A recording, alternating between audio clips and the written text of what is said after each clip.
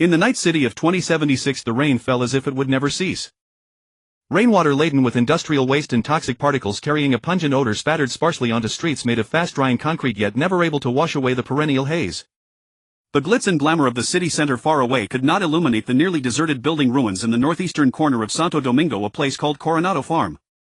Two pleasure dolls one after another walked into a narrow dim corridor inside the building. Anna, let's go back. How could there be any reliable ripperdoc here? If you ask me, in a corner like this there are only addicts and homeless bums. The one called Anna, holding the speaker's hand, turned her head and shook off a few raindrops from her dark red synthetic hair. Don't worry, Lena. You can trust me. I guarantee this doctor's skills are top-notch, even fingers can't compare. It's just... As she spoke, the one named Anna seemed to recall something, her words faltering involuntarily. It's just what? Lena pressed. It's just that this doctor is a bit weird. Everything else is fine, the price is low, he even lets you owe, but the way he looks at people is a bit strange. How strange? Like he wants to eat you. Lena teased. That would be better. This doctor is drop-dead gorgeous and his face is all natural, no facial sculpting or cyberware. Did you try to make a move on him? Of course I did, I used all my tricks. And he just watched you unmove. That's what's weird. His eyes looked like he was dissecting me. Ah. That guy isn't a scav who cuts out kidneys, is he? Don't worry, I'm still fine, aren't I? And this time we have this. Anna, while comforting her sister, pulled a pistol from her small faux leather bag, a somewhat oversized handgun for a woman's hand. A kinetic pistol produced by Constitution Military Industries, the Unity. This pistol's silhouette often appears in the streets and alleys of Night City, held in the hands of gang members, nomads, or some edge runners. As the pistol's name suggests, in this city full of egoists, anarchists, thugs, scavs, and countless monsters, this pistol always carries its own persuasion. Cheap price, lethal caliber. With just one accurate shot, the owner can often win an argument. Always win. The two bickered as they walked through a urine and feces-stained alley, turned a corner past a reeking garbage pile, and knocked on a rusty iron door at the end of the corridor. A camera above the two pleasure dolls rotated, scanning the entire corridor, and after finding nothing unusual returned to its original position. Then the iron door opened smoothly in front of them with a crisp mechanical sound of sliding rails. Inside was unexpectedly clean. A space of about 30 square meters, neatly arranged with numerous mechanical devices that awed the two pleasure dolls. Most striking was a cyberware surgery table in the center of the room, bathed in a cylindrical beam of light falling from the ceiling. The weird doctor they had been talking about stood beside the table, staring coldly at the two. The doctor's gaze swept over Lena, his half-lidded eyes holding a cold light that made Lena's hair stand on end involuntarily. Although she no longer had such hair. Who needs treatment? The doctor asked, his voice surprisingly soft. Indeed, drop-dead gorgeous. That was Lena's first thought. Then she quickly responded to the doctor's inquiry, Mimi. Lie down. The metal table pressed against the synthetic skin of Lena's back. Whether due to the rain, she felt the metal beneath her was terribly cold. This terrible feeling involuntarily brought her thoughts to past memories. That was the day she first had pleasure doll cyberware implanted to survive. The table was just as cold, and the excruciating pain when her entire reproductive system was removed was unforgettable. The constant dull ache in her pleasure doll components caused an involuntary spasm. Staring at the bright light above, a huge unease suddenly struck, making the poor woman's body and mind feel colder. Lena looked at Anna at the door. Seeing her keep her hand in her bag, a few warm currents flowed in her heart. The doctor didn't speak again. Instead, he pressed his warm hand on Lena's abdomen, and before she could let her thoughts wander, a sharp monomolecular scalpel sliced through the synthetic skin of her lower stomach. With the attraction of a specialized strong magnetic tool, the internal component lock of the cyberware was released. Lena's entire lower abdomen, from her belly to her upper thighs, opened, revealing the inside of the cyberware, a mixture of flesh and metal. The doctor gently touched the cold mechanical structure, muttering in a low voice. Another geisha Mark II. Lena, already extremely tense, asked, somewhat overreacting, Is there a problem, doctor? No, just that I've seen this model a lot lately. It seems popular among pleasure dolls. How could that be? Lena gave a cold laugh. It's just the cheapest model. We don't have money for the high-end stuff or behavior chips. The doctor's fingers paused for a moment, but he said nothing. After a meticulous adjustment, he threw a small piece of metal stained with blood and mucus onto the side table, giving a precise diagnosis. It's the microrotor responsible for the vibration function. A bit faulty, probably from too many impacts. I've removed it. Fuck, I knew it was that 10-person job yesterday. Can it be fixed, doc? Without that function I can't compete with the other sluts. No need to repair it. Just replace it with a new one. Unfortunately, I'm out of stock today. Come back tomorrow. I'll get some supplies later. Also, the broken rotor is out, so at least it won't ache temporarily. Thanks, Doc. How much? Lena slid off the table while also thrusting her industry competitiveness upward, always ready to get rich through hard work. The doctor, however, looked down at his instruments, completely unresponsive. 300 eddies including the rotor. You can pay tomorrow. Lena was obviously surprised by the price. Damn, Doc, you're not using cheap stuff, are you? That's really cheap. But for this price I'd take a used one. The doctor replied somewhat perfunctorily. So kind, doctor, what's your name? Anna, at the door, hearing Lena's question, quickly tried to wave her hand to stop, fearing this outspokenness would annoy the usually mild doctor. After all, this was a black clinic. Sure enough, the doctor didn't respond, clearly indicating they should leave. Just as the two turned to exit, they heard the doctor's soft voice behind them. Craftsman. Just call me Craftsman. Not until they had walked out of the alley and back into the rain did Lena suddenly grab Anna's arm and excitedly whine. Wow, he's really handsome and gentle. I think I'm in love, Anna. Your judgment is swayed by looks, huh? Anna pulled out the Unity from her bag, scaring off a homeless man lurking near the garbage pile, and scolded her with disappointment. Bought by a little favor. You need to be more careful. How many times have you fallen for this kind of trick? Hee, but he did fix my stomach ache. Come with me again tomorrow, okay, dear Anna? I can't go alone in this darkness. Alright, you little terror. The two gradually faded away, merging into the colorful lights of Night City's night. Meanwhile, the doctor they were teasing, our craftsman, was staring blankly into the void. Of course, that was only how it appeared to outsiders. In reality, he was accessing his own unique system. Welcome, apprentice craftsman Zhang Bing, to the craftsman training system. This is the 136th standard solar day of consecutive login. Your recent submissions regarding Geisha Mark II Big Cannon 9 Synthetic Skin General Type 3 Civilian Brain Computer Interface version 4 and related knowledge have been recorded. This terminal has received 14 craftsman badges from the 7th Crystal Wall mainframe. Previously uploaded related design principles: Neural Interaction Solution Colorful Diode Pleasure Civilian Brain Computer Interface version 4 Reinforced Kidney Kilwosi Type 2 Unity Small Kinetic Pistol DR12 Quasar Revolver. Click to expand. Displaying Personal Attribute Panel. Name Zhang Bing. Rank Apprentice Craftsman. Class Level 216. Household Origin Star Earth of B33 Plane. Location Plane Earth ID HXXDC2W33. Existence Strength 1. 4. Constitution Strength 1. 7. Creator Database Access Level 136. Total Increase 9. Craftsman Badges 52. Current highlighted note: research on smart weapon locking principle. Memo: today 2350 warehouse at Pier 150 meters west of Santo Domingo Haulai Motel Scavs resupply. Yes, Zhang Bing was not a native of the simple-minded Night City. He was an ordinary Chinese office worker from Earth of the B-33 plane, as shown by the mysterious craftsman training system. Before transmigrating, he was staying up all night playing Cyberpunk, beating Atom Smasher, and the next second his seat collapsed and he landed in a garbage pile in the Santo Domingo district of Night City. Also, Zhang Bing was an orphan, which made him wonder if orphans were more likely to be noticed by some higher dimensional force. As an ordinary person who grew up under the red flag in the spring breeze, having lived peacefully for over 20 years, he was physically weak and unable to carry heavy loads. If not for the golden finger called the craftsman training system that came with the transmigration, Zhang Bing would probably have been taken by scavs to have his kidneys removed the next day. Although Zhang Bing had a strong premonition that this so-called craftsman training system might be the culprit behind his transmigration, fortunately the golden finger was powerful enough. The so-called apprentice craftsman had nothing to do with everyday machinists. It could be fully called a supernatural profession. At the very least, Zhang Bing had never heard of anyone using the word rank to describe a professional level. Even the weakest apprentice craftsman made Zhang Bing strong after transmigration. He could lift 200 kilograms with one hand as if it were nothing. His senses were sharp, his eyesight and hearing were extraordinary, his brain was upgraded from diode to silicon crystal with photographic memory and lightning fast thinking, like a newly installed system with no redundancy, transparent and efficient. Yet this was only the level of existence strength 1. 4. And 1. 7. The constitution strength of 1. 7 gave Zhang Bing something like a sixth sense, often giving him sudden inspiration, danger, premonition, running towards the direction of Peter's shiver. Of course, this was just the basics. The main change of apprentice craftsman was an unparalleled mechanical affinity.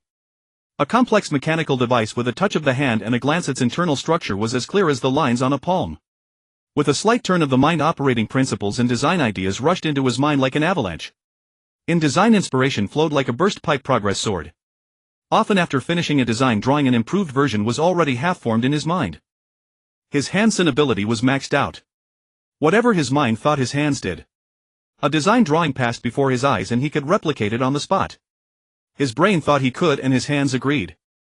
Of course, his poor knowledge reserve and not so high existence and constitution strength couldn't yet allow him to build a nuclear bomb by hand. But Jiang Bing believed that with more touching, looking and thinking plus a little help from his golden finger, the small goal of making Arasaka nuclear peace again was within reach. But the most important thing now was to go get some supplies from the scavs. Any later and had missed the bus. Jiang Bing closed the door of the clinic and activated the security system on the central computer. Running a black clinic in a remote area almost bordering the Badlands made security measures essential to protect his property. The clinic's security system was hand-built by Jiang Bing himself. This custom system followed the principle of more for less. 2 retractable machine guns embedded in the ceiling provided near total coverage of the room, while cameras and carefully calibrated infrared and microwave sensors made the clinic as secure as an iron fortress. Of course, this system could only stop common thieves since most of the hardware and software were salvaged from junkyard scraps. The main system was a civilian-grade home security suite from Kongtao. This meant any hacker could easily take down the system. These measures were only meant to deter junkies desperate for glitter and starving homeless. The real security came after the system was triggered. A hidden camera in the cyberware modification equipment in the center of the room would automatically send the intruder's image to a preset receiver. What awaited these uninvited guests was an in-person visit from the masked demon who made children in Santo Domingo stop crying. Near the back door was a narrow storage room. Jiang Bing pulled open a storage box under the desk and began to change clothes. A metal mask handcrafted by Jiang Bing in the style of Guy Fawkes, equipped with simple respiratory filtration and some protective measures. A matching long trench coat which could easily conceal a homemade sawed-off shotgun strapped to the left leg and a Nova kinetic revolver on the right. His primary weapons were a gray copperhead rifle and a chain-blade machete carefully tuned by Jiang Bing. The machete was also handcrafted, taking Jiang Bing considerable time. Fortunately, Kenshiri Adachi Arsenal helped a lot. Many of his collected melee weapons were from them. In terms of bladed weapons, they were far superior to Arasaka. This was a certification from a craftsman. When he went out, night had fallen. Darkness shrouded the city. The various lights from distant skyscrapers flickered in the rain, reflecting colorful glimmers. The streets were shrouded in mist, car headlights reflected in blurry halos. Surrounded by decaying broken buildings, the scene felt mysterious and surreal. Rain hammered violently against the windshield, forming streaks of water that were wiped away by the wipers. On the late-night streets, all kinds of cars sped by. These vehicles could be tools for smugglers, mounts for edge runners, mobile lairs for scavengers, or the precious property of low-level corporate dogs, reliable partners for frontline workers, or arks for families and children. Countless vehicles flowed in the turbid torrent of night, city spinning tires splashing through puddles, yet none of them stopped, each hurtling toward its own destination. In the distance, faint sirens, screams and gunfire intermingled. Somewhere a gang conflict or a cyber-psycho outbreak was occurring. But everyone was used to it. This was the norm in Night City, the true color of the city of dreams. Jiang Bing drove a Thunder-branded Colby, or at least it looked like one. Under the hood, the internal components had been completely modified beyond recognition. When he first found it on a junk mountain northwest of Night City, the body was almost rusted into a metal box. But with his skill and scavenged parts, he managed to fix it and get it on the road. This car had accompanied Jiang Bing through the hardest times after his arrival. After half a year of upgrades, this beast had been updated many times, its performance far exceeding its original state, all thanks to the generous support of the scavengers. These hyenas of the steel jungle, always sharpening their teeth, watched everyone on the street. Anyone who strayed alone or walked down a deserted alley at night could disappear without a trace. Once captured, they were usually skinned and stripped of their limbs, cyberware and organs. They fed on the city's flesh and Jiang Bing fed on theirs. No problem. This was the new job Jiang Bing had found after being a junkman, and the rate of resource acquisition was temporarily satisfactory. As an unregistered person and a pure human with no cyberware modifications, becoming an edge runner would expose him to constant scanning and scrutiny from various devices which would be too conspicuous. In this cyberpunk world, from childhood the government installed a basic brain-computer interface for everyone.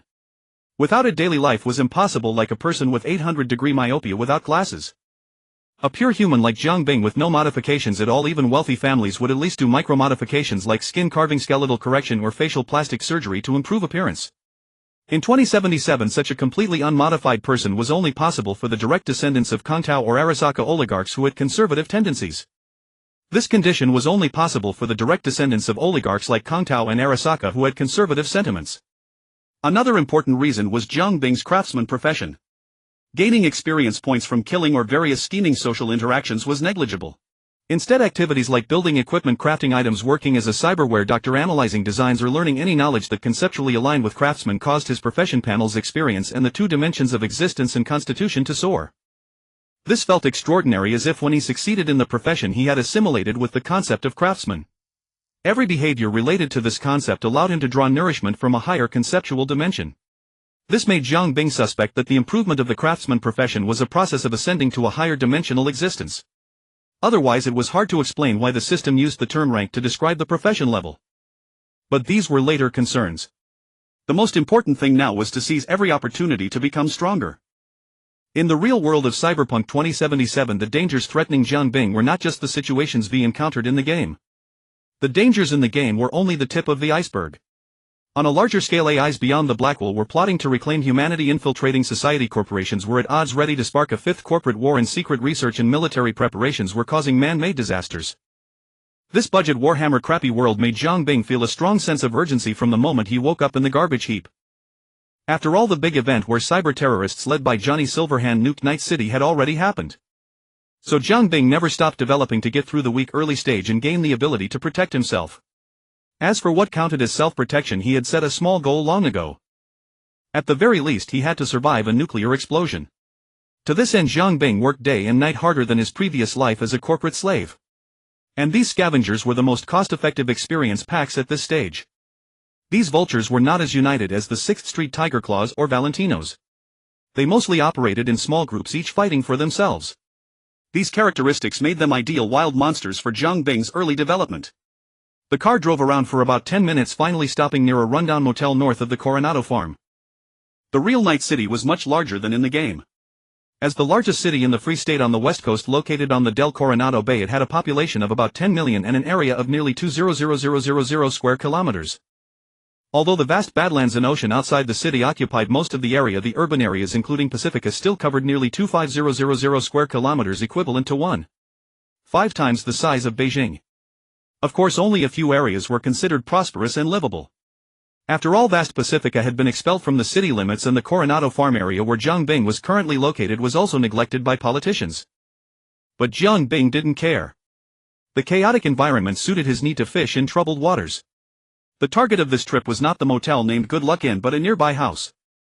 According to reliable intelligence, a small group of scavengers was holed up inside, using the house and its basement as a base. Today, Jiang Bing would eliminate this menace.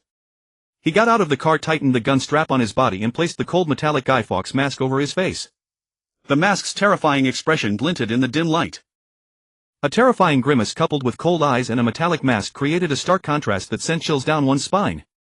The black top hat concealed the murderous intent beneath its dark brim, and only a black cape was missing to make him a living V for vendetta. God is in the rain. Facing the increasingly fierce downpour, Jiang Bing muttered the lines from the movie as he stealthily approached the scavenger's stronghold. With a few agile leaps, he easily evaded the outdoor cameras. These scavengers had little tactical awareness. The few cameras they had were unevenly distributed, leaving enough blind spots for Jiang Bing to reach the power box without trouble. His high-strength tactical gloves embedded with matte metal joints at the knuckles gently touched the power box as if caressing a lover's smooth skin. The once cold machine seemed to be imbued with a soul, pouring out its secrets to the beloved before it. In a single breath, Jiang Bing discerned every detail of the power box's structure. He pulled open the door with crisp efficiency, and the monomolecular serrations of his chainsaw sword precisely targeted an inconspicuous weld point. Instantly, the scavenger's base was plunged into darkness. A serrated blade was indeed less convenient for such delicate work than a normal knife. However, the reason he did not choose the iconic long blade gauntlet of V for Vendetta was that in this cyberpunk world where the average person had a standard 0.3 robots, a single gauntlet blade was far from lethal enough. See, it's fucking over voltage again. A scavenger cursed as he pushed the door to check, but at the corner he was met by a chainsaw blade wielding overwhelming force. To maintain stealth, the chainsaw's teeth were not spinning yet, they still retained tremendous lethality. As the blade gently dragged across the scavenger's neck, the sharp serrations effortlessly severed the spine embedded with metal cables. There was no struggle or scream. Even in death, the scavenger did not realize he had been attacked. The sound of the body falling merged with the door opening. With his acute senses, Jiang Bing, aided by the faint light inside, easily took in the entire situation. With a light step, he closed in on the nearest scavenger, who was sitting with his back to the sofa. In a flash, a chainsaw blade was embedded in the man's head. Then, with a gentle push on the handle, the screams were drowned out by the roaring motor. V-room. V-room. The sound instinctively stirred an unease buried deep in everyone's hearts. See, someone's fucking in. With another scavenger shout, a massive blast erupted from the homemade short-barreled shotgun in Jiang Bing's hand. Flesh and blood flew, and for a moment there was silence. Then gunfire erupted throughout the room. Beneath this mask there is more than flesh. Beneath this mask there is an idea, scum, and ideas are bulletproof. Muttering the lines, Jiang Bing leaned against the corner barricade, raised the copperhead and squeezed off a short 3-round burst, precisely blowing one man's head off. CCC chainsaw blade and self-muttering bullshit, it's that fucking masked madman from the net. Why the hell is this cyber psycho coming after us? Hearing Jiang Bing's manic chatter, the scavengers recognized his alias and were visibly panicked. Several red lights flickered in the dim room, the glow from the scavengers' eyes as they used their brain-computer interfaces to communicate. Then bullets precisely drilled into them, extinguishing the lights like popping light bulbs. The gunfire grew more chaotic, then finally fell silent. Jiang Bing withdrew his foot from a pool of bloody mush on the floor and rushed to the basement without delay. Time was pressing. Encountering the NCPD would be a major hassle. As he burst through the basement door, a sharp, piercing sense of danger assaulted him. Facing the crisis that nearly filled the corridor, Jiang Bing threw himself flat to the ground. In an instant, a stream of scorching bullets tore through the air, sending cement chips flying from the basement walls. The deafening roar of gunfire filled the basement, and Jiang Bing immediately identified the source of the blazing flames, the Type 31 heavy machine gun produced by Militech. This weapon, typically used on automated turrets, was now held by a massively built scavenger, pouring a terrifying hail of bullets at Jiang Bing. He dropped the copperhead and in a roll drew the Nova kinetic revolver. A long weapon was cumbersome in this situation. Bang bang bang bang bang bang. In an instant 6 bullets hit the heavy machine gunner, yet he continued firing as if nothing happened. Jiang Bing's teeth clenched. Heavy subdermal armor. This high-end cyberware, which even average edge runners couldn't afford, had appeared today alongside a heavy machine gun in a small scavenger's den. Talk about hitting the jackpot. Jiang Bing pressed his body almost flat against the floor, using all 4 limbs to crawl like a gecko toward the shooter's position.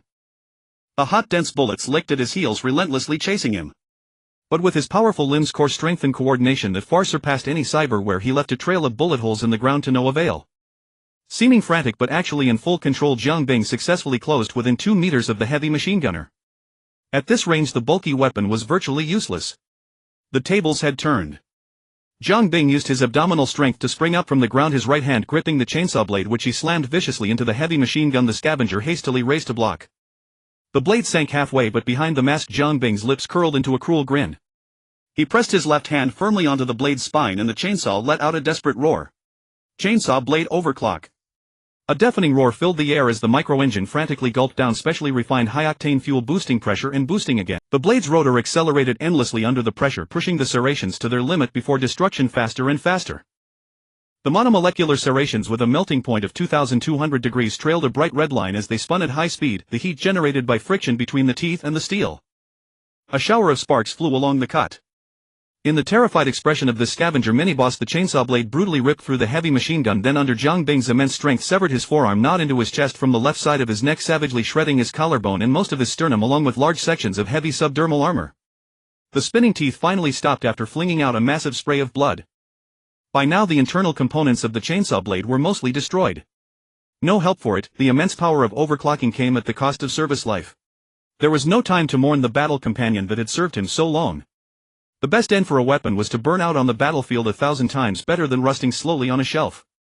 After confirming the base was secure, Jiang Bing hurried out to drive his car to the back door. It was time for the pleasant task of looting. First, the burly scavenger with the heavy subdermal armor. Without time or tools to strip it from him on the spot, Jiang Bing simply stuffed the broken heavy machine gun and the corpse into the trunk of his car.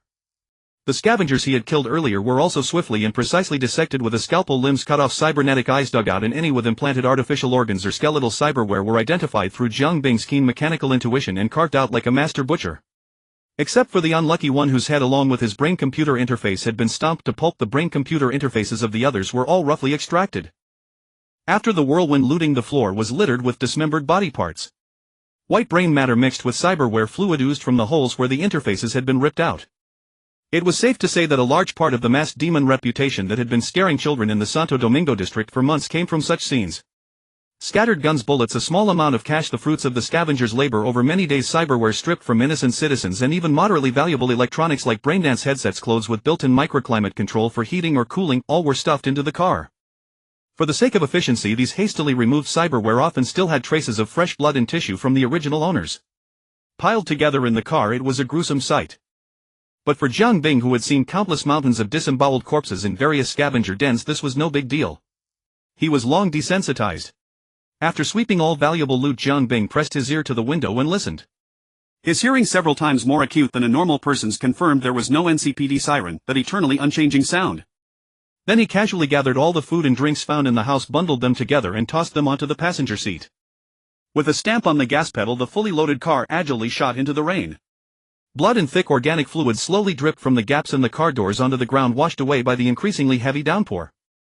Jiang Bing drove a long distance before he finally crossed paths with the NCPD, who were still sluggishly making their way to the crime scene from 2 blocks away. No help for it, the NCPD officers were also afraid of the masked demon who had suddenly appeared recently, specializing in raiding scavenger dens on rainy nights, leaving no survivors, and with exceptionally brutal methods. So on rainy nights, the police assigned to deal with incidents would drag their feet as much as possible, preferably waiting for the gunfire to stop for half an hour, then dawdle on the way, terrified of running into the masked demon's operation and getting themselves killed. After all, with a salary of a few €1,000 a month, why risk their lives? And the dead were just scavengers with no rights anyway. They just slacked off. The car veered into a secluded alley on the way home. Jiang Bing was going to meet his loyal unofficial intelligence group leader. After locking the vehicle, he set aside enough food and drinks for an adult for a week from the passenger seat, repacked the rest and carried them in one hand while effortlessly climbing onto an abandoned rooftop with the other. With a few leaps, he reached the terrace of the tallest derelict building in the area. A figure huddled in a corner due to the pouring rain eagerly approached him, unfazed by Jiang Bing's terrifying appearance, masked and drenched in blood. This was a boy who looked about 14 or 15 years old, though Jiang Bing had never asked his exact age. In fact, their interactions had always been restrained. Slyhead. That was the street alias of Jiang Bing's unofficial intelligence group leader. The nickname came from the fact that he had already lost most of his hair at a young age. In this era, due to pollution from various sources, people living at the bottom of society were prone to hair loss. However, thanks to advances in technology, hair transplants had become a simple, cheap, and effective solution. But Slyhead stubbornly refused to get a transplant. He wandered around all day with a balding crown, and this behavior eventually earned him the moniker Slyhead. Their meeting was a coincidence. At that time, Jiang Bing had just started his zero-cost shopping raids on scavenger dens and was still inexperienced. The operation was far from satisfactory. Blood was everywhere, the scavenger's screams carried for miles, and his clumsy looting dragged on until he barely escaped before the NCPD arrived.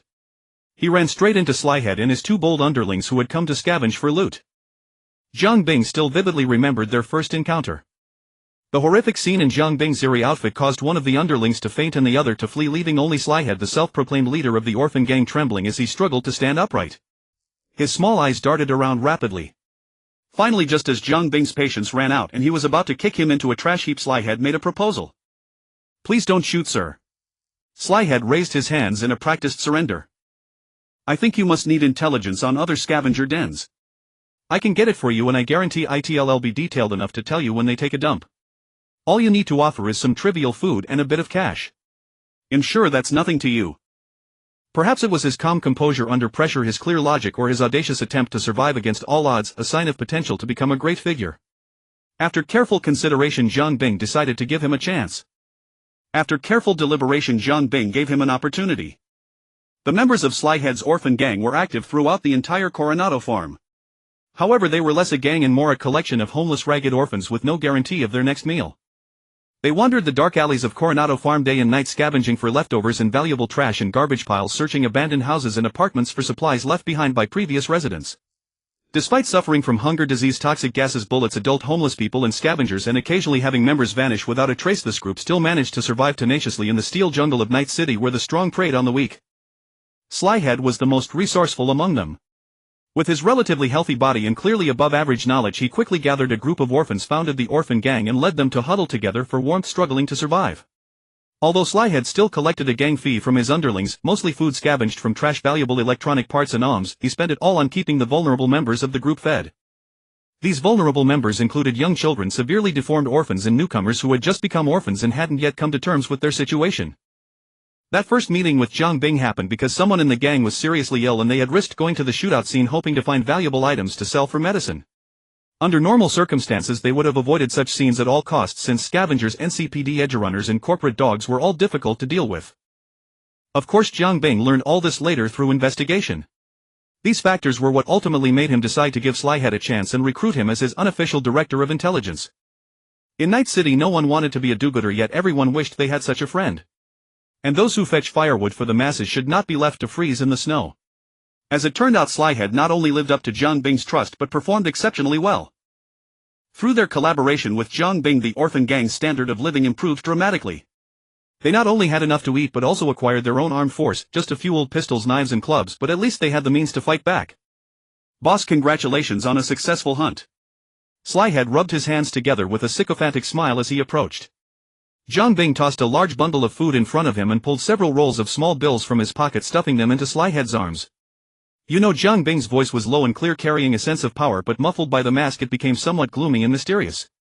Here you don't need to keep up the pretense to survive. You can take off your mask. It was clear that Slyhead had heard this from Jiang Bing more than once. Boss, your mask is worn on your face, but for some people the mask is worn in their heart. That kind of mask isn't easy to remove. Ha! Jiang Bing chuckled softly behind the mask. Slyhead added, no matter what, a mask is a mask. It doesn't grow out of nowhere, someone puts it on because they need it. Every time I see you I feel you don't belong here. I think it's fine here. Slyhead tucked the cash into his chest to keep it from the heavy rain, then gathered the bundle of food on the ground. At least here living is simple, dying is simple, and even robbery and betrayal are straightforward and clean. No games, none of the hypocrisy, with a smile and a dagger in the back that you see among the upper class. Interesting point, Jiang Bing praised. Anything unusual lately that needs correcting? Hearing this, Slyhead scratched his sparse hair awkwardly and bowed humbly. There is one thing. I told you don't need to pretend here. For my sake, at least drop it for a moment, Jiang Bing said, slightly annoyed by Slyhead's affected manner. The reputation of the masked devil who had almost single-handedly cut through half of Coronado Farm carried weight. Slyhead immediately straightened his back and his ever-smiling face turned serious and calm, far beyond his years. Recently the gang took in a pair of sisters, one 13, the other 11. They clearly came from a decent background. Their parents might have been junior managers at some company. They're fair-skinned and pretty. Slyhead habitually slicked back a strand of wet hair onto his bald crown. But you know, beauty isn't a good thing, especially when it's the only card you have to play. Of course, I'm not blaming them for being good-looking. It's just that a scumbag from the 6th Street gang has taken an interest, and that's not a good sign.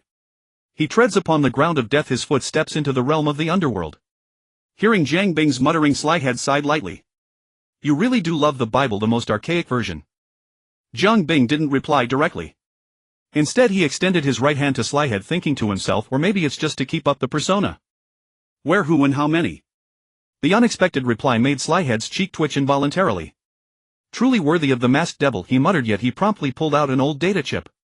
Jiang Bing grabbed the chip, tossed out a "contact me if anything comes up," same as before, and turned to leap off the rooftop, ending this unconventional meeting. Jiang Bing's home was located on the northern edge of Coronado Farm, adjacent to the Badlands and Night City's largest garbage dump. It made sense, after all, he had been in the dump since his arrival in this world and he had spent some time there before crawling into Night City. Having a home near the dump was only natural. This was a typical American suburban neighborhood with low single-story wooden houses in fenced backyards. Of course, natural greenery was out of the question thanks to the previous corporate wars, during which several biotech companies indiscriminately deployed all sorts of genetic bombs. This had devastated the global ecosystem. Fortunately, not all common plant species were wiped out, they simply struggled to grow in soil contaminated by genetic viruses, making them extremely valuable. At least the private species biospheres of major corporations still had them. Clearly the community where Jiang Bing lived wasn't wealthy. The greenery was all artificial, and even most of those fake plants were damaged or missing. After all, the 6th Street gang that controlled this area was no property management company, and the armed residents weren't about to pay maintenance fees. The house Jiang Bing now lived in had originally been vacant. In the city's outskirts, such houses were everywhere, open for anyone to occupy. But to settle down, one needed at least water and electricity, which involved Night City's local infrastructure giant, Night Corp. The most famous thing about Night Corp was its secrecy. No one knew the company's exact market value, its main revenue sources, or how many employees it had. The company was part of the legacy of Richard Knight, the visionary industrialist and founder of Night City. Using the funds left by her late husband, Richard's widow Miriam founded the company from scratch based on his ideals and principles. For many years Miriam served as the CEO of the conglomerate. The abilities of later generations fell far short, leading to the company's eventual defeat in competition with Arasaka and Militech, with the three giants dividing most of Night City's power. As the company's strength gradually declined, its influence nearly vanished. However, aside from managing its own assets, the company still held significant sway in Night City's infrastructure, public administration, and social welfare. Paving public roads, constructing and maintaining utilities, and revitalizing the maglev system were just a few of the projects funded by Knight Corp. The water and electricity systems in Coronado Farm were also assets of Knight Corp. After all, companies like Arasaka Militech and Biotechnica had no interest in the destitute slums. Only Knight Corp, still adhering to Richard Knight's legacy and aiming to build a better Night City, considered the bigger picture and maintained the survival of these marginalized people pushed to the city's edge. The rain continued to fall. Jiang Bing drove his car intending to quietly slip into the garage, but he suddenly stopped in front of it as if he had noticed something. Through the rain-streaked window, his keen eyes fixed on the house to the left. The house seemed uninhabited for a long time, long abandoned. Without electricity or water, it was plunged into darkness. The roof had collapsed and the fallen rubble exactly blocked the entrance, leaving only a narrow gap the size of a dog hole, far too small for a normal person to squeeze through. Though dogs had long since vanished from the poor communities, this narrow opening could still accommodate other creatures. For instance, a thin, malnourished little girl. At this moment, Jiang Bing was certain that this girl was curled up inside the dark fortress of rubble, and she was definitely still awake. Thanks to his acute hearing, Jiang Bing, sitting in the car, could clearly hear the faint rustling sounds from within the house, along with soft kitten-like whimpers and sobs. Hailey's belly is so flat, sob. It's all because Hailey didn't find anything in the trash today. But Hailey tried so hard, sob. Woo-woo, cry. But Hailey really wants to eat, sob. My stomach is burning and it hurts so much. Woo-woo. Hailey misses brother, misses daddy. Bear, do you think I can dream of them if I fall asleep? But Hailey tried hard to sleep, but my tummy hurts, I just can't fall asleep, sob. Bear, rustling of turning over, the faint voice melted into the rain, not carrying far, but it dissolved the bloodlust and coldness in Jiang Bing's eyes, replacing them with tenderness and compassion. Removing his mask and shedding his bloodstained coat, the murderous masked freak transformed back into a gentle, refined young man. Picking up the food and water he had left on the passenger seat, enough to last an adult for a week, Jiang Bing stepped out of the car, crouched beside the deliberately disguised and aged entrance, and gently knocked on the wall. The whispers and sobs inside stopped abruptly, leaving only the desolate silence. But Jiang Bing's gaze could clearly see through the darkness beyond the opening. He could distinctly make out a little girl clutching a pink teddy bear, her dirty face tilted upward, nervously staring at him. The little girl had come from nowhere and had been living here for half a week. She naively believed this was a hidden sanctuary, completely unaware that her comings and goings could not escape the notice of the adults next door. Jiang Bing said nothing. Silently he pushed the large bag of food through the opening, then turned and walked away, keeping enough distance as he stood still in the rain. From the house came a deliberately muted gasp of joy. Jiang Bing's gaze pierced the rain curtain, watching the girl hidden in the darkness peeking through the hole and hearing a faint thank you. None of it moved him from his spot.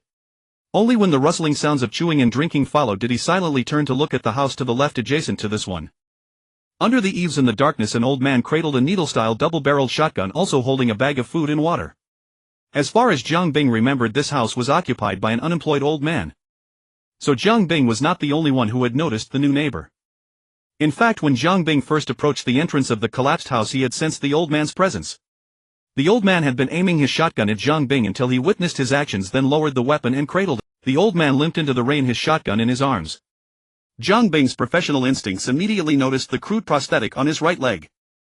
The prosthetic was a makeshift assembly of a few wooden planks and iron sheets crudely nailed together. Its shoddy craftsmanship made Jiang Bing want to grimace. Without a doubt, it was the old man's own handiwork. Standing beside Jiang Bing, the old man's worn clothes and prosthetic easily revealed his impoverished circumstances. This damned world. Those counselors fly around in their hovercars every day feasting and banqueting, yet they can't spare a pittance to feed the orphans a few decent meals. Tell me, isn't that a load of crap? Those counselors fly too high in their hovercars, they can't see the suffering down here on the ground, Jiang Bing replied meaningfully. His words seemed to hit the old man's soft spot, making him burst into laughter. I tried to approach that little girl during the day, but she bolted away like a frightened kitten before I could even say a word. At that moment, Jiang Bing was using the craftsman's extraordinary intuition to rapidly assess the likelihood of the rubble collapsing in the impending rainy night. After confirming it was safe, Jiang Bing turned to reply. Hailey. That shy little kitten's name is Hailey.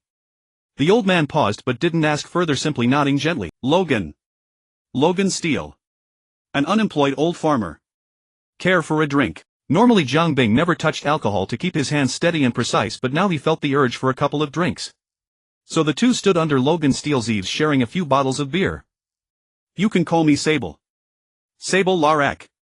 As for my profession, I'm a craftsman with some skills, Jiang Bing gave his alias. The beer, brewed from cheap industrial alcohol and questionable additives, was bitter and astringent. As he recalled his experiences since arriving in this world, the bitterness only intensified, spreading from his mouth to every corner of his being. Tell me, is this world really normal? Zhang Bing asked, as if questioning others or himself. Old Logan tilted his head back and gulped down a mouthful. When I was young it wasn't this bad. Farmers still had land to till, and at worst you could find a job to support your family. It's all those damn corporations, Arasaka Militech and my former scumbag employer Petrochem. Those high and mighty emperors just had to think of something and they'd reach out and shape this world into whatever they wanted. As for what's normal or not, if you ask me, this world has never changed since ancient times. The strong prey on the weak. But inside Zhang Bing's mind a storm was raging. It shouldn't be like this. It can be better. This world can clearly be better. In realms invisible to mortal eyes, a grand concept was gathering from higher dimensions, coalescing at a rapid pace. This broken world, haven't you ever thought of changing it? Old Logan chuckled bitterly at Zhang Bing's question. Change? How the hell do you change it? If this world has taught me anything, it's to accept your fate. People like us, small potatoes, how do we change anything? What can we use to change it? But Zhang Bing's eyes grew brighter. I can. The roar within him grew more intense. With the system I will grow stronger, ever stronger, far beyond imagination. I will become a force greater than all the corporations, all the factions combined. If they can shape the world according to their whims, then I can wield my hammer and beat it again and again, 1,000 times, 10,000 times, until it becomes what I envision. I will surely have that power. In higher dimensions the majestic components were rapidly sketching forms beyond conventional shape. Then another question, do I want to? Is it necessary? Highly soft snoring suddenly cut through the noise of the rain drilling into Zhang Bing's mind like a lightning bolt, illuminating everything. The little girl was exhausted after eating. She had quickly fallen into a deep sleep. And those hazy thoughts, spawned by witnessing too many horrors that contradicted the worldview forged by over 2 decades of life, were ignited by that lightning, spreading like a prairie fire, growing fiercer until they merged into a boundless crimson tide. Since his transmigration, Zhang Bing had been running blindly under the pressure of constant danger, floating detached from the world. But now it felt as if he had finally touched the ground and suddenly saw a fire lighting the path ahead. I can. I want to. I will complete this great creation. In higher dimensions those majestic components solidified with a thunderous crash, forged into a rough shape according to the craftsman's will. System notification: Apprentice Craftsman Zhang Bing, you have completed the rough shaping of a great creation.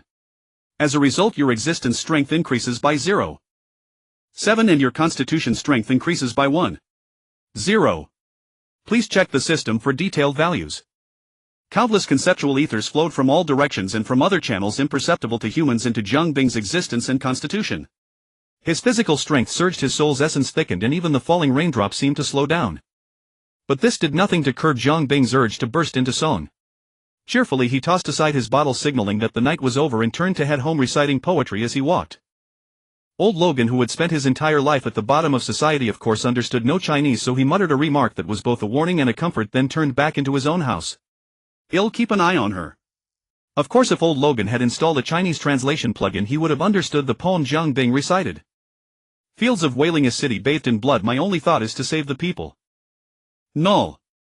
After a simple cleanup, Zhang Bing held the gun barrel and electronic fiber bundle wrapped in subcutaneous armor in his left hand and the temperature-controlled case containing the cybernetic eye in his right, using brute force to push open the basement door.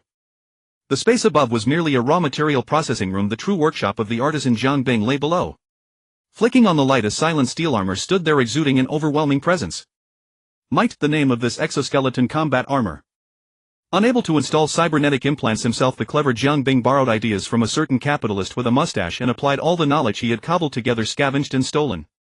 He designed this exoskeleton armor, cramming in every piece of technology and ingenuity he could create, resulting in this violent machine reserved for the most desperate situations. Might exoskeleton combat armor, data height 194 centimeters. Weight net 187. 3 kilograms, fully loaded 311. 6 kilograms. Weapon: I lumberjack, a rotary assault machine gun mounted on the right arm of the exoskeleton, produced by apprentice artisan Zhang Bing. Weapon 2: Proclamation, a giant chainsword with a backpack mounted scabbard, rotary machine gun, feedbox, 1200 round capacity, produced by apprentice artisan Zhang Bing. Weapon 3: Persuasion, a rotary folding grenade launcher with a capacity of 6, loaded with 6 high explosive rounds, positioned on the left shoulder back, produced by apprentice artisan Zhang Bing. Weapon 4: Cold War, a retractable small hand shield located on the left forearm, produced by apprentice artisan Zhang Bing. Overall frame: corpse, primarily titanium alloy with small torque rotors at the joints, powered by 2 high-energy batteries. External armor: high polymer metal plates, hand polished by the apprentice artisan. Other head-up display, Huangban bulletproof tactical ocular scanning device, long-range cyber-eye ballistic coordinator, Zeiss Precision 6 intelligent optical sight modified. The entire exoskeleton armor was painted matte black. Thanks to Jiang Bing's exquisite craftsmanship, this war machine, which resembled armor more than an exoskeleton, had a naturally cohesive form. But this did not change the fact that it was assembled from a pile of junk. Lumberjack rotary assault rifle was assembled from various firearm components and a few self-made parts. Of the 6 barrels, only 5 met the design standard. The last one was barely usable but would fail before finishing the spare ammunition. Only today was a qualified replacement found. Proclamation Giant Chainsword was equipped with an Alcohol 2 engine salvaged from a Razor 3 motorcycle modified to barely meet torque requirements. The monomolecular teeth of the Chainsword could not be manufactured by Jiang Bing, so he dismantled a dozen Chainswords of the same model to gather the teeth, which drained a significant portion of his savings. Persuasion rotary folding grenade launcher was modified from the classic assault projectile cyberarm of military technology. The ammunition was the same type, all common high-explosive rounds. Electromagnetic pulse rounds effective against machinery were strictly controlled in Night City, unavailable through normal channels, and occasionally appeared on the black market only to be snatched up quickly. However, without the limitations of replacing an arm, Jiang Bing ruthlessly expanded the capacity from the original 1 round to 6. Cold War retractable small hand shield and the external armor were made from the same material, bulletproof panels cut from a scrapped behemoth heavy truck in a junkyard, then hand-polished. The hand shield was merely several times thicker than the armor. The core frame of the exoskeleton corpse explained everything by its name. It was assembled from various skeletal cybernetic implants using Jiang Bing's position and support from the scavengers. Thanks to the chaos of Night City, acquiring a complete set of skeletal implants matching the human skeleton was easier than expected, and there were even plenty of spare parts left for replacement. This work had long been completed, but Jiang Bing was always cautious in his actions, striding to know the enemy and himself for 100 victories. Even raiding a small scavenger outpost required extensive reconnaissance. Thus, never having encountered a situation requiring a frontal assault, this war machine had been waiting in the basement until now. But that did not stop Jiang Bing from upgrading it with new components, for as the ultimate trump card, the stronger the better. Among the items, Jiang Bing brought down a Calusi Vigilance 3 military-grade cyber-eye, would replace the previous long-range cyber-eye, also from Calusi. The civilian model only had low-light night vision and 10x magnification, far inferior to the military-grade Vigilance 3, not to mention the latter's built-in close-range camera trap detection and personnel scanning functions. However, for overall network security, Jiang Bing would remove the shortwave laser communication module from the Vigilance 3. This would also disable the cyber-eye's ability to scan through obstacles, but it would ensure the armor's purity in terms of network defense. After all, although the armor had basic assist systems, they were purely mechanical. Its movement relied mainly on the wearer's own strength, and thus there was no need for high-tech operating system assistance. Once the only communicable cyber-eye was destroyed, the entire armor would be nothing more than a solid hunk of metal in the eyes of hackers. The military-grade optical shield removed from the cyber-eye was not wasted either. It exactly replaced the civilian version at the eye positions of his mask. The optical shield paired with the cyber-eye was a bulletproof lens implanted in the eye socket, a transparent high-hardness firmware that not only stopped bullets but also blocked gas. Most combatants and edge runners of some standing would equip one, and high-end models could filter strong light and reduce the effects of flashbangs. As for the electronic fiber bundle, Jiang Bing planned to use its property of contracting when electrified to modify it into an ammunition box for the scabbard, increasing the drawing speed of the Chainsword. Overclocking could even allow a cyber sword drawing technique, though the fibers would likely be ruined after a single use. As for the heavy subcutaneous armor, although it could not be implanted into his body, Jiang Bing intended to cut it up and embed it into his trench coat. However, to maintain flexibility, he could not embed it all over, so he cut it first, prioritizing vital areas. The unused parts were simply made into a bulletproof vest worn as a second layer. After all, for Jiang Bing's current physique, this weight was no different from wearing an extra layer of paper. After all, the masked demon only needed to wear fine equipment and slaughter enemies. Jiang Bing, the back-end support group apprentice artisan, had much more to consider. He worked until dawn to complete all the above modifications. Even with his superhuman physique, Jiang Bing could not help but feel a bit fatigued. Of course, this fatigue was purely physical. Mentally, after the intense work of the night, he felt not in the least drained, but rather had a slight sense of satiety, like after a meal. He dragged the heavy iron door shut, locking the basement, then squinted as he walked up to the bedroom on the second floor. After closing the door, he instead climbed out through the window and slipped into the attic via the upper window. Yes, the second-floor bedroom was also a trap. After all, for someone as cautious as Jiang Bing, a crafty rabbit had 3 burrows as a basic measure. The cramped attic space had long been modified with all electronic appliances removed. Only a bedroll remained, and beside the pillow lay 2 purely mechanical weapons. After a short nap of less than 2 hours, Jiang Bing was refreshed and energetic again. If he continued to grow stronger like this, he felt he might soon break free from the need for sleep, becoming a round-the-clock workaholic. The following daylight hours passed swiftly like a runaway wild donkey as Jiang Bing repeated his daily routine analyzing cyberware, learning new knowledge and hammering and tinkering. By evening it was time for Jiang Bing to head to work. For some reason everyone in Night City believed that a black clinic like Jiang Bing's tucked away in a corner should only open stealthily after sunset in the dark. Little did they know this was a grave misconception. Jiang Bing's black clinic was located in a remote corner almost out of the city, so the NCPD couldn't be bothered. It was so desolate that even the 6th Street Gang had few members there. His work mainly served the common people with no advertising, relying solely on solid word of mouth. After dealing with a few reckless fools, Jiang Bing believed that no one would dare to meddle no matter when he opened. But stubbornly Jiang Bing worked the day shift for an entire week without a single customer and was forced to compromise, switching to the night shift. Driving out as he turned the corner, Jiang Bing spotted the little girl named Hailey from last night. She was carrying a filthy pink backpack half buried in a roadside trash heap, rummaging through it. Perhaps yesterday's kindness had taken effect. Hearing the car engine, she looked up from the trash like a wary kitten. Seeing through the car window that it was the big brother who had given her food yesterday, she finally did not flee in panic. Although she still kept her distance, she showed a smile befitting her age. To be honest, due to the girl's dirty collar and grimy face, the smile appeared rather unsightly to Jiang Bing. Yet for some reason it seemed to brighten the perpetual gloom of Night City's sky. Jiang Bing had no intention of approaching her. He drove straight past but stopped when he passed by Logan, who was half laying under the eaves with a needle double-barreled shotgun basking in the moonlight. He tossed a crude prosthetic limb which he had knocked together in the afternoon out the window to the unemployed old farmer. As Logan looked at him with a confused expression, Jiang Bing rolled up the window and drove away. Calling it crude depended on one's perspective. Although it was a piece Jiang Bing had hastily made from scrap metal and artificial leather compared to the homemade prosthetic on Logan's right leg, the difference in comfort and overall quality was like heaven and earth. Night.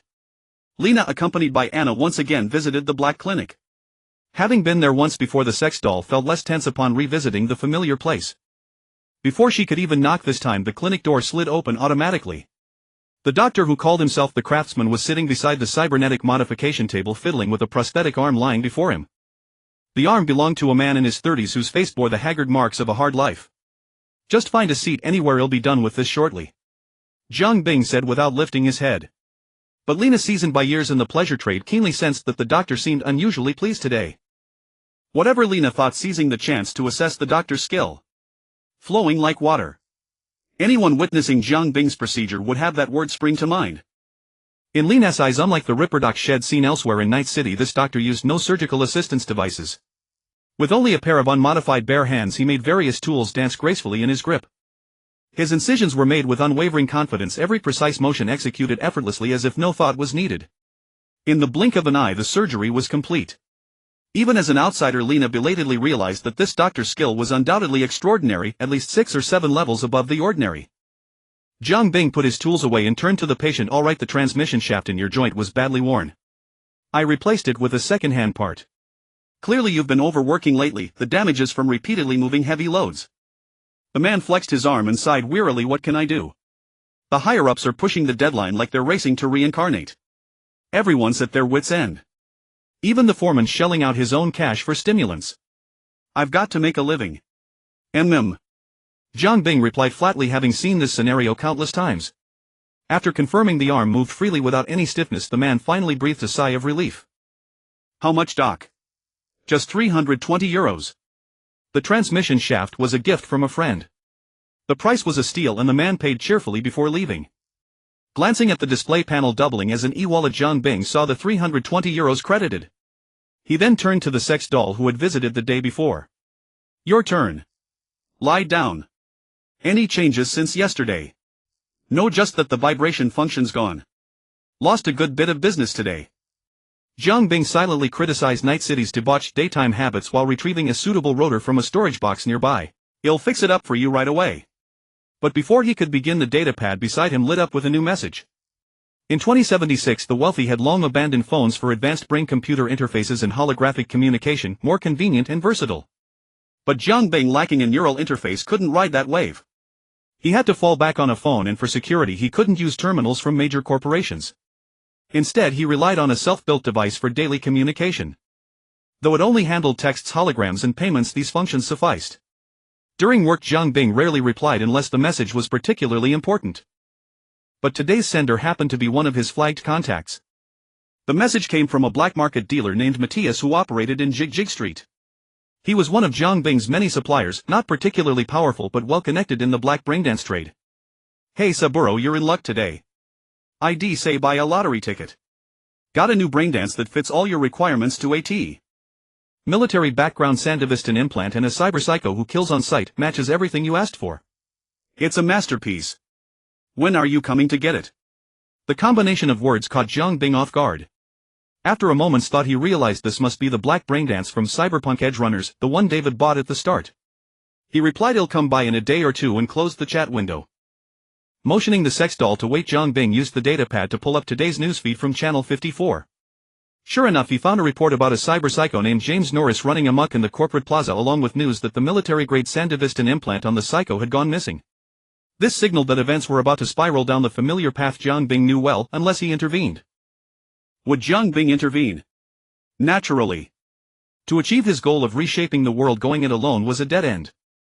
After all, only ideas can influence ideas, only systems can change systems, and only corporations can destroy corporations. To resolve past regrets and recruit a founding team for his planned corporation after lengthy preparation and development, Jiang Bing was now ready to step onto Night City's grand stage. Returning to the clinic, he grabbed his tools and quickly restored Lena's vibration function. He deftly declined her invitation to visit her home, saw the two out and closed the clinic under their watchful eyes before speeding off in his car. Super skyscraper H4 located in the Valley district of Santo Domingo. These colossal structures stood across every district of Night City. When the Night Corporation built them, they aimed to create a fully self-contained ecological living zone, a utopia for Night City, a city within the city. What should have been the most iconic landmarks were derailed by the subsequent corporate wars. With Arasaka's aggressive entry into Night City, the Night Corporation retreated from the spotlight, unable to bear the construction costs, and abandoned the half-finished Utopia project. Over time, these super skyscrapers became havens for the underclass.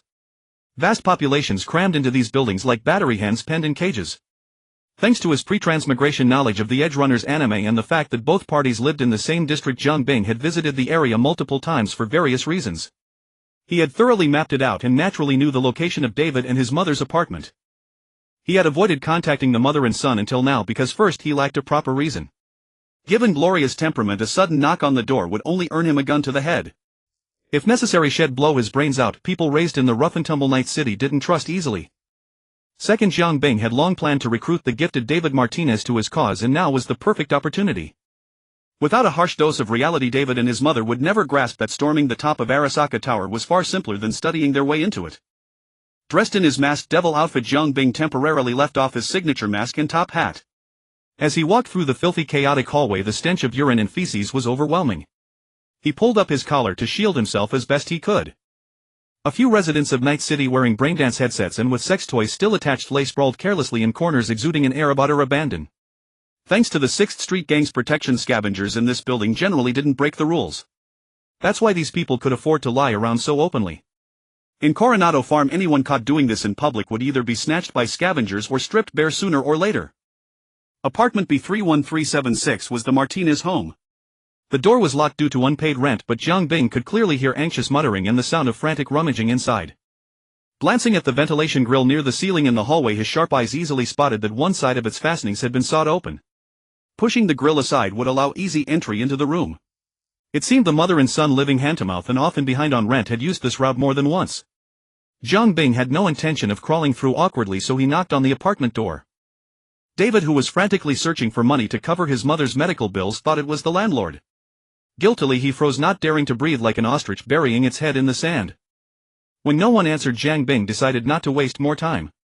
He wedged his gloved right hand into the door crack, gripping the frame, and with a groan from the hinges forced the door open violently. Inside the cramped, cluttered room, everything was in disarray. A boy with a mohawk stared in shock at Jiang Bing, who had burst in. "It's only 2 days late on rent. No need to send an edgerunner to collect." Jiang Bing stepped inside, and the already narrow space filled with furniture and junk felt even more stifling. There was barely room to stand. "David Martinez." After the boy's silent confirmation, Jiang Bing got straight to the point. "Where's your mom?" David, misled by Jiang Bing's earlier silence, assumed he was a thug sent by the landlord. He stammered, "My mom's in the hospital after a car accident. That's why we're late on rent." "Don't worry, we'll pay up soon." "Which hospital?" Jiang Bing grabbed David by the collar and half-dragged him toward the door. It was clear the boy's mother truly loved him. Despite their poverty, she had done her best to keep David well-nourished and healthy, helping him grow to a height of 175 centimeters. But that build was no match for Jiang Bing, who dragged him along like a helpless chick. At the door, Jiang Bing, as if remembering something, grabbed Gloria's signature yellow jacket from the shelf and shoved it into David's arms. David's eyes betrayed a naive confusion. The 17-year-old was terrified and struggled frantically. "What are you doing? Where are you taking me? Did you know that most hospitals in Night City moonlight as organ traffickers? And you left your mother alone there.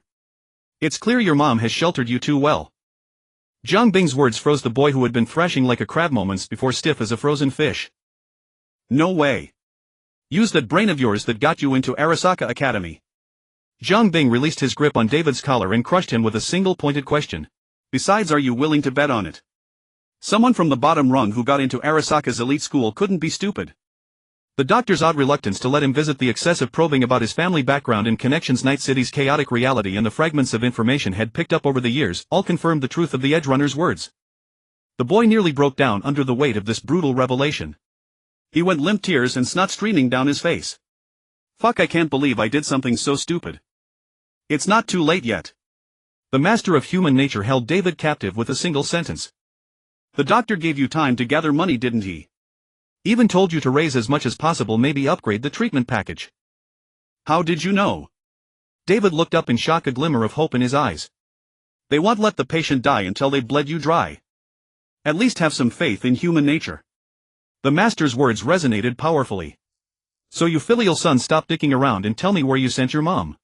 Realizing this man probably wasn't a rent collector but someone here to help, David quickly replied, "Sunny Valley Medical at the end of Brandon Street."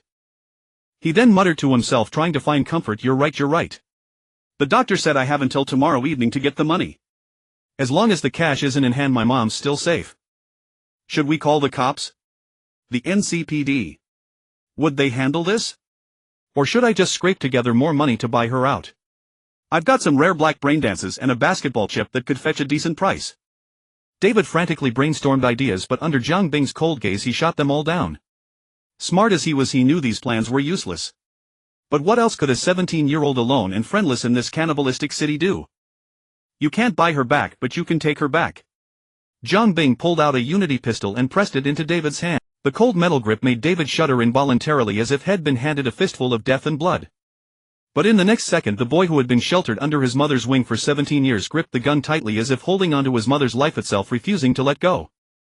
Almost instantly he realized this was the best option. His eyes no longer held panic but determination as he gritted his teeth. "I believe we'll be in unity on this." "Excellent." Seeing the boy weather such upheaval in such a short time, quickly calm down, assess the situation and make a decision, Jiang Bing couldn't help but admire his revolutionary potential. He had to recruit him. In the rapidly descending elevator, David, now calmer, let his sharp mind take over again. "Hey, you still haven't told me who you are or why you're helping us." Feeling perhaps he was being ungrateful, he added with an awkward grin, "It's not that I don't trust you, just normal curiosity. We've never met before, right?" To silence David's wild thoughts and keep him focused on the task ahead, the master of human nature ended the topic with a single sentence. "Saburo, I'm your mom's lover." It was evident that Jiang Bing's response had been highly effective.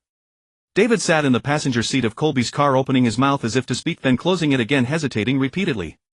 After a long agonizing pause he finally blurted out, "Saba, when did you two get together?" Seeing David's face turning a livid shade of purple, Jiang Bing chose not to answer the question. "There's a storage compartment behind you. Inside is a bulletproof vest. Put it on." David, still a student at the Arasaka Academy of Nobility, had never undergone combat-oriented cybernetic modifications. So the bulletproof vest Jiang Bing had hastily crafted yesterday using heavy-duty subdermal armor came in handy. "If a fight breaks out later, stay behind me and don't stick your head out, understand?" David obediently slipped the vest on and then wore his mother's yellow coat over it. As soon as he put on the coat, David paused for a brief moment, but he showed no further signs of abnormality and soon regained his composure. Jiang Bing caught this subtle detail but gave no reaction, as if he hadn't noticed. "Do you know what to do when we get to the hospital?" The young man thought for a moment before giving a firm answer. "First, I'll contact the doctor and tell him I've already scraped together enough money for the medical fees and an upgraded medical package to lure him out. It's best if I can convince him to take us in to visit the patient. The plan is rough, but it'll do for now." Jiang Bing commented with biting sarcasm. "For everything else, improvise. And remember, keep your gun ready." The two soon arrived at Brandon Street where the Sunshine Valley Medical Center as mentioned by David was located.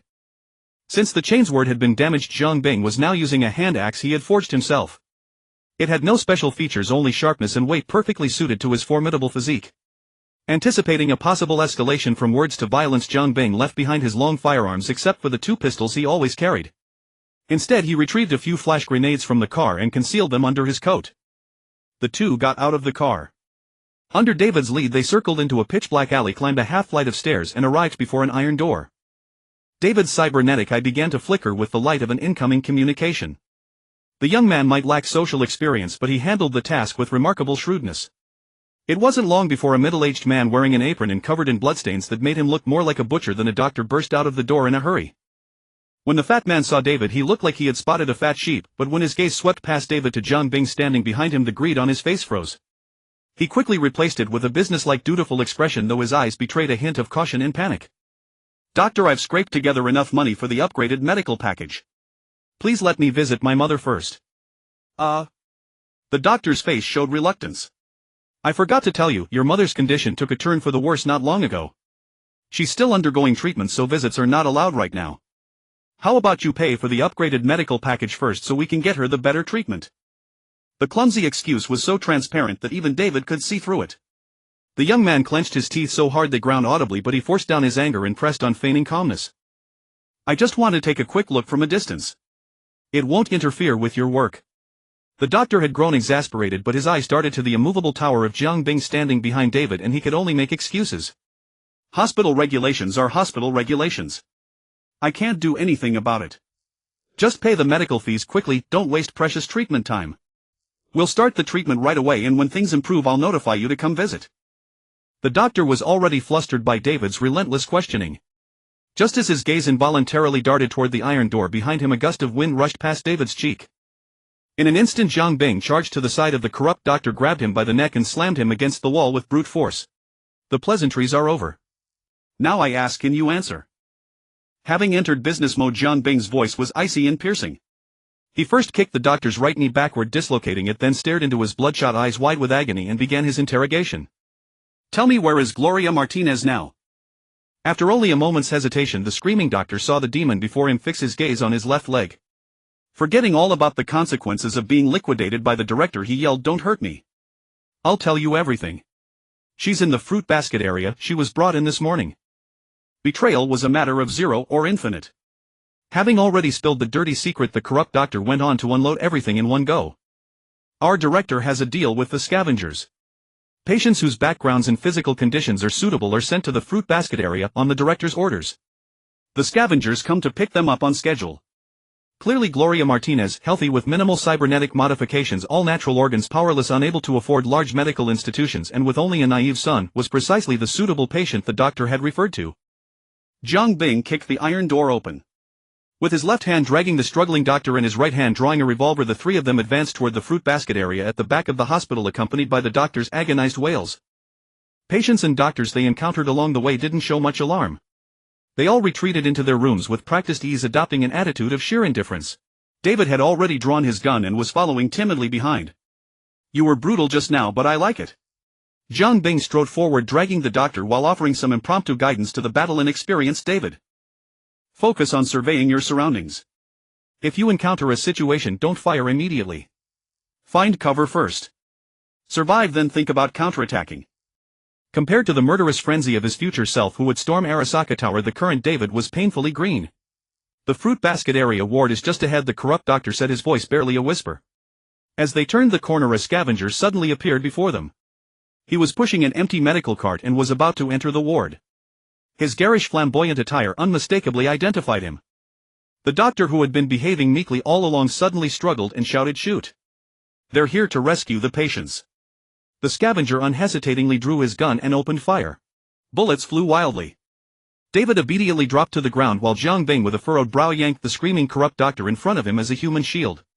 Beneath the thudding sound of bullets sinking into flesh, Zhang Bing buelled his way to the scavenger, threw the now barely breathing human shield at him to knock him down, then cleanly stamped on the scavenger's neck, breaking it.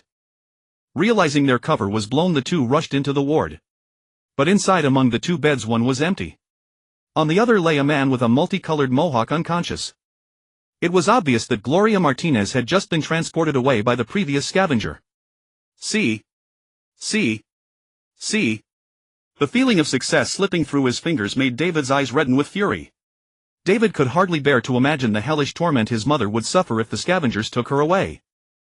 In a rage he raised his gun and was about to charge out the door to fight the scavengers, but Jiang Bing grabbed him and slapped him across the left cheek.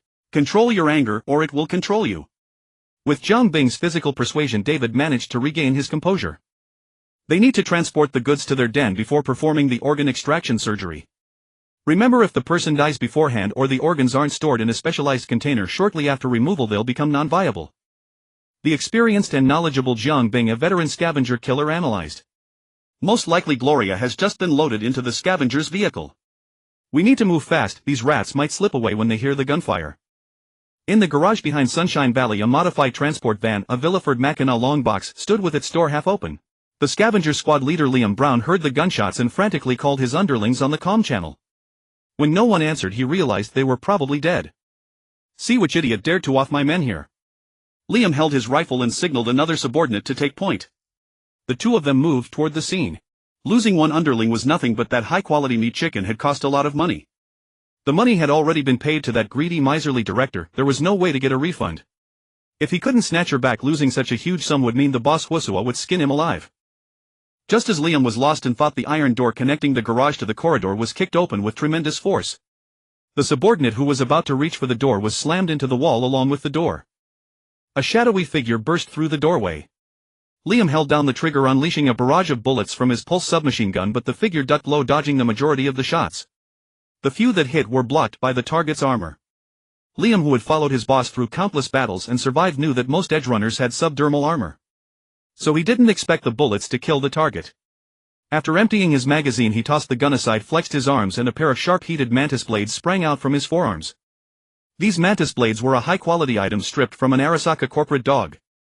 Liam had fallen in love with them at first sight and begged his boss Wusua for a long time, almost selling his own ass, before finally getting them installed. It was with these blades that he had climbed to his current position. Seeing that the opponent had inexplicably decided to abandon his gun and engage in melee combat, Jiang Bing was naturally pleased. He didn't know what the guy was thinking, but he was happy to oblige. He lowered his left hand, which had been shielding his face, and easily sidestepped the scavenger's mantis blade slash. It was obvious that this guy had installed a combat chip from Arasaka's Bushido series related to sword techniques. The two mantis blades whirled around with impressive vigor. But this was only good for intimidating ordinary people. To Jiang Bing, whose physical attributes had been multiplied several times over after yesterday's body shaping with heightened senses, extraordinary reflexes, and a lifetime of wading through seas of blood and mountains of corpses, this was like swinging a hatchet in front of Guan Yu. Unless he had a Sandevistan installed, he was basically harmless.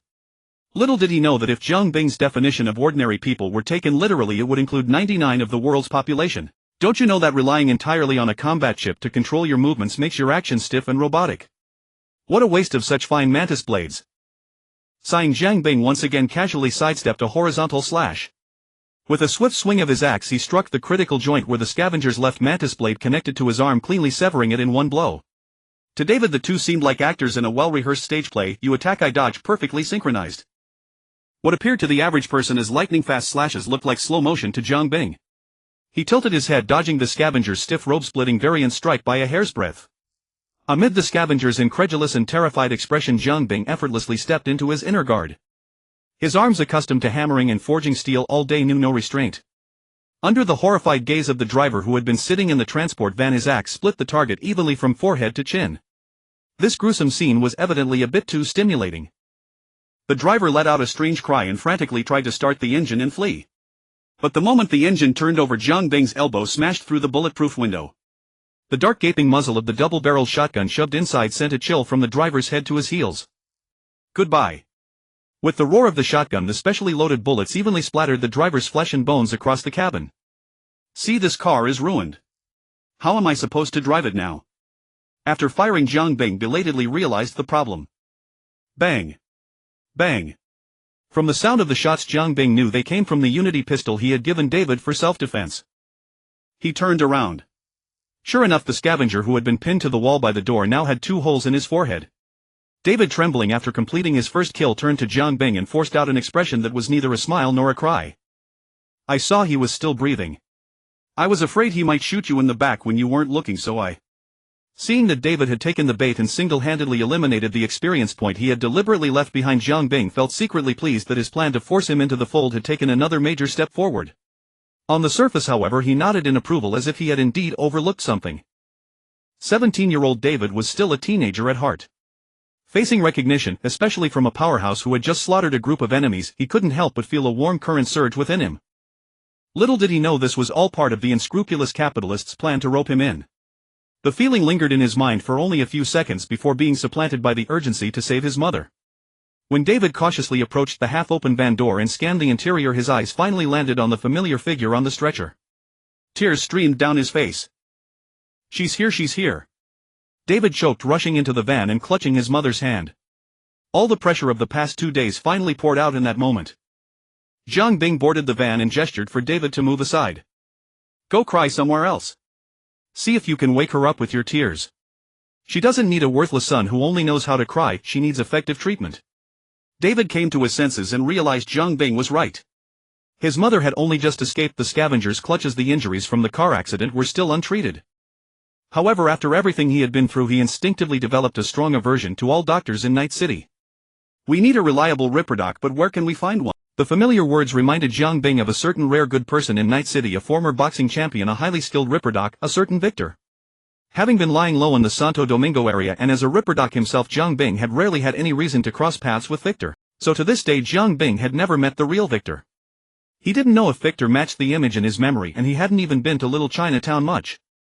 But since he was preparing to step onto the big stage of Night City, a visit to Victor's clinic for an exchange of knowledge could be put on the agenda. "You're in luck, kid. The most reliable ripperdoc in Night City is standing right in front of you." Amid David's puzzled expression, Jiang Bing conducted a quick check on the long-suffering mother. Good news, as Jiang Bing had suspected, the doctor had given her basic emergency treatment to facilitate the deal with the scavengers, at least keeping her alive for the time being. Bad news, no effective treatment had been administered. The impact from the car crash had likely caused internal injuries. Without prompt surgery, her condition would deteriorate over time. Jiang Bing bent down and lifted her, intending to transfer her to the back seat of his car. However, due to the treatment requirements, Mrs. Martinez had long been stripped naked at the hospital, and the scavengers wouldn't bother dressing their meat chicken. Thus the young woman in his arms was essentially naked, wrapped only in a thin hospital sheet. When she was lying down, it wasn't so bad. But now in Jiang Bing's arms, Mrs. Martinez, with her curvaceous figure, ample bosom, attractive face and undiminished charm, was constrained by the small sheet. Most of her collarbone, both arms and over half of her thighs were exposed. Moreover, because the sheet didn't fit snugly, her chest would inevitably reveal large patches of fair skin as they moved. To be honest, in the cyberpunk world, sexual attitudes were extremely open. Nude advertisements were ubiquitous on the streets, and even in elevators or private homes, ads for massive explicit content bombarded viewers' eyes. As a ripperdoc, Jiang Bing had seen countless naked women. In such an environment, he had long become desensitized to sex. However, at this moment, being in front of the woman's son and having previously claimed to be her lover, Jiang Bing, a relatively recent arrival in Night City who still held on to higher moral standards, couldn't help but feel a peculiar sensation. All blame falls on the legendary Chow Chow. David was completely oblivious to all of this. His desperate desire to save his mother consumed his every thought, leaving him focused solely on her safety. Relying on Jiang Bing's previous reliability, David chose to trust him for now. "Can you drive?" Jiang Bing asked. After receiving an affirmative reply from David, he tossed him the car's authorization card and told him to start the vehicle, then drive to the hospital's back entrance and wait. He himself turned around and retraced his steps back into the hospital. While David, with a crooked and jerky motion, pulled the car onto the road near the back gate, gripping the steering wheel tightly and occasionally glancing back at his mother, enduring a torturous weight of anxiety and distress. Jiang Bing emerged from the hospital carrying a person on his shoulder. It was the other scavenger target he had encountered in the fruit basket area. "Since I ran into him, I might as well save him, it's no trouble." Jiang Bing tossed the unconscious wretch into the trunk, then opened the door and threw the two mantis-blade cybernetic arms still stained with blood onto the passenger seat before climbing into the back. "Move it, these scavengers are organized. Who knows if they'll call for backup." He transmitted the clinic's location to David via the car's computer, signaling him to drive quickly, and pulled a medical kit from under the back seat.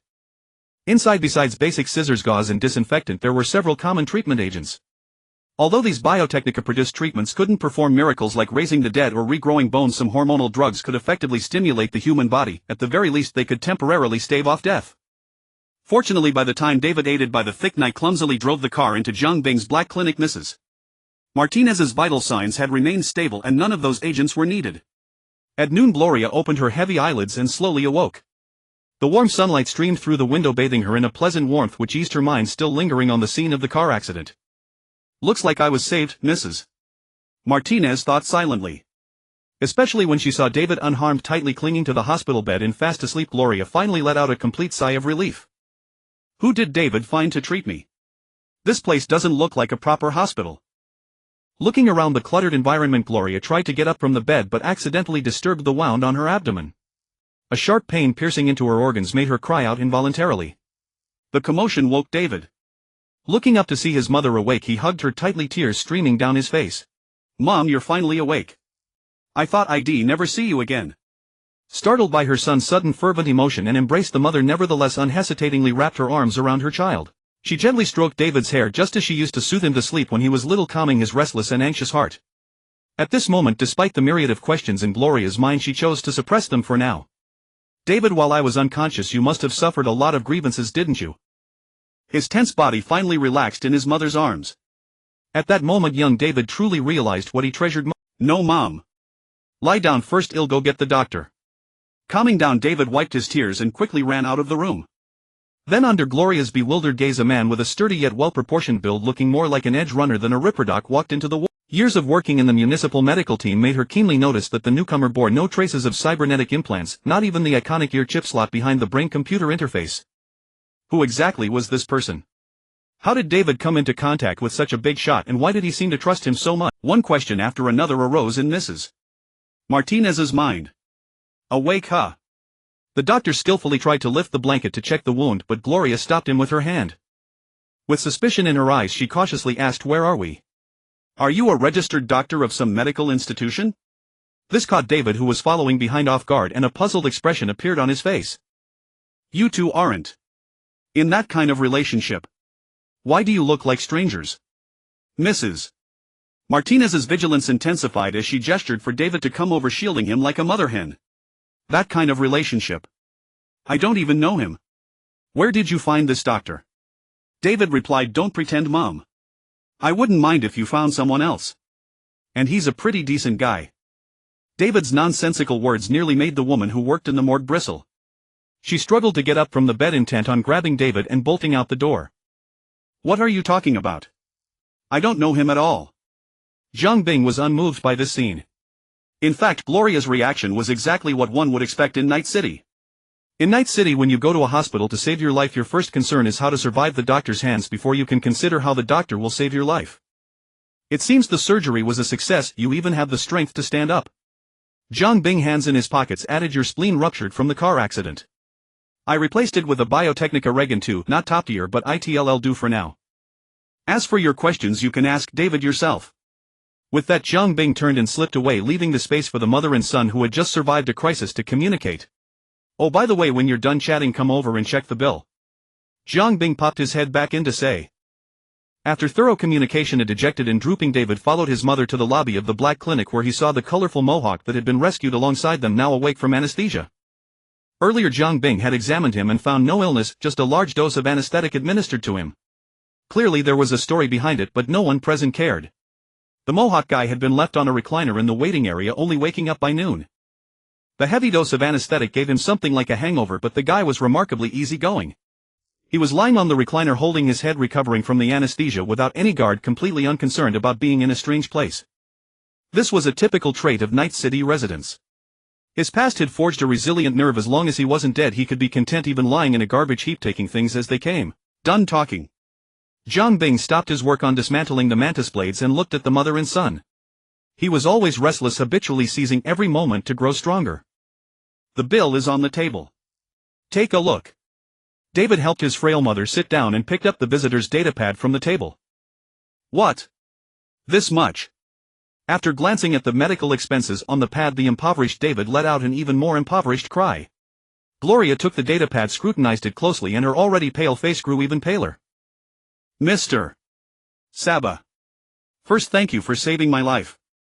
But a basic Biotechnica bio-artificial internal organ shouldn't cost €3,700, should it? Of course not, replied the no black-hearted Dr. Jiang Bing. The implant and surgery fee is 3,000 euros.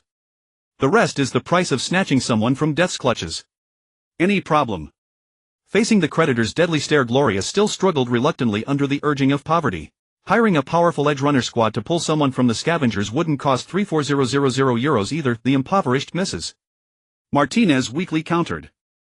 Who said it's just for you? That's the price for 2 people. I don't even know that idiot.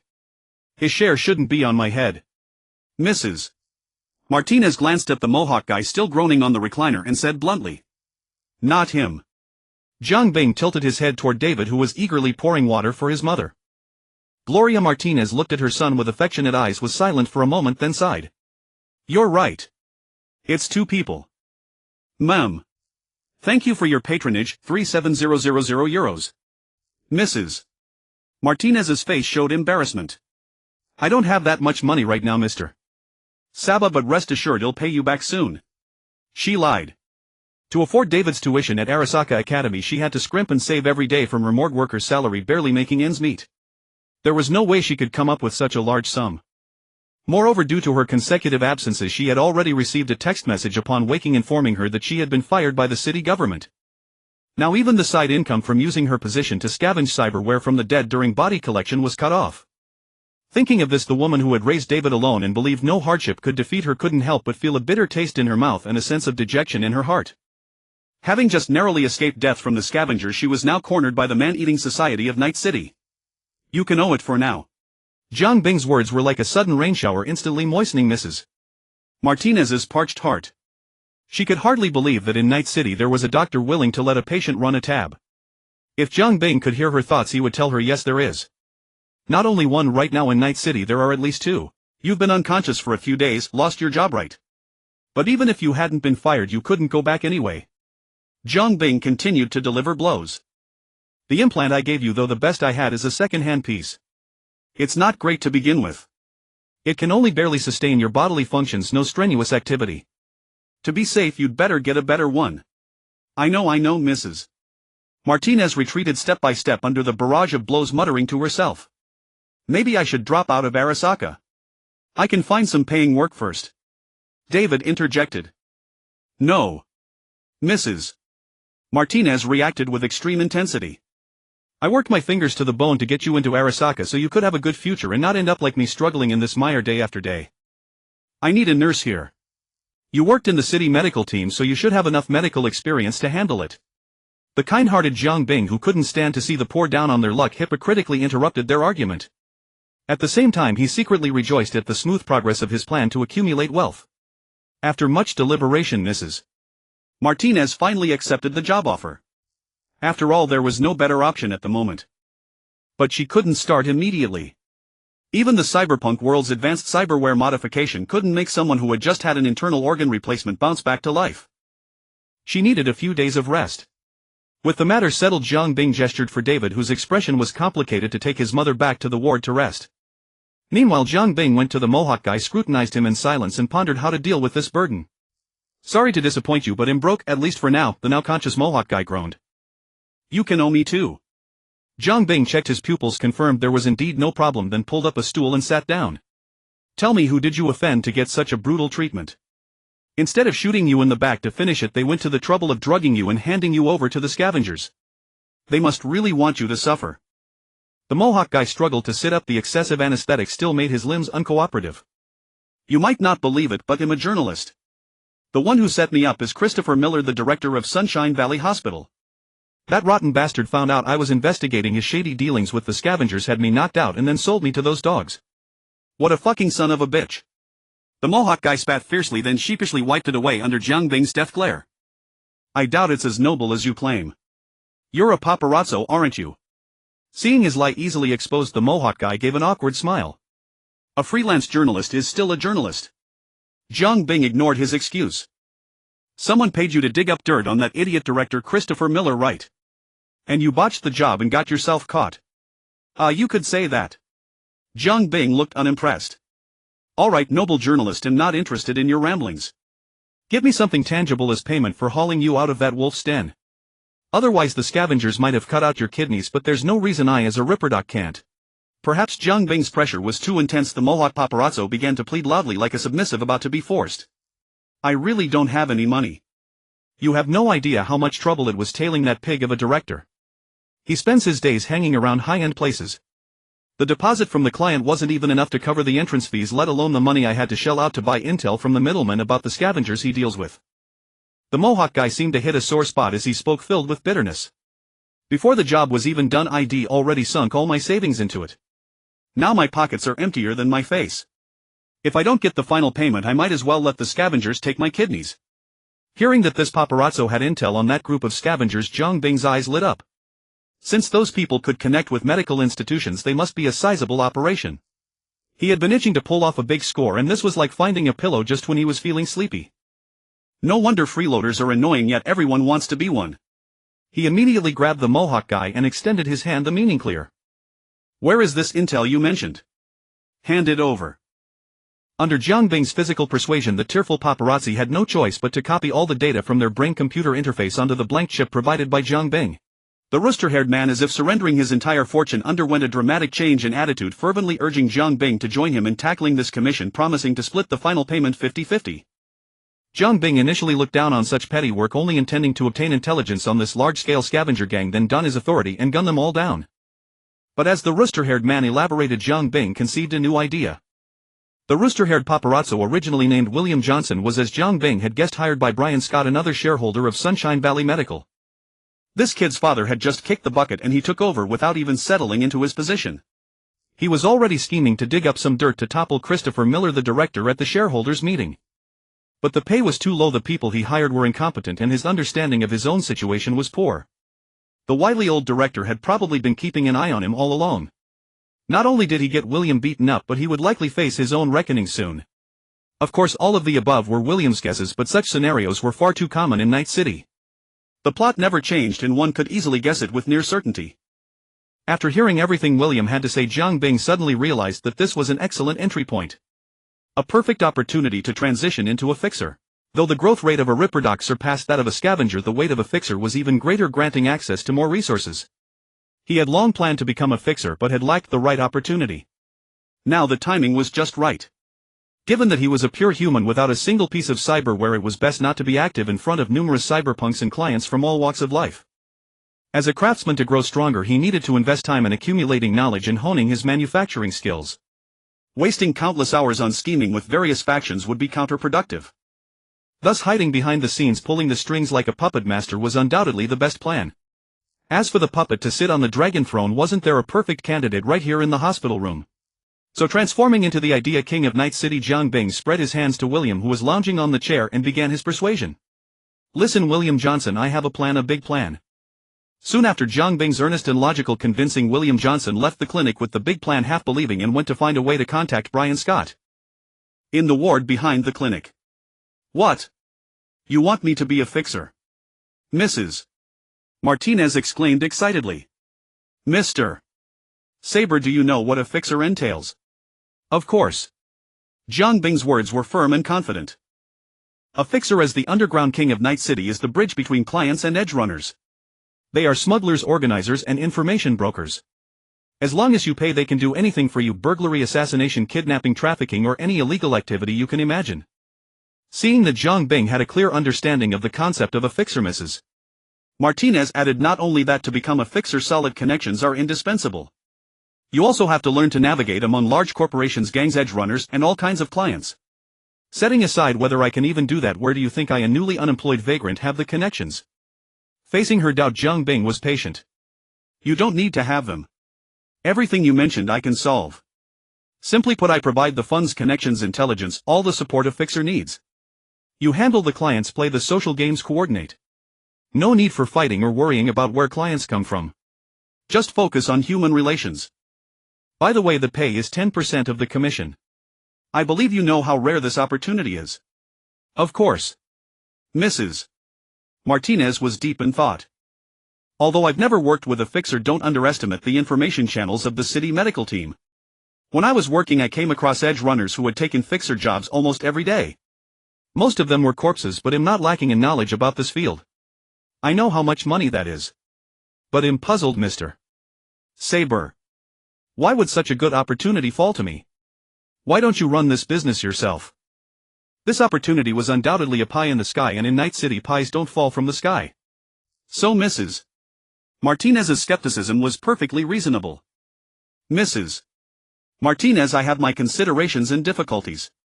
I believe you can understand. After careful observation once again confirming that Zhang Bing had no cyberware including a brain-computer interface and no cosmetic surgery to conceal cybernetic modifications, Gloria's heart surged with waves, but she forced her face to remain calm and nodded in understanding. It's said that some long-established corporations still adhere to archaic rules. For example, the direct heirs are raised without any cyberware from childhood. Only such people can afford to nurture these delicate pure humans. Looking at Zhang Bing's naturally handsome face even in an era where plastic surgery was as simple as drinking water, Gloria inexplicably thought of another world-famous person who had no cyberware installed. Saburo Arasaka. As for the reason, unaware that the person before him had started to overthink, Zhang Bing made a startling statement. First, you are easy to control. Pointing at David, who was mentally overwhelmed, you have a son, Mrs. Martinez. That's your weakness. Once a person has a weakness, they think twice before doing anything. Second, you need money. Though everyone in Night City needs money, you're different. You want David to study to make something of himself. So I believe you'll seize this opportunity. Hearing these somewhat harsh and cold words, Gloria's expression wavered but eventually turned into a bitter smile. You're right, Mr. Saber, or should I say boss. Glad we're on the same page. Take your time to recover. I believe we'll have work soon. But first he'll find you a place to live. David's apartment in the H4 megabuilding was out of the question. Not only was the rent overdue, but for safety reasons the two of them had to move elsewhere. After all, the scavengers they had killed during Gloria's rescue were organized. Mrs. Martinez agreed with this. Fortunately, Zhang Bing's house in the Corona Bluffs was large enough to accommodate the mother and son. Exhausted after a day and night of work, Zhang decided to close the shop for the night. He drove the two back to the H4 megabuilding to pack their belongings. But when they reached the apartment door, the three of them were stunned. The apartment door, which Zhang Bing had broken earlier, had been wide open all day, and the Martinez's cozy little home had been completely ransacked. As the three stared at each other, David rushed into the room and rummaged around, then let out a heart-wrenching scream. Damn it! Which bastard did this? My limited edition braindance. Hidden so deep and they still found it. Are these people bloodhounds? In the end, the mother and son gathered the few items of little value that no one wanted but which held precious memories and followed Zhang Bing back to the Corona Bluffs farm. As they arrived at the door, they saw Logan, who had been waiting for a long time. He had already changed into his new prosthetic limb, and from his steady gait it was clear that Zhang Bing's craftsmanship was exquisite. The old farmer spotted the mother and son in the car and was clearly surprised, showing signs of retreat. But after hesitating, he approached with a worried expression. Saber, I'm sorry to intrude, but I hope you can come take a look. Haley, the little wildcat, seems to have a fever. Birth, aging, sickness and death are the constants of human life. But in Night City this balance was broken. Among the lower class, the weight of sickness and death seemed disproportionately heavy. Zhang Bing approached the cave entrance and easily heard the little girl's painful moans and labored breathing within. Her childish voice echoed through the ruins, lingering long. This instantly dispelled the good mood he had gained from changing the fate of David and his mother. Zhang Bing was once again pulled back into this cold world. Under the stunned gazes of the three, the main beam that held up a pile of rubble and logs was lifted and the little girl's fortress was opened from the top. After confirming that the overall structure was still stable, Zhang Bing stepped into the room. The floorboards were already rotten and full of holes. The heavy rain from the day before had left the ground damp and muddy, with some areas clearly waterlogged. The little girl was still in her dirty clothes, clutching a pink bear in her arms. The bear's material looked quite high-end, but its arms had been replaced with shabby low-quality material, a clear mismatch. It was clearly a later repair with crooked, rough stitching. Up close, the little girl was skin and bones, curled up and trembling like a leaf in the wind. Beneath her was a bed made of discarded packaging. Her pillow was a common adult-sized suitcase which must have contained something very important for her to use it as a pillow, never letting it out of her sight even while sleeping. The food Zhang Bing had delivered the day before was carefully wrapped and placed beside the pillow. This scene silenced everyone. Mrs. Martinez was the first to react, pushing past Zhang Bing to squat down in front of the little girl. She gently lifted the little girl, adjusted her hold with practiced ease, and cradled her softly in her arms. Perhaps all mothers in the world hold their children the same way. The little girl naturally wrapped her arms around Mrs. Martinez's neck and pressed close to her chest. Mom, I'm so cold. Mrs. Martinez's body stiffened for a moment, then she wrapped the little girl in her iconic yellow jacket. "What are you all standing there for? Hurry home." The radiance of motherhood was dazzling, silencing the trio of old, middle-aged and young. They could only obey Mrs. Martinez's commands, running around and bustling about. Logan, the unemployed farmer, boiled water for her to wash the little girl's body. Jiang Bing was cooking, strictly following Mrs. Martinez's instructions, boiling water, cooking a small amount of syrup and grains until soft, then spooning it carefully into the little girl's mouth. David was making cold towels. That was simple, just soak a towel in ice water. But after delivering the towel, he was sent back to the ruins to move the little girl's belongings into the new home. After a lot of commotion, the little girl finally had her fever broken under Mrs. Martinez's care and fell into a deep sleep on a dry, clean, warm bed. Mrs. Martinez, who was still weak from her own ordeal, looked exhausted after all the activity. She simply lay down on the bed with the little girl and both fell asleep. The three watched the scene, gently closed the door and went to the garage to rest. "You can tell she's a good wife and loving mother," old Logan said, his voice filled with reminiscence, as if remembering someone from the distant past. "Of course," David said proudly, then realized he needed to explain the relationship between the three of them to old Logan. For some reason, after the chaos of the past few moments watching the noisy old and young pair, Jiang Bing suddenly felt like having a drink. He pulled out a crate of beer from the cluttered shelves and set it on the trunk of the car beside the three of them. Pop! The bottle cap came off. The three held their beers and David, pretending to be mature, scratched his head and said, "As per tradition, we should make a toast." The three pairs of eyes met. Finally, Jiang Bing spoke first. "To love. Let us raise our glasses together to the greatest achievement of humanity." Good morning, Night City. The final tally for yesterday's Deadpool is a solid 35. Thanks to the endless gang wars, Heywood alone accounted for 10. But one cop also bought it. I reckon you're all gonna have to pay up. 'Cause the NCPD ain't gonna swallow that one. So for tomorrow's big pool, think high. Maybe you'll be the lucky one. Meanwhile, in Westbrook, the trauma team is still scraping up victims of cyberpsychosis off the sidewalk. They probably regret not buying a better trauma team package. And in Pacifica. Well, Pacifica is still Pacifica. I'm your pal Stanley. Let's start a new day in the city of dreams together. Damn, that bastard's mouth stinks. One day someone's gonna pop him. On the metro, a low-level corporate dog complained to his companion. Maybe he's been popped hundreds of times already. N54 TV registered his genetic info and full biometrics as a patent. Who knows if that's even him on the screen? His companion spouted conspiracy theories. David yawned listlessly, gripping the metro handrail. After drinking until midnight and being dragged out of bed by his mom early for school, he still felt lightheaded. To be honest, if it weren't for his mother's insistence, David wouldn't want to go to school at all. Compared to enduring the mockery and bullying of the rich kids at the academy, he'd probably prefer the life of an edge runner. David touched the Unity pistol in his pocket. The scent of blood and gunpowder seemed to linger at the tip of his nose. Suddenly, looking up, a flash of white drifted into his vision. It was a beautiful young girl with snow-white hair. As if sensing David's gaze, she turned her head slightly, casting a glance at him with her long, delicate and elegant autumn eyes. Cupid drew his bow, piercing the lecherous-looking pompadour-haired youth 1,000 times over. David's stare made the girl mistakenly think that her little act of stealing a chip had been discovered. So for safety, she stepped forward, grabbed his hand as he stood there dumbfounded, and pulled him out of the carriage as the metro arrival announcement played, not to mention David, who was late for school because of this encounter. At the Coronado farm, Jiang Bing was staring with a headache at Haley, who was clinging to Gloria. Suddenly, having a child to take care of didn't fit Jiang Bing's plans. He had originally thought of sending her to the Slippery at the orphan gang for help, but Mrs. Martinez, whose maternal instincts had been stirred, insisted on keeping her. Since Gloria was willing to take on this responsibility, Jiang Bing no longer dissuaded her. As if having experienced something unfathomable, the little girl was heartbreakingly mature. She got up at dawn, assessed her situation, and began cleaning the house, tidying up and doing whatever she could. A poor child learns to manage the household early, a sentiment both bitter and helpless. And so the little wildcat officially had a home, becoming a house cat. Mrs. Martinez busied herself with breakfast in the dusty kitchen, but to Jiang Bing these pre-made meals were no different from plastic. Fortunately, just like sleep, he only needed to eat a couple of mouthfuls to get through the day. Sometimes when engrossed in work, he would not only feel no hunger but even a bit of fullness, as if forging metal was his nourishment. At this rate, Jiang Bing was halfway to meeting the ancient Chinese immortal standard of being free from material desires, not eating grains, drinking wind and dew, and transcending worldly cares. Humans have their limits. I reject humanity. Jojo. Refusing Mrs. Martinez's breakfast invitation, Jiang Bing left early in the morning. This time he didn't drive a car but rode an Arch Easy Ride 150.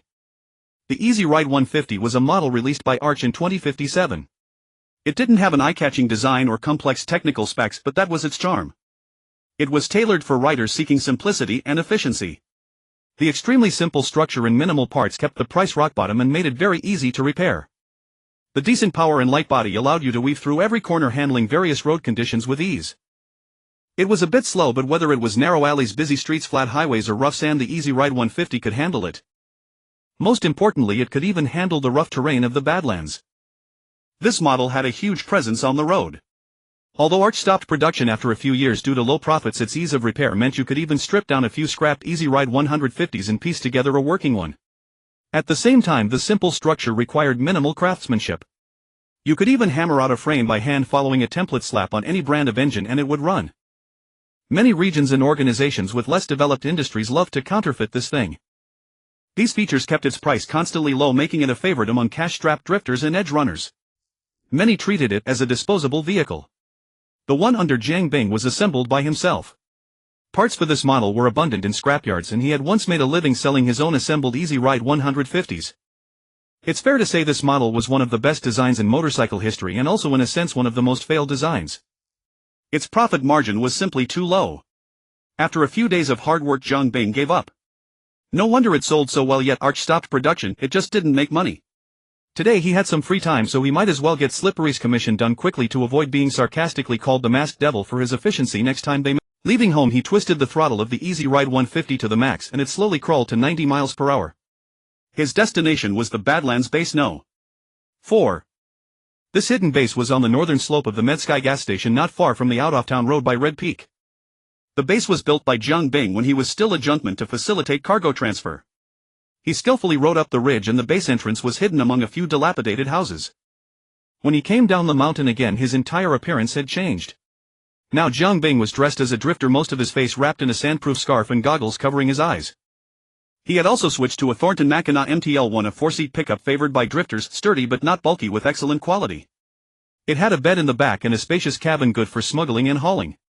The car looked very worn, with scratches on both sides from the howling sand of the Badlands and dust filling the gaps of the exhaust vents as if it had rolled through a sandstorm a few times.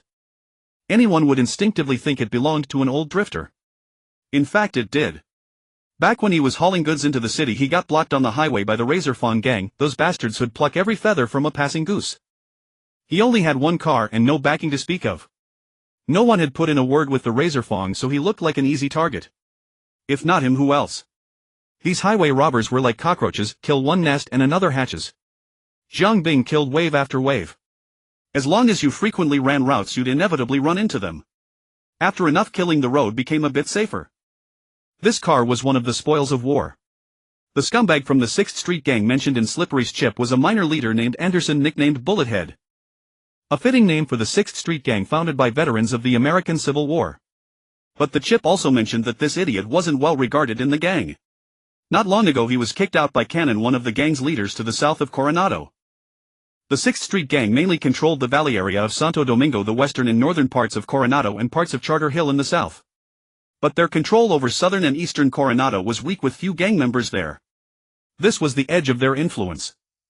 No surprise, this place was dirt poor. Vast, sparsely populated garbage everywhere, not a single decent high-rise. A harsh land full of tough guys like Jiang Bing. Gangsters who usually lorded it over others had a skyrocketing chance of dying here. Being sent here was like exile to the furthest reaches. The boss wanted you dead just far away. But this guy didn't seem to care. He spent his days bullying the weak and lording it over the locals. From that it was clear he was an outsider in the gang. Smoke rose, the 6th Street gang's stronghold in southern Coronado. Above ground it was a bar, below ground a shooting range. The 6th Street gang, with its military culture, loved this kind of thing. They were always shooting, and even new recruits were called newbies. Pity those old veterans who founded the gang to resist corporations and protect communities. The current 6th Street gang had abandoned all its original ideals, keeping only the most superficial formalities. Of course, Jiang Bing didn't care about any of that. He just wanted to put a bullet in Bullethead's head, finish the job and go home to tinker with machinery. The beat-up Mackinac was parked at the end of the street, blending perfectly with the garbage everywhere. After waiting half a day, Jiang Bing had already read most of the material science data on his datapad when his target finally came out of the bar. Flanked by two lackeys, the guy staggered into a car. Clearly had plenty of strong stuff inside. Jiang Bing started his engine quietly and followed. After tailing for 2 blocks he suddenly accelerated and rammed into the car at a corner. The manhwa was famously tough. The rear of the car ahead was crumpled into a big dent. 2 men got out cursing. The lackey blocked the front of the car while Bullethead jumped out, blocked the driver's side and pounded on the window. "What the hell? You blind or something?" Jiang Bing didn't waste words. He rolled down the window and in the guy's dazed look shoved his homemade sawed-off shotgun against Bullethead's forehead. Bang! Bullethead flew back 2 meters, becoming a bullet himself. The sudden turn of events caught the 2 lackeys off guard. As they fumbled for their guns, a high-explosive grenade with the pin pulled flew through the window into their car. Simultaneously Jiang Bing floored the accelerator. The manhwa let out a deep roar, rolling over the newbie in front. After a slight bump behind the explosion, the manhwa kicked up dust and sped away. Soon Slippery received a greeting from the masked devil and news of Bullethead's death. Case closed. On the way back from base No. 4 on the motorcycle, the Badlands fickle weather started acting up again. Though not as bad as a full-blown sandstorm, the sky-high yellow sands still severely reduced visibility. This put Jiang Bing in a foul mood as he ate a mouthful of sand.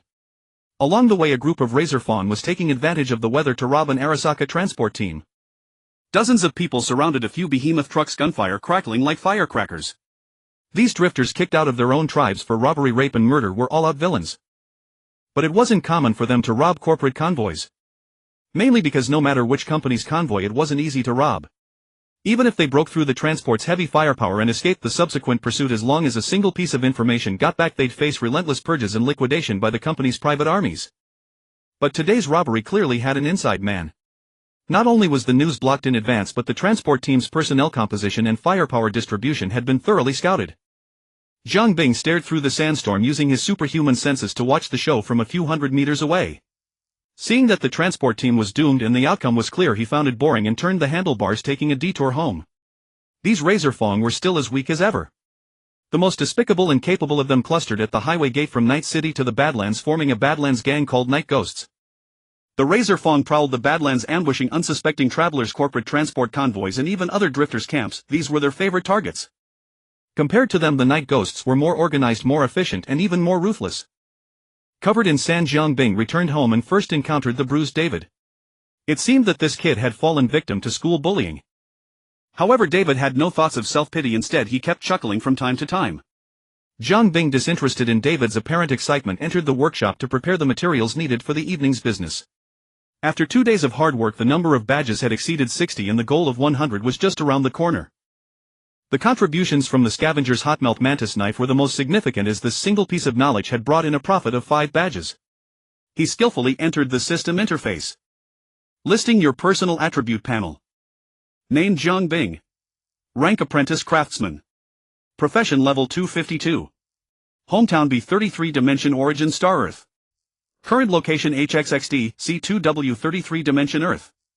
Existence strength 2. 2. Constituent strength 2. 7. Access level to creator database 139. Number of craftsman badges 61. After a few days of effort, his existence strength has increased a bit. However, as the overall strength increased, performing ordinary actions related to the craftsman concept had slowed down the improvement in power. After all, the base values were becoming larger. After having dinner prepared by Mrs. Martinez, David was assigned to stay home and watch the children while the two headed to the clinic. Gloria truly deserved her position as the head of the municipal treatment team. Her extensive clinical experience made Jiang Bing's work feel like a breeze. At the very least, it saved a lot of time fetching instruments and rummaging through the storage room for prosthetics. There weren't many patients today, and thanks to their seamless cooperation, the clinic became free before 9 o'clock. Having arrived early at the clinic, William, who had been waiting impatiently, peeked around to confirm that no one was in the corridor before closing the clinic door and discussing the arrangements for tomorrow's meeting with the two. After listening to William's grand plan, Brian Scott agreed to the meeting, but being cautious, he wanted to communicate in person, and the location was set at his home at 8 p.m. This made Jiang Bing question once again if everyone in this city preferred to be active at night, which was why it was called the City of Night. Brian could barely be considered wealthy in the City of Night, and naturally his residence was not shabby. The Blossom Apartments were a place where notable figures gathered in the City of Night, located in the city center with a rent that was frighteningly high. Things were progressing smoothly, but before heading out, Jiang Bing prepared to give Mrs. Martinez, the newly appointed intermediary, an urgent image makeover. There was no choice as an intermediary who had not yet made a name for herself. She had to rely on some external enhancements. Shinganji, the top clothing brand in the City of Night, was naturally open 24 hours. Under the recommendation of the sales assistant, a set of close-fitting, comfortable and seemingly expensive clothing was put together, costing 7,000 euros. It must be said that Mrs. Martinez's figure and looks were indeed striking. Wrapped in the high-end attire from Shinganji, she immediately stood out from the ordinary crowd, exuding an elite vibe. Stepping out of the store, Mrs. Martinez painfully remarked, "Just for a few pieces of clothing it costs 7,000 euros, this is way too expensive." Zhang Bing led the way, unbothered. "Don't worry, you don't need to pay. This expense will be counted under the mission costs. We need to hurry, we still have to get you a new hairstyle. The power of money is boundless." After spending another 400 euros on a hairstyle, Mrs. Martinez completely transformed her appearance. "You look quite presentable." Zhang Bing finally felt satisfied. "You're still missing something, let's go back first." What was missing was a gun. Since he decided to bring Gloria on board upon returning home, Zhang Bing led the two amidst their curiosity to explore his workshop. This was the first time the two had entered Zhang Bing's workshop since moving in. There were still traces of blood on the operating table, and various ordinary prosthetics were haphazardly scattered on the floor, while the wall-mounted storage shelves displayed neatly arranged boxes. Gloria understood these were temperature-controlled boxes specifically designed for storing precious prosthetics. Each prosthetic that required professional temperature-controlled storage was basically quite precious, yet here such boxes filled two large storage shelves. Having dismantled quite a few prosthetics, Gloria mentally calculated the approximate number, and if the boxes were filled with prosthetics, the total value made her feel a bit dizzy. Only David looked around with innocent curiosity, excitedly scanning his surroundings. Everything felt novel to him. Turning around a shelf, he was met with rows of weapons and piles of ammunition. These weapons were diverse, including handguns, submachine guns, shotguns, and even disassembled heavy machine guns. On the other side was an antique weapon display rack with knives that looked increasingly vicious. On the ground were stacks of ammunition boxes. These military-grade ammunition boxes could hold 1,000 standard handgun rounds stacked in layers numbering at least dozens. This scene resembled a small armory, leaving a significant impact on the mother and son. Although firearms were quite common in the City of Night, such a quantity was rarely seen by ordinary people. Here stored the weapons Zhang Bing had crafted recently. Except for the Dominion in the basement, everything was here. Compared to the original weapons, the ones here had various levels of modifications. Like a model enthusiast showing off freshly painted models to visitors, Zhang Bing excitedly introduced his creations to the two. In the middle is the gun rack with handguns and revolvers on top, followed by submachine guns and rifles, shotguns and sniper rifles below. These weapons have all been tuned by me, and their performance is much better than the originals. Of course, I prefer to call them finely crafted weapons. Finally having an audience for his creations, Zhang Bing became more and more enthusiastic. However, these are mostly kinetic weapons and a few technical ones. Intelligent weapons have overly complex structures and require specialized implanted prosthetics. For now there are only a few Arasaka Yukimura models here. Of course, the high price is the main factor, as this directly leads to scavengers generally being unable to afford them, and Zhang Bing has lost the largest supply channel. To the left are melee weapons. Mainstream market items like katanas, cleavers, blunt weapons and daggers are all here, plus some personal favorites like hand axes and short spears. They can chop or be thrown, suitable for close or long range. Cold weapons attracted David even more, but he could only reluctantly retract his hand under his mother's disapproving gaze. To the right are firearms that I either manufactured myself or extensively modified from the originals.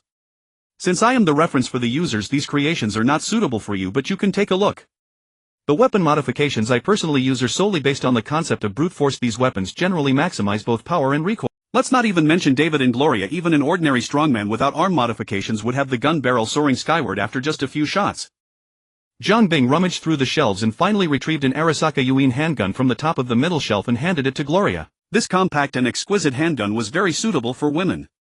Gloria held the matte black kinetic handgun in her hand. Indeed, the ergonomic grip fit perfectly with her palm, making it very comfortable to hold. The lightweight gun body was convenient for prolonged aiming, while the 9mm caliber offered a perfect balance of lethality and recoil. Gloria undoubtedly knew her firearms. As soon as she held the gun, she sensed a difference from her previous experiences with firearms. Although she couldn't articulate the specifics, holding the gun felt as if the two had melded into one. "This is a gift for you, consider it a joining present." Zhang Bing was pleased to see his creation appreciated by someone, which not only gave him a sense of accomplishment but also provided him with professional growth material. After all, crafting items for others is also a part of being a craftsman. "You haven't undergone any combat modifications yet. I estimate you don't even have the most basic subdermal armor. He'll make you a lightweight bulletproof vest shortly, just for temporary use." The previous bulletproof vest was given to David and he hadn't returned it voluntarily. With this thought, Jiang Bing couldn't help but glance at David, who looked guilty. However, the bulletproof vest made from heavy subdermal armor was too thick. Wearing it would mean saying goodbye to the Shinganji outfit. A lightweight armor cut from a thickness of only a few millimeters would feel as snug as a base layer. The source of the materials must remain strictly confidential. After all, not everyone has the kind of nerve that Jiang Bing does. Holding the cold firearm in her hand brought Gloria a tremendous sense of security. Coupled with Jiang Bing's display of strength, the newly appointed intermediary felt a bit more confident about tomorrow's outing. Seeing that Mrs. Martinez appeared noticeably less tense, Jiang Bing realized that this display of muscle had achieved its purpose. Class dismissed. In the Central District on Martin Luther King Avenue at the Blossom Apartments, Jiang Bing drove the car into the underground parking garage amid William's nagging. At this moment he was dressed in a black trench coat reinforced with bulletproof plates and wore a demon-shaped air filtering mask on his face, completely wrapped up. Stick to the plan, no need to panic. Since he had no brain-computer interface, Jiang Bing could only communicate via earphones on the team's communication channel. Brian Scott's apartment was on the 23rd floor. The three entered the elevator. William contacted the employer and the elevator automatically ascended. Soon the elevator doors opened automatically on the 23rd floor and Gloria was the first to step out. Jiang Bing silently followed behind, acting like a lackey. The Blossom Apartments were called Blossom because there were actually fresh flowers inside the building. Large bouquets of flowers were displayed under transparent membranes on both sides of the corridor, and with the aid of technology all the flowers were in full bloom. Colorful and competing in beauty, they were eye-catching, making the two who had never seen such good things stare in awe. These are all real flowers. Just take a few out and you can sell them for a considerable sum. See, no matter how you look at it, these rich people are really wasteful, always going for these flashy but useless things. William commented while admiring them. Gloria, however, secretly glanced at Jiang Bing, following behind only to find him completely indifferent to this rare sight. His eyes swept over the flowers without any ripple, as if everything were ordinary. Gloria increasingly felt that her earlier guess might be true. After the surveillance at the door scanned the group, the room door slid open automatically. The door was opened by a bodyguard in a suit whose bulging clothes clearly indicated he was carrying a weapon. As a high-end apartment building, even in the prime location of the Central District, the Blossom Apartments had luxurious floor plans. The spacious living room was over 100 square meters with a huge floor-to-ceiling window at the front. Outside the window was the neon-lit Central District, and in the distance one could see the bustling little Chinatown. Outside the window was a spacious balcony large enough for 4 beach chairs and a barbecue grill. In fact, that was exactly how the owner had set it up. This luxurious sight inevitably made Gloria think of her own cramped apartment, where the poor struggled to have a tiny shelter smaller than even this balcony. An inexplicable bitterness rose in Gloria's heart. Jiang Bing had no time to care about that. He was staring at a certain spot on the ceiling. Kongtao concealed defensive machine gun turrets, 2 of them. The ceiling looks pretty new, probably just installed recently. Looks like someone hasn't been sleeping very well lately. William chimed in over the channel normal. Anyone who knows they're being targeted and could lose their life at any moment would be like that. Welcome, welcome. The main man walked out of the room, followed by a bodyguard. Brian Scott was a typical upper-class citizen of Night City, having taken over his father's business at just over 30 and was now in his prime. The bodyguard stepped forward, intending to start the pat-down with Gloria. Without a word, Jiang Bing stepped forward, reached out to block the bodyguard's wandering hand, then grabbed his collar and applied a slight force. The heavily modified bodyguard, weighing nearly 300 G'n, was effortlessly lifted into the air and then gently set aside. It happened in the blink of an eye, and the effect was self-evident. The bodyguard behind Brian Scott had just reached for his gun when Jiang Bing's fierce gaze locked onto him, leading to a standoff. Intuition told him that the consequences of drawing his gun would be very ugly. And probably quite undignified, like being taken out from a distance by a thrown axe. Laying hands on a lady is not very polite, would you say, Mr. Brian? Gloria delivered a perfect assist. This show of strength was highly successful. When Brian spoke again, his tone was less frivolous and more serious. Indeed. He gestured for the 2 bodyguards to stand down, then motioned for everyone to sit. The leather sofa was expensive, and sitting on it felt like sinking into clouds. This beautiful Ms. Gloria, where did you do business before? I haven't heard much about you in Night City. Brian poured drinks while skillfully probing. Just as the boss predicted, Gloria thought to herself. Night City is huge. People pour into the city every moment chasing dreams. It's normal for people to come and go. Gloria quickly got into character, trying to imitate the polished politicians on TV, speaking in a roundabout way. That makes sense, but not everyone can make it in this city. It's easy for dreams to disappear. Brian picked up the wineglass and placed it in front of Gloria and William. Gloria took a sip, and the taste made her sigh that it was indeed the high-end stuff only the rich could afford. Everywhere is a dog-eat-dog world. The essence of the strong preying on the weak remains the same even in Atlanta. Brian applauded lightly. Brilliant. Let's set aside the tedious formalities and talk business. After getting the desired results from his probing, Brian brought up the main topic. You all know the situation. The plan you had William relay earlier was good and had your traits characteristics, but now there's a small change. Brian pulled a chip from the slot behind his ear and handed it to Gloria. Christopher Miller, that old fox, recently found out I'm going after him. He suddenly attacked at yesterday's board meeting. No need for details, you probably don't care. Anyway, things have escalated. Seeing Gloria start to browse the chip's contents, Brian sighed, his tone harsh. Now I not only need that old fox's life, but I also need you to get evidence of his embezzlement from the safe in his residence. Only then can I nail his entire faction at the board meeting. After browsing the chip's data, Gloria responded, we also need to steal from a villa with tight security, Mr. Brian. This is much more complicated than the original job. Brian took a deep breath. Don't worry, I know the rules of the game. He'll pay more. The atmosphere immediately became harmonious. Back in the car in the underground parking lot, Gloria could no longer contain her excitement. My God, 200,000 euros as a deposit, and he just handed it over to us without worrying that we might take the remaining 400,000 and run. Murder and arson bring gold. This amount of money is nothing to him, Jiang Bing replied. Besides, the three of us can't handle this job alone. We'll need to find more people, which will be a big expense. Jiang Bing turned to look at William in the back seat with his mohawk. The guy looked very cautious, afraid that Jiang Bing would ditch him and go solo. I understand. He'll take only 10%, oh no, 0.5%. You introduced the job. After it's done, he'll give you 15%. But there's a condition, you have to stay with us the whole time. With caution against betrayal, Jiang Bing's arrangement was watertight. Upon hearing this, William started gesticulating excitedly, either not catching Jiang Bing's implication or being overwhelmed by the huge sum of money. I know a crew of edge runners. They're reliable. If needed, I can contact them. Jiang Bing glanced at the uneasy Gloria, knowing she was probably referring to Maine's crew. Not for now. Too many people, too many eyes. All we need is a hacker to handle the security, and we can handle the job. Don't worry about the hacker. He'll handle it. The money stays with Gloria for now. We'll split after the job is done. Any objections? The other two had no objections. Alright, that's it for now. Everyone go home. Leaving aside how William, who got off halfway, walked home, Jiang Bing had his own plans for the hacker. The next evening, as Gloria was getting ready for work, she saw Jiang Bing mysteriously carrying a box into the car. Seeing her curiosity, Jiang Bing directly shoved the box into her arms and told her to open it. Inside the box were neatly stacked rows of citizen information terminal chips. Mrs. Martinez's face turned pale and she nearly threw the box out the window. This was practically like holding a box of human heads. You see, such chips only existed inside brain-computer interfaces, serving as the 2077 version of a resident ID. A person's identity information, bank accounts, and other important data were all stored on this chip. This many chips couldn't be collected by just killing two people. You didn't kill an entire skyscraper full of people, did you? Mrs. Martinez swallowed hard, suppressing her fear as she asked. How could that be? Not that many. Jiang Bing closed the box and tossed it to the back seat. Believe it or not, these people deserve to die. Besides, since you've chosen this path, you'd better get used to it from now on.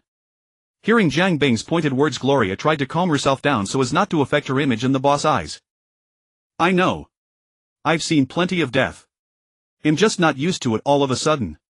The disciplined Jiang Bing, even with a 600,000 euro job hanging over him, refused to take a day off, and the black clinic operated normally at night. It was just unfortunate for the physically weak Mrs. Martinez, who even doing light assistant work ended up sore and exhausted after a night. After seeing off the fourth sex worker who had come by tonight, Gloria noticed a strange woman sitting on a chair in the waiting area. This person had arrived early and sat quietly all night, letting others cut in line without reacting. She didn't seem to be there for medical treatment, instead she had another purpose. The woman was around 40, plainly dressed. She only came forward after all the patients had left. She glanced at Mrs. Martinez but said nothing. It's fine. After receiving Jiang Bing's affirmative reply, the woman's eyes flickered with blue light on and off like a robot. What do you want? The woman asked in a cold tone. 42 want a job. You handle the security of a villa and let me get in to find something. The woman sat down and after a moment spoke again. Your jobs have always been reliable. Give me the intel, let me see. Jiang Bing seemed to trust this strange woman greatly, signaling Mrs. Martinez to hand over the chip with the data. As they touched, the woman's palm was warm, not mechanical. Inserting the chip into the slot, the woman's eyes flickered blue more frequently. What's with this woman? Your lover. I thought you always worked alone. Mrs. Martinez's face flushed inexplicably. Assistant Jiang Bing replied. All right. This job can be done. How much will you pay? 5,000 euros. A bit higher than market rate, fair enough. This showed just how corrupt Night City's fixers were. I'll take it. When's the operation? I'll infiltrate early and rig things. Jiang Bing gestured for her to look at Mrs. Martinez. Contact her. You still don't trust the network, lyric. Jiang Bing waved his hand. Old habit, can't change it in this life. Old-fashioned. At this point, the woman's words finally showed some warmth. She turned to look at Gloria, and suddenly a message popped up in Mrs. Martinez's brain computer.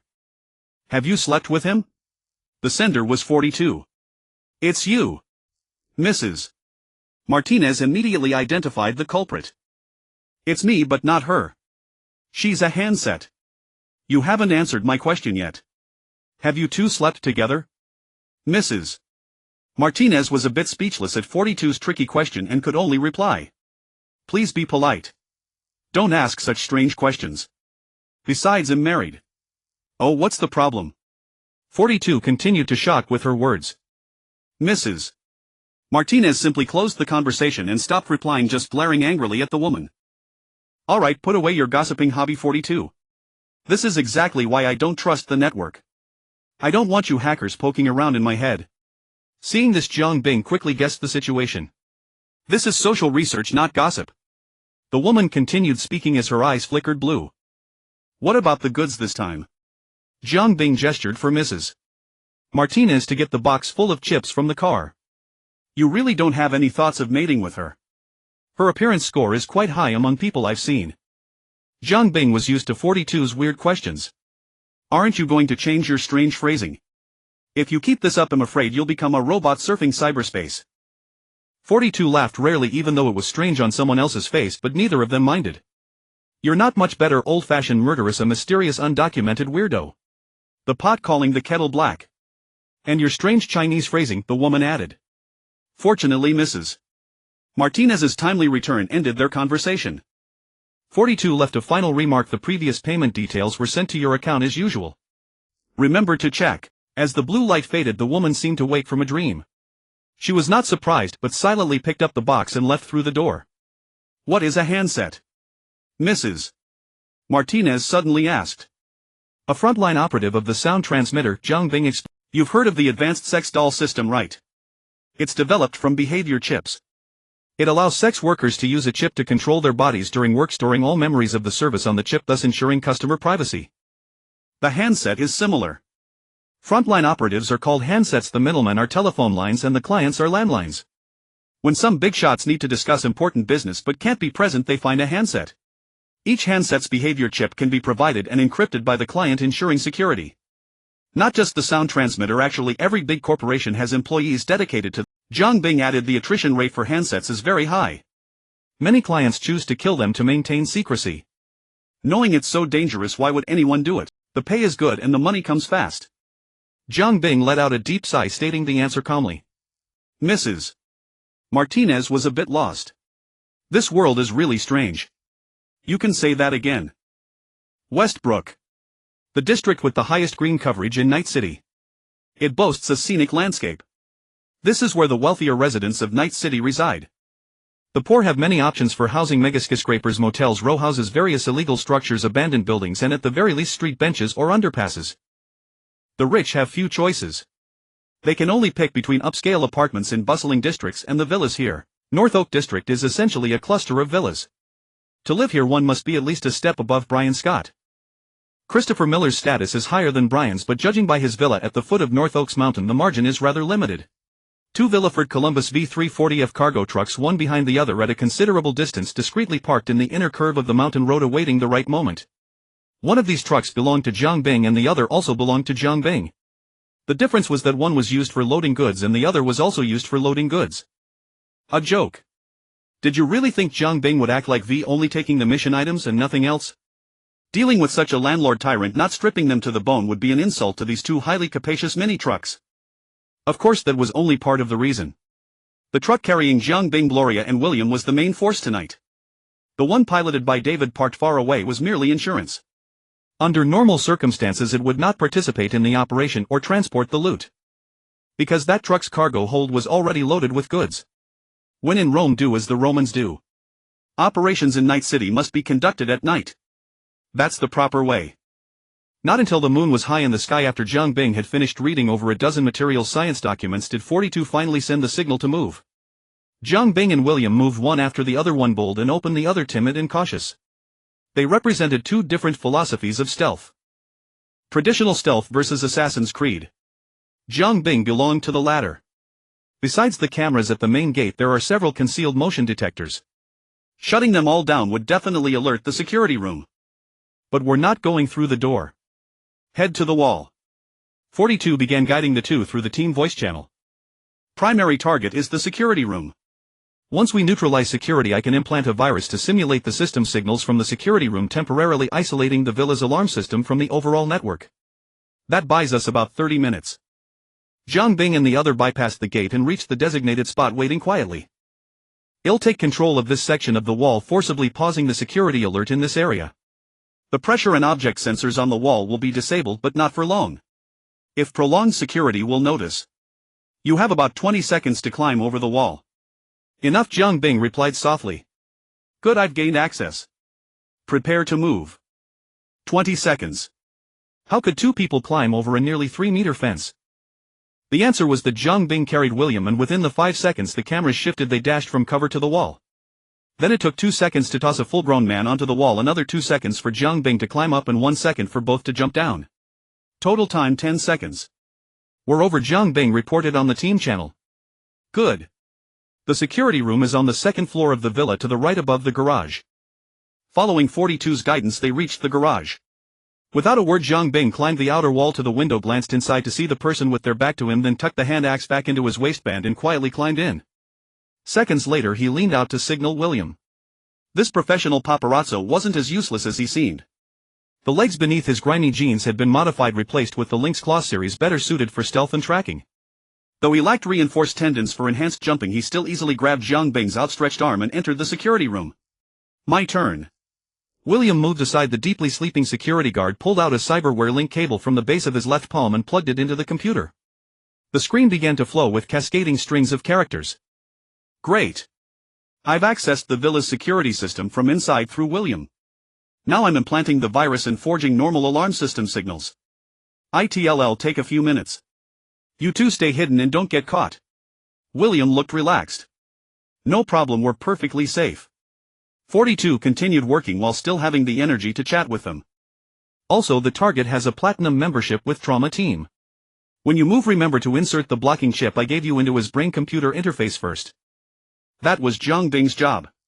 Is it true that no matter how far away, as long as a client is injured, Trauma Team will arrive within 7 minutes? True, Jiang Bing replied. They have their own AVs, and if necessary they can even airdrop from low orbit.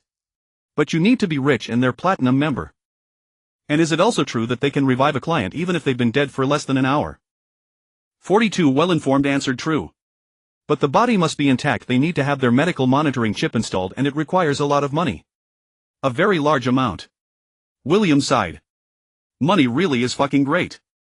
Boss, when you do the job, make sure to shoot a few extra times. Don't let that old bastard get saved by Trauma Team. Don't worry. He'll make sure they can't find his head. Done. You can move now. William pulled the cable from the computer. The two pushed open the security room door and advanced toward Christopher Miller's master bedroom. The villa had only a few of Christopher Miller's private security guards. Their patrol routes, due to the limited numbers, were full of gaps. Ignoring the cameras, the two exploited the gaps in the security patrols and practically swaggered into the master bedroom. But the smooth operation hit a snag here. Christopher Miller, who should have been in the bedroom, had vanished. 42, the bedroom is empty, William whispered anxiously. Impossible. The corridor surveillance shows he entered the bedroom and never left. I just checked all camera feeds and there's no trace of him moving. Jiang Bing scrutinized the bedroom and proposed a guess. A secret room. 42 highly likely. I'll pull up the villa's design plans and calculate immediately. Relying on instinct and on-site deduction, Zhang Bing stepped lightly to the wall beside the desk. I suggest you check this spot I'm standing on. Through William's cybernetic eye, 42 determined Zhang Bing's position and quickly ran calculations. 90 probability that the secret room entrance is here. But there's bad news, I don't detect any network access signal. This entrance likely uses a purely mechanical mechanism. Zhang Bing stood by the wall, his fingers slowly tracing the surface. No problem. I have a way to break through, but it'll be a bit noisy. William offered his opinion. How about we lay an ambush and wait for him to come out? After thinking it over, Zhang Bing rejected the plan. We only have 30 minutes. Too short, too risky. Get ready for a firefight. Zhang Bing drew his weapons, a gun in his left hand and an axe in his right, and retreated to the wall opposite the secret room entrance.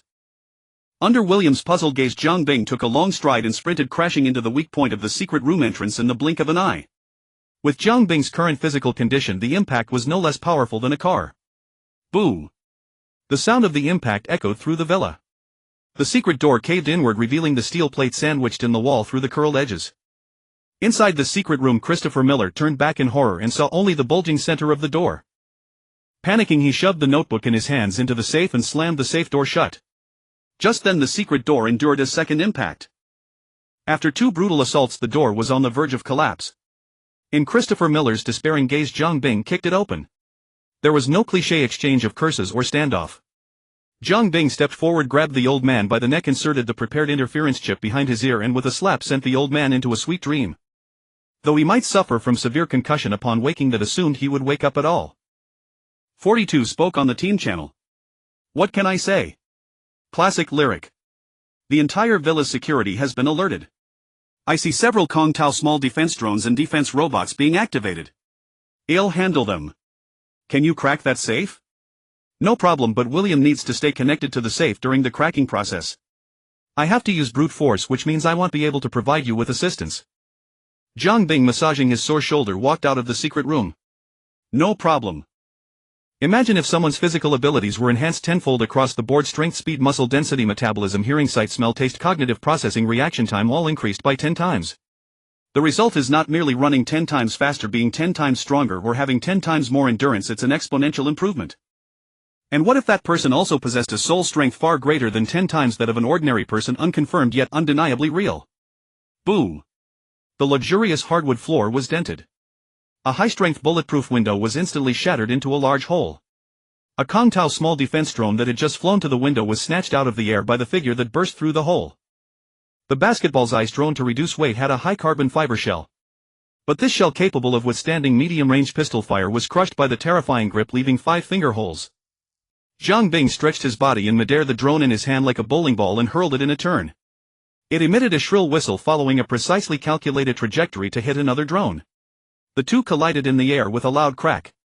The former, driven by immense force, embedded half of its body into the latter, and the interlocked pair fell together.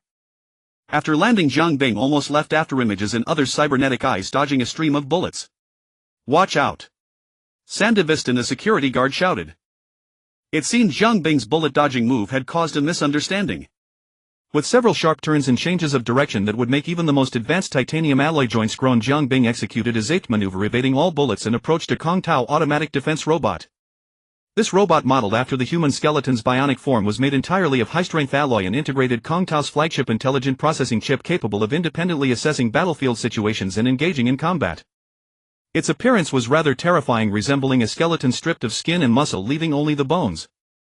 The robot's gun barrel was suddenly seized. Before its chip could analyze the next move, Zhang Bing clamped its head under his armpit, twisted his shoulder and neck, and tore off the head containing the processing core. The next second, the robot's still-lit electronic eye reflected the image of itself colliding with a bloody human head. A human brain naturally couldn't outmatch an iron skull. The victim didn't even make a sound, dropped his head and fell asleep. Soon the second robot was decapitated by a hand axe, smooth as a skilled butcher carving a carcass. In fact, Zhang Bing didn't exert much effort. To a craftsman, such purely mechanical entities were no different from being stark naked. At first sight, their secrets were laid bare. Suffice to say, these things were not only weak against electromagnetic fields but also weak against Zhang Bing. The third combat robot had its arms and legs severed, becoming a robotic stump. Zhang Bing then stomped on its head, sending it crashing to the ground. The fourth robot had its battery and most of its power system smashed by an axe blow. With sparks flying, the robot went into a crash, twitching wildly. Its robotic dance was quite impressive. The remaining security guard, the one who had shouted Sandevistan, watched Jiang Bing dismantle the robots in a flash while silently counting. 6, 7, 8. Thump. A surge of heat arose from his spine, spreading through his modified body. Intense pressure blurred his vision like a foggy filter. His chest felt as if clamped by a mechanical vice, and a sweet taste rose in his throat. Counting down to the known maximum duration of the Sandevistan, he endured the thrill of death and finally activated his own Sandevistan. In this state, time seemed to be held in the palm of a mortal. As he moved, his skin could clearly feel the sensation of cutting through the air. That feeling of wading through water never became comfortable, no matter how many times. The sharp katana was raised, aimed at the neck of the edge runner. But the familiar sensation of cutting through flesh and metal never came. The enemy, who should have dropped out of timestop, seemed to foresee the attack and turned to look at him. Although slightly slower in the next moment, with a sudden burst of speed he easily ducked and evaded the slash. As they passed each other, a fierce fighting spirit suddenly ignited in the other's icy eyes, as if saying, "You want to dance too?" Unfortunately, the dance partner's performance was rather lackluster. Before he could turn around, Jiang Bing's greeting landed on the back of his head. This was the first time Jiang Bing had encountered someone who could keep up with his reactions in combat, so he used maximum force in this attack. To achieve the fastest strike, Jiang Bing didn't hesitate to discard the hand axe in his hand. Instead, as they passed, he raised his elbow and smashed it into the back of the opponent's head. One was a supernatural being with pseudo-timestop, the other a security guard relying on the Sandevistan to achieve extreme speed. But their overall combat prowess was worlds apart. The latter was like an assassin who specialized in agility, fast and high damage, but with fragile defense, while Jiang Bing was a well-rounded character with no significant weaknesses. Thus, under Jiang Bing's elbow strike, the so-called worthy opponent didn't even grunt, his brains splattered, and he died on the spot. His body, propelled by the immense force, slid through the air for a considerable distance before finally landing. That elbow strike truly had the style of a boss. Sweeping his gaze across the entire scene, confirming that no other enemies remained besides himself, Jiang Bing steadied his stance amidst the wreckage. His nostrils flared slightly as if a machine had opened its cooling vents after intense operation, exhaling two lone scorching streams of air from his chest. In the cyberpunk world, people could temporarily overload their bodies with the Sandevistan cyberware, pushing their speed to the limits of physical endurance. There was no reason why Jiang Bing, having stepped into the realm of the supernatural, could not achieve the same. After all, whether his current body could still be called flesh and blood was uncertain. 42. That's insane. If I hadn't scanned you and found no cyberware signals, I'd definitely suspect you had a high-grade military Sandevistan installed. 42 had somehow muted the others and was speaking to Jiang Bing alone through the earpiece. Jiang Bing looked up, and sure enough, the camera in the yard had turned in their direction. "Jiang Bing, did you crack the safe?" 42. "Yeah, your Mohawk partner is gathering evidence upstairs." 42. "Are you sure you're not an escaped experiment from some biotech lab?" "Jiang Bing, I suggest you watch your mouth." 42. "Don't worry, I'll make sure the cameras recorded nothing. I recommend you destroy the security mainframe before you leave, the one in the security room, just to be safe." 42. "I don't want you coming after me. Jiang Bing mm. 42. "That's it now. Besides the old man still breathing, it's just the two of you in the villa. The blocking virus will last over 20 minutes, plenty of time." It was time for the beloved harvest. Returning to the master bedroom, William was flipping through a paper notebook, his cybernetic eye flashing with light as he recorded everything. "Is this what the client wanted?" Jiang Bing asked, directly, showing no interest in the dirty dealings recorded within. William looked up. "Yeah, this contains all the records of that old dog's money grabbing and other shady business." 42 didn't expect him to be so old school. Not many people still use pen and paper to record information nowadays. "Jiang Bing, obviously he was guarding against hackers like you." But soon Jiang Bing's attention shifted to the safe. Several gold ingots cast into trapezoidal shapes were neatly stacked in the upper layer of the safe. In the middle were piles of euro banknotes, and below was a small box of cash chips. Each chip could hold up to 9,000 euros, similar to bearer checks. Gold, hailed as the remains of stars, the product of supernova explosions, still held considerable value even in 2077. Although synthetic gold was possible with current technology, the extremely high cost made it uneconomical. Gold's excellent conductivity and stability in industrial applications allowed it to retain its value well, even in the current state of international order collapse. However, with technological advancement, gold was more often circulated as a precious industrial material, and advanced payment methods like cash chips and virtual account transfers had severely weakened its monetary value. But that didn't stop the old-school Christopher Miller from stocking a few ingots as emergency funds for bankruptcy or escape, nor did it stop Jiang Bing from selling them at a good price. Besides, even if he used them himself, they were excellent. A windfall was welcome to everyone. Zhang Bing packed the items together, carried them in one hand and with the other lifted the still sleeping Christopher Miller, motioning for William to head downstairs. Gloria, we're done. Come pick us up, Zhang Bing called over the comm channel to the driver waiting in the car outside the villa. Gloria had fully settled into her role after these 2 days. She drove the Villefort Columbus V340F, crashing through the iron gate, rumbling over the gravel path and executing a perfect drift that brought the rear doors right up to Zhang Bing. It was clear that Mrs. Martinez, new to the city and on her first heist, was still a bit green. She got out of the car, nervously looking left and right, gripping the yuxiang that Zhang Bing had given her tightly. All done. Mrs. Martinez opened the rear door, cautiously revealing the spacious interior of the Villefort Columbus V340F. It was no wonder the Villefort Columbus V340F was so popular among low to middle-level transport companies and nomads hauling cargo between cities. It had an incredible capacity. A sack of ill-gotten gains, cash gold and cash chips, 4 scrapped Kong Tao security robots, 2 crumpled Kong Tao small security drones, a matching Kong Tao security mainframe plus scattered firearms and melee weapons, barely filled half the cargo space. Under their subtle gazes, Zhang Bing tossed the body of the security guard equipped with Sandevistan into the vehicle. William clicked his tongue but said nothing. 42 was already used to it, their previous collaborations had been far more brutal.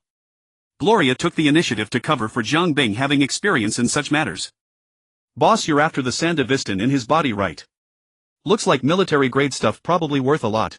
This was Zhang Bing exercising restraint. If the masked devil had been here, every single person present would have been disemboweled and dismembered, even the old man on the ground wouldn't have been spared. The trauma team's medical chip technology had also been something Zhang Bing coveted for a long time. After cleaning up the scene, he pulled the interference chip from behind Christopher Miller's ear and shot him in the head. He made sure to use a shotgun with specialized rounds to ensure Christopher Miller's brain matter was evenly spread across the surrounding floor. Boss Zhang kept his word. He said he would make the trauma team lose their heads, and he made sure they literally had no head to find. To be safe, he stuffed 2 high-explosive grenades into Christopher Miller's chest before the group drove off. Brian Scott's payment was remarkably fast. Within 20 minutes of William sending the recorded notebook contents and scene photos, Gloria received a transfer of 400,000 euros. 2 cars, 5 people, one after the other, followed Zhang Bing's directions through a circuitous route back to the wasteland.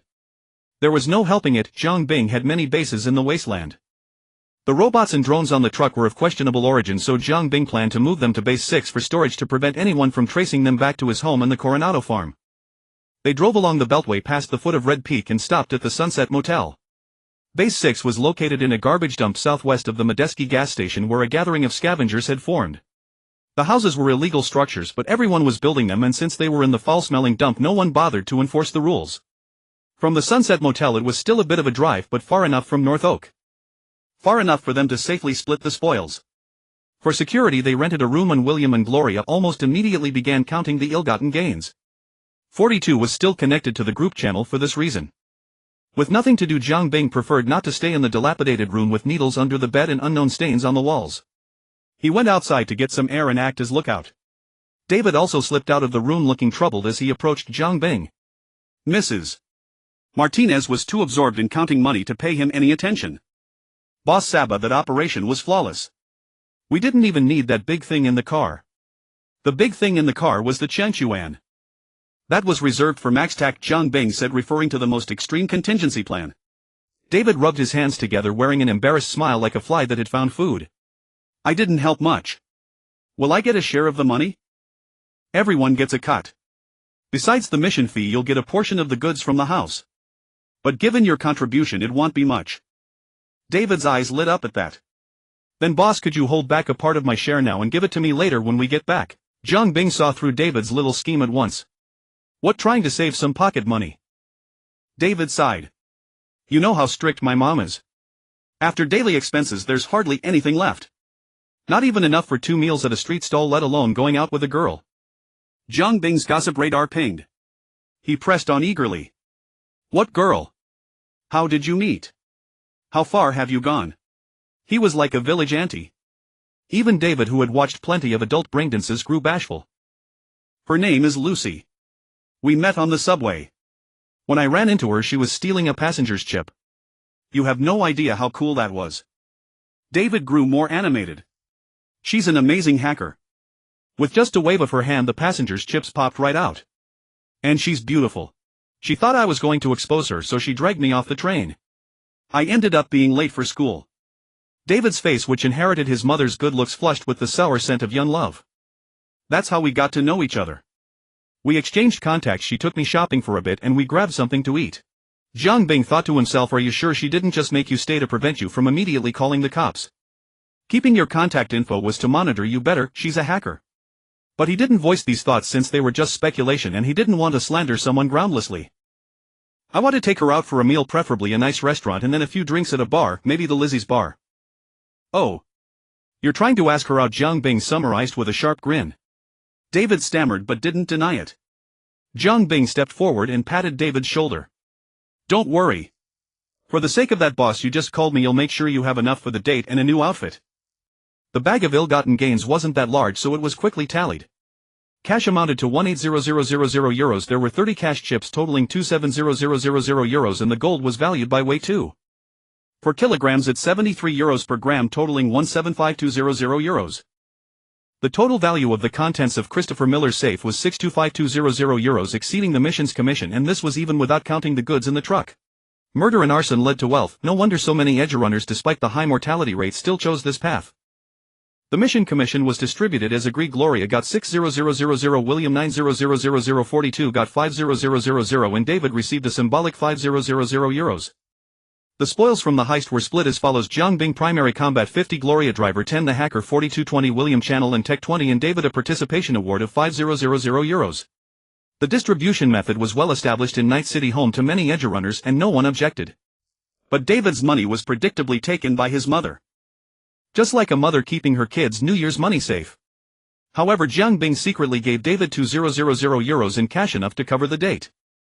After the split, the group dispersed.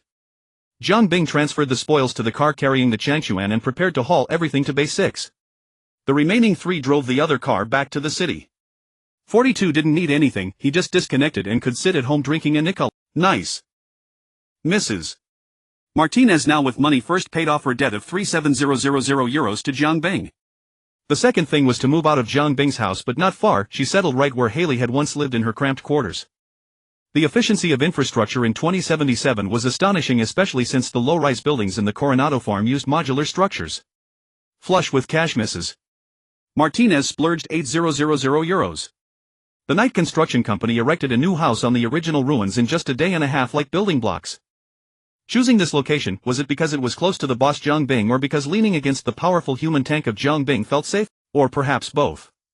As for changing her environment after clearing the debt, the reward from the last mission had already made this woman's eyes red with greed. In this world, the distribution of social resources was extremely fragmented. The hard-earned monthly income of the bottom-tier civilians was often only a few thousand euros, enough to sustain a family's living, but the quality of life was worrying. They could only eat synthetic food, drink roughly filtered tap water, and even the synthetic meat made from earthworms was hard to consume freely. Not to mention medical treatment or the pension issues when they grew older. But for higher-level resources, prices would skyrocket. High-end combat cyberware often cost 5 figures. Trauma Team's Platinum membership was 6 figures per month, and a Tsunami Defense Nikomata Tech sniper rifle could fetch 200,000 on the black market with no supply to meet demand. And premium medical cyberware such as a spleen implant that could perfectly solve Mrs. Martinez's health issues would cost 200,000 to 300,000. Not to mention the real meat and fruits that the rich enjoy daily. A casual meal for the wealthy could cost an ordinary person several months or even years of income. The municipal government's banquets, packed with celebrities from all walks of life, were considered poorly hosted if they didn't leave enough kitchen waste to fill 3 or 5 trash bins by the end. Even so, this garbage never reached the mouths of the lowest. Specialized organizations would buy these leftovers, process them, and resell them, each portion costing you at least 150 euros. Even then you had to queue to get it. To make David live a good life, this money was far from enough. Moreover, to achieve class mobility, money was only one aspect. The higher you climbed, the less it mattered. So Mrs. Martinez was working hard to be a good fixer partner. Not only did she start practicing shooting behind the house, but she also revived her old network from the municipal government's medical team, diligently collecting all kinds of information. Of course, she didn't quit the job as a nurse at Jiang Bing's Black Clinic for 6,000 euros a month, since she had an extra mouth to feed. Haley, your recent submissions on the knowledge of Sandivistan Peregrine Kong Tao Defense System, Data Processing Host Kong Tao Defense System, Intelligent Robot Kong Tao Defense System, Small Drone, have been recorded. This terminal has received 23 artisan badges from the 7th Crystal Wall host. Now listing your personal attribute panel. Name Jiang Bing. Title Apprentice Artisan. Class Level 252. Origin B33 plane origin star Earth. Location plane HXXDC2W33 Earth. Existence power 2. 3. Composition power 2. 7. Creator database access level 148. Craft badge count 84. Jiang Bing was hard at work at home. The complete set of Kong Tao's intelligent defense system he had obtained from Christopher Miller's house gave him inspiration. The auto-targeting and firing capabilities of the intelligent robots and drones made him envious. Although he had been roughed the usable parts from 2 drones plus Jiang Bing's handcrafting could at least assemble one that could although the weapon system was completely destroyed, it didn't affect Jiang Bing's plan at all. He intended to modify this drone into a suicide electromagnetic pulse bomb. The chip taken from the head of Kong Tao's intelligent robot after modification could ensure that the drone once activated would automatically assess the battlefield situation and dive toward the area with the most enemy armor. Upon arrival, the enemy would face a devastating electromagnetic storm. But easier said than done. Drones were flying units with inherently delicate structures.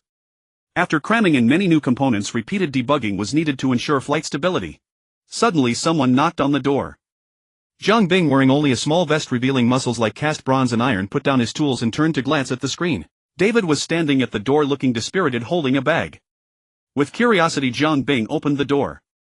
"Boss Saba, do you desire power?" David's first words almost made Jiang Bing fall off his seat. "No, I desire NZ," Jiang Bing thought to himself. Under the light, Jiang Bing noticed David's face was covered in bruises so severe that half his face was swollen. "Why do you ask?" David placed the item in his arms. Inside the bag was the Sandevistan that Gloria had previously stripped from a cyberpsycho. Gloria hadn't yet given this item to Maine's team. "I desire power now." Jiang Bing motioned for David to calm down. "I've been thinking if I just graduate from Arasaka I can make something of myself. So I endured and worked hard at school, ignoring my mother's daily hustle for my tuition, watching her grow thinner." David's expression suddenly turned gloomy. "Boss, don't you think I'm not qualified to think about these things?"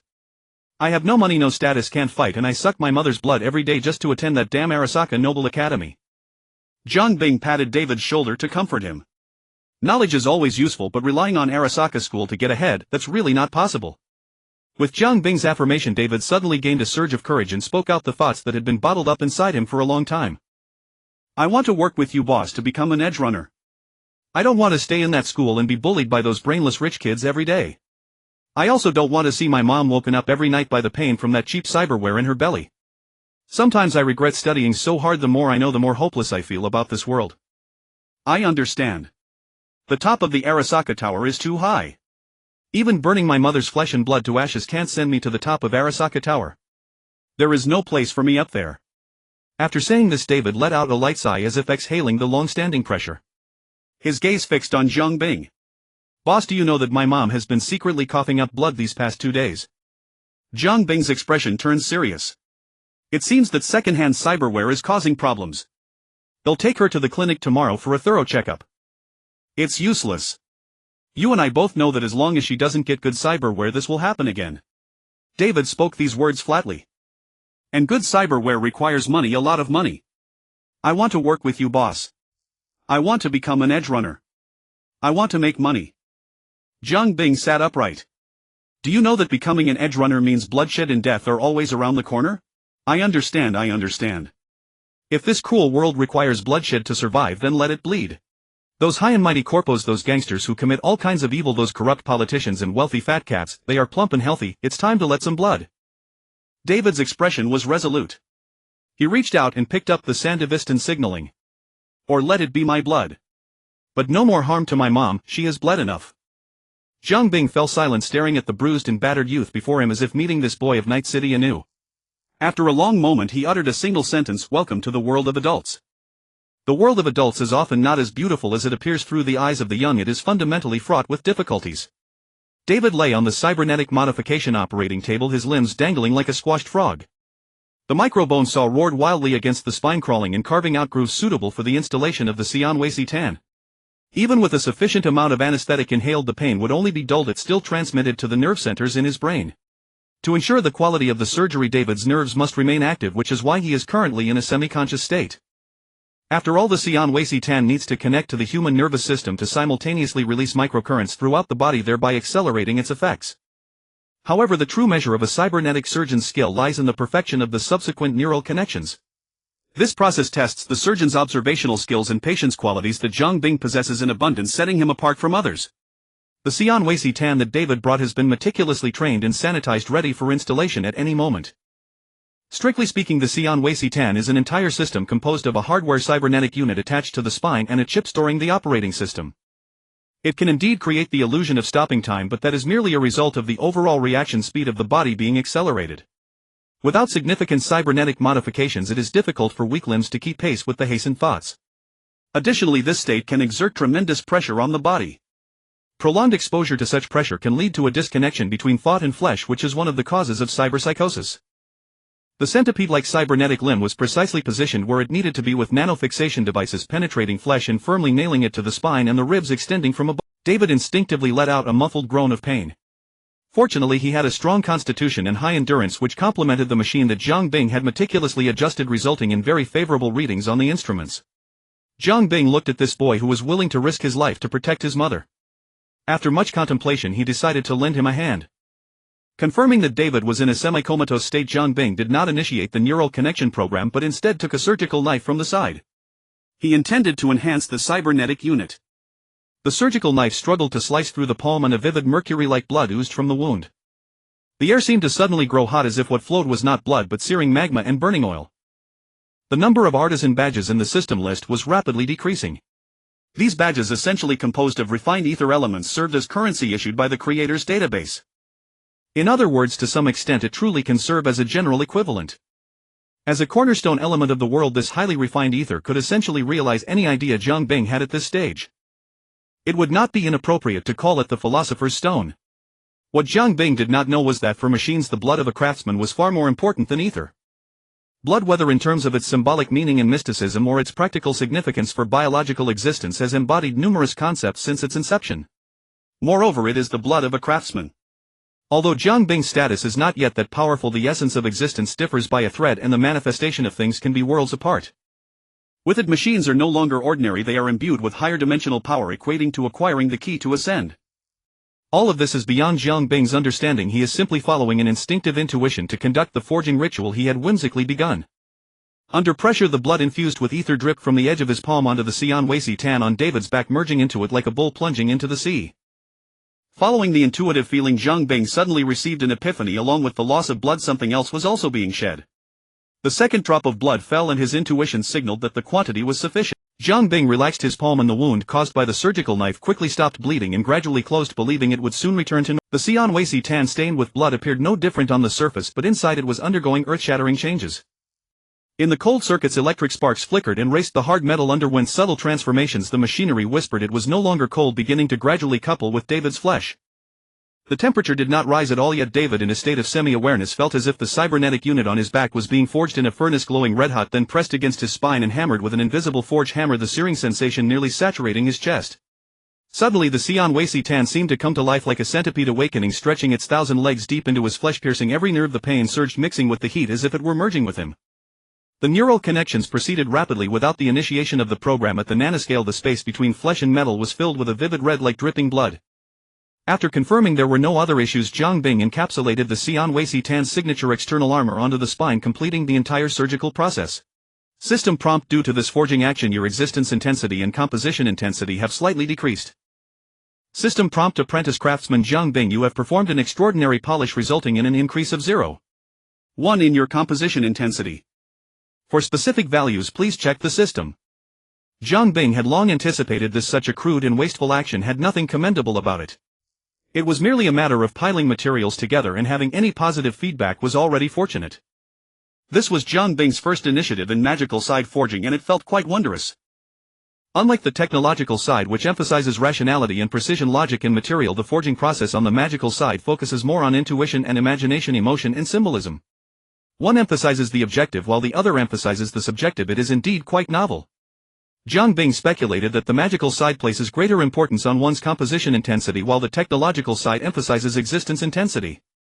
These two indicators indeed reflect the external and internal respectively. After the previous experience, gathering 100 badges and passing through the gate to access the magical realm became a more significant goal in Zhang Bing's mind. After all, a qualified craftsman should not be unbalanced in skills. Personal attribute panel is being generated for you. Name: Zhang Bing. Status apprentice craftsman. Occupation level 257. Hometown B33 dimension origin star Earth. Current location dimension Earth HXXD C2W33. Existence intensity 2. 2. Composition intensity 2. 7. Access level to creators database 148. Number of artisan badges 73. Indeed, with the loss of certain elements alongside the blood, Zhang Bing's existence intensity decreased by 0. 1, while his composition intensity should have also decreased by 0. 1. However, considering the feedback from this forging, it ultimately remained unchanged. However, the number of artisan badges consumed was 11. Zhang Bing hoped that the performance of the polished Xian Weici Tan with David would justify these sacrifices. Half an hour later, David finally regained control of his body from the chaos. As he lifted his head, David could distinctly feel the device attached to his spine. Unlike the previous basic cybernetic modifications, this time there was no cold metallic sensation nor the swelling caused by the natural rejection of the flesh. "You're awake." Zhang Bing set down the data board and greeted him. David gently moved his body, saying, "Boss, your skill is truly remarkable. Aside from a bit of pain at first, I feel no discomfort at all. It feels as if it has grown directly from my back." He tossed the yellow-edged wanderer coat to David, signaling him to put it. After receiving the clothing from the Divine Palace Temple, this coat, which had no other advantages besides durability, was finally passed on to David. "I added a little something to the device on your back. It will only bring benefits, not disadvantages. Just to be safe, if you feel good, let's test it out." David seemed to have received a new toy and was eager to start. In the open space outside the clinic, the two stood several meters apart, facing each other.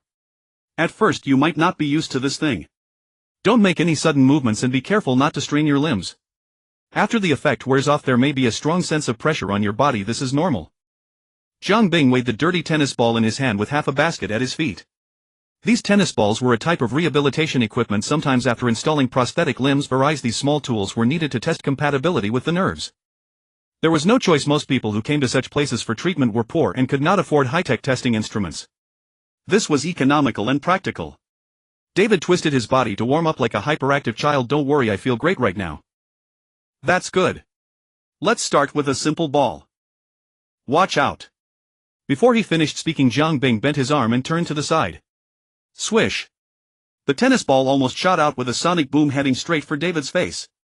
David's pupils contracted to the size of pinheads in an instant, a sense of crisis washing over him from the direction of the incoming tennis ball. His heart felt as if it had been squeezed tightly, a scorching wave like magma spreading from the Xian Weici Tan on his spine throughout his body. Thought it was as if he could hear the sound of his blood pounding in his ears, accompanied by a sense of heavy pressure. The world in David's eyes suddenly slowed down. He finally saw the tennis ball that would graze his scalp flying toward him from behind. The hand movement that he used to execute effortlessly in the past now felt extremely slow. Fortunately, the tennis ball was also crawling through the air. With David's effort, he finally managed to catch it in front of him. A great force transmitted through his hands and the tennis ball nearly slipped from his grip. David had to use both hands with all his might to hold onto it, yet he was still pushed backward, directly breaking out of the time-stop state. Ignoring the burning pain in his palm, David jumped up. "Boss, did you see that? I caught it. See, that's awesome." This tennis ball was moving so slowly, like an ant crawling. Zhang Bing had naturally seen every move David made. Well, if you couldn't even do that, this device wouldn't be so popular among the wanderers. "How does your body feel?" Listening to Zhang Bing's inquiry, David paused to carefully assess his physical condition. "It's quite strange. I don't feel as uncomfortable as I imagined, just a bit tired." Hearing David's description, Zhang Bing speculated, it seems David's physical strength is indeed excellent, and it should also be influenced by the forging during the installation. Let's rest for a moment before we proceed to the next test. His mind was racing with thoughts, but testing still had to continue. Yet David spoke up, "Let's keep going, I feel perfectly fine now." It seems the pressure from the Xian Weici Tan after the forging has decreased significantly. In the real world, the Xian Weici Tan does not precisely measure the duration and cooldown time down to the nanosecond, but generally each use of time stop requires a period of rest which acts as a cooling time. This is to relieve pressure on the Xian Weici Tan's components, preventing damage from prolonged operation overload. Furthermore, the physical burden of short-term consecutive time-stop states is also hard to bear. Similarly, according to documentation, the current market Xian Weici Tan can maintain time-stop for a maximum of about 8 seconds any longer, and both the Xian Weici Tan components and the body would suffer increasingly greater pressure. To avoid a direct collapse of both, mainly the flesh, the operating system will forcibly stop when the user's body reaches its limit, kicking the user out of the time-stop state. However, this function can be turned off by modifying the system programming, and most edgewalkers who are accustomed to danger will request the cybernetic surgeon to set it as an optional feature. David of course was no exception. Jiang Bing explained these points to David, then tossed him a baseball glove signaling him to put it on. Okay, next well test the duration. Try to maintain the Xian Wei Si Tan for as long as possible and catch the balls I throw, but don't push yourself too hard, let the system determine when to end. David took a deep breath and gave an okay gesture. Jiang Bing pulled out a timer from his pocket, and the instant he pressed the button his right hand blurred into a phantom. 11 seconds 37 balls. David finally exited the time-stop state, collapsing onto the ground in exhaustion. Due to the circulatory system not being modified yet, streams of sweat poured from David's body. This is incredible, boss. What did you add? The time surpassed the theoretical value of military technology. This means you've outdone their entire Xian Wei Si Tan development. David's voice trailed off as he realized from the overly impressive results compared to publicly available military technology data the risks involved. Jiang Bing remained unfazed, merely reminding him, it seems you figured it out. If you don't want to be dissected by military tech companies, normally you should limit your use of the Xian Wei Si Tan to no more than 8 seconds. In reality, it's better if you keep it even shorter and don't use it too frequently. David nodded in agreement. Get up, the main event is next. Jiang Bing called David back to the clinic. David struggled to stand up, supporting his waist as he followed behind. Is the test not over yet, boss? Inside the clinic, lying on the operating table that had just been vacated, David felt as if his warmth still lingered on it. Jiang Bing took out the biological technology Qing Air G3 from a nearby medical box and set it aside as a backup. Next, we need to test how many short-term activations of the Xian Wei Si Tan you can handle within your body's limits. Don't worry, I won't actually push you to your limits, we only need to collect enough data. The treatment instruments and medications are all ready, you won't die from this. The Xian Wei Si Tan is like your body, your weapon on the battlefield, you can only rely on them. If you don't fully understand them, a bad outcome awaits you. David was persuaded, resignedly lying down on the table with a determined expression. Let's go. 14 times, that was the number of times David could use the Sandevistan within an hour, though afterward he might have to lie in bed for days. Of course, if the intervals between use were too short and the duration exceeded the system's safety threshold, this number might fluctuate downward, but it was still a performance that could outclass all Sandevistan models on the market. David collapsed into the lounge chair as if his body had been hollowed out, his gaze unfocused. Yet Jiang Bing's words managed to save his life. As long as you don't encounter anything too outrageous, you'll be fine for self-defense. There's a big operation targeting the scavengers coming up and you can tag along. Really? David revived as if brought back from the dead. How big is it, boss? Jiang Bing thought for a moment and replied, enough to get your mom a new high-quality liver cyberware with some left over. David hadn't expected his dream to come true so soon, and he nodded without hesitation. It'll also get you a decent military-grade subdermal armor. Relying on a bulletproof vest alone isn't safe. The two together will be more secure. But business is business, and it will be on credit. You'll pay it back from your share. Seeing Jiang Bing mention the bulletproof vest he had swiped, David looked embarrassed but agreed wholeheartedly, nodding repeatedly. After explaining the plan against the scavengers, Jiang Bing suddenly turned serious. The feeling of power is undoubtedly intoxicating, but I advise you not to get lost in it, blindly undergoing excessive cyberware modifications in pursuit of strength. Cyberpsychosis doesn't discriminate by age, gender, or whether you love your mother.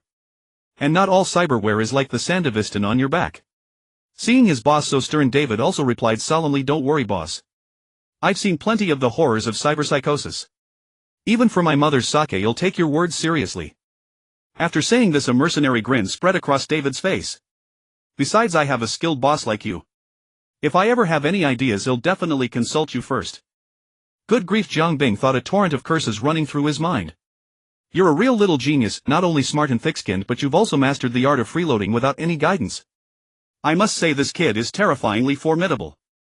With these qualities, how could you not succeed? Leaving aside how David would explain things when he got home, Jiang Bing, using his craftsman identity, began contacting cyberware channels on the black market to find a good subdermal armor for David. In truth, Jiang Bing was not only a qualified ripperdoc but also a part-time arms expert, vehicle specialist, chef, mechanic, and on top of that an extremely capable fighter. It could be said that he alone could sustain the logistics of a nomad clan, and this was a deliberate result of his efforts. These skills combined perfectly formed a development system based on war to sustain war. With these abilities, after fighting enemies, he could maximize the plundering of resources. Vehicles, cyberware, firearms, machinery, even scrap metal could be smelted into raw materials. Broken items could be repaired, good ones could be optimized, and missing ones could be crafted from scratch. Jiang Bing's capabilities ensured that he could convert the enemy's power into his own combat strength to the greatest extent. With better cyberware, better vehicles and weapons, he could more easily eliminate stronger enemies and plunder more means of production. Thus repeating the snowball would eventually grow larger and larger. In this process the craftsman could also continuously conduct independent research and development, innovate and build his own industrial system from scratch until finally the enemies would face overwhelming suppression from productivity to technology. This was the development system Jiang Bing had carefully designed based on the actual conditions of Night City, and it was also the original path of the craftsman. But all this was still too far off. Realizing it required massive resources. A journey of 1,000 miles begins with a single step. Now the priority was how to take down the scavenger gang that had been colluding with Sun Valley Medical. The masked devil had only rested a few days, but the scavengers in the Rancho Coronado farms were showing signs of resurgence. Scavengers were impossible to exterminate. No matter how many died, new ones would soon emerge, much like the saying, hair like leeks cut and grow again, heads like chickens sever and crow anew. It was a problem of the system. But for now Jiang Bing couldn't change the system, so he could only make the scavengers. The scavengers in Rancho Coronado had been almost wiped out, but driven by profit, scavengers from the Arroyo City Center, Heywood and Pacifica would soon flood into this vacant market only to be purged again. If the scavengers weren't so loosely organized and fragmented, any other gang would have been driven to desperation, hunting down the masked devil and executing him publicly to serve as a warning. In fact, many large scavenger groups, especially the biggest ones in Pacifica, as well as organizations with close commercial ties to the scavengers, had already noticed the anomaly in Rancho Coronado. But since it wasn't directly affecting their own operations and Jiang Bing was hiding extremely well, the matter remained deadlocked. The largest scavenger boss in the Arroyo deadlock was also troubled. Not only did he have to consider whether the vast scavenger market in Rancho Coronado was worth challenging the masked devil, but also the 4 lackeys he had sent to pick up goods at Fruit Basket a few days earlier had never returned and the cargo was gone. He tried to contact his partner Christopher Miller to demand an explanation but couldn't reach him. After extensive inquiries he learned that the old man had been hit by a young second shareholder who had just climbed the board, hiring a team of edge runners from somewhere to gun him down right in his own villa. One had to admit these young people were ruthless. He heard that Christopher Miller's ashes had been scattered and the trauma team had gone to great lengths to piece together his exploded corpse, but they couldn't find his head at the scene. Had that team of edge runners taken the head? Did that young man Brian Scott have a hobby of collecting enemy heads? It was truly baffling. With Christopher Miller's death, the supply route through Sun Valley Medical was cut off. Deadlock wondered if he should bring a nice-looking head as a gift to visit the new director and probe the possibility of cooperation. Thinking this, Deadlock glanced at the woman busy under the table. She had a fairly decent face, but it was a cybernetic face that heavily resembled the hot-selling models in Night City, so he abandoned the idea. Forget it, he'll pick one from the goods for the Black Braindance shoot later. Might as well shoot a decapitation series, Braindance won't go to waste. Deadlock kicked the trembling woman aside, stood up, pulled up his pants and headed to the prison area inside the factory. The stronghold he occupied was originally a repair shop abandoned for some reason which he had taken over. The vast repair shop had been transformed beyond recognition by the scavengers, divided into several zones. The prison area for holding goods, the shooting area for filming extreme braindances, the slaughterhouse for dismembering and processing goods, plus the living area and garage. Naturally, the cells held those considered goods whose origins varied widely. Residents and thugs snatched from the streets, bodies bought from medical institutions, people lured online through various means, and those purchased from other traffickers who specialized in abduction. These people who had lost all hope and knew their fate were already numb, some having suffered torture beforehand. They were all relatively attractive, or at least had distinctive features so they could star in braindances like frying a live person. Those with plain looks had long been disemboweled, skinned and dismembered. But perhaps that was not a bad thing. Deadlock wandered around twice and finally settled on a girl who had been lured by a braindance actor recruitment ad posted online by the scavengers dreaming of overnight fame. Her it is. Young, fair-skinned, no signs of cybernetic modification. I think our new director will like this head.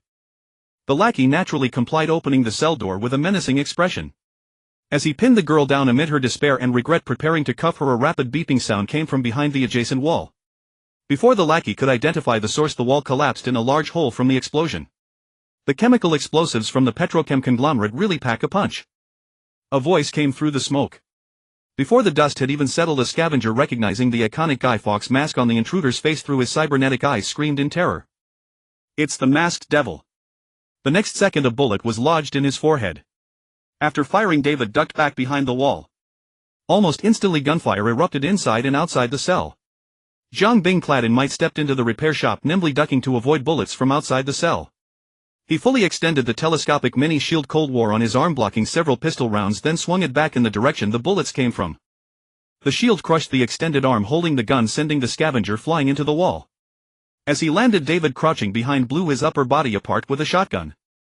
For dust you are, and to dust you shall return. Muttering the biblical verse, Zhang Bing's size 46 boot slammed solidly into the back of a scavenger trying to flee, kicking him through the cell door into the crowd outside. But one kick was enough to leave the poor soul barely breathing. Through the caution-free military-grade cybernetic eye scan, the HUD of Mike displayed rows of red human silhouettes through the walls. Then sin, when it is full-grown, gives birth to death. The lumberjack on his right hand spun wildly, unleashing a torrent of bullets that drowned everything. Bracing against the immense recoil, Zhang Bing charged out of the room. Bullets fired by the scavengers clanged against the surface of Mike, but as Zhang Bing swung his right arm, scavengers and cover alike were pierced and shattered by the bullets, the sound quickly diminishing. Several grenades were thrown. From their appearance, they were likely EMP grenades. The scavengers had apparently mistaken Mike for some kind of Centaur-class exoskeleton, thinking EMP would cripple it. But not only was their logic flawed, the grenades had barely been thrown when David, who had been huddling behind Zhang Bing, vanished, reappearing at another piece of cover while the airborne grenades were all detonated. Amid the electromagnetic flashes, Zhang Bing raised his shield to block a suddenly appearing katana. His right-hand machine gun, used like a set of brass knuckles, slammed a scavenger sub-boss down as he emerged from a time-stop state, disbelief in his eyes. Zhang Bing then shoved the 6 barrels of the gun into his face and unloaded. What kind of combat capability could a bunch of scavengers have who only ambushed pedestrians and spent their days swindling? The one just executed by David was probably their best fighter.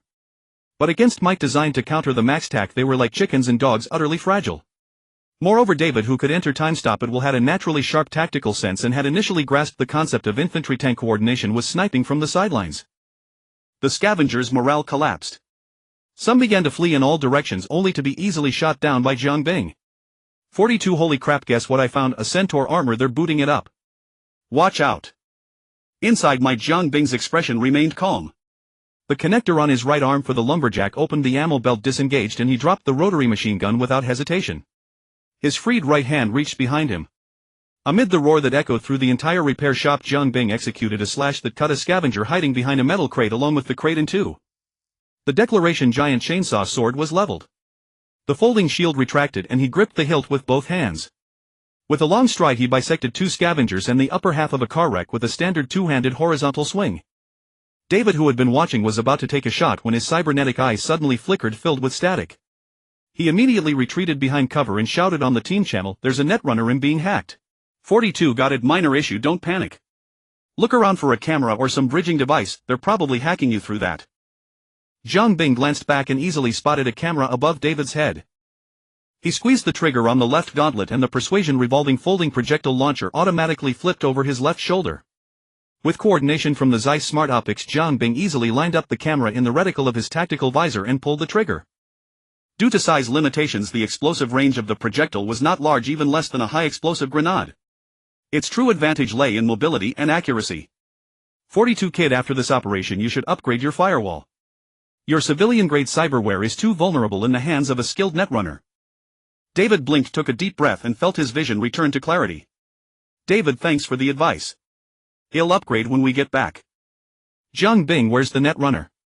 Found his location yet? 42 Of course, the guy's a half-baked amateur. He's in an office on the 2nd floor next door. Zhang Bing, you'll handle him. Keep an eye on things, don't let anyone escape. 42 As soon as the bomb went off I locked all exits and disabled the systems. The reboot will take at least a few minutes. 42 Besides, aren't those kids outside? They don't look like they're messing around. For this operation, Slick had also brought 4 or 5 trusted men whom Zhang Bing had positioned at the repair shop's entrance to ambush. The dozen or so scavengers in the room had been decimated by Zhang Bing in just a few minutes. A heavy shelf was kicked over by Zhang Bing, pinning the last fleeing scavenger beneath it, and the chainsaw sword plunged down without hesitation. Zhang Bing continued advancing. When the two of them broke into the adjacent room, the netrunner had already scrambled out of his net running chair and was about to flee. Enemies meeting face to face, their eyes burned with hatred. Zhang Bing preemptively predicted and slashed his sword to deflect a few stray bullets, while David activated the Sandevistan, sweeping past the combatants like a gust of wind, charging straight at the netrunner. Every scavenger in his path took a bullet to the head from David. Except for one who had apparently modified his skull and wasn't pierced by the standard bullet, all the others fell simultaneously. Then Zhang Bing stepped forward and swung his sword, severing the surviving scavenger head from tail, cleaning up the straggler for David. The netrunner never had a chance to speak. In fact, to prevent being hacked, David didn't even exit time stop before firing 2 shots to the chest and 1 to the head, ensuring the man died peacefully and without worry. The 2 continued advancing, entering the scavenger's slaughter workshop. Several bodies lay carelessly on metal tables, disemboweled, with surgical instruments scattered everywhere. Several large plastic buckets stood nearby, their contents making David feel nauseous. David, this is too cruel. I never imagined anyone could do such things to their own kind. 42, you're just not used to it. Shelves against the walls held numerous cybernetic arms and legs. Though the cyberware was clean, their proximity to the bloody corpses gave them a sinister aura. 42, the rest of them have gathered in the repair hall along with that centaur armor. Looks like they're planning to ambush you there. Zhang Bing, a mantis trying to stop a chariot. 42, concise and efficient. Eastern culture is fascinating. Noted. Ill, charge straight in. David, act on your own judgment. Remember what I said. Find cover first. David answered quickly, then counterattack. A rather crude plan was thus formulated. Then, under David's watchful gaze, Zhang Bing began his sprint. Propelled by Zhang Bing's physical strength, might easily broke the record of a 100-meter sprint champion, charging into the repair hall like a gust of wind. Though it was unclear how the scavengers had gotten their hands on this centaur armor, the operator was fairly skilled. He had abandoned the centaur armor's most lethal weapon, the thermal gun, in favor of a lighter, easier-to-control heavy machine gun. But this tactic was destined to be futile. Apart from a slight deceleration after running over an unlucky scumbag, the centaur's combat processor hadn't even locked onto its target before Mike was already upon it. Take this. Jumping overhead strike. The high-speed spinning chainsaw, carrying abundant kinetic energy, was more like a strike than a cut as it slammed into the shield hurriedly raised by the centaur armor. With sparks flying, a thick layer of military-grade nano-triproof coating was scraped off the shield. Before the driver could react, the centaur armor, under the adjustment of its combat system, began to retreat rapidly, dodging the subsequent horizontal sweep.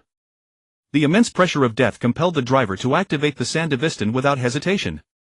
With his accelerated perception, he forcibly enveloped the strange exoskeleton armor before him in a barrage of bullets. This exoskeleton armor, resembling ancient battle gear, possessed extremely powerful electromagnetic stealth capabilities. The centaur armor's electronic detection swept across it without any response, rendering the system's targeting calibration utterly useless. Facing the incoming bullets, Zhang Bing sidestepped to evade most of them, but the irregular spread of fire left a few rounds that he could not avoid. In the eyes of the driver with the Sandevistan activated, the strange armor, whose movements were already too fast to track, suddenly accelerated. It sidestepped most of the bullets, then swung its left hand to intercept a few rounds, nailing them onto its thick handshield just in time. The driver could only desperately strain his potential, forcing the armor to keep up with his accelerated thoughts while retreating frantically and struggling to adjust his gun barrel. But the bullets were always a step behind. The armor, moving with an agility that defied machinery, sprinted, stopped abruptly, changed direction, and finally swung the heavy greatsword to knock away a stream of bullets. To survive, the driver of the centaur armor had no choice but to ignore the warning windows flashing before him, desperately maintaining the Sandevistan's operation to prevent his reaction speed from slowing down lest he be cut to pieces by the monster before him. But these efforts were ultimately futile, just like those they had captured in the past, frantically struggling, expending all their strength to survive, yet dying in the darkness of this auto repair shop. Zhang Bing had no idea about the internal drama of his opponent. His first jumping cleave failed, so he immediately changed direction, sprinted to the desperately retreating centaur armor, and continued his merciless slashing with the greatsword. The driver endured the suffocating pressure as his heart felt ready to burst, blocking the strike with his shield. But the next moment the force feedback from the shield felt distinctly wrong. Too light. The automatic parry controlled by the centaur armor's combat system was indeed effective, precise, fast and efficient. After all, it was a fast reaction component designed to intercept projectiles. But it could only bully ordinary people. Its rigidity and inflexibility were fatal flaws it could never shake off. Even boxers know to feint and bait each other, let alone Zhang Bing. Who would be foolish enough to go straight in? The chainsaw sword merely tapped the shield, carrying almost no force. The next moment, as the driver's eyes widened in horror, Zhang Bing's left fist, precise and elegant, slipped through the gap in the shield, filled his vision, and stamped onto his face. Without pausing, a single punch decapitated him. With the driver turned into a brainless corpse freed from the restraint of the centaur armor, the might was finally unleashed like a wolf among sheep. With the swing of the greatsword, severed limbs and broken bodies flew everywhere. Where the might passed, corpses littered the ground and blood flowed like rivers. Unlike bullets, the wounds inflicted by the giant chainsaw sword were particularly gruesome. None of the dead were intact; those split in two were considered lucky. More were scattered in pieces, blue and purple here and there. Soon as a shot precisely blew apart the scavenger cowering in the corner, Zhang Bing swung his sword and beheaded the last wretch, clutching his broken leg and wailing. All the scavengers were wiped out. To be honest, with Jiang Bing's physique akin to a space marine, bullying these ordinary people was indeed a bit shameless, but this world doesn't care about fairness. Jiang Bing, that live lock, have you found him? 42, still the boss. He bolted the fastest, but David took him out quietly. David, he had it coming, he ran into me. It wasn't exactly live lock's bad luck. The exit was locked by the opposing hacker, so the only way to slip away was through the hole Jiang Bing had blown open. Who would have thought that as he quietly crept to the room's entrance he would run into David hiding behind cover?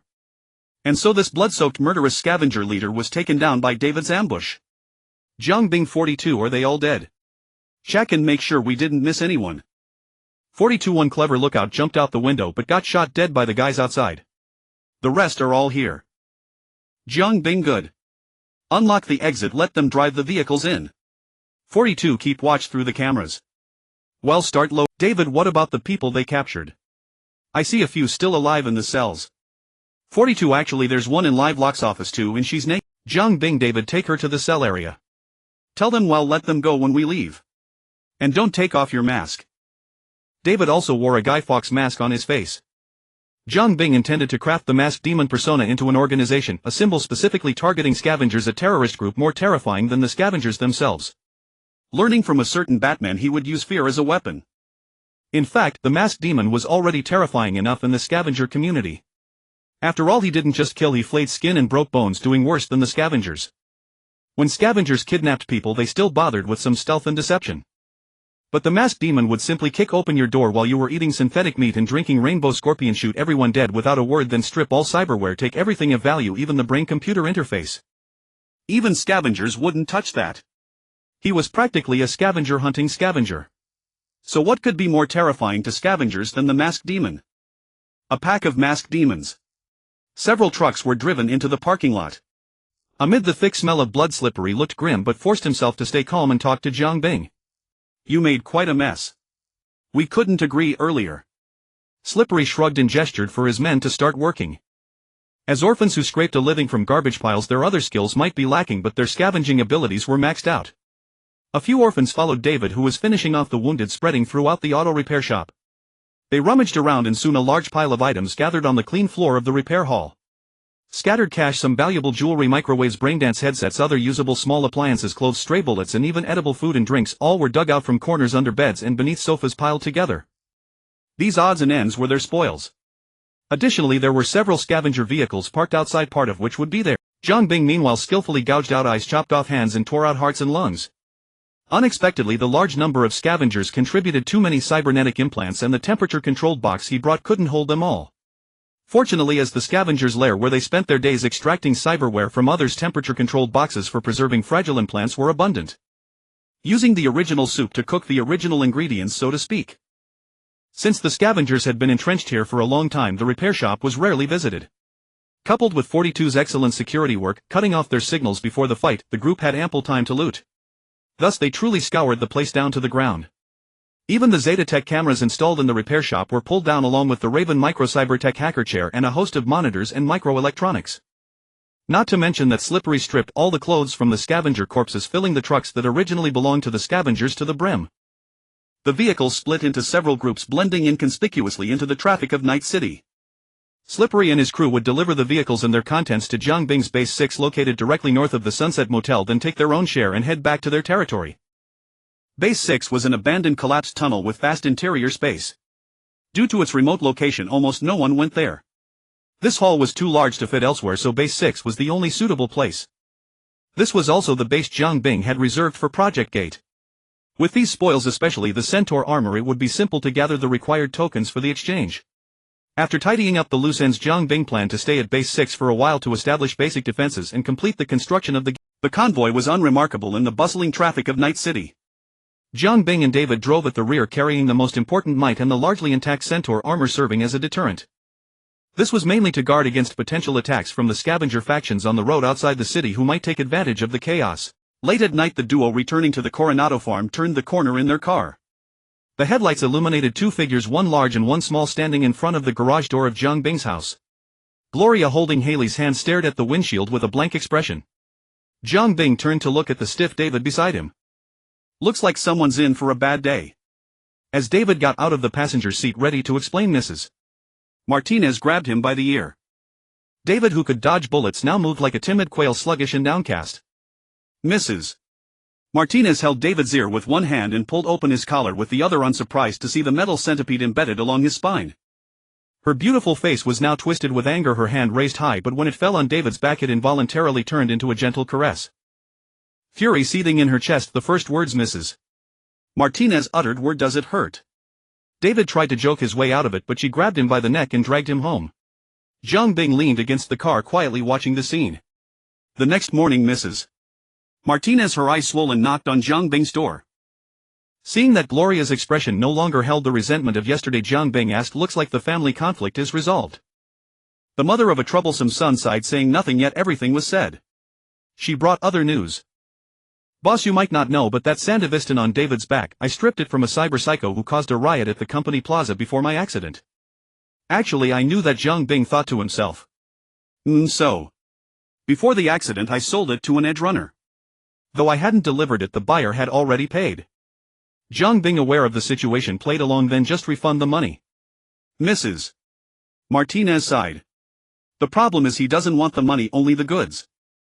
"You want me to help you deal with this?" Jiang Bing asked. "No need for that. I've worked with Maine many times and he's always been good to me." "I was wondering if you, boss, have any way to get another Sandevistan." "I'm willing to pay." Jiang Bing thought to himself, "You've come to the right person. I not only have one but more than one." The Sandevistans collected from the scavengers were enough to fill a medium-sized storage box. Gloria's plan was feasible, but considering his upcoming plans, Jiang Bing had an idea. "This Maine you mentioned, is he a lone wolf or does he have a team?" "Ha!" Mrs. Martinez was taken aback by Jiang Bing's question. But after a moment, though confused about why he asked, she answered truthfully, "He leads a well-equipped edge runner crew. Maine is the captain." Jiang Bing pretended to ponder, nodding. "What are they like?" Gloria, catching the undertone in her boss words, quickly recalled her interactions with Maine and his crew. Finally she replied, "In the edge runner world their combat strength isn't top tier, but they're well-equipped and Maine has a good reputation. They're trustworthy." Hearing the positive confirmation, Jiang Bing said, "I have Sandevistans in stock." "You've been idle as a fixer for too long. It's time to get to work. Set up a meeting with him and tell him to bring his whole team. I have a job for them." 2 Villaford Cortez V5000 Courage cars weaved through traffic heading toward the Coronado farm. In the lead car, Maine in the passenger seat tried to shrink his neck, his unusually muscular frame making the interior feel cramped. "Ha ha ha. In telling you we should have taken that truck. Now we're packed like sardines." In the back seat, a bearded man with exceptionally long arms gesticulated and complained incessantly, until the petite but curvaceous twin-tailed girl beside him gave him a sharp elbow, then several more for good measure, finally shutting him up. "Bro. Calm down, you're rocking the car." All right, Rebecca, you violent psycho. Pilar, do you want to die?" Ignoring the chaos in the back, Maine turned to the driver Dorio and asked, "What do you think about the job Gloria mentioned in her message?" "Reliable." Dorio, slightly smaller than Maine but equally burly and rugged, replied, "Based on our past dealings, she's trustworthy, Maine. You know that too, or we wouldn't be in this car." Her voice, unexpectedly feminine, came from her masculine exterior. "I just find it hard to believe that someone who was scavenging cyber wear-off corpses like a scavenger not long ago has suddenly become a fixer." Dorio chuckled lightly. "That's Night City, anything is possible." "I think she's found a powerful backer, just not sure which line she's connected to." Dorio remained calm. "Let's go see." "Well, meet them anyway, and our stuff is still with her." Maine clenched his deformed massive cybernetic left hand, producing metallic clicks. Lost in thought, he muttered a dull Santo Domingo Coronado farm, outside the alley leading to Jiang Bing's black clinic. Maine's crew disembarked. A woman with a metal mask stepped out of the rear car, approaching first, her cybernetic eyes flickering. Maine asked, "Find anything?" "This is it. The target is in the black clinic at the end of the alley. The clinic has defenses, 2 standard turrets. No signs of an ambush." The netrunner Kiwi replied through the mask, covering her mouth and nose, her voice muffled. "All right, to be safe, you Dorio and Falco stay outside for backup. I'll go in with Pilar, Rebecca and Lucy to meet the client." Maine adjusted his sunglasses. Let's see what this big deal Gloria mentioned in her text that required the whole crew was all about. The heavily cybered edge runners carrying an array of weapons caused a stir among the patients waiting in line at the clinic door. Seeing the scene, everyone assumed a rival had hired edge runners to take out Jiang Bing, the disruptor of the black clinic market who offered fast quality repairs at low prices, the industry's king. Though all regretted losing access to such affordable medical care, no one stepped forward to plead or reason. This was Night City. Everyone scrambled to flee. At the door with a nod from Maine, Lucy stepped forward clad in a netrunner suit with cooling vents, her exposed cybernetic skin giving her a provocative look. Lucy's cybernetic eyes flickered and the clinic door obediently slid open. Maine's crew filed in. The patients waiting on the bench noticed the visitors and bolted out the door, fearing the clinic would soon become a battlefield. Except for the unlucky patient on the operating table, paralyzed with fear. Quiet, almost done. Jiang Bing ignored the crew's intimidation, placing one hand on the patient's chest to calm him and prevent him from crying. With his other hand he methodically attached the cyberware casing, finishing the procedure, and then let the terrified patient scramble out the door. Careful, I can't detect any cyberware feedback on this man. Lucy's warning over the team comm put everyone on high alert. As seasoned edge runners, they knew this meant one of two things. Either he had state-of-the-art signal jammers and skin modifications that blocked all signals, gear typically issued to corporate agents and special ops scouts for stealth, or he had no cyberware at all. The latter was so unlikely it was rarely considered. Under the tense gaze of the four edge runners, Jiang Bing calmly organized his surgical tools. Maine. Maine nodded coldly. You barged in like that and scared off all my customers. A simple question, yet the atmosphere in the clinic grew inexplicably heavy. The air seemed to thicken, pressing in from all sides, involuntarily making them hold their breath. In truth, edge runners who lived on the edge occasionally sensed danger in advance, but it was always fleeting and faint. Today the sense of danger surged like an invisible tide, wave after wave, so clear and precise, a first for all of them. This intangible aura practically screamed that the harmless-looking benevolent cyberware doctor was a force to be reckoned with. The aura of a high-level being could indeed affect the physical world, though Jiang Bing's current level only allowed him to influence perception. Even the usually carefree Pilar lost his frivolity, swallowing hard and reaching for the gun on his back. Sorry. A weak apology came from the smallest, least noticeable member, the legal lowly Rebecca. Seeing his intimidation had worked, Jiang Bing used the apology as an exit, easing his intense focus on the four. They all let out a long breath. I accept your apology. Jiang Bing turned and walked toward the back room, gesturing for them to follow. Adults and not as well behaved as a child. Rebecca gritted her teeth, ready to retort, but Pilar held her back. In the back room, Gloria was telling David to tidy up. Seeing Jiang Bing lead Maine in, she hurried to greet them. But David, carrying a pile of medical equipment, stood frozen, staring at Lucy among the newcomers. Lucy. David's face broke into a goofy smile. Long time no see. What are you doing here? The vibe was overwhelming. Jiang Bing teased inwardly, aren't dogs banned in Night City? Everyone present was sharp-minded. Except for the two involved in Jiang Bing, all were baffled, staring at Lucy, including Mrs. Martinez, who was exchanging pleasantries with Maine. Jiang Bing had resumed his harmless doctor persona, now watching the drama unfold. Delicious, this is so delicious. Jiang Bing was overjoyed inside. Lucy, usually cold-faced, now stammered under everyone's strange gaze. I'm the netrunner for Maine's crew. Why aren't you in school? What are you doing here? Lucy retorted. David, now led by his lower instincts, spilled everything without hesitation. I dropped out of the Arasaka Academy. I'm working for Saburo now. Hearing her son say that, Mrs.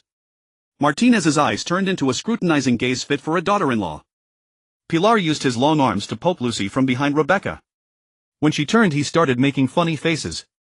Rebecca, used to her brother's antics, expertly elbowed him in the kidney. Pilar yelped in pain. After that interlude, the atmosphere relaxed.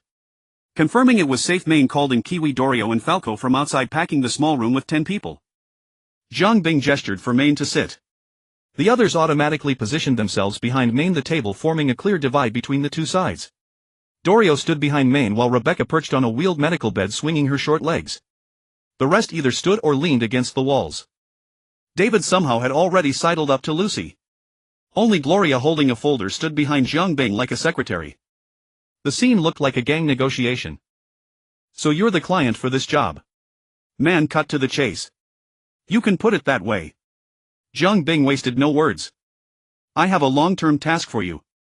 Lifting his head to survey the group, matching each one with the images in his memory, Jiang Bing finally fixed his attention on Man, who was as burly as a bear. For all of you. Man didn't ask about the content but furrowed his brow. A long-term one is a bit difficult. We have a commission in a few days.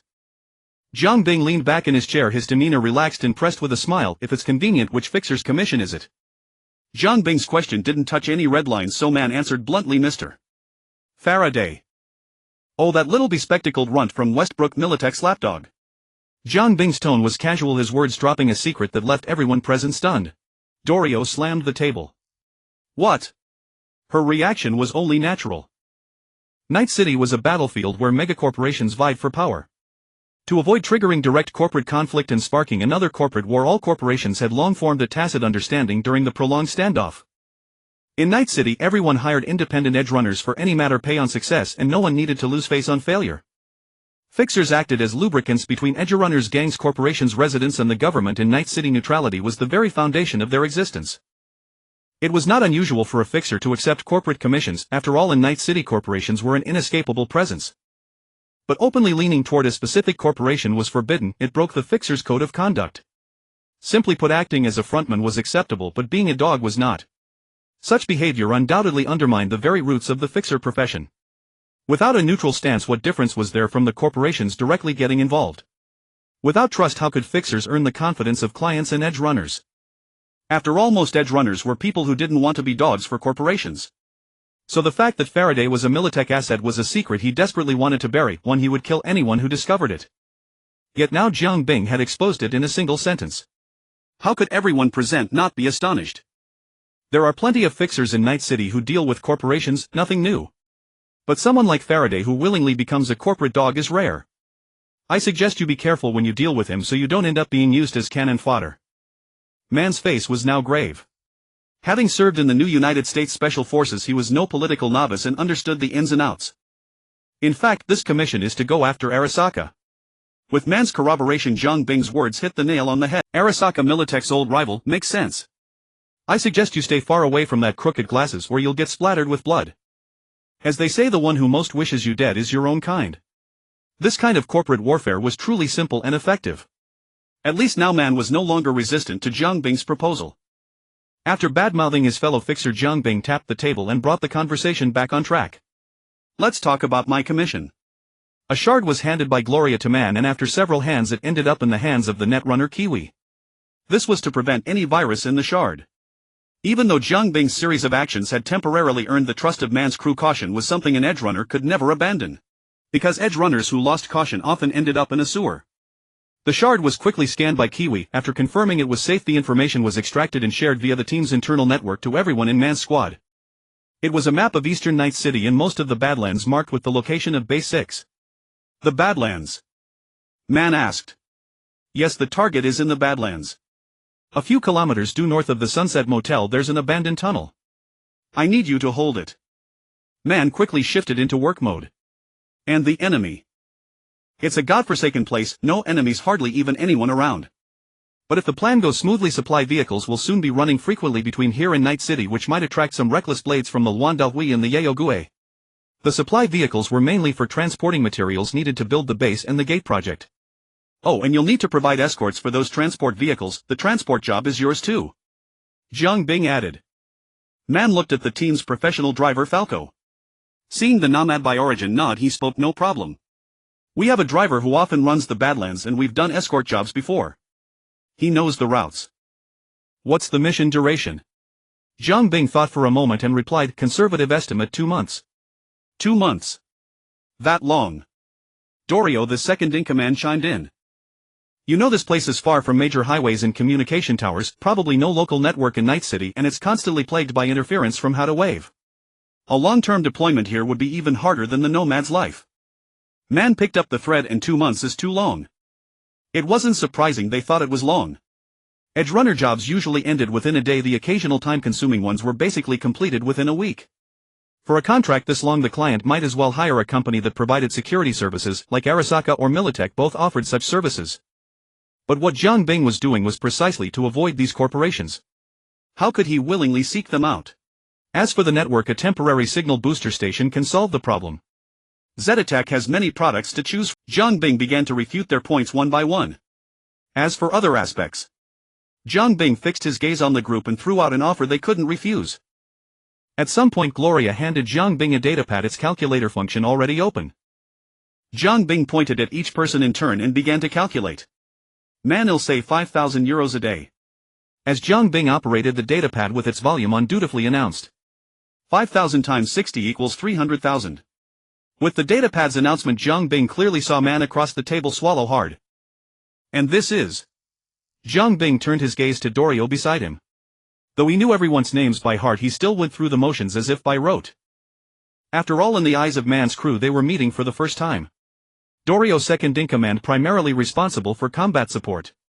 Dorio was no fool. Seeing the setup, she answered quickly. Ms.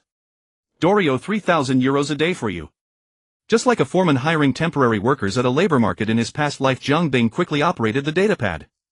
3,000 times 60 equals 180,000. Zhang Bing's gaze continued moving over the others. With Dorio setting the example, those who followed naturally copied her. Kiwi Net Runner. A somewhat muffled voice came from behind the metal mask.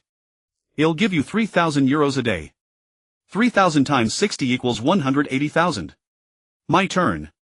My turn. Pila could no longer contain himself, waving his long thin arms and gesticulating excitedly. Impila, a highly skilled techie, ha? You better mean craftsmanship, not that other kind of handiwork. Zhang Bing thought to himself. He'll give you 2,500 euros a day. 2,500 times 60 equals 150,000. But I'm a highly skilled techie. Why only 2,500? Pila started his usual antics, only to be elbowed hard in the stomach by Rebecca, doubling him over in pain. Rebecca, combat role. I can really fight. Rebecca mainly does support work. Man spoke up to explain. What? Man. Rebecca, eager to prove herself, mumbled in protest but was silenced by her brother Pila covering her mouth. Actually, Rebecca really only did support work in the team. Her brother Pila had protected her well. She hadn't undergone combat cyberware modifications yet. And because she was kind-hearted, Pila had begged Man to let her join even though she didn't meet the standard. He hoped the edge runner work would help her grow, and keeping her close made it easier to look after her. Man spoke up to clarify, because if Zhang Bing took Rebecca at her word and set her salary based on a normal edge runner's combat ability, would she be expected to fight in a real conflict? Edge runners live by their credit too. Rebecca didn't understand the nuance, but Man had made it clear, so if a fight broke out she wouldn't be blamed for not participating. Looking at the legal lowly whose behavior matched his memories, Zhang Bing said, Rebecca, I'll give you 1,000 a day. Looking at the pouting lowly, Zhang Bing changed his tone. But of all these people, you were the only one who was polite just now. I like that. I'll add another 500. 1,500 times 60 equals 90,000. Rebecca immediately beamed with joy. Listening to Zhang Bing's words, dripping with the aura of a wealthy tycoon, the expressions on everyone's faces were indescribable. As Zhang Bing turned his gaze to Lucy before she could speak, Zhang Bing, who loved to stir up trouble, spoke first. Lucy, I've heard David mention you, a powerful net runner. Zhang Bing's words were undoubtedly adding fuel to the fire. Under the successive blows, Lucy finally couldn't help but turn away, avoiding everyone's gaze. Same as Kiwi, 3,000 euros a day. 3,000 times 60 equals 180,000. Zhang Bing didn't treat her specially because of David. After all, a joke is a joke. Finally, Zhang Bing shifted his gaze to Falco, who had been silent since entering. Falco mainly drives. Falco, a nomad by origin, had a low presence but was one of the most dependable members of the team. Supply procurement and the like. You'll be doing a lot of transport these 2 months. 3,000 a day. 3,000 times 60 equals 180,000. That sum was not much. Falco would likely have to run between Base 6 and Night City every few days these 2 months.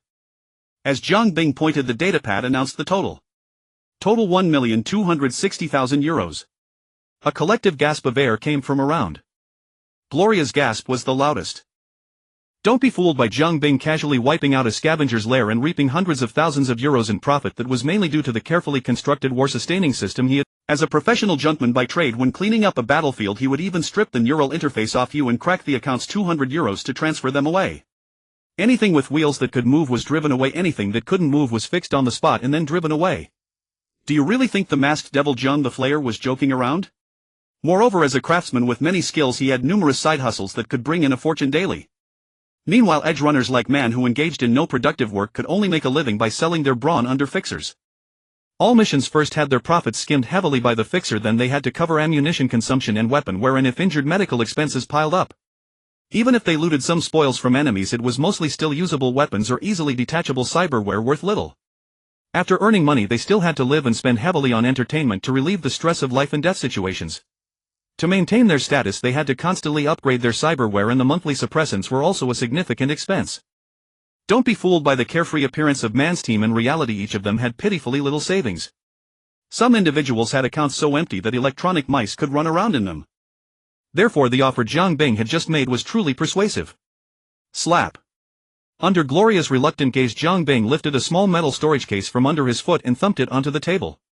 This solid explosion-proof metal case manufactured by Mitsubishi Sugao Company had only one purpose: to hold valuables. Jiang Bing, with his rich experience as a wage slave, naturally understood what wage slaves wanted most. Merely painting pies, feeding chicken soup and preaching values would only provoke resentment among wage slaves. Only by combining timely and generous compensation could one win the hearts of corporate drudges, making them follow you and willingly call you their adoptive father. Thus he was about to launch a money offensive on the spot. To ensure the effect, he deliberately chose not to use online transfers but instead opted for another, more impactful method. Under everyone's gaze, Jiang Bing reached out and pushed the case in front of Man, signaling him to open it. The members of Man's team had basically guessed what it was. Pila was the most impatient, his long bearded face directly stretched over Man's shoulder. The others, though feigning restraint, also stood upright, looking forward eagerly. Man flipped open the small storage case. Amid Pila's cheers, the result was as expected. On the shock-absorbing solid foam lining, a thick layer of money chips was neatly arranged. This sight left the crowd, who were labeled edge runners but were actually cyber corporate drudges, collectively speechless. 9000 fixed denomination 50 anonymous money chips as a deposit. Jiang Bing's casual words struck heavily on Man's heart, causing his bulletproof knee joints made by Dana Technology Corporation to feel a bit weak. They became edge runners at the risk of their lives, certainly not for fun. Everyone wanted to realize their own ideals through this, even if it meant licking blood from a blade. Take Lucy for example. Even David, who had only met her a few times, knew her dream: emigrating to the moon. But a ticket to the moon from Space Orbit Airlines cost €250,000. Even though Lucy stole chips and worked as an edge runner, she still hadn't saved enough to this day. That was just the fare. After arriving on the moon, it didn't mean she officially obtained immigrant status. To live there, everything required money, often exorbitant. Without money, how would she be any different from those bottom-tier workers who toiled all day? To obtain immigrant status, she would have to buy a formal residence on the moon. The price: a full €100 million. In this world of extreme capitalism, money could buy almost everything, but wealth was always concentrated in the hands of a tiny minority. The completely rigid class structure made it extremely difficult for those at the bottom to acquire wealth, whether through legal or illegal channels. Man scooped the chips into his massive cybernetic palm, then let them slide from his hand, producing a pleasant clinking sound. Next, Chiwei and Lucy, their faces flushed, inserted the chips one by one into the neural interface slots, and after confirming everything was correct, everyone immediately broke into smiles. Then all team members quickly reached a consensus and accepted the task. Seeing the deal was done, Jiang Bing with great ceremony called David to fetch someone. A big shot doing business must look the part. It's just that Jiang Bing never smoked and had no cigarettes on him, otherwise in this scene he would have lit one up no matter what. Then amidst the swirling smoke he would have said, "Congratulations, you've made the right choice." The wine was generously contributed by Livelock Champagne, several bottles with flashy packaging. But thinking of his pigsty-like office, Jiang Bing figured he couldn't have cultivated such an elegant taste as wine appreciation. These bottles were most likely acquired from somewhere by him, intended as gifts for some high-ranking figure in a faction. Jiang Bing thought it was some fine wine, but after opening a bottle and tasting it he found it wasn't great. However, the packaging looked expensive, so it was still decent for entertaining. It was free anyway, so he didn't mind at all. Wow, Bella 96 champagne. As soon as David placed the wine on the table, Pila, the most expert in food and drink, rushed to the table, his eyes practically glued to the bottle as if he had discovered the treasure of Saburo Arasaka. It's said that this brand of wine is made entirely from real grapes using traditional methods with no other additives. A bottle online costs €12000. But in Jiang Bing's view it was more like grape juice mixed with a bit of alcohol than traditionally brewed wine, not even comparable to the Chinyu Cabernet in his memory. Or perhaps Jiang Bing really hadn't tasted anything good. Hearing Pila's praise, Man swallowed the refusal that was about to slip out. That was €12000, almost enough to buy a NUSA motorcycle. Everyone wanted to taste what a champagne worth a NUSA motorcycle was like. Even Chiwei, the mysterious hacker who never took off her metal mask for the first time ever, pulled a straw from her mask and inserted it into the wineglass to taste. This was indeed Jiang Bing's cognitive barrier. The world of 2077 was not like the one in his memory. Eating real fruit was a luxury, let alone these high-end goods made from real grapes. David poured wine for Lucy, then casually placed a bottle of Coca-Cola beside her. This was Lucy's favorite drink.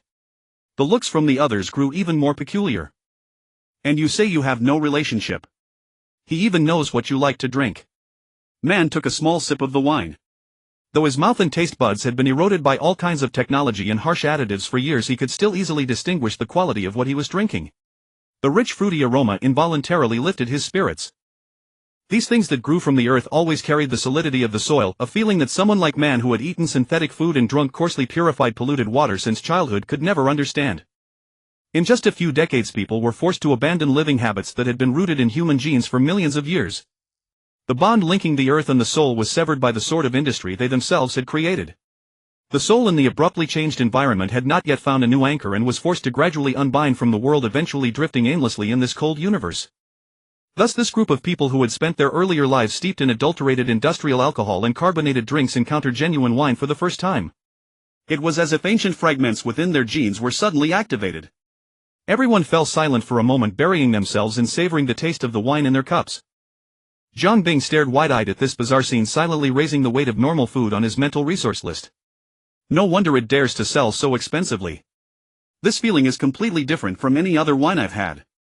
Man exclaimed in admiration. Pila was even more exaggerated, already sticking out his tongue to frantically lick the rim of his glass. Of course this reaction was mainly due to the gap caused by the first-time experience. Doing it again would hardly produce the same effect. David, who was in charge of pouring, stealthily poured the remaining small amount of wine from the bottle into Lucy's empty glass, then grinned sheepishly under everyone's gaze. Mrs.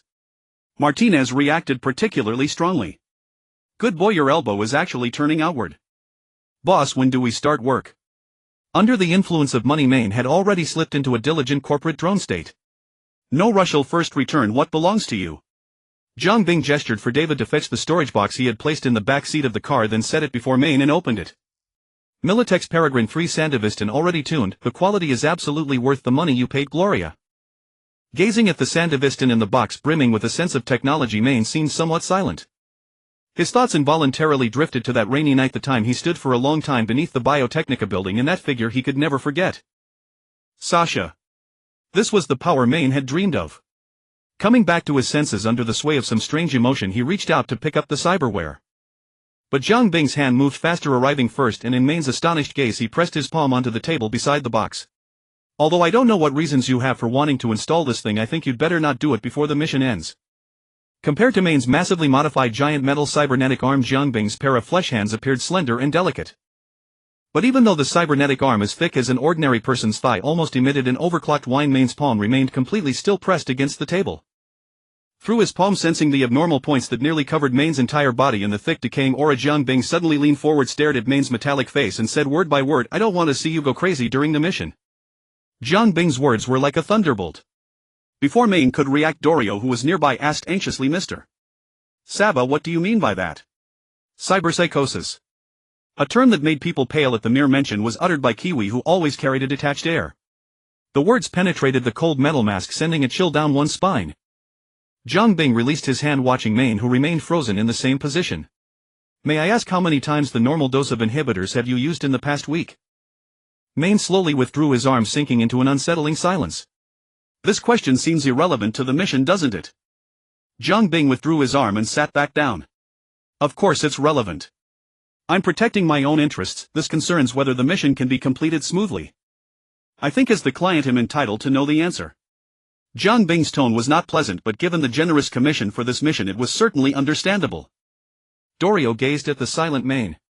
As his partner living together day and night, she naturally knew the answer to Jiang Bing's question.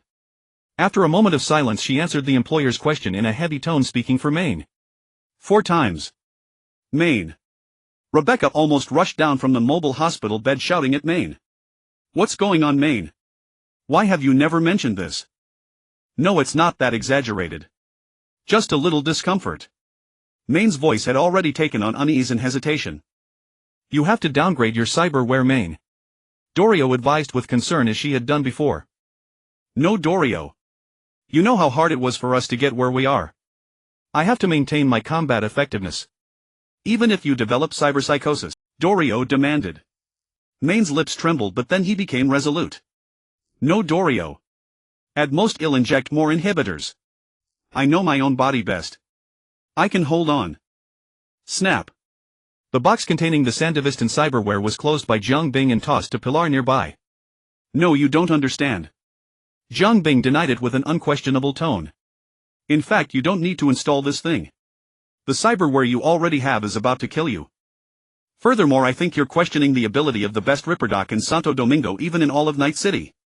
Jiang Bing's pride as a craftsman was stirred by Maine. Of course he would never admit that he was itching to get his hands on such a rare specimen as Maine, who was on the verge of cyberpsychosis and near collapse. Lab rats were expensive, let alone such a unique one.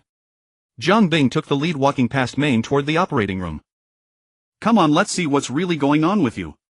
Despite Maine's utmost resistance under the pressure of all the team members, he reluctantly lay down on the operating table. It wasn't that he feared Jiang Bing wanted to harvest his organs. Not only were all his team members present, but the deposit Jiang Bing had just given was enough to buy half a truckload of organs from the scavengers. His resistance was purely due to fear and avoidance of medical treatment. His body, as robust as a brown bear, made the cyberware operating table seem somewhat cramped. Because of the large amount of cyberware implanted in his body, Maine's physique had become unnaturally and excessively swollen. Heavy subdermal armor, 100 fists, full metal chest modification, titanium skull plating, projectile arm, ballistic coprocessor, adrenaline pump, train king tendons. These various cybernetic modifications had nearly hollowed out half of Maine's body, turning him into a half-robot of flesh and metal. Under Jiang Bing's skillful hands, the casings of these combat cyberware were quickly opened, exposing the precise mechanical components within for further inspection and repair. In this state, with many of his cyberware opened up, Maine looked like a prawn that had just been deveined. These highly realistic cyberware mimicking human limbs triggered the uncanny valley effect, appearing exceptionally eerie under the light. But everyone present was already used to it and even felt a bit of sadness. In fact, except for the crazies of the Maelstrom gang, most people in the cyberpunk world did not worship cyberware. Everyone, including Maine, clearly understood that replacing natural flesh with cold cyberware was not a good thing. Cyberpsychosis, like the sword of Damocles, hung over everyone's heads from the moment they implanted their first piece of cyberware. But they had no choice. Pilar jumped up and down, telling various dirty jokes, trying to lighten the somber atmosphere. But as Jiang Bing worked, he gradually froze, fell silent, and finally almost turned into a statue. Only insiders could truly understand the incredible skill behind the seemingly simple operations of a master. Rebecca scurried over to Pilar and nudged him gently, asking, "So bro, have you seen his skill?" Pilar, who always prided himself as the team's tech expert, naturally had some talent in cyberware. Faced with Rebecca's question and the concerned eyes of everyone, Pilar rubbed his head with his long arm awkwardly. "Can't tell exactly how awesome he is, but I can say he's way better than Lucas." Lucas was a back alley ripperdoc in Watson District with a decent reputation among edge runners. Maine's team had worked with him quite a bit. But everyone expressed disdain. An intangible perception flowed from Jiang Bing's hands, skillfully permeating all of Maine's cyberware. Countless points of disharmony were as clear to Jiang Bing as the lines on his palm. Jiang Bing called out a vast array of medical instrument names: nanoknife, monomolecular bone saw, medical strong, magnetic buckle, multifunction wrench, medical drill. Gloria acting as the scrub nurse handed them to him one by one. Unlike a typical cyberware surgery, the procedure on Maine was more like overhauling a robot. A large number of worn microcomponents were replaced. Foul-smelling blackened tissue fluid was drained and fresh fluid injected. Numerous minor deformities in the cyberware from battle were corrected. Tiny bone fragments and metal shards that had embedded into the cyberware gaps due to injuries were removed. Key parts that had long gone without maintenance were taken out, soaked in corresponding maintenance fluids, and then reinstalled. The irrational layout among the various cyberware caused by prolonged use, numerous installations, and the incompetence of previous ripperdocs was adjusted one by one by Jiang Bing to streamline the structure. One by one the points of disharmony were resolved. Medical waste cleared from the cyberware gradually filled the tray. This old car of Maine, which had not been serviced for decades, had received a thorough deep cleaning by Jiang Bing. After several hours, Jiang Bing finally completed this surgery, the most demanding and challenging since he became a ripperdoc. What would have exhausted an ordinary person, the long duration and complex procedures, instead left Jiang Bing in a state of mental exhilaration as refreshing as drinking an ice-cold cola on a scorching summer day. Finally, he disinfected all cyberware and updated the corresponding drivers, which Jiang Bing had optimized himself. All done. After another tens of minutes at Rebecca's shout of Maine's awake. Maine woke from anesthesia. Burdened with the responsibility of the whole team, he felt he hadn't slept so comfortably in a long time. This made him feel as if he had returned to his childhood when life was hard, but he wasn't weighed down by heavy responsibilities and his whole body felt light. Not only was his soul relieved of a burden, Maine soon noticed the physical changes as well. First, smoothness. Repeatedly clenching his metal left hand and moving his limbs, Maine felt that all his cyberware operated as smoothly as his natural limbs without the previous sense of a layer of awkwardness. Second, comfort. The dull pains accumulated from countless battles and injuries had vanished and his body seemed to have regained its youthful vitality. Finally, lightness. As if an invisible burden had been lifted, the faint oppressive feeling, like a dark cloud hanging over his nerves and flesh, had finally disappeared, leaving him feeling reborn. His cyberware hadn't changed, but Maine believed his combat effectiveness was now far beyond before. Awake. Jiang Bing looked up from the datapad covered with complex diagrams. How long has it been since you last had a checkup? And those implant modifications, who was the butcher who installed them? Not only are they a mess, but the overall layout is unbearable. With that, who wouldn't go crazy? Jiang Bing, like an artist with severe obsessive-compulsive disorder who had just pinched his nose and fixed his shoddy work, was a bit angry. Maine, who always showed a tough guy face and was decisive, surprisingly softened towards Jiang Bing for the first time. Mr. Saba, my tone earlier was indeed a bit harsh. Thank you for your help. After all, as an edge runner who relied on cyberware to make a living, having experienced Jiang Bing's transcendent skills, it was hard not to change. As for the cyberware issue, I can only say that not everyone has the good conditions of a corporate dog who can have a whole laboratory of scientists around when getting cyberware modifications. Maine continued with a somewhat desolate expression. Who doesn't understand what you're saying? We edge runners from the bottom are like stray dogs. It's already hard enough to find a ripperdoc who only takes money and doesn't kill you, and to get the cyberware installed smoothly. These heartfelt words resonated with everyone, stirring a sense of shared sorrow. Pila's arm, the nerve aberration, was caused by an unreliable ripperdoc back then who made a mistake during installation. He had no choice at the time. He was already happy to have something to make do with. When Pilar heard Maine mention him, he quickly stretched out his arm, which almost reached his shin, and made a biceplexing pose, looking completely nonchalant. Actually, this is better, more stylish, more flexible, and easier to jack off, huh? This fucking world. Crouching nearby, the older Falco suddenly cursed. As the team leader, Maine naturally couldn't let the team atmosphere become negative, so he perked up and boosted morale. At least with Mr. Saba's maintenance, I feel a lot better now. Jiang Bing began to pour cold water. The surgery just now only alleviated the pressure of these cyberware on your body, allowing you to use a few fewer injections of inhibitors. As long as you plan to keep adding more cyberware to your body, cyberpsychosis will eventually catch up with you. Faced with Jiang Bing's words, everyone felt something, because except for Jiang Bing, every person present had some amount of cyberware with different functions installed. Moreover, no one could guarantee that they wouldn't install more cyberware in the future. In fact, as long as they chose the path of edgerunners, continuing to add cyberware was an inevitable result. However, even though cyberpsychosis can't be completely avoided, there has long been a method of treatment. Jiang Bing's words were startling, revealing a secret known only to the elite. Even every major corporation has its own treatment methods, but the bottom rung can't access them and can't afford them anyway. Otherwise, how do you think those crazies in the MaxTac were recruited? Dorio, worried about Maine's condition, tried to probe Jiang Bing. Mr. Saba, I wonder if you could. Before she could finish, Jiang Bing, with the pride of a craftsman, succinctly gave a vague promise. Yes. The next day, Man and his group set off as agreed to meet their employer at the Coronado farm. Today officially marks the beginning of their 2-month task, and the first order of business is to arm themselves and transport a load of supplies to Base 6 of the Wasteland. So in addition to the 2 Wellerfort Cortis V5000 vehicles from yesterday, they now have an additional Lightning Wine Machinora limo. This is Falco's beloved car, filled with luggage for 7 people. Following the navigation, as the 3 vehicles rolled over a garbage pile and turned onto the street, they spotted an old-looking Mayhay MT-28 coach parked at the destination. David and Jiang Bingjun continuously transported items into the vehicle, while Mrs. Martinez, having just received a new high-end artificial spleen from the Quality Body Company, was temporarily unable to help, only able to cheer Haley on from the side.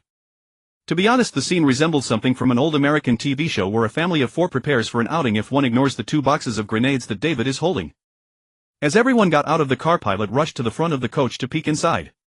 Most of the seats had been removed from this bus, leaving a spacious interior. The interior of the vehicle was reinforced with thick steel plates, and special shooting ports were left open where the windows used to be. This vehicle was modified by Jiang Bing a long time ago when he worked as a scavenger, and it had been used as a cargo vehicle for transporting supplies between various bases. It had also transported a few loads of Easy Ride 150 driven by Jiang Bing through the wasteland. Although those deals did not yield much profit, they could not erase its honor as Jiang Bing's #1 asset. The spacious compartment of the coach was capable of carrying both people and goods with great capacity. Falco patted the sturdy vehicle, and being a former race car driver, felt a special affection for all vehicles. Such bus-style vehicles were favored by wanderers, who often transformed them into mobile homes. Once they acquired a vehicle, wanderers would first remove the obstructive seats, then cram in tables, chairs, and cooking equipment so they could easily drive away when their camp needed to move, or use it as a home when they settled down. It can be said that a significant portion of wanderers grew up in similar mobile homes. However, the bandits of the wasteland generally did not pay much attention to such dilapidated buses. They preferred the top-notch transport fleets filled with military technology and behemoth heavy-duty trucks. Smaller, more energetic gangs tended to target vehicles like the Wellerfort Columbus V340F cargo trucks commonly used by lone wolves for smuggling. Such vehicles, clearly used by poor wanderer tribes, not only lacked valuable resources but also posed the risk of being ambushed by a dozen large men pouring out from within if one were to shoot at them. Some people engage in deadly businesses while no one is willing to partake in losing ventures. Except for the twisted night stalkers who enjoy killing. After all, the wasteland is vast and has all kinds of oddities. Man knocked on the internally welded steel plate of the vehicle and the dull echo made him exclaim, "This thickness is comparable to the armor of a behemoth truck." Jiang Bing, carrying an L-shaped multifunctional workbench the size of a wardrobe, passed by and everyone made way, watching him with eyes that regarded a cyborg monster. The large chassis of the coach sank slightly, just like the hearts of the people. This multifunctional workbench, produced by the International Electronics Corporation (IEC), can essentially be seen as a miniature household machine tool equipped with custom components for cutting, welding, and more capable of easily completing most industrial processing workflows. In the weapon shops around the streets, any owner with some skill has one of these workbenches to meet customer needs and customize firearms. Many lone wolves also choose to install one at their bases, allowing them to modify weapons, create homemade tools, or even handcraft specialty ammunition on a small scale. It can be said that all high-end edgewalkers are familiar with this item. Especially Pilot, who prides himself on being a technical expert and has a similar workbench at home, was the most surprised among the crowd. This workbench is entirely made of metal with a net weight of 586.24 kilograms. This is the weight of a Rollbame Dance P126, similar in size to a Wuling Mini. In other words, Jiang Bing just carried a vehicle-sized item from home to the car without breaking a sweat. Pilot shrank his neck and almost shouted in the team voice, "This thing weighs over half a ton." Man instinctively looked at Jiang Bing's arms, which were slightly smaller than his own, and unconsciously moved his wrist. At full power output he could flip this weight with his bare hands, but carrying it around was undoubtedly a fantasy. What kind of prosthetics does he have? Looking at Jiang Bing's physique, which was only slightly more muscular than an average person, Man suppressed this question deep in his heart. Unbeknownst to Jiang Bing, who casually showcased his muscles, he pushed the workbench into the vehicle, echoing Man's exclamation. "It's not just comparable, it's the same thickness as the armor of a behemoth truck." Jiang Bing gestured a length at the cut of the steel plate and continued to introduce it to everyone. Because these steel plates were cut from a behemoth truck. Everyone suddenly realized. After touring the vehicle, everyone eagerly helped Jiang Bing with the move. On this trip, Jiang Bing planned to focus on Base 6 for a long time, so he needed to move some sensitive items from his house.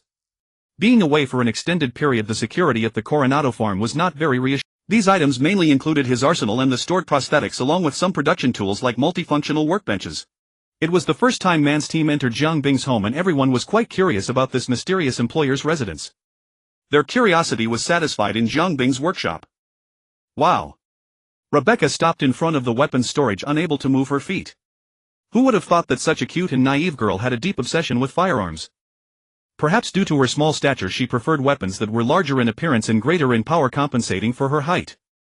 Not only her, but as edgewalkers who make a living selling violence, no one could refuse a finely crafted, reliable and powerful firearm. Man had a saying, as an edgewalker, firearms should be carried like a condom. This fully illustrates the point. A good horse deserves a good saddle. But as a saddle maker, sometimes one longs to find a good horse for their saddle. After all, without either, neither is perfect. Looking at the many early works on the weapon rack, Jiang Bing in his craftsman nature made a decision. Pick one. He generously told Man's team. Everyone pick one as a gift for your first collaboration. Rebecca jumped up with joy. Thank you, Mr. Saber. It seemed she already had a target in mind, rushing straight to the left weapon rack and tiptoeing to take down a huge shotgun. The gun was made with very solid materials and the thick body was almost as tall as Rebecca. The enormous weight made it impossible for this petite girl to hold it level, so she could only awkwardly cradle it with both hands. Big gun. Rebecca likes big guns. Rebecca, don't be silly. Man took the shotgun from Rebecca. Even with his strength, he could only barely stabilize it with one hand. With Rebecca's physique, it was uncertain who would get hurt once the gun fired.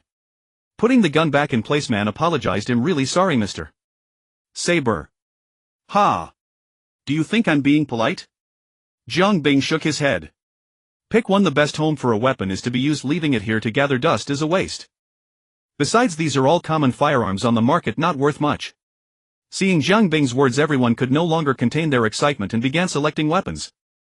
Under the joint suppression of Man and Pilot, Rebecca ultimately had to reluctantly choose a Sturmgewehr with moderate recoil. Although it did not meet Rebecca's standards for a big gun, at least it was usable. With the lubrication of gifts, the relationships among the group became even more harmonious.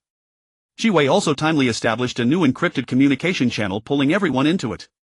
After busying for a while, they finally loaded everything onto the car and turned to start moving things for the Martinez family. As Jiang Bing's intermediary partner Gloria was determined to follow his lead wherever Jiang Bing went she would go. And David, even without his mother, would follow Jiang Bing into the wasteland for Lucy. Old Logan was not home, so the farewell to the neighbors had to be cancelled. Jiang Bing could only have Gloria send him a text and everyone set off in their vehicles. The bus was spacious, but it was also heavy, making it difficult to achieve high speeds. As professional edgewalkers, Man and Dorio remained in the vehicle responsible for the escort. Jiang Bing was driving. This old-style bus did not have onboard computer assistance, making it easy to drive into a ditch without a certain amount of training. Today was a rare good day, clear skies and vast horizons. As the group drove out of the ring road of Night City, the expansive wasteland naturally broadened their minds, sweeping away any pent-up emotions, a feeling that could not be experienced in the cramped city. However, their good mood lasted only a short while. Falco, who frequently ran the wasteland route, brought bad news. "It seems we are being followed." Man inquired over the team voice, "Are you sure?" Falco had a lot of experience on this route. Man, look behind you. Is that a lightning Corby following us? The Rando gang loves to drive such vehicles. Night Stalkers. Jiang Bing immediately recognized the identity of the vehicle behind them. He had simply been robbed too many times, gaining rich experience. It seems these vultures have been having a tough time lately, even targeting small wanderer families with little to no resources. It could also be purely for fun. These scum, after being driven out of their families, bore deep resentment toward other wanderers. Falco, as a driver who frequently traversed the wasteland, understood these sordid matters among wanderers very well. Man grabbed the newly acquired Defender light machine gun and advised over the team voice, "No matter what, be ready to engage at any time." Thus the formation of the convoy began to adjust, with the modified bus leading the way and the other 3 vehicles following behind. Sure enough, just after passing the sunset, 2 vehicles suddenly charged out from a side road with people on board shouting and opening fire on the ground. Jiang Bing lightly tapped the brakes, using the long body of the bus to easily shield the remaining 3 vehicles. The bullets struck the bus walls with a dull thud, unable to do any harm. What a joke if a few random shots could penetrate the armor of a behemoth truck. Where would the respect for military technology go? Opening the shooting window, Man unleashed a torrent of fire from the Defender. However, all vehicles were in high-speed motion and the Defender was designed for medium firepower suppression, making its bullets imprecise.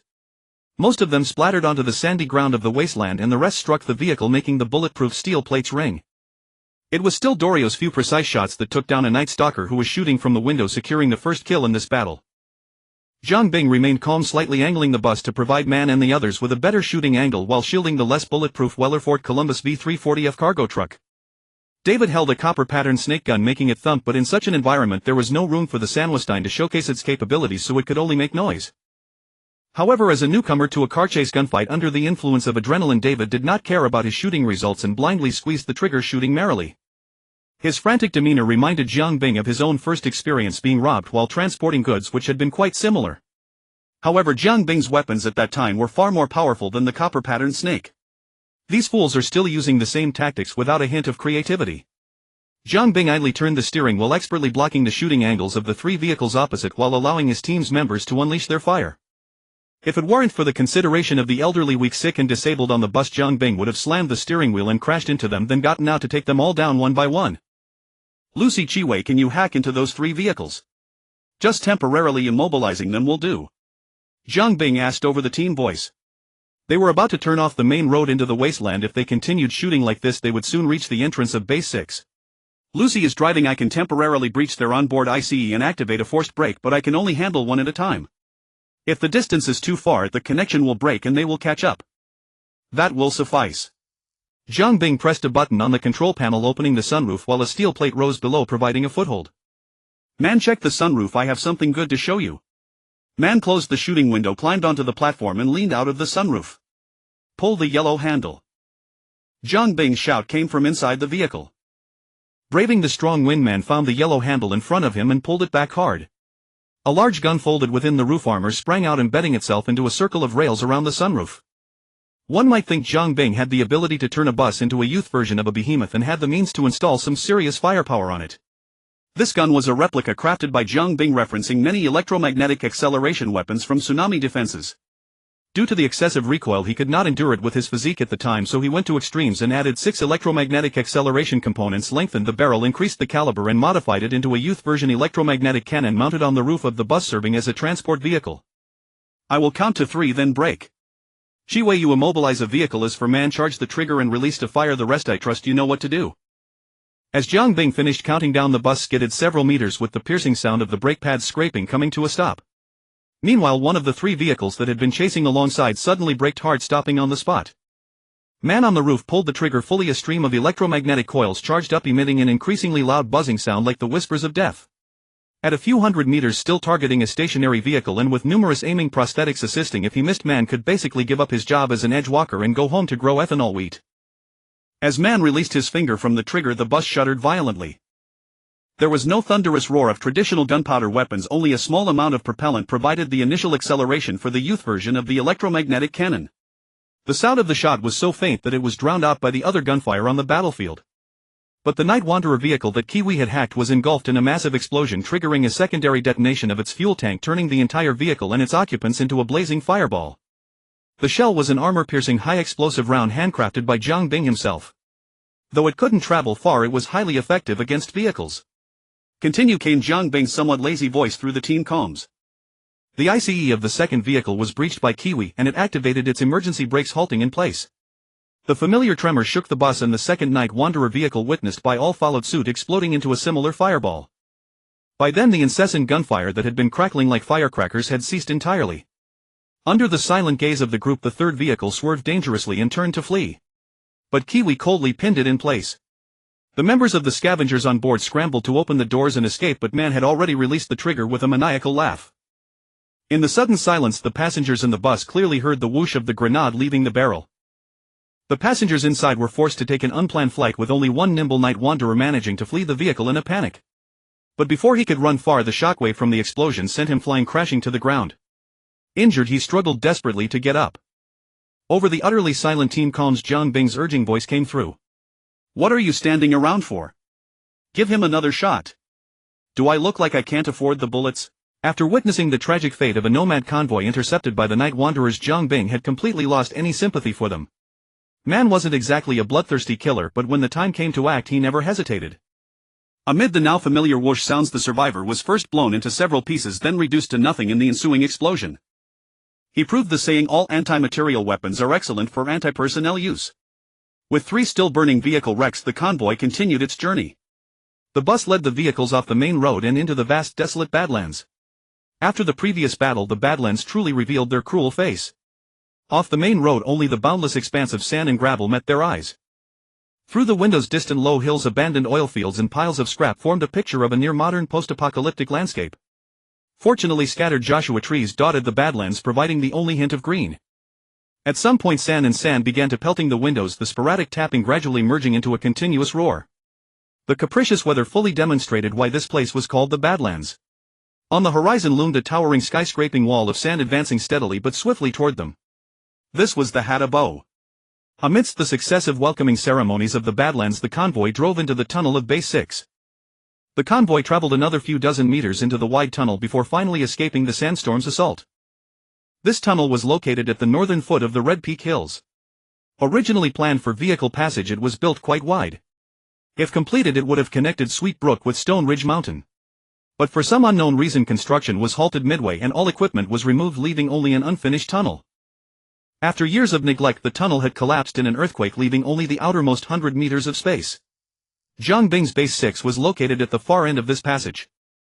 Following Jiang Bing, they reached the collapse site. Large chunks of concrete and rock slanted down from the ceiling, burying the entire passage.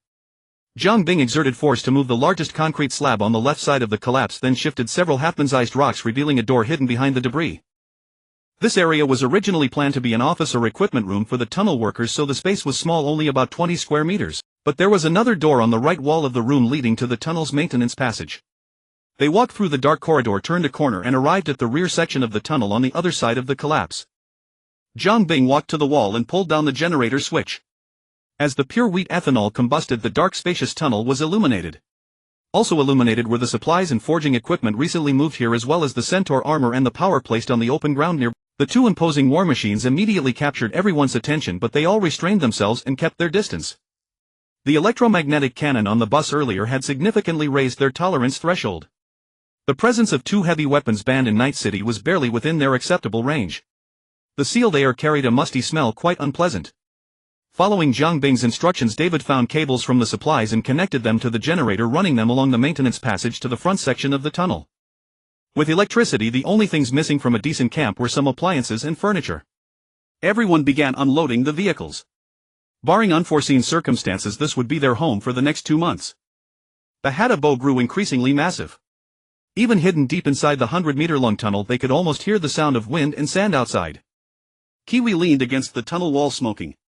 Falco set up an electric grill and skillfully cooked synthetic patties with a case of beer at his feet. Pilar and Rebecca were playfully fighting near the electric grill while waiting for the patties to cook.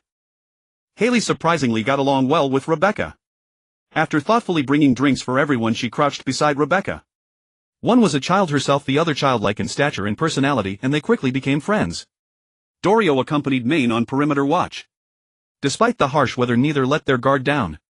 Gloria was holding a datapad discussing the next phase of the tunnel renovation with Zhang Bing. The collapsed earth and stone would all have to be removed, which was undoubtedly a huge project. But at the very least they needed to clear a path first, requiring a large amount of building materials for reinforcement and some small construction equipment. The layout of the tunnel, security equipment, cameras and auto turrets, the overall utilization of the tunnel space and the allocation of logistics resources, all these issues were to be handled by Gloria, who had transitioned from an armed nurse to the logistics chief. Of course, the surge in workload also came with a corresponding increase in compensation. Gloria's monthly salary was now €15,000. Compared to the fixer partner's situation of not eating for 3 years and then eating for 3, a fixed income brought in comparable security. At the very least, Gloria was very satisfied with the job and thus devoted herself wholeheartedly to completing the tasks Zhang Bing assigned. Dressed in a professional suit and looking like a secretary, Gloria's still weakened body shivered slightly in the tunnel's cool temperature. Seeing this, Zhang Bing took off his own blanket, which served more as decoration than warmth, and draped it over her shoulders. Our boss Zhang isn't one of those capitalists who treat their people like beasts of burden. This scene happened to catch David's eye as he was helping Lucy set up her tent, and a trace of bitterness spread in his heart. Is there something going on between them or not? Remembering the reason Zhang Bing had used to placate him when they first met, and seeing this scene, David's usually unwavering resolve wavered. After Mrs. Martinez finished checking the main tasks with the boss, she began to coordinate with the members of Maine's team and got to work with great enthusiasm. Zhang Bing, on the other hand, returned alone to the stuffy rear section of the tunnel. Your recent submissions of knowledge related to Centaur armor, laser cutting grenade and electromagnetic pulse grenade have been recorded. This terminal has received 41 artisan badges from the 7th Crystal Wall mainframe. The principles related to your download of door access terminal construction specification text site from the creator's database have been fully downloaded. Please confirm and continue the data transfer. Generating your personal attribute panel. Name Zhang Bing. Rank Apprentice Artisan. Class Level 261. Registered Residence B33 Plane Origin Star Earth. Current Location Plane HXXD C2W33 Earth. Existence Strength 2. 3. Constitution Strength 2. 7.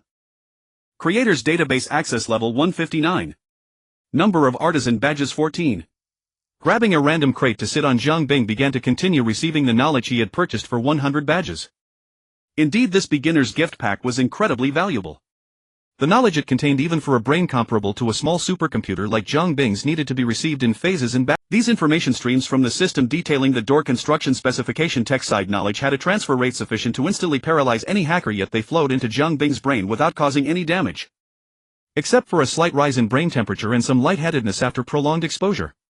The knowledge was received, decoded, analyzed, compressed and stored by Zhang Bing's organ, still called a brain, in an unknown manner. Fortunately, just before his brain reached its limit again, all the knowledge was transmitted. After purchasing the relevant knowledge and receiving the first batch of information, Zhang Bing finally understood some of his doubts. No wonder the knowledge for creating such artifacts, which could supposedly traverse the myriad worlds and sounded incredibly high-end, was priced at a mere 100 badges. In reality, this knowledge only recorded the construction principles of an access terminal. Door, as the name implies, was merely a terminal connecting to some grand creation, a gateway for people to go there.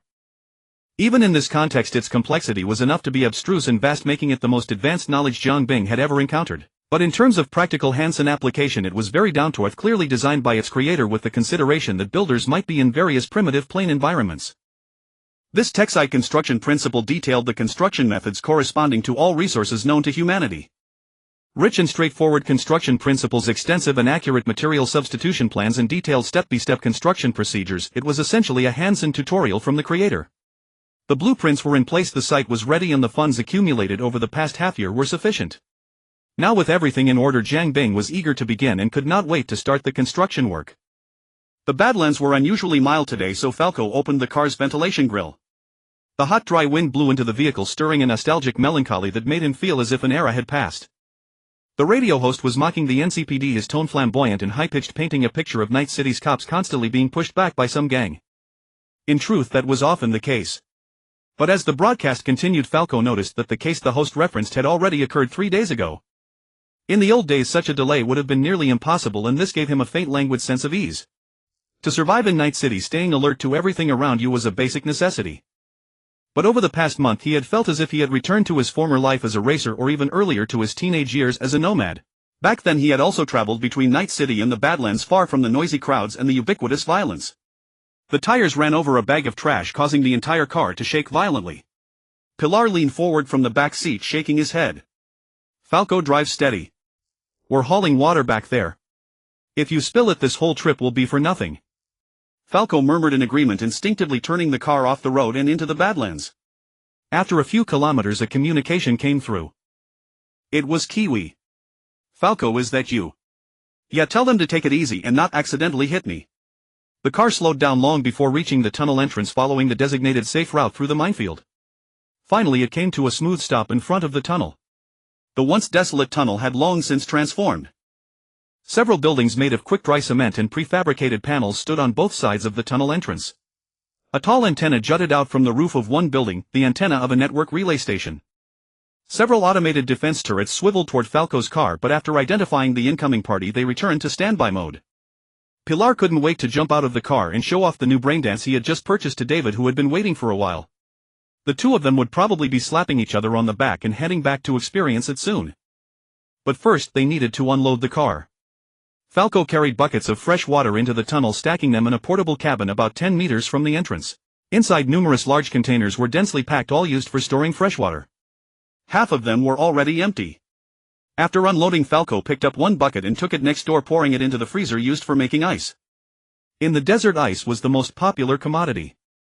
Beer and drinks with ice cubes were undoubtedly a luxury. David also entered the room, skillfully pulling out 2 trays of ice cubes, filling his ice bucket and getting ready to leave. Even Falco, who was past the age of romantic entanglements, couldn't help but tease him. David helping Lucy out again. After a month of practice, David had grown accustomed to this level of banter. Yeah, she's off shift today and had some business in cyberspace. I had some free time, so I just gave her a hand. Apart from beer and drinks, hackers had an even greater need for ice. When they deep dived into the network to avoid organ failure caused by the massive data exchange and the resulting rise in body temperature, hackers had to immerse themselves in ice water to cool down. Of course, there were better, more professional hacker immersion pods. These devices, filled with specialized coolant, not only dissipated heat more effectively but also didn't melt like ice, which required constant replenishment. But such useful equipment was naturally expensive. So a bathtub filled with ice remained the first choice for most hackers. Carrying the ice bucket, David made his way deeper into the tunnel, pushed open the door next to the network surveillance room and walked in. Countless cables extended from the adjacent room into this one. In the corner stood a bathtub where Lucy was half laying, half reclining. Lucy was holding the network access cable but hadn't plugged it in yet. Her cybernetic eyes flickered with light as she processed information. David walked over and dumped the last bucket of ice into the bathtub. Ripples spread across the water, revealing glimpses of her pale, naked body. The concept of sexuality in this world could hardly be described as merely open. Ending her half-reclined posture, Lucy took a deep breath and submerged the entire upper half of her body, including her head, into the ice water. Of course, she was completely naked. She paid no attention to David, who was taking in all the beautiful scenery. Or perhaps it was intentional. To distract himself from the awkwardness, David started a conversation. Still looking at tickets to the moon. No matter how many times, Lucy never got used to the ice water. She tilted her head back, trying to keep the water away from her chin, revealing a large expanse of pale skin. 2 full round mounds rested exactly at the waterline. Half hidden, half exposed. David felt a bit thirsty. "I'm almost done saving up the money." Lucy's reply made David's voice sound somewhat insincere. "Then your wish is about to come true. Congratulations, Lucy." And then Lucy plugged in the access cable as if she had already entered cyberspace, lending a touch of ethereal uncertainty to her response. Coming out of the room, the young man, just beginning to understand love, felt an inexplicable sense of loss. Rebecca came running by with Haley, stopping when she passed David. "David, have you seen Maine?" Haley quickly added, "Mr. Saburo wants to see him." David forced a smile. Maine should be on duty at the tunnel entrance. The two of them, one tall one short, rushed off toward the tunnel entrance. David walked silently deeper into the tunnel. He knew the boss probably wasn't working right now, so he wanted to ask his seemingly all-knowing leader for some advice. About the moon and about life. Passing the team's rest area and dining room, David stopped in front of a door waiting for the camera to scan him. This door had been built at the site of a former cavern. Nearly half of the rock and reinforced concrete had been removed, and a fairly wide passage had been reinforced with scaffolding and steel structures. David knew that around the passage there were 8 embedded automatic machine gun bunkers, numerous unactivated proximity mines, and many combat robots made by the boss hidden in the dark corners. These robots were crude in appearance, only half a meter tall, shaped like round trash bins moving on 4 wheels, but their firepower was absolutely insane. David had seen Jiang Bing stuff 4 guns into the round body of one robot. So even though his access permissions had been registered, he didn't dare to barge in. He patiently waited for the scan to complete. Walking through the passage, the once dim space had been fitted with numerous lighting fixtures, making the whole area as bright as day. Even though he had seen it many times, David's eyes were still drawn to the device in the distance. It was no longer the empty space it had been before. Not far away, the ground was covered with some kind of steel, forming a circle. At the center stood a cylindrical platform about 3 meters in diameter. 2 circular tracks, one horizontal, one vertical, intersected and were embedded in the platform base. Countless unknown metal wires were wound around the 2 tracks. The outermost edge of the platform was lined with metal pillars as thick as an arm, like a roofless cage, imprisoning the 2 circular tracks inside. Dense cables extended from the bizarre device, sprawling in all directions, but their other ends were not connected to anything, just lying casually on the ground. The entire device gave off an aura that blended science fiction with mystery. Even though it was not yet activated and lay silent, its unique form radiated an overwhelming presence. I really can't guess what the boss is building this thing for. When David found Jiang Bing in his workshop, he was giving Dorio a physical checkup. To Jiang Bing, this kind of activity counted as rest. Dorio didn't have many cybernetic implants. Her unusually robust physique was the result of long-term heavy hormone injections in the past, which was also the main reason for her masculine facial features. This situation was very common among athletes. Most athletes were trained from childhood and would consume large amounts of hormonal drugs during their growth period to accelerate physical development. Most of the time they also underwent specialized cybernetic modifications combined with grueling training. Regardless of the sport, reaching the top required both talent and financial resources. This meant that the top-tier sports stars were basically controlled by their respective sports club conglomerates. Only a corporation of a certain scale could cultivate world-class athletes. The high cost of training made this an absolute rule. But many children from poor families still pinned their hopes on this path to change their fate. From a very young age they would consume large amounts of cheap hormonal drugs, scrape together money to install corresponding basic cyberware, and then bounce between various underground arenas or club trials, hoping to be selected one day to leap into the ranks of professional athletes and step onto the official arena. Ironically, the effects of these modifications and hormonal drugs on the body were permanent.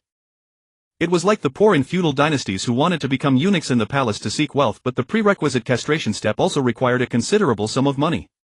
Therefore, many poor families would choose to perform the castration themselves. But only a fraction of those could actually enter the palace. The rest were left with mutilated bodies to endure an even more difficult life. However, Dorio was not one of those cases. She was born into a sports family. Both her parents were famous athletes, and from her childhood they had subjected her to rigorous and scientific training. With a good family environment and conditions, she could have easily followed her parents' path and become at least an outstanding athlete. But Dorio chose to give it up. Her father had brought her and her mother to Night City for a sports meet. After the events, he happened to discover that fighting in the Animals underground boxing matches yielded far more prize money than official competitions, so he threw himself into the underground scene. As a top-tier athlete, he was virtually unbeatable in such matches, and the family enjoyed a period of comfortable living. But the good times didn't last. In a fight after a boxing match, her father was caught in the crossfire of a clash between the Voodoo Boys and the Animals and was killed. Hatred drove her to seek revenge, which became the spark that turned her into an edgerunner. These stories were told to Jiang Bing by Gloria, but he was not surprised. In fact, he was somewhat numb to them. Such things happened in Night City every moment. Dorio's tragic experience was just one of countless tragedies. This was not a simple problem that could be solved by eliminating the Animals or the Voodoo Boys. The only way to completely eradicate such incidents was something Jiang Bing knew well. Gloria knew so much because she had made up her mind to become a top-notch fixer in Night City. Thus she proactively worked on building good relationships with the members of Maine's crew. After all, a good fixer always had several reliable edge runner teams working with them. But a fledgling fixer just starting out didn't have enough business to support a crew as large as Maine's, but that didn't stop her from laying the groundwork first.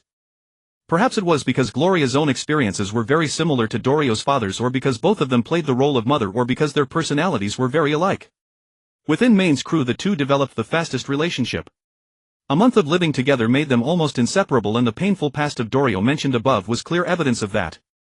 Although Mrs. Martinez has not been particularly successful as a middleman, she has made rapid progress. At the very least, she has learned a trait that all successful intermediaries possess. She organized and planned the resources around her, utilizing them to the fullest. Leveraging her understanding of Zhongbing, Mrs. Martinez successfully facilitated a mutually beneficial arrangement. Members of the MAN team received regular maintenance for their cybernetic enhancements and affordable modifications, while Zhongbing found a rare opportunity to relax amidst the monotonous forging process. Mrs. Martinez received praise from everyone. At that moment she was implementing her version of benevolent governance. Dalio's body had not been implanted with many cybernetics apart from basic subdermal armor and combat components like ballistic coordination processors. Her body was not significantly altered.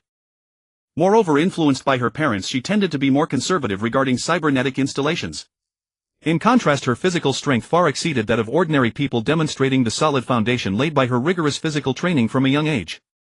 However, when faced with a cybernetic enhancement that perfectly matched her needs and could significantly boost her overall combat capabilities, she would certainly not remain passive. While sorting through previously stored cybernetics, Zhongbing discovered a blood circulation pump produced by a company specialized in bodily quality, which was well suited for Dalio. This implant, designed for the internal circulation system and somewhat leaning towards a medical direction, could significantly enhance blood circulation during combat, improving oxygen exchange and thus boosting overall physical condition. It could also regulate blood flow during injuries, reducing blood loss, and the interior of the pump had preset space for injecting stimulants or healing agents, which would be directly injected into the bloodstream when activated. Compared to external injections, this method was more discreet, timely, and efficient.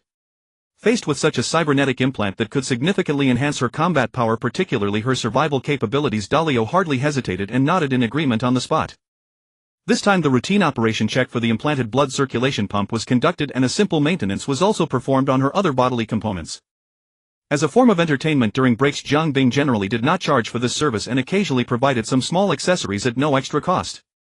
Of course, Zhongbing also took the opportunity to gain insights into novel cybernetic technologies that he had not previously encountered, benefiting from the contributions of Chiwei and Lucy. After all, the Black Clinic could not attract even the edgewalkers, let alone the even rarer hackers. As for scavengers, those who could work in this field were already quite impoverished. There was no need to make things harder for them. When David approached, the maintenance was already completed and Dalio was chatting with Gloria while Zhongbing was tidying up his tools. With his mother present, David did not dare to ask openly, so he could only sneakily approach Zhongbing, wanting to pull him aside for a private discussion. However, before he could speak, Man's distinctive deep voice sounded from behind. "Mr. Saba, I heard from Rebecca that you wanted to speak with me." After a month of eating sand in the desert, Man still appeared vibrant. "This time it's actually not me, it's Gloria who has something to discuss with you," Zhongbing replied. Without Mrs. Martinez having to speak up, Dalio, who was aware of the situation, took the initiative. "Gloria wants the two of us to return to Night City to catch up with an old friend of hers from the municipal hall and discuss some matters face-to-face. Mrs. Martinez is diligently learning the mannerisms of intermediaries from videos found online. The situation is as follows, Man. When I was working in the medical team at the municipal hall, I got to know a mid-level officer from the NCPD. He currently has a batch of goods that are stolen from the municipal warehouse, and I want you to check out the goods on site. Employing edgewalkers to inspect goods is quite common in Night City, especially when it involves items that usually cannot see the light of day. The goods consist of a batch of smuggled generators confiscated by customs, specifically the Petrochem Vortex 400. The payment for this job is 5,000 euros, but the commission here will still be paid." Gloria quoted a very standard price for the job. Man merely considered it briefly before agreeing, as he had done similar jobs before. Since it did not involve a transaction, just verifying the goods, such tasks were generally not dangerous. Sometimes sellers would even slip some benefits to edgewalkers to ensure a few good words were said about them to their employers. After providing the contact details and meeting time and address, Gloria finally took her first step towards becoming a successful intermediary. This task was initiated by her own efforts, with Zhongbing only providing a small amount of help. The catalyst for this situation was the device that David had just seen. The construction work on the gate device had actually been mostly completed the day before yesterday. The only parts remaining were related to energy supply. According to Zhongbing's estimates, to supply enough power for the device to operate, a large number of generators would need to be running simultaneously. However, generators are highly sought after everywhere. Wanderers, edgewalkers, the Riptide Gang and various factions would not return empty-handed if they encountered them, whether for personal use or resale. After all, in today's technologically advanced world, electrical energy is a necessity for life. Therefore, gathering a large number of generators in a short period was quite a challenge, but Zhang Bing did not have the time or patience to waste on slowly accumulating them through various channels. Just a step away from success, with only the generators needed to cross the finish line, he was willing to spend a bit more. Hence, the procurement of generators was entrusted to the logistics chief Gloria, who was to utilize the data provided by Zhang Bing to find the most suitable generator models on various company websites and draft a budget plan. Zhang Bing would directly approve the funds. However, not long after, Gloria, who had been actively expanding her connections and seeking opportunities to develop her intermediary career, returned and presented Zhang Bing with an account. Taking the Petrochem Vortex 400 generator as an example, the official price for a brand new unit is €120,000. Based on the data provided by Zhang Bing, at least 8 units are needed to meet the requirements, thus a direct purchase from the official supplier would cost €96,000. However, Gloria indicated that she had a way to procure second-hand Vortex 400 generators. Although there would be some risks involved, she estimated that it would only take about €2,000 to secure 10 operational smuggled units. During this past month, Mrs. Martinez performed exceptionally well in her role as logistics chief. Zhang Bing was so absorbed in forging that he hardly paid attention to worldly matters. All matters, great and small, in this makeshift base rested on her shoulders. Mrs. Martinez lived up to everyone's expectations, ensuring that everything in the camp was orderly and well coordinated under her management. Dedicated to public service, the diligent Gloria also thought ahead for her boss, desperately seeking ways to reduce expenditures. Naturally, Zhang Bing, who observed everything, could not neglect the contributions of such a key figure, especially considering that capable individuals are easy to find, but competent internal management talents are a rare resource in Night City. With the intention of nurturing a foundational team while simultaneously cultivating Gloria, Zhang Bing immediately approved a payment of €5,000 for her to use at her discretion. To stimulate Mrs.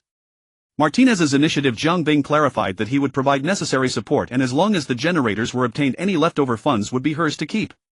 This led to Mrs. Martinez seeking Man for the goods verification. The next day, Man returned from Night City with good news, stating that all generators had been checked and were in perfect condition. Upon receiving this confirmation, Gloria immediately contacted the small leaders involved in the transaction. The two engaged in a fierce negotiation over the phone, ultimately securing the deal for €23,000. At this point, things were progressing smoothly, which kept Mrs. Martinez in high spirits throughout the day. However, the straightforward atmosphere of Night City was unlikely to let this matter pass easily. In the evening, while Mrs. Martinez was counting supplies, a strange communication suddenly came through. Filled with curiosity, she answered the call. Gloria Martinez, nice to meet you. The caller was a slender woman who appeared quite older, yet Gloria was certain she did not recognize her. Gloria, I don't think we know each other. Dakota Smith, after this we will know each other. I am Dakota Smith, the new intermediary who did well on that deal in the North Oak area. Gloria, how did you find out? Dakota Smith, a successful intermediary always has their own channels of information. Gloria, I remember now, you are the best intermediary in the Badlands. Dakota Smith, Ahu, I reluctantly accept your compliment. Dakota Smith, without further ado, I have learned through certain channels that you are planning to transport a batch of goods to the Badlands. Gloria, how did you know about this information? Gloria was extremely astonished. Dakota Smith, allow me to keep it confidential for now. I call to give you a warning, the Riptide Gang is also eyeing this batch of goods, so you'd better be cautious from here on. Gloria, why inform me? Dakota Smith, I'm always happy to lend a hand when it comes to causing trouble for the Riptide Gang. Dakota Smith, lastly, let me give you a piece of advice. In Night City, betrayal is a common occurrence, so you should learn to adapt. Mrs. Martinez hung up the phone, furious and wanting to contact the seller, but she quickly calmed down. After weighing her options, she decided to confess everything to her boss, Zhang Bing. After hearing the entire story, Zhang Bing stroked his chin and did not find it surprising. It seems your friend is not very honest. He wants to sell the same batch of goods to two parties. Either he sold the information to the Riptide Gang, or he is not managing his team well and someone leaked the news. Regardless of which possibility it is, this is too common. I suggest you carry on with the transaction as usual and settle the score with him later. At this point, Mrs. Martinez had already regained her usual composure. I was already wary of the Riptide Gang, especially since so many generators are involved, which would make anyone envious. I had discussed it with Man and the others, planning to go together tomorrow. But who would have thought the news was leaked from the very beginning? Zhang Bing followed up with a question. You discussed it with Man? Yes, I offered a commission of 1,000,000 euros and recruited Mandalio Pyra Falco and Chiwei. I initially thought this group would be sufficient, but now it seems the risk is still a bit high. Perhaps I should cancel this transaction for now, Gloria said somewhat dejectedly. Zhang Bing certainly could not sit by and watch his right-hand person set out on a mission only to face failure, so he instructed her to gather everyone participating in the task at the base for a discussion about solutions while he prepared some items. When Zhang Bing arrived at the scene with a long weapon case, the group was already engaged in a heated discussion about the specifics of the job. As an intermediary, Gloria was quite straightforward, laying out all the details without holding anything back. If it were Faraday, he would likely have concealed the details, sending the man team into danger. Approaching the front of the group, Zhang Bing placed the box on the table and opened it, revealing a slender sniper rifle that showcased industrial beauty within its compact form. Cat again. The crowd erupted in surprise. Everyone present was knowledgeable and immediately recognized this classic sniper rifle. Zhang Bing nodded. All right, which one of you has good shooting skills? Take this for the mission first. After all, I had promised Gloria that as a partner in this intermediary role she would only need to handle the interpersonal negotiations while I would take care of the rest. Gloria not only met Zhang Bing's expectations but exceeded them. As the boss, he naturally made every effort to provide support. Zhang Bing then tossed a vehicle identification card to Falco. Take my bus to pick up the goods tomorrow for safety. Falco, you can familiarize yourself with the vehicle overnight. I believe your driving skills will handle it just fine. These two significant supports greatly boosted everyone's confidence, but Zhang Bing still felt it was not secure enough, so he turned to Man and asked, I remember you mentioned you had military service experience. Can you operate a Centaur armored vehicle? This question instantly elevated the emotional atmosphere of everyone present. Man paused for 2 seconds before quickly answering, of course, it's not difficult. After running through military training software for 3 hours, anyone can get the hang of it. Alright, let's take it out for a spin, Zhang Bing said, leading the group deeper into the tunnel. That was the storage area for the Centaur armored vehicles. The Centaur exoskeleton is standard single-soldier assault power armor produced by Militech. This heavy firepower is among the most prohibited contraband in Night City. But as the old saying goes, if it weren't contraband, I wouldn't buy it. After the Night City government placed it on the embargo list, it became even more sought after on the black market. In reality, this exoskeleton is merely a basic combat unit for major corporations. Every patrol squad in the Arasaka Industrial Park is equipped with a similar in-house model. The same applies to Militech. As a military giant eyeing the vast market of Night City, Militech transport trucks loaded with Centaurs roll into the city almost daily. Many of them are hijacked by various nefarious groups. But given the NCPD's lackluster performance, they barely bother investigating, perhaps they're even complicit in some cases. So it's no surprise that a Centaur exoskeleton could end up in a SCAV hideout. But that doesn't make it any less formidable. As Militech's flagship, the Centaur's primary armament is a laser weapon that after a brief charge can easily blow up a small vehicle. However, it's somewhat bulky and its slower rate of fire makes it more suited for assault than suppressing personnel. That's why the driver who faced Zhang Bing didn't choose to use it. In terms of defense, its entire body is made of high-strength synthetic materials, effectively resisting various firearms and melee weapons. Equipped with a polymer shield, when powered it can easily withstand sniper shots from an Nicometa. It comes with Militech's proprietary combat system, which integrates all built-in devices, analyzes the battlefield environment with precision, and assists the wearer in making timely and accurate judgments in complex combat situations. In short, it was designed purely for war. Using it in gang skirmishes is frankly overkill. But Night City is a place teeming with talent and ruthless individuals. Everyone feels insecure without some heavy hardware, unable to sleep soundly. Maine was right, he could indeed operate this thing, and he did it well. After only a few minutes of familiarization, Maine maneuvered it with agility, jogging out of the tunnel. Once steady, the laser cannon on his right arm charged briefly and precisely blasted a distant metal barrel into scattered debris. With this added to their triple insurance, everyone's worries about tomorrow's mission dissipated. Combined with the element of surprise, their anxiety vanished and they dispersed to rest. Sure enough, the next day Papa Jiang, who was standing by with the authority and the vehicle, never received a distress call from Gloria. The team, having truly gone all out, returned victorious. Zhang Bing's painstaking efforts were not in vain. The bus not only brought the crucial generator but Mrs. Martinez also shrewdly brought back several boxes of mixed-quality firearms and blades along with a pile of bloody cyberware. It's no wonder she was a woman who worked in a medical team in Night City, her skill at extracting cyberware far surpassing that of ordinary scav. Maine's squad showed no disgust at this behavior. In fact, a significant portion of the work was done by them. In previous missions they had done similar things, but usually only for rare cyberware. Mrs. Martinez's ruthless bone-picking thoroughness inherited from Zhang Bing left everyone wide-eyed. This was also due to Jiang Bing's constant guidance and cumulative influence. Behind the bus followed several new vehicles, all common Badlands models like Little Mule Colby and Delina. Needless to say, these were loot from the wraiths. Every vehicle bore bullet holes of varying depths, with one car being the most extreme, a bull-sized hole pierced diagonally from the driver's door to the rear door. Obviously the work of an Nikomata sniper rifle. This signature weapon of tsunami defense, the most mature electromagnetic sniper rifle on the market, paired with tungsten alloy electromagnetic armor-piercing rounds, will silence any ordinary armor with a single shot.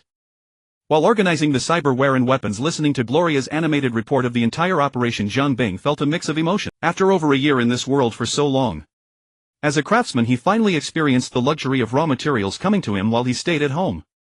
At last a good start. Uncontainable joy surged in his chest. Jiang Bing roughly estimated the value of the loot on the spot, then waved his hand and gave each person an additional bonus of 5000 eddies. Don't ask, just say Boss Jiang is in a good mood today. 10 Vortex 400 CHOH2 generators were neatly arranged, connected into a generator set and linked to the previously idle cables. As barrel after barrel of CHOH2 was poured into the generator's fuel tanks, everyone's anticipation rose. The engines started and the exquisite craftsmanship made the operational noise almost inaudible. With a surge of electricity, the two interlocking circular tracks on the door's base began to rotate, accelerating into a blurry sphere. The surrounding ring of metal pillars began to tremble slightly, as if enduring immense internal pressure. Everyone stared fixedly at the sphere, awaiting further developments. But as time passed, with the hum of the generator set, the strange device continued spinning on its own with no other changes. Finally, people began to lose patience. A question arose in their minds: did Mr. Saburo go through all this trouble just to create a piece of performance art? To be fair, it did look quite futuristic spinning. Only Jiang Bing understood that the door device was complete and operational, and the seemingly pointless repetitive motion was just an illusion. In fact, it was establishing contact with some grand creation. The sphere spun for over 10 days. Everyone in the base except Jiang Bing went through a cycle of curiosity, disappointment, renewed curiosity, observation, and finally disillusionment, losing interest in the ceaselessly spinning device. Only Jiang Bing, timing his arrival, approached the device as it gradually stopped. He eagerly climbed the platform and entered the cage formed by the metal pillars. In the empty center of the sphere, to Jiang Bing's eyes, a ball of light floated. As he reached out and grasped it, the system flashed a notification. System notification: door key linked. Uploading authentication information. Authentication successful. With the prompt, the light dimmed and contracted, revealing the item within. A crystal key. Through its transparent exterior, countless stars seemed to flow within, following some mysterious rule. Soon the key dissolved into a shower of starlight, but Jiang Bing remained calm. From the moment of contact, they had been bound at a higher level. The key's dissolution into light was merely a return to its original essence, ready to coalesce again when needed. With this, the device that cost Jiang Bing nearly 4 million eddies had fulfilled its purpose. After nearly 2 months of garrison duty, base AXS importance returned to normal. While Gloria was cozying up to Lucy under the guise of assigning tasks, she suddenly received a message from her boss. When she arrived at the tunnel entrance, Jiang Bing was loading the authority into a vehicle. The mission is over. There's no need for so many people here anymore. The sudden news surprised Gloria, but considering the time, it was indeed close to the 2 months Jiang Bing had initially estimated. Finally going back. He'll notify Maine and the others. They'll be thrilled. Pila's been complaining about wanting to hit the bar for a while. Jiang Bing operated his datapad and transferred the remaining payment for Maine's squad to Gloria. I have to go on a trip first. Settle the accounts with Maine and leave a few people here. You decide, either have Maine's squad rotate shifts or find new edge runners you can trust. Under Mrs. Martinez's puzzled expression, Jiang Bing transferred another 1 million eddies to her. You've done well these 2 months. Even without me, you can handle the fixer role. Use this money for future development. Keep the books and you'll review them when I'm back. The Centaur exoskeleton is in the innermost supply room. I've already given you access to the defense system. Feel free to use the weapons and ammo inside, just keep a record. Hearing Jiang Bing's words that sounded like final arrangements, Mrs. Martinez felt an inexplicable unease. Boss, you're not planning not to come back, are you? Jiang Bing loaded a box of ammunition into the vehicle and turned to look at the young woman whose fate he had successfully changed. The evening wind whistled across the vast Badlands. From inside the tunnel came the hustle and bustle, Rebecca and Haley squabbling over snacks, Pila rambling on to David about his head full of smut, Maine and Dorio sparring, or Falco cooking his specialty synthetic meat patties. Looking toward the distant night city where only twinkling lights were visible from this position, Jiang Bing shook his head and gave Gloria a firm answer. No way. I just said hello to Night City. There's still a long road ahead. To secure a stable supply for his upcoming company, Jiang Bing stepped on the gas and drove into the vast new world. After finishing the arrangements with Gloria, Jiang Bing drove away from Base 6. The car sped across the Badlands, not heading back to Night City but randomly found an abandoned small town. In the Badlands, such towns were everywhere. The increasingly severe desertification and depletion of natural resources had forced people to abandon their homes and migrate over the past decades. Jiang Bing drove around the town, finally finding a garage that still had a rolling shutter door. Getting out of the car, he looked around and confirmed no one was nearby. Jiang Bing reached out his hand and countless tiny starlight particles gathered from all directions, forming the starlight key in his hand. He stepped forward. Although the knowledge transmitted to him had detailed instructions on how to use it, Jiang Bing was still very excited to use it for the first time. With a nervous heart, he inserted the door key into the center of the already damaged garage rolling shutter door. In the dim light, the door key gave a clear tactile sensation as if it had really been inserted into a keyhole. Jiang Bing took a deep breath and gently turned the key to the right. With a clicking sound that resonated in the depths of his mind, a door was thus opened. Countless streams of light spread from where the key was inserted, covering the entire rolling shutter door and forming a starlight gate that enveloped the entire garage entrance. Seeing this, Jiang Bing did not hesitate. He opened the car door, got in and drove into the light gate. Through the rearview mirror, Jiang Bing saw that after the Machina rampage fully entered, the door key automatically pulled out and the light gate replayed the opening process in reverse, then closed. Behind the door was a huge plaza. Above, the vast starry sky swirled endlessly in the infinite cosmos, extremely magnificent. However, Jiang Bing had no mind to observe this beautiful scenery as a wall of azure crystal blocked his path. He was certain that the wall had suddenly appeared in front of his vehicle. With no choice, Jiang Bing got out to inspect. The crystal wall was extremely tall. To see its full extent, Jiang Bing had to step back and look up. But this action nearly caused his legs to give way and fall to the ground. What blocked the car was not a wall at all but a giant. This eye had no eyelids, only an eyeball entirely azure with a pitch-black vertical pupil like that of a beast. Its overall height was over 10 meters. At this moment, the eye floated quietly in the air, looking down at Jiang Bing from above. Just as Jiang Bing was thinking about whether to go back to the car and grab some handy weapon, an ethereal and distant voice seemed to come from the void, echoing in Jiang Bing's ears. A new visitor. Wait a moment, let me check the records. The voice, seemingly from the giant eye, was unexpectedly gentle. As the pupil moved upward, a huge book appeared in the void, its pages flipping rapidly. Found it. The pupil moved down and the eye looked at Jiang Bing again. Jiang Bing, from whom the logging coordinates are plane HXXDC2W33. The book in the void started flipping rapidly again as if there was new information. The pupil quickly moved up, glanced, and then, as if discovering a new continent, moved back down. No, you actually come from the origin star. This is truly a rare visitor. Strangely, Jiang Bing could discern a cheerful emotion from the eyeball. And a new member of the Artisan Association. With such connections, why didn't you say so earlier? The eyeball turned as if leading the way. I thought it was some broken entrance that accidentally let in an ordinary person. I didn't expect it to be an artisan apprentice. Me. An ordinary person. Jiang Bing, who could tear apart a centaur with his bare hands and had killed countless in Night City, was about to retort, but then he saw the eye floating quietly ahead, the size of Christopher Miller's villa, and immediately kept quiet. I am Azure Gaze Artisan Apprentice Jiang Bing. Welcome to the port. I am the administrator here. Administrator. Looking at the massive creature before him, Jiang Bing found it hard to imagine what kind of facility required such an administrator.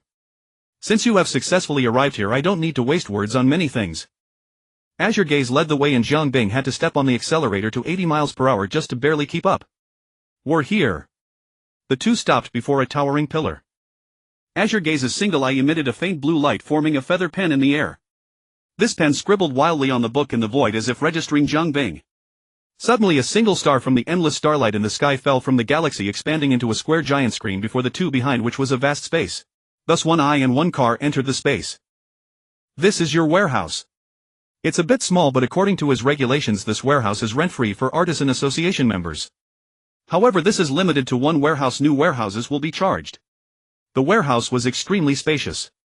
Jiang Bing almost had to crane his neck backward to barely see the ceiling. Azure Gaze's words left him almost speechless. How big is this warehouse? Jiang Bing asked. If converted to units you are familiar with, it is a cube with edge length of 8,034 meters. This time Azure Gaze did not flip the book and answered directly. Jiang Bing roughly calculated the volume in his mind and arrived at a dizzying number. Having been used to being a tycoon in the cyberpunk world, suddenly becoming poor was quite uncomfortable. With a slightly bitter twist at the corner of his mouth, Jiang Bing shouted in his heart, a space of over 230,000 cubic meters is still considered small. Azure Gaze was writing rapidly in the big book, not even turning its pupil, and replied, it's indeed not large. It'll fill up easily. Jiang Bing pursed his lips in envy, then suddenly realized. You can hear my thoughts. This time Azure Gaze finally turned its pupil toward where Jiang Bing was standing. Although it didn't speak, Jiang Bing seemed to be able to read its thoughts. This customer is such an idiot. Fortunately, Jiang Bing quickly changed the subject with a new question. What is needed to rent a new warehouse? Then, as if thinking of something, Jiang Bing's face tightened and he answered himself with a distressed tone, ether. Azure Gaze seemed to have finished the registration and dissipated the feather pen formed of light. Yes, and only ether is accepted. Looking at the pitifully small number of artisan badges in the system interface, Jiang Bing for some reason recalled the painful experience of being dominated by credits. Azure Gaze looked at Jiang Bing and said, the registration is complete. Take out your pass and I'll stamp it. From now on you don't need to go through the plaza, otherwise you'd have to re-register every time, which is quite troublesome. Jiang Bing summoned the door key. At this moment he noticed that the starlight drifting within the door key seemed much thinner. A blue starlight emanated from Azure Gaze's body and merged into it. If this is a port, then how do we depart and where are the destinations? Jiang Bing, as if thinking of something, suddenly asked. This time Jiang Bing could even see an expression meme from the Azurite, the old man on subway looking at phone look. I guess that's the advantage of being a transcendent being, their expressiveness far exceeds ordinary humans. You dare to come without a plane coordinate. I really don't know how you passed the exam to become a probationary artisan. Azure Gaze muttered. Heaven knows how Jiang Bing could perceive such emotion from the ethereal telepathic transmission. Without a plane coordinate you can only choose to find a random stop. Anyway, the door key can record plane coordinates. Once you've been there you don't have to worry about finding the way. As for departure, do you really think this is a port as you call it? We are now in the void between planes. Here time and distance are meaningless. That is to say, since you can board the ship at any time you can also disembark at any time at the port. Saying this, Azure Gaze looked at the door key in Jiang Bing's hand. You just need to insert it into the door you think of, turn it, and you can open the cabin door. As if remembering something else, Azure Gaze emitted faint blue light, forming a feather pen in the air. This time the content might be more, and the writing speed was so fast that after images appeared. Haven't used this in a long time, I almost forgot. According to his regulations, before you ascend to the stars all your ticket fees are also free. Saying this, Azure Gaze took a very careful look at Jiang Bing. I have to say he really takes care of you. Just this one item can save you a huge sum. The feather pen finally finished writing. Azure Gaze again focused its gaze on Jiang Bing's door key. This time I don't have the authority. I need to find the higher-ups to stamp it for you. Please wait.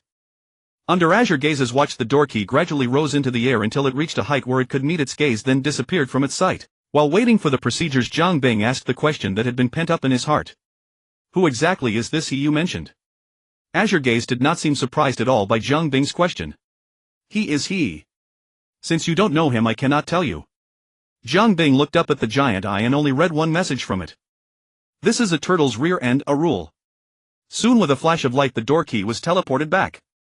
The difference was that this time the door key was stamped with an symbol. Although the boat fare is waived to prevent certain undesirable situations, the regulations were updated 2 epochs ago. For your situation there will be certain requirements on usage intervals. You will know the specifics when the time comes. Azure Gaze seemed to recall some unpleasant memory. Its entire pupil began to tremble. That's basically it. Have a pleasant journey. After saying this, Azure Gaze, like a corporate worker going through the motions, closed the book in the air, let it vanish, and turned to float out of the warehouse. At the end it dropped a sentence in Jiang Bing's ear. Since you seem to know nothing, hey, raise a suggestion. If there's a world you want to go to, you might try chatting with the door key. Who knows, it might come true. Jiang Bing was lost in thought. Before he could say thank you, Azure Gaze had already slipped out of the warehouse. As the light screen closed, the immense warehouse was left with only him and the Machina rampage. Jiang Bing naturally had no reason to stay any longer, since the big eyeball hadn't mentioned anything about providing meals. Following Azure Gaze's instructions, Jiang Bing held the door key, imagined the space before him as a door, and reached out to insert it. To his surprise, he actually inserted the key into the void. Before turning the key, recalling Azure Gaze's parting advice, Jiang Bing tried to infuse his thoughts into the door key. Abundant resources, wealth, low danger, stability, modern and technology side. Muttering these keywords, Jiang Bing turned the key to the right and pushed out a light screen. Looking at the unknown behind the screen, Jiang Bing got into the Machina rampage and nervously drove into it again. What is it like to break into a new world? Unlike the unconsciousness of his first traversal, this time Jiang Bing remained fully lucid throughout the journey. Without a precise coordinate, the whole process of this world crossing felt like playing an endlessly long water slide, yet with no knowledge of where the destination lay. Only the ever-increasing speed. In the midst of the rapid forward momentum, at a certain instant his consciousness seemed to smash through the water's surface. When he opened his eyes again, he had already arrived in a new world. Upon arriving in the new world, the first thing he felt was weightlessness. This stirred a bad premonition in Jiang Bing's heart. As expected, he and his vehicle were now high in the sky, beginning a free fall. Outside the window, first it went dark, then revealed choppy waves stretching endlessly to the horizon. Where the hell did I end? Majinuo Lalamore began to accelerate downward under gravity. Almost simultaneously, a thick bolt of lightning suddenly exploded. The lightning was extremely close to Jiang Bing's vehicle, nearly scraping past it. The still operating air conditioner immediately carried the faint pungent smell of oxygen molecules ionized by the electricity. Only then did Jiang Bing notice that the thick dark clouds hung extremely low, churning and surging with flashes of lightning and rumbles of thunder, while the howling wind lashed raindrops against the window, pattering loudly. He was in the midst of a violent sea storm, and he and his vehicle had just passed through the dark clouds. Before Jiang Bing could even sigh, Majinuo Lalamore was already nearing the water's surface. Jiang Bing could only pull open the door and leap out like a fish before it crashed into the sea. The enormous weight caused the vehicle along with its weapons and supplies to sink rapidly into the seabed, leaving only a tearful Jiang Bing floating alone on the surface. Having done nothing in the new world yet, he now had a new task on his shoulders. Somehow he had to retrieve the vehicle. Fortunately, a large island lay not far away, lying horizontally to Jiang Bing's left front. This gave the unlucky traveler at least some comfort. Proximity to such a large island meant that the sea surface at the crash site was not too deep above the seabed.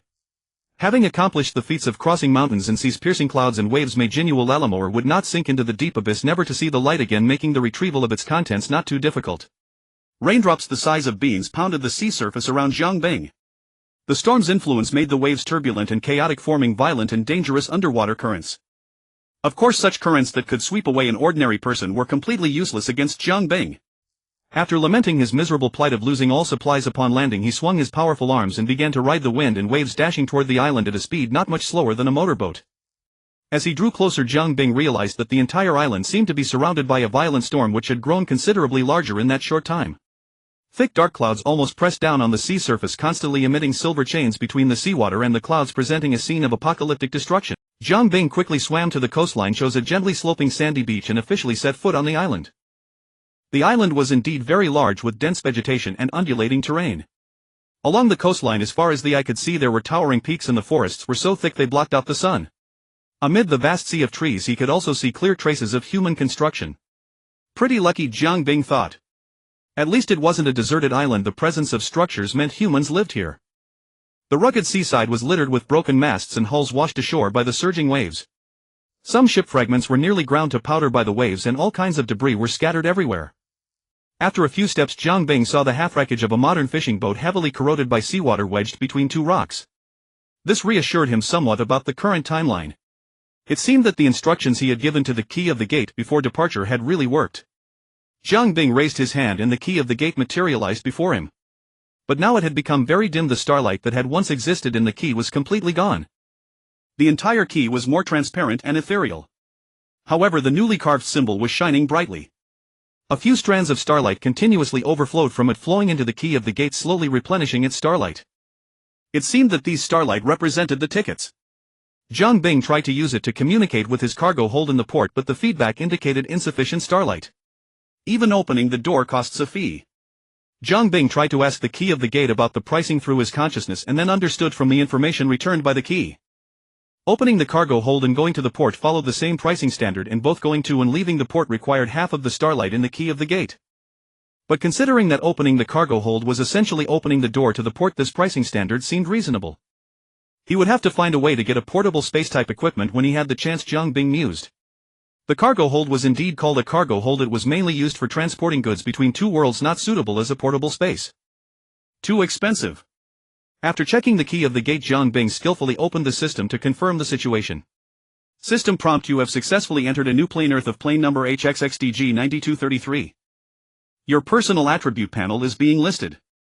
Name: Jiang Bing. Rank: Apprentice Artisan. Class: Level 265. Domicile: Origin Star Earth of plane B33. Location: Earth of plane number HXXDG9233. Existence: Strength 2. 5. Structural strength 2. 8. Creator database access level 163 artisan badge count 14. Looking at the plane number that shared the same prefix as the cyberpunk world, Zhang Bing felt that this trip hadn't gone too far. Confirming no other issues, Zhang Bing closed the system and dripping wet he walked into the dense forest closely connected to the beach under the raging storm. The trees in the forest grew very thickly.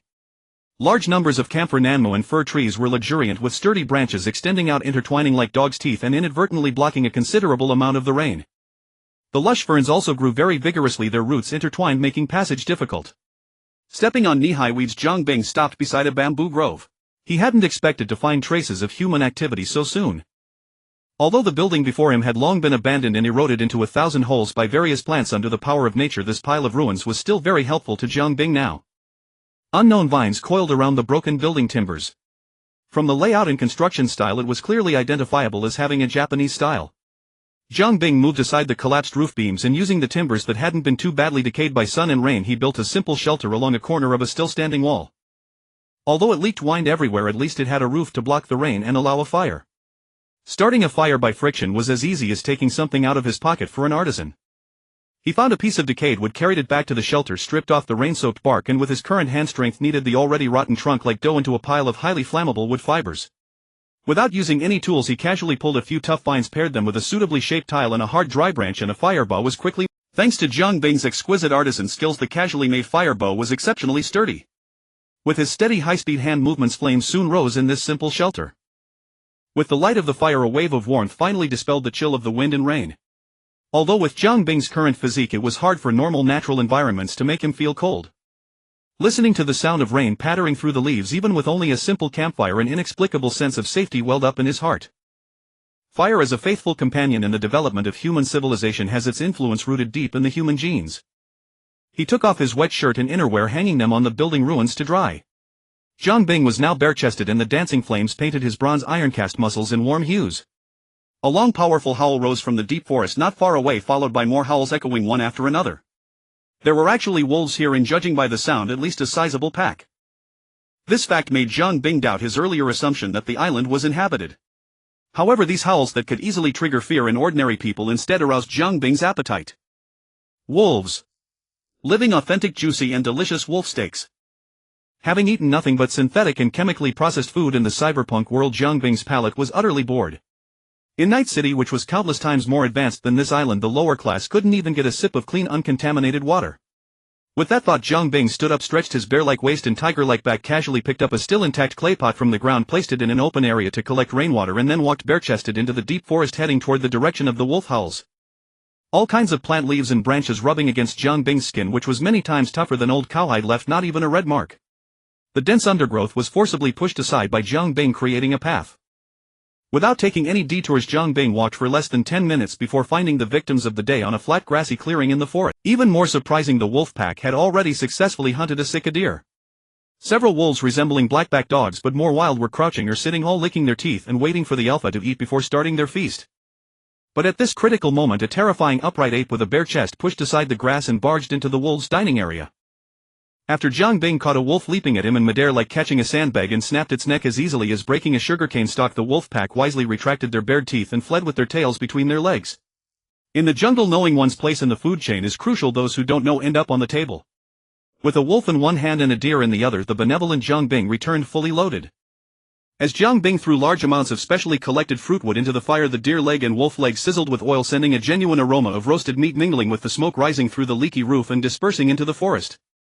So fragrant, incredibly fragrant. Zhang Bing devoured the roasted meat with big bites, almost choking with emotion. Even though this world had swallowed all his possessions at first sight, these few mouthfuls of authentic old-school Tokyo-style roasted leg made him forgive most of it.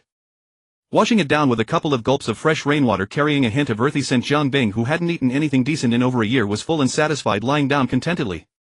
Having eaten fruitwood roasted venison, even Saburo Arasaka is no match for me. Things like this, no matter how rich you are in Night City, you could never get a taste. Night City, don't contact me anymore, I'm afraid she'll misunderstand. Only when the rain outside had lessened did Zhang Bing struggle to get up from his lying state.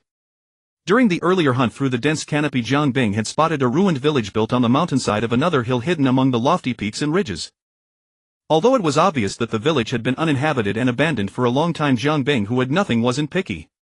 A big village like that should have at least some useful items. Even a usable pot would be good. Even a broken one would do, since Jiang Bing could fix it anyway. Jiang Bing, having reverted to his old trade as a scavenger, felt as though he had returned to the days of wielding authority in the scrapyards of Night City. In truth, even scavenging came in many forms. The junkyards of Night City, to put it bluntly, were like finding gold in filth. Though dirty and arduous, this work often gifted a sense of unearned fortune. Of course, this was only the dopamine-fueled feedback when one stumbled upon something valuable. If one toiled half a day only to gather scraps and worthless junk, it was hard to feel any sense of accomplishment. Such scavenging was merely garbage picking, a laborious low-reward endeavor that no one with a choice would consider. Fortunately, Jiang Bing, with empty sleeves and nothing to his name, was easily satisfied, so his journey to the village was filled with high spirits. The once torrential rain gradually subsided, leaving the forest imbued with a fresh post-rain scent that invigorated Jiang Bing, who had breathed too much of the city's exhaust. With a few leaps he scaled a 10-meter cliff, then sprang onto a pine branch 4 or 5 meters from the rock. Mimicking Tarzan, he adhered to the principle that the shortest distance between 2 points is a straight line swinging across the steep precipice to land on the opposite side. Thus he easily took a shortcut, covering a distance that would normally require a half-hour trek along winding mountain paths. The village was not large, but its overall layout was steeped in antiquity. The entire village was built against the mountain, with houses stretching to the hillside constructed mainly from timber sourced from the nearby woods. Though somewhat crude, the architectural layout bore a strong resemblance to the Kamakura period style of Japan. The village had clearly been abandoned for a long time, with many houses on the verge of collapse due to neglect. Jiang Bing selected the sturdiest-looking house and entered to inspect it. There was no need to consider picking the lock. The wooden door, along with its hinges, came loose from the frame at his push. From the room's furnishings, it was evident that the villagers hadn't fled due to a sudden disaster. Though their departure was somewhat hasty, it could still be considered a planned evacuation. The interior was not cluttered, but apart from some valuables and daily necessities, many items, mostly bulky furniture, had been left behind. Most of these had decayed, and the coarse cloth bedding had hardened over the long years, merging with the dust. However, an object hanging in a prominent spot in the living room caught Jiang Bing's attention. It was an American Stars and Stripes flag. Though dirty and riddled with holes from insects and rodents, its classic design and redanned white stripes made it easily recognizable. A question arose in Jiang Bing's mind. While it was normal to see the American flag on Japanese soil context map, it would make sense in government offices, military bases, or even at the entrance of the imperial palace. But here in an ancient Japanese village, its presence was strikingly incongruous. Setting this question aside, Jiang Bing began ransacking each room, searching for anything useful. In the process, he encountered many more anomalies. After breaking into several empty houses, Jiang Bing found that nearly every household had a full set of common iron tools. Farming implements like iron shovels, hoes, sickles, and axes were present in every home, and the villagers had left them behind without a second thought, as if they were of no consequence. This suggested that the village was not a traditional ancient Japanese farming community. In old Japan, where resources were scarce and smelting technology underdeveloped, iron tools were highly valuable assets. Such a quantity of iron farming implements could only appear in such a remote corner in a modern productive era. The villagers' casual abandonment of these tools pushed the timeline even further into modernity, as the value of such industrial goods diminishes with industrialization. The interplay of backwardness and advancement, antiquity and modernity, isolation and openness, all converged in the small village, deepening Jiang Bing's curiosity about the island's circumstances. After exploring the entire village, Jiang Bing discovered a human-sized stone statue on the mountainside adjacent to the settlement. The statue was carved directly from the hard cliff face. Though not large, the craftsmanship was passable. It was a seated female figure, distinct from the widespread and localized Japanese Buddhist statues. It bore no Buddhist elements, but instead exuded a strong native Shinto style. The seated figure wore an ancient straight-hanging robe, a loose white-sleeved garment typically worn only by Shinto priests. However, it lacked the matching tall hat, instead sporting a shrine maiden hairstyle with several long straight hairpins arranged in a circle at the back of the bun, resembling a sun disk behind her head. Jiang Bing confirmed that he had no knowledge of this image in his memory, but he wasn't surprised. After all, Japan was said to have 8 million gods, and the myriad of deities and spirits were so numerous that even the Japanese themselves couldn't keep track. Perhaps this was the island's local deity. From the village, Jiang Bing easily gathered a complete set of carpenter's tools, adzes, chisels, axes and saws. Though rudimentary with tools in hand, Jiang Bing planned to craft some simple self-defense weapons. White elm, tough and resilient, resistant to breaking and cracking, was ideal for making spears. He felled a white elm tree as thick as a bowl, dragged it back to a flat rock serving as a workbench, and under his skilled hands the trunk was quickly split, carved and shaped. Iron sheets stripped from furniture were rapidly hammered onto the pre-shaped spearhead under the force of Jiang Bing's mallet, then secured with iron hoops. After attaching the metal spearhead, Jiang Bing weighed the semi-finished product in his hands. His craftsman instinct immediately revealed the spear's imbalances. He then recarved and balanced it, ensuring the center of gravity was slightly forward for stable flight when thrown. Finally he smoothed the shaft and, lacking usable rope, carved a few anti-slip grooves at the grip. Thus a spear, handcrafted with simple carpenter's tools yet surpassing industrial quality, was completed. Zhang Bing deliberately lengthened and thickened the shaft to endure prolonged violent use. After polishing, the spear felt excellent in hand, though its lethality was limited. It caused only puncture wounds unlikely to be fatal unless hitting a vital spot.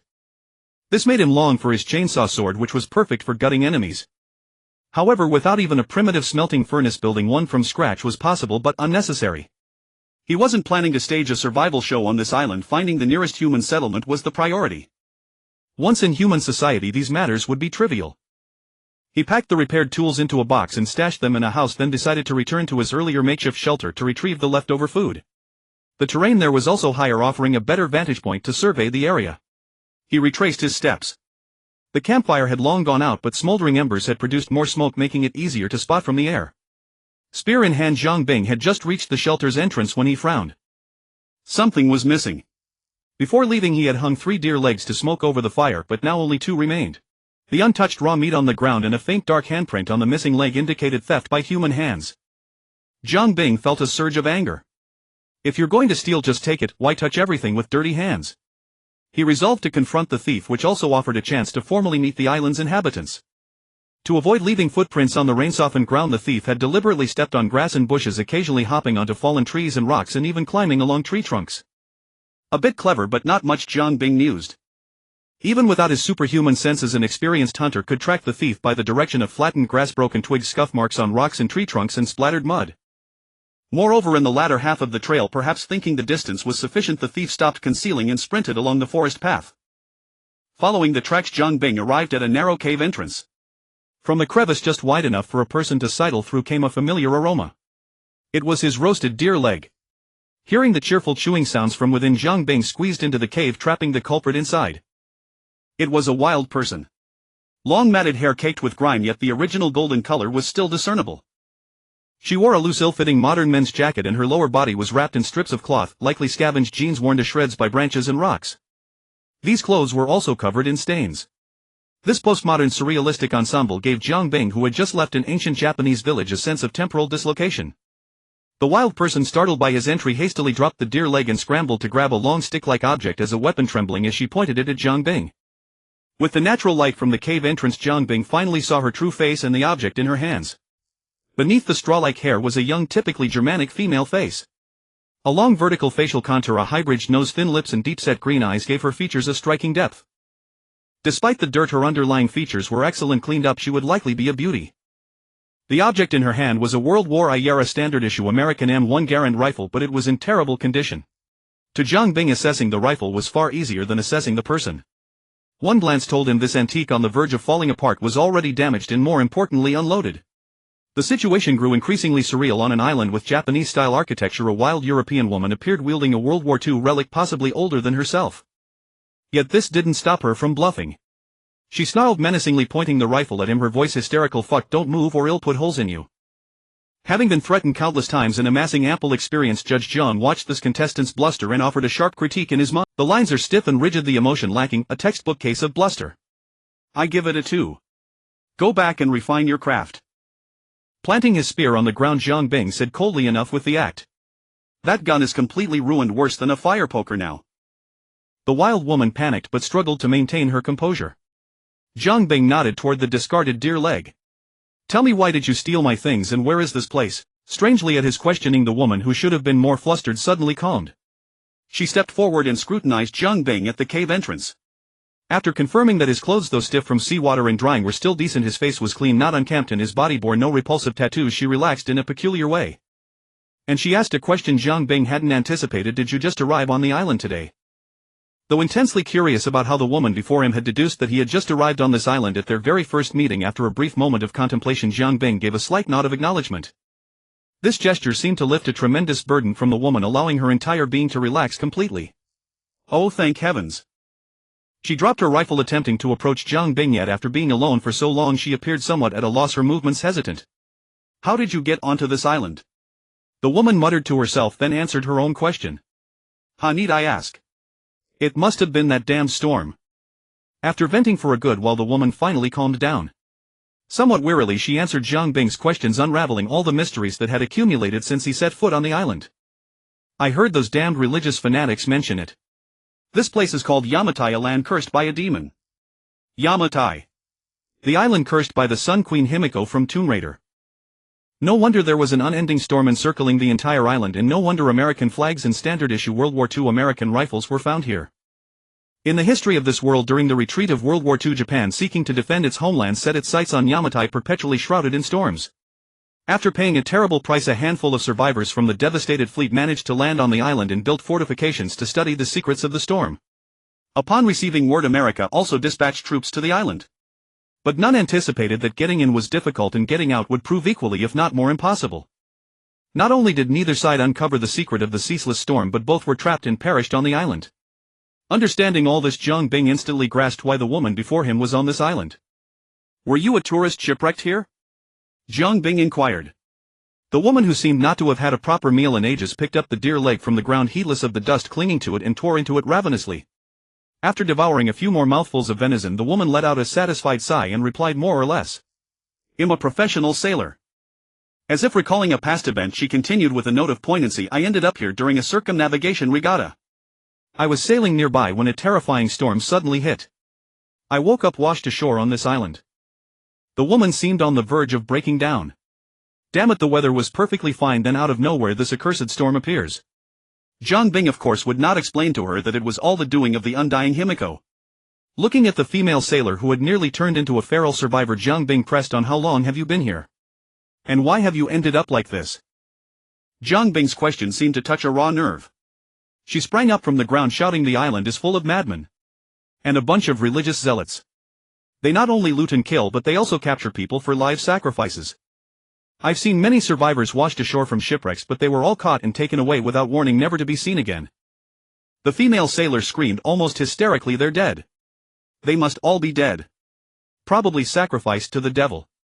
Watching this sailor, who had survived by hiding and fleeing until now, Zhang Bing thought to himself, "You might not be wrong there. Those people were likely fed to the storm warriors, those living dead cursed by Himiko." Thinking of those Japanese warriors who had survived until now, Zhang Bing felt a headache coming on. He was here in this world to procure supplies, not to play some hero's game of defeating a demon king and saving the world alongside Himiko, those living dead, and the cultists scattered across the island. But the storm stirred up by that old zombie Himiko encircled the entire island. Unless he killed her, even if Zhang Bing managed to build a seaworthy vessel, he couldn't break through the storm's blockade. Without leaving Yamatai, he couldn't return to human society, and thus couldn't quickly acquire the sought-after resources in bulk to fill his cargo, and to take down Himiko. Even setting aside the challenge of finding her on such a vast island, once located, her organized legions of storm warriors were not to be trifled with. The more he thought, the more his head ached. The more his head ached, the more he missed the dominion that had fallen into the sea. With his thoughts growing increasingly tangled, Zhang Bing simply shook his head to set them aside for now. As a last resort, once the key was fully charged, he could hunt some game, collect some soil, find a water source to fill his cargo hold with fresh water, and bring it back to the cyberpunk world. That would still be a considerable fortune. But that was merely the worst-case fallback plan. With a sigh, Zhang Bing lost the inclination to pursue the matter of the female sailor's theft. He turned and walked out of the cave, intending to return to the abandoned village first and plan his next move from there. Zhang Bing had only taken a few steps when the female sailor silently followed. With Zhang Bing deliberately slowing his pace, the two reached the abandoned village before nightfall. Zhang Bing deftly used his tools to build a fire pit, even enlarging the chimney to ensure the smoke wouldn't rise too high. To the woman's astonishment, he then went into the mountains and returned carrying a hard maple tree as thick as her waist, splitting it like tofu into pieces suitable for the fire pit, stacking them nearby. Hard maple dense and heavy, burns long, and provides lasting heat, making it the most suitable wood for firewood, far superior to other hardwoods like oak or hickory. However, in modern times the high price of wood makes using it as firewood seem rather extravagant. But given his current predicament, Zhang Bing looked at the vast array of trees covering the mountains, including many precious aged species, and let out a snort of a mouse falling into a rice jar.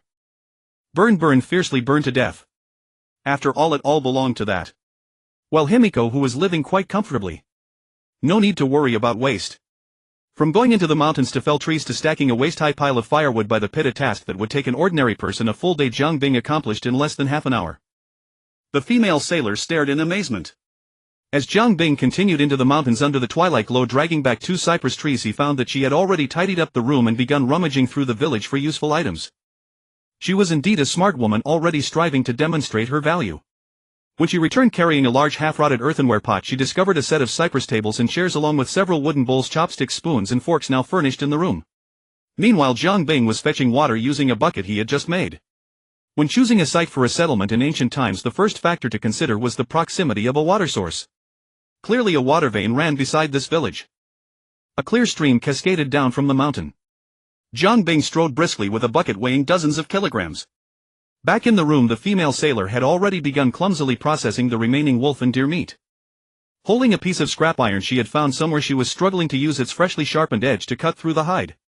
Unable to bear the slow pace, Jiang Bing took over the task from her, ensuring they could have meat soup before midnight. To be honest, without salt for seasoning or spices to remove the gamey taste, the boiled meat soup was far from delicious. The wolf meat was quite strong, and surprisingly the venison was even tougher. But having just emerged from a culinary wasteland himself, and with the other having not had hot soup for months, they were both reasonably satisfied. After eating, the female sailor proactively took the dishes outside to wash. Jiang Bing sat by the fire pit contemplating his next move. The first order of business was to confirm whether the Endurance carrying Lara Croft and her companions had already been wrecked on the reefs in the storm and whether they had landed on the island. However, when Jiang Bing asked the female sailor for the current date, she, having been on the run for months, had no idea of the specific day, only knowing that it was the year 2013. This was indeed the year the Endurance set out for the Dragon's Triangle expedition. But the storm was still raging, indicating that Himiko was still alive, and it was highly probable that the Endurance's crew had not yet landed. Secondly, Jiang Bing wanted to understand the source of Himiko's power over the storm and see if he could harness it for himself. The female sailor was outside for a long time before returning. When she came back, Jiang Bing noticed she seemed to have bathed in the stream. Shedding the grimy protective layer, the female sailor revealed her true appearance: blonde hair, blue eyes, deep-set features, seemingly in her 20s or 30s. She had taken off the men's jacket she was wearing, leaving only what appeared to be a racing singlet which had become tattered over the past few months. This state ironically made it more alluring. She spread her thick shoulder-length blonde hair, sat by the fire pit trying to dry her hair with the heat while deliberately exposing large swaths of her skin to Jiang Bing. A clever woman was Jiang Bing's assessment of her. After encountering Jiang Bing and witnessing his ability to survive easily here, she had quickly analyzed the situation and resolved to try and attach herself to him for survival. To that end, she had rapidly devised a strategy that would be quite feasible under normal circumstances. She understood perfectly what her greatest asset was when facing a normal man, and she could cast aside her pride without hesitation, leveraging her beauty to achieve her goal, ensuring a more comfortable survival on this desolate island. Truly worthy of being a female sailor brave enough to compete solo in a round-Japan regatta. Her success seemed to rely not only on her robust physique but also on her intelligent, meticulous and decisive mind. No wonder she had survived for months in this island's battle royale, teeming with living dead cultists, murderers and madmen, seemingly without serious injury. Of course, Jiang Bing subconsciously ignored the role his own appearance might have played. From the moment they met to her recent actions, the female sailor had temporarily earned Jiang Bing's recognition.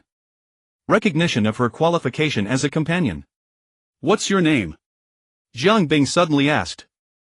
Just as the female sailor, thinking her plan was working, puffed out her chest and was about to start flirting, Jiang Bing's next words dashed her hope. "Save that act. It won't work on me." Seeing her expression turn awkward at having her plan exposed, Jiang Bing pressed on. "Can you kill?" Hearing Jiang Bing's question, the female sailor slowly retreated back to the fire pit. "You're a smart person. I believe you understand what I'm asking." The atmosphere fell into a dead silence, broken only by the occasional crackle of the hard maple burning in the fire pit. Finally, after a deliberation that was not overly long, the female sailor spoke solemnly. "Kate. Kate Capes." She, or rather Kate, took a deep breath and added, "Also, I've already killed. I used the stock of that Garand rifle to blow the head off a bastard who tried to rape me." Jiang Bing stared into her pretty face, which was forcing calm. The information his powerful perception gleaned from her told him the woman was not lying. So for the first time, Jiang Bing smiled at her. He approached her and extended his hand. "Saber Lyric. A craftsman." Seeing Jiang Bing's friendly gesture, Kate finally let out a long sigh of relief. Her legs feeling weak, she stood up and firmly grasped Jiang Bing's hand. After what had just transpired, the rapport between the two had grown noticeably more amicable than before. Kate, having shed most of her guard and appearing far more at ease, gazed upon Jiang Bing's handsome masculine face and spoke again. "Are you really not interested?" Jiang Bing interjected, preemptively refusing. As if. Who knew who would end up playing whom? In the village, Jiang Bing found many axes. The metal heads, though rusted, were still usable, but the wooden handles had mostly rotted to fragility. He was now fitting new handles onto each axe. While sanding an axe handle to better fit his grip, Jiang Bing asked, "You've lived here a few months. Do you know where I can get some weapons and gear?" Clearly Jiang Bing was already eager to start accumulating his initial wealth. Kate strained to recall her months of survival in this battle royale. I know there's an old Japanese military fortress on a nearby hill. There should be weapons left from back then, but a gang of bandits has taken it over. That's not the problem. Blowing off some wood shavings, Jiang Bing hammered the handle into the axe as I hefted it and nodded in satisfaction. The problem is whether those people deserve to die. Kate exhaled heavily through her nose, a sound that was both a condemnation and a sneer. I saw them gun down a man on a life raft, then drag the woman into the fortress. She clenched her teeth. All the gangs on this island are scum like that, feeding on their own kind. Jiang Bing had an epiphany. Oh, scavengers. I'm familiar with this job. Kate, clearly pent up, continued to vent her grievances, bitterly recounting everything she had witnessed on the island. They have nothing but cruelty, no mercy. Anyone with a shred of decency wouldn't stoop to their level. They're all madmen, either religious zealots or outright psychopaths. She said, her tone laced with disappointment. The pathetic thing is, if you don't join them, you can barely survive on this cannibal island. So after all this time, there's probably no one good left here. Her words were somewhat biased, but not entirely without merit. On this island where the storm had raged for 6 centuries, an entry was one way a highly complex power structure had formed. Apart from the inner region guarded by the Storm Warriors, the most powerful faction, the Solar Brotherhood, controlled most of Yamatai, though numerous smaller groups were interspersed. The Solar Brotherhood, a cult that worshipped Himiko, had members from all walks of life, descendants of World War II Japanese and American soldiers, explorers, fishermen, cruise passengers, archaeologists, tomb raiders, and pilots who had cheated death. Each harbored their own agendas, scheming and backstabbing as a matter of course. While not quite the notoriously wholesome Night City, Yamatai could still be considered a place teeming with talent. In such a high-pressure environment, newcomers to the island were either slaughtered by those above or forced to join in preying on later arrivals. Neutrals like Kate were rare and under normal circumstances short-lived. If one word could describe the survival conditions on Yamatai, it would be Island Battle Royale Magical Realism Edition. Looting, the primary method of acquiring gear in a battle royale, was a pastime Jiang Bing thoroughly enjoyed. As for the other players, Jiang the cheater, who didn't consider himself too much of a cheat, was already prepared to loot their corpses. Those who ganged up on noobs should have expected a visit from a righteous hacker. By noon the next day, after a grueling trek over mountains and rivers, even Kate, a professional athlete accustomed to battling the wind and waves at sea, had reached her physical limit. Fortunately, the Japanese military fortress she had mentioned was now in sight. One had to admit the fortress was expertly positioned by professional soldiers. It was built against a steep cliff with bare rock on both sides, offering no cover for an approach. The main road to the fortress was hidden within a permanent trench, its entrance flanked by 2 narrow firing slits with a lookout post on top for illumination and observation. But no layout could withstand time. After decades, the barbed wire that should have been in front of the fortress was long gone, and most of the equipment was damaged. Furthermore, due to the storm preventing normal supply deliveries to the island, the fortress, which should have been built of reinforced concrete, had only a single layer of fairly sturdy cement brick walls. Under the erosion of time, the outer cement had crumbled in patches, revealing the brickwork beneath. This, however, had little bearing on the impending action, as Jiang Bing had no intention of breaching it hidden. Moreover, the occupants were not professional soldiers. Jiang Bing stood observing for several minutes without seeing a single patrol. There were no external sentry posts whatsoever, only one bandit sat carelessly behind the elongated firing slit as if hoping to be seen. He kept yawning, looking listless and drowsy. He didn't even measure up to the combat discipline of a scavenger. After triple-checking for other sentries, Jiang Bing, almost frowning, strode openly around the side to the front of the fortress. Before even entering, he could hear snoring from just inside the door. Approaching the entrance, Jiang Bing was even more speechless. The thick iron door wasn't even closed. And just like that, without doing anything, he was inside the fortress, standing right behind an enemy. Accustomed to the intensity of Night City, Jiang Bing felt a sense of child's play. But the work still needed to be done. Jiang Bing reached behind his back, pulled out an axe, and buried it in the back of the man's head. Perhaps the bandit had been having a nightmare, his breathing ragged, but with Jiang Bing's help his breathing immediately steadied into a peaceful stillness. Without pulling the axe from the enemy's skull, Jiang Bing reached back again, drew another one, and unhurriedly pushed open the iron door on the left leading to the firing room. The poorly maintained iron door scraped softly, but the guard in the chair gave no reaction, not even turning his head. Inside, a Type 99 light machine gun in decent condition was placed beneath the firing slit, ready for the guard to mount and fire outward. The gear was good, but glancing at the guard still slumped in his chair, yawning and utterly lacking in military discipline, Jiang Bing couldn't be bothered to complain. He gifted him a retro axe head headpiece to let him settle down for good. With a sigh of resignation, Jiang Bing pushed open the iron door leading deeper into the fortress. The enemy behind the door didn't react immediately, mainly because Jiang Bing's demeanor wasn't that of an attacker but rather of an owner returning home. Once the bandit realized something was wrong, instead of drawing a gun and firing like the wholesome citizens of Night City, he tried to ask who the intruder was. But the next second an axe flying from Zhang Bing's hand embedded itself in his forehead. The corpse crumpled to the floor with a muffled thud. Yet the bandit in the next room was still snoring away. At this point Zhang Bing had nothing left to say.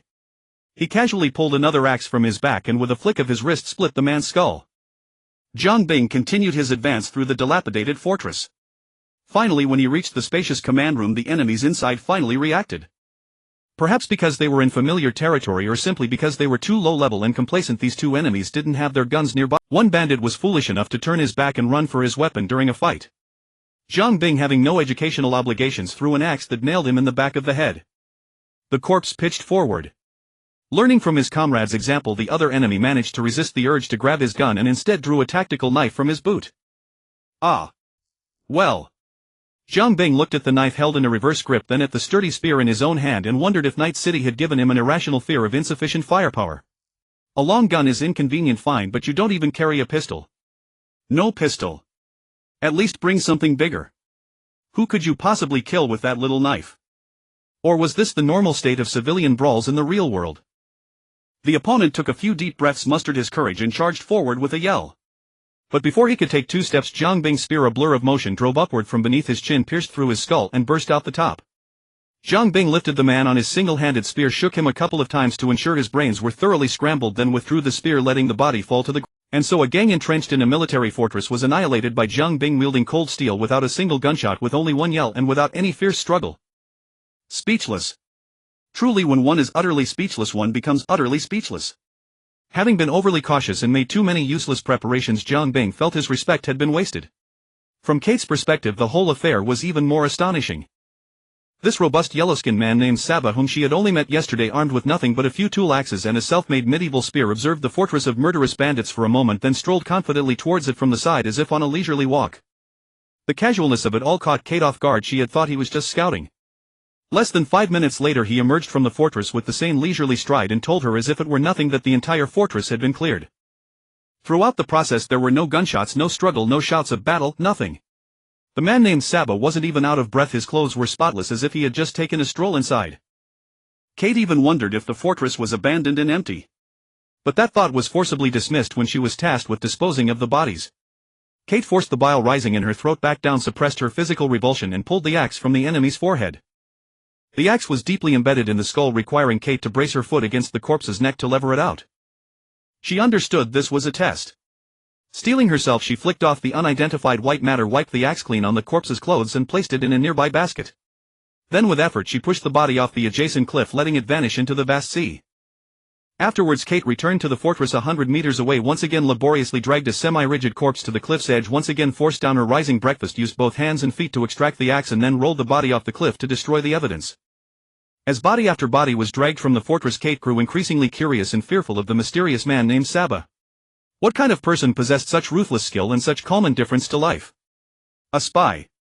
A soldier? An assassin? Questions swirled chaotically in Kate's mind, but she was certain the answer wouldn't be as simple as him being an ordinary craftsman as he had claimed yesterday. Yet as a companion, the tender sprout of security within her heart grew ever stronger, as if nourished by these very corpses. Upon the watchtower the once resplendent interior decorations had long since weathered, their brilliance faded and peeling. The air was cold, rigid and thick with the stench of decay. The consciousness of Himiko awakened in this once beautiful vibrant body, now devoid of vitality, shriveled like a desiccated corpse. The magical power she once took pride in had become chaotic after 600 years, and the fragile shell of her body could no longer support her consciousness for an extended awakening. In fact, it had been 2 years since she last awakened from this prison. Himiko did not curse or lament. Such futile emotions had been proven useless over the long passage of time, merely a waste. This time she had more important matters to attend to.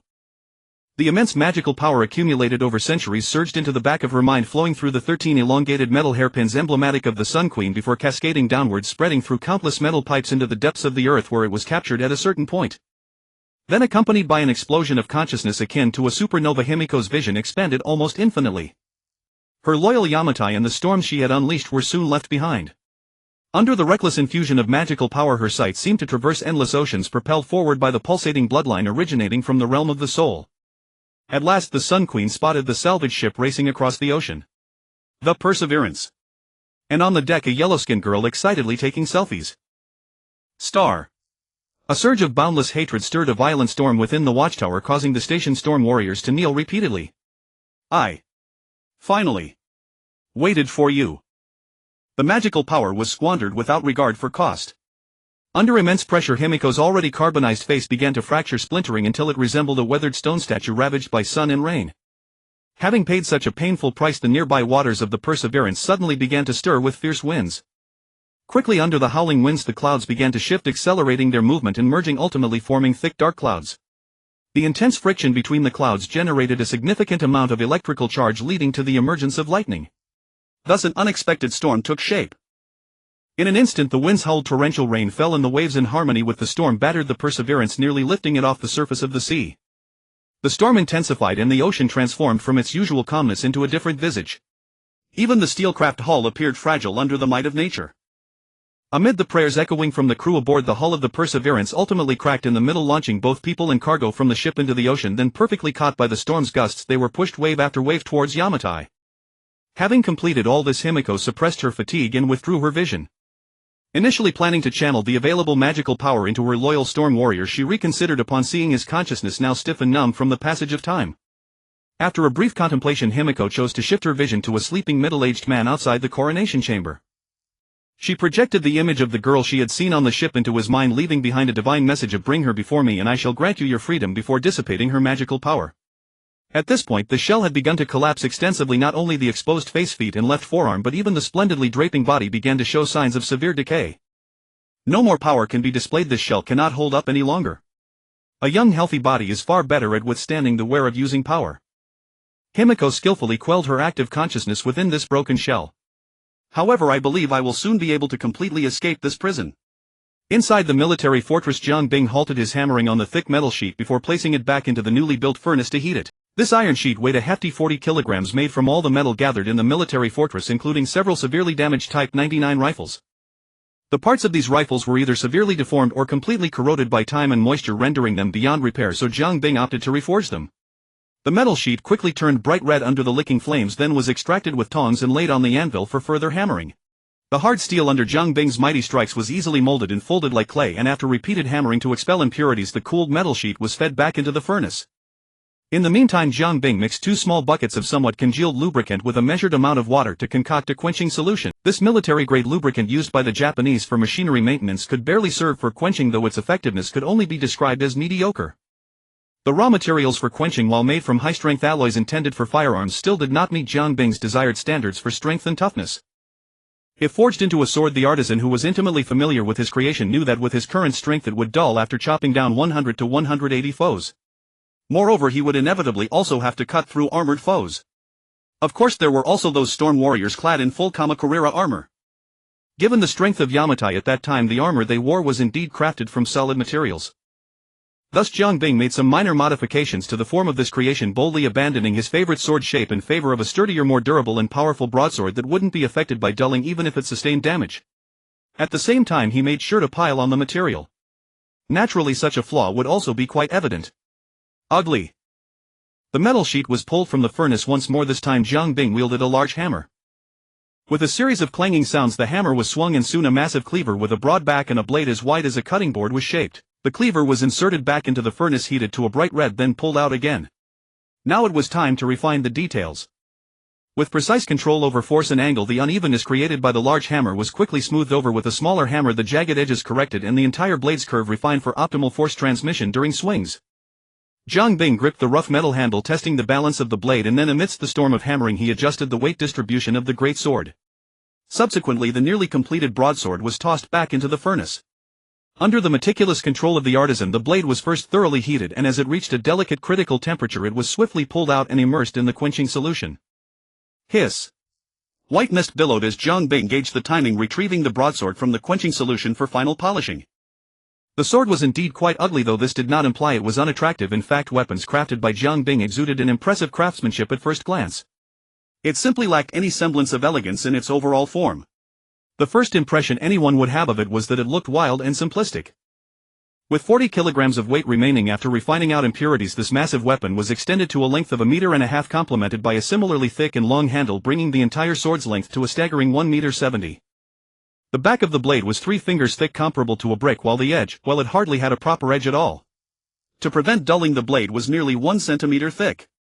With nearly 40 kilograms of weight, Jiang Bing had no intention of using it to slice through people. He had aimed to smash and break armor from the very start. To put it plainly, it was meant to deal with those antiquated storm warriors. What era are we in, still wearing ancient armor?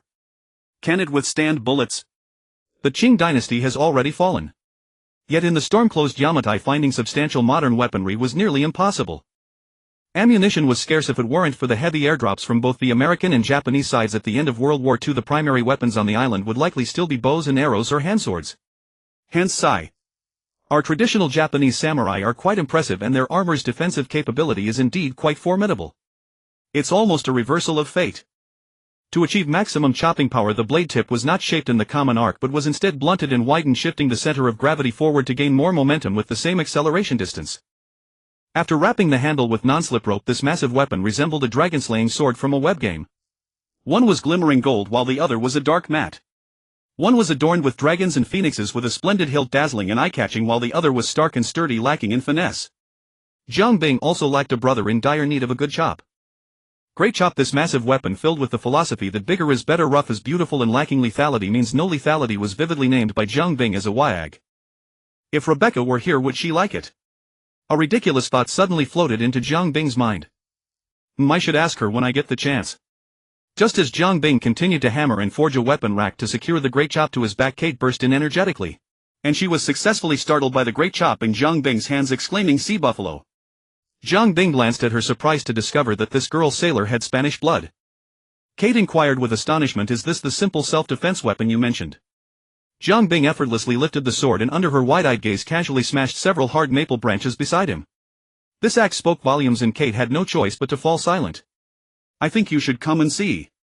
I found traces of a religious fanatic on a nearby mountain." During Jiang Bing's work, Kate had been on alert, and as instructed by him, she used an old telescope with a broken tube to observe her surroundings, hoping to find the next group of victims. The bandits in the fortress were indeed a bit destitute. Aside from a worn-out Type 99 light machine gun, there were only 2 old rifles with nearly flattened rifling and a pitiful few rounds, some of which weren't even compatible with those old rifles. Furthermore, there wasn't a single handgun, so one couldn't blame the previous enemy with a dagger for being foolish. They simply lacked the means. Inside the fortress, aside from some military supplies left over from World War II that had long since deteriorated, there was hardly anything left. Basic necessities like generators, fuel, and various versatile components and tools had all been looted clean, otherwise this group of noobs wouldn't have had a chance. Such a situation was quite normal. Hence the homemade short bow now strapped to Kate's back, captured from the enemies, was entirely reasonable. In a place with virtually no industrial capacity and where each bullet was precious, a bow and arrow was indeed a highly cost-effective choice. After all, suitable trees and birds for making arrows were abundant on the island. However, Jiang Bing didn't like using them. These bows felt flaccid and lacked power with insufficient lethality. Moreover, the bandits' bow-making skills were quite poor. From the selection of materials for the bow body, they used elm wood cut directly, and their craftsmanship was abysmal. Jiang Bing saw plenty of purple shamrocks along the way, yet he simply chose not to use them. Not to mention, they could have utilized various woods combined to enhance the bow's resilience. Even the bowstring was sloppily made. In this land teeming with beasts, they neither used sinew or leather nor chose to mix various materials, but rather used several pieces of nylon rope whose source was unknown, and it wasn't high-strength material suitable for bowstrings. And those arrows were even more lamentable. Standing by to critique, Jiang Bing deemed these bandits' food utensils worth. The bow Kate carried was the best among the seized bows, yet its range was still less than 50 meters, falling far short of the standard one-shot land distance. The two ascended to the lookout point atop the fortress, where Kate handed the telescope to Jiang Bing and pointed out the direction. Through the lens he could see a group of fully armed thugs escorting several clearly captive men and women trudging up the mountain. Kate interjected, "You can take a close look at the tattoos on their necks. Don't they resemble the sun? These religious fanatics must intend to sacrifice those poor souls." Sacrifice? Jiang Bing continued to observe closely while inquiring. Kate sighed and explained, "I heard from those who escaped with me that they would offer captured prisoners to the undying warriors to avoid their harassment. In my view, it's just the delusions of those fanatics." Jiang Bing, having located their hideout, decisively lowered the telescope. "I've found their resting place. We have work to do." Jumping down from the roof, Jiang Bing added, "As for whether it's delusion or not, well, just ask someone knowledgeable later. The old saying, mountains may be seen but not reached, is only truly understood by a horse that has run itself to death." After crossing 4 hills and wading through a narrow stream, Kate, on the verge of physical collapse, finally stopped and collapsed onto the ground, heedless of any snakes or insects that might be lurking there. Jiang Bing sympathized. He stood with folded arms watching Kate prop the antique Type 99 rifle on the ground, clutching the cloth wrapped around the barrel and stock as she struggled to sit up. "Don't you ever get tired?" Kate asked, her face numb. Jiang Bing tossed her a canteen covered in a cloth sleeve and gestured for her to drink some water and catch her breath so she wouldn't keep panting like a golden retriever being chased by a greyhound. He was worried she might run out of oxygen. To be fair, American industrial craftsmanship was commendable. The decades-old canteen was still sturdy and durable. Kate, no longer caring about her appearance, struggled to pull off her new leather boots, letting the cool mountain breeze dry her sweaty, stuffy feet. Jiang Bing had to move slightly to avoid the downwind. Sometimes having a keen sense of smell wasn't entirely a blessing. The scenery of Yamatai was quite pleasant. Green fields of grass contrasted beautifully with the blue sea and sky on the other side.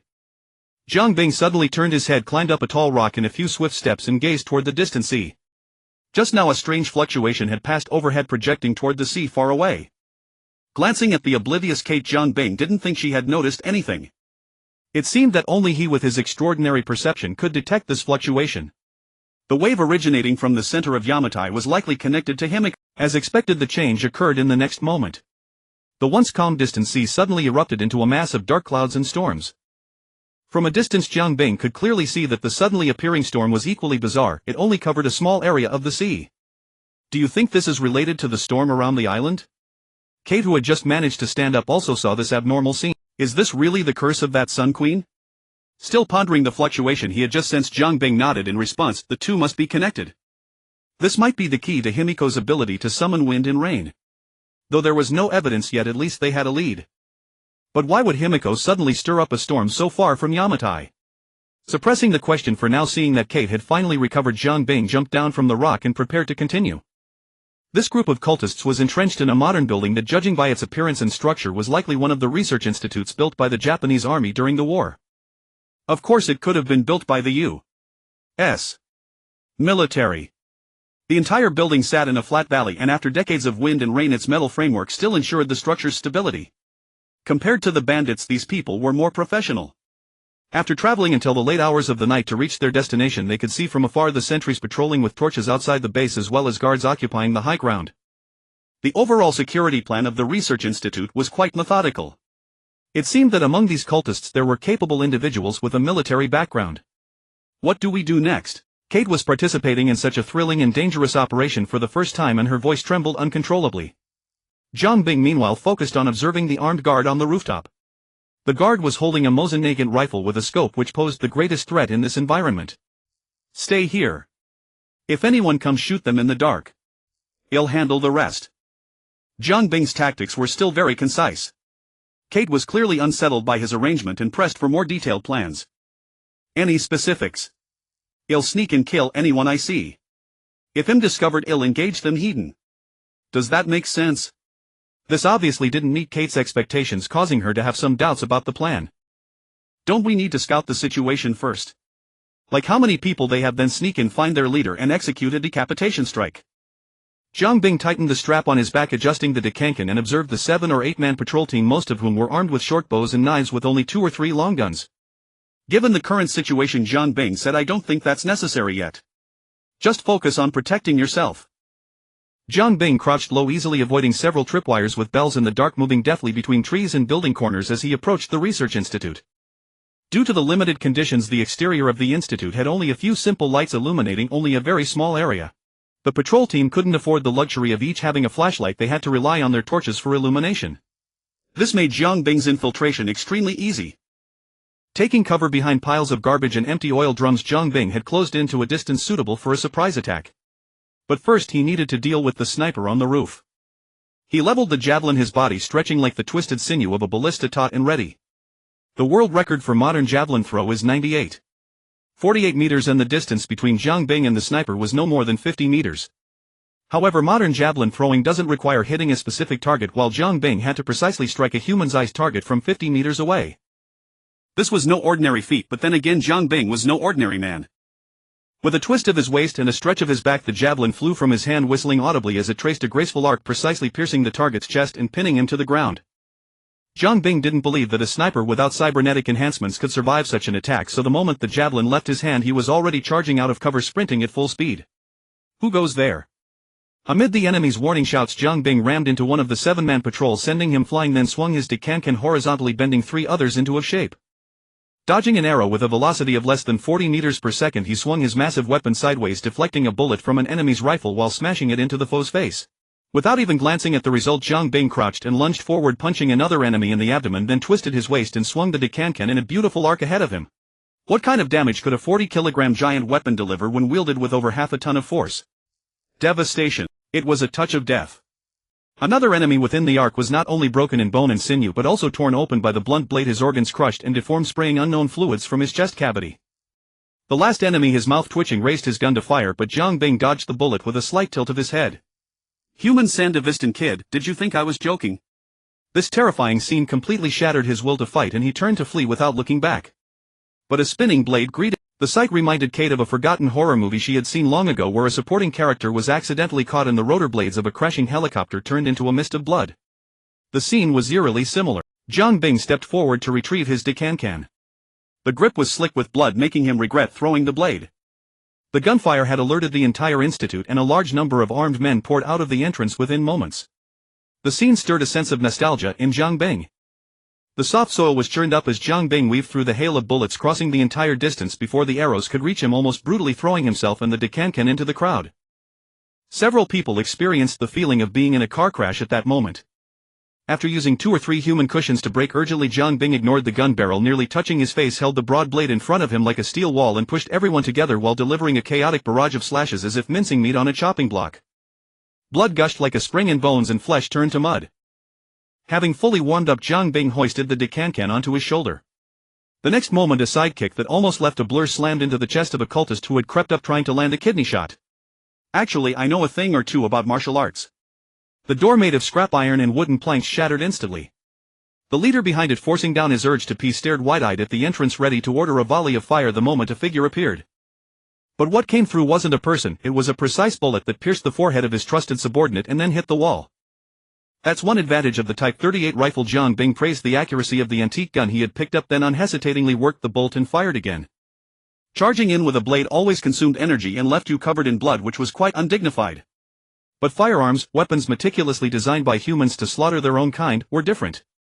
Effortless and efficient. Who designed this thing?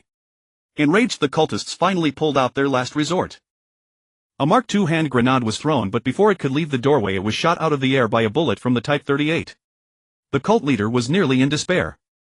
Zhang Bing, having pulled off a stunt that was commonplace in Night City, calmly worked the bolt and ejected the shell casing. You have to admit the bolt action reloading had a certain rhythmic beauty. But to those inside it was the terrifying cadence of death calling their names. 5 bullets achieved the brilliant result of 4 dead, 1 wounded, and 1 grenade neutralized.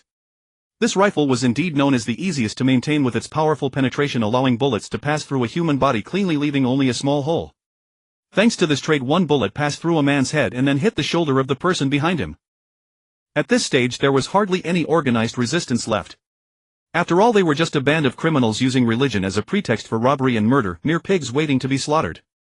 Besides, even pigs run when they see their companions die horribly. So the remaining bandits scattered in all directions. Zhang Bing was thus able to enter the research institute. Instead of using the door, Zhang Bing smashed through the wall with his decadent.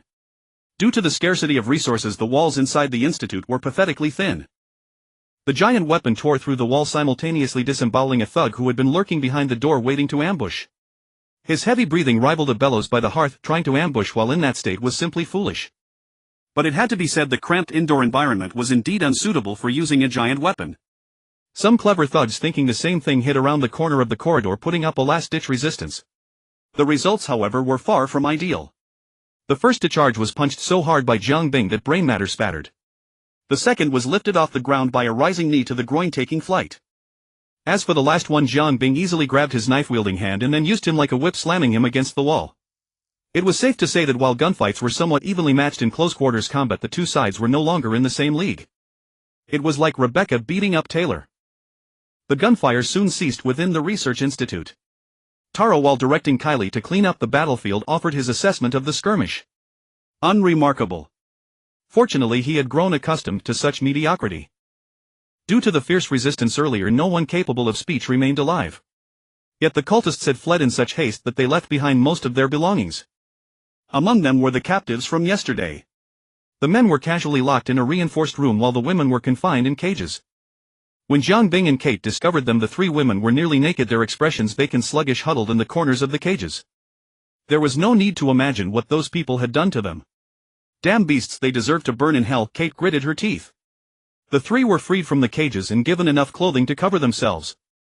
The two women who had been imprisoned the longest remained dazed, but the one who had just been abducted was far more animated. After being rescued, she immediately tried to find her husband. Had the two arrived any later, these men would have either joined the cult out of despair and coercion or been sent as living sacrifices. Neither outcome was desirable. Even becoming bandits required a token of allegiance. As for the women, they would inevitably meet their end. After Jiang Bing unlocked the door holding the men, the reunited couple wept in each other's arms. Witnessing the reunion, Kate complained to Jiang Bing, "Why are humans always capable of such cruelty?" Jiang Bing had already begun rummaging through the institute. "Hurry and find anything useful. This place is too conspicuous, we can't stay long." The two started turning over boxes and cabinets. Jiang Bing was the first to discover something, a small Siemens generator. This Japanese import from Germany had managed to run smoothly after so many years, a testament to its quality. However, the old-fashioned generator was too bulky to carry. Fortunately, they also found a wealth of tools, fuel, cooking utensils, clothing, bedding, and other daily necessities. Some of these items were mixed military supplies from Japan and the U.S., while many came from shipwrecks washed ashore by storms. Of course, all of this had been scavenged from across the island by the cultists, and now it fell into Jiang Bing's hands. As expected, this was indeed a former Japanese research institute. While searching, Jiang Bing found the archive room where they stored their documents. The documents bore clear signs of frequent handling but were well preserved, with some even annotated with new content. It was evident that the cultists valued these records greatly. Thanks to them, Jiang Bing easily found some useful information. Hypotheses on the operating mechanism of storms. These storms indiscriminately attack all ships approaching the island, and any airborne entity near them is also ruthlessly struck by lightning. It is awe-inspiring, a natural automatic defense system crafted by the wonders of nature. Furthermore, due to the storms, all ocean currents are perpetually driven toward the island by the tempestuous winds. Leaving the island is more than 10 times harder than surviving a storm strike. This perfect mechanism raises the suspicion that this place is nothing less than a natural prison. Diary of a Researcher. Date October 11, 1944. This voyage weighs heavily on my heart. Because the war has fallen into a stalemate and the specter of defeat looms ever closer.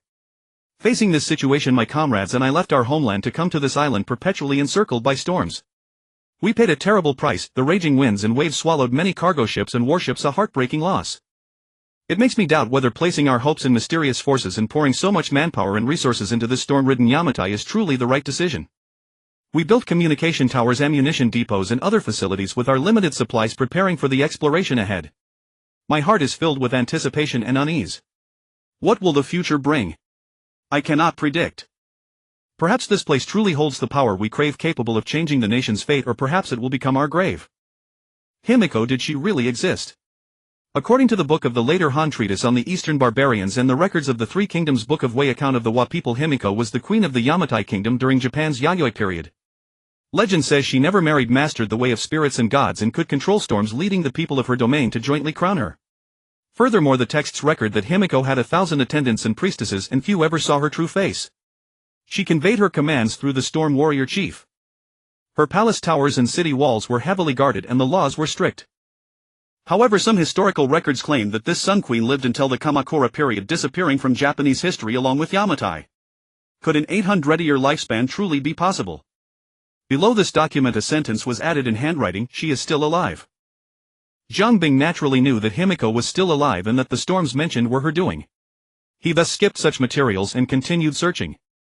Report from the 7th Reconnaissance Squad. In response to your squad's report of witnessing a large number of suspected ancient army units in the palace complex at the island's center 2 days ago, the following reply is given.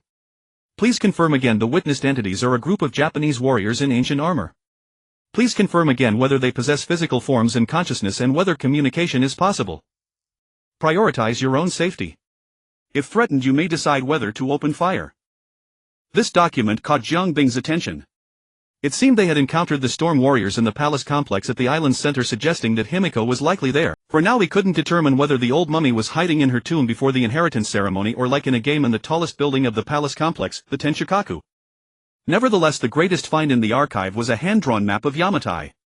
Though the cartographer's skill was crude, scale legend and annotations were a mess, it at least outlined the direction and general topography of the island. Zhang Bing pocketed the map and left the archive room with satisfaction, intending to call Kate and gather weapons and ammunition before leaving. Unexpectedly he encountered a tense standoff on the rooftop. Kate was now holding the Type 99 rifle, facing off against one of the former captives, a man. The atmosphere was strained. Seeing Zhang Bing, Kate immediately shouted as if finding a pillar of support, "Put down what you're holding. The fact that you're standing here at all is already our mercy." Zhang Bing spotted the manhwaedit rifle in the man's hand and instantly understood the situation. A good weapon held immense allure in such an environment. It was common for those who dared not fight for themselves to scheme and seize by force. Greed and folly combined to create the scene before him. "What makes you say it's yours?" "I found it first, so it's mine," the man stammered, but quickly convinced himself, his tone growing bolder. "Besides, there are plenty of guns downstairs. Why insist on this one? I think you're just looking for trouble." His words became increasingly fluent. Kate was grinding her teeth. "If I hadn't come up to grab the spear first and caught you red-handed, you'd probably have run off with the rifle by now. You found it. Does anyone come up to the rooftop to find things?" The 3 men and 3 women nearby might have had different opinions, or perhaps they simply found it distasteful and wanted to speak up, but after hesitating they chose to remain onlookers. "I see now, you're all in league against me," the man said, turning to the others. "You all saw it. They're afraid of us getting weapons, so they want to keep us under control, lock us back in cages and make us their slaves." He spoke with a fervor, twisting the truth, apparently forgetting he had just been freed from a cage. Classic, utterly classic. Zhang Bing glanced at the corpse of the manhwaedit's previous owner, pinned to the ground by a spear, then at the man whose attitude was growing increasingly arrogant, and finally at the silent rabble who neither intervened nor left. The dead body lay right there and they simply ignored it. Of course, perhaps each had their own hidden agenda. If he successfully got the gun, might they also get a share? Surely some were thinking that. Literary works are bound by logic, but the interesting thing about reality is that illogical events always happen. Some people truly can be this stupid. Zhang Bing almost laughed in spite of his anger. He clenched his hard fist, and deciding the man had provided enough entertainment for the day, gave him a chance. "Put down the gun and I can guarantee you'll leave alive." With that, Zhang Bing stepped forward. The man, having fully rationalized his stance, now saw Zhang Bing as nothing more than a villain trying to steal his gun and harm him. He was no different from the cultists who had captured him earlier. Instinctively he tried to raise the rifle. Snap! The barrel had barely lifted a few centimeters when a hand seized it with immense force, freezing the weapon in place. The man struggled, vainly realizing he couldn't provoke the cultists, nor could he provoke the person before him. His lips twitched as if about to speak, whether to explain or to argue further. But a tremendous force wrenched the rifle from his grasp. Without a glance or a word, Zhang Bing kicked the man in the chest, sending him flying off the rooftop. Ridiculous! Did he really think someone who had fought his way out of Night City would be a pushover? And should a good man just let himself be threatened with a gun? Amid the screams of the women, the man hit the ground with a dull, solid thud. The fall was not high enough to kill him. He lay there groaning weakly. Zhang Bing pulled the bolt, raised the manhwaedit and fired a precise shot, ending his life. Not a bad rifle.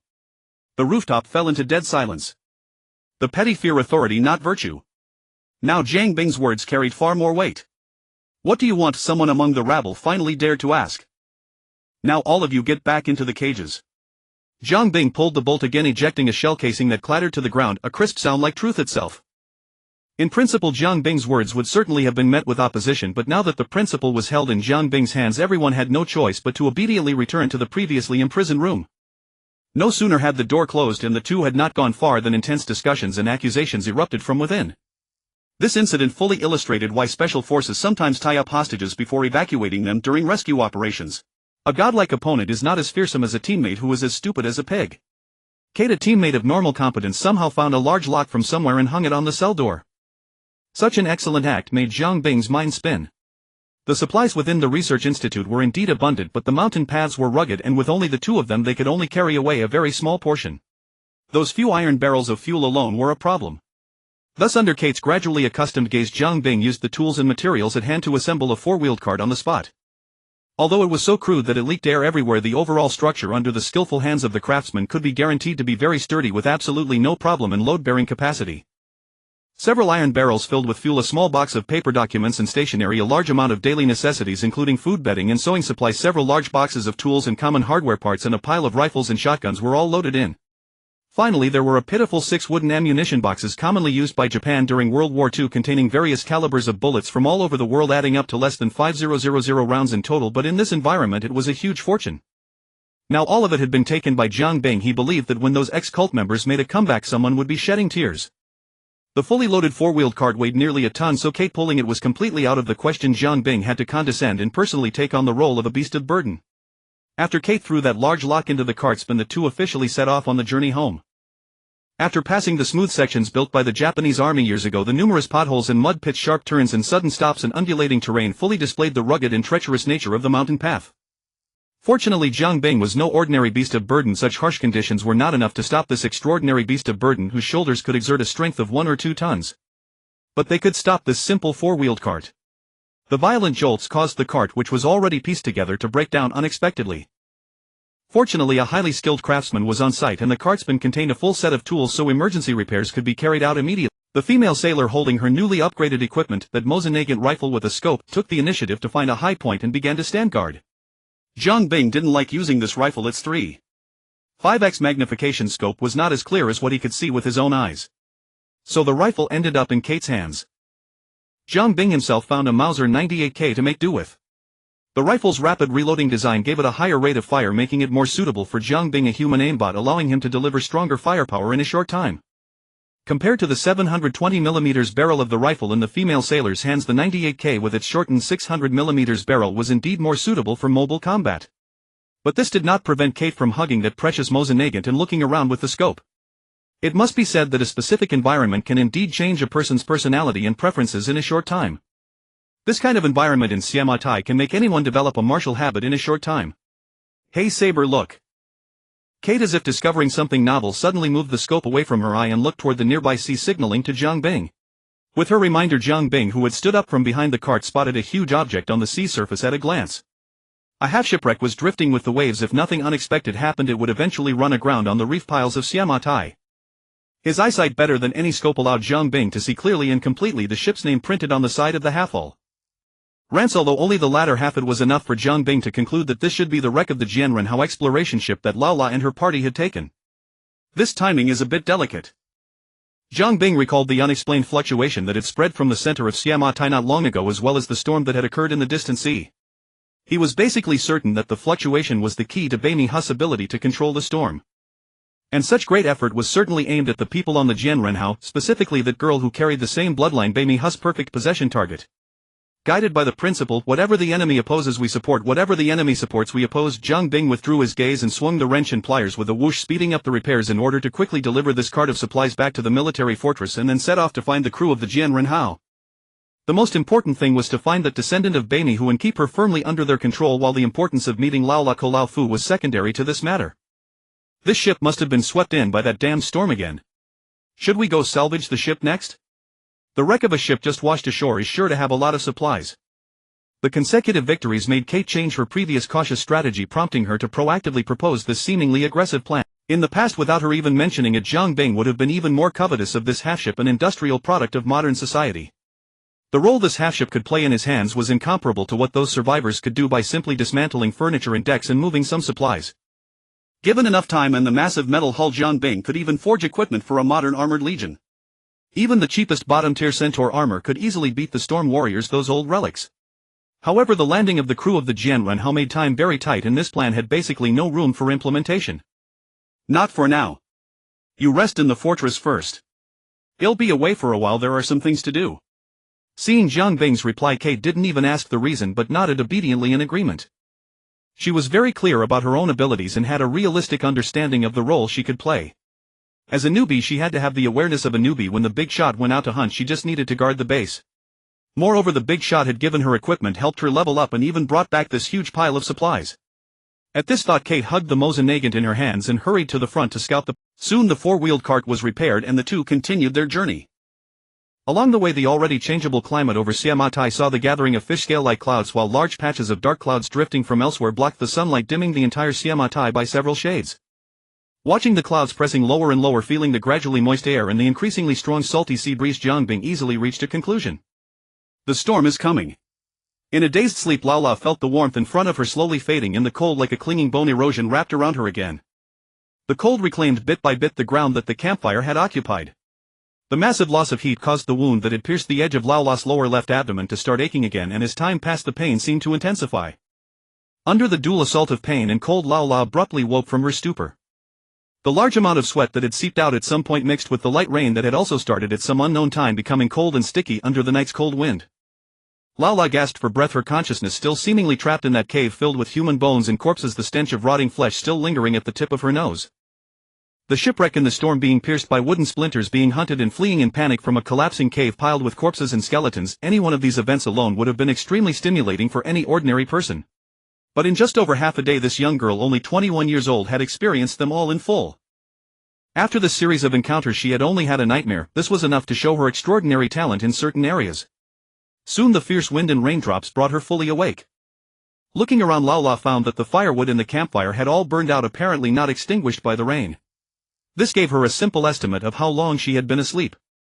"I've been asleep for at least 4 or 5 hours. Where have Saman Shah and that teacher named Manhwa gone?" The entire temporary camp was empty.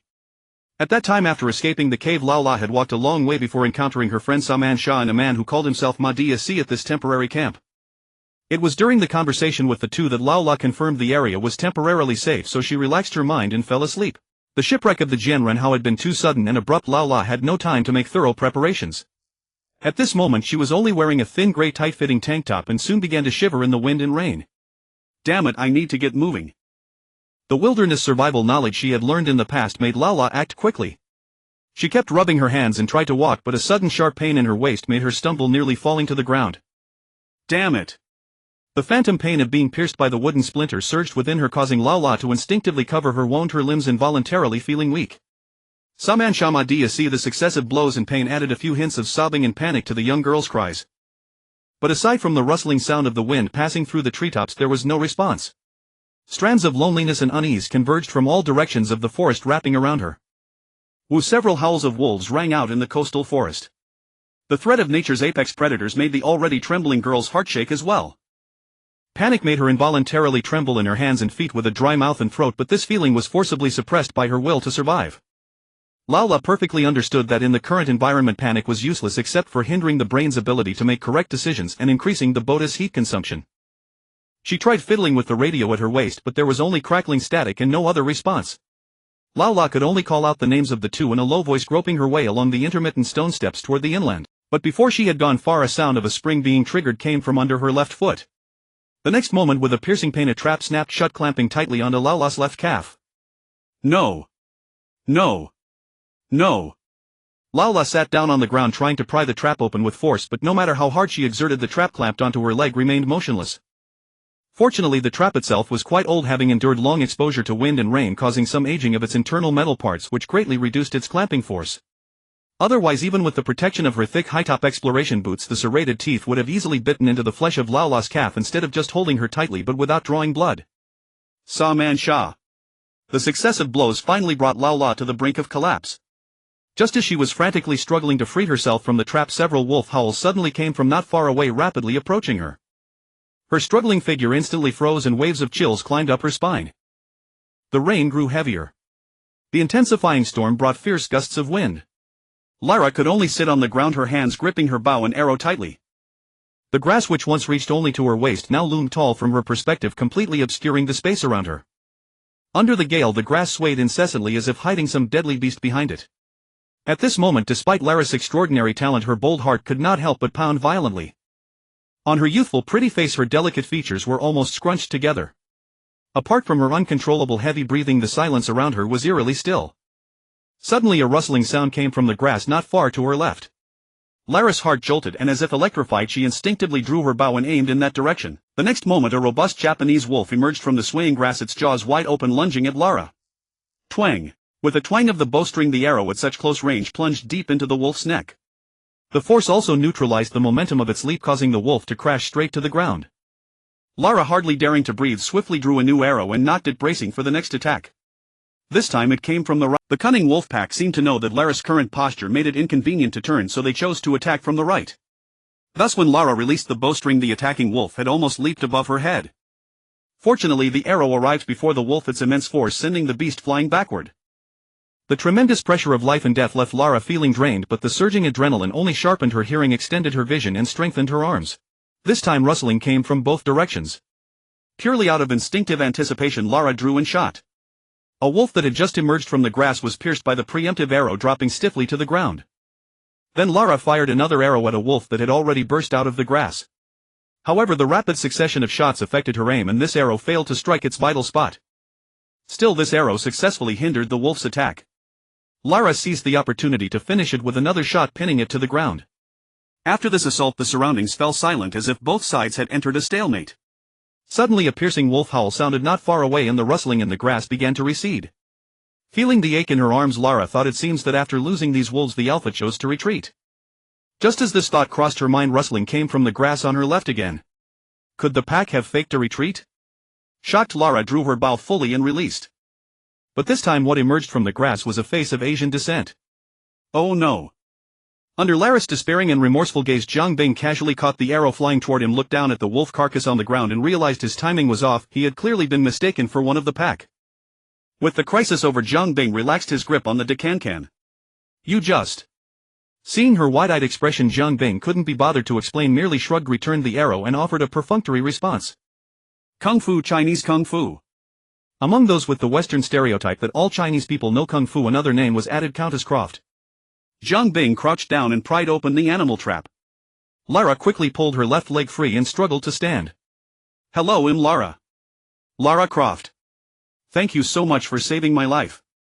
Jiang Bing shook the hand she extended, but instead of softness he felt the cold, calloused palm. Sabur. I heard the wolf howl and came to check. Jiang Bing lied as naturally as breathing, only the middle part of his sentence was true. Are you also a survivor stranded on this island? Lara asked uncertainly. Jiang Bing nodded in response. Mr. Sabur, have you seen a middle-aged man and a girl about my age around here? I got separated from my companions. Lara refused Jiang Bing's offer of help and hobbled over to a nearby rock wall to sit down. Jiang Bing stood aside and answered her question with certainty. At least within a mile or two around here I haven't seen either of the two you mentioned. Jiang Bing was about to say more when he stopped and turned to look at a mountain path. Before the person appeared, a voice called out. Lara. This time Lara responded loudly, Reyes, I'm here, Reyes. A middle-aged black woman with dreadlocks spotted Lara leaning against the rock wall and turned to notify the others. Found Lara. She's over here. A group of people arrived at the sound. At that moment Jiang Bing keenly noticed that Lara finally seemed to truly relax. A robust man in a red vest stepped forward to help Lara up, subtly positioning himself between her and Jiang Bing as he moved. And this gentleman is, asked Reyes, who wore dreadlocks. This is Sabur. He saved my life, Lara panted, adding, more or less. Hey buddy, thanks. I'm Jonah. Hearing Lara's words, the burly man in the red vest introduced himself with familiarity. Reyes, who seemed to be the de facto leader of the group, also let down her guard a little and briefly introduced the others to Jiang Bing. Besides the two of them, there were Alex, who wore a shirt with an ESE key printed on the chest brim, an elderly man with a vintage painter's beret, and James Whitman, who sported a middle part, wore glasses and had prominent nasolabial folds. Although he already knew, Jiang Bing took this opportunity to match the real-life people with the images in his memory. Where's Samantha? After the brief formalities, Reyes eagerly asked Lara. She was just here with a man who called himself Matthias. I passed out from exhaustion, and when I woke up both of them were gone. Before Reyes could respond, Jiang Bing, who was fending off Jonah's attempts to touch the decancan on his back, heard Lara mention the part he cared about. He pretended to be surprised and asked who. Matthias. A teacher. His voice rose in layers, broadcasting his shock and confusion to everyone. Seeing the group exchange bewildered glances, Jiang Bing delivered the answer he had carefully prepared. He's the biggest cult leader on Xiamatai, and you call him a teacher. Though in a way Matthias calling himself a teacher wasn't entirely wrong. After all, a cult leader and a teacher share some similarities, both impart knowledge, solve doubts, and enlighten. Jiang Bing's revelation stunned the group and a chorus of voices erupted. Xiamatai came from Whitman, who had his hair parted in the middle. If that's true, we're in real trouble. You girls are always too quick to trust others. This remark came from the shrewd old man Gigan. No way. I saw him not long ago and he seemed completely normal, said the weakened Lara. Reyes remained silent, her expression grim. She didn't respond to Zhang Bing's claim but immediately began devising the next plan. Reyes' face was stern and composed. She made no response to Zhang Bing's answer but swiftly started formulating the next course of action. Regardless of whether Samantha was taken by the cult, we have to find her. Jonah racked the slide of his shotgun in agreement. Since they hadn't gone down with the stern half of the Endurance when it sank, the slowly sinking bow section gave them plenty of time to escape. They had come ashore in a lifeboat, so their survival gear was well-stocked: two-way radios, various practical tools, emergency rations, and most importantly enough ammunition. As an experienced expedition team, everyone was fully armed before landing. After all, conflicts are inevitable between people, especially on this lawless island. Wait, what about Roth? Whitman raised a question. Reyes considered for a few seconds and decisively split the group. Then well, split up. Lara, rest for a while. One of us will stay with you and the rest will spread out to see if we can find any trace of Samantha. Are you sure? Zhang Bing had a different opinion and voiced his concern. In an island full of cultists and madmen, you choose to scatter and search independently. Reyes retorted bluntly, Mr. Sabur, compared to that, you appearing here out of nowhere are also quite mysterious. I can't fully trust your words either. Nevertheless, Zhang Bing's objection had some effect. Though they still split up, Reyes became more cautious and opted to search for Samantha as a group. Good advice is wasted on the doomed. Faced with Reyes' decision, Zhang Bing fell silent. Mr. Sabur, what are your plans next? I won't go with you. I'll stay here with Ms. Lara, since you wouldn't trust me anyway. Knowing that Samantha had already been taken by Matthias and that his plan to intercept her had failed, Zhang Bing no longer felt a sense of urgency. When Zhang Bing said he would stay, Whitman, not waiting for the others to speak, eagerly chimed in, then he'll stay with Lara. I'm quite curious about Mr.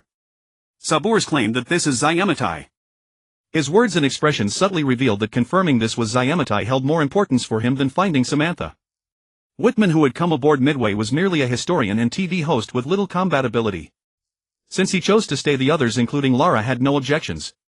Only Jonah, rough but perceptive, subtly nudged Lara to remind her to consider whether Zhang Bing, a sudden outsider, could be trusted.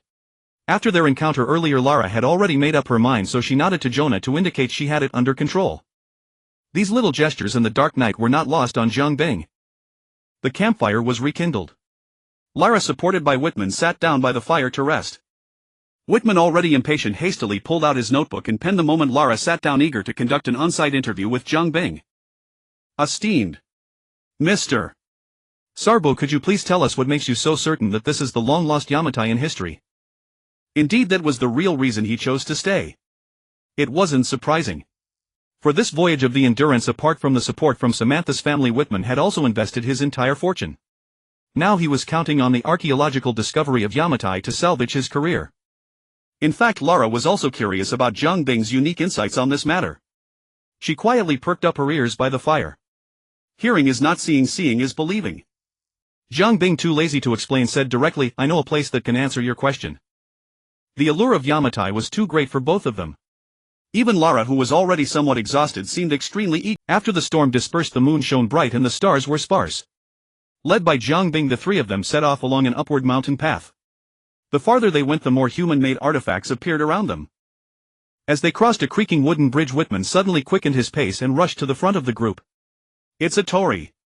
He stopped in front of a dilapidated wooden structure resembling a memorial archway. Are you taking us to a shrine? As a historian, Whitman was clearly no fool. Lara followed from behind, but her attention was drawn to the stone lantern beside the torii. Perhaps dissatisfied with the moonlight's brightness, Lara asked Whitman for a flashlight and carefully examined the already weathered stone lantern. The top is a lotus-shaped jewel and the lampshade is hexagonal, Lara murmured as she shone the flashlight inside the stone lantern to inspect its internal structure. The fire chamber's fire pocket is octagonal. Lara reached into the chamber, carefully wiped off the dust and grime, revealing the swirling decorative pattern on the surface.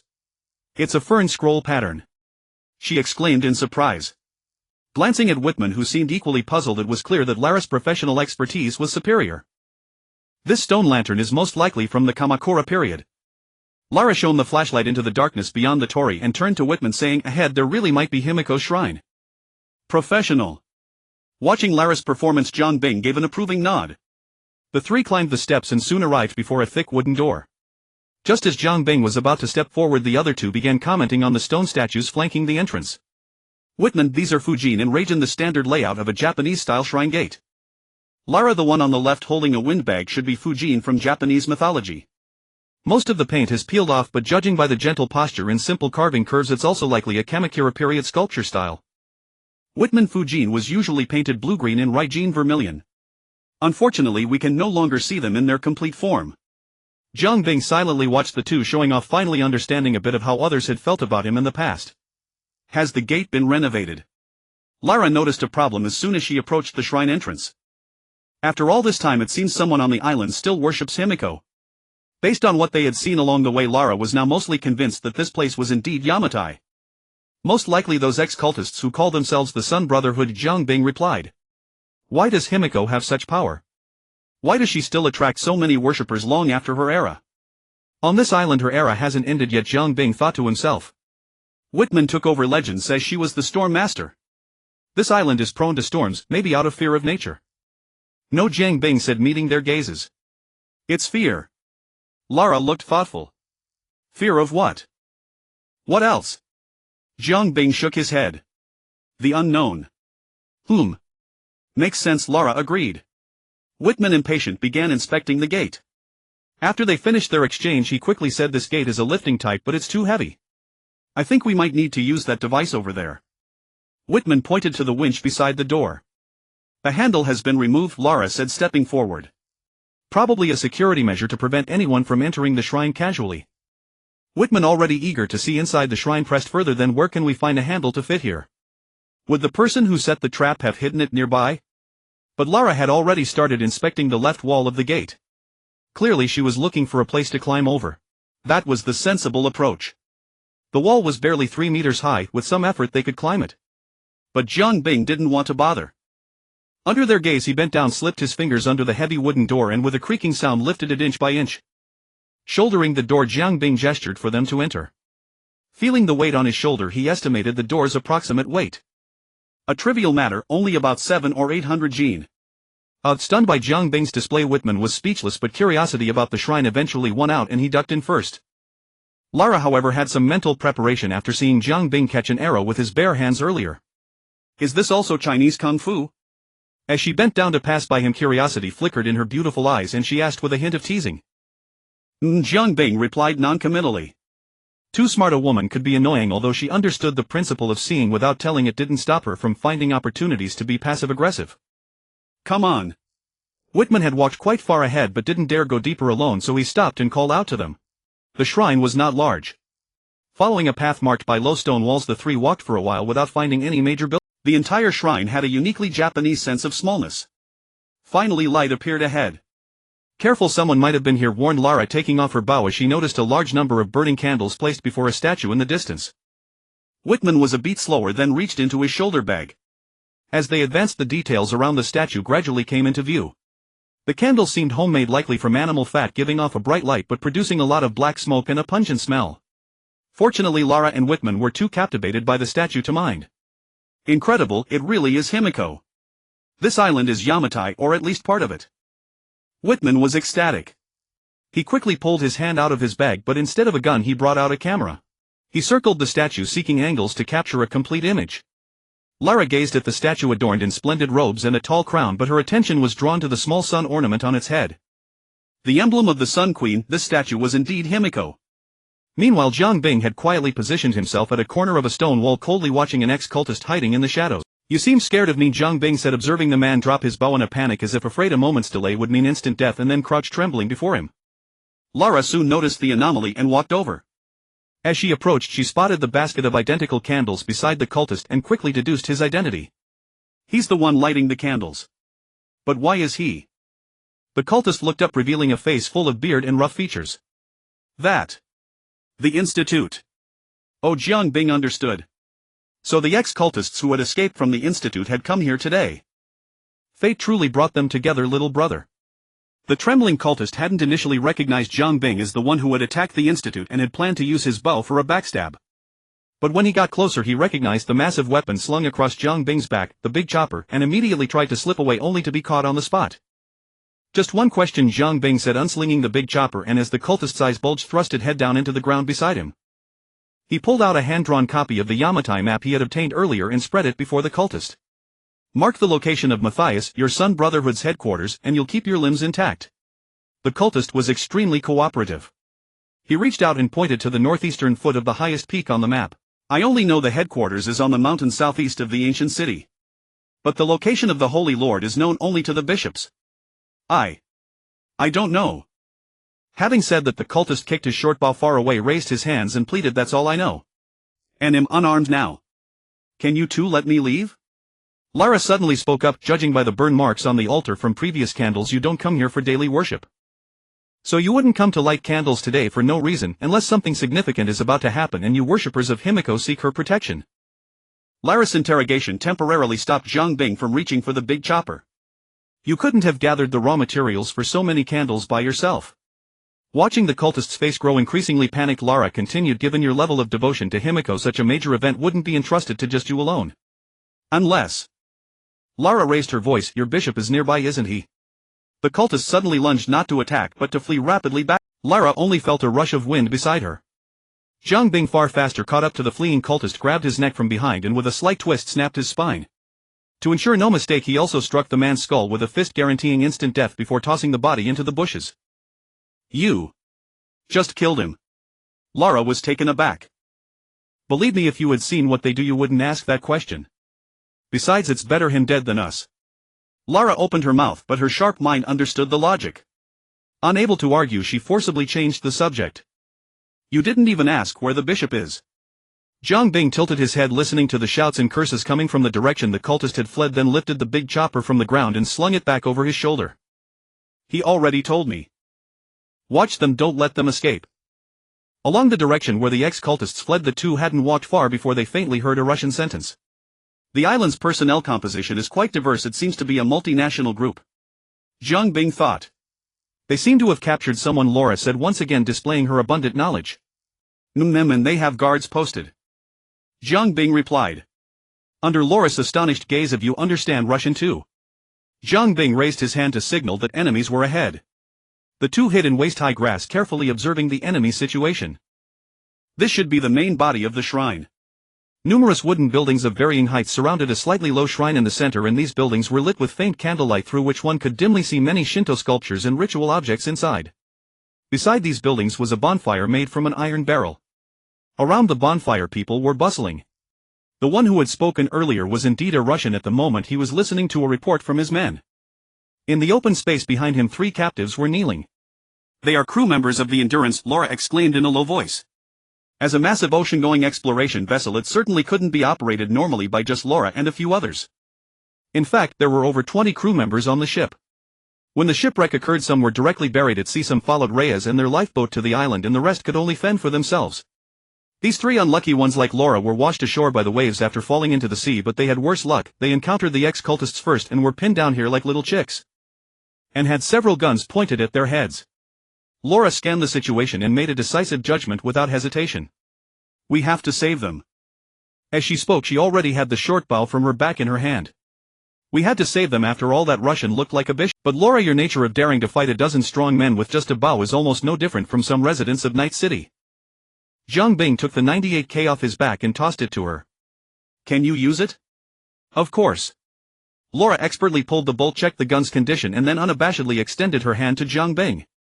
Bullets. Fine, fine. He unstrapped the ammunition pouch from his waist and tossed it to Lara, then signaled her to hand him the bow and arrows. Because they needed to take prisoners, the difficulty of this skirmish skyrocketed in Zhang Bing's eyes. Having witnessed Zhang Bing's abilities, Lara had no doubt about his decision. She dropped the words, "I'll cover you," grabbed her gun, found a large tree and climbed into its branches. The dense leaves completely concealed Lara's figure. Without prior knowledge, it would be nearly impossible for anyone to spot a person hidden in the tree on such a pitch-black night. Zhang Bing casually drew Lara's bow into a full moon shape. The feedback from his hands was no different from those junk ones he had used before. "I'll make do with it."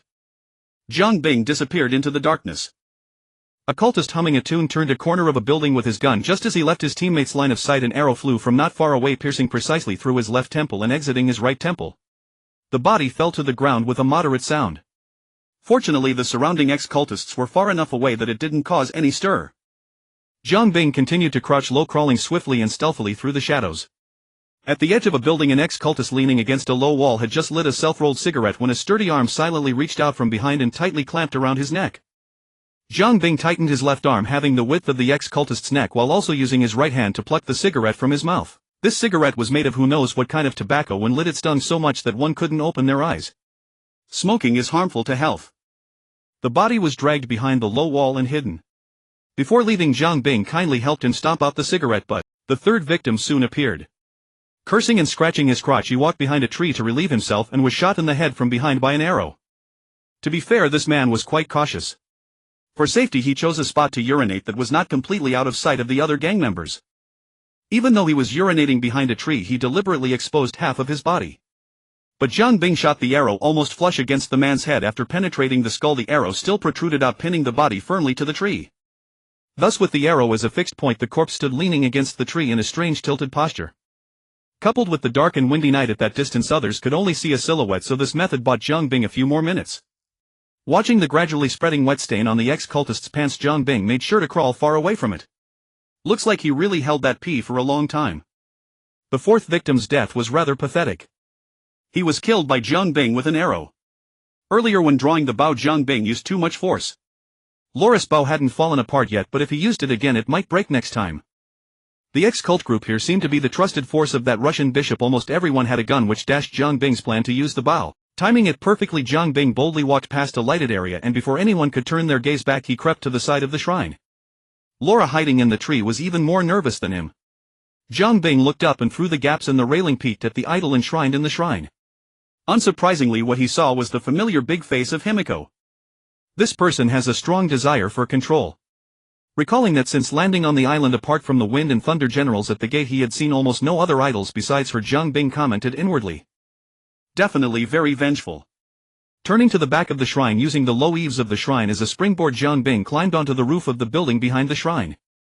The fifth victim was on a higher rooftop on guard. Since this person's position was too conspicuous to assassinate quietly, Jiang Bing planned to use him as a signal for the firefight. Of course, if he kept killing, Jiang Bing would likely be exposed soon anyway. After all, reality is not like a game where the boss can continue doing whatever as if nothing happened when almost everyone is gone. In fact, the one who went to urinate hadn't returned, which had already alerted the enemy. Jiang Bing saw someone walking toward the tree where the wet pants guy was to check on him. In the nick of time. The little thug on the rooftop, without any mental preparation, took a solid slap to the face. The slap from behind caused severe damage to both his mind and body. So he decided to jump off the roof to express his indignation. Accompanying the falling body, a foot technique descended from the sky. From a great distance, Jiang Bing delivered a flying kick to the bishop's chest, knocking him to the ground. A kick with controlled force managed to break who knows how many ribs of that Russian, yet barely spared his life. Chaos erupted instantly. Bang! A faint gunshot rang out. An ex-cultist who was about to raise his gun to shoot was hit in the abdomen. Though not killed instantly, the bullet tumbling inside him drained all his strength, leaving him lying on the ground struggling feebly. Laura, as a companion, was very reliable. Seeing the battle start, she resolutely chose to provide cover fire despite the risk of exposure. Jiang Bing crouched low and dragged the bishop behind a piece of cover. Sweeping aside the Russian's arm reaching for his thigh holster, Jiang Bing reached in and pulled out the gun himself. Give it here. It was a Colt M1911 pistol, a classic among classics. As soon as he held the gun, Jiang Bing knew its previous owner had taken great care of it. The entire gun was in excellent condition. Under the Russian's humiliated gaze, Jiang Bing flicked his wrist smoothly, completing a one-handed inertial chambering. Then he moved his thumb backward to hook the rear of the grip, used his other fingers to grip the rear sight and pull it back, opened the ejection port and performed a stylish one-handed chamber check. Nice gun. Adding a punch to crush the Russian's struggling attempt, Jiang Bing leaned out from cover and fired 2 shots, precisely headshotting 2 enemies who were trying to approach. Actually, Jiang Bing was playing it safe. With weapons from Night City, one indeed needed to be careful, but the junk these people held might not even be able to penetrate Jiang Bing's current body. But Jiang Bing didn't want to test the quality by taking a bullet. Following his familiar intuition, he ducked back behind cover to avoid incoming bullets, then immediately lunged out from the other side. Just as he was about to raise his gun to eliminate an enemy peeking out from behind cover, the 98 Burmese Chot's gunshot rang out again and the bullet pierced the man's chest in advance. Reliable. Next came a test of reaction time. Whenever someone tried to lean out from cover to shoot, they were met with a bullet. If they poked out their head, they got hit in the head. If they reached out a hand, they got hit in the hand. If they tried a blind faith shot, the bullet would still precisely hit the weak point of the gun. The bullets were so accurate that it seemed as if the bullets were fired first and then the enemies actively moved into the bullet's point of impact. The crisp sound of the 98K never ceased. Although Laura's marksmanship was not as accurate as Jiang Bing's, the excellent field of fire from above rendered the ex-cultists' cover almost useless. With a Death Reaper picking them off from within and a sniper suppressing from the high ground, the remaining enemies were wiped out without any trouble. If you don't die, who will? Lighting up your own place so brightly at night as if you're afraid of not getting shot. Jiang Bing sighed. Laura. Ever since Jiang Bing descended from the sky, the three men who had been lying flat on the ground like caterpillars miraculously escaped any harm. However, judging by their practiced movements, Jiang Bing reasonably guessed that these three sailors were most likely from the free United States. Charlie, Tom, Andrew, glad to see you. Are you hurt? Laura approached holding her gun and greeted each one. The sailor named Tom was clearly the most familiar with Laura. They haven't had time to do anything to us yet, just forced us to join them. The initiation ritual of the Sun Brotherhood was extremely simple. Catch a group of newly stranded survivors, give them two choices, join them or die. Those who chose to join would be taken to the church headquarters to complete the initiation ceremony, essentially an oath of allegiance. Are you three the only ones? Have you seen any other crew members? Hearing her question, Tom's face, which had just shown relief at surviving, now showed sadness and regret. There was also Darren, but he was shot by them when he resisted. Laura fell silent. The death of someone familiar seemed to suddenly shatter the illusory moral shackles built over 20 years, making her truly realize the cruelty of reality. Something began to change within her. Meanwhile, Jiang Bing, at the cost of breaking one of the Russian's fingers, woke the sleeping Russian.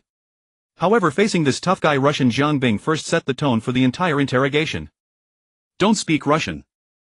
Alexander Sergeyevich awoke from his stupor, feeling as though his entire face had just been kicked by a donkey. But as he emerged from the dizziness of his concussion, he once again saw that haunting nightmare figure. And his own M1911. He felt a twinge of homesickness. Seeing the Russian awake, Jiang Bing pulled out the map of Yamatai again, but before he could speak, the other spat a bloody wad of phlegm onto it. Gazing at the sneering, contemptuous smile of the hardened Russian, Jiang Bing felt only a surge of doubt. Daring to offend a medical student. Are you even aware of your own courage? To spare the feelings of the four onlookers, the kind-hearted Jiang Bing dragged the Russian into a building, shut the door, and began his interrogation. The most sophisticated interrogations often require the simplest methods. In short, beat him hard. Stripping away all the flashy tortures and grandiose psychological tactics, he resorted to the most primal savage beating, forcing the man to grasp the true meaning of life. Thanks to Jiang Bing's precise control of force and the invaluable experience he had accumulated as a cybernetic doctor in Yicheng, after 26 minutes of interrogation he finally obtained the answers he sought. Rubbing the reddened skin on his knuckles, Jiang Bing walked out of the room. The four people outside blocked the doorway, their expressions a mix of curiosity and fear. Did you beat him to death? He screamed so terribly, Laura asked with a frown. Jiang Bing felt she was questioning his professional expertise in medicine and human anatomy and declared firmly, absolutely not. I guarantee he is not in any life-threatening danger. Skeptical Laura peeked through the doorway and immediately turned pale. With a mixture of astonishment and indescribable emotion, she said to Jiang Bing, you might as well have killed him. He's so swollen and you still say he's not in danger. Jiang Bing's tone was resolute. In fact, aside from the first kick he took, there is absolutely no other fatal injury on his body. As long as he receives timely treatment, I guarantee he'll be hopping around again. The three sailors, curious, also peered into the room. Then two of them began crossing themselves on the chest, while only Tom spat, declaring that the Xorshipper deserved his fate. He should have known this day would come when he shot Darren. Lara thought it over, but in the end she couldn't bring herself to leave the fat Russian lying there, even if he truly deserved it. So she chose to end his life with a single shot from a distance. After a thorough search, everyone had their weapons and they retraced their steps. When they reached the Buddha statue, they found Whitman cowering behind it. Seeing that it was Lara and the others, he scrambled out from behind the statue looking disheveled. I was so absorbed in taking photos that when I looked up you were all gone. Then I heard gunfire in the distance, so I... Lara waved her hand to cut off his excuses, briefly explained what had happened and discussed the next course of action. We need to rendezvous with Roth Dr. Whitman. Lara stated her idea. But Whitman's attention was clearly fixated on the shrine Lara had mentioned. This unfortunate man, facing a crumbling marriage, only wanted to turn the tables. Thus, after a heated argument, the group split into two. The three sailors accompanied Whitman to stay at the shrine. After completing the photography, Whitman would lead them back to the seaside camp, the place where everyone had first landed on the island in lifeboats and where the remaining crew and supplies were located. Lara, on the other hand, would go to the designated spot to meet Roth, and then they would return together to the seaside camp once everyone was assembled. After all, the only person at the rendezvous point was Roth alone, and having witnessed the dangers of Yamatai, Lara was deeply worried. Considering that he would need Lara and Roth, the crew of the Endurance, to find Samantha in the future, Jiang Bing naturally chose to help whenever possible. He decided to accompany Lara to the rendezvous point to find Roth. Fortunately, Roth's location was not far. The two returned to the shrine entrance, climbed the winding mountain road on the right to the summit, then followed the ridge to the mountainside of the neighboring peak where they could already see the rendezvous point in the distance. But before they could reach the meeting point, they heard the roar of a fierce beast. A brown bear was crouched in front of a crevice, roaring madly and clawing frantically inside. Lara immediately noticed the blood on the bear's fur and the two pistols lying beside the crevice. They were Roth's guns. Jiang Bing reached out to stop Lara from aiming her rifle. Although her Springfield rifle had enough power to take down a bear, her marksmanship could hardly guarantee a precise hit on the vital point of an enraged brown bear. While the claim that a bear could charge through automatic fire was nonsense, if it didn't hit a vital spot it could still survive a few 7.62mm rounds and struggle for a while before dying. As for the even more absurd notion that thick fur could stop bullets, that was only possible if the fur was hiding subdermal armor from Yecheng. Otherwise it was pure nonsense. As Jiang Bing raised his gun and fired, a bullet struck the swaying bear's head with precision. The Japanese brown bear, weighing over 300 kilograms, collapsed silently and smoothly to the ground. Roth. Confirming the bear was dead, Lara hurried to the crevice and called out. "Lara, what are you doing here?" A weak-aged voice emerged from the crevice. Jiang Bing dragged the bear by its hind leg, pulling it away from the crevice. Lara rushed inside and helped out an obviously elderly man. His face was pale and his right leg was a bloody mess, though fortunately no major blood vessels were damaged. However, prolonged blood loss had left him somewhat dazed. Still, he mustered the strength to grasp Lara's hand and whisper in her ear. "My bag. Inside the cave. There are medical supplies." Lara hurriedly crouched and crawled into the narrow crevice, retrieving the leather satchel Roth mentioned. To Lara, Roth was like a mentor and a father. His serious injury left her panicked and helpless. She pulled out the first aid kit from the bag, but all her previous field emergency knowledge seemed to have vanished, leaving her immobilized. Fortunately, the best doctor from Yecheng was right beside her. Jiang Bing took the gauze and bandages from Lara's hands, then retrieved the tweezers and disinfectant from the bag. After confirming that no major blood vessels were damaged, he performed a textbook wound cleaning, disinfection and bandaging with fluid precision. Before Roth lost consciousness, Jiang Bing quickly assessed the wound and asked, "What's your weight?" This series of professional moves made anyone watching think Jiang Bing was an experienced surgeon. Influenced by this, Roth instinctively replied, "About 150 pounds. Jiang Bing responded flatly, then injected the corresponding dose of morphine into the old man's body. Given the lack of sterile conditions in the wild, Jiang Bing chose intramuscular injection, which would extend the onset time of the morphine to about 20 minutes. And Roth, true to form, fainted under the combined assault of weakness and pain. Feeling the patient's pulse, Jiang Bing quickly gained an understanding of the elderly man's physical condition. "The injury isn't serious, at least not life-threatening." Lara let out a long sigh of relief. "What's the plan?" "He needs a quiet place to recover." Jiang Bing looked around. The open mountainside had nothing but trees and rocks, not even a shack. Lara, after all, was only a 21-year-old girl, and she was at a loss. Thinking that he had already been away for too long and needed to hurry and find Matthias, Jiang Bing simply proposed his idea. "Let's head to my place for a rest first, at least there's a roof and a place to lie down." When Roth finally regained consciousness, he noticed Lara resting on a low bed nearby. He tried to sit up, but the sharp pain in his right leg stopped him, forcing a grunt. The sound startled Lara, who had slept well the night before and was just resting with her eyes closed. "Roth, you're awake." Roth looked around, realizing they were indoors. "Where are we?" he asked. "A fortress built by the Japanese army during World War II. It's a friend's camp. The doctor from yesterday." Roth clearly remembered Jiang Bing's medical skills. But he's not a doctor." "That's strange." Roth, who had served in the Royal Marine Commando Brigade, gave high praise to Jiang Bing's emergency treatment. "His technique looks very professional. And the calmness he showed while handling the wound yesterday, you can't develop that without hundreds of similar experiences. Who knows? That man is a mystery from head to toe." Roth let out a hearty laugh. "Sounds like someone's quite curious about him. By the way, did you bring my bag?" Lara pulled out his leather satchel from under the bed where Roth was lying. Roth opened it and breathed a sigh of relief when he saw the radio transmitter inside was intact. "Good thing it's not broken. Its power probably can't reach very far, right?" Lara asked. Roth stuffed the radio transmitter back into the satchel and tossed it to Lara. "When we landed on the island, I found a radio tower in the southwest. I confirmed with Alex, if we can install it up there, it can broadcast the strongest signal in all directions." Patting his injured right leg, Roth sighed. I originally planned to go myself, but Lara, as you can see, this task has to fall to you now. Lara held the satchel, her expression full of self-doubt. She wasn't sure she could cross half the island teeming with cultists and killers to complete this mission. You have to believe in yourself, Lara. You're a Croft, adventure runs in your blood. Roth paused. He didn't want to send Lara, who was like a daughter to him, into such danger, but as the leader of the expedition he had to be responsible for everyone. Besides, we have to send out a distress signal. The longer we stay on this dangerous island, the greater the risks we face. Suddenly Jiang Bing entered the room carrying a tray of food and drinking water. Setting the tray aside, he offered his opinion on Roth's plan. You need more time to recover. I suggest waiting a few days before getting up, your wound won't heal that fast. Also, if you don't want to drag more people into this mess, I advise against broadcasting any distress signals. Faced with their puzzled expressions, Jiang Bing added, after all, she won't let you leave so easily. Lara couldn't help but ask, wait, who is she? This is Yamatai. Who else could it be? Lara frowned. You mean Himiko? That's impossible, she's been dead for centuries. Jiang Bing shrugged. The storms that surround Yamatai destroy any vehicle that tries to pass. One of Himiko's historical depictions is that she could control storms. That could just be a coincidence, Lara tried to argue.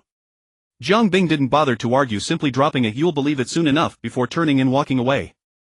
Traversing through the forest sea and crossing high mountains, Jiang Bing, fully armed, swiftly made his way from the military fortress located in the eastern part of the island to the northwestern edge. Standing atop a mountain peak, Jiang Bing easily spotted the fortress nestled at the foot of the mountain. The main structure of the fortress was made of bricks and stones likely crafted by the people of Yamatai, yet it showed signs of reinforcement with steel and concrete, indicating that both the Japanese and American forces had stationed here during World War II and had reinforced it further.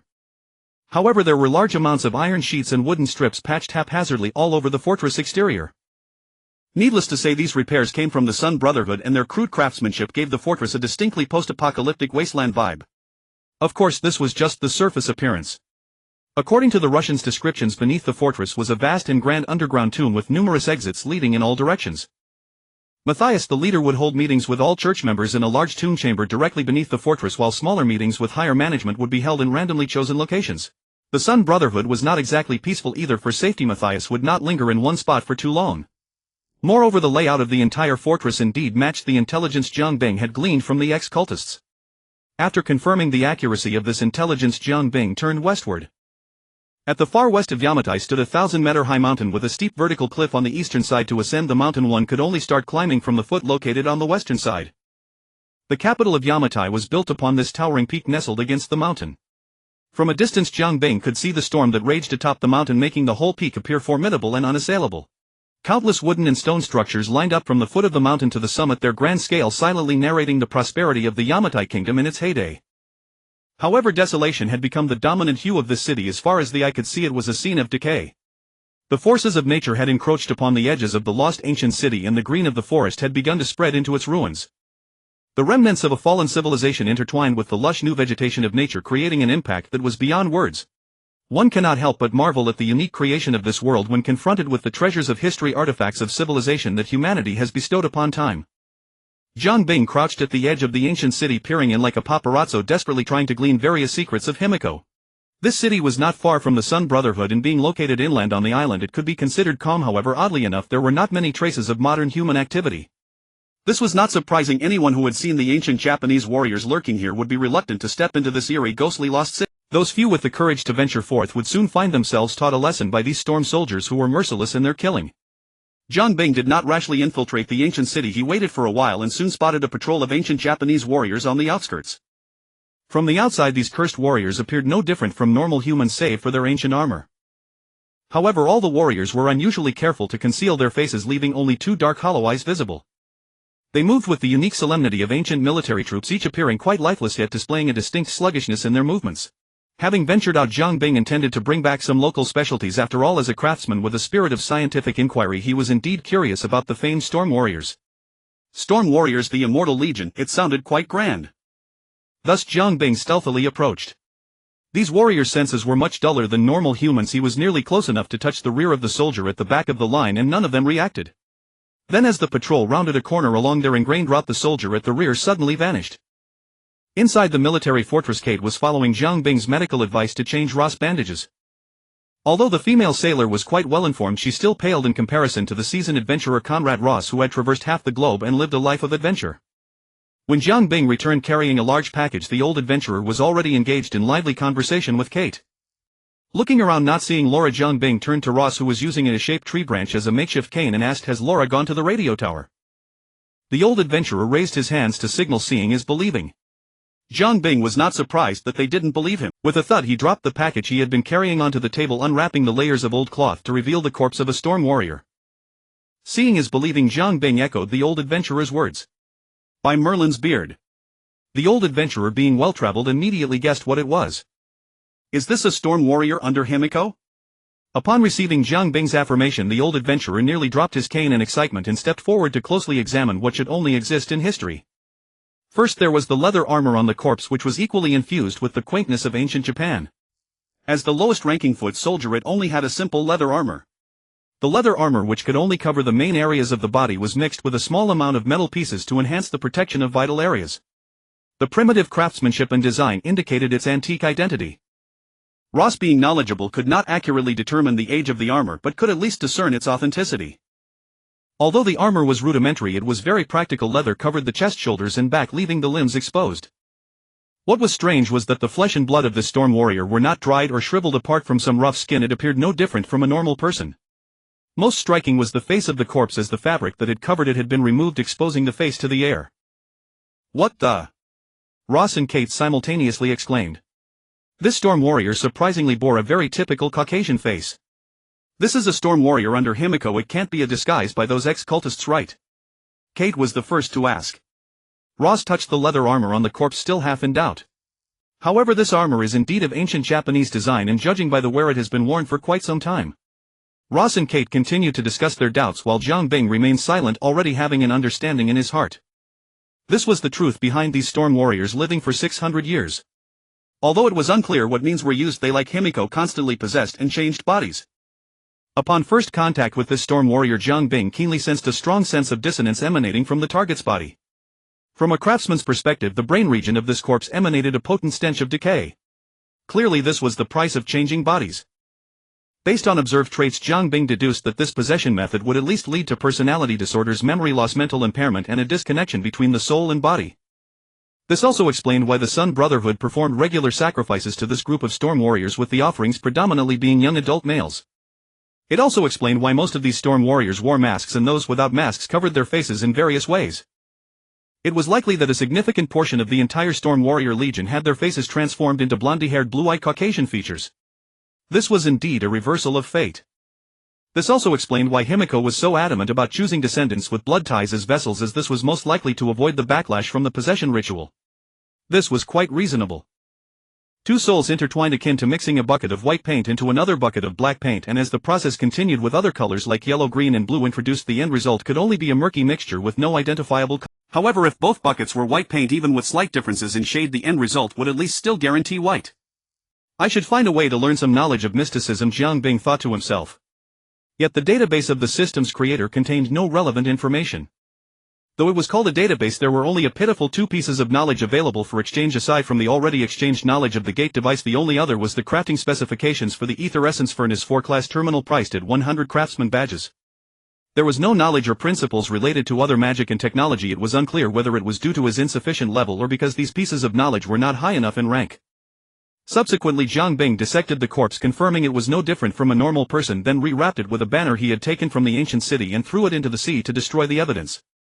To be honest, Jiang Bing felt a bit disappointed. The anticipated adversary was indeed lacking. Storm Warriors, the Immortal Legion. Ha! Jiang Bing could only say, "Damn it, refund me." After dealing with the corpse, he interrupted Ross and Kate's discussion.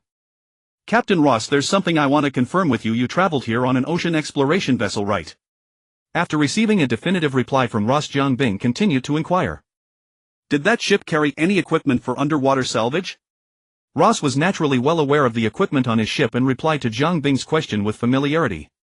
Of course, the Perseverance was equipped with a full suite of underwater salvage equipment, including a submersible underwater sonar, grappling hooks, and salvage nets. However, they should have sunk to the seabed along with the Perseverance.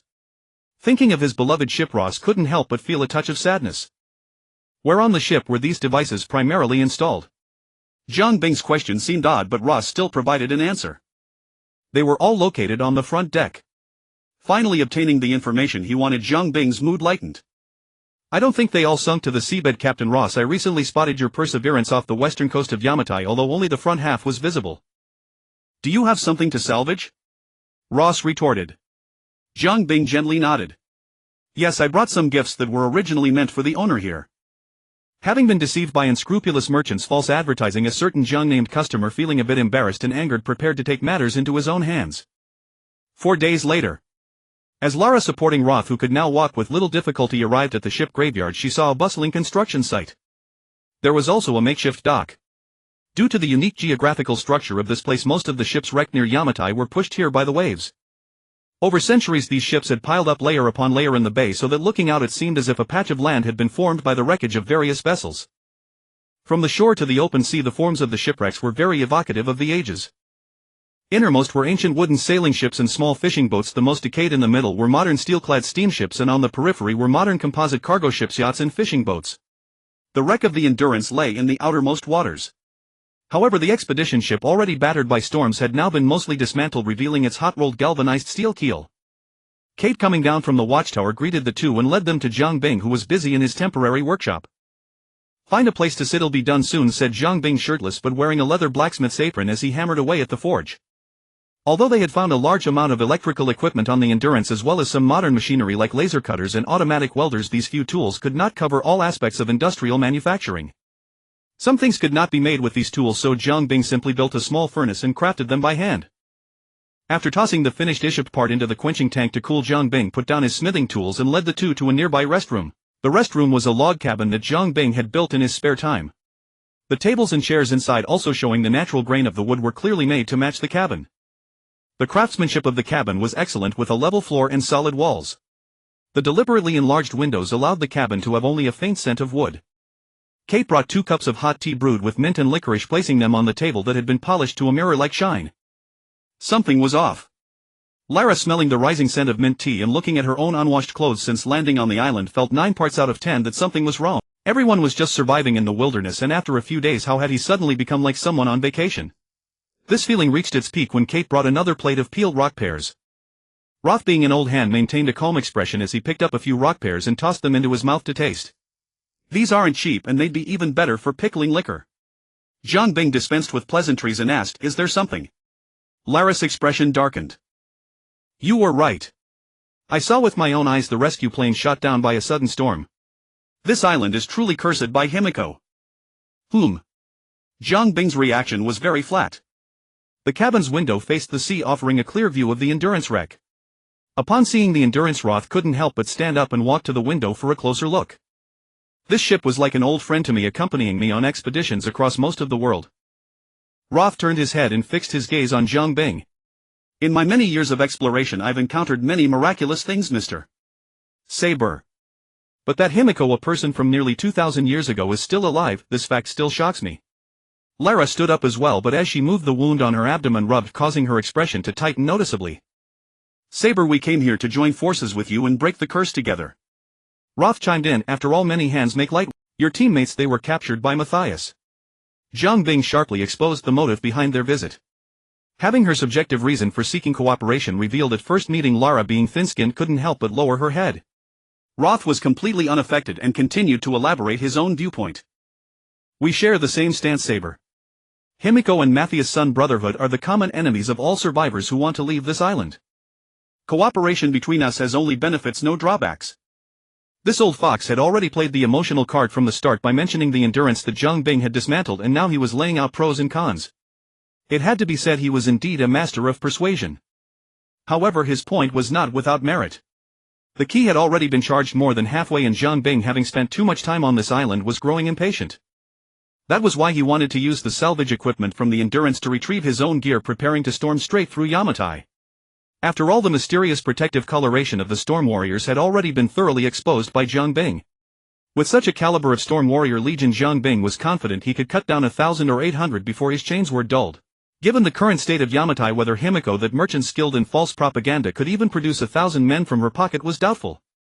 Of course, having someone to cooperate would be better. After all, many hands do make light work. So after pretending to think for a while, Jiang Bing nodded in agreement. So what's your plan? With the cooperation established, Lara was very pleased. I think I need you to come with me to the Sun Brotherhood's headquarters. Jonah and Reyes are imprisoned there. Lara paused, feeling a bit embarrassed to ask Jiang Bing to accompany her on a dangerous mission right after they had just formed an alliance. And we need to do it quickly. Yesterday Samantha contacted me via radio. She said Matthias is planning to use her in some sort of sacrificial ritual. Lara's news was somewhat within Jiang Bing's expectations. Over the past 2 days, the fluctuations that had appeared when the Endurance was destroyed had been sweeping over Yamatai frequently. Samantha's arrival on the island had stirred the dormant Himiko into activity.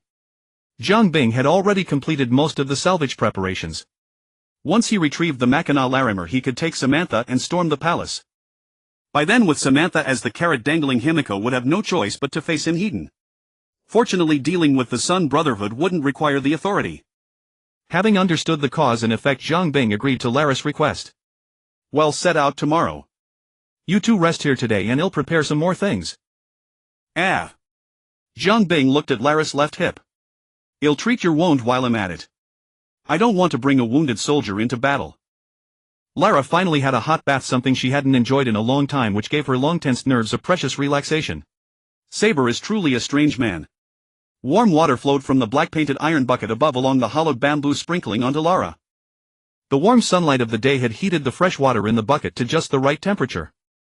Thinking about Jiang Bing's performance since they met, martial arts, medicine, carpentry, blacksmithing, construction, wilderness, survival, marksmanship, combat, and the mint tea and rock pears from earlier, Lara added in her mind. And he must also be proficient in herbal medicine. Under the same circumstances, her own group's camp at the landing point was still struggling to find food, while Jiang Bing had basically achieved a primitive modern life. Thinking of this, Lara couldn't help but examine the bamboo hut that served as a bathroom. The entire hut was built entirely of bamboo, and she couldn't tell what construction technique was used. There were no iron nails or other materials visible. Not only was it sturdy and airy, but the exquisite craftsmanship made this bamboo hut, less than 4 square meters, appear quite elegant. It wouldn't look out of place even in a holiday resort. Pushing open the small window woven from bamboo strips, she saw a lush green bamboo forest outside. Through the window, a few simply trimmed green bamboos emerged from behind the rock, their clusters of long lanceolate leaves perfectly echoing the setting sun. It was hard to imagine that in such a survival environment he had also casually created a landscape. But it did indeed help to soothe the mind and body more effectively. On a nearby bamboo shelf there was a strangely shaped piece of soap. Lara eventually recognized that its raw material was likely wild soapberry. Thus Lara instinctively used it to wash her greasy, matted black hair. At this point things had become increasingly absurd. Finally guided by Kate, Lara threw her changed clothes into a strange-looking simple washing machine powered by water flow, and this feeling turned into something surreal. Jiang Bing was unaware at this moment that the byproducts he casually made to relieve the fatigue of long hours of work had left Lara feeling somewhat intimidated. He was actively preparing surgical tools that might be needed soon, his expression full of anticipation. It had been a long time since he left Night City and he hadn't performed any surgery, his hands itching for it. Finally, with her hair loose, Lara entered the makeshift operating room wearing a large men's t-shirt. Although Jiang Bing could make many things by hand, clothing was still a blind spot in his skills, so Lara had to make do with clothes he had collected earlier. Without underwear, going commando sometimes made the t-shirt outline embarrassing contours. Fortunately, Lara didn't care under these circumstances. Having a clean piece of clothing was good enough. Lying on the bamboo recliner that Kate had contributed, Lara willingly lifted her t-shirt, revealing the wound on her left hip. Jiang Bing examined the wound carefully. A penetrating wound. It's impressive that you've endured it until now. Lara's waist was not slender. Long-term training had given her elegant and taut abdominal lines and tremendous core strength. Yet the skin on her abdomen lacked the typical roughness of Caucasians, appearing quite delicate. Young people have good skin. On the fair and delicate skin there was a very hideous wound. Due to the long duration since the injury, granulation tissue had already formed. Moreover, because Lara had been moving through sewage and mud over the past few days, the wound had been exposed to a large amount of bacteria and had become infected and suppurating. Fortunately, Jiang Bing had recently wiped out a group of thugs infesting the ship graveyard, so he had a plentiful supply of basic medicines. Those thugs had fished plenty of good stuff from the wrecked ships and they were practically rolling in wealth. You're lucky. I happen to have lidocaine here. Otherwise you'd have to experience the pain of the injury all over again. Jiang Bing wasn't joking. Given the current state of Lara's wound, he would first need to remove the granulation tissue and the necrotic tissue around the wound, then perform a thorough disinfection. To disinfect such a suppurating, penetrating wound, he would at least have to use a sterilized tool to poke through from both sides of the wound, thoroughly sterilizing the interior. This process would essentially be equivalent to reliving the entire experience of the original injury. Lara, having received wilderness first aid training, naturally knew how such a wound should be treated. She had been prepared to go through hell, but upon hearing about the anesthetic her entire tense body instantly relaxed. Jiang Bing, already in professional mode, paid no attention to that.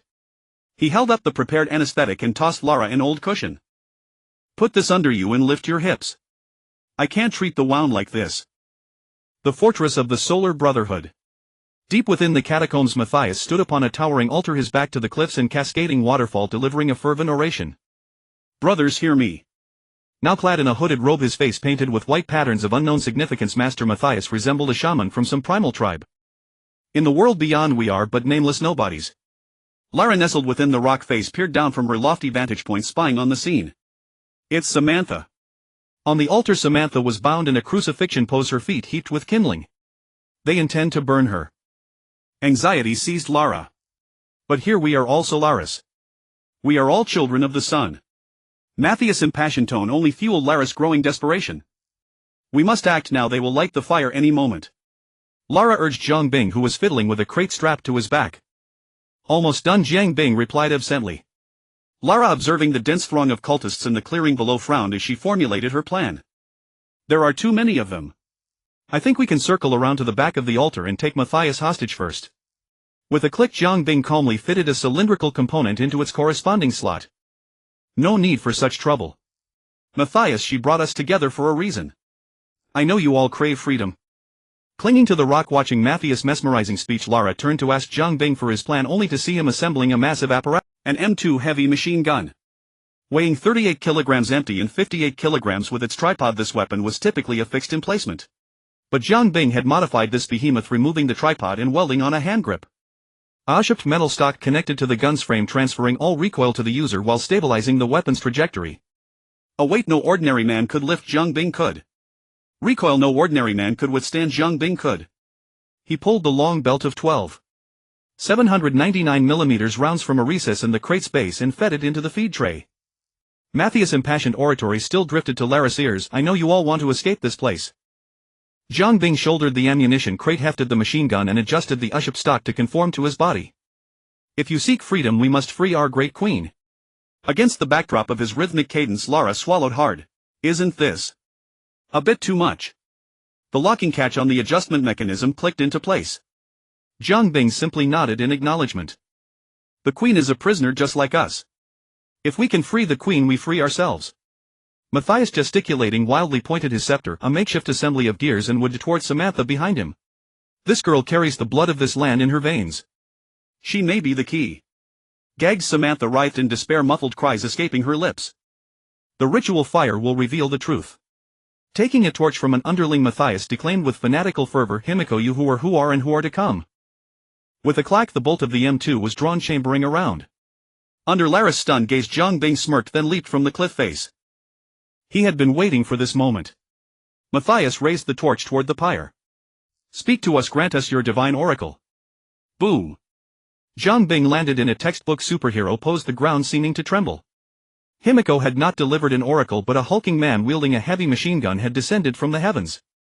Lara, peering from above, watched Jiang Bing rise slowly, her pupils dilating in shock. "That's a drop of over 10 meters and you just jumped." Matthias tried to regain composure before his equally stunned followers, but Jiang Bing, disinterested in his words, simply pulled the trigger. Bang! Bang! Bang! Bang! Bang! Bang! Bang! The M2's distinctive throaty roar echoed through the semi-open cavern. At 500 rounds per minute, the bullets wove together into a silver whip. This scourge of God was wielded by Jiang Bing, lashing out at the religious zealots. Matthias was the first to be struck. A single massive 12 799mm round tore through his abdomen, pulverizing his chest cavity into a blood mist, severing his body in two. The Holy Lord met an abrupt, ignoble end. As Jiang Bing swung the barrel, the scourge of God swept across the crowd. Thanks to Matthias, the ritual meant to consolidate his authority and calm his followers had gathered the majority of the cultists in one place. The density of the shoulder-to-shoulder crowd allowed the whip to reach near maximum efficiency. The sound of bullets tearing through flesh became a continuous din. Amidst the spray of blood and gore, the cultists below the altar fell like scythe-weed, a vast swath of them collapsing. Blood was atomized by the high-velocity rounds. Countless misty droplets coalesced into a brief, massive blood cloud. The air grew thick with a cloying metallic scent of iron. They fled scrambling in sheer panic.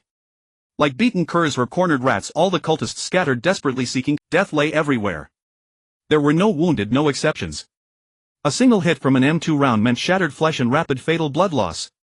Shell casings cascaded down like an avalanche. Jiang Bing, immersed in the slaughter, was as cold as forged steel, silent, his emotions flat and unyielding, merely maintaining his grip on the trigger, sustaining the feast of carnage. Low stone walls were easily punctured by the bullets.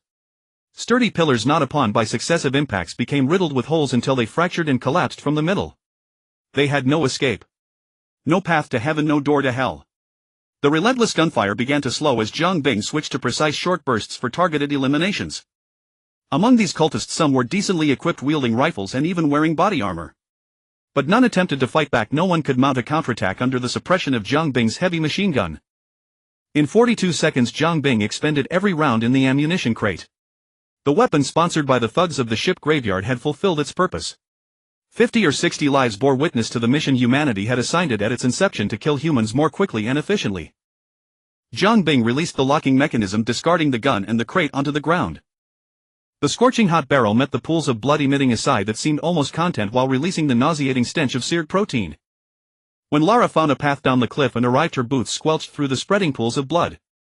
And the spreading presence of death. She practically tiptoed onto the altar, reaching Samantha. Pulling the gag from Samantha's mouth, Lara was about to offer comfort when she was met with a surge of vomit. Understandable. The scene was indeed overwhelming for an ordinary girl her age. Drawing her boot knife, Lara moved to cut Samantha's bonds. But Jiang Bing seized her arm in a vice-like grip. Sensing a familiar fluctuation from the semi-open cliff beyond, he took the boot knife from Lara's hand. You may not understand what comes next, but I need you to trust me for now. Under Lara's bewildered gaze, Jiang Bing kicked the fallen torch with precision, sending it onto the pyre. The kindling, doused with gasoline, erupted into roaring flames instantly. Amidst Samantha's screams, Lara felt as if she had plunged into icy water. She had never imagined that her comrade, who had shared life and death with her, would do such a thing. She lunged wildly toward the pyre to extinguish the flames, but Jiang Bing pulled her into his embrace, holding her fast. As Lara stared at Jiang Bing with incredulous eyes struggling against his grip, she heard him whisper, "Quiet. She is here." Lara was about to ask who when she saw the raging flames suddenly lean in one direction. Then came a howling gale. Amidst Samantha's wails, a violent gust of wind surged from beyond the cliff. Lara felt that had she not been held, the turbulent current would have swept her away in an instant. The flames beneath Samantha were extinguished by the storm. Perhaps fearing further mischief from Jiang Bing, the sudden wind was exceptionally persistent and fierce, scattering the kindling across the ground. "Himiko, you're not so bad after all," Jiang Bing mused inwardly. Releasing Lara, he handed the boot knife back to the stunned young woman. Lara hurried forward to free the sobbing Samantha from the pillar. Supporting the nearly limp Samantha, she voiced her confusion. "What just happened?" Jiang Bing looked at Samantha Nishimura, who was huddled against Lara, casting fearful glances his way, and offered a teasing remark. "What else?" "Her troublesome ancestor, of course." A flash of understanding crossed Lara's face. "Himiko." "That's right. Historical records say Himiko possessed the power to control storms." Lara's professional curiosity was piqued. "So after all these years the Sun Queen is still alive?" Samantha, her own ancestor at stake, temporarily stifled her sobs, awaiting Jiang Bing's answer. Gazing at Samantha's round face so reminiscent of Himiko's statues, Jiang Bing could only marvel at the power of bloodlines. But only barely alive, you could say. Thoughts raced through Lara's mind. The Storm Warrior. She then recalled a mural she had seen days ago in a certain tomb. The mural depicted a woman pouring water from a bottle into another woman. It was a veiled representation. The water symbolized Himiko's consciousness or soul. Recalling Matthias' prayer, she murmured, "Himiko, you who are and who are to come." The pieces clicked together rapidly. Lara's eyes widened in revelation. All the Sun Queens are the same person. This is a selection ritual. A way to choose a vessel that meets Himiko's approval. Grasping Samantha's trembling shoulders, Lara looked into her confused eyes and delivered her conclusion word by word. To facilitate her possession, allowing her soul to take over the vessel's body. No wonder she has lived until now. Though the answer was fantastical, faced with the evidence she had witnessed, Lara had no choice but to believe. Samantha Nishimura, Lara's classmate at the University of London, was highly intelligent. As a descendant of Yamatai, she had always been keenly interested in its lore. With Lara's prompting, she quickly understood. And she began to tremble even more violently. The wide tomb passage cleverly utilized a naturally formed underground cavern which the ancient Yamatai people had slightly excavated and trimmed. The trio was now in the catacombs beneath the Sun Brotherhood fortress. Lara surveyed the rotting flesh and bones carelessly piled in the corner, suddenly feeling that the cultists' deaths might have been too merciful. Samantha, are Jonah and Reyes down there? Lara asked. Samantha crossed her arms as if the air around her was bitterly cold. I saw it with my own eyes, Lara. They're imprisoned down here. The cultists originally planned to kill them, but upon learning of their connection to me they changed their minds and locked them up instead. As she spoke, Samantha wore an expression of dawning realization. Don't laugh at me, Lara. At first I thought they wanted me to be the Sun Priestess because I'm Himiko's descendant. That's why they spared Jonah and Reyes. Unexpectedly, Lara interjected, they feared that if you became Himiko you might retain your original memories and come back to haunt them. Hearing Lara's words, Samantha shivered again.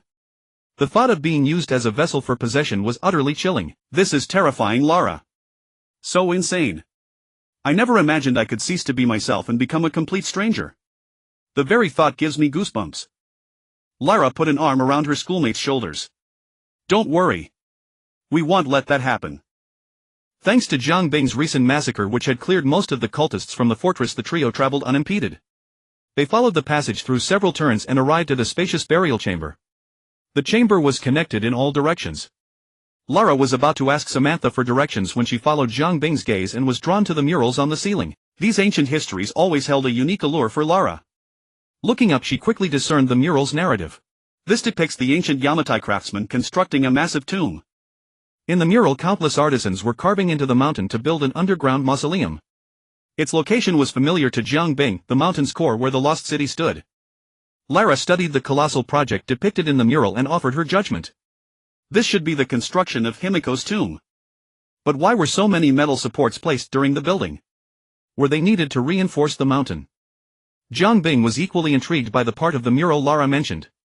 His instincts told him Himiko must have hidden many secrets in her tomb. A person who knows they won't die, why would they conscript so many laborers and craftsmen for such a massive project just to build their own tomb? Lara found this equally puzzling, though her interest was largely captivated by the chamber itself. She excitedly pointed at a depression in the center and shared her hypothesis. This should be where the tomb owner's coffin was placed. Unfortunately, it was likely moved by the cultists. As for the tomb owner's identity based on the mural, he was probably the chief overseer of Himiko's tomb construction. Samantha chimed in, so he recorded his greatest achievement in these murals. Exactly. Lara gave an approving look. Jiang Bing continued examining the later murals, which showed the vast workforce of laborers and craftsmen building a magnificent capital above the completed tomb. What sane person builds their tomb beneath their own palace? Jiang Bing mused, stroking his chin as he pondered the subtle implications of the mural. Unless there was something so important it required such personal guardianship. Jiang Bing turned back to re-examine the mural of the tomb's construction. The metal supports carried up the mountain by laborers caught his attention. His artisan's intuition told him they weren't merely for reinforcing the mountain. After dealing with Himiko, we'll need to find a way into this tomb. Maybe her storm-controlling power originates from here. The murals offered nothing more. Without the coffin, Lara's interest waned. The trio continued downward, guided by Samantha. 2 more levels underground, they finally found the crew of the Endurance. Jonah, thinking the cultists had arrived, quickly signaled Alex, who was picking a lock, to hide. But the familiar figures left him stunned. Lara. How did you get here? And Samantha, you rescued her from those madmen. The 4 were locked in a metal cage suspended in midair. Jiang Bing followed the chain to a winch and lowered them down. You need a key. This lock is tough to pick. Jonah was about to recount their attempts when a loud metallic clash interrupted him. Jiang Bing retracted his big chopper, removed the severely deformed lock and gestured for everyone to exit the cage. With everyone together and no interest in exploring the catacombs further, they retraced their steps and escaped the Sun Brotherhood fortress. The freed prisoners emerged into daylight, their spirits lifting. Jiang Bing sensed a familiar ripple passing through the sky and gently tugged Lara's arm. You should take Samantha to the ship graveyard.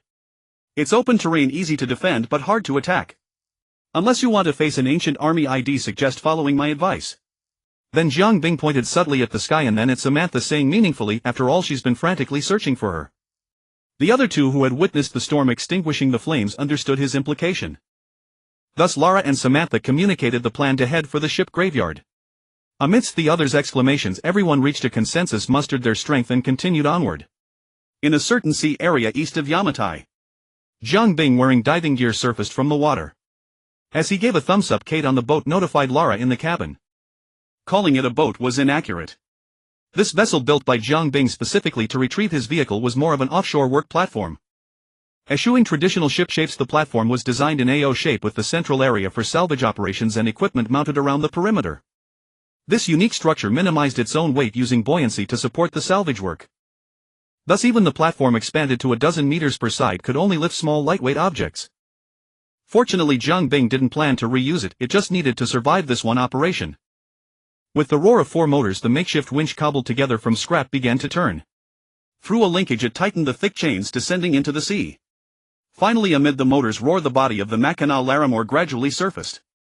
As the platform sank slightly, the vehicle was hoisted out of the water by the shortening chains under the puzzled gazes of Lara and Kate. The two had expected Jiang Bing to salvage a yacht, a container, or some heavy machinery, never a car. Under Jiang Bing's direction, the three pushed thick steel plates cut from the Endurance's hull to seal the gap in the airship platform. Then Lara returned to the cabin to reverse the winch, slowly lowering the Mackinac, which was still draining seawater through various gaps. Jiang Bing eagerly opened the vehicle's cargo area to inspect the weapons, ammunition, and supplies. After days of seawater immersion, some non-waterproof electronics were surely damaged. However, most weapon-grade electronic components met the IPX-10 waterproof rating, the standard military waterproof level as defined by International Electronics Corporation (IEC) in the cyberpunk world. For complex firearms, simply drying the waterlogged parts, cleaning off the salt, and performing basic maintenance would restore functionality. For a rugged and reliable piece like the D5 Copperhead, famous for its durability, one could simply pick it up, shake off the water, and fire. As for authority, Jiang Bing, who had forged it hammer blow by hammer blow, knew its specs better than anyone. This level of seawater immersion wouldn't affect its normal operation. However, the Persuasion revolving folding projectile launcher was likely a loss. Its original assault projectile cyberarm was water-resistant, but Jiang Bing had modified its structure so extensively that the designer wouldn't recognize it, rendering the waterproofing moot. But it was no great loss. The Proclamation gigantic chainsaw sword and the lumberjack revolving assault rifle lacked precision flight and guidance systems. Their pure mechanical construction was impervious to such water damage. Nevertheless, the Mackinac Larimore was completely ruined. Jiang Bing would have to deal with it after leaving Yamatai. "Let's go," he said, signaling Lara to navigate the raft-like platform back. Key had finished charging the day before. It had been exactly 1 week since Jiang Bing's arrival. He decided not to prolong the confrontation with Himiko any longer. It was time to show her what a blue flame-spewing Gatling gun could do. The Lost City. A small squad of storm warriors was on routine patrol. As half the team had just passed a corner, the soldier at the rear saw the leading captain fly back, crash to the ground, and lie motionless, alive or dead, unknown. Then a formidable figure emerged from around the corner. This figure was so towering, its robust frame encased in tight metal armor, its left hand having just swatted away a soldier's bloodstained shield, rendering it as demonic. As it strode forward, it exuded even more oppressive force than the storm warriors. Enemy attack. The panicked shouts of the storm warriors heralded the beginning of this war. All archers in the squad knocked arrows and fired at the figure already accelerating into a sprint. But the arrows rained chaotically upon the armor of authority, easily deflected their minuscule impact, posing no hindrance to Jiang Bing's advance. His left-hand Cold War small shield swung horizontally, the thick buckler sending a storm soldier caught in pursuit flying. Then Jiang Bing raised his right-hand lumberjack rotary assault machine gun, turning the frantically fleeing soldiers into a mist of blood. Clang! Clang! Clang! The large bronze alarm bell on the watchtower was struck, and storm warriors scattered across the lost city began converging on this location. Authority strode forward. The mass of soldiers pouring out from the street ahead barely had time to form a formation before they were mowed down by Jiang Bing's lumberjack, leaving a field of corpses. This former capital of the Yamatai kingdom shared the same architectural layout as most contemporary capitals of other nations, divided into an inner city and an outer city. The outer city mainly housed merchants, artisans, and common residents, serving as a commercial and trade center. Markets, handicrafts, and other economic activities were concentrated in the outer city. As the core, the inner city bore the role of political and cultural center. For a regime like Yamatai with a strong religious atmosphere, the inner city also served as a religious center. The primary residents of the inner city were rulers, high-ranking officials, and religious elites. Therefore, compared to the outer city, the inner city usually had more robust fortifications and a greater number of soldiers to ensure security. Thus, the first step of this assault plan was to swiftly break through the outer city and breach the entrance of the inner city before the defending soldiers could react. For ease of management and control, the outer city was designed with consideration for the traffic pressure from commercial activities and residential life. Hence the roads in the outer city were mostly straight and level, especially the main thoroughfares, which were particularly wide and smooth. This facilitated Jiang Bing's rapid advance. To achieve maximum speed, the lumberjack rotary assault machine gun never ceased fire, shredding the storm warriors on the watchtowers along the main road along with the towers themselves. Whenever small organized groups of soldiers blocked his path, Jiang Bing, while maintaining speed, unsparingly used bullets to carpet the area with fire. Laura and her group, unable to keep up with the high-speed sprint of authority, could only trail far behind, clearing the stragglers along the way. These Storm Warrior Corps, having followed Himiko on campaigns across the land, possessed adequate combat discipline. Soon bronze alarm bells on the inner city walls rang out, warning of the enemy's approach, and the sound spread along the mountain slopes extending into the city. But Jiang Bing's speed was too great. From the moment he burst forth from the flank to reaching the inner city entrance, less than 2 minutes had passed. When Jiang Bing's figure appeared in the eyes of the soldiers atop the inner city walls, the storm warriors tasked with closing the gate in the tunnel were still struggling to push the heavy doors shut. Seeing the gates about to close, Jiang Bing ceased fire and lowered his posture. With the small torque rotors at the joints of authority operating at full capacity, ignoring the storm warriors blocking his path, Jiang Bing exerted force, instantly accelerating authority to its maximum speed. Under the anxious gaze of the soldiers pushing the gate, authority showed no sign of slowing down, charging straight into the gate that had only a sliver of gap left, like a battering ram. Amidst the thunderous sound of splintering, with the left gate along with the soldiers on that side was slammed violently against the tunnel wall. Jiang Bing, enduring random sword strikes, pressed his back against the other gate, bracing it open. His feet repeatedly kicked against the hard stone slabs, pushing the gate open to the side. Two unlucky ones, unable to dodge in time, were pushed by the swinging gate and slammed against the wall, then under Jiang Bing's continued pressure fell silent. Jiang Bing sidestepped, caught a storm warrior's spear thrust under his arm, withdrew his left-hand shield, reached behind to grasp the hilt of the massive chainsword. The electronic fiber bundles inside the scabbard contracted in unison, assisting the announcement giant chainsword in ejecting diagonally from the side of the scabbard. With a length of 1.7 meters, the giant chainsword could not be drawn from the scabbard's mouth like an ordinary sword, it could only be ejected diagonally from the side opening. But this did not hinder Jiang Bing from using this momentum to sweep a zone of death before him with announcement. This single strike instantly killed all the storm warriors surrounding him, clearing the space at the gate. Watching the storm warriors, sword and shield warriors in front, spearmen behind, pouring into the gate tunnel in orderly ranks, Jiang Bing shook the shredded flesh off announcement and slung it back over his shoulder. Lumberjack rose with Jiang Bing's hand pointing at the soldiers advancing in formation. Times have changed, sir. A torrent of metal engulfed everything. The power of Lumberjack rivaled that of an M2 heavy machine gun, but its maximum rate of fire reached a terrifying 1200 rounds per minute. Combined with the ideal terrain of the gate tunnel, the neatly arranged formation of soldiers, before they could even comprehend fear, was effortlessly cleaved from left to right by an invisible blade. A cleaving in the literal sense. The leather shields offered no protection against bullets, carrying nearly 2,000 joules of kinetic energy. The thick leather and wooden planks could not even slow the bullets disintegrating under the dense barrage. But while modern firearms are immensely powerful, they are heavily dependent on logistics. The lumberjack, unleashing firepower at its maximum rate, created unparalleled battlefield suppression, yet in just half a minute it emptied the remaining ammunition in the box. In such an environment, without ammunition resupply, the lumberjack was nothing more than a burning stick. So Jiang Bing unlatched the securing clamp, placed the lumberjack on the ground, and with both hands freed grasped the thick long hilt of announcement and drew it from its scabbard. Whir! The grating sound of the engine rose. What entered the stage next was a humanoid heavy tank, impervious to conventional weapons, wielding a giant chainsword as tall as Laura that could easily saw through 12-centimeter thick steel, running faster than a cheetah, with endurance never reaching its limit, capable of lifting tons of weight with reaction speeds fast enough to dodge bullets, and possessing abundant combat experience honed in Night City's streets. The storm warriors were truly in for a treat. Ascending the stone steps, Jiang Bing mounted the city wall, the giant chainsword in his hand, roaring fiercely. In the first encounter he cleaved a sword and shield warrior diagonally in two. Under the gaze of the now somewhat hesitant enemies, the monomolecular teeth of the lowered giant chainsword accelerated further. With an even higher pitched engine roar, Jiang Bing crouched low and charged forward. In the sky the familiar ripple swept over again. On the battlefield the wind began to stir.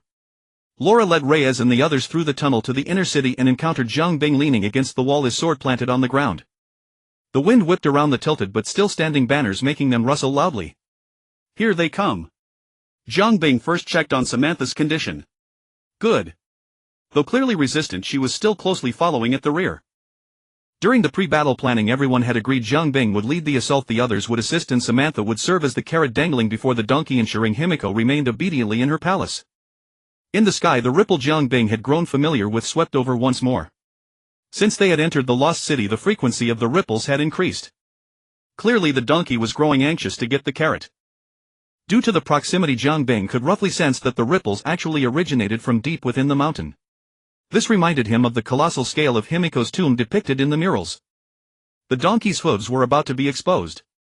Gazing at the exoskeleton armor on Jiang Bing, everyone including Kate harbored deep questions. This was clearly not something a civilian group could possess. It belonged in the top laboratories of nations and the secret research institutes of the military, not here on this isolated Yamatai. Regarding Mr. Saber, whose origins were a mystery, everyone had concocted grand stories in their minds, but no one dared to ask recklessly. All wisely maintained silence. "Are you hurt?" asked Laura, who had grown somewhat familiar with him after several collaborations. "Nothing serious. The path ahead will be tougher. You must keep a close watch on her."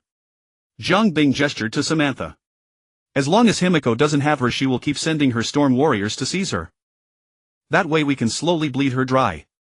Jiang Bing hoisted announcement and continued advancing toward the mountain peak. Her sunk cost will keep rising until she stakes everything on the table. The wind grew more urgent. A deep resonant horn sounded once more through the palace complex after decades of silence. The inner city built into the mountainside was crammed with structures that occupied every inch of the slope, their outer walls pressed tightly against the cliffs without a single gap. To enhance defensibility, the pathways between buildings were constructed in winding zigzags. These narrow twisting roads made it extremely difficult for any enemy attacking the city to deploy large forces within the inner city, thus neutralizing the numerical advantage of the attackers. On the walls of these roads countless bullet holes could still be seen, remnants of the Japanese soldiers from World War II. Yet the excellent terrain allowed these storm warriors to exploit the high ground, sniping at enemies with impunity. Thus most of the soldiers had perished there. But if the attacker were a peerless general capable of single-handedly defeating 1,000 foes, the situation would be entirely different. Laura and the others huddled in the corners, cover watching Jiang Bing's back as he charged ahead. At every turn the buildings above teemed with enemy archers whose volleys of arrows nearly blocked the path forward. As a result, even with modern firearms they could only cower behind various obstacles, painstakingly picking off the archers before advancing. Fortunately, Jiang Bing charged ahead, letting arrows clatter against his might armor, his massive chainsaw sword never ceasing its swing, covering the narrow steps entirely. The arriving storm warriors had no room to dodge, only to be dismembered by the giant chainsaw sword or tossed into the ravine like helpless chicks shattered to pieces. Jiang Bing truly embodied the saying, "One man guards the pass, 10,000 cannot breach it." With him drawing the fire of most archers, Laura and the others could comfortably pick off the storm warrior archers one by one. The higher they climbed, the colder the air grew and the wind howled more fiercely. Jiang Bing braved the blinding gale, using the thick armor on his forearm to deflect a warrior's katana slash, then delivered a straight punch that caved in the enemy's breastplate. Ignoring the momentarily stunned foe, Jiang Bing grabbed the spear thrusting from behind him, pulled it downward and yanked the spearman close. His sturdy gauntlet clamped around the enemy's neck, swinging the 60 or 70 kilogram body like a feather duster against the foes before him. Flesh collided with flesh, producing a dull thud. The enemies before him were like ants casually swept off the cliff. Tossing the limp body over the edge, Jiang Bing kicked the surging enemies back into their ranks, twisted the chainsaw sword switch, and with two great whirls the blade reduced the remaining 4 or 5 foes to a spray of blood and flesh. Admittedly, these storm warriors, though somewhat dull, were all fiercely fearless. One had to wonder what psychological manipulation Himiko had employed. The wind swirling around the peak grew increasingly violent. It seemed that Jiang Bing's relentless advance had made Himiko doubt her ability to reclaim Samantha from him, but with so many storm warriors lost, the immense sunk cost made her unwilling to give up. Himiko, like a retail investor trapped in a stock market downturn, found it painful to add more and even more painful to cut losses, truly a dilemma. This was exactly the scene Jiang Bing had hoped for. While Himiko hesitated, he pressed forward with frenzied slaughter, traversing the bloody mountain path and ascending to the top of the building complex. Finally the terrain opened up. Massive stone pillars supported wooden beams, forming a hall that by ancient standards was undoubtedly magnificent. Numerous low tables and decayed cushions were scattered throughout the hall. Clearly this was the grand throne hall of the Yamatai kingdom. Yet by modern standards the entire hall was no larger than a spacious flat. The Japanese paper on the shoji windows used for lighting had been battered to shreds by the relentless wind, leaving only pale scraps wedged in the gaps. The outer lattice windows, which served as burglar bars, had long since rotted and fallen away. The perpetual wind streamed through these wide-open windows like a whispering ancient melody, echoing in every corner. The palace's wooden structure, battered by years of strong winds, appeared precarious. The peeling paint on the walls exposed the rotted timber beneath. This palace, once a symbol of power and glory, now stood in ruins, haunted only by the wind. At the far end of the hall lay a wooden bridge, presumably leading to Himiko's hiding place. Beside the bridge stood a group of elite warriors, more disciplined and robust than the other storm warriors. These storm warriors clad in full heavy metal armor wearing kabuto helmets adorned with a sun motif and demon masks were undoubtedly Himiko's final line of defense. Perhaps Himiko had notified them through some means, or maybe their duty was simply to guard the bridge. They faced Jiang Bing without any sign of attack. Jiang Bing took the opportunity to wait for Laura and the others to catch up. The two sides fell into a standoff buffeted by the howling gale. To be honest, with Jiang Bing's current appearance alongside the opposing storm warriors, the scene possessed a certain aesthetic of ancient battlefield confrontation. The only discordant note was the low grumbling roar of the chainsaw sword's engine. Before long, Laura and the others caught up. Seeing the fully armed warriors at the end of the hall, Laura exclaimed, "My God, these warriors look like they stepped right out of history." Ever since Jiang Bing entered the hall, a certain fluctuation had been swirling around. When Samantha climbed up panting, Jiang Bing sensed a distinct surge in that fluctuation. It seems Samantha is an unexpectedly alluring carrot. This was only natural, given Himiko's current state. Missing this suitable vessel would mean a slow death. The storm had grown strong enough to affect ordinary people's balance. Even indoors, the fierce wind made them sway. In such conditions, long-range gunfire was severely impacted by the turbulent air currents, causing bullet deviation and significantly reducing bullet power. Of course, close-range shooting was less affected. The doors of the Tenchukako suddenly opened and another squad of warriors emerged, led by a storm brute of distinctly abnormal size. The two groups converged. As the familiar fluctuation swept over them, the warriors by the bridge suddenly moved, advancing toward the group.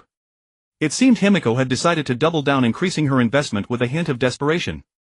But how could a small retail investor ever defeat a major market maker? When the storm brute lost his strength contest with Jiang Bing and was kicked off the cliff, Himiko's most precious chips were all about to be lost to him. The frequency of the fluctuations grew more urgent, and Jiang Bing knew Himiko was now in complete panic. The storm's intensification accelerated as the bankrupt retail investor prepared to cut losses. Better to die later than now. The wooden bridge swayed precariously in the storm. Under everyone's gaze, Jiang Bing dashed across the bridge, kicked open the door at the end and rushed inside. Due to the terrain, the inner staircase was circular, built into the mountain. As Jiang Bing rapidly ascended the steps, the storm reached its peak. With a grating creak, the roof was first torn off by the storm. The violent air current descended from above, spreading outward from the ancient female corpse kneeling on the central platform, forming a circular storm barrier. As Jiang Bing advanced, the fluctuations grew more violent and he could hear Himiko's shrill curses. "Despicable wretch, how dare you obstruct my grand plan? What foolish behavior! Your base actions, I will not easily forgive this." The storm escalated rapidly, now forming a fearsome heaven-reaching tornado, exerting a terrifying suction on everything around. Jiang Bing could only cling to the stone pillars that once supported the roof beams, struggling toward Himiko's position. "Shameless villain, accept death, accept the fate I bestow upon you." Himiko, taking advantage of the storm silencing Jiang Bing, spewed a torrent of trash talk. The already terrifying suction grew stronger and the storm scale expanded as Himiko glowed, almost like a light bulb, increasing without limit. "I will crush you, revolting maggot." The terrible suction had Jiang Bing's feet barely touching the ground. Listening to Himiko's unending trash talk, he could no longer hold back. He turned the valve of his massive chainsaw sword to the maximum. Despite the storm's roar filling his ears, the engine's rumble remained clear. Jiang Bing laid the chainsaw sword horizontally against a stone pillar, burying the monomolecular saw teeth into the stone like felling a tree. Ignoring the potential damage to the saw teeth, he cut through the pillar in one go. He secured the chainsaw sword back into its scabbard on his back, then against the storm suction and Himiko's ceaseless trash talk, he hoisted the meter-thick stone pillar onto his shoulder. Both his flesh and exoskeleton groaned under the strain, but the immense weight of the pillar allowed Jiang Bing to stand firmly on the floor. Like Sisyphus pushing a boulder, he carried the pillar step by step into the storm's eyewall. The debris sucked into the storm accelerated to terrifying speeds, along with the violent airflow pounded against the armor of might without mercy. The tough, thick armor soon deformed and cracked under the force of nature. Fortunately, Jiang Bing soon dragged the pillar through the eyewall and into the calm eye of the storm. Himiko, whose mouth was sweet as honey, suddenly fell silent. With the torque rotors and titanium alloy skeleton of might groaning, Jiang Bing raised one end of the pillar high and slammed it directly onto the platform where Himiko knelt. Faced with this earth-shattering blow, the mummy-like Himiko managed to drift off the platform she had occupied for centuries at the last moment. The price she paid was that her already crumbling shell began to melt and peel away like ice under the scorching sun. Without the platform stabilizing her body, Himiko had entered an irreversible countdown to death. "I will." Before she could finish, Jiang Bing, moving at full speed, grabbed her and slammed her to the ground. Without hesitation, Jiang Bing seized the 13 narrow hairpins at the back of Himiko's head along with a large clump of hair and tore them from her body. Ridiculous! Did she really think the craftsman's eyesight was for show? From the moment he entered, the thing had been radiating light. Jiang Bing's eyes were nearly blinded. Sure enough, as the hairpins were ripped away, the storm already weakening dissipated like water without its source. Ike bang. Jiang Bing punched Himiko's withered face, silencing her sweet words. I dog emperor. He followed up with 2 more punches, dragged the dog-like Himiko to the stone pillar and rolled her back and forth like rolling out dumpling skins. Only when Himiko was nearly reduced to powder and from the craftsman's perspective no trace of life remained did Jiang Bing finally feel satisfied. When the storm subsided, Jiang Bing turned his gaze to the platform that had been shattered by the stone pillars. In the debris of the stone platform, a section of metal pillar was exposed, plunging straight downward, its depth likely reaching deep into the mountain's core. Under the craftsman's perspective, this piece of metal emitted an immense radiance. So Jiang Bing climbed onto the platform. Instead of kneeling like Himiko, he reached out his hand directly. The moment his gauntlet-clad fingers grasped the metal pillar, Jiang Bing's consciousness seemed to flow out from his palm, racing downward along the pillar, piercing through the thick mountain and finally landing in Himiko's tomb deep within the mountain. As his consciousness continued to sink, it eventually fell into a massive silver ore at the end of the conduit. Boom! Jiang Bing's consciousness, like a supernova explosion amplified by the unknown silver ore, pierced through the mountain and spread outward in all directions. It reached Yamatai, where the storm had already dissipated. Laura and her group anxiously waiting halfway up the mountain, the Mackinac Larimore moored in the ship graveyard, and even farther. Jiang Bing could even see a cargo ship sailing in the distant sea. The sensation was so exquisite that he couldn't help but expand his vision boundlessly outward. Nagoya, Sendai, Pyongyang, Seoul, the bustling cities and dense crowds all vividly imprinted themselves in his mind. In that moment, wherever the ripples reached, everything was encompassed within his vision. But the Buddha's cry of distress quickly pulled Jiang Bing back from this state of omniscience. Coming to his senses, Jiang Bing wiped the freely flowing nosebleed. His body, which had remained unharmed through successive battles, now felt hollowed out with an indescribable weakness. The long silence system flashed a prompt. System notification: due to your previous actions, your composition strength has increased by 0.2 and your existence strength has decreased by 0.3. Now displaying your personal attribute panel. Name: Jiang Bing. Rank: apprentice craftsman. Occupation: level 298. Registered residence: B33, plane origin planet Earth. Location: plane Earth, code HXXDG 9233.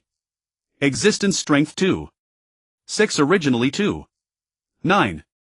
Composition strength 3.4, originally 3.2. Creator database access level 171. Craftsman badges 14. Jiang Bing wiped the ceaselessly flowing nosebleed again and uttered an elegant greeting. See? No wonder Himiko kept changing bodies. This was literally burning life force to use power. After Jiang Bing sent away Laura and her group who wanted to take him off the island, he entered Himiko's tomb in the mountain alone and found this silver ore. After a preliminary study of this silver ore, which was as large as 2 behemoth trucks, Jiang Bing let out a sigh.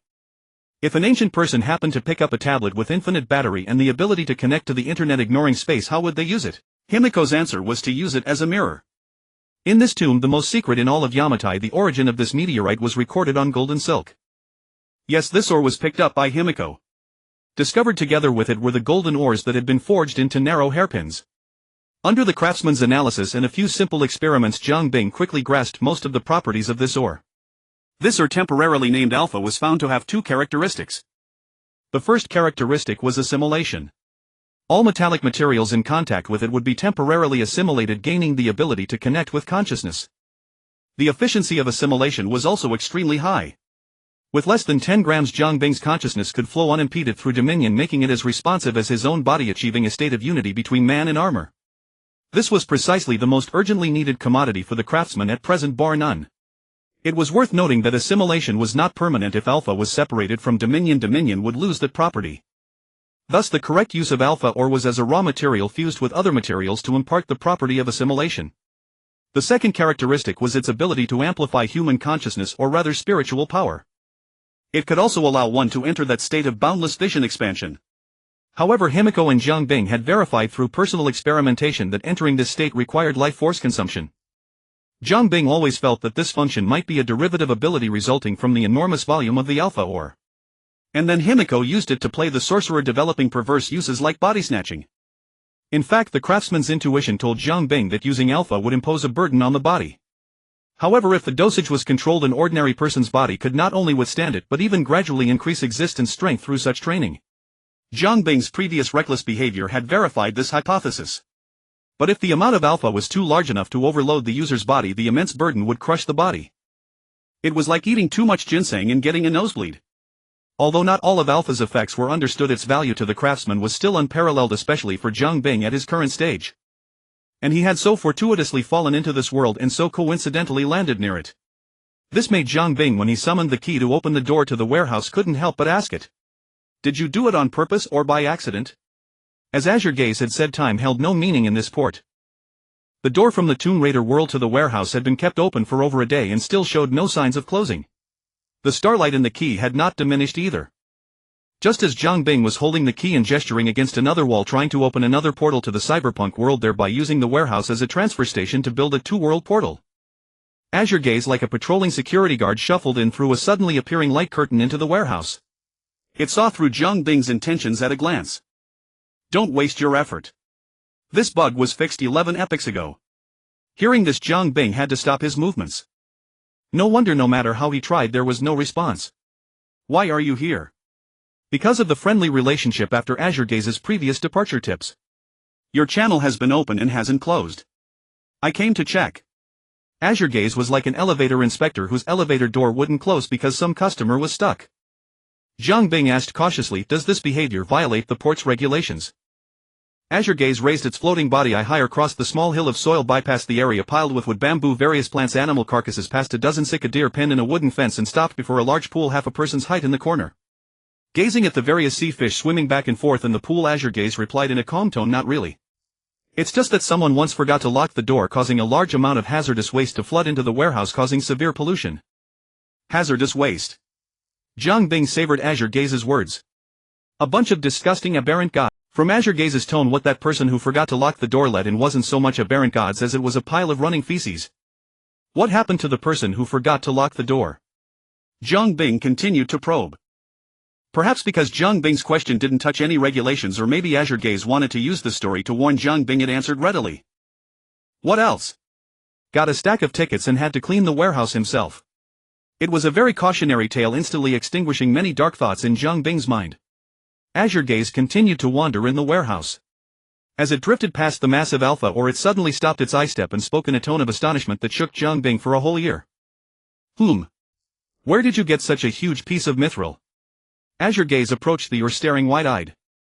And it's of the Lambda 11 energy level. Mithril. Zhang Bing suddenly understood. If the previous descriptions of the two characteristics had been somewhat vague, it might be because this wasn't purely technological. But if you shift the two characteristics to the magical side, it becomes significantly simpler and easier to understand. Mithril has the property of conducting spiritual power. Adding just a small amount as a raw material allows forging items that can carry spiritual power. At the same time, mithril can amplify spiritual power to a certain extent depending on the amount added. However, if the amplification ratio of spiritual power is too large, maintaining such a spiritual overload state for a long time would cause spiritual backlash, leading to physical collapse. Thus, Alpha Ore was indeed more suitable as a precious raw material for forging magical items. The craftsman's intuition instantly gave Zhang Bing inspiration. This property seemed most suitable for forging wands. What if I told you I picked it up in that world? Zhang Bing pointed at the still open portal. Azure Gaze almost instantly vanished from Zhang Bing's field of vision, reappearing beside the portal. This move made Zhang Bing's pupils contract. He couldn't detect at all how it had reached the door. Azure Gaze did not enter. Its massive eye merely flickered with blue light a few times before slowly drifting back to its original spot. But Zhang Bing could read its current mood from its highly expressive gaze. Zhang Bing translated in his mind something like, no way. You can find a truck-sized nugget of gold in such a remote, impoverished little mountain valley. That's right. Azure Gaze suddenly spoke, affirming Zhang Bing's thoughts. Forgot it can read mine. This time Azure Gaze turned its giant eye toward Zhang Bing and spoke with a slightly helpless tone.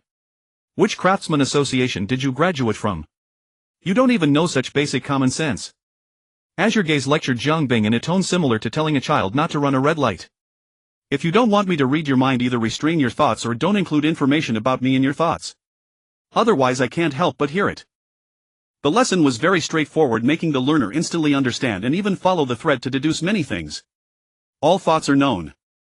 Zhang Bing swallowed a large gulp of saliva and concluded.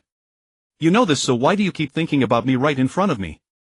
Zhang Bing quickly restrained his thoughts while internally adjusting the weight of the port once again. This wasn't just a big shot in the industry, this was a gigantic master. Even his subordinates were this absurdly high-end. After a brief inspection, Azure Gaze casually dropped it, don't forget to lock the door, and drifted away. Jiang Bing suddenly remembered he could ask it about what those golden ores forged into Himiko's headpiece were. But Azure Gaze had already left and he didn't feel it was appropriate to chase after it. He wanted to mutter a few thoughts but feared being hit, so he finally abandoned the idea. He would ask for advice when they met next time. Looking at the mountain of various items in the warehouse, Jiang Bing abandoned the plan to continue moving things into it and prepared to return to Night City. He'll start the development and production of automated transport machinery once I'm back. If I rely on moving things by hand, it'll take forever to fill the warehouse.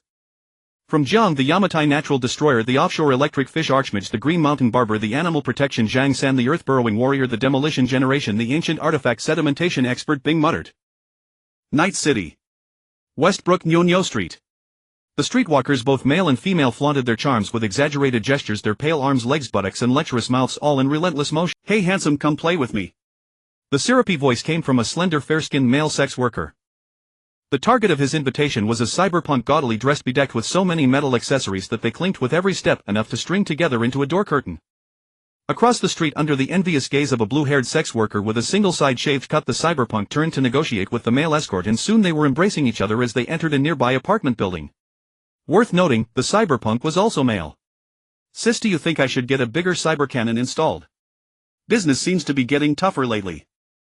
Witnessing a colleague sealing the deal, the sex worker felt a mix of envy and resentment, grumbling to her companion.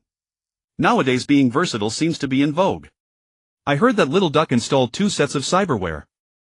Then you might as well enlarge your chest further or even add a vibration function to them, her companion replied. I've been wanting to do that for ages. I heard from a colleague on the next street that a new black clinic opened near Corona Farms, good work and cheap.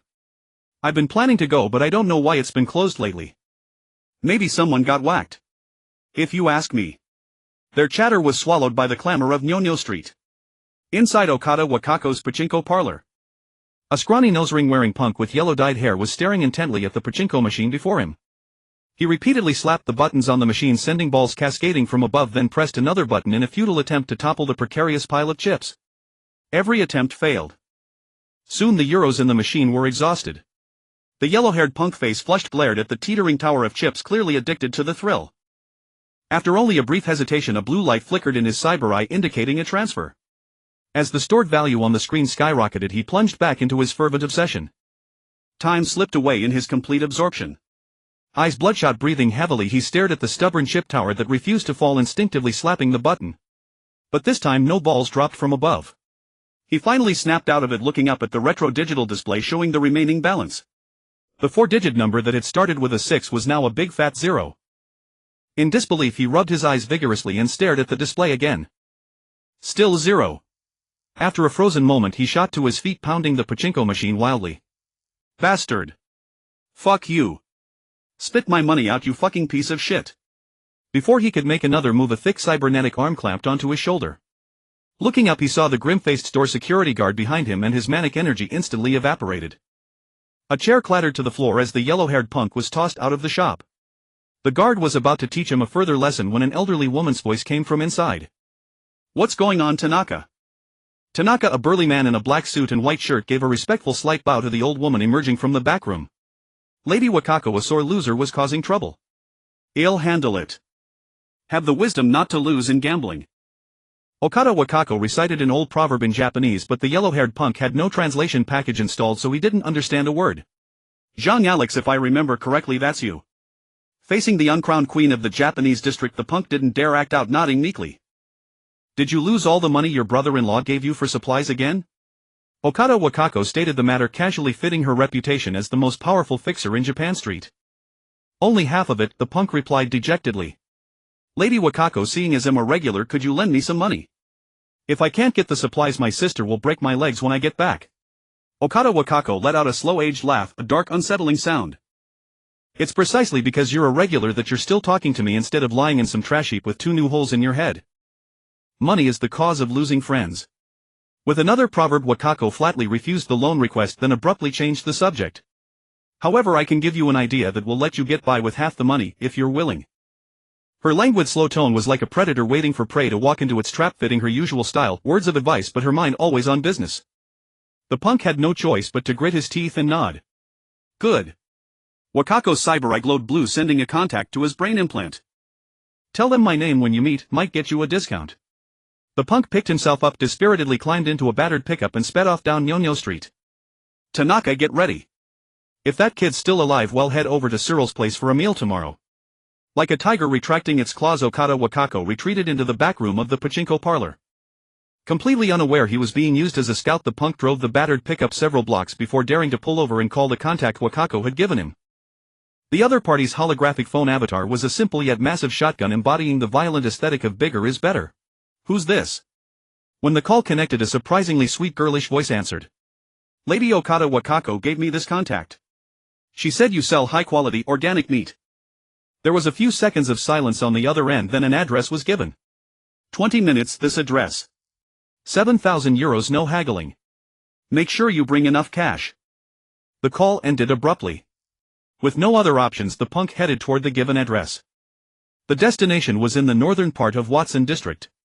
The punk drove past the All Foods factory, then turned a few more streets until he arrived at a derelict factory entrance. This area was once an industrial zone, but later the Maelstrom gang took over, making it rare for ordinary people to dare walk the streets at night. Moreover, it was a remote part of the northern district, sparsely populated. The punk got out of the car, looking around nervously, when a Shigear submachine gun was pressed against his rear.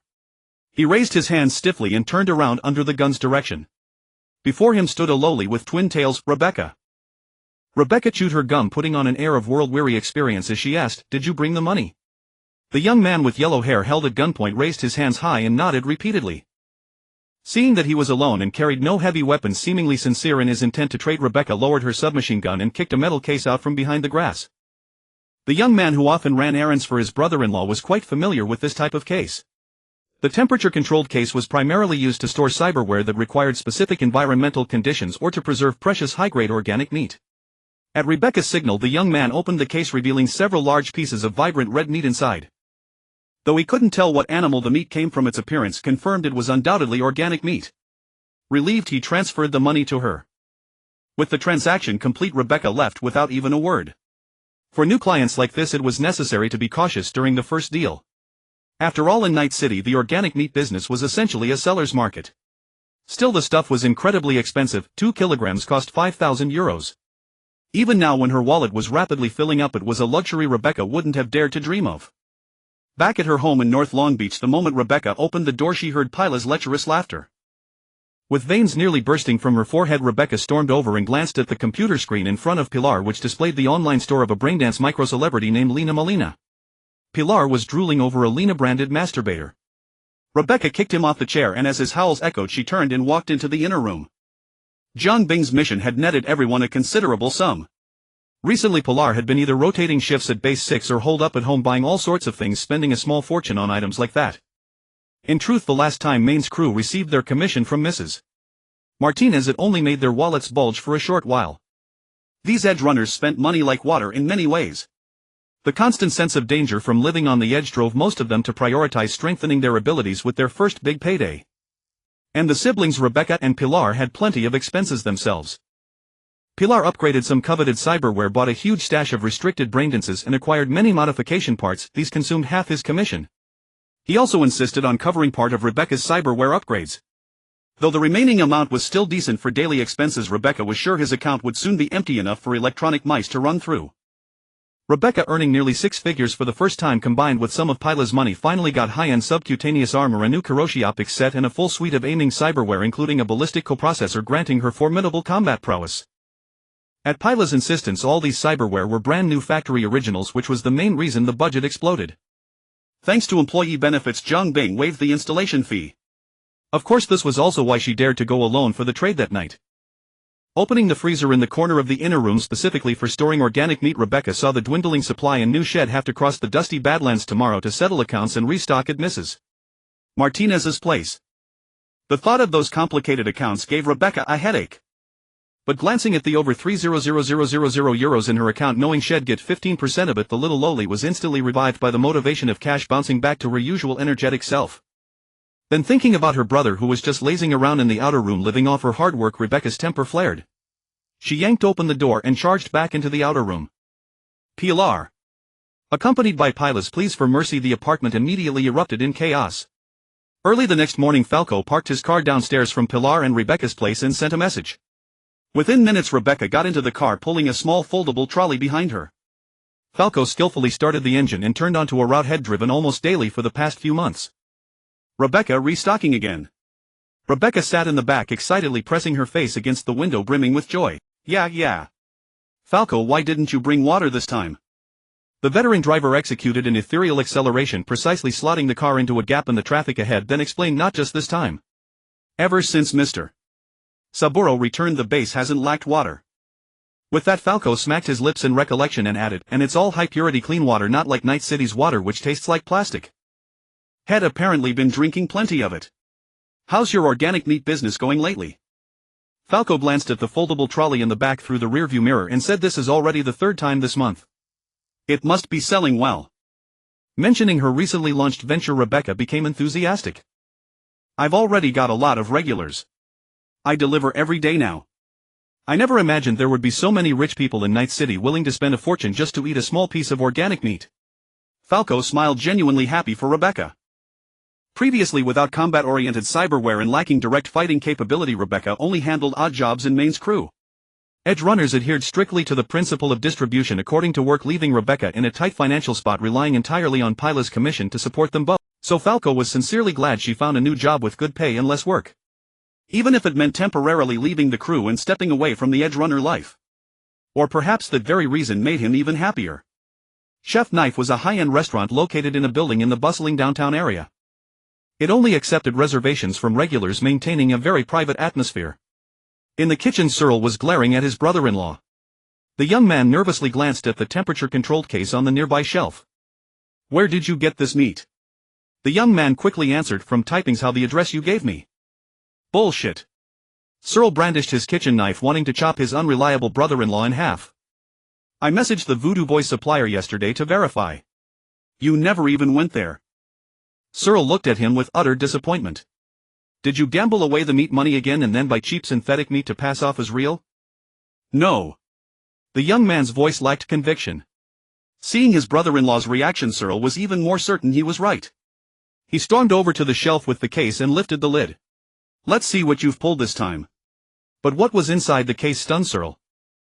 The young man spent his days eating, drinking, whoring and gambling, so it was no surprise he didn't know quality.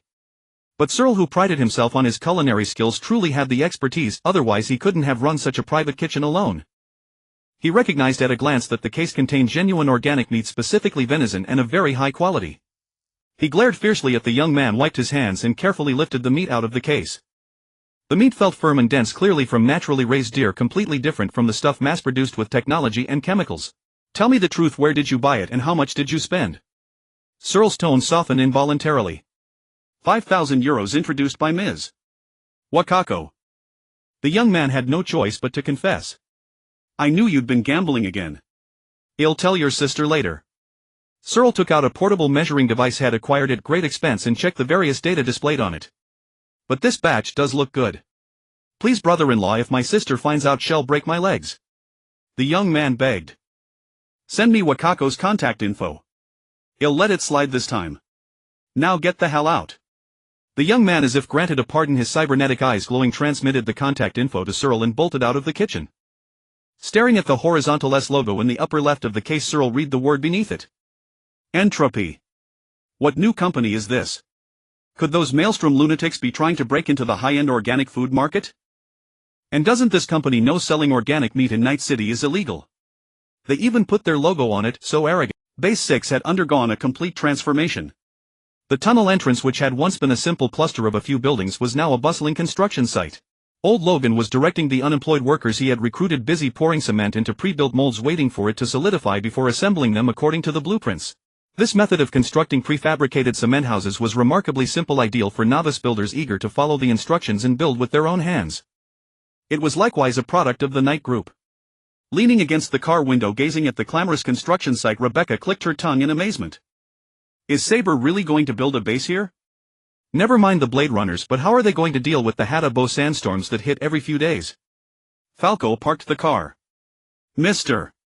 Saber must have his reasons. But speaking of Hadabo, Falco said with some confusion, it's been really strange lately. The last few Hadabo storms haven't seemed to affect this area at all, as if they deliberately avoided this spot. Rebecca pulled a foldable handcart from the car, waved a greeting to Maine, who was on high alert up above, and then dashed into the tunnel, pulling the cart behind her. Maine was instructing a few young workers on the essentials of sentry duty, giving only a slight nod in acknowledgement. Passing several shipping containers that had been repurposed as temporary worker quarters, Rebecca navigated with ease to a prefabricated office near the tunnel entrance. Gloria was inside, swamped with work. "Mrs. Martinez, I'm here to restock." Rebecca tossed the handcart aside, flung herself onto Gloria's desk and exclaimed loudly. "Rebecca, now that you've joined Entropy as a member of the sales department, you need to be a bit more professional during work hours. Don't just flop onto the desk whenever you feel like it." "Oh." Rebecca blinked, her colorful cybernetic eyes climbed off the desk and stood obediently. Clearing her throat twice under Gloria's resigned gaze, Rebecca put on a serious tone. "Supervisor Gloria, all goods have been sold out, which proves our products are extremely popular in the market. To avoid losses to the company employee, Rebecca hereby requests a restock." Mrs. Martinez looked at the playful Rebecca and sighed helplessly. "Send me the account details and payments. Once David finishes the accounts, your share will be transferred to you immediately." David, who was also sweating profusely beside her and wished he could activate his Sandevistan to boost efficiency, groaned at those words. As one of the few people in the camp who had received a systematic higher education and could be trusted, David had been coerced by his mother into staying here for days. Having been promoted on the fly, Mrs. Martinez had recently come to fully appreciate the life of corporate dogs. She too had been tempted to inject stimulants while working. The big boss had returned from a business trip and suddenly announced that they would be establishing a subsidiary company with a parent company name nobody had ever heard of. Then from somewhere or other he produced a large quantity of organic hard currency and promptly declared that they would gradually break into Night City's food market.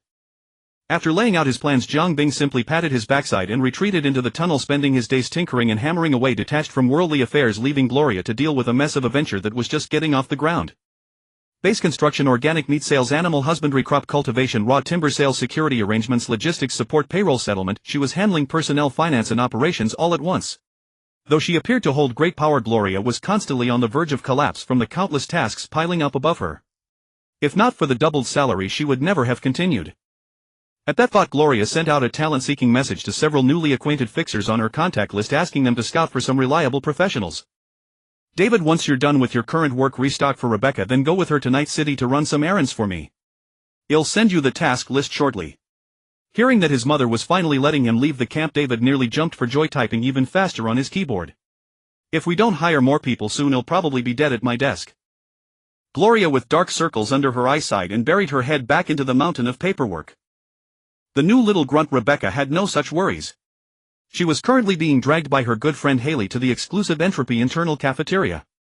The so-called Entropy Internal Cafeteria was nothing more than the prefab building where Maine and his crew had previously eaten. The workers outside the base had their own employee dining hall, so this place was kept for their use. The reason it was called that was simply because of a metal signboard that Jiang Bing had hammered out for fun. Gloria's office had actually several plates reading General Manager's Office, Finance Supervisor's Office, Personnel Supervisor's Office, Logistics Supervisor's Office, Business Supervisor's Office, and so on. Over a dozen in total were plastered all over the door. Haley ran ahead, leading the way, and recommended to her friend, whom she hadn't seen in days, "Rebecca, hurry up. It'll take you to try something amazing, something you've never had before." The two skipped all the way to the cafeteria, where they ran into Kiwi coming out. She was holding a drink, heading back to the network duty room. "This is it." Haley pulled Rebecca into the cafeteria and went to the kitchen doorway to greet him. "Mr. Saber." Jiang Bing, having spent most of the day tinkering in the workshop, was busy concocting a new beverage to lift his spirits. "The milk tea is on the table. There's plenty, help yourselves." At that, Haley grabbed 2 cups of milk tea from the table, handed one to Rebecca, and then dragged her out of the cafeteria in a whirlwind. "Come on, I'll show you the little dear." Deeper in the tunnel. Haley and Rebecca pressed their faces firmly against the high-strength glass, their slightly chubby cheeks flattened by the pain. Several elegant creatures that Rebecca had never seen before were moving about inside a large ecological terrarium produced by Biotechnica. Since 2063, when Night City passed the Bird Extinction Act, all avian species within the airspace from the city to the outer border walls had been cruelly wiped out. A rampant biological plague of rats in the first half of the 21st century had also rendered Night City virtually animal-free, with even rats almost completely extinct. Their graceful bodies, lively eyes, long ears and adorable appearance captivated Rebecca, who had never left Night City since birth and had rarely seen any animals. A curious little deer approached the 2 flattened faces on the glass, leaning its head in toward Rebecca and Haley. Both Rebecca and Haley were utterly charmed by the little deer and simultaneously let out an exclamation of delight. Startled, the deer bounded away with a series of nimble leaps. Rebecca took a deep indulgent gulp of her milk tea, the unprecedented sweetness lingering on her palate making her reluctant to swallow at once. Her cheeks puffed out like a squirrel hoarding a mouthful of nuts. Mr. Saber said they are called deer deer, Haley explained to Rebecca, reluctantly tearing her gaze away from the ecological terrarium. They're beautiful, Rebecca praised. The two little ones continued to press their faces against the glass, peering inside until David sent a message to Rebecca. David, Rebecca, where are you? Rebecca, at the ecological terrarium. David, I'm done with my work. Let's meet at the storage room entrance. Rebecca could only bid a reluctant farewell to the deer herd and head to the storage room. David, looking weary, was crouched by the storage room door. When he saw Rebecca approach, he rose and opened the door. By the way, Rebecca, did you know this whole cabinet is filled with venison? David's words made Rebecca freeze, struggling to reconcile the scene she had just witnessed with the frozen meat blocks. The boss spent a fortune on the biotech ecological terrarium, but deer have been dying off one after another these days. Thinking of the balance in her account, Rebecca quickly adjusted her mindset. Deer are adorable, but deer are also valuable. Compared to the utterly charming deer, euros were far more practical. Having struggled on the poverty line for 20 years, Rebecca's thoughts were very pragmatic. Then pack more of these and less of the others. As they were busy weighing and boxing, David feigned nonchalance and probed, by the way, Rebecca, have you seen Lucy lately? Rebecca responded with a knowing smile. What, you two aren't in touch anymore? It's just that the guard duty for the base network shifted to Kiwi these past 2 weeks, David explained. If you want to see her, go find her, Rebecca advised. From what Maine said, she's been avoiding someone lately, barely active even online, so she's probably holed up at home. David nodded, indicating he understood. Soon Rebecca's small cart was loaded with insulated boxes bearing the NUSA logo. David left first to report the outbound data to Gloria, while Rebecca seized the moment to bid farewell to Haley. She had to return to Night City to continue expanding her organic meat sales business. Falco had delivered the goods and left early without lingering, so this time David drove Rebecca back to Night City. After this period of diligent practice, David could at least drive normally. With the Sandevistan, if he really needed to speed, he could manage decently. David's car was a 2024 model Tiangong Hara ECDI 360, a model of remarkable durability, so much so that even in 2076 one could still spot them frequently on the streets. After dropping Rebecca off at Changtan North, David drove along the highway, passed through Martin Street, turned left at the end of the street, merged onto the elevated road from the super skyscraper H9 and drove toward the south side of the Little Tangren district. Sitting in the car gazing at the H9 building, which looked no different from the H4 where he had once lived, David felt a sense of time slipping away like a lifetime ago. But compared to the drifting days of the past, David twisted his body, feeling the slight friction between the Sandevistan on his back and his clothes. He found the present days far more grounded. Power always brings a sense of security. Passing by the super skyscraper H10 and crossing Constitution Square, the car descended from the elevated road on Ellison Street, turning left into a bustling ground-level parking lot. Afterlife, a place where every edge runner in Night City longed to enter the city's underground heart. But this time David was not stepping in as an edge runner. His current identity was that of a delivery boy. Wearing the iconic yellow edge runner jacket, David retrieved the package from the trunk, locked the car and headed for the entrance of the Afterlife nightclub. Because the Afterlife nightclub was originally a morgue, its entire structure was underground. David walked past the graffiti-covered door, through the low narrow corridor, and turned into the entrance of the Afterlife. Brilliant light seeped through the door cracks, accompanied by sound waves at a moderate volume. The bouncer Carrie Owens reached out to block David from approaching. This is no place for a little brat. David was unfazed. I'm here to see Rogue. As he spoke, David paused uncharacteristically before finishing. Fixer Gloria Martinez asked me to deliver something to her. David lifted the case in his hand. Carrie's cybernetic eyes flickered, and David knew without a doubt he was confirming with Rogue. Sure enough, after receiving the reply, the burly security guard stepped aside. Go on in, Rogue is waiting for you in the private booth. With a mix of excitement and curiosity, David stepped into this legendary place of Night City. Surprisingly, the music inside wasn't too loud, just enough to hear normal conversation with those nearby, but hard to pick up what others at different tables were saying. Colorful spotlights swept across the room, and the dazzling light pillars nearly blinded David. Preoccupied with other matters and eager to finish his task, David had no intention of stopping at the bar, naturally declining the bartender's invitation of want a drink. Rogue's spot was easy to find. Once inside the Afterlife, the semi-open booth at the far end of the main hall was where she always stayed. Let him in. The bodyguard at the booth entrance was about to step forward, but Rogue spoke up first, ordering him to stand down. She must have just finished a deal. The booth still held a few edge runners covered in combat cyberware. They scrutinized David from head to toe with harsh eyes, making the novice boy slightly nervous and uncomfortable. David Martinez. Rogue seemed to notice the young man's unease and with remarkable understanding waved her hand to shoo the edge runners away. This queen of fixers with her left-shaved hairstyle was actually quite old, so much so that David could easily see the signs of age on her face. That was normal after all, she was a legend from the same era as Johnny Silverhand. Yes, Ms. Rogue. David carefully placed the case on the booth table. Just as he was about to open it, a bodyguard suddenly stepped forward to restrain him. Thump. With a violent throb of his heartbeat, David blurred into a streak of motion, and in the next second he retreated to the booth entrance, case in hand. Sandevistan. At that moment everyone who witnessed this scene began to take the boy with the youthful face more seriously. Relax, David. Rogue raised a hand to stop the guard from drawing his gun and comforted him. He just wanted to check the case, not start a fight with. Seeing David's half-trusting expression, Rogue was unusually patient and continued, after all, there are plenty of people who want me dead. David found this reasoning acceptable, as his rash decision to open the case had indeed been inappropriate. Placing the case on the table and handing it to the bodyguard nearby, David wore a look of utter embarrassment. I sincerely apologize for my earlier reckless behavior, Ms. Rogue. It's all right, everyone has their moments of youthful indiscretion. Rogue gazed at the inexperienced David, and for a fleeting moment it was as if she saw her own son. Her tone unconsciously carried a hint of goodwill. Not bad, kid. No wonder your mother trusted you to run this errand. The bodyguard, having scanned the case and confirmed its safety, placed it back before Rogue. This time it was Rogue who opened the case herself. As the lid lifted, several wisps of pale cold vapor drifted out from within. Inside the case lay a silver-gray jobfish 50 centimeters in length, its body silvery white with pale red dorsal pectoral and caudal fins. Each smooth scale measured nearly a centimeter across, and under the colorful lights they shimmered like a rainbow-hued ribbon. Catching the faint fishy scent and beholding this supreme luxury item, perfect in both appearance and variety, Rogue felt a surge of genuine astonishment for the first time. As the queen of fixers, Rogue was naturally a connoisseur of such things. Did you rob Biotechnica's marine matrix? When Gloria contacted me, she promised top-tier goods, but I never imagined they'd be this top-tier. In Night City, the private sale of organic meat was illegal, which was why Rebecca chose a secluded spot for their covert transaction. Of course, the greater the illegality, the better the market. Trade in organic meat in Night City was strictly high-end. The common folk scraping by on a few €1,000 a month could never afford such luxuries. The jobfish in that case alone was worth at least €70,000 to €90,000. However, for a local power like Rogue, whose influence sprawled across every corner of Night City, such items were even easier to move.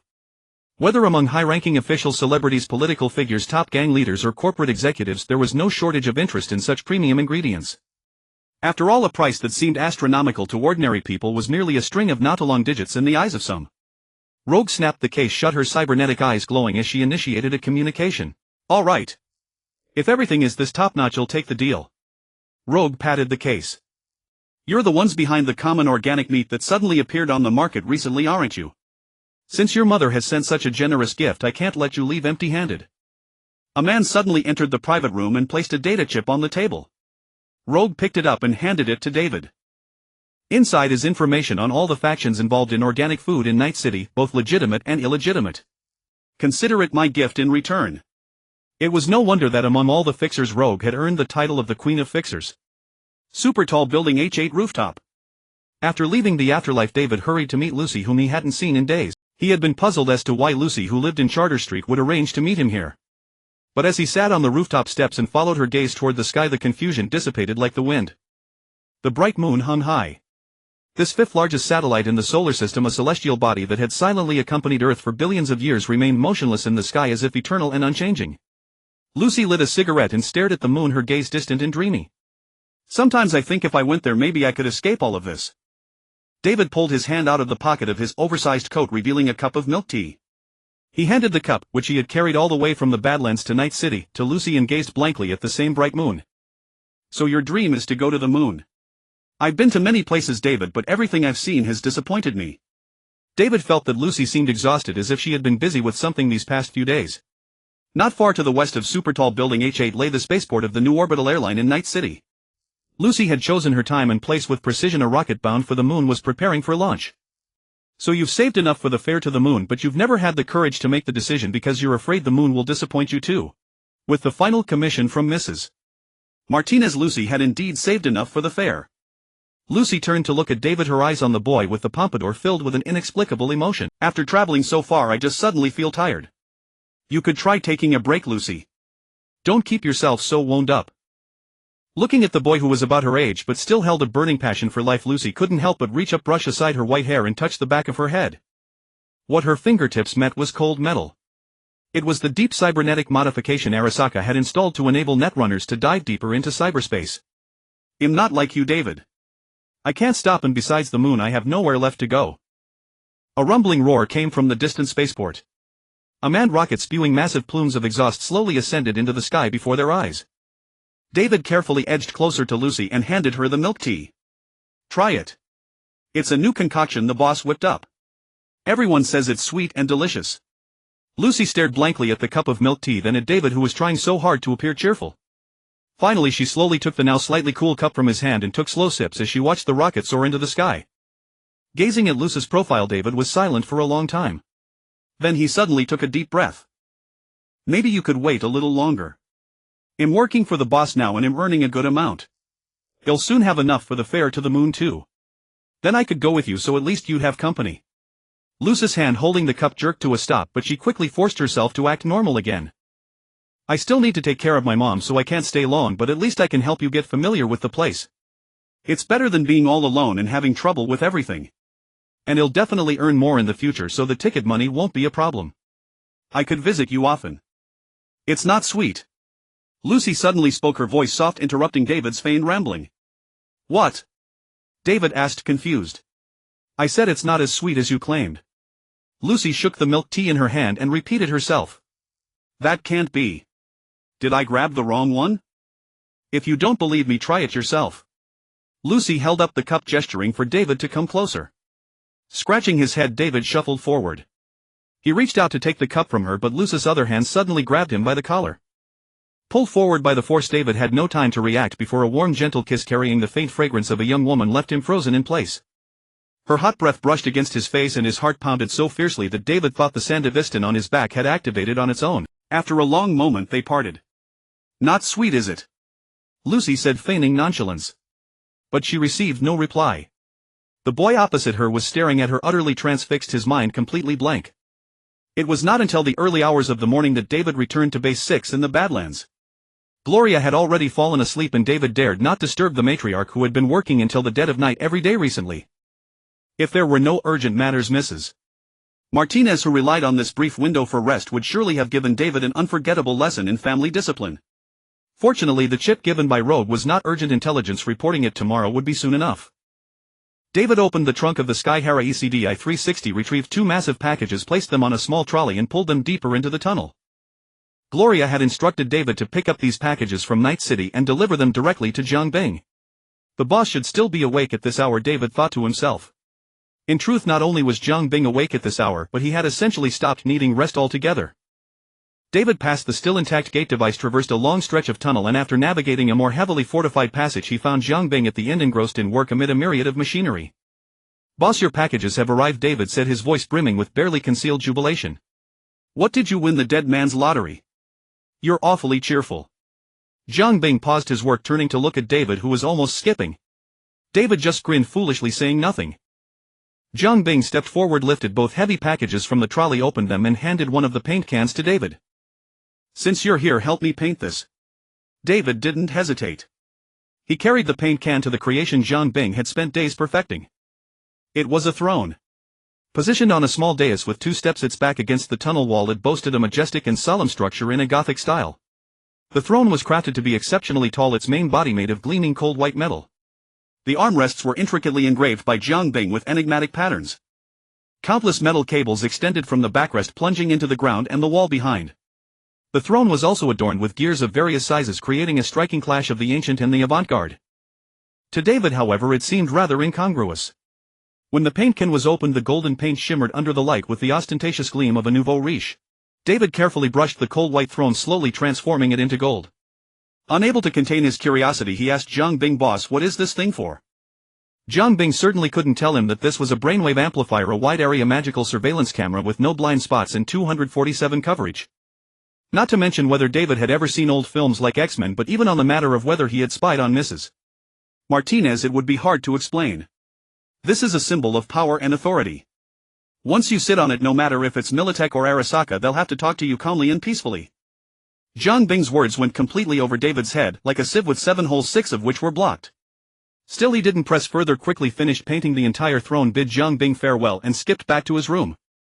The boy probably wouldn't be able to sleep a wink all night. Only Zhang Bing remained still, meticulously carving the laurel wreath in his hands. Mithril was the greatest gain from manhwa, but that didn't mean the 13 narrow leaves capable of controlling airflow were unimportant. This metal, which could manipulate airflow through the consumption of mental energy, though less versatile than mithril, could still play a crucial role in the First, with it and the large piece of mithril on hand, Zhang Bing could if necessary cosplay as manhwa and become a stormlord. Second, leveraging its properties, Zhang Bing could weave wonders with it. But the narrow hairpin shape was utterly incompatible with Zhang Bing's image. After verifying that the form did not affect the airflow manipulation function, he melted all the narrow leaves and used the material to forge a laurel wreath-shaped headband. There was no choice. To maximize efficiency, the device needed to be worn close to the brain. Being a man, Zhang Bing couldn't go out wearing a hairpin or comb. Making it into a mask would duplicate the iconic Guy Fawkes mask of the masked devil persona. After much deliberation, he settled on a laurel wreath. Moreover, to ensure suitability for all occasions, the wreath had to be wearable on the head as well as compatible with the upgraded authority armor. After polishing, Zhang Bing ceremoniously blew on the non-existent residue of the wreath, then carried it to the nearby exoskeleton armor modification bay. Since he no longer needed to worry about concealment for the extensive repair and modification of the authority, Zhang Bing directly dismantled a home industrial star manufacturing module from International Electronics Corporation IEC, combined it with numerous other industrial apparatuses, and built an exoskeleton armor modification bay capable of processing, modifying, repairing, scanning, maintaining, and auto-arming. However, it was not fully automated. All the above functions required manual operation by Zhang Bing. As for the 7-figure price of this module, even Zhang Bing would have trembled had he not been able to obtain raw materials from other worlds almost without limit. Fortunately, once the business of Nishan was expanded, Zhang Bing, with near zero procurement costs, would likely soon no longer need to worry about money. However, to do business in Night City, product quality alone was useless. Having a strong fist was the primary competitive advantage. Thus, after founding Nishan, it was a reluctant move to delegate all the work to Gloria. Zhang Bing's first priority was to ensure he had the means to make all the friendly competitors willing to talk reason. Using the modification bay to complete auto-arming, Zhang Bing secured the laurel wreath into a specially designed groove on the exoskeleton armor's helmet. With a clicking sound, the wreath fit perfectly into the helmet, its matte black finish blending seamlessly with the armor of the same color as if born together. The artisan's craftsmanship was quite reliable. Zhang Bing, well versed in the procedure, concentrated his mind and injected his mental energy into the laurel wreath. Instantly, rapid airflow jetted out from the pre-drilled holes scattered across the new armor, making Zhang Bing feel a sudden lightness. As he gradually increased the mental energy injection, the airflow burst forth with greater fury from these strategically positioned holes. The weight of the armor slowly diminished until Zhang Bing's feet completely left the ground. This was a vital component of Nishan's commercial competitiveness. Authority Funghua. As a magical armor, it can directly eliminate the need for batteries and various drive equipment. This armor, mixed with a small amount of mithril, has a total weight reduced to 42 kilograms. As Zhang Bing leaned forward slightly, the armor blinked to the throne at a hyperspeed that ordinary people could hardly react to. Zhang Bing touched the paint, found it completely dry, and couldn't help but marvel at the convenience of this quick-drying coating. Seating himself on the golden throne, Zhang Bing pressed his right hand forcefully on the broad armrest. After bearing a pressure of several hundred kilograms, the mechanism on the armrest was triggered and a grip specially shaped like a skull suitable for grasping flipped out. Zhang Bing took a deep breath and grasped the skull. His consciousness again flowed through the skull along the metal cables behind the throne and into the large piece of mithril placed beneath the throne. Zhang Bing entered the omniscient perspective once more. Carefully controlling the intensity, he expanded his field of vision to about 10 kilometers to conduct a routine surveillance scan. After a moment confirming no danger, Zhang Bing used his consciousness to connect with the laurel crown on the head of Might Wind Uncle, skillfully using opposing air currents to dissipate a sandstorm heading toward Base 6. Having completed all this, which counted as his daily mental training, Zhang Bing busily began his next experiment. Shifting his field of vision, Zhang Bing found an uninhabited town in the Badlands, and with practiced ease he stirred up a violent hurricane, effortlessly destroying 2 long-abandoned buildings. After doing these, he released his grip on the skull, withdrew from the omniscient perspective, rubbed his slightly swollen head, and made a simple assessment of the energy consumption of the series of actions. Combining all the experimental data accumulated during this period, Zhang Bing was able to roughly estimate his limits. Before his body collapsed, with his current existence and structural strength, he should be able to stir up a violent storm capable of destroying most of Night City.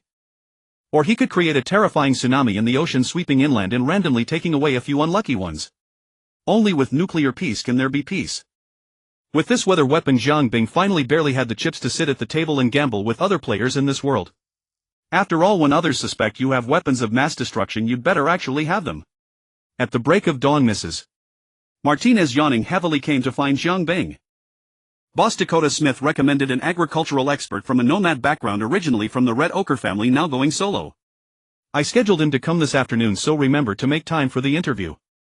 Jiang Bing brought back a large amount of soil and most of the crops that could be found on the island from the world of Tomb Raider, but he still lacked an agricultural expert. Although Jiang Bing could handle it himself, considering the next steps of his plan, he still needed someone else to take the lead.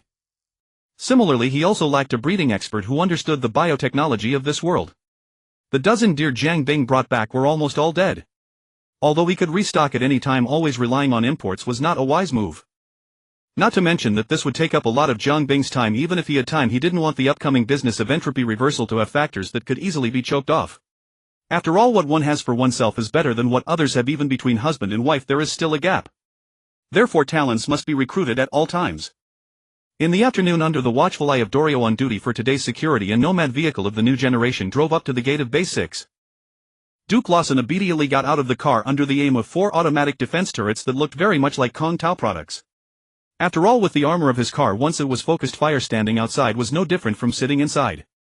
I'm here for the interview recommended by Dakota Smith, who said you're hiring. Although Dorio had been informed by Gloria beforehand, she still strictly followed the security procedures step by step. After being messed around for a while, Duke finally met the boss of this recruitment. Looking at the very young Jiang Bing in front of him and then at Mrs. Martinez on the side. After exchanging names and the simplest business pleasantries, Duke was pessimistic about this interview. Another rich kid playing around, getting hot-headed and ready to start some so-called big business. He couldn't help but think this way. Those who wanted to start agriculture in the barren land of Night City were either big shots with overwhelming connections, self-sufficient nomads, or rich offspring who were impulsive and wanted to expand new business lines for their so-called family companies. Jiang Bing's age made it easy to mistake him for the employer of the fixer Gloria. However, out of respect for Dakota Smith, Duke decided to at least get through this interview. However, this thought lasted less than 2 minutes. Because he was thirsty, Duke picked up the glass of water on the table, which was more symbolic than practical, and after gulping it down he keenly voiced a question. This doesn't taste like purified or distilled water. With his bulbous nose rare in Night City, Duke took another big gulp and said in a surprised tone, so extravagant, using mountain spring water of Kongnag garden quality to entertain people. Kongana's garden is located in Kansas, the world's top ecological garden with a total building area of about 1 million square meters. It preserves the most complete ecosystem in the world and most of the species that have become extinct in nature. At the same time, it is also the largest exporter of top-tier ingredients and beverages. It is also the origin of Bella 96 champagne. Jiang Bing, on the other hand, was amazed that the other could easily taste that it was mountain spring water. As expected of someone recommended by Dakota Smith, he indeed had some skills. Duke Lawson, 41, former agricultural expert of the Red Hesher clan, now going solo. Jiang Bing read verbatim the resume information given by Gloria, then tossed it aside. If we were near here, what do you think would sell well in Night City if planted now? Duke shrugged. Planting anything is useless. The Badlands, except for Joshua trees, can't grow a single sprout. The soil here has been thoroughly fried by virus bombs. And if we don't consider soil and water? Jiang Bing continued to ask. Duke was not surprised. Nowadays agriculture was basically hydroponics, or using artificial soil. It depends on what medium we use: hydroponics, aeroponics, foam culture, special culture media. Speaking of his professional field, Duke gradually became more talkative. Combined with the seed and farm space type, we can choose vertical mode, modular mode, or dense planting mode according to the situation. For my favorite fungi, I recommend the traditional 3-dimensional cultivation plus bag loading method. With just some simple multi-layer shelves, we can maximize space utilization and guarantee maximum yield. The farming gene deep in his bones made Jiang Bing listen with great interest. So Jiang Bing signaled Gloria to place a small box in front of Duke and had him open it. Loam. Duke glanced at the soil in the box and gave a definitive conclusion at first sight. He then gently rubbed the soil, composed of clay, sand, and silt, between his fingers. With a puzzled expression, he brought it close to his nose, sniffed, and grew even more perplexed. Finally, he pinched a small clump, touched it to his tongue, and tasted it carefully. I've never seen soil this clean. Even the best farmland in Canada probably can't match this purity. This isn't from Connor's garden, is it? Indeed, in this world land pollution was severe and the soil quality everywhere could only be described as abysmal. The agricultural ecosystem around Night City was especially hellish. Beyond the contamination from viral bombs, factories led by Arasaka had been relentlessly dumping wastewater into the ground for decades, severely polluting most of Night City's groundwater and indirectly affecting all the soil. Jiang Bing merely smiled and did not answer. Duke, recovering from his surprise, immediately realized he had spoken out of turn and quickly changed the subject. Mr. Sable, how much soil is there? If it exceeds 10 cubic meters, I suggest considering planting some herbs. They have strict requirements for soil purity, but their prices are also very high. I personally recommend the Hope 7 basil improved by Biotechnica. It has the best flavor and the seed prices are reasonable. When it came to his profession, Duke spoke with unbridled enthusiasm. For farming he was as devout as a gardener. However, after decades of cultivation, Duke was indeed worthy of being called a master of agriculture. Jiang Bing thought he had struck gold. Finding an agricultural expert with a relatively clean background in Night City was more improbable than winning the dead man's lottery. Jiang Bing promptly offered the position of agricultural manager, second only to himself, along with a hefty monthly salary of 300,000. To his surprise, it was rejected without hesitation. Old Duke's hands and feet trembled uncontrollably as if afflicted by a cybercerebral thrombosis, but he still steadfastly waved away Jiang Bing's generous offer and stated his own compensation request. The request was simple: revenge. The root of the matter traced back to the night wraiths of the Badlands. As everyone knew, the Raf and Shiv were the dregs of the nomad scum of the earth. The night wraiths were the cream of that scum, the elite of the dregs. Every single one of these bastards had a record mostly involving rape and plunder. Old Duke was particularly unlucky. His wife had suffered the full extent of such atrocities at the hands of one of these scumbags. After the deed, the culprit casually defected from the Red Ochre clan, escaped to the Raf and Shiv, and later, due to his extreme depravity and outstanding skills, was recruited into the night wraiths, his crimes pardoned. Poor old Duke found no recourse from any authority left to cry out to the heavens for justice from his clan leader. Logically, the Red Ochre clan should have avenged their member. But the criminal had joined the night wraiths. Openly going to war with these well-equipped corporate-backed madmen of the Badlands over this was clearly a losing proposition. So old Duke had to leave the clan, wandering homeless, unable to work, racking his brains day and night over just one thing: how to take revenge. So you think we can kill this scumbag? Jiang asked. North Oak. That job was handled cleanly. Old Duke didn't answer Jiang Bing. Instead, he turned his gaze to Gloria. Then it dawned on Jiang Bing.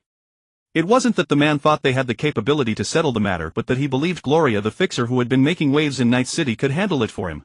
Still, it wasn't wrong. Mrs. Martinez considered more angles. Dakota Smith was willing to introduce you for this interview. You two must be on good terms at least. Why didn't you ask her? You think I didn't? She said, as a fixer operating in the Badlands, if the Red Ochre clan didn't make a move, she'd better not interfere either. It was only then that Jiang Bing understood. They had been seen as a powerful new force entering the Badlands. You'll work for free for a year, Ms. Gloria. You can take my entire year's salary as commission as long as you find a way to kill that damned bastard who should have gone to hell long ago. But the rapidly professionalizing Mrs. Martinez was no longer the novice fixer she once was. Business is business, Duke. Even if Mr. Sable agrees to take your year's salary right now, that money isn't enough to buy the lives of those night wraiths. You don't have to kill all of them. I've already scouted it out. That bastard is stationed with a small squad of night wraiths at a radio broadcast station to the southwest. Duke gritted his teeth. At most 7 or 8 night wraiths. Hire a skilled solo operative to sneak in quietly, take his head and slip out. It seemed the fire of revenge had never been extinguished in this widower. If he couldn't find anyone willing to take on the job consumed by his burning rage, Duke might one day ride out alone against his enemy. Or go to his death. Jiang Bing briefly weighed the difficulty of the task and decided it was a viable job. Besides, when it came to punishing evil and promoting good, Jiang was always willing to lend a hand. With Jiang Bing's nod, the deal was quickly sealed. Duke left behind intelligence bought with his entire fortune, agreed to inspect the goods there tomorrow, and drove off in his rattletrap nomad car, which seemed ready to break down at any moment. It was clear that gathering this intelligence had drained all his resources. He had probably even sold his own vehicle. No veteran nomad would be foolish enough to drive such a clunker across the Badlands.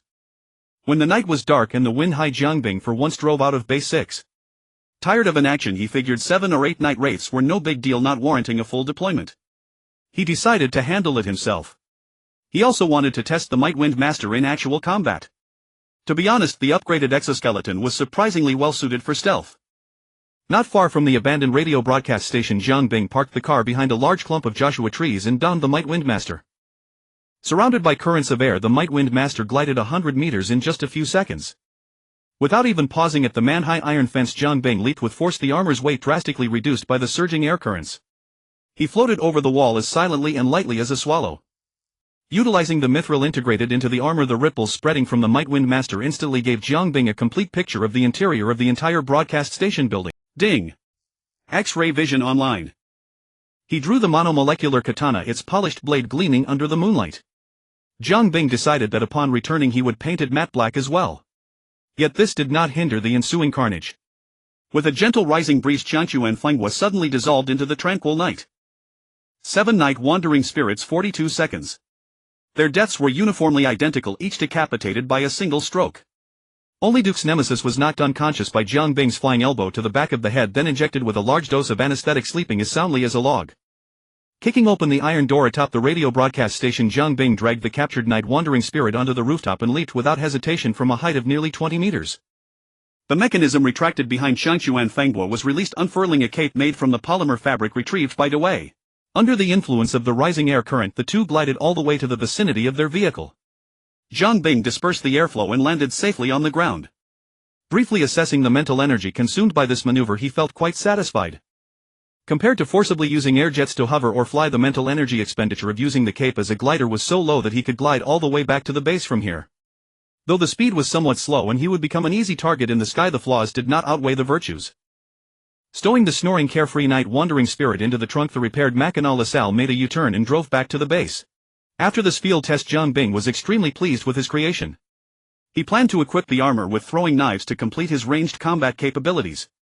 The entire armor contained no electronic components, and coupled with Jiangbing's nature as a network black hole, it was effectively invisible to hackers. Even Batmos would likely be left speechless. After all, Manatech Kid. A baseball bat, a night wandering spirit, a small room. Duke spent a joyful morning playing. Afterwards, covered in blood, he knelt before Jiangbing and pledged his allegiance, declaring his formal entry into the Nishang family, smoothly transitioning from a wandering wolf to a corporate dog. With his great revenge fulfilled and his heart not untied, Duke quickly entered work mode, no longer concealing his fervent love for the loam. He immediately begged Jiangbing to take him for a field inspection of the newly built agricultural zone. Despite his preparations, when he stood in the agricultural zone, he was as astonished as a squashed toad. This loam was enough to heap a large burial mound for every night wandering spirit. Having lived in poverty for half his life, where clean soil was counted by the gram, Duke had never fought such a well-supplied battle. For a moment he looked at Jiangbing as if he were the ancient Greek god of clods. Duke looked left and right, gazing at the soil as if it were a mountain of gold and silver. After a brief discussion with his boss Jiangbing about the upcoming plans, he eagerly dove into the agricultural zone, looking as if he intended to sleep there from then on. A top-notch workhorse. Duke the workhorse expanded the company's territory, while boss Jiang frowned over the documents submitted by Gu Luolia. After all, as a workhorse one only needed to bury their head in labor. The boss had far more to consider. The primary issue was money. The recent feverish renovations of the base, the bulk purchases of materials and equipment after Jiangbing's return, and the growing personnel expenses, these expenditures made Jiang, who was used to a carefree solo life, feel dizzy. Preliminary estimates suggested that this month alone would cost 2 to 3 million. Meanwhile, the resources brought back from the Tomb Raider world were still in the stage of finding channels to monetize, with the most developed business line being Li Beica's organic meat smuggling. Next was talent. Gu Luolia was currently juggling multiple roles, barely keeping the company running. But if the Nishang enterprise was to expand, it would inevitably need to fill many professional positions. With Duke on board, agricultural talent was secured, but positions for channel sales, warehouse management, logistics, finance and accounting, and government liaison were still vacant. Nishang now was not even a shell company, it was essentially an unlicensed energetic gang.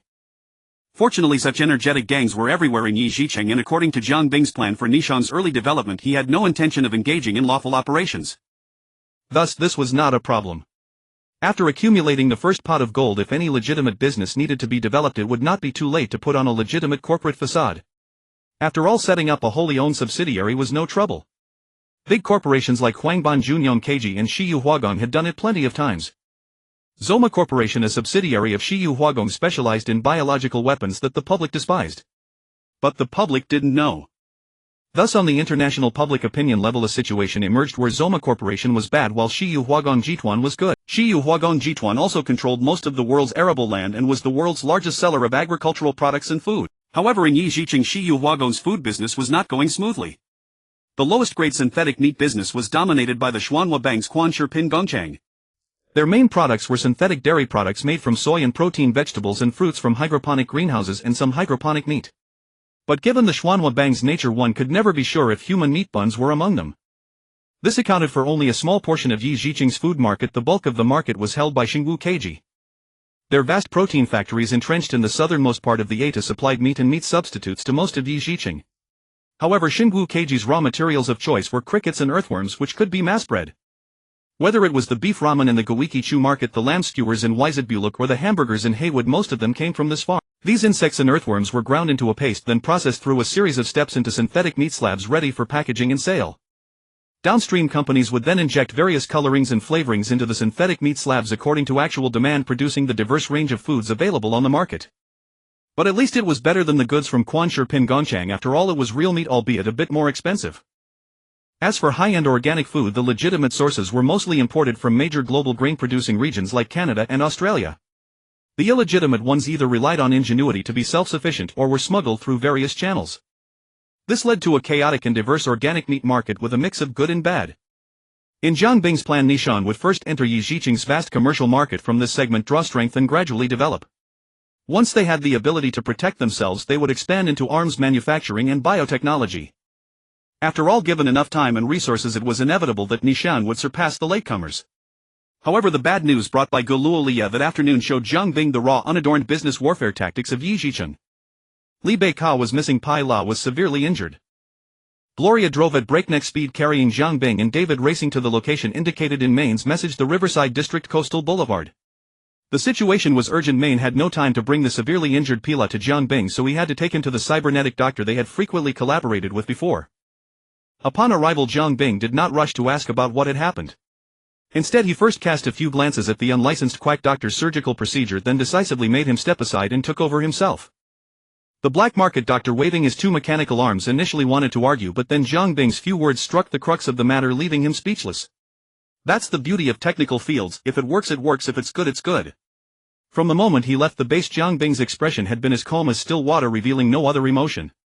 He was swiftly performing surgery on the now unconscious Pila while listening to Gloria interrogating Maine about the entire sequence of events. Maine was not entirely clear on the specifics of the incident.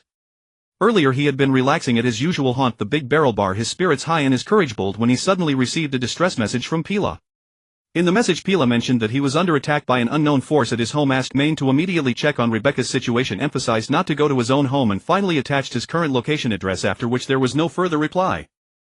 Maine wasted not a single second. After receiving the message, he sped to the address in the SMS. Along the way he kept trying to contact Rebecca, but despite calling the entire route he received no response. When he arrived at the address, he didn't see Pila either. Eventually Maine searched far along the road and only found Pila's car crashed against the curb near Pinewood intersection. When Maine opened the car door, Pila was in the driver's seat, shot in the back, both legs broken, blood soaking the seat, barely alive. While listening to Maine recount the events, Jiang Bing extracted several bullets from Pila's chest and abdomen, then methodically proceeded with hemostasis, disinfection and suturing. However, Pila's mangled legs with flesh and bone shattered were beyond any hope of treatment. Jiang Bing had no choice but to perform an amputation. Fortunately, with the current level of technology, Pila would not be confined to a wheelchair. As long as he later received 2 prosthetic legs, his normal mobility would be unaffected. He could even become more agile than before. As artificial plasma slowly flowed into Pila's body, Jiang Bing glanced at the data on the nearby instruments and, under the black market doctor's admiring gaze, concluded the surgery. Pila's life was saved. Next, the top priority was to find Rebecca. Maine was left behind to watch over Pila. With Jiang Bing and David present, the group was not lacking in combat strength. Moreover, the powerful NUSA was still loaded in the vehicle. The three got into the car, picked up Lucy on Charter Street and sped all the way to the building where Pila and Rebecca lived. Under Lucy's astonished gaze, Jiang Bing had completely changed his usual style of dress, a suit paired with an overcoat, a jazz hat adorned with a laurel wreath, and after getting out of the car he pulled out a somewhat long and thick walking cane from the vehicle and leaned on it. Lucy led the way. Jiang Bing took the lead, and the four climbed the stairs to the floor where the siblings' apartment was located. As soon as they reached the floor, they saw the blasted iron door lying in the hallway. Through the doorframe they could see the apartment in complete disarray, ransacked. Jiang Bing stood quietly leaning on his cane, his expression solemn and silent. The other three drew their guns, but influenced by his demeanor they dared not act rashly for a moment. "No one's here anymore," Jiang Bing said, pointing his cane at the inner room. "David, go check if the organic meat in the freezer is still there." Although puzzled as to why Jiang Bing was so certain that this room was where Rebecca stored organic meat, David nodded and agreed, entering the room to verify. Jiang Bing walked over to a computer desk, looked at the bullet holes on the screen, then glanced at the surrounding bloodstains and some peculiar bullet scrape marks, easily reconstructing the scene. A group of people blasted open the door and then unhesitatingly opened fire on Pila, who was at the computer. Zhang Bing continued his analysis while kicking a metal cabinet riddled with bullet holes. Pila initially took cover behind the cabinet, but one of the attackers was wielding a smart weapon and a few bullets curved around the cabinet, almost hitting him. Zhang Bing turned back to look at the bullet holes near the door. Then Pila counterattacked and the two sides fell into a stalemate. Then Zhang Bing walked to the smashed window, leaned out to look down, and sure enough saw a large pool of blood on the ground below. Then Pila broke the stalemate by taking 3 bullets in the back and crashing through the window to escape. Zhang Bing tapped the ground with his metal walking cane, offering his assessment.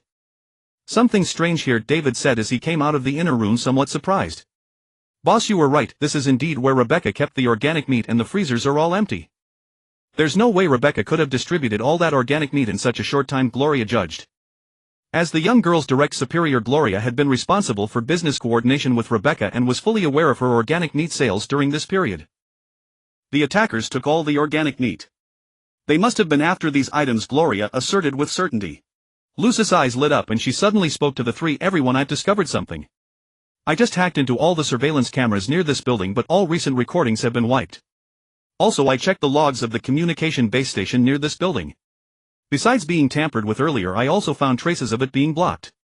In other words, when they launched the attack, they had beforehand blocked all external communication from the entire building." Lucy crossed her arms and gave her judgment. "There must be a highly skilled hacker among them right in the team. Smart weapons, a hacker, and the nearly simultaneous attacks on both Pila and Rebecca. All this indicated that the attackers were formidable, well-planned, and numerous. At the very least, it was not the result of some small gang acting on a whim and taking a desperate risk."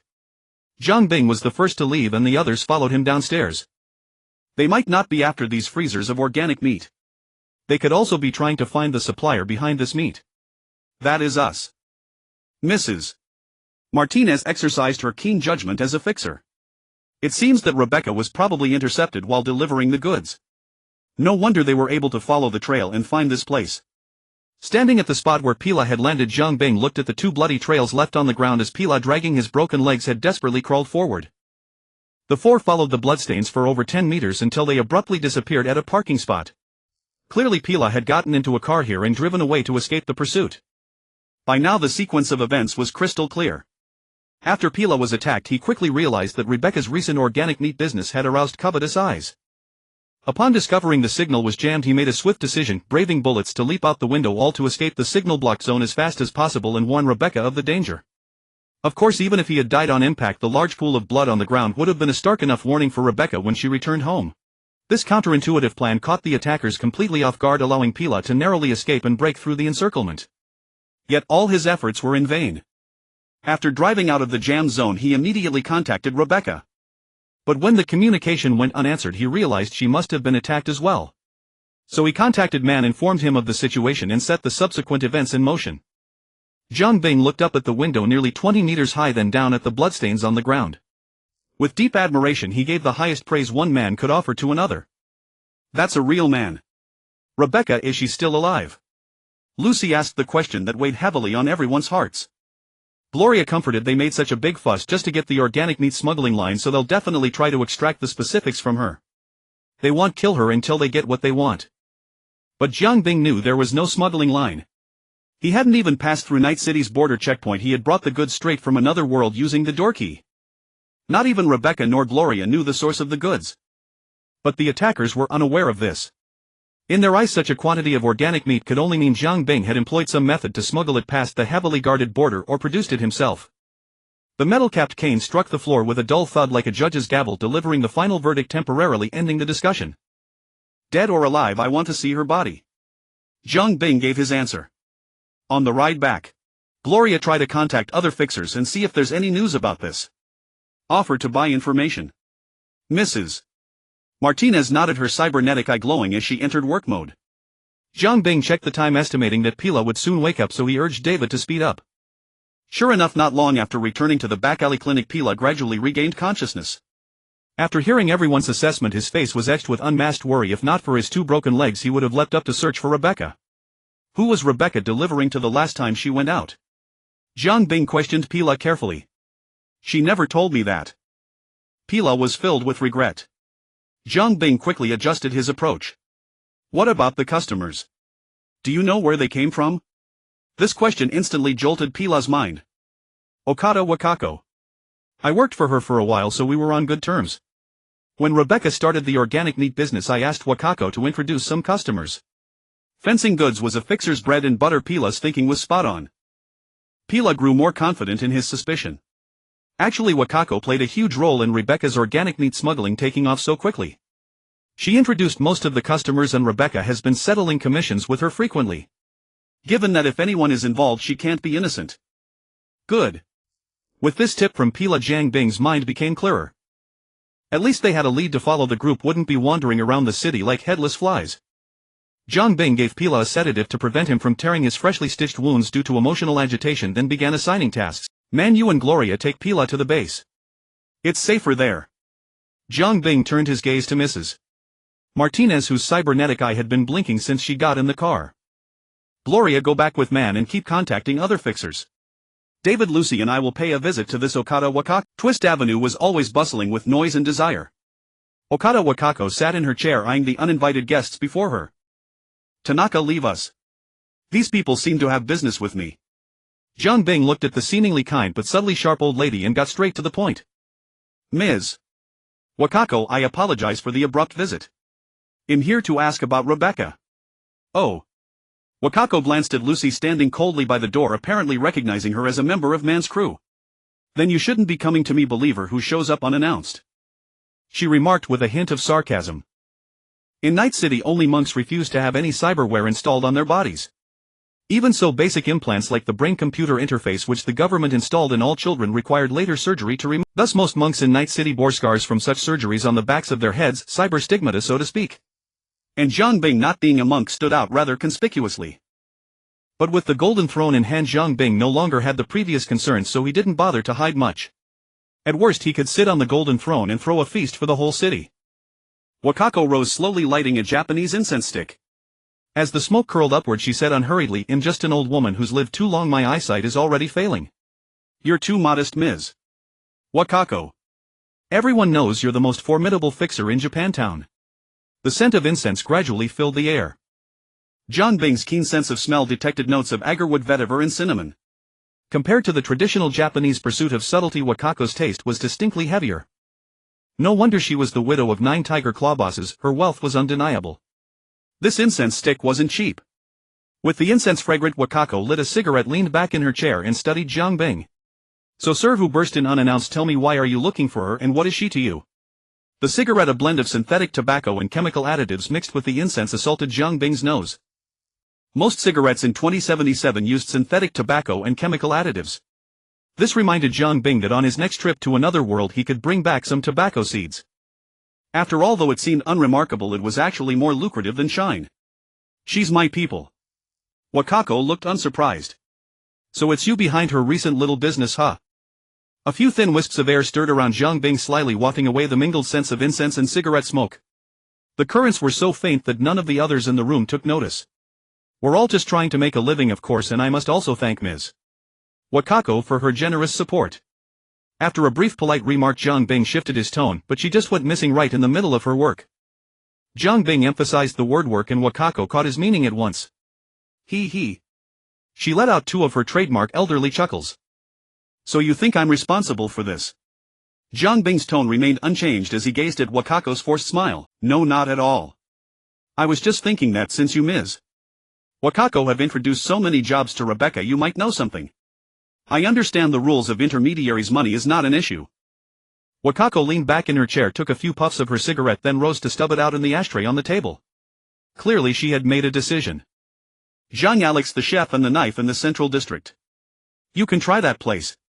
After saying this, Wakako sat back down, her expression unreadable as she looked at the group before her. This time forget the fee.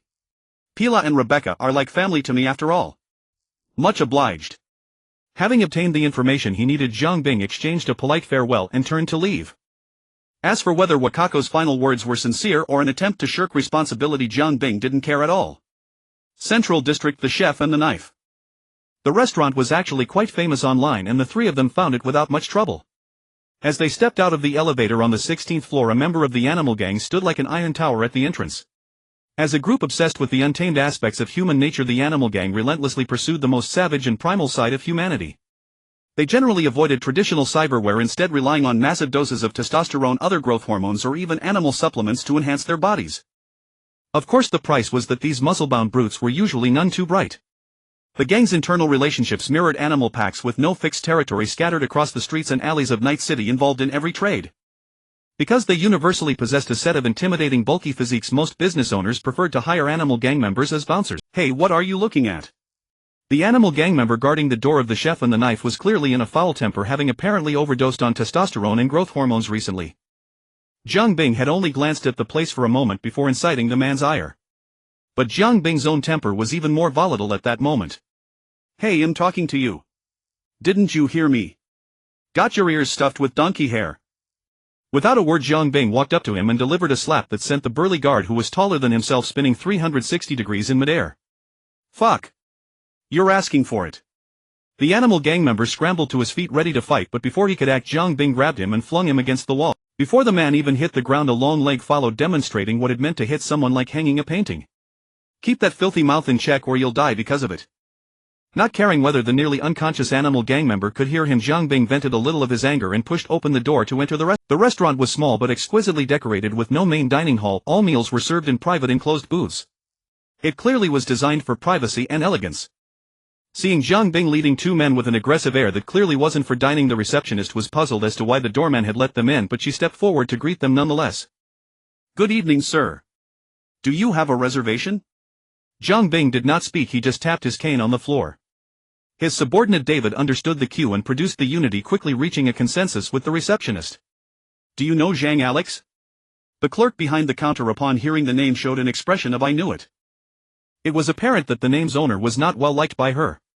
She answered almost without hesitation, of course, he's the boss brother-in-law. But I haven't seen him in the restaurant today. But that didn't matter, the monk may run away but the temple remains. Jiang Bing pressed on, where is your boss? The receptionist hesitated at this question, but after a glance at the unity in David's hand, she quickly turned her gaze toward the kitchen. Smart. They walked along the corridor of fully enclosed booths until they reached the door leading to the back kitchen. As a high-end private kitchen restaurant, the chef and the knife served only a few customers each day, so the kitchen staff was also minimal. There were only two people, a man and a woman. When the trio barged into the kitchen, the head chef Seer had to stop his work and ask their purpose. Where is Zhang Alex?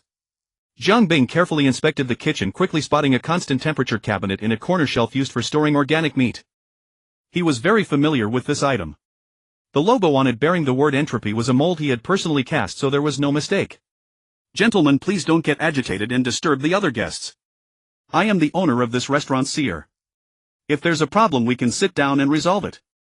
Looking at the chef, who put on an air of civility, Jiang Bing repeated his question. We have some business with Zhang Alex. Tell us where he is and we won't cause trouble here. Seer sighed, harboring a sense of disappointment at his brother-in-law. Did he borrow money from you, or is he in gambling debt? Name the amount and I'll pay it off for him.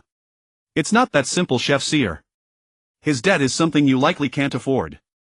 Jiang Bing pulled a modified revolver based on the prelude from his coat pocket and rested it on the back of his right hand, holding the cane. The threat was unmistakable. After all, he owes us 2 lives. Seeing the visitor's demeanor, Seer knew that his brother-in-law had finally crossed the wrong people. Listen, gentlemen. Seer raised his hands, showing he was unarmed. I think we can discuss the amount again. Name your price and I won't haggle. Seer, as a brother-in-law, had done all he could. Even with a gun pointed at his head, he was trying to protect his wife's brother. Jiang Bing chuckled softly and shifted the gun toward the woman beside Seer. Ever since he mentioned Zhang Alex's name, her reaction had been unusually suspicious. Coupled with the subtle intimate gestures she shared with Seer, it wasn't hard to guess that she was Seer's wife and thus Zhang Alex's sister. Seer quickly moved to block the gun aimed at his wife. It was clear the couple was deeply in love. Amid the faint mechanical whirring, the hammer of the finely crafted revolver was cocked. If you want to know what it feels like to lose your beloved, feel free to keep doing that. At these words, Seer's face twisted with bitterness. He sighed, realizing there was no turning back. Just as he was about to speak, his wife tugged at his coat from behind, stifling the words that had risen to his lips. It was evident that Zhang Alex had a loving sister. Yet Pyrrha would rather leap from a 20-meter window than sacrifice Rebecca. Jiang Bing felt no empathy for the middle-aged head chef, whose face was etched with distress. There's no choice, Jiang Bing said, nodding toward Seer. Either she dies first and then we find Zhang Alex. Or you give me an answer now. At that moment, Jiang Bing seemed like a cold-blooded mafia don. Don't tell me you two are innocent. That infuriates me because it insults my intelligence. In the end, Seer chose to capitulate. Good. Jiang Bing nodded. One last question, chef. Just tell me who supplied your organic meat and we'll leave quietly as if we were never here. This question gave Seer no pause. He answered readily. The Voodoo Boys. Having obtained their answer, the three exited the restaurant. Once outside, David, still green from the world's harsh lessons, stammered earlier. Jiang Bing cut him off. Either you master life or life masters you. Tossing out this retort to silence David, Jiang Bing headed downstairs without looking back. Lucy nudged David's shoulder, signaling him to follow. Jean Alex hadn't come to the restaurant, but fortunately the beat-up pickup he used for supplies had basic tracking. As the restaurant's property, Seer naturally had access to its latest location. Near the seaside park southwest of the Valley District. The area was complex and open, perfect for illicit deals or meetups. En route to the park, Jiang Bing contacted Gloria. Jiang Bing, any news from the other fixers? Gloria, not yet. I've asked the fixers I know to help. Might take a while. Jiang Bing, try to reach a fixer in Pacifica, especially one named Hans. See if you can get his contact. Gloria, any leads on Jean Alex? Jiang Bing, he didn't show up for work today. Luckily we have his real-time location. We're heading over now. Jiang Bing, but the restaurant he worked at, their organic meat supplier was the Voodoo Boys. Gloria, those crazy Haitian. Gloria, that figures. They're the biggest players in Night City's organic meat smuggling scene. Gloria, I understand. I'll do my best to get in touch. Jiang Bing, focus on finding people. Money's no issue. The seaside park was called a park, but it had scant greenery. The lush trees were adorned with fairy lights, billboards and loudspeakers, but few leaves. The steps at the park entrance were There were cyber enlightenment gurus peddling quantum meditation courses, unprofessionally dressed as monks, people high on glitter, homeless wanderers, clusters of low-tier thugs, and even tourists strolling through Night City. The most outrageous were the streakers drunk on cheap booze. And one of them was a woman. A chaotic carnival of freedom. Fortunately, the trio was used to it. Lucy, as the teen's netrunner, took the lead in tracking Jean Alex's pickup signal, guiding David. Eventually the car looped out of the park and stopped by the road west. Lucy's cyber eye stopped flickering as she pointed toward the beach ahead. The signal's there. Hasn't moved for a while. She didn't need to say it, Jiang Bing had already spotted the beat-up pickup on the sand. Accompanied by the sound of waves, the three approached. The pickup's doors were wide open. A young man with bleached hair lay sprawled beside it, half submerged in the water, rising and falling with the incoming tide. Otherwise the vast beach was empty. The spot offered clear views, was secluded yet accessible by road, ideal for a meetup. And of course ideal for dumping a body. If not for their pursuit, the young man would have rotted there unnoticed. The smooth sand bore only their footprints and the pickup's tire tracks, nothing else. The young man had met a mysterious end on this desolate beach, enough material for at least 5 episodes of a crime drama. Fortunately, Jiang Bing, well-versed in such matters, examined the body and quickly determined the cause of death. His brain had been fried by a netrunner. Lucy, as the expert, scrutinized the cyberware on the body and gave a definitive answer. Someone remotely triggered a pre-implanted virus, overloading the brain-computer interface. It caused the brain to heat up rapidly, effectively cooking it. This method is tricky. It's not just a simple demon, you have to bypass the ICE on the cyberware and rewrite the underlying code. But if successful, both the victim's brain and interface are destroyed. Hard for anyone else to trace. Wipe cloth. Jiang Bing uttered a word they both understood yet now seemed obscure. Classic Voodoo Boys inhumanity. At this point the picture was clear. The Voodoo Boys, Night City's largest organic meat smugglers, had learned from Jean Alex that someone was smuggling organic meat, cheaper and better quality.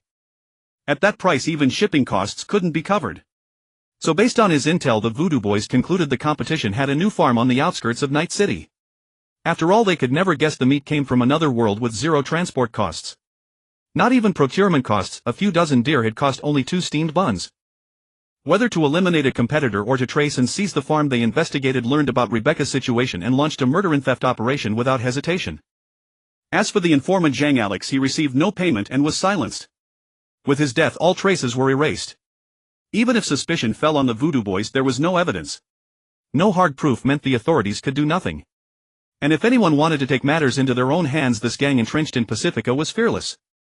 The entire operation was meticulously planned, quintessentially Night City. Unfortunately, they had crossed the wrong Just as Jiang Bing was contemplating how many days he would need to eliminate the members of the voodoo gang, Gloria called, temporarily saving this group of black fellows who liked to play tricks. Upon answering the phone, Mrs. Martinez was all smiles. Gloria BOSS, I contacted the intermediary Hans from Taiping Prefecture, and as you expected, he indeed has news about Rebecca. Jiang Bing, how much does he want? Gloria, that's the main reason I'm calling you. He doesn't want money, he wants to meet you after this matter. Gloria's words left Jiang Bing puzzled. The intermediary had always been handled by Gloria, especially recently, as Jiang Bing had almost completely delegated authority to her. Therefore it was reasonable to assume that Hans couldn't have noticed Jiang Bing behind Gloria. Unless it came from another source. Jiang Bing absolutely could not underestimate the intelligence capabilities of these major intermediaries, so this possibility was not negligible and the probability was quite high. Jiang Bing, are you sure he wants to meet me?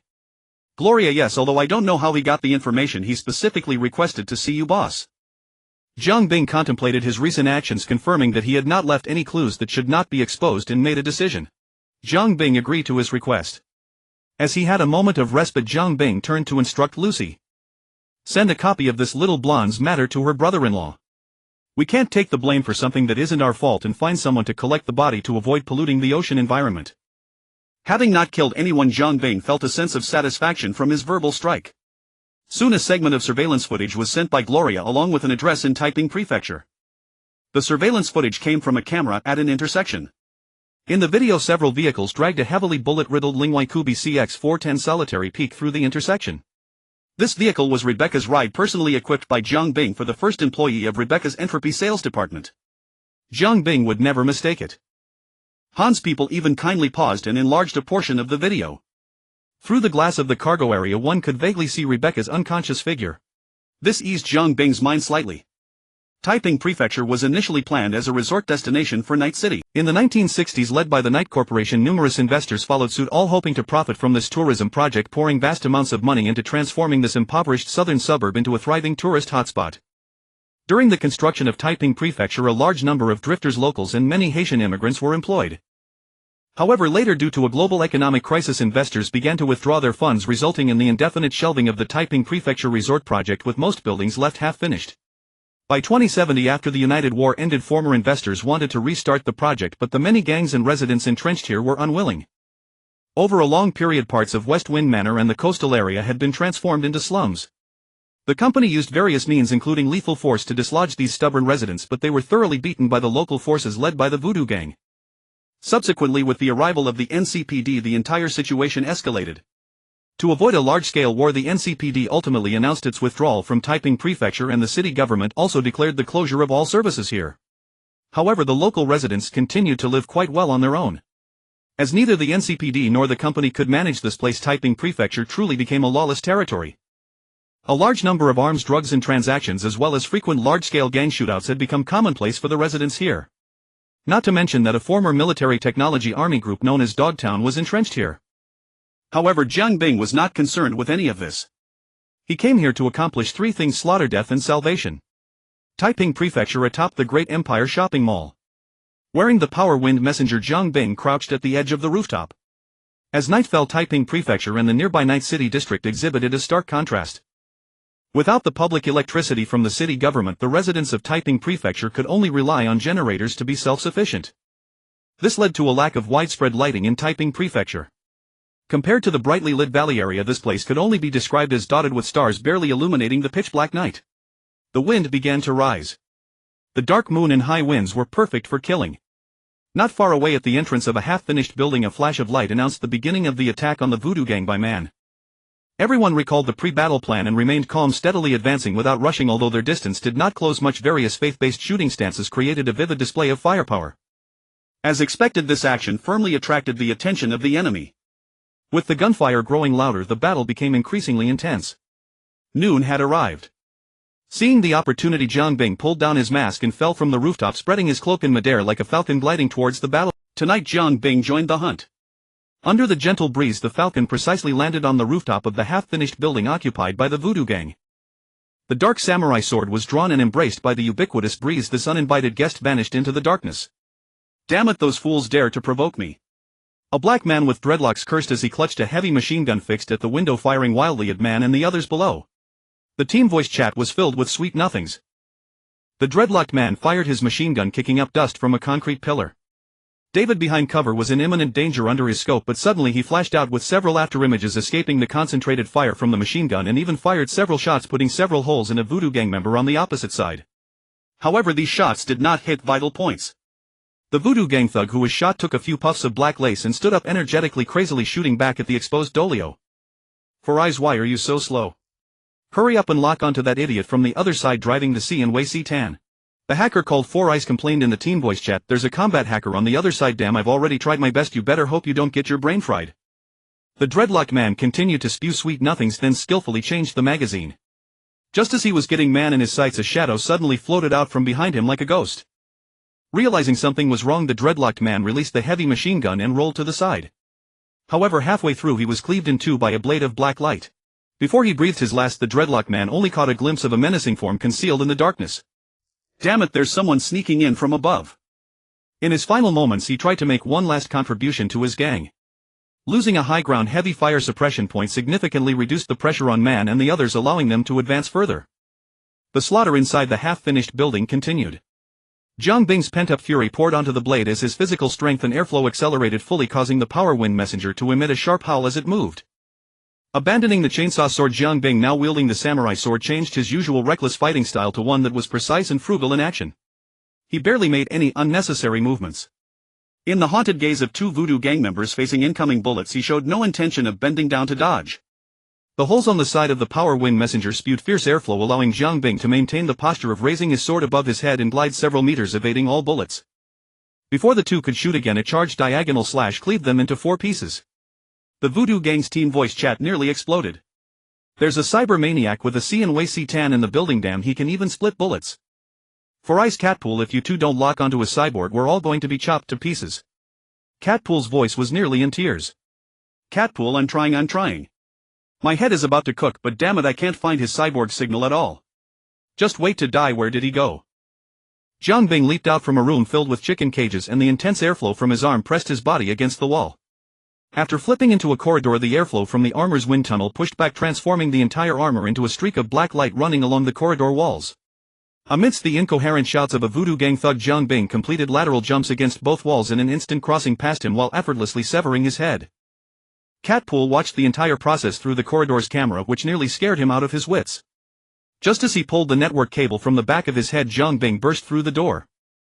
If it were another edged wielder, they would have to slash a few times to cut the key points connecting the sliding door and the doorframe before kicking it open. However, Jiang Bing did not resort to such a feeble act. He directly used his momentum to body slam the sliding door like a football tackle. Is it really necessary to be this exaggerated? Catpool's jaw nearly dislocated. Was this a human or a bulldozer? Knowing that as the last line of defense in his machine room, the door was bulletproof. Behind the streamlined faceplate was Jiang Bing's icy gaze. In a killing intent that could freeze the very air, Maokai's Chi Lucy Sentinel Advanced Cyber Eye spun wildly, initiating a scan to detect Jiang Bing's network interface, intending to hack in and disrupt his speed. However, the power of his cyber eye was pushed to the brink of overload, yet the feedback from the opponent's cyberware remained a blank slate. As his head lifted from his body, a thought flashed through his mind. This bastard probably doesn't have any cyberware installed. With the death of a hacker, Lu Shi, who had been suppressed on the front battlefield, could finally free herself from the more perilous net combat. Freeing up some computational power, Lu Shi used it in mere seconds to overload an enemy cyberware, nearly boiling his bodily fluids, and rebooted 2 enemies' cyber eyes, causing their firepower to plummet. CN fuck, Mao Chi is dead. Where the hell did this cyborg come from?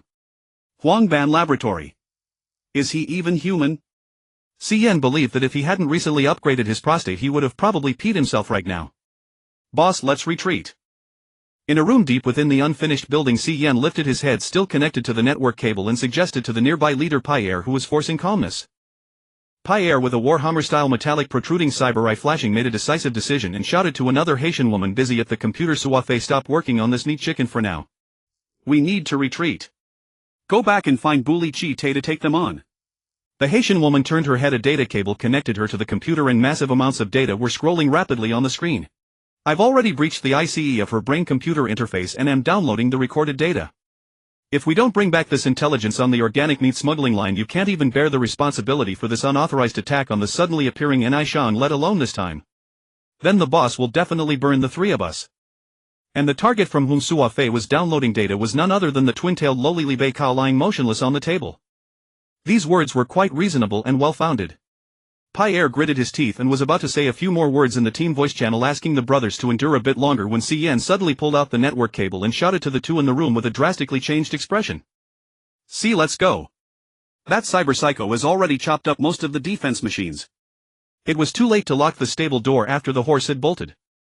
The tempered glass door shattered in an instant.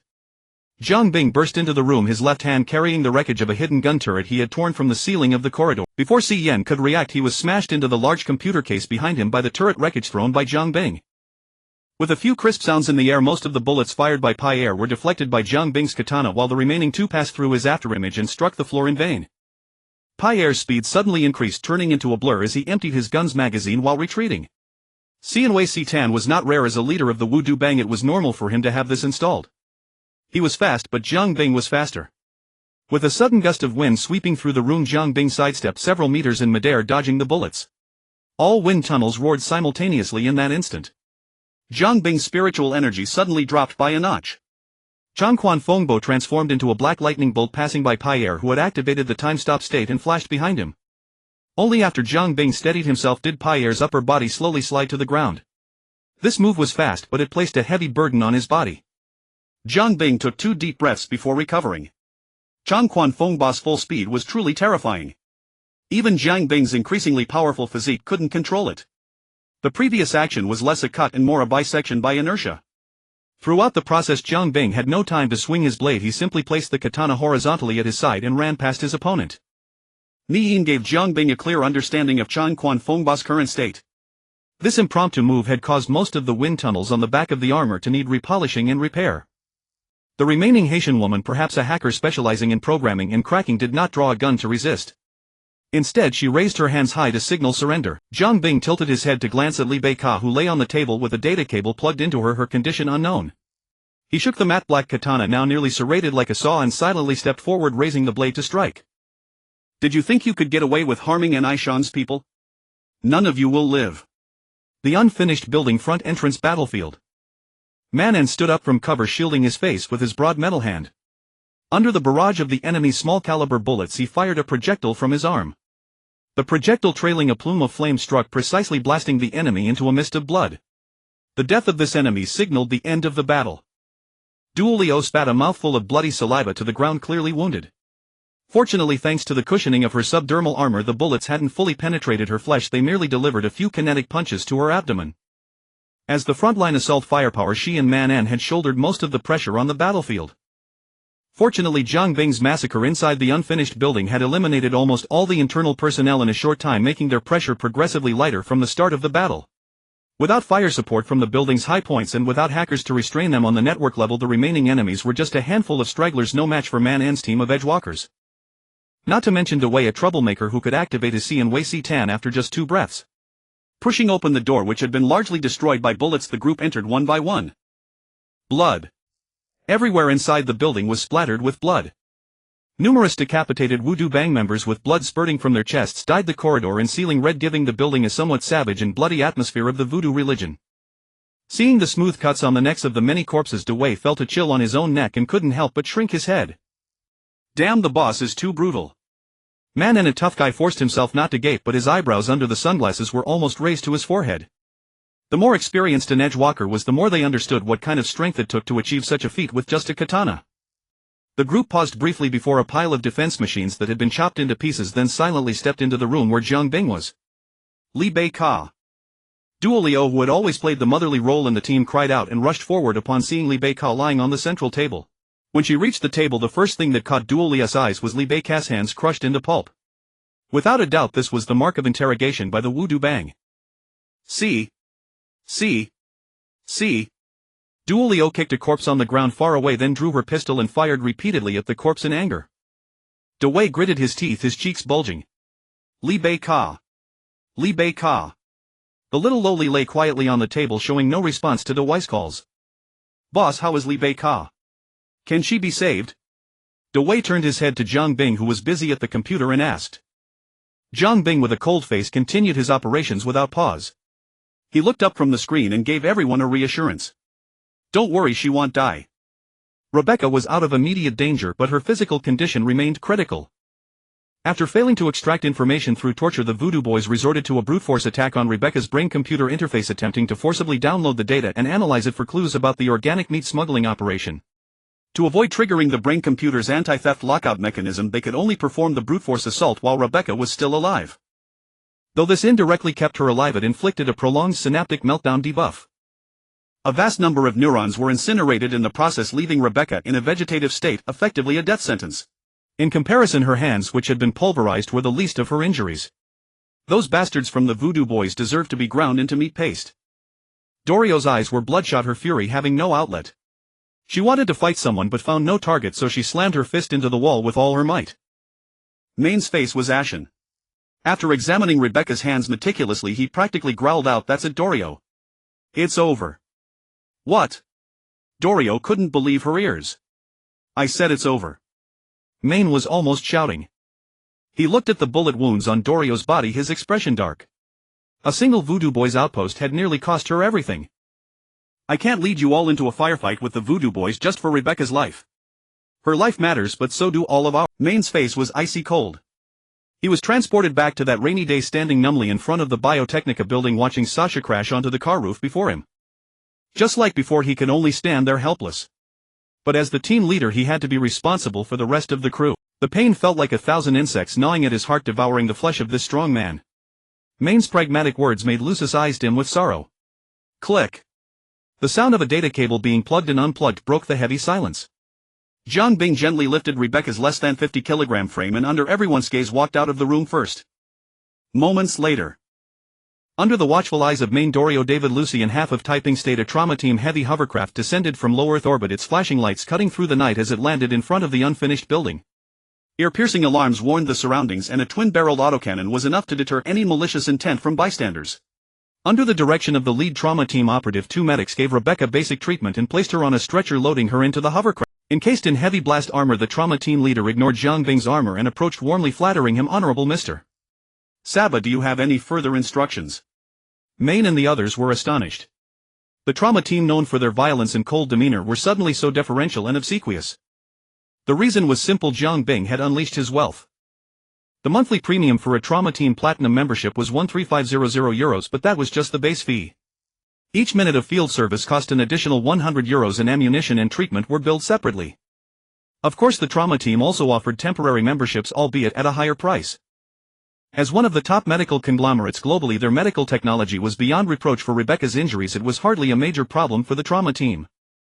Naturally, the money had to be sufficient.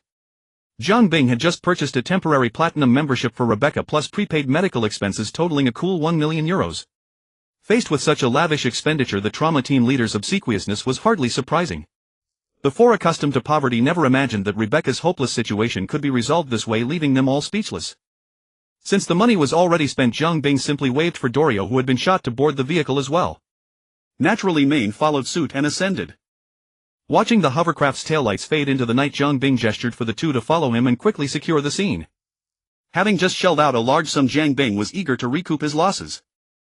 Given the limited space in the Mac in Larimore and the need for secrecy, unlike the masked devil who could take everything, the three, under Jiang Bing's direction, hastily collected only the most valuable loot before slipping away before others arrived. In the car, Jiang Bing gazed thoughtfully toward the northwest at the Body Grand Hotel in the Seascape District, the Voodoo Boys' stronghold in Taiping State. Jiang Bing, never one to swallow an insult, would not let this massive affront go unnoticed. Not bullying others was already an act of virtue for him. He was not like Maine, who had the will but lacked the means. Jiang Bing had both money and power. As the saying went, anyone who offended the Nishan Corporation would come to no good, they all deserved to die.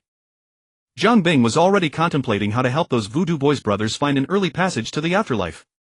The next day, Jiang Bing was surrounded by Maine's team giving Pilar a routine checkup. On the television nearby, News 54 was broadcasting a flash report. According to this station, a hurricane that suddenly made landfall from the ocean last midnight swept across the entire Taiping State, but aside from the Body Grand Hotel, the hurricane caused minimal damage to other buildings in Taiping State and did not spread to the main city. Residents of Night City can rest assured and continue working. As for the source of this sudden hurricane, whether it was caused by some experiment of Arasaka Corporation, we now have a military technology meteorologist to explain. In the temporary ward, the atmosphere was delicate. Everyone involuntarily glanced at the yawning boss Jiang, but they all kept their mouths tightly shut. None of them were fools, but at this moment everyone pretended to be. Pilar, however, was more observant. For once he shed his usual frivolity and wore a solemn expression. Mr. Saba-'ll find a way to repay you for Rebecca's medical expenses. Jiang Bing waved his hand. 4700 euros. Pilar was confused by Jiang Bing's words. I said your surgery cost is 4700 euros including follow-up care. Seeing Pilar's puzzled look, Jiang Bing continued, as for Rebecca's medical bill, she is an employee of Nishang Corporation and was injured on the job. Hearing this, Pilar and the others suddenly realized a possibility and their eyes widened in unison. Jiang Bing did not disappoint, voicing what everyone was thinking. The company will reimburse her. A single thought surged in all their minds: I want to join Nishang Corporation. In the afternoon, Jiang Bing yawned languidly as he listened to Gloria's work report. The content remained the same as ever: money and personnel. Fortunately, with the addition of luogu, the catch of fish from the waters near Xiamatai began to ship out. These costly seafood delicacies alleviated much of the financial deficit that was steadily closing in on anti-entropy. As for personnel, the main addition was the man-in squad. After the operation to rescue Lee Baika, everyone developed a strong admiration for anti-entropy. Thus Man-in astutely approached the head of personnel, Gloria, to discuss converting their outsourcing contracts into labor contracts. Though most companies boast of excellent benefits, the edgewalkers who had suffered at the hands of corporations remained skeptical.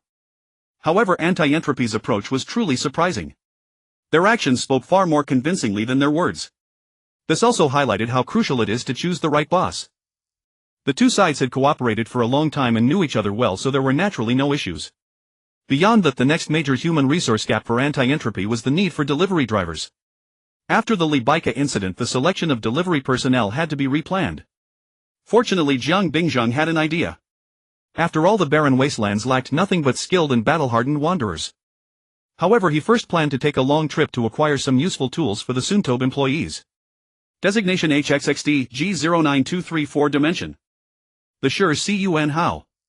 The narrow corridors of the ship were cluttered and chaotic, with flickering lights and bloodstains on the floor adding to the eerie atmosphere. The bodies are gone. Isaac Clarke harbored this thought. Walking back along the path he had come, he saw the marks left on the walls from his fierce battle with the monsters, proving that this was not some baseless delusion. Apart from the crackling of electric currents and the clanging of metal work boots against the floor, the surroundings were terrifyingly silent. It was as if the hundreds of crew members on this 615-kilometer-long planetary cracker ship had never existed. That was naturally impossible. Isaac knew full well that they had all become monsters.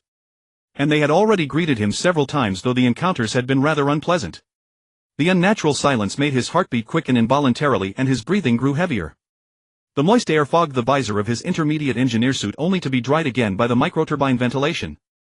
Isaac activated the RIG panel on his wrist, projecting a map before him, and then initiated the beam navigation function to confirm he was on the right path. RIG, short for Resource Integration Gear, was the most widely used personal health monitoring device in this world. Originally designed for elderly patients as a medical monitoring system, its practicality led to widespread adoption across society. Naturally, every worker on the Sure Cun How had one. It was like the smartphones of the 21st century, an indispensable smart device for work and daily life. Beyond health monitoring, it stored the user's unique biometric information and authorization code, serving as an ID card in society. On the Sure Cun How, different levels of authorization codes also functioned as key cards. It also included features such as point-to-point communication, radio broadcast reception, navigation, information storage, and digital payment. Moreover, as a resource integration gear, it could be equipped with different modules and compatible with various protective suits, flexibly supporting diverse tasks. A faint sound suddenly emerged from the end of the corridor, causing Isaac to instinctively tighten his grip on the plasma cutter. This mining tool, designed for cutting ore, had been simply modified by the seasoned engineer and proved highly effective at cutting flesh. As he advanced, the rustling grew louder, as if a wild beast lurked in the darkness, sharpening its teeth and thirsting for blood, waiting for its prey to approach. Fingering the stasis field emitter port on his left hand, Isaac steeled himself and pressed on. After all, if he wanted to reach the medical bay to find his girlfriend, he had to go to the forward maintenance area to retrieve the RIG of the doctor who had been dispatched, obtaining the authorization code to access the medical section. Suddenly, the ventilation grate behind him fell crashing loudly onto the metal floor. Almost simultaneously, the corridor at both ends echoed with dense footsteps and crawling sounds. Damn! Realizing he was caught in a pincer, the engineer immediately accelerated, intending to neutralize the enemies ahead first to avoid being attacked from both sides. As he rushed forward, the light on his chest illuminated the darkness, exposing two necromorphs. Stimulated by the light, the hideous creatures let out piercing roars and charged at Isaac. Swoosh! Swoosh! Two horizontal plasma streams like scorching razor-sharp blades sliced through the lower legs of the two necromorphs as easily as a hot knife through butter. With uneven legs, the two instinct-driven necromorphs clumsily tumbled to the ground, but driven by their bloodlust they still crawled forward desperately. Another few plasma streams precisely severed the limbs of one necromorph, reducing it almost to a torso. Isaac Clarke felt as though he had returned to his days as a mining worker, and these monsters were no more difficult to cut than the cold hard ore. However, ore did not move on its own, nor did it possess mutated bone arms capable of piercing a human body. Just as Isaac, relying on the feel honed from years of cutting ore, precisely reduced the other necromorph, blocking his path to a torso, the enemies from the rear of the corridor closed in. The stench of protein seared by high heat permeated the corridor. Isaac turned and hurled a stasis energy orb at the leading necromorph, trapping it in a slow time field, thereby blocking the pursuers behind. The light swept across the darkness. Isaac's heart raced. He ignored the two writhing torsos on the ground and sprinted forward frantically. The necromorphs behind him surged like a tide, numbering over a dozen. In this race of death, Isaac was far ahead, but the need to wait for the door ahead to unlock and open kept the threat of death close. Hurry! Hurry! Hurry! Staring at the slowly opening door, Isaac's hands were slick with sweat. He turned and emptied the energy clip of his plasma cutter, severing several legs and arms, but it was a mere drop in the bucket against the massive horde of necromorphs. Finally, the door opened wide enough. Isaac dodged a sharp bone spike aimed at his kidney and scrambled through into the corridor beyond. However, the proximity allowed the swarm of necromorphs to flood through the door before it closed. Left with no choice, Isaac cursed while running for his life, scanning the corridor for any sharp objects that could serve as ammunition for his kinetic module. But the corridor was abnormally clean, no bodies, no bloodstains, not even the ubiquitous storage crates or scattered debris. It was as clean as if it had just been swept by a storm. Isaac gradually slowed his pace. Beyond the unnerving cleanliness of the corridor, he noticed another bewildering phenomenon. The mindless, fearless creatures, driven by an insatiable craving for life and flesh, had halted just behind him as if an invisible barrier kept them at bay. Yet Isaac felt as though these necromorphs were hyenas lurking at the edge of a tiger's territory, eager to pounce on him as prey but cowed by the threat of a deadly predator. Soon Isaac's premonition came true. As the hatch of the restroom along the corridor slid open, a voice reached his ears through the helmet's pickup. Well, a living soul in this place. What a rare guest. The tone was relaxed, a stark contrast to Isaac's labored breathing. He was a man of Asian descent, clad in a heavy-duty suit Isaac had never seen before. The matte black all-metal armor was covered in holes of various sizes. The man's frame appeared exceptionally tall under the suit, yet contrary to common sense his movements were remarkably light. Saba. What's your name? As the man drew near, Isaac felt a strange lightness in his spirit, as if a shadow looming over him had been lifted. With his mind unburdened, Isaac noticed that the man carried a vintage katana, a weapon one would typically find only in museums. The man, or rather Jiang Bing, sized up Isaac, but his gaze lingered with greater interest on the modified plasma cutter in the engineer's hand. What's your name? Under the watch of over a dozen necromorphs, the man asked again, as casually as if he were at a social gathering addressing the bewildered engineer. Isaac Clarke, chief engineer of the USG Ishimura. Oh, Jiang Bing's expression was unsurprised, which only deepened Isaac's confusion. Nice to meet you, Isaac. Forgive my rudeness, let's chat later. I need to deal with these groundhogs that have been wrecking the backyard. Necromorphs mutated from corpses under the influence of the marker are reanimated masses of flesh. In a sense, they are not biological entities but mobile chunks of meat. They exist in a state between life and death unless the flesh is completely obliterated. Even Isaac's earlier cutting merely delays their movement. Soon the flesh recombines, reforming the necromorphs. Moreover, the flesh can merge into massive abominations. However, regeneration requires energy. If the flesh is chopped finely enough, the necromorphs will remain dormant for a considerable time. Of course, there is another way. Under Isaac's watch, as Jiang Bing approached, the dozen necromorphs scrambled backward, searching for space to flee like clients caught in a vice sting, victims of a honey trap or tops forced into bottom rolls. Trapped against the sealed corridor door with nowhere to run, like piglets about to be castrated, they finally broke, howling as they charged forward. For the first time, Isaac heard fear in the cries of those damned monsters. In Jiang Bing's sight, the necromorphs emitted a filthy, chaotic and disordered fluctuation which was intimately connected to a crimson wave that perpetually enveloped the USG Ishimura. That crimson wave was the field generated by the marker. The entire necromorph outbreak on the ship was its doing. Leveraging his ever-strengthening inner intensity and the psychic amplification of Dominion Fongbo, Jiang Bing could forcibly carve out his own domain within the omnipresent marker field. Necromorphs caught in his domain were effectively disconnected from the marker. If a necromorph died under this condition, it died for good. The dead flesh lost its vitality and would soon decay. Even if reconnected to the marker network later, it would be worthless. In a sense, it was like cutting the body with the blade and severing the soul with the mind. Soon the weak and disconnected necromorphs were finally minced by Jiang Bing's katana. These low-tier variants mutated from corpses had their hardest parts as the bone blades on their arms. But even those blades were just bone, nowhere near the hardness of the titanium alloy skeletons of Night City's denizens. The monomolecular katana in Jiang Bing's hands could slice through titanium alloy like butter. Ordinary bone was like cutting vegetables. Isaac obediently followed Jiang Bing back to the restroom. The restroom was spotless and even the overhead lighting identical to that in other areas now felt warmly comforting. Isaac felt as if he had emerged from a different world. The workshop he had just left also had a restroom, but staying there brought no sense of safety. It was as if the air was filled with eyes watching him from every angle, slowly seeping insecurity into his being. This was of course the marker's doing. Its field slowly eroded ordinary people's minds, causing hallucinations, distorted perceptions, misanthropy, and even suicide. But this restroom had an extra craftsman apprentice. In terms of rank, Jiang Bing was far superior to that counterfeit marker. If it could influence reality, so could Jiang Bing, though he was reluctant to do so. The main reason was that it was too draining. Moreover, in terms of sheer scale, Jiang Bing was nowhere near matching the marker. Thus, ever since he entered the USG Ishimura through the key, Jiang Bing had been constantly radiating his own domain to counter the marker's field. After 6 days of sustained output, his mind was weary. He limited his domain to a 10-meter radius to conserve psychic energy. However, it also served as a form of mental training. Over this period, Jiang Bing and the marker had reached a certain tacit understanding. The marker temporarily ignored Jiang Bing, this tough unbreakable copper P, and continued its plans on the Ishimura, awaiting the final convergence to settle accounts with him. Jiang Bing for his part welcomed the marker's delaying tactic. Whatever its plans, once the key was fully charged he would simply slip away. Find a seat. After a brief greeting to Isaac, Jiang Bing returned to his work at a disassembled nanoworkbench. The small restroom was cluttered with various mining tools, different types of suits, and several blood-stained rigs. Most of these items had already been disassembled, with complex circuits and internal structures exposed to the air. Without a doubt, these were the spoils of the mysterious man named Sabul. Isaac was simply puzzled as to why he was so obsessed with dismantling these ordinary work tools. Jiang Bing was naturally deconstructing the manufacturing principles of these tools, but these mining operation tools, which appeared quite ordinary to Isaac, were slightly beyond the complexity level Jiang Bing could handle at his current stage. Even with the mechanical affinity and intuition granted by the craftsman apprentice title, the lack of extensive foundational knowledge meant that some of the 26th century high-tech from this plane still baffled Jiang Bing.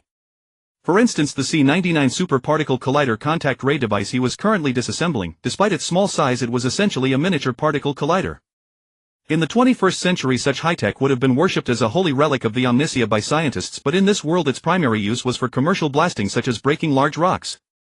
A high martial world delivering a dimensionality reduction strike on a non-magical world indeed. Of course, this was mainly because the world of Dead Space had a highly skewed technological development. Unified field theory had achieved a massive breakthrough early on, and due to resource acquisition needs, technologies related to planetary cracking faster than light travel, gravitational fields, and mining were extremely advanced. However, in AI network programming and cybernetic technology, it lagged behind the cyberpunk world. Every tool has its limitations, each has its own strengths. Of course, the mining ship Shirtsuan didn't have detailed data on those lofty scientific principles, but that didn't stop Jiang Bing from analyzing the tools built upon those principles, then copying the design and adapting the usable parts for his own use. Watching Jiang Bing's constant busyness and recalling the combat prowess he had just displayed, the pragmatic engineer Isaac suddenly had an idea pop into his mind. Mr. Sabul, you need to remove the pre-accelerator module in front of the accelerator before you can release the structural safety lock. As a semi-colleague of Jiang Bing, Isaac couldn't help but speak up to remind him. Jiang Bing abruptly turned around, his eyes bright as if he had found a guiding light. Seeing Jiang Bing's reaction, Isaac confirmed his own thoughts once again.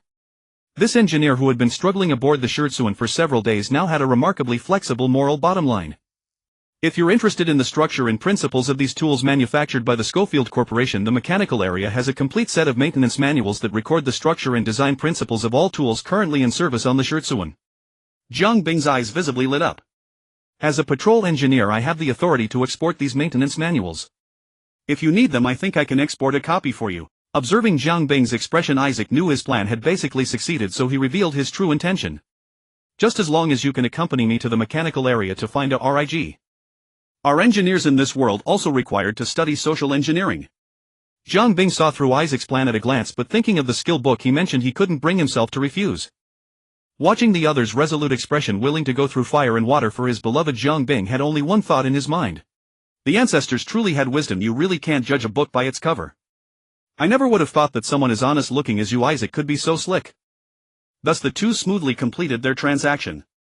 Jiang Bing uploaded the knowledge he had recently acquired into the system and prepared to advance toward the mechanical area with Isaac. System prompt: the knowledge you have recently submitted regarding plasma cutter, RIG resource integration gear, SWS electric pulse rifle, dive self-defense pistol, etc. has been recorded. This terminal has received 176 craftsman badges from the 7th crystal wall host. Now listing your attribute list: name Jiang Bing, rank apprentice craftsman, class level 346, hometown B33, plane origin star Earth, location number HXXDG09234, plane dead space, existence strength 2. 8 constitution strength 3. 6 creator database access level 194, craftsman badges 207 including previous accumulation. Due to lack of relevant knowledge, Jiang Bing has not yet been able to complete the analysis of developing various weapons and tools based on unified field theory. The main issue was the vast era gap. Even with Jiang Bing's current craftsman intuition, it was a bit overwhelming. Perhaps he would need to wait until his rank advanced again to gain higher analytical ability. Fortunately, as long as he obtained the skill book Isaac mentioned, completely mastering the principles of these tools should not be a problem. When they set out again, both were fully armed. Isaac not only had a plasma cutter at his waist but also carried a big item in his hands, the very C-99 Super Particle Collider contact ray device that Jiang Bing had disassembled earlier. The small backpack on his worksuit was stuffed full of plasma magazines and high-energy batteries. Apart from the katana he always kept by his side, Jiang Bing also carried the giant Chainsword Authority I-type announcement on his back. As for firearms, he only brought the revolver from before. He did not bring any other heavy weapons. These necromorphs were living corpses. Bullets had negligible effect on them. A few extra holes made no difference.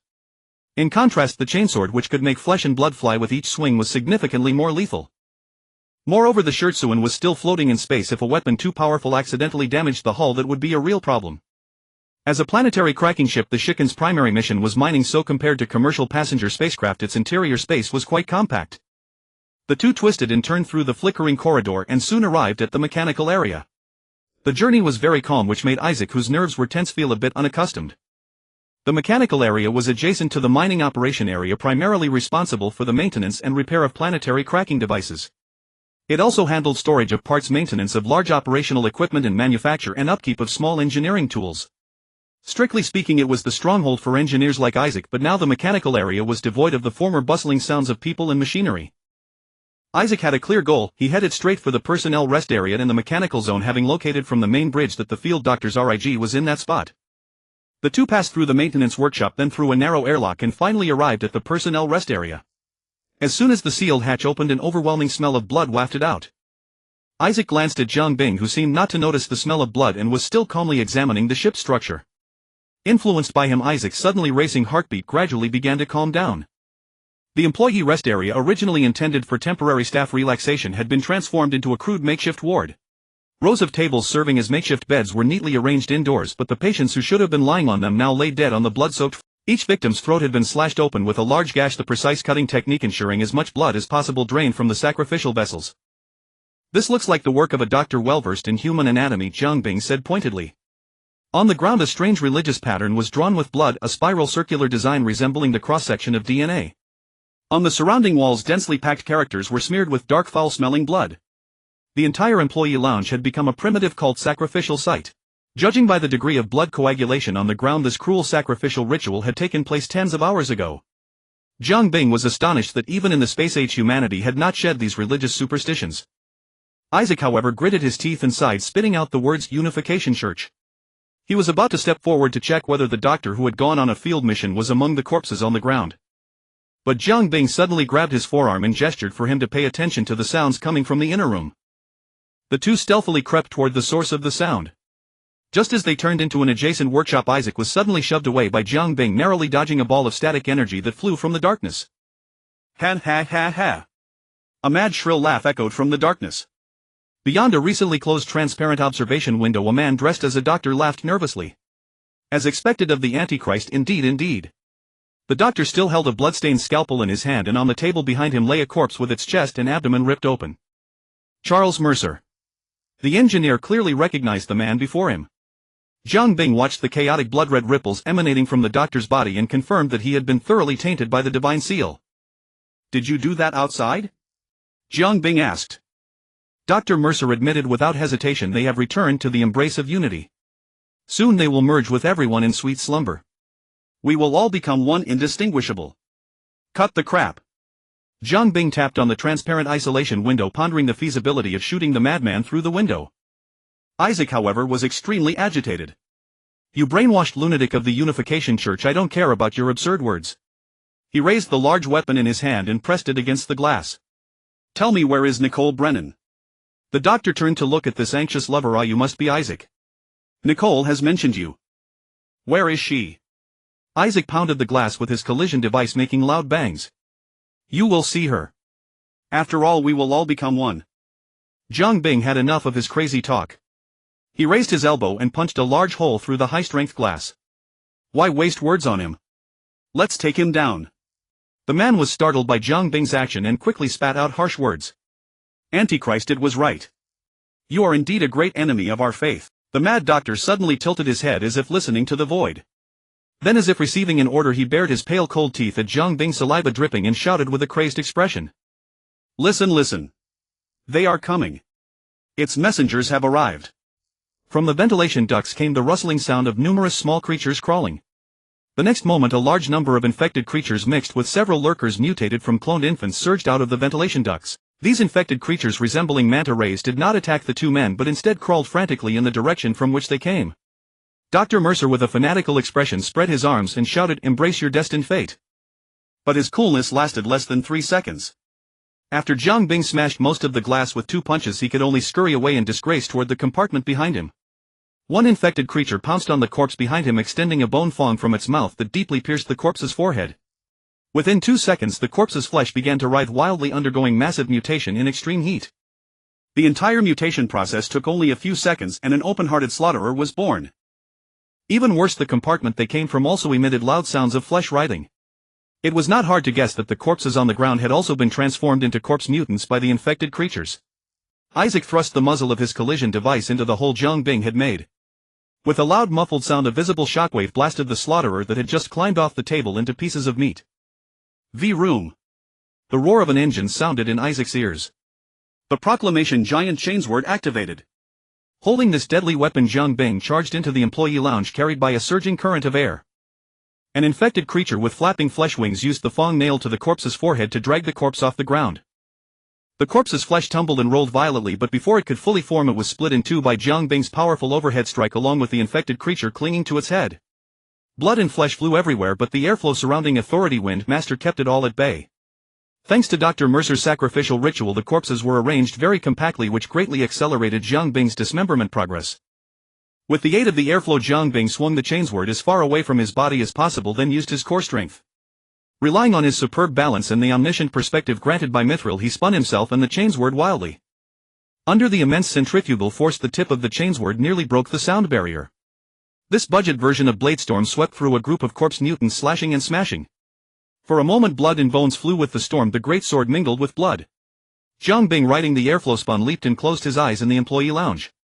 The airflow eventually gathered into a visible stormy tornado, driving him to spin faster and faster while the suction pulled in all the corpse mutants caught within. Isaac used a plasma cutter combined with his collision device to slice several lurkers clinging to the wall into pieces, then quickly turned around to help Jiang Bing. But before he could reach the lounge, a slaughtherer's head rolled out from inside and landed at his feet. Then more flesh and tissue were thrown in all directions by the weakening storm, like a rain of blood hitting the surrounding walls with a dense patter. Some of the flesh was flung out of the door, splattering all over Isaac, who failed to dodge. Lifting his foot, he stomped the head, which was still snapping its jaws trying to bite him, into pulp. Wiping the gore from his visor, Isaac mustered his courage and entered the employee lounge. The walls, floor and ceiling were evenly coated with flesh, blood and bone fragments. Except for the spot where Jiang Bing stood, which still showed the original metal floor of the Shikanho, the entire employee lounge was a sea of scarlet. The engineer, who had crawled through mountains of corpses and seas of blood, also felt a bit nauseous. He could only force himself to stay alert and not lose face. "Sabo, what was that?" The engineer's gaze was now firmly locked onto the chainsword propped up by Jiang Bing. A torrent of blood slithered down the grooves of the chainsword, pooling into a growing puddle on the floor. Jiang Bing, after all, had not yet transcended the realm of human. After the high-speed rotation, he still felt nauseous and wretched. Fortunately, his robust physique and formidable mental fortitude swiftly dispelled the dizziness. "I might have used a bit too much force." Isaac clearly did not buy that explanation, but he was pleased with the outcome. The stronger Jiang Bing became, the more benefit he as a companion would reap. Upon their first meeting, the meticulous engineer had confirmed Jiang Bing's identity through the RIG, but the main computer's feedback indicated that no such person existed on the USG Ishimura. Yet he would not expose the secret, just as Jiang Bing never asked why he was heading to the engineering section or why he was searching for someone's RIG. Let's go. I suppose the RIG you're looking for belongs to that coward. Having recovered, Jiang Bing urged Isaac to give chase. The two followed the path of Kalis Mercer's escape all the way to the crew quarters. Even in the 26th century, human class divisions had not vanished, they had only become more pronounced. Aboard the Ishimura, confined by the narrow ship compartments, the quarters for lower-level workers were essentially cramped cubicles shared by two, with each person occupying less than 3 square meters on average. In contrast, the likes of the first mate, captain and vice-captain enjoyed spacious single quarters in the officer's residential area, featuring not only a bedroom with a king-sized bed but also a private study and recreation room. Those in the know understood, those who didn't, no amount of explanation would help. But the crew quarters were eerily clean. Though bloodstains still marred the floors and walls, the area, which could accommodate dozens, held not a single corpse or necromorph. The cleanliness was suspiciously abnormal. Fortunately, the two soon discovered the whereabouts of the missing crew. When they searched the mess hall of the crew quarters, they found the bodies of those workers in the spacious room along with the previously fleeing Kalis Mercer. A mountain of corpses was haphazardly piled together. The mad doctor knelt before the heap, his back to the two, murmuring incantations under his breath.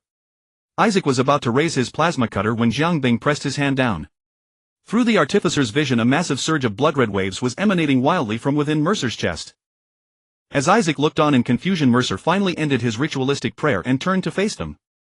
Indeed, an irregular red stone was cradled in his hands before his chest, its ripples capable of driving ordinary people mad in a short time, spreading unchecked into the surroundings.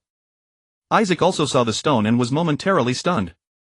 That's Jiang Bing, while amplifying his mental energy to resist the blood-red field emanating from the stone, confirmed Isaac's guess. A marker, or rather a fragment of a marker.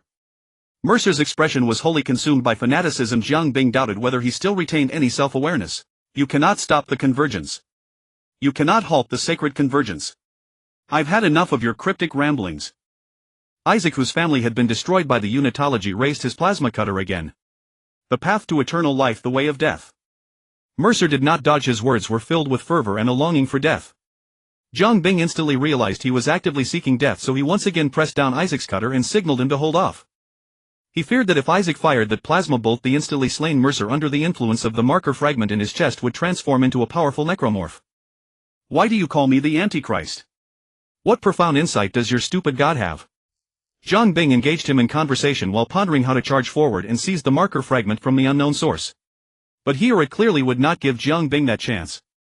The blood-red field suddenly expanded, with ever thicker and denser waves surging from the marker fragment. Kalis Mercer, being the closest, was the first to be affected.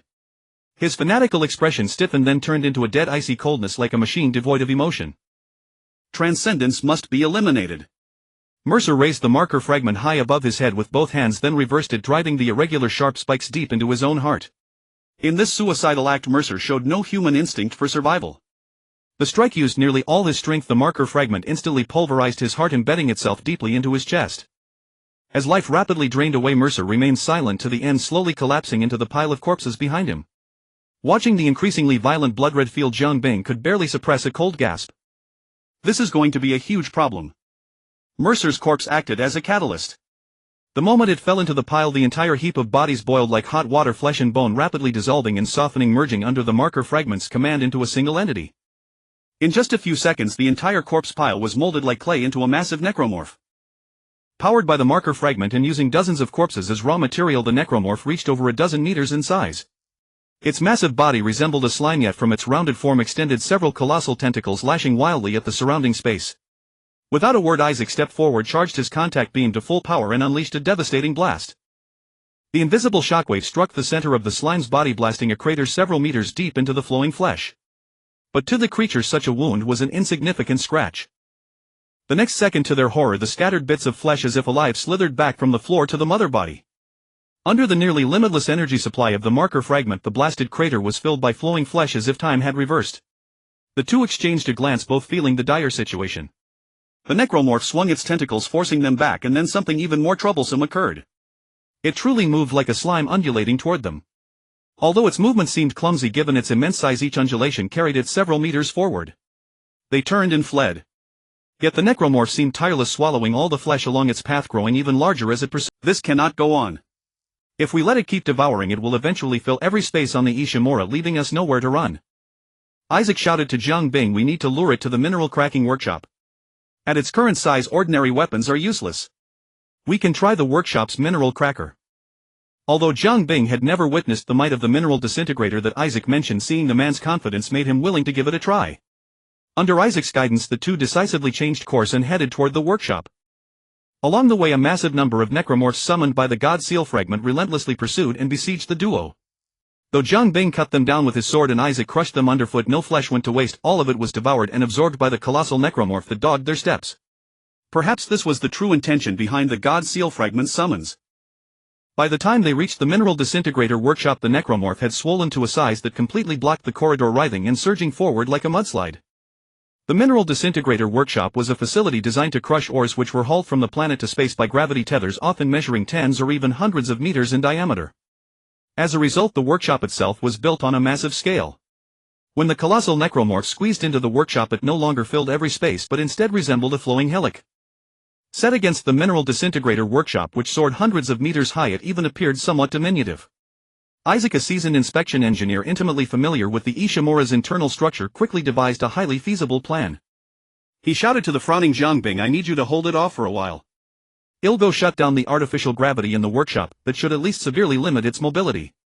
Jiang Bing nodded in agreement, twisted his chain-blade greatsword and began to engage the colossal necromorph. Despite its immense size, the necromorph's reactions were actually quite sluggish. Each of its tentacles was as thick as a barrel, carrying tremendous force that boomed against the walls, but their speed was not fast. The real trouble lay in its overwhelming presence due to its massive bulk and its nearly invincible regenerative ability. Jiang Bing swung his chainblade sword, severing 3 or 4 tentacles in a single exchange, yet it inflicted no meaningful damage. The colossal necromorph was like the mythical Hydra, one tentacle cut off, 2 would grow back in its place. So Jiang Bing swiftly changed his approach, hanging just ahead of the colossal necromorph, maintaining a precise distance, and began kiting it. At first the necromorph was toyed with, but within moments it adapted to the battle situation and evolved a ranged attack capability. Several tentacles intertwined and fused, forming a cavity resembling a gun barrel. As the necromorph's body undulated upward like a tide, a cluster of bone spikes was expelled from the cavity, tentacles shooting toward Jiang Bing like bullets. The bone spikes were nearly as fast as a crossbow bolt, but such speed was still trivial for Jiang Bing. Aided by the airflow control of Dominion Wind God, he agilely dodged most of the spikes. Those he could not avoid or that lay on his inevitable path he deflected or parried, neutralizing the danger. However, as time passed, the colossal necromorph transformed more and more tentacles capable of spitting bone spikes. Overwhelmed by sheer numbers, Jiang Bing's evasive space gradually shrank. Fortunately, Isaac, as the finest engineer in this universe, lived up to his reputation. Just as Jiang Bing was forced to run along the walls and was about to activate his flight ability to create distance, he felt his body grow lighter and the colossal necromorph's massive form began to float weightlessly. Well done, Jiang Bing praised inwardly. In zero gravity, his maneuvering space expanded from front, back, left, right, up and down to all directions. The airflow control of Dominion Wind God allowed him to move and turn with 360-degree freedom. Yet this did not mean he could do anything to the floating slime-like creature. On the contrary, it rapidly adapted to the weightless environment. Though unable to crawl, it extended several huge tentacles from its body, adhered to surrounding objects, and then contracted them like rubber bands, propelling its massive bulk forward. Its enormous body, like a semi-trailer, bounced up, down, left and right within the disintegrator workshop, all in an effort to capture the airborne Jiang Bing. Only Jiang Bing, relying on his ability to manipulate airflow, could move flexibly through the air. Had it been Isaac with his slow plasma propulsion, he would have long been crushed into a meat paste by the colossal necromorph. At that moment, Isaac dared not intervene in their chase and dodge game. After shutting down the artificial gravity, he hurried to the deck where the mineral disintegrator was located. He skillfully linked his RIG to the mineral disintegrator, completing the initial synchronization, but a troubling issue immediately arose. The mineral disintegrator was a large device resembling a cannon, its base fixed to the floor, primarily used to disintegrate large secured ores. However, its immense power consumption required a charging period before activation, and its cumbersome weight prevented it from rotating freely like a defense turret. After all, it was designed as a mining tool, not a weapon of war.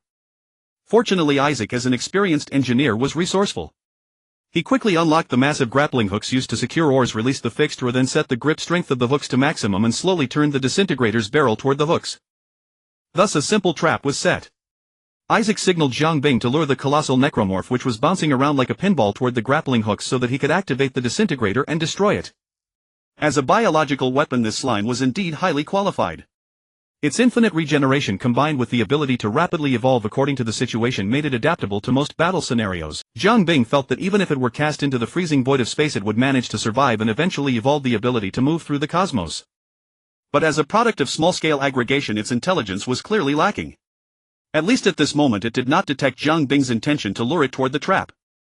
Finally, under Jiang Bing's deliberate guidance, the colossal mutant's next bounce landing point was controlled to be near the grappling hooks. Though the mutant's flesh was heavy, its immense weight in the absence of gravity had its crushing power severely diminished. Facing this flesh projectile, Jiang Bing did not simply dodge as before. Instead, in the gap between their passing he generated a powerful current of air in front of him, striking the mutant's slippery body, sending blood splattering as he pushed it onto a carefully calculated trajectory. The mutant, oblivious to this, smashed directly into the grapple point, then as usual extended several thick tentacles attempting to coil around nearby objects to launch itself again. But Isaac, who had been waiting for this moment, seized the opportunity without hesitation, activating the grapple's closing sequence. As the four massive metal teeth of the grapple closed inward, the mutant was clamped firmly. It began to writhe and struggle wildly, but against the colossal grapple designed to hold 100-ton meteorites its resistance was as futile as an ant trying to shake a tree. As Isaac closed the switch on the mineral disintegrator, the barrel of the disintegrator, 3 meters thick, began to charge. Also based on the principles of unified field theory, the disintegrator could unleash a directional shock wave capable of splitting mountains and rocks in an extremely short time. The drawback was a noticeable charging process and enormous energy consumption. However, when used against a stationary target, its power was absolutely satisfying.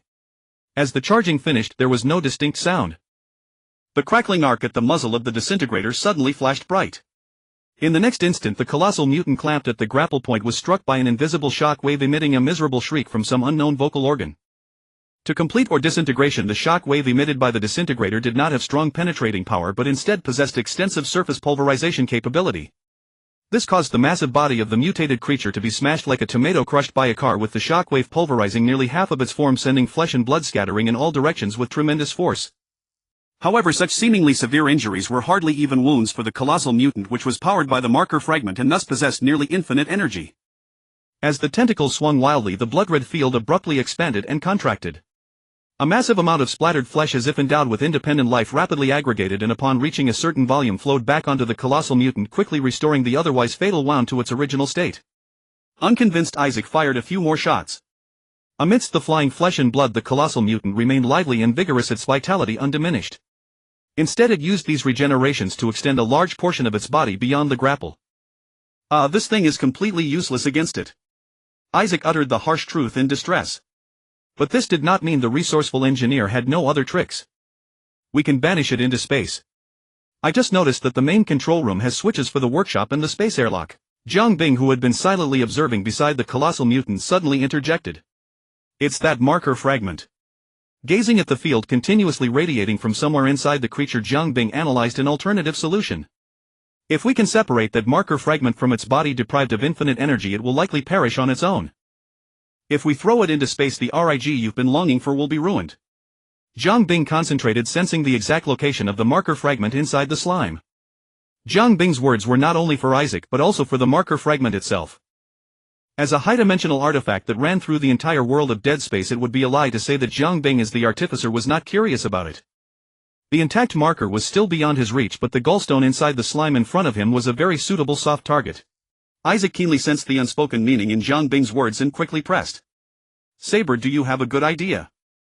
Chanchuanfengwa orbited the colossal mutant like a satellite, searching for the center of the field. Can you make fine adjustments to the mineral disintegrator's impact point? The engineer did not hesitate for a moment. No problem. I can sync its targeting system to my RIG inspection panel and make manual fine adjustments. Good. Watch my movements and hit hard where I mark. Isaac was somewhat puzzled, but trusting Jiang Bing, he nodded in agreement and promptly provided crucial support. I can short-circuit the power supply lines to temporarily overload the output power, delivering an overcharged shot several times more powerful than normal mode. The engineer had already left the main control room. While the two were discussing strategies, he wasted no time and flew toward the disintegrator. But this will severely damage the disintegrator's overall circuit structure. We only have one shot. Jiang Bing swung his sword to cut through the tentacles, blocking his path with a burst of gas from the back of his armor, allowing him to fly almost flush against the surface of the colossal mutant. After this round of data sampling, Jiang Bing had determined the location of the marker fragment inside the slime. During this risky close flyby approaching the predetermined position, Jiang Bing drew his katana and with the momentum of his forward charge used both hands to slash two deep gashes on the creature's surface with his chainsword and katana as marker. Isaac, can you see the markers? The engineer had already used the telekinesis power module to pry open the disintegrator's panel, slapped a blob of stasis energy onto the circuit board inside and was frantically welding and modifying it. Hearing Jiang Bing's call, Isaac turned his head amidst the chaos, marked the rapidly healing wound location with his RIG. Finally the engineer completed all the overload preparations in a flurry and replied to Jiang Bing. No problem. I've marked the position. Ready to fire whenever the modification is done. Receiving Isaac's affirmative reply, Jiang Bing immediately ceased circling the colossal mutant and began to increase the distance, leaving ample space for the next move. By the time the engineer finished modifying the disintegrator, Jiang Bing had already flown Xiangchuanfengwa almost to the other end of the workshop. Under Isaac's gaze, countless tiny air currents began to blow through the vast workshop, converging from all directions toward Jiang Bing's position, eventually coalescing into a visible whirlwind. With Jiang Bing's continuous mental input, the storm was constrained and shaped, further compressed into a high-speed gas drill composed entirely of rapidly rotating airflow. Accompanied by a teeth-grinding hiss, Jiang Bing activated all the air vents of Xiangchuanfengwa, accelerating forward while relentlessly pressurizing the drill's rotation speed to the max. Jiang Bing propelled the drill forward, gradually accelerating. Now! Without hesitation, Isaac began overcharging the disintegrator, completely disregarding that this action would cost the Harmonious Mining Corporation, to which the Ishimura belonged, millions of credits in losses. As a flash of light bright enough to illuminate the entire mineral cracking workshop burst forth, the left half of the giant mutant's body was nearly obliterated by the shockwave. Massive chunks of flesh in a state of zero gravity were hurled in all directions, gliding smoothly through the air, carried by inertia. They would not be able to reassemble into the giant mutant anytime soon. Amidst a frenzied howl, Jiang Bing, wielding a lightning drill formed from air currents, struck almost immediately on the heels of the shockwave. The high-speed rotating air drill entered through the passage carved by the shockwave, burrowing inward. It continued to fling countless blood clots to the sides as it rapidly penetrated deeper into the opponent's body. At this point, the giant mutant finally realized the dire situation. Even with its rudimentary intelligence, it could deduce that Jiang Bing's objective was the mark fragment core within its body. But realizing this now was far too late. Guided by the artisan perspective, Jiang Bing charged straight ahead, reaching the center of the blood-red field just before the air drill's rotation speed dropped to a critical threshold. Dr. Mercer's flesh had long since dissolved, merging completely with the giant mutant. His body had become a mass of mixed flesh and bone enveloping the mark fragment. From it, countless tiny blood vessels extended, burrowing deep into the surrounding walls of flesh. However, this contracting heart-like mass of flesh was mercilessly punctured by Jiang Bing's hand. Resisting the pressure from the surrounding walls of flesh, Jiang Bing powered his chainsword to maximum and thrust it deep into the mass. He then carved a gap wide enough for him to lean in. Though blood and gore had completely smeared the visor of his authority Fongbo, the blood-red field continuously emitted by the mark fragment was as conspicuous as a beacon in the dark. With the omniscient vision provided by Mithril, Jiang Bing tore through the ever-proliferating thick cortical membranes. He precisely leaned in and grasped the only hard object within the giant mutant's body. The moment the mark fragment touched Jiang Bing's palm, a torrent of illusions and mental interference assaulted him. Entering a state of mental overload, Jiang Bing gritted his teeth and suppressed them with all his might. Jiang Bing continued to exert force, winning this unequal struggle. He tore the mark fragment, which had grown together with the giant mutant, out by the roots. The blood-red field began to run wild. Stimulated, the walls of flesh surrounding Jiang Bing started to writhe and squeeze violently, applying pressure in an attempt to keep him trapped. Following an inexplicable intuition, Jiang Bing flipped up his visor. Thick viscous blood from his nose flowing freely due to the mental overload he smeared haphazardly onto the mark. The higher-level information contained within the blood began to rapidly erode the very essence of the mark fragment. As a creation, no matter its level, it could hardly resist the erosion of an artisan's blood. The rampaging blood-red field suddenly became chaotic. Jiang Bing, while wiping his nose, scurried out of the now languid giant mutant's body. As handfuls of nose blood coated this mark fragment the size of a human fist, layer upon layer, the ever-diffusing blood-red field was neutralized, shrank, and finally with great reluctance was forced back within the mark fragment. Thus the mark fragment was sealed by Jiang Bing using an ancient method. Deprived of power from the mark fragment, the giant mutant could no longer maintain its massive form. Its struggles had been weakening since earlier, and with the sealing of the fragment it completely collapsed into a quivering mass of flesh jelly. Jiang Bing executed his daring ploy with flair, but poor Isaac was left to sift through the mutant's remains, searching for treasure amidst the filth. Fortunately, the core data component of the RIG was extremely durable. Despite being tossed around along with Mercer's corpse, Isaac ultimately got what he wanted. Jiang Bing also got his wish, obtaining the coveted skill book. Worried about his girlfriend, the engineer, after fulfilling his promise, hurried off to the internal tram station of the USG Ishimura to head to the medical bay and find her. The two parted ways. Having made a rich harvest, Jiang Bing simply headed back home. All that was left was the incomplete markets field fluctuating violently across the entire ship, radiating a palpable fury.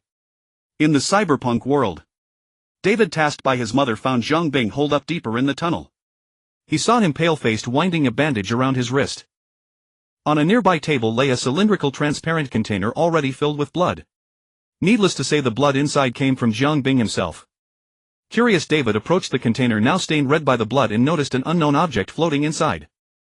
David pressed his face closer, almost touching the container, before he could see that the unknown object immersed in the blood was an irregular stone the size of a fist and entirely brownish red. "Boss, what's this?" David asked, full of curiosity. Jiang Bing tightened the bandage and replied casually, "I'm consecrating it." Consecrating? David struggled to chew over this foreign word, growing more puzzled. What religious relic is inside? MHM. And so this mark fragment pilfered from the USG Ishimura was thusly categorized. With Jiang Bing's permission, an excited David picked it up. He held this mysterious container in his hands, examining it closely and turning it over, completely unaware that if the container broke, the entire Badlands and even Night City would be doomed. However, the container was made of a special high-strength laminated glass, impenetrable to ordinary bullets and not at risk of breaking from a fall. Otherwise, Jiang Bing wouldn't have dared let David handle it like a craft piece. Once the novelty wore off, David stated the purpose of his visit. "Boss, my mom told me to inform you that the matter with the drivers is settled. Dakota Smith has arranged to meet with a few nomad families interested in the job to discuss details at her place." "What time?" David scratched his head, his cybernetic eye flickering with light, clearly having forgotten to ask, and was now contacting Gloria on the spot to confirm. "4 in the afternoon." Jiang Bing stood up and stretched. He hadn't left his spot for 5 or 6 days since returning from the world of dead space. Tired of stillness, he felt a hint of anticipation for this outing. But there was still plenty of time. Jiang Bing grabbed David, his most loyal underling in the company, to be the first to experience the new benefits of Entropy Corporation. "He'll show you something good." The two went to the workshop. Next to the original exoskeleton armor modification pod, there was now a device resembling a double-door refrigerator, but much larger than a standard home fridge. Jiang Bing walked over to the portable computer and typed a few keys. The two doors of the device swung open, revealing a human-shaped cavity inside. Looking at the complex and intricate internal structure, David was awed without understanding why. Jiang Bing snapped a wrist-mounted RIG onto David's wrist and then pushed him toward the device. "Step inside and try it." Dawei, with an eager expression, followed Jiang Bing's instructions and stood in the preset groove.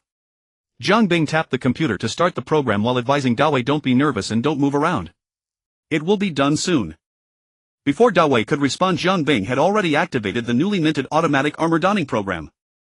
The door closed and a multitude of micro-robotic arms hidden inside the mechanism assembled the corresponding parts onto Dawei's body. Following that, multifunction work guns secured and dovetailed these components according to the predetermined structure. The pre-installed parts automatically powered on for internal inspection, locked the connections from within, and finally completed the armoring. "This thing is really cool." Dawei emerged from the device, excitedly examining his full suit of armor. This suit, which drew inspiration from the principles of the worksuit in the world of Dead Space and was improved by Jiang Bing's own knowledge, was named Tianbing by Jiang Bing as the uniform for Nishang combat personnel. Unlike the bulky exoskeleton armor like the Centaur armor, Tianbing fully inherited the advantages of the Dead Space worksuit.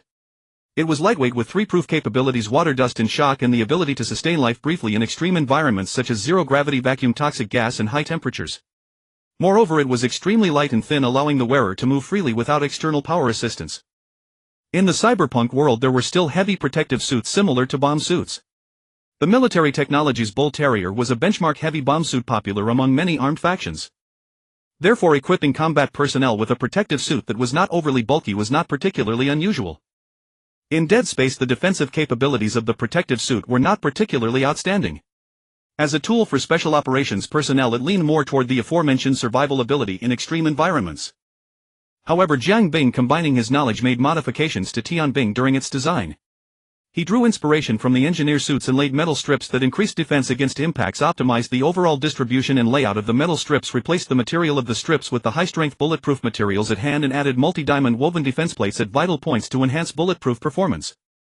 However, the core of the entire armor was still the RIG on Dawei's wrist.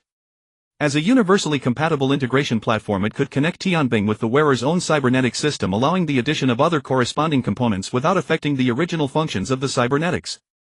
To put it bluntly, with it, the concept of transplanting most cybernetic implants from the cyberpunk world onto Tianbing armor could be realized.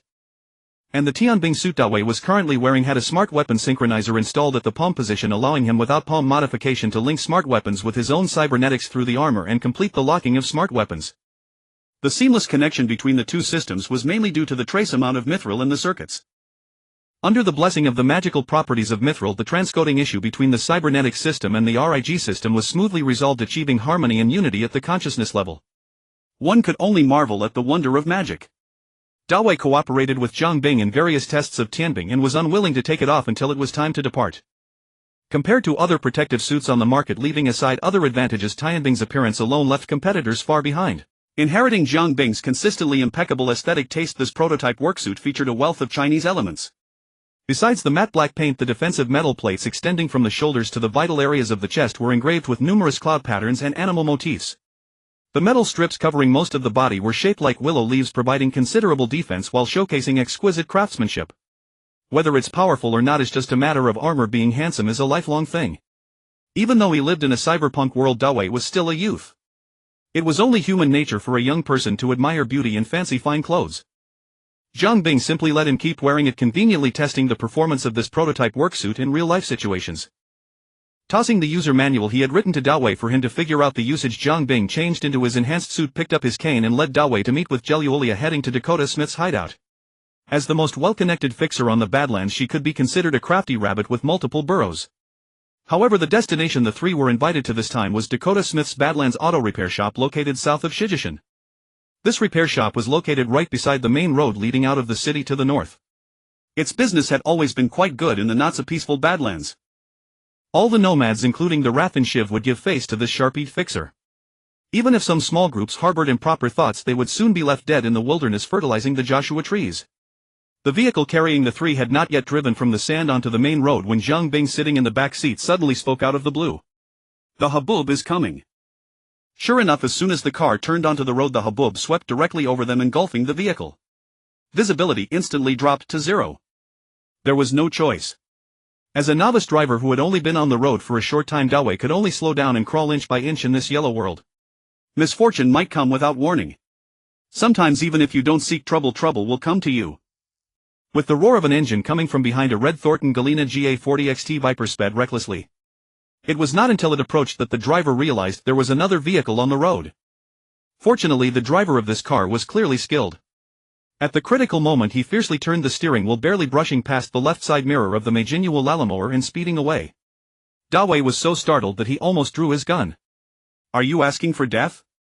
Driving so fast in this weather?" Before he could finish his complaint, a Galena Gecko followed closely from behind, also flooring the accelerator and roaring past. This time not only was the barely surviving side mirror lost, but a large area of the side body was also scraped. A colorful mohawk popped out of the opposite window, and amid wild cheers and screams it fired a burst of bullets at the Magenual Lalamore. Protected by the bulletproof armor, these bullets posed no threat.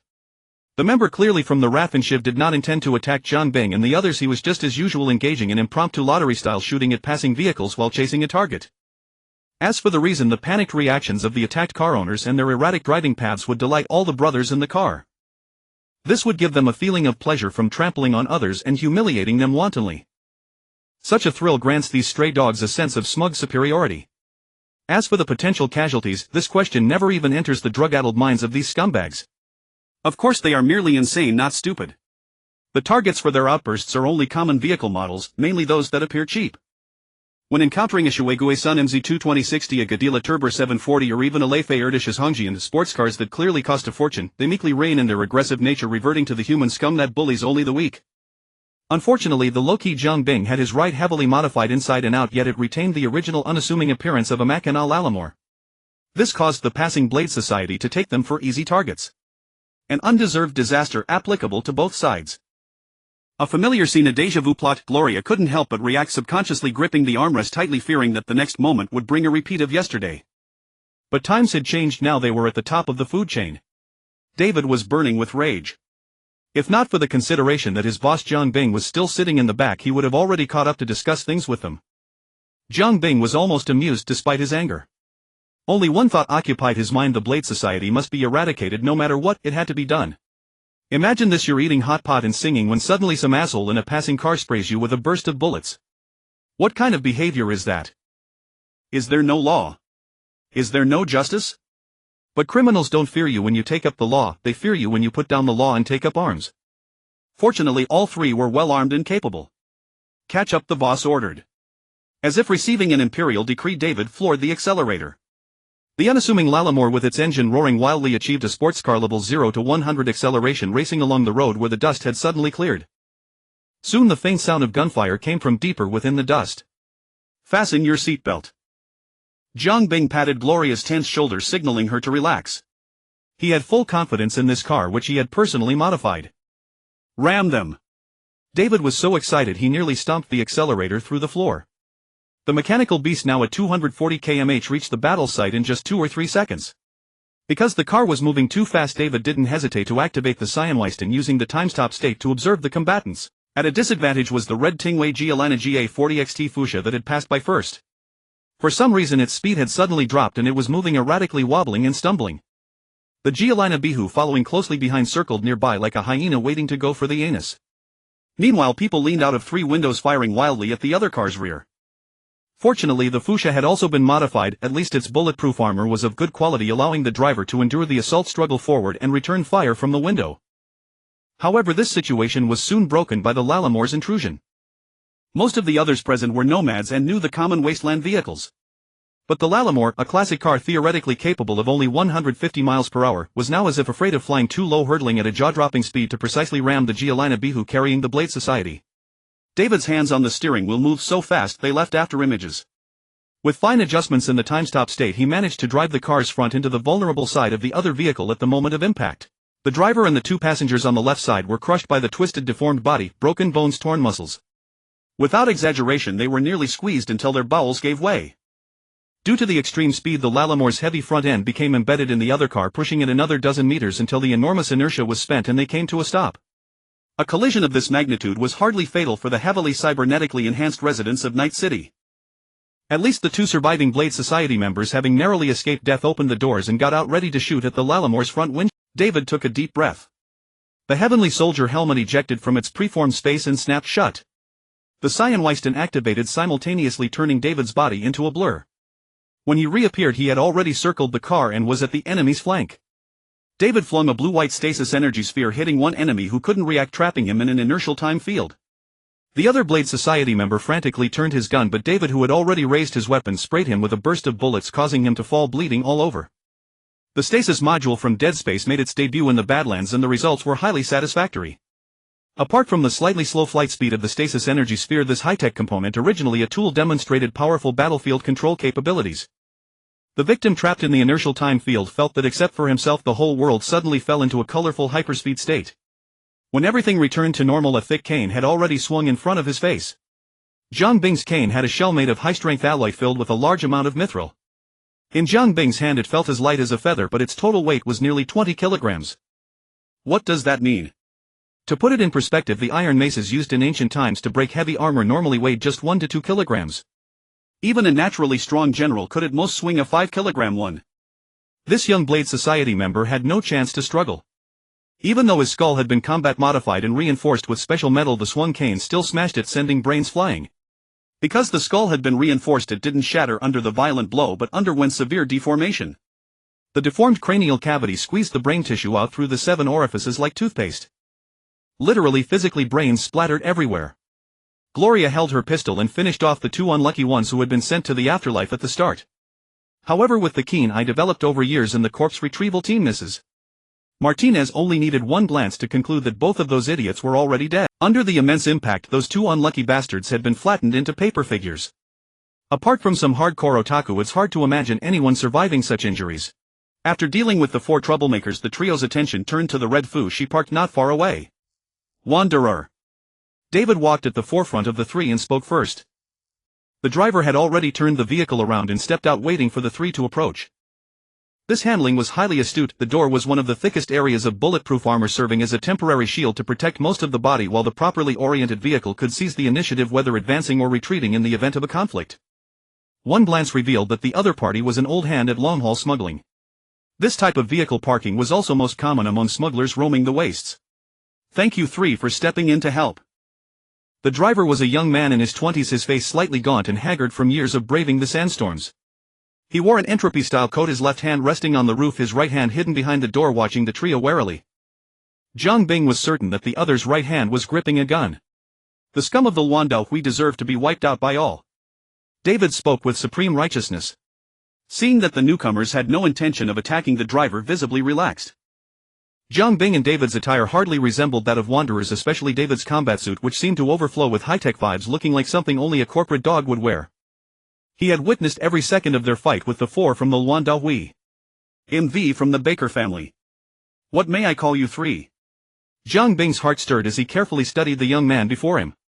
Vincent? Jiang Bing suddenly asked. V was surprised to be called by his real name but still nodded in acknowledgement. He never expected that the future renowned Vincentian was now just a small fry running from the Luandao. The irony of the world was nothing more than this. Sabol-Leroite Jiang Bing introduced himself, proactively extending goodwill. Dawei Mading Nizi. Dawei was surprised by his leader's initiative but followed suit. Vincent was clearly taken aback by Dawei's surname. He couldn't help but turn his gaze to the silent Jelualia beside them. Jelualia Mading Nizi. Are you the new fixer in the A2? Mrs. Mading Nizi hadn't expected him to say that. But this time she was satisfied with her growing reputation on the streets, nodding with a hint of pride. Only then did Vincent visibly relax. He put away his gun and stepped out from behind the door. Actually, I was sent by the clan leader to meet you at Dekita Shamisa's place. To discuss the long-term transport contract with you. V shrugged inside. I didn't expect to be saved by you on the road before we even reached a deal. With this connection, the tension between both sides eased. Bahadabo was still raging and the wilderness was hardly a good place for conversation. The front hood of the Fushi was opened and Vincent began to inspect his beloved vehicle. A vehicle was a wanderer's second pair of legs in the vast data. Being without a reliable ride meant being stranded, so every wandering transporter possessed formidable repair skills. Jiang Bing and Jelualia went to move the car. Jelualia drove while Jiang Bing focused on separating the crushed by Hu from the front of the Larimore. How did you get into trouble with them? Dawei approached V, who was busy repairing the car, and started a conversation. The other smiled helplessly. Our family's been having some conflicts with the Luandao lately. When I was alone they found me and latched on. Dawei countered. Your family has a feud with the Luandao. Rather than that, it's more like no family is without a feud with them. V hit the nail on the head with a sharp comment. Jelualia drove the Larimore up close. Jiang Bing got out, glanced a few times at the Fushi's engine, then reached out and touched the chassis. The air filter screen is damaged. Sand got into the engine. I suggest you give it a thorough cleaning back home.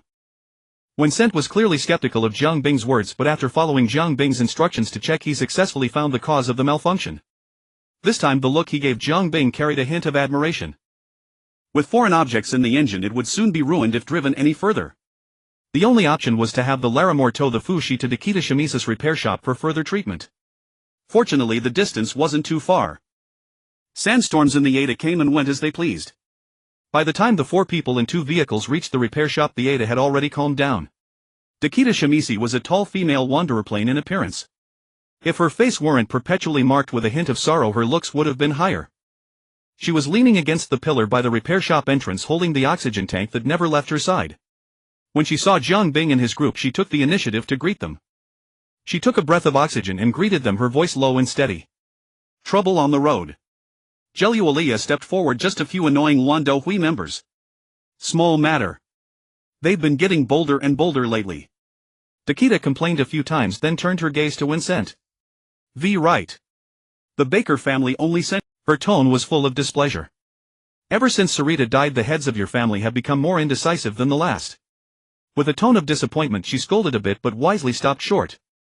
Except for Vincent, who had broken down on the road, everyone else had already arrived. Everyone, this is the newly renowned fixer Jelualia.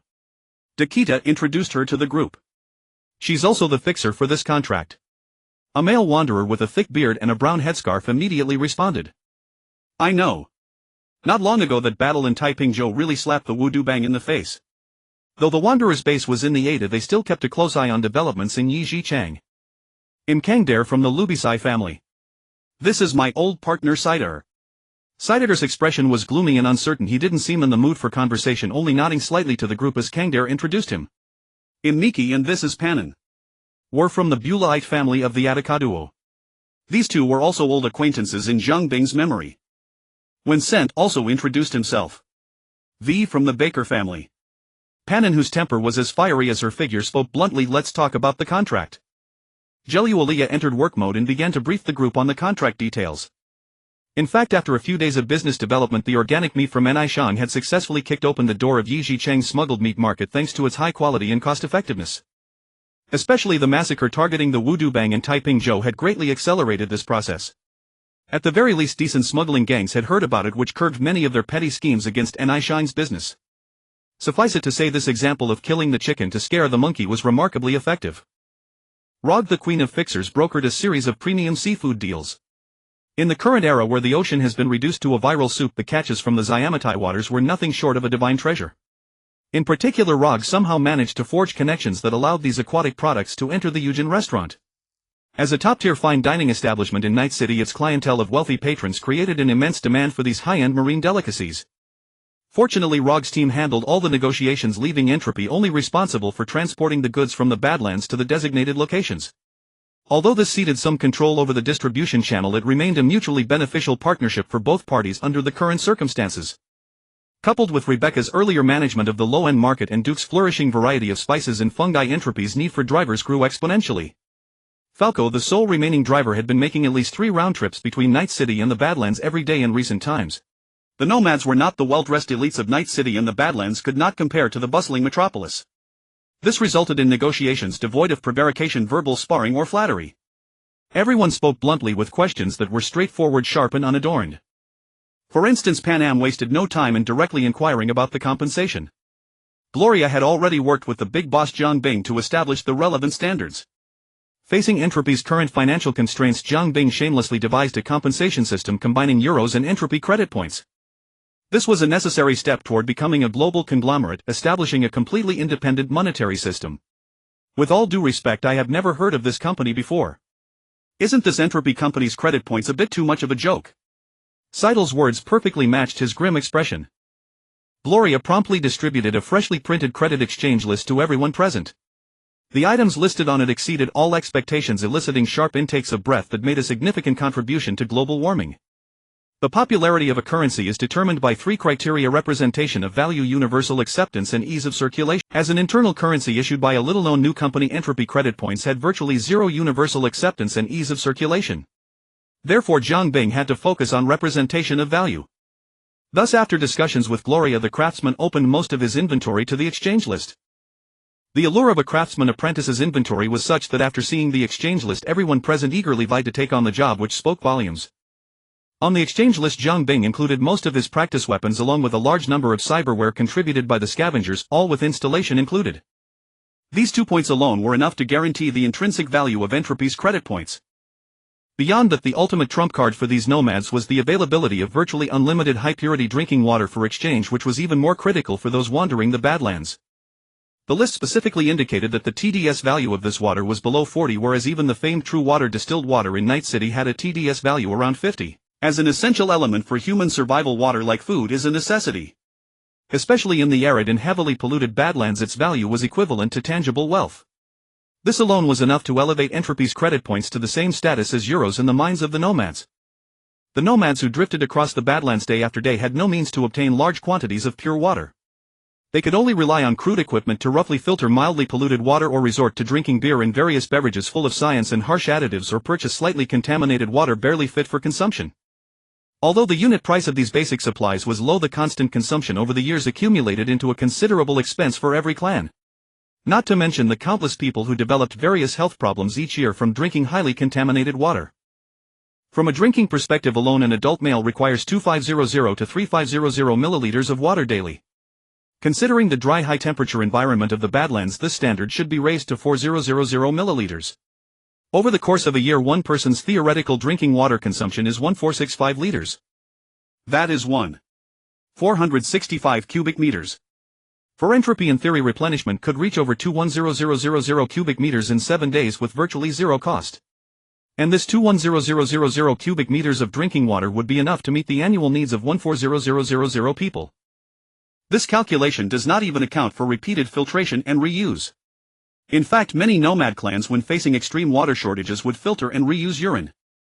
After passing through the bolus initial filtration by the kidneys, this urine was actually purer than the purchased drinking water.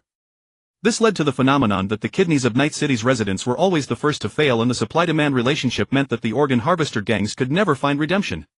In Entropy's credit point exchange list, the exchange price for this drinking water could not be called a cabbage price, cabbage being a high-end luxury, but compared to the price of true water it was practically given away. In fact, if not for the severe shortage of manpower, Entropy's next business line would have been selling water. After all, the largest cost components, transportation and product expenses, were negligible for Entropy. Zhang Bing had once looked into purchasing bottling lines and corresponding large water storage tanks online. But again, in the early stages of Entropy's founding, both money and people were scarce. The water-selling business, which relied on volume for profit, had a massive market potential but had to be postponed. However, this did not stop Zhang Bing from using it as a currency. As expected, after seeing the credit exchange list, the 5 people present had no further questions about the settlement method, and the remaining issues were merely trivial details. As the group engaged in heated debate, Dakota Smith, holding an oxygen mask, approached Zhang Bing. A fixer's nose is as keen as a dog's, and Dakota had long wanted to meet Zhang Bing, the figure behind Gloria. This meeting took place here, and that reason accounted for half of it. "Good afternoon, Mr. Saba." Dakota took a deep breath of oxygen. Zhang Bing was also curious about this evergreen of the Badlands. "Good afternoon, Ms. Dakota. Mr. Saba is not a native of Night City, is he?" Zhang Bing was somewhat surprised. "What makes you say that?" "A sense of ease." The fixer gestured to her narrow eyes. "I consider myself fairly accurate in judging people, Mr. Saba. That detachment from everything in Night City, I've only seen it in people from Kong Tao and some refugees from Hong Kong." The fixer took another drag of oxygen, and Zhang Bing's ears confirmed that the woman opposite him had no respiratory ailments. "But you're not one of them," Dakota stated with certainty. "You lack the cold detachment of Kong Tao's people, the aimlessness of the refugees, and of course the madness and decadence of the locals." The fixer scrutinized Zhang Bing's face, his gaze shifting from assessment to a wondering, uncertain look. "But, Mr. Saba, you remind me of someone." Zhang Bing couldn't help but be intrigued. "Who?" "Richard Knight." Zhang Bing let out a laugh. As the founder of Night City, Richard Knight's name was known to nearly every resident of Night City, and Zhang Bing was no exception. "So you've actually met him?" Zhang Bing's confusion was understandable.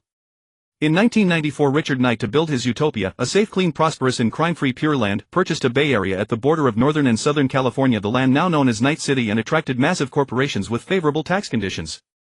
But this fervent idealist was stabbed to death on his own balcony just 4 years later, his grand dream shattered like a fragile bubble. Dakota took another deep breath of oxygen, chuckling softly. "Don't try to guess a lattice age. I was very young back then." The fixer's tone grew distant, steeped in nostalgia. "Times were far from this bad, everyone could still get by. I went with my father to hear him speak once near what is now the Coronado farm." Dakota smoothed her long hair. "To this day I still can't forget his eyes." Zhang Bing stood quietly, leaning on his cane, listening to her recount the past. "I couldn't understand a word of his ideals and visions. I only remember those eyes, calm yet harboring a blazing current, as if they could burn through the iron curtain of the silent war shrouding America." The fixer sighed, gazing at the attentive Zhang Bing. "You're the same. That stubborn insistence on the world still shines in your eyes, unlike those fools in Night City who've drowned in the swamp of desire." "Do you have faith, Saba?" Zhang Bing tilted his head. "Depends on how you define it." The elderly fixer leaned against a concrete pillar. "Your recent actions make people think you're from the same place as Kong Tao." Zhang Bing tapped his cane. "That doesn't matter." His cold demeanor ended the fixer's initial probing, and the shrewd merchant posed another question. "Saba, what's your take on those scum from the Blade Brotherhood?" Zhang Bing chuckled. "What I think doesn't matter. What matters is that they're gone. The Blade Brotherhood can never be wiped out, you and I both know that. They're the sewer, the septic tank of every nomad clan, a drainage strip that forms inadvertently. As long as humanity's evil desires exist, such people will never disappear." Dakota seemed to have obtained the information she wanted from their earlier exchange. "Mr. Saba, is Nigentropy planning to put down roots in the Badlands?" Zhang Bing nodded affirmatively. "A corporation like yours is rare, but we welcome all builders and friendly new neighbors." As an elder of the Mapu tribe, Dakota Smith indeed had the authority to say so. But overgrown weeds, if left untrimmed, always creep onto the road and block traffic. The fixer revealed a secret that was no secret among the high-ranking members of the clans. That's why regular trimming is necessary. Jiang Bing tapped his cane lightly, his mind racing. But lately the weeds have been growing a bit too fast. As a new neighbor in the Badlands, what do you think about this? A possibility struck Jiang Bing, and if it were true it would be most intriguing. A big corporation has gotten involved, hasn't it? Dakota Smith's face darkened. Inadvertently, with backing from certain major corporations, these scum had rapidly expanded the Blade Brotherhood. It was like the sewer pipe used for drainage being blocked from below, causing the filth to backflow and pollute the clean ground, leaving a stench everywhere. These nomads had in a careless move shot themselves in the foot. Mr. Saba, what does Negentropy think of the Blade Brotherhood? Dakota took another deep breath of oxygen, her shrewd fixer's calculations returning to the forefront. Hearing her deliberately mention Negentropy in the question, Jiang Bing's heart tightened. He understood she was probing his stance as a corporate leader on this matter. A black glove, either Arasaka or Militech. There's nothing new under the sun. Dakota was not surprised by Jiang Bing's reply and nodded in agreement. What if I told you that Negentropy's base has already caught their attention? This answer did not surprise Jiang Bing at all. With Negentropy's recent expansion and frequent cargo transport in convoys, it was impossible for the hyenas of the Badlands not to take notice. But Jiang Bing hadn't expected these scavengers to be so impatient. This was likely the woman's ultimate goal in going to such lengths to personally invite him here. We will closely monitor the situation, strongly condemn such illegal acts, and seriously warn the other party not to provoke a war. Let this be a solemn warning. Jiang Bing executed the classic diplomatic golden triple play. A classic is timeless. Dakota nearly choked on Jiang Bing's perfunctory reply, rolling her eyes. If Negentropy can handle this, you'll earn the friendship of the Aldecaldos. The fixer herself and Aldecaldos finally revealed her true intent. For a powerful clan that once numbered 1 million at its peak, comprising hundreds of families and spread across America, such a promise carried considerable weight in the Badlands. If this fixer could truly deliver what she claimed. It seems you've investigated Negentropy. Why don't you deal with it yourselves? Dakota sighed deeply with resignation. The Blade Brotherhood's backer is Militech. Jiang Bing immediately understood, another one of those damnable interconnected messes. As the two giants that formed the new United States, Militech and Lazarus Group's involvement in this matter made the Aldecaldos, who made their living on American soil, naturally cautious. Jiang Bing smoothed his lapels and flicked away non-existent dust. Let's be practical. Sending people to their deaths with empty words isn't realistic. I know NUSA is running some shady business. If it succeeds, you'll need a large number of people who can handle transportation. Duke was introduced by her. Jiang Bing wasn't surprised that she knew about NUSA's recent rapid progress in agricultural development. 100 experienced drivers. As long as you offer them the same pay, the Atacado clan will assign 100 skilled drivers to serve you. The intermediary pointed at the crowd in the meeting and made a heavy offer. Beneath Jiang Bing's silent expression, his mind was racing. Not enough. Seeing the other's surprised expression, Jiang Bing refuted with reason. These 100 people, NUSA will have to pay them handsomely. In the end, we spend a high price to eliminate the scavengers while you reap the benefits and even solve livelihood problems for several families. Quite a clever calculation. Dakota Smith, however, was amazed by Jiang Bing's certainty. The 100 people were just a gimmick, but she hadn't expected that he wouldn't raise any issues about this aspect, as if NUSA could easily absorb all those people. For Jiang Bing, the more reliable hands the better. Backed by myriad worlds and endless resources, he only lacked channels to expand, not production capacity. What do you want? As a shrewd businesswoman, Dakota naturally caught Jiang Bing's implication. If I recall correctly, the Atacado clan has hundreds of tribes spread across the whole of America. Jiang Bing rhythmically tapped his metal cane on the ground, producing a continuous clatter like his verbal assault.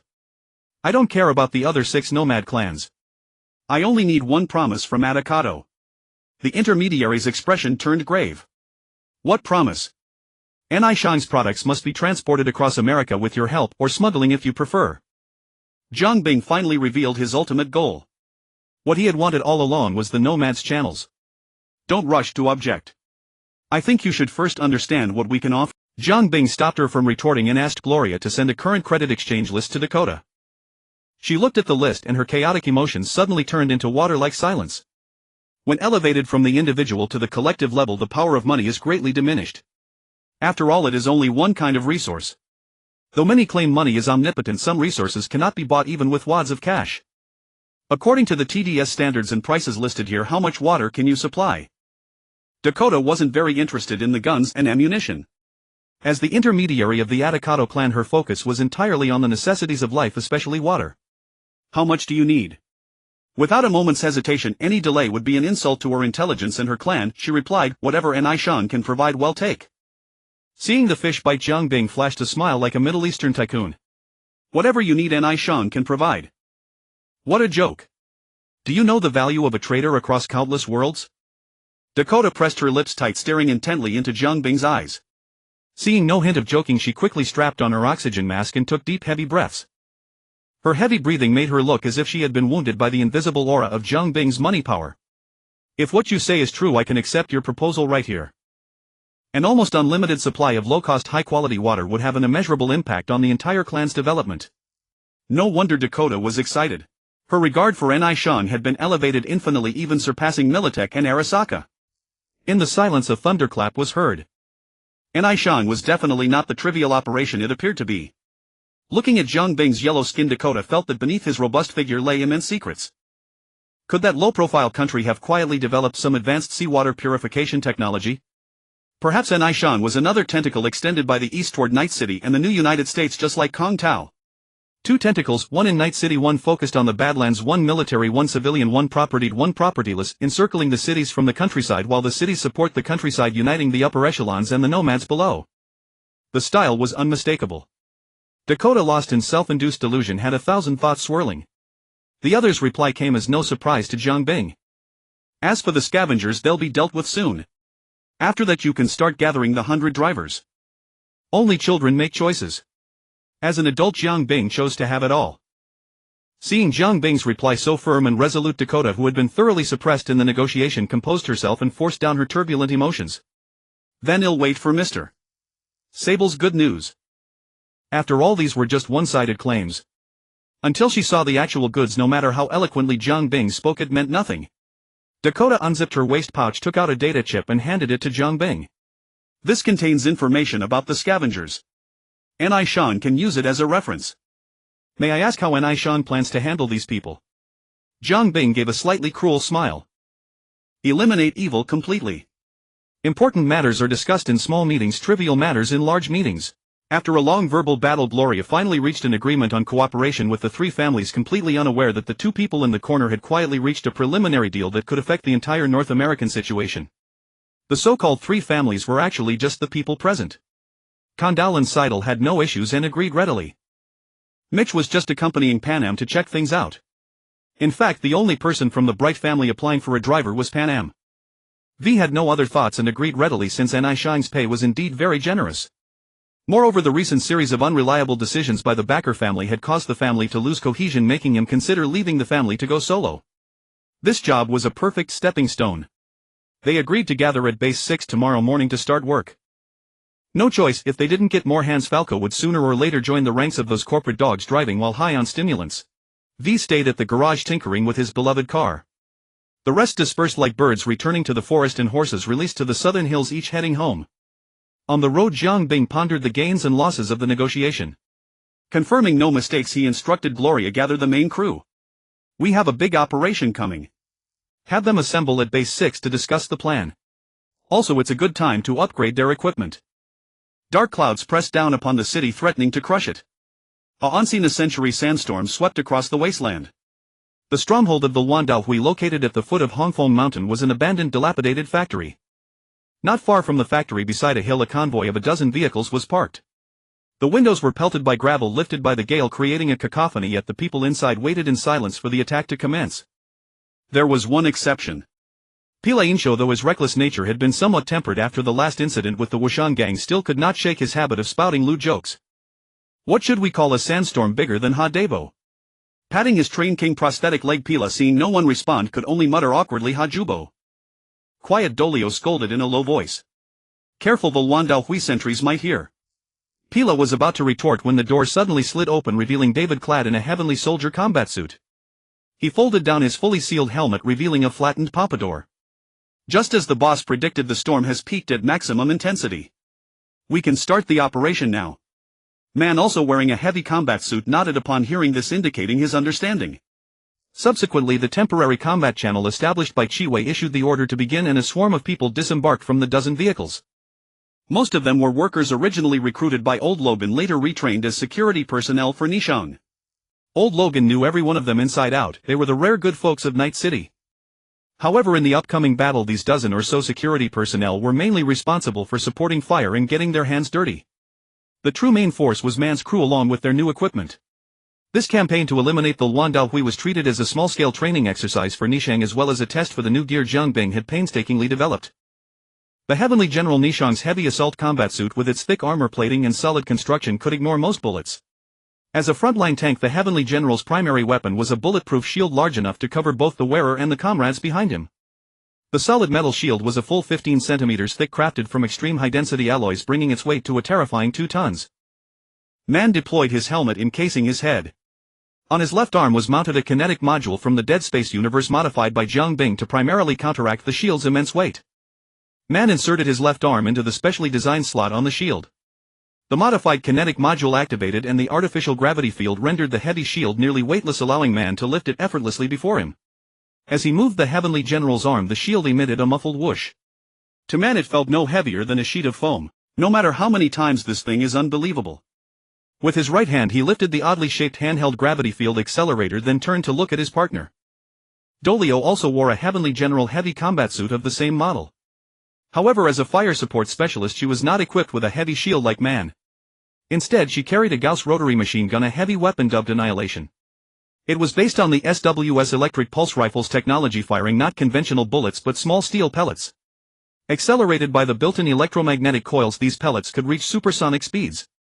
Although the single pellet's power was unremarkable, the multi-barreled honeycomb design allowed a staggering rate of fire of 6,000 rounds per minute. Thus on Dolio's back the Heavenly General carried an equally massive ammunition box, 200,000 6.5mm steel pellets.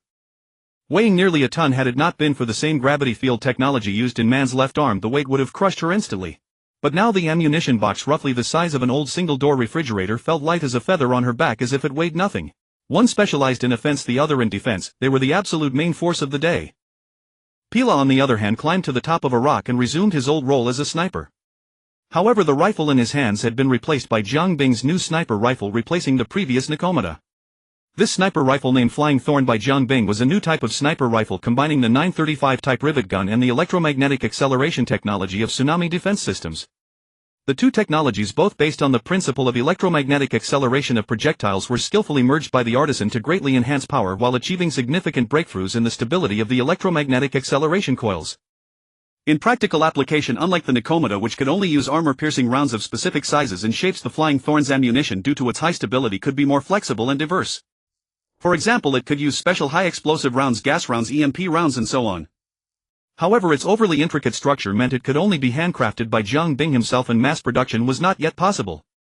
Pila, wearing a sand-colored Heavenly Soldier combat suit, was virtually invisible in the raging sandstorm.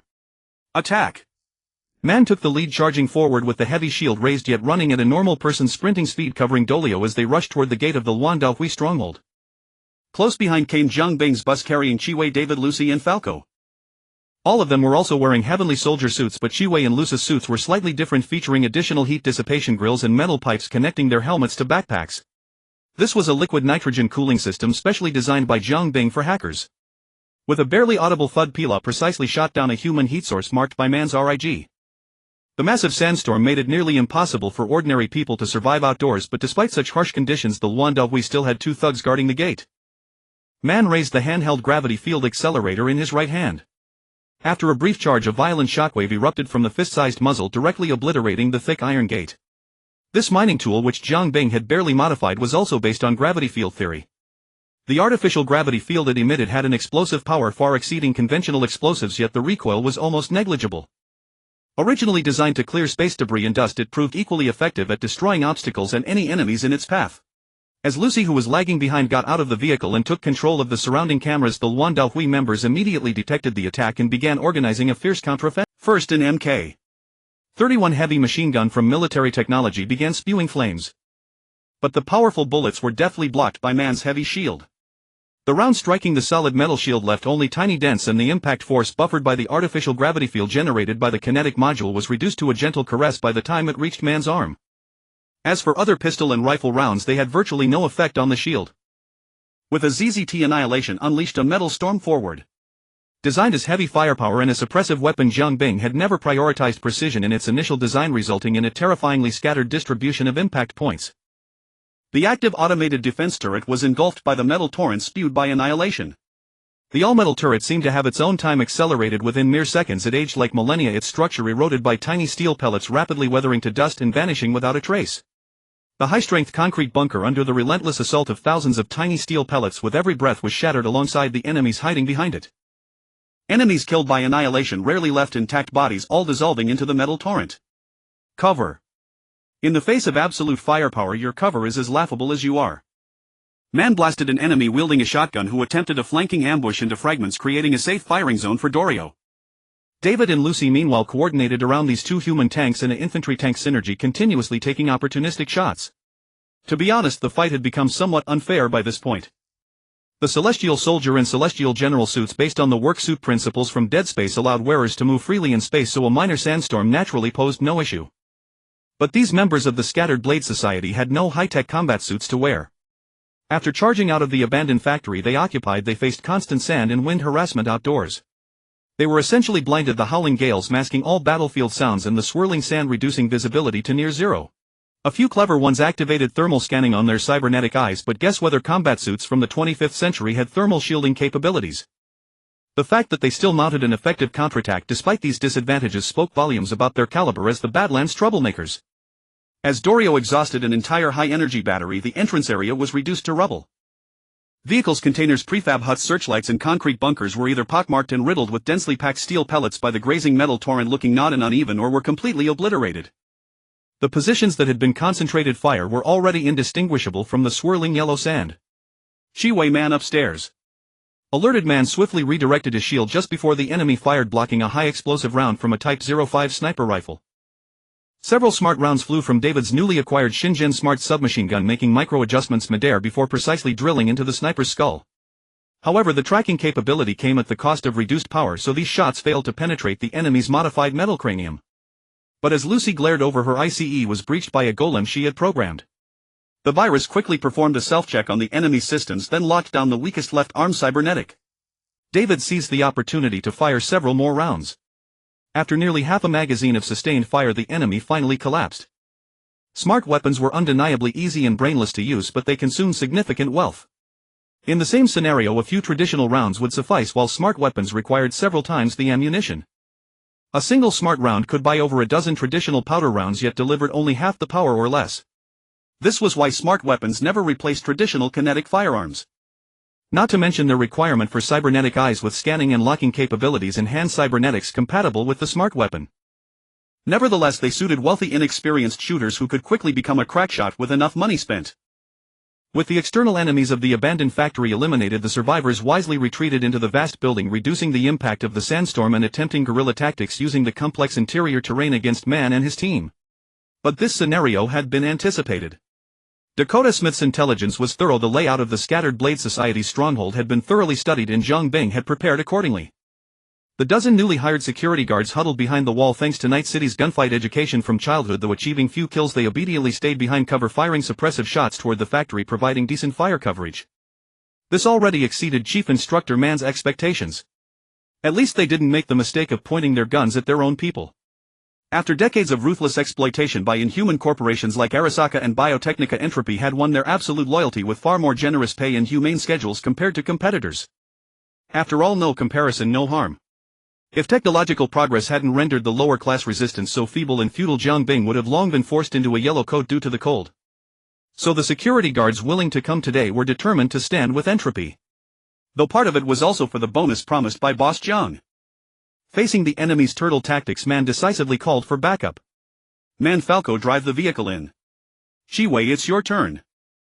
The bus drove through the gate into the yard, and under the control of veteran driver Falco, it was precisely parked in the open space, its rear facing the nearby abandoned factory. Pyrrha fired a high-explosive nail into the abandoned factory's window, triggering a violent explosion inside. Pyrrha, I've been itching to use this big cannon. Let it fire. Deep within Tunnel 6 of Base 6. Jiang Bing sat on the golden throne controlling the sandstorm while casting his gaze toward the battlefield where the team clashed with the Scattered Blade Society. Just as he was collecting data from various angles to improve future Entropy standard equipment, he inadvertently overheard Pyrrha's awful remark and felt a throbbing headache. While Jiang Bing pondered whether to replace Pyrrha's third leg with a real big cannon, the modified bus rear half rapidly unfolded, revealing a massive device inside.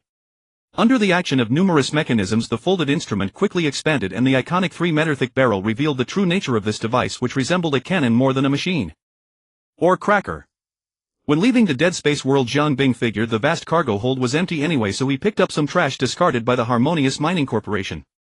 If not for the mental overload from sealing the marker fragment and sensing the marker's incipient madness, Jiang Bing would have conducted a thorough sweep of the Ishimura, turning it upside down. However, the thick and elongated ore disintegrator adorned with the robust cables Jiang Bing had nailed to its exterior during repairs, coupled with Pila's earlier suggestive remarks, made Jiang Bing increasingly perceive it as a vivid, oversized cannon. It was in a fully engorged state. Seated upon the golden throne, Jiang Bing shook his crowned head vigorously, striving to cast aside these lewd thoughts. With a casual gesture, he summoned a turbulent gust that sent the combat drones rising from the abandoned factory by the random blades tumbling into a corner cluttered with debris, covertly safeguarding and sustaining the charging mineral disintegrator. Having undergone such outrageous modifications, Jiang Bing himself was eager to witness the power this energy-devouring behemoth could unleash. Since the cameras outside the abandoned factory had been breached by Lucy at the onset of the battle, and the random blades could neither afford skilled hackers, nor would any capable hacker waste time in the Badlands grit, they could only dispatch minions for human observation while enduring Pila's sniping. One fortunate minion, having evaded Pila's scrutiny, managed to peer through the thick veil of sand and observe the mineral disintegrator as it blazed with radiant light. Unluckily for him, the disintegrator's cannon was aimed directly at his position. Barring any unforeseen events, he would soon experience the impact of a strike from 400 years in the future. Boss, they've got a cannon. The minion scrambled in terror, crawling and stumbling, but before he could even descend the stairs, a piercing soft whistle swept past his ears. The mineral disintegrator had completed its charge, and under Kiwi's control it opened fire without hesitation on its target. In mere nanoseconds, the invisible shockwave slammed into the wall of the abandoned factory. The cement and steel structure was like tofu compared to the iron of the high density ore extracted from the planet's core by gravitational cables.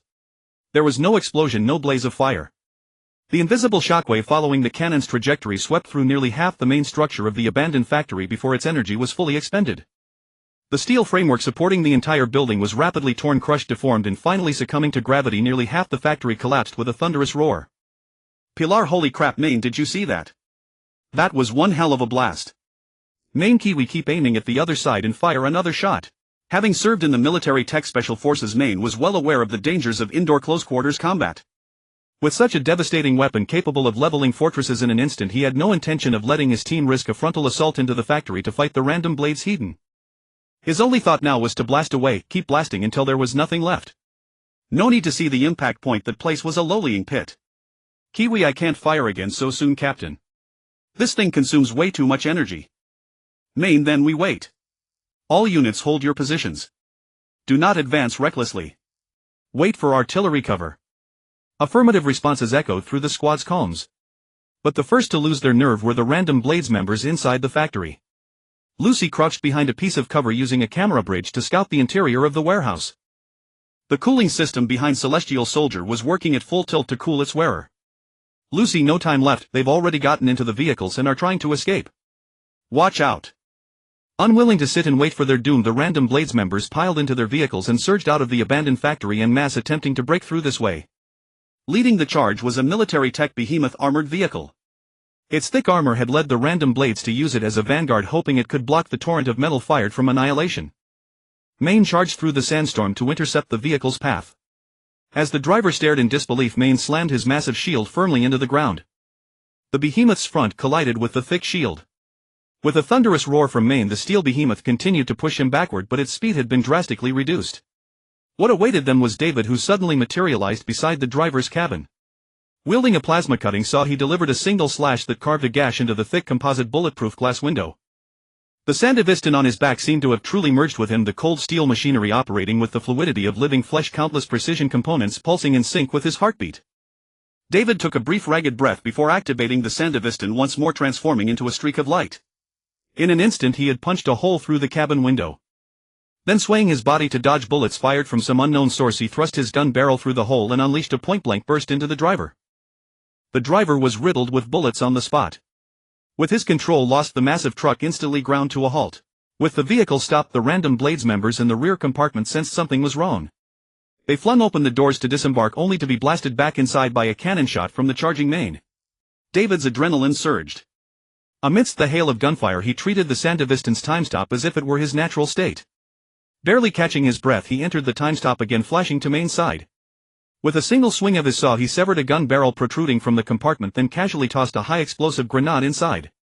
Maine's massive shield followed closely, pressing against the compartment door, sealing off any chance of escape. Amidst the frantic curses of the random blades trapped inside, the grenade detonated with a roar. Shrapnel clattered against the shield, but the two men huddled behind it remained unscathed. The unfortunate souls inside the compartment were not so lucky. The enclosed space had greatly amplified the grenade's explosive force, wiping out the entire group of random blades completely. To be safe, David tossed in another high-explosive grenade before the two moved on to intercept other vehicles. However, this plan proved largely unnecessary. Though Maine's cover was gone, Dorio was already in a frenzy of slaughter. Relying on the thick armor of Celestial General, Dorio strode out from cover, standing in the middle of the road. Braving the enemy's fire, she engaged in a fierce exchange of gunfire. 5 or 6 vehicles and over a dozen men armed with an array of weapons would have been more than enough to bully passing civilians or nomads under normal circumstances. But Dorio was clearly not in that category. One by one the vehicles were blown apart. The torrent of countless tiny steel pellets seemed almost fluid, seeping into every crevice. Windows, gaps, weak points in the armor. Wherever there was an opening the steel pellets would invade, and under the relentless assault the enemy was thoroughly routed, their defenses shattered. Not to mention the sniper who pierced armor with every shot, and the highly skilled battlefield hacker taking potshots from the sidelines. The random Blades members trailing behind the vehicles were experts at bullying the weak in their daily lives, but they had never witnessed such a scene. Panicked, they fled in disarray, scrambling back into the abandoned factory like a tide. Man who had rushed over with his shield became the proverbial straw that broke the camel's back. The scales of victory tipped completely in favor of entropy. The Chaos Blades who reveled in bullying the weak now found themselves facing a force even more adept at exploiting their numerical advantage. The equipment worn by Man and his team could be considered top tier even by the standards of a special assault squad in the Fourth Corporate War. The disparity in strength was too vast.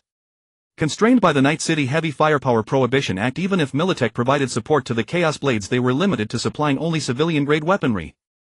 The fact that even now the enemy couldn't produce a single RPG was a testament to this limitation. Moreover, the members of the Chaos Blades were all former nomads seasoned in brawls. When it came to a real systematic war, they were like a ladle of hot soup poured on a nest of mice, a total rout. Influenced by some mysterious force from his past life, Jiang Bing's affliction of firepower inadequacy syndrome was deeply ingrained. This was evident from the Annihilator to the mineral disintegrator that had been converted into a vehicle-mounted mobile cannon. This level of firepower was nearly sufficient to assault Arasaka Tower, not to mention the craftsman hovering above the battlefield, hammer in hand, ready to smash the table to pieces at any moment. Flip the table. Head, just shatter it completely. Kiwi charged up. Man blasted a burning car wreck to the side of the road with his cannon. Hearing Kiwi's words, he signaled the others to clear the battlefield. When poor use tactical maneuvers, when rich just bomb them to oblivion. Man, continue firing. Plow this place over first. The piercing scream returned to the battlefield, whispering like death itself. The dilapidated factory finally collapsed, completely crushing many enemies under immense rubble. Still not reassured, Man organized the team to sweep the entire camp twice more before they began cleaning up the battlefield. Every vehicle that could be driven was taken and everything portable was loaded up. They had plenty of cars and people this time. The firearms left on the battlefield were particularly valuable, all high-quality goods supplied by Militech. The behemoth heavy truck with its slightly deformed cargo compartment had to be taken as well. True to its reputation as a flagship product of Militech, the compartment had absorbed 2 grenades and could still drive normally. Although the compartment was splattered with human remains, it was perfect for hauling a load of fresh limbs. Everything was a bloody mess anyway, so there wasn't much difference. Following the boss orders after loading everything movable from the Chaos Blade's stronghold, everyone methodically followed the predetermined evacuation route, disappearing into the vast sea of sand. They left behind only chaos and a massive tornado gradually forming over the ruins of the factory. When it came to covering tracks, Jiang Bing was a professional. As a medical giant, Trauma Team owned an entire skyscraper in Night City. Between Kennedy North Street and Drake Avenue stood the Trauma Team Medical Center. A Mackinac Larimore drove along the main road into the complex, a stark contrast to the many luxury cars parked nearby. The Thornton Colby following it was hardly any better. The cars might not be high class, but the people were certainly imposing. The burly edgerunners flanked a suit-clad Jiang Bing, the group clearly distinct from the elegantly dressed and gracefully behaved surrounding crowd. The crew looked less like they were visiting and more like they were admitting someone to the hospital. Lucy didn't want to appear in such a public place. Man and Kiwi were on duty and Falco was stuck mentoring new drivers, familiarizing them with the routes. He was now the head of Entropy's transport department. Though he was naturally free-spirited and disliked corporate constraints, Entropy's work truly offered high pay with little hassle close to home, making it a responsibility he couldn't refuse. Of course this had little to do with the equally weighty salary, it was mainly due to Boss John's personal charisma for sure. So the visitors this time included Jiang Bing and the Martinez mother and son Pilar and Dorio and Rebecca's friend Haley. As soon as they entered the trauma team service lobby, security personnel stopped them and signaled for Jiang Bing to hand over his cane. Sir, according to regulations weapons are prohibited inside the building. Kid, you're choosing the hard way. Just as Jiang Bing was about to go through his routine of showing off and putting someone in their place, a female service staff member dressed in a blue and white uniform with the trauma team Red Cross logo on her chest came to greet them from afar. Esteemed Mr. Saburo, welcome to the Trauma Team Medical Center. The staff member approached, her gaze sweeping over the group laden with items, and her expression grew even more respectful. You'll take over here, the staff member said, dismissing the security guard with a look. I've already located your visitation appointment. Please, this way. Trauma team may be expensive, but their service was truly impeccable. The group followed the staff member into a clean, tidy elevator heading to the floor where Rebecca's room was located. Pilar had changed into a new outfit for once and was straightening his appearance against the polished elevator doors, trying to look more presentable. David and Dorio were each carrying a large bag of fruit, looking quite alert. It couldn't be helped, these plastic bags of fruit, based on recent wholesale prices, were worth nearly 6 figures. Yet Jiang Bing had casually tossed them into red plastic bags and handed them to the two to carry. Jiang Bing had just returned from restocking in the Tomb Raider world. His fully laden warehouse contained plenty of meat, eggs, milk, fruits, and vegetables. Originally this was meant to diversify the product range for Rogue's high-end food line. After all, rich people's money was truly easy to make, and this line had already brought Entropy millions in pure profit. But then he received a message from Trauma Team saying that Rebecca had woken up and family could visit. Thus came the fruit in David and Dorio's hands, the unbranded milk and Gloria's temperature-controlled box, and the sunflowers Haley held in her arm. Jiang Bing had wanted to pick a few more branches, but Duke almost threatened to kill himself over it, so he had to stop. This was even after Gloria's advice to be mindful of appearances. Otherwise, given Jiang Bing's nature, Pilar would have been carrying at least 10 more pounds of eggs. The elevator doors opened, revealing a spacious, bright, and elegantly clean visitation lobby. The overall decoration style of the lobby was also blue and white, with furniture tastefully arranged in various decorations exuding elegance and softness, showcasing a sense of high class. The air no longer had the murky feel of Night City, it was refreshingly clean and carried a faint scent of grass and wood. This air was definitely specially purified. No wonder Rebecca's medical bill included an air charge. Standing in the visitation lobby, Jiang Bing took a deep breath and figured that if the air in the room was of the same quality, the expense wasn't entirely unjustified. In truth, aside from David, both Pila, Gloria, and Haley were unsettled by this scene of extravagant indulgence amid poverty. Meanwhile, Jiang Bing, ever the schemer, was already pondering whether to set up a similar reception room back home to bolster the prestige of reverse entropy. The receptionist was equipped with professional emotion detection cyberware, allowing her to keenly sense any shift in the client's mood at the first instant. Gazing at the shabbily dressed group, then at the exorbitantly valuable gifts they carried, the experienced receptionist felt a wave of cognitive dissonance wash over her. Fortunately, her specially modified face could maintain a perfectly calibrated smile, betraying nothing to the clients. She tapped the compad on her chest, scrolled through the data, and spoke with a voice that had been meticulously tuned by the corporation, countless iterations, to achieve the most disarming tone possible. Mr. Sable, ladies and gentlemen, the patient is in room 7. Would you like to proceed directly to the visit, or shall I call the attending physician to brief you on the patient's condition here? Jiang Bing snapped back from his reverie about whether to use solid wood or marble for the decor and answered without hesitation, call the doctor. The attendant's smile widened, this time genuine, for this service earned her a commission. After all, even visiting the sick cost money, and it was only natural that summoning a doctor to explain the condition would come with a fee. Very well, I've called for the attending physician. Please follow me to the lounge, they'll be with you shortly. Jiang Bing sniffed the air. The air quality here was impeccable, but it reeked of technology, too much of it left him with a faint floating emptiness. Could they be pumping in oxygen like a casino?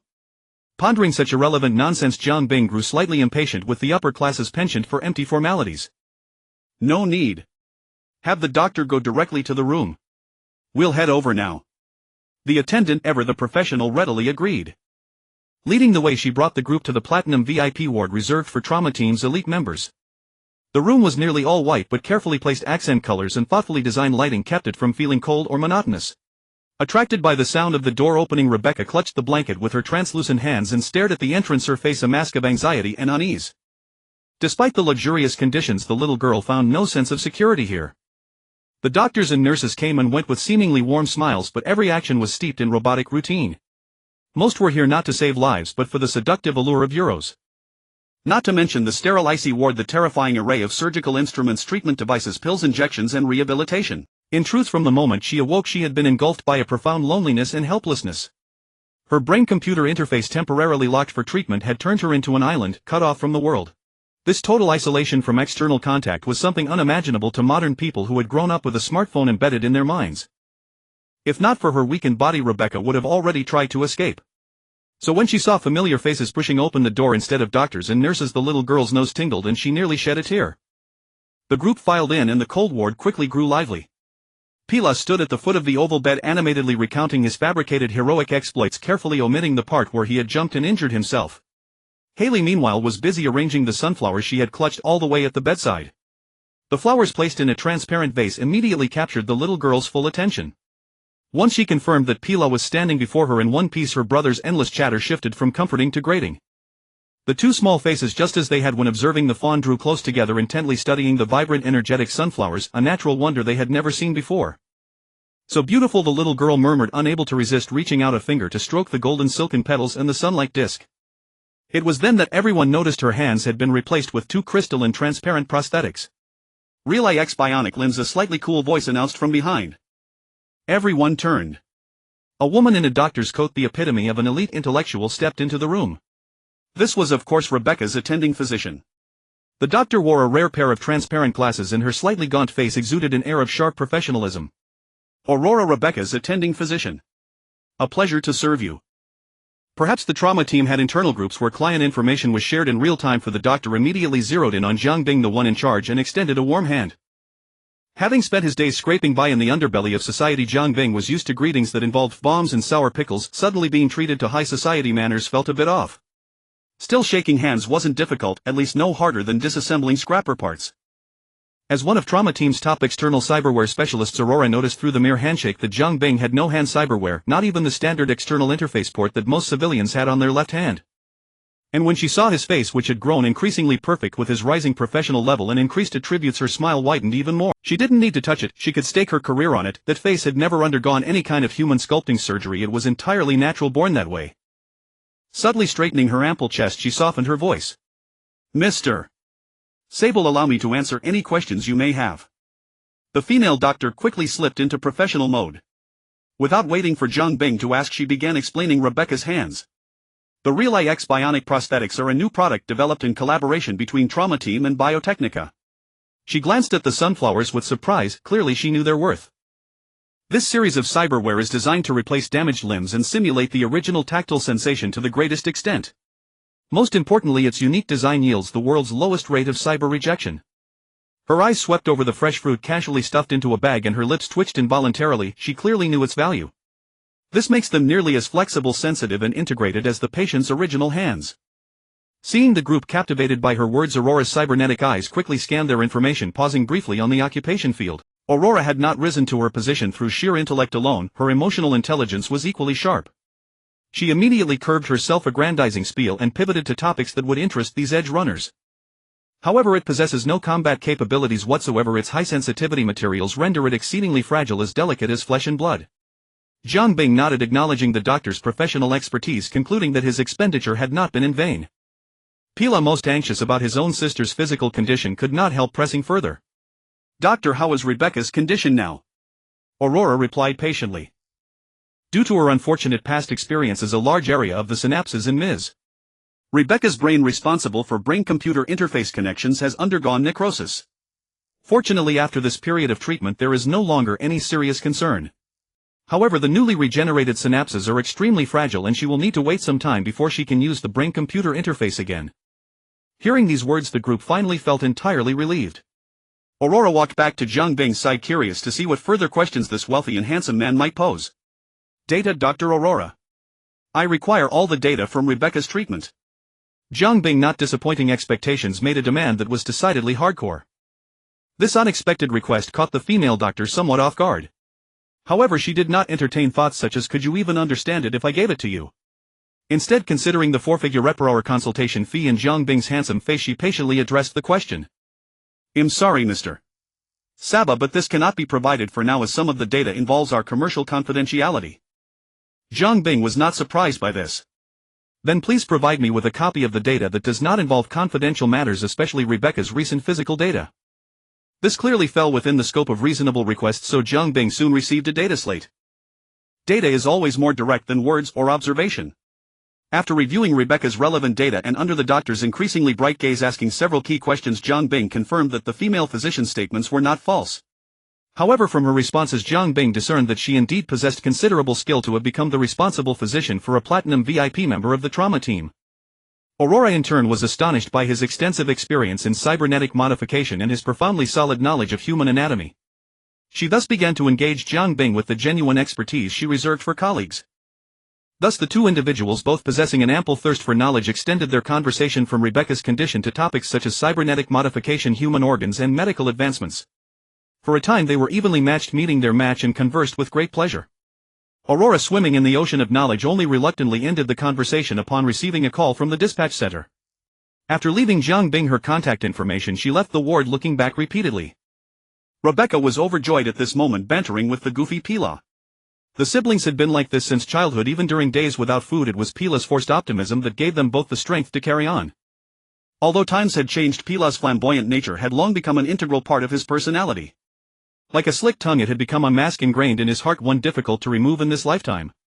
Seeing that Zhang Bing had finished his business, Rebecca immediately greeted her boss. "Boss, thank you for everything you've done." Her crude and vulgar talk was merely a mask the lowly wore, now removed by the genuine care from everyone present. "It's good that you're fine. Rest up, and when you return there'll be a promotion and a raise."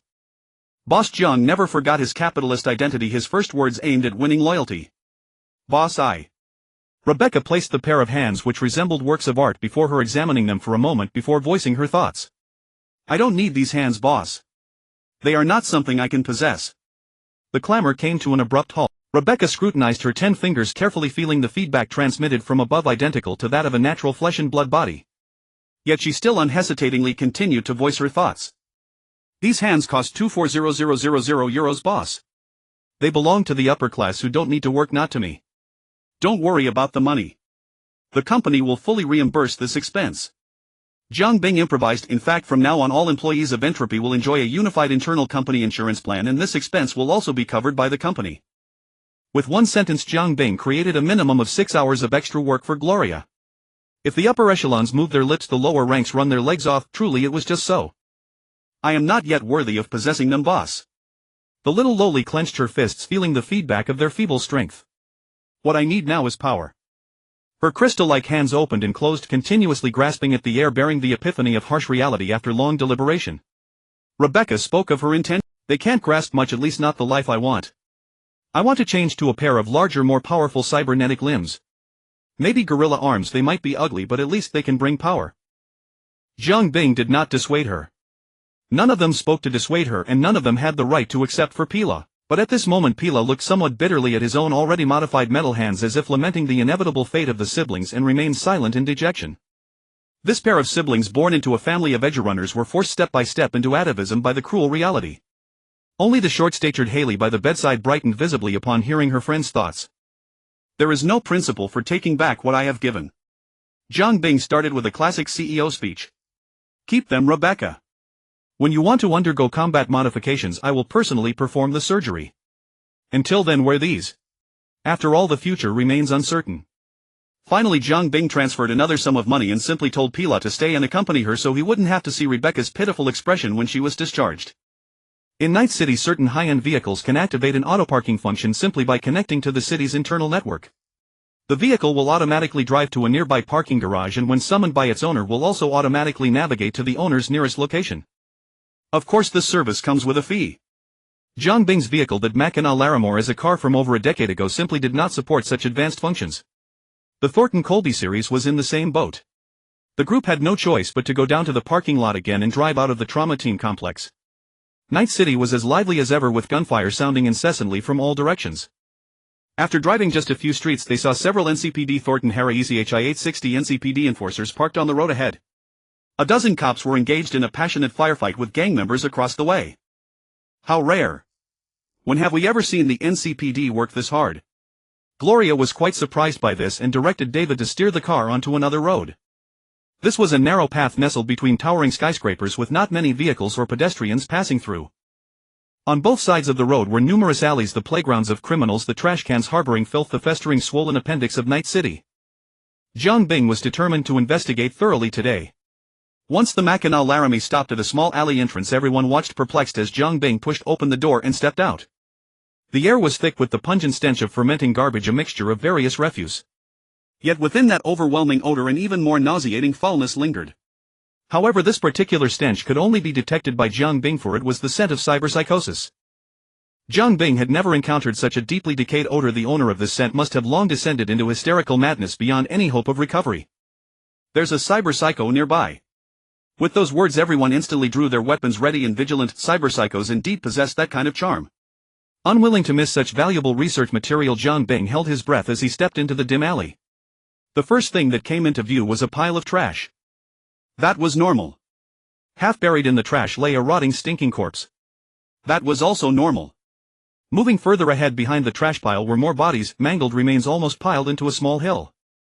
This scene could barely pass for acceptable in Night City. Until a young man crouching facing the wall and sobbing incessantly came into everyone's view. Finally, everyone sensed something amiss.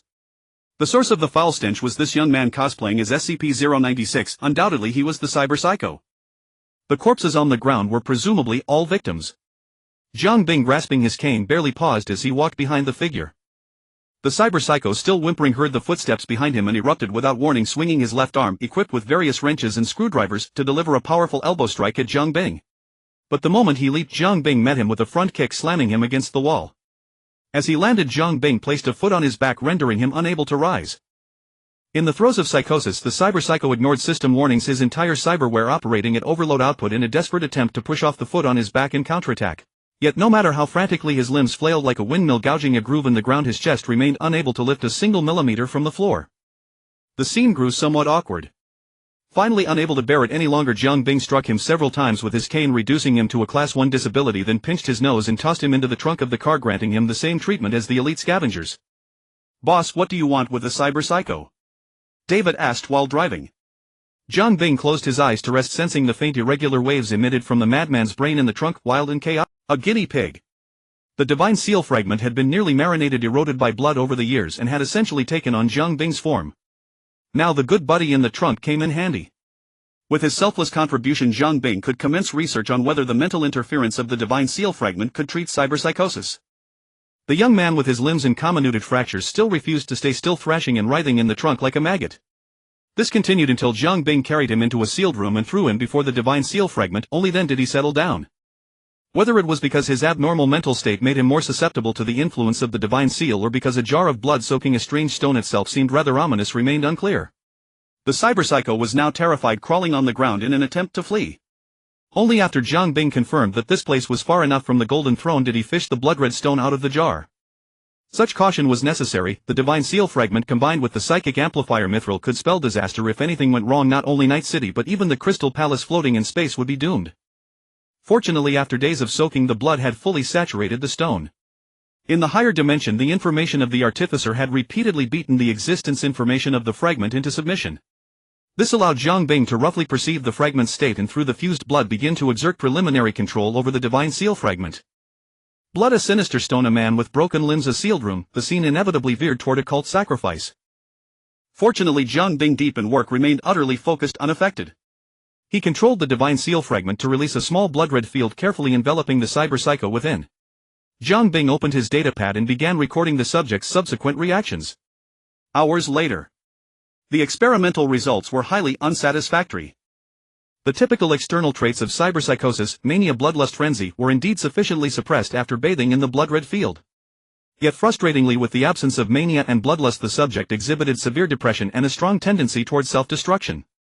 Moreover, the originally chaotic brainwaves had been completely infected by the blood-red field, turning blood-red and even more chaotic. This situation clearly indicated that the cyberpsychosis had not overcome the divine seal. The native psychosis of Earth still needed to evolve to win this extraterrestrial competition. It required further accumulation. Nevertheless, the effort was not without gain. It indirectly proved that cyberpsychosis was indeed a mental disorder. Watching the volunteer who had evolved from a frantic maggot in a sea of filth into a head-banging bug repeatedly banging his head against the wall, Jiang Bing offered another conclusion. At least part of it was a mental illness. Jiang Bing stuffed the divine seal fragment back into the jar to continue marinating. Until he could modify the divine seal's fluctuations, it would likely remain shelved, never seeing the light of day. The cadaver which had returned to the immortal mountain was not wasted either. Jiang Bing used it to test the performance of newly refined concentrated hydrazine fuel. This fuel, commonly used in rocket thrusters, could easily raise temperatures to 1900 degrees Celsius, and its strong adhesion made it remarkably effective for body disposal. At the very least, not even a single hair remained of that cyber psycho. As Jiang Bing was cleaning up the aftermath, Mrs. Martinez, leading a timid Haley, came to find him. Jiang Bing felt a twinge of guilt and tucked the urn of ashes behind a pile of scrap metal. "Boss, I want to show you something." Jiang Bing glanced at the old suitcase in Mrs. Martinez's other hand and felt a strong sense of familiarity. His photographic memory quickly recalled that this suitcase was the one Haley had been using as a pillow when they found her. Mrs. Martinez opened the suitcase, revealing two old cybernetic arms inside. These were Hercules arms manufactured by Body Quality Company. It is very suitable for carrying heavy objects, and its target audience is mainly workers engaged in heavy manual labor.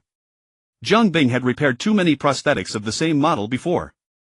However, the two prosthetic arms in the box were not in their original metallic color. One was painted blue and the other painted pink. "What is this?" Hailey stood by holding a transparent glass piggy bank. Mrs. Martinez sighed and patted her head affectionately. "Hailey's. She wants to give these two arms to Rebecca." Jiang Bing looked at the box, then at Hailey, who had gained some weight under the good food at Nishang, and understood. These were probably relics left by her family. Where did these come from? Hailey, holding the piggy bank, crouched beside the suitcase and struggled to pick up the blue arm. "This was my father's. Before he went mad and died, he gave it to my brother. Its name is Livelihood. My brother named it. He loved giving names to things, and he also liked to scribble on the walls, but I don't really like this name." This was a right arm, a prosthetic model already very old, but due to its low price it remained popular among low-level workers. Highly expressionless put down the blue arm and struggled to pick up the pink one, continuing, "Its name is Hope, also given by my brother." This was a left arm. Jiang Bing had already guessed the general situation. "This one was bought by my brother himself. He left it to me before he ran away from home." Jiang Bing only took a few glances and noticed that the ends of the prosthetic arms still had dried, weathered neural tissue attached. This was a trace left only when a prosthetic was forcibly torn off. The two arms were probably not removed through normal means. The little girl put them back into the suitcase, staring at them woodenly. Young as she was, she probably already knew everything. She looked at Jiang Bing smiling, but her eyes were filled with tears. She originally wanted to wait until she grew older and then install them on herself. Mrs. Martinez looked dejected. "I don't need them anymore, so I want to give them to Rebecca. They are very strong. My brother could lift a big piece of cement with them. Rebecca said she wants strength, so they'll definitely work." Hailey's understanding of strength was slightly off. These were just two civilian engineering arms with a maximum output power of less than 200 kilograms. The crude hydraulic system gave them decent endurance, which barely counted as the core selling point of the Hercules series. However, compared to more advanced strength prosthetics like the gorilla arms, these data were laughable, not to mention the many combat-oriented strength prosthetics available on the market. Jiang Bing, however, could not bring himself to smile. Livelihood and Hope, the blue and pink paint, these things gave him a dry mouth, a feeling he hadn't had in a long time. The zipper was slowly pulled up. Although reluctant, Hailey still pushed the suitcase toward Jiang Bing. "Rebecca will like them. I guarantee it, in the name of Artisan." Perhaps Hailey's young heart could not understand the weight of those words, but she was still happy to be able to help her best friend. "One more thing, boss." Gloria ruffled Hailey's hair again. "Hailey wants to commission us to find her brother." No matter how mature the little girl was, she still couldn't understand the true rules of society. She only imitated and understood through daily observation and thought. From daily observations, from Rebecca's words, and from her shallow life experience, Hailey had concluded a concept she believed to be correct. The client pays, the fixer works. If she pays, everyone can help her find her brother. Hailey struggled to unscrew the lid of the glass bottle in her arms and poured a pile of banknotes and small bills onto the ground. The money included her own earnings and pocket money given to her by Mrs.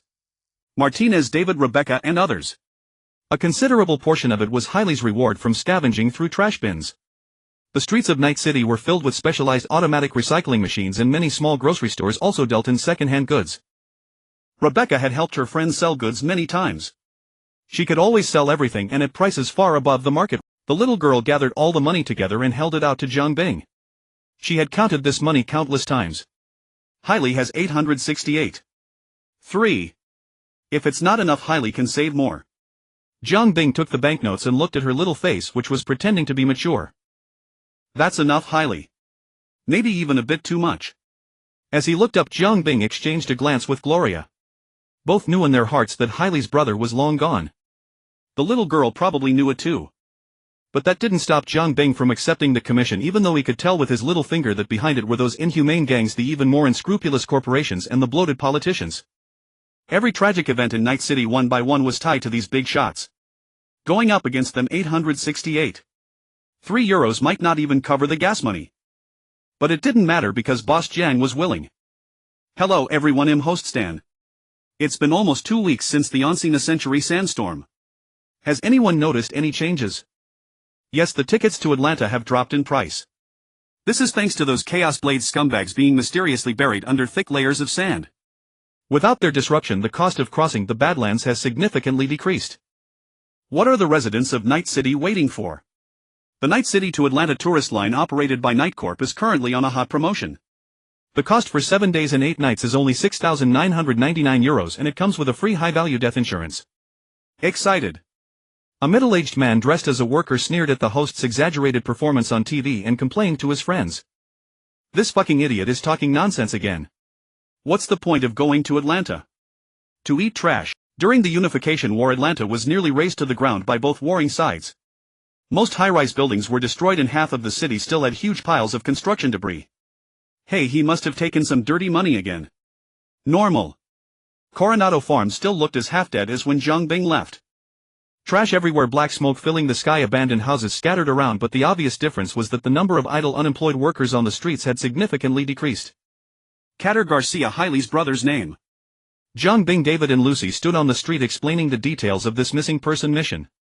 Together with her father Dear Garcia, they once worked for a medium-sized construction company called East Company located on Jerez Street. It was almost the first time he had been on a mission alone with Lucy, and David was very excited. Don't worry, boss. I've got it all. Yeah, safety first. Watching the two turn the corner, Jiang Bing finally got into the car and headed to his long-unvisited home at Coronado Farm. Strictly speaking, the mission to find Hailey's relatives only involved David and Lucy. Jiang Bing was forcibly asked by Gloria to come out of retirement and go to Coronado Farm to resolve the trouble old Logan had recently encountered. Unfortunately, Entropy's business had been expanding rapidly. The others were either busy training new recruits, handling official duties, or engrossed in farming. The workhorses simply couldn't drop their burdens, so they had to trouble Boss Jiang, who was about to become a drifter in the Badlands, to go on an external assignment. This matter was actually suitable for him to handle anyway. The gates of Jiang Bing's two-story villa were tightly shut. Having been uninhabited for a while, it had not been burgled, presumably thanks to the efforts of his neighbor old Logan. Standing on the dusty balcony, Jiang Bing could see at a glance that the courtyard next door was packed with people. Recalling Gloria's instructions, he descended the stairs while pondering whether this was the trouble old Logan had been facing. The one-legged old cowboy had grown more energetic. His new job at Entropy seemed to have given him a second wind, completely transforming his former listless day-to-day existence. Upon seeing Boss Jiang arrive, he abandoned the clamorous crowd, gestured for his assistant to take over, and turned to lead Jiang Bing into the inner room. The room was exceptionally Spartan. Aside from a few new pieces of furniture bought with his recent salary from Entropy, everything else looked very old. This was normal. As a long unemployed worker from Night City, there was no pension to draw. As for savings, suffice it to say that in Night City, if you weren't in debt, you were already ahead of 80% of the population. Boss, I didn't expect you to come personally for this matter. You are the HR director of Entropy. If you have trouble, Gloria takes it seriously. Jiang Bing, the hands-off boss, had no sense of being the company's owner. His words implied he was working for Gloria. However, his words were no joke. Old Logan hadn't wasted his decades. Among the lower-class workers of Coronado Farm, he could talk to almost anyone. His good connections and the sharp eye honed by years of worldly experience made him the perfect fit for the HR director position. Entropy needed manpower. The old cowboy raised his arm and actually managed to recruit quite a few people in a short time. At first, dozens of his former co-workers, trusting old Logan, joined Entropy and headed to the Badlands with a door-die attitude. After all, they had all been laid off by Biotechnica, idle at home, overwhelmed by the daily grind. Old Logan's appearance was like a ray of dawn, offering a lifeline to these unemployed workers who were about to run out of food. Although it meant leaving the city to work in the Badlands, even without the solid reputation of old Logan as a guarantor, there would probably be plenty of people gritting their teeth to give it a try. After all, in the technologically advanced, fully mechanized year of 2076, labor was truly in oversupply. Even if a scavenger openly advertised a job, countless unemployed low-level workers would scramble to sign up. Unfortunately, the lower class had only their strength and their worthless lives. And both were cheap in Night City, becoming ever more devalued. Thus, when the first wave of workers returned home on leave with pockets full of cash, it was no less than a triumphant homecoming, a victorious return. It could be considered a glorious return to one's hometown in silken robes. You see, good jobs don't circulate on the open market, they are transmitted only through blood, child and sex. It was nothing short of cyberaids. And when a 996 job opportunity, with room and board, a monthly salary of €4,000 in overtime pay, was placed before these family-supporting poverty-stricken lower-class workers, what they offered in return was an extremely eager desire for the reins. This was also the main reason why Entropy's recent expansion, though uncannily fast, had not fallen into a shortage of manpower.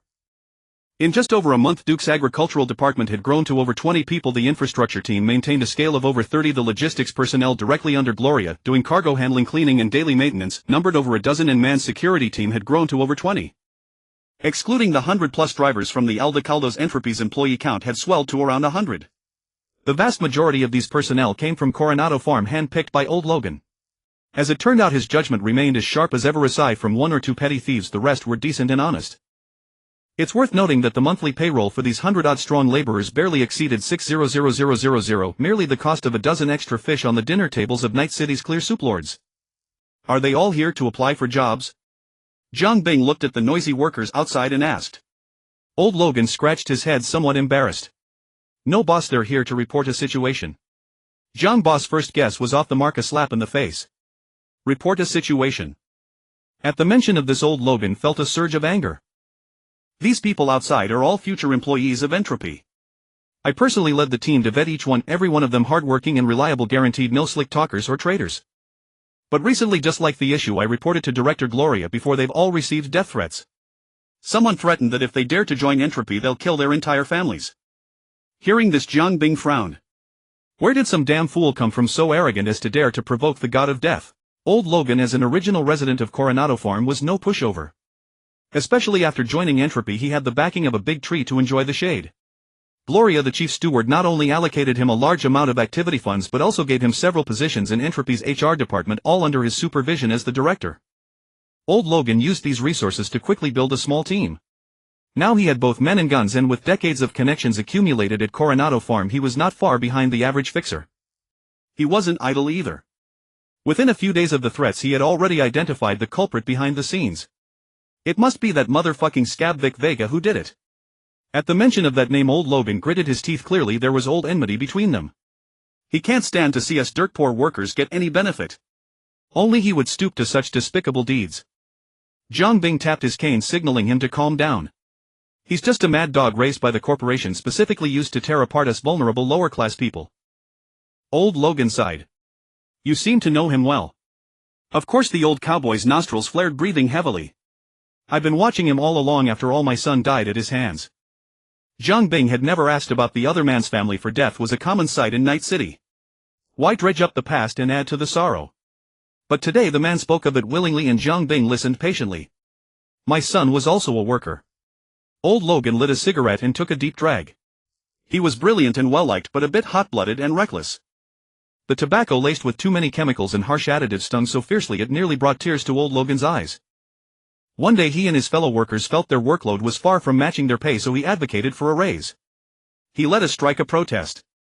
Then, the bird that takes the lead gets shot. The fool never paused to wonder why the others let him lead. Old Logan's eyes were filled with pain. Of course, maybe I set a bad example for him. In this damned Night City, charging blindly ahead always comes at a price. I paid with this. Old Logan patted his broken leg. He wasn't as lucky as this old wreck. He lost his life just like that. The father let out a deep sigh, as if exhaling the bitterness of his early years. Vic Vega is the head of the Santo Domingo Workers Guild. Speaking of this sworn enemy, the old cowboy scoffed, and as if that wasn't enough, he turned and spat on the ground. A damn workers guild, a damn official institution, a damn voice for the workers. These bastards collude with corporations, and they're used to keep us poor souls in line. Every one of those dog-king companies deserves to be strung up on a lamppost. The company my son worked for refused to pay a raise. Instead, they stuffed a fat bribe down the guild leader's throat to get him to handle it. Hearing Old Logan's words, Jiang Bing quickly pieced together the cause and effect of the matter. It was undoubtedly the generous benefits from entropy that had disrupted the healthy ecology of the labor market, breaking the tacit understanding that many companies had maintained for years. In Night City's business ecosystem, threatening and intimidating these workers was all too normal. Moreover, this was likely just a temporary measure because they hadn't yet figured out entropy's background and dared not act rashly. Having experienced the attack on Rebecca, Jiang Bing harbored no illusions about the crude bare-knuckle business tactics of these stupid competitors. Fortunately, what they could do he could do too. When it came to resource integration, market arbitrage, reselling experience, price wars, backroom deals, short selling and other normal business methods, Jiang Bing was not particularly skilled. But descending into the realm of violence, the most unadorned business warfare, that was like catching a turtle in a water tank, a sure thing. Jiang seemed to think of something amusing and let out a laugh, leaving the old cowboy utterly bewildered. Where is this workers' guild you mentioned? Old Logan was a sharp one. Hearing Jiang Bing's words, he immediately understood his boss' intentions. Boss, to be honest, I had the same thought. Old Logan pulled out the box from under him and flipped open the lid, revealing fist-sized FGX fragmentation grenades. Grenades also known as hand grenades. Those who have killed often know that for a novice not accustomed to wielding guns and blades, grenades are far superior in both cost-effectiveness and ease of use. To kill someone with a gun, you need at least to know how to release the safety aim and adopt the correct stance to prevent the recoil from dislocating your arm. Even after learning all that, you still face the crucial problem: accuracy. Without systematic shooting practice, an ordinary person may not even hit the target beyond 10 meters. Though smart weapons are available, their drawback is equally obvious: they are expensive. Grenades have none of these issues. First, they are very affordable. In any gun shop in Night City, a few $100 could get you several big boom makers. Using them is even simpler. The act of throwing a stone is a movement that humans have perfected and ingrained in their bones since ancient times. Hold the safety lever, pull out the pin, release the lever, toss the grenade, and you're done.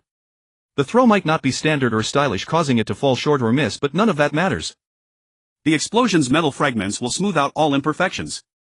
Moreover, the military tech weapon stores scattered throughout the streets offer hundreds of grenade models to choose from. High explosive grenades, EMP grenades, incendiary grenades, chemical grenades, flash grenades, laser cutting grenades, and so on. And if you're willing to pay a bit more, military tech can even help solve the problems of short throws and poor accuracy. This arms giant offers several types of smart grenades with auto-targeting, flight and tracking functions, making them the perfect tools for arson, murder and robbery. And in Night City, obtaining these items is hardly more difficult than buying a bottle of water. Jiang Bing looked at the old cowboy who had toiled half his life in factory workshops and greenhouses.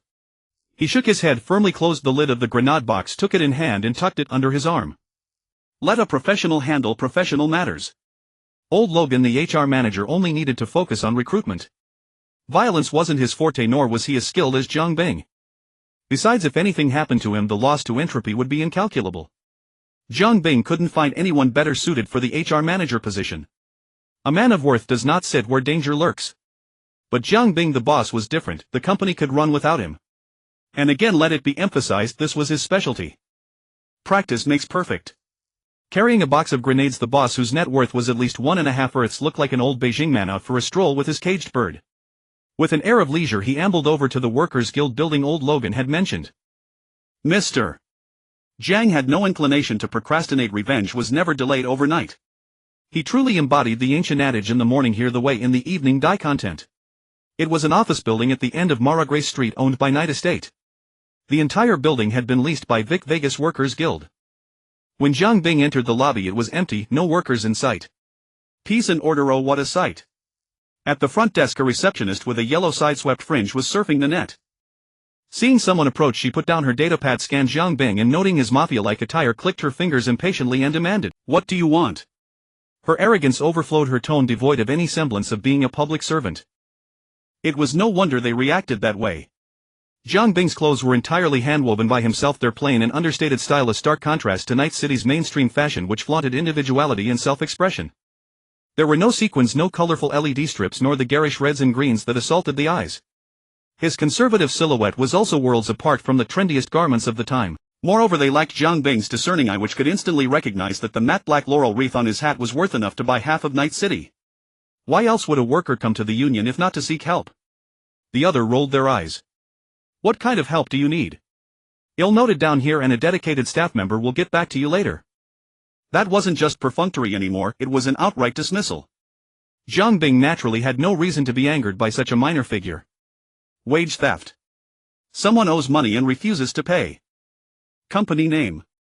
He'll arrange for a staff member to verify with them. The receptionist tapped the desk impatiently, urging him to hurry. Zhang Bing reached into the box under his armpit, pulled out a grenade, removed the safety pin and pressed it into the other's hand, signaling them to hold the safety lever tight. The entire motion was fluid and seamless, carrying the calm and composure of a seasoned artist. The moment he grasped the cold grenade, the receptionist's expression froze, their face turning deathly pale. Zhang Bing set the box down on the counter with a thud, like a delivery rider retrieving an order for a customer. "See this? Don't even think about calling for backup. I might not die for sure, but you definitely will." The receptionist stared at the box full of grenades, finally terrified into a flustered panic, nodding repeatedly, their previous arrogance gone. "That's more like it. I'm looking for Vic Vega." "Where's that old bastard?" From the stubborn resistance of the front desk, Zhang Bing had already glimpsed the brutality of this scab. "Fine, you're asking for it. Don't blame me." Seeing Zhang Bing pull out another grenade and pretend to remove the pin, the receptionist chose the latter between dying now and dying later. 7th floor. The president's office is on the 7th floor. Right. How many thousands a month do they pay you to risk your neck like this? How do I get up there? Betrayal is a one-way street. The receptionist, having already given up on themselves, answered Zhang Bing's questions without hesitation. Elevator. The access card is on the table. Zhang Bing glanced at the white elevator pass on the table, then at the other's tear-streaked ugly face. He tossed the grenade in his hand back into the box and retrieved the one from the receptionist's hand. Then with his other hand he swung his cane and bashed the other's head in on the spot. As the safety lever popped off and the grenade entered its countdown, Zhang Bing raised his hand and tossed it into the office area behind the front desk. Along with the explosion, a rain of blood spread everywhere. Wiping the blood off his cane on the receptionist's skirt, Zhang Bing sighed with disappointment. "Next life, pay more attention. Your acting needs work." The expression was right, but you've got to control your heartbeat when you're lying, don't let it pound so hard. And find a reliable teammate. That guy's footsteps were heavy as a pile driver, hard to miss. Alright, go back and reflect on that. As for the elevator card, Zhang Bing didn't touch it. Instead, he turned into a spider, clutching the box and climbing up the exterior wall to the 7th floor using both hands and feet. The highest level of lying is 9 parts truth and 1 part falsehood. When the receptionist answered that question, their heartbeat didn't fluctuate much, which meant that Vic Vega's office was indeed on the 7th floor. Even the toughest glass couldn't withstand Zhang Bing's ruthless elbow charge inherited from that man. The metal security grill against his existence strength that had grown to 3.5 was barely harder than noodles. In fact, these civilian-grade security grills served more as comfort than actual protection. Even a gorilla arm could tear them open with ease. When it came to fighting, Zhang Bing rarely took the conventional path. Reality wasn't like a game with only elevators and stairs as options. Going through windows was basic, walking straight through walls was his favorite. This unorthodox approach caught his enemies completely off guard. He was already standing at the door of the president's office, box in hand, while downstairs a swarm of underlings surged toward the ground floor. No doubt they were searching for Zhang Bing, the culprit. Bang! Zhang Bing's heavy boot stepped through the sliding door into the office, startling the 4 people engaged in a private conversation inside. When Zhang Bing rang the doorbell with a grenade, Vic Vega was clearly entertaining guests. The office was divided into 2 distinct sides, on one Vic Vega in his suit and his beautiful secretary, on the other 2 members of the Liu Jie gang in berets, clearly a local boss and his bodyguard. It was unclear if they had arranged it, but the composition of both parties was quite matching. "Yo, chatting, huh?" Zhang Bing, holding the box, greeted everyone with the relaxed demeanor of a true nobleman. Bang! A bullet grazed past Zhang Bing's temple, flew through the wide-open door, hit the wall and produced a loud report. The shooter was the beautiful secretary, using a specially made high-explosive round. Zhang Bing slowly straightened his head, which had just moved so fast it left afterimages. "Tough move, I see." Vic Vega, true to his reputation as a brainiator, had fully embodied the principle of work the secretary and after work the secretary. His secretary, recruited from who knows where, had clearly undergone extensive cybernetic modifications. She drew her gun fast, shot accurately, and was ruthless. An ordinary edgerunner would have fallen on the spot. But Zhang Bing was no ordinary man. He was barely human anymore. Unfazed, the secretary quickly reloaded her pistol and pulled the trigger again at the jabbering Zhang Bing. Whoosh! With a series of afterimages, the bullets didn't even touch Zhang Bing's clothes. In the blink of an eye, he had already kicked the secretary against the wall. He used the Chichihar front kick this time with a running start and even managed to snatch the large pistol she had thrown out of her hand, tucking it under his left arm. The Liu Jie gang bodyguard immediately drew his katana and shielded his boss. "Boss, watch out. Sanda Vistan." With a series of sounds like tearing cervical vertebrae, Jiang Bing's figure flickered like an old movie star suffering from frame drops leaving after images as he blinked twice. When his form solidified again, he was holding the secretary by the neck standing by the window. He casually tossed the barely breathing secretary out the 7th floor window, ripped the ammunition pouch from her thigh, and even took a moment to comment on the stocking she wore. Doesn't look cheap, like something from Jinguji. But even Jinguji stuff gets snagged this easily. Jiang Bing held a walking stick in his left hand, a box of grenades tucked under his arm, and only now had his right hand free to fondle the revolver he had just liberated. The crimson revolver was exceedingly heavy, bearing the unmistakable brutish design of the Russian Federation, a raw aggressive aesthetic that radiated power from muzzle to grip. Beneath the barrel was a thick electromagnetic acceleration component, giving the weapon a somewhat blocky square-headed appearance. Though the loading mechanism used a classic revolving cylinder, in reality the space could only accommodate a single specialized high-explosive round. The specialized high-explosive round was as thick as a thumb, its excessive propellant charge making the bullet exceptionally heavy. Consequently, its range was far shorter than that of an ordinary pistol, and the recoil was astonishingly fierce. Yet commensurate with this was its devastating power. A single shot could make even heavy subdermal armor blossom apart. The classic Russian Federation firearm had a name that matched its appearance: Comrade's Hammer. This weapon, now wielded by a lackey of the scab employer, aimed at comrades, a twisted irony. So Jiang Bing unhesitatingly swiped it, loaded and chambered around, and pointed the muzzle at Vic Vega, who sat behind his desk. That felt right. Which fixer sent you, Lone Wolf? I'll pay you double. The scab put on a calm front, but his hands were busy tapping away at the keyboard before him. Jiang Bing thumped the box of grenades onto the desk and thrust the pistol nearly into the man's face. Move again and you'll lose both hands. And you too, if you try any tricks. Don't blame me for opening fire. Jiang Bing rattled the weapon in his hand, calling it a cannon wasn't far off. The leader of the 6th Street gang froze his hand, reaching for a gun. But he still had a backbone, relying on his turf. Brother, don't be rash. This is 6th Street territory. Don't give me that nonsense, it won't work. Seeing Vic Vega refuse to heed the warning, his fingers still fidgeting, trying to destroy evidence of his crimes, Jiang Bing kicked the man away from the computer, tucked his walking stick under his armpit, reached out and tore off one of his arms.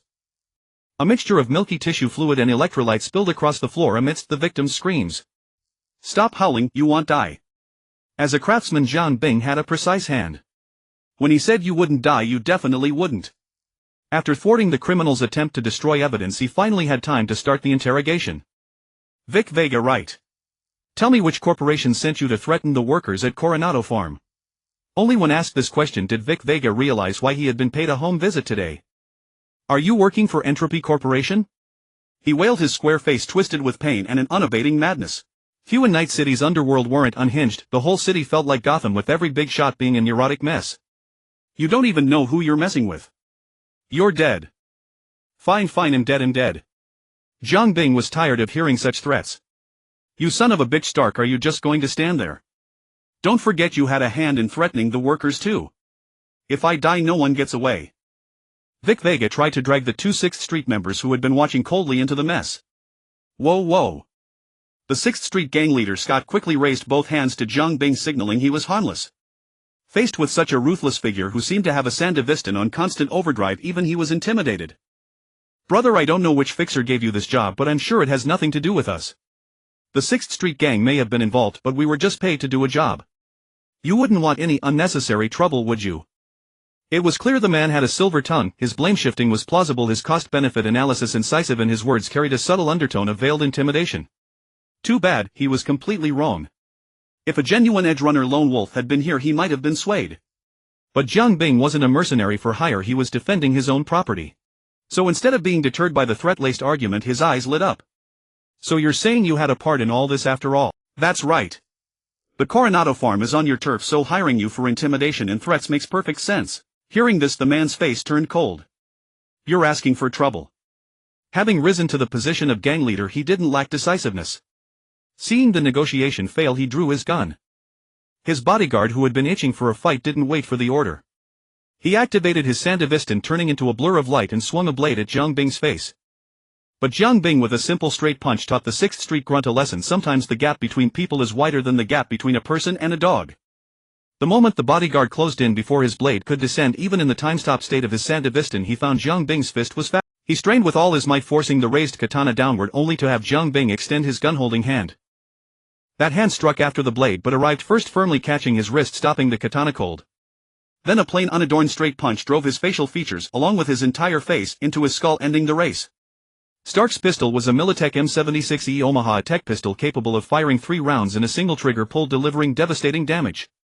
But even the greatest firepower was useless if it couldn't hit. Before he could aim or pull the trigger, comrade's hammer thrust over the bodyguard's shoulder blasted him in the chest. The high explosive round turned his upper body into a mist of blood. Only his legs, still attached to his pelvis, remained twitching slightly on the floor. Not everyone opted for heavy subdermal armor, especially the gang higher-ups. After spending a long time in high positions far from the constant bloodshed, many had lost the courage and desire for street violence. Except for the Maelstrom gang, the higher the rank among these cyber-were-worshipping lunatics, the more extensive their modifications. Haha, you're finished. You've crossed the 6th Street gang. Just wait, Flavio dos Santos will drown you in a sewer. The scab laughed, a cruel look of triumph on his face as Jiang Bing killed the 6th Street leader. Stop your damn blabbering. Jiang Bing, hearing the heavy footsteps of a crowd 3 floors below, quickened the interrogation. Spit out the forces behind you and he'll leave you a whole corpse. Otherwise he'll have to dig into your brain interface and it'll get bloody and messy. No one wants that. And you, Stark, stop playing with your little toys. Careful or you'll end up the same as him. However, the man was a tough one, gritting his teeth and refusing to speak. Thus Jiang Bing had no choice but to resort to his old trade, removing the man's brain-computer interface. He also dismantled the computer on the desk, taking the data storage components with him. Judging by how this scab was desperate to delete files even with a gun to his head, there must be plenty of shady content inside. Before leaving, Jiang Bing glanced at a box of grenades on the desk, then listened to the cautious footsteps in the hallway before turning back to pick up the box.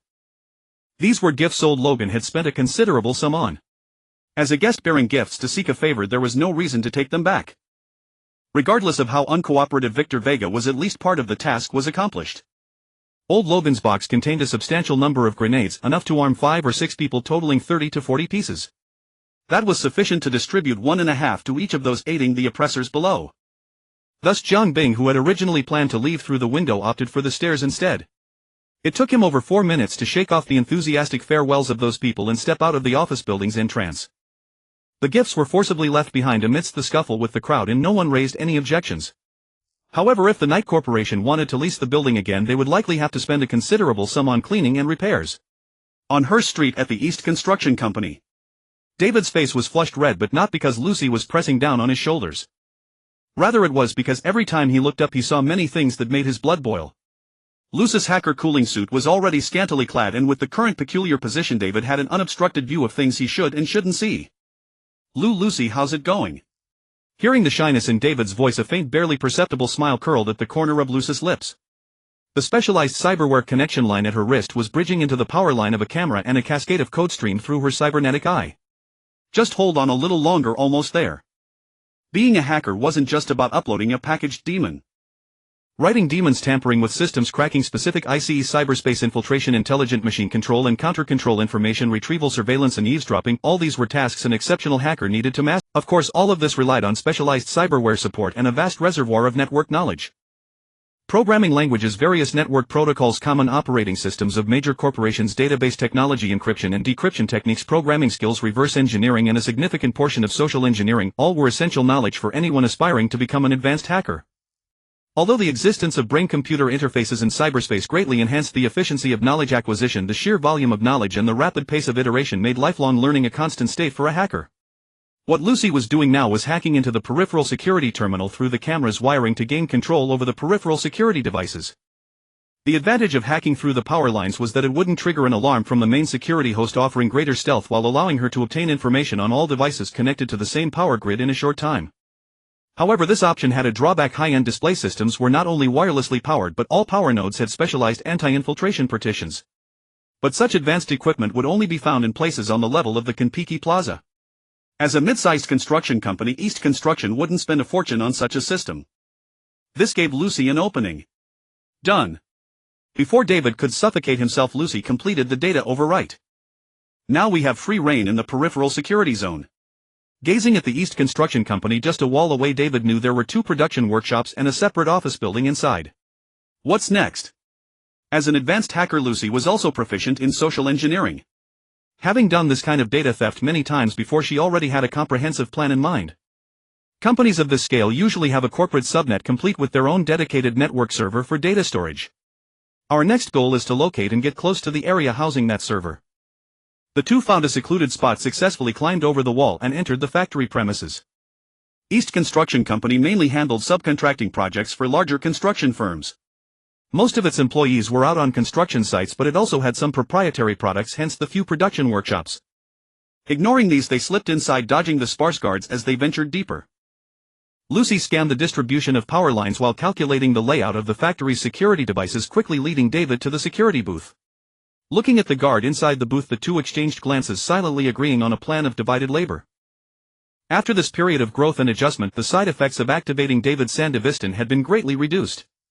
The blood of the artisan had played a pivotal role. However, the young man with the pompadour was unaware of this. He simply thought his physique might be special and particularly compatible with the implant on his back. The moment Lucy redirected the camera, David had already activated his Sandevistan, flashing into the room, charging behind the guard and locking him in a tight grip. Maine's teachings allowed him to precisely locate the carotid sinus. As he gradually applied pressure with his arms compressing the vagus nerve, the guard quickly fell unconscious. Lucy scanned the guard's basic physical characteristics, confirmed he was indeed unconscious, and nodded to David. The two dragged the guard into a corner to hide him. There was no helping it. Some people had their nervous systems modified, which could make them immune to such knockout methods.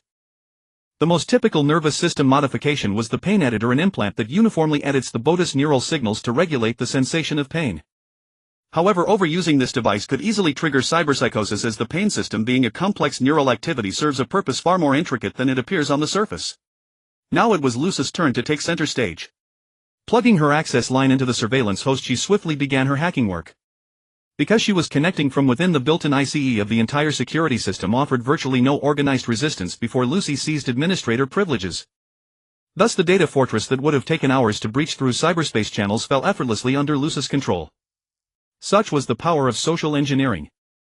A fake hacker uses bots, proxies and data packets to overwhelm the opponent's bandwidth and knock them out. A real hacker bribes the company's security guard to cut the network every half hour. Gaining control of the security mainframe meant gaining control of the entire peripheral security system, though this did not affect the independent security systems within the office buildings themselves. Even if East Construction Company skimped on security funding, they still maintained the most basic layered and nested security network structure. In fact, this anti-infiltration method, proposed and popularized by network supervision, was extremely simple and effective. The main principle was to isolate the security networks of different areas, requiring only a negligible increase in equipment costs, yet directly doubling the effectiveness against infiltration. The honeycomb structure excelled in blocking network intrusions, protecting data security, isolating and eliminating viruses, and maintaining and inspecting equipment. Though not the most secure, it was undoubtedly the most cost-effective and easiest to implement. However, this did not affect Lucy's plan. From the start, her goal was never to hack into the office building's security network from here. She only wanted the factory's architectural layout and power distribution maps.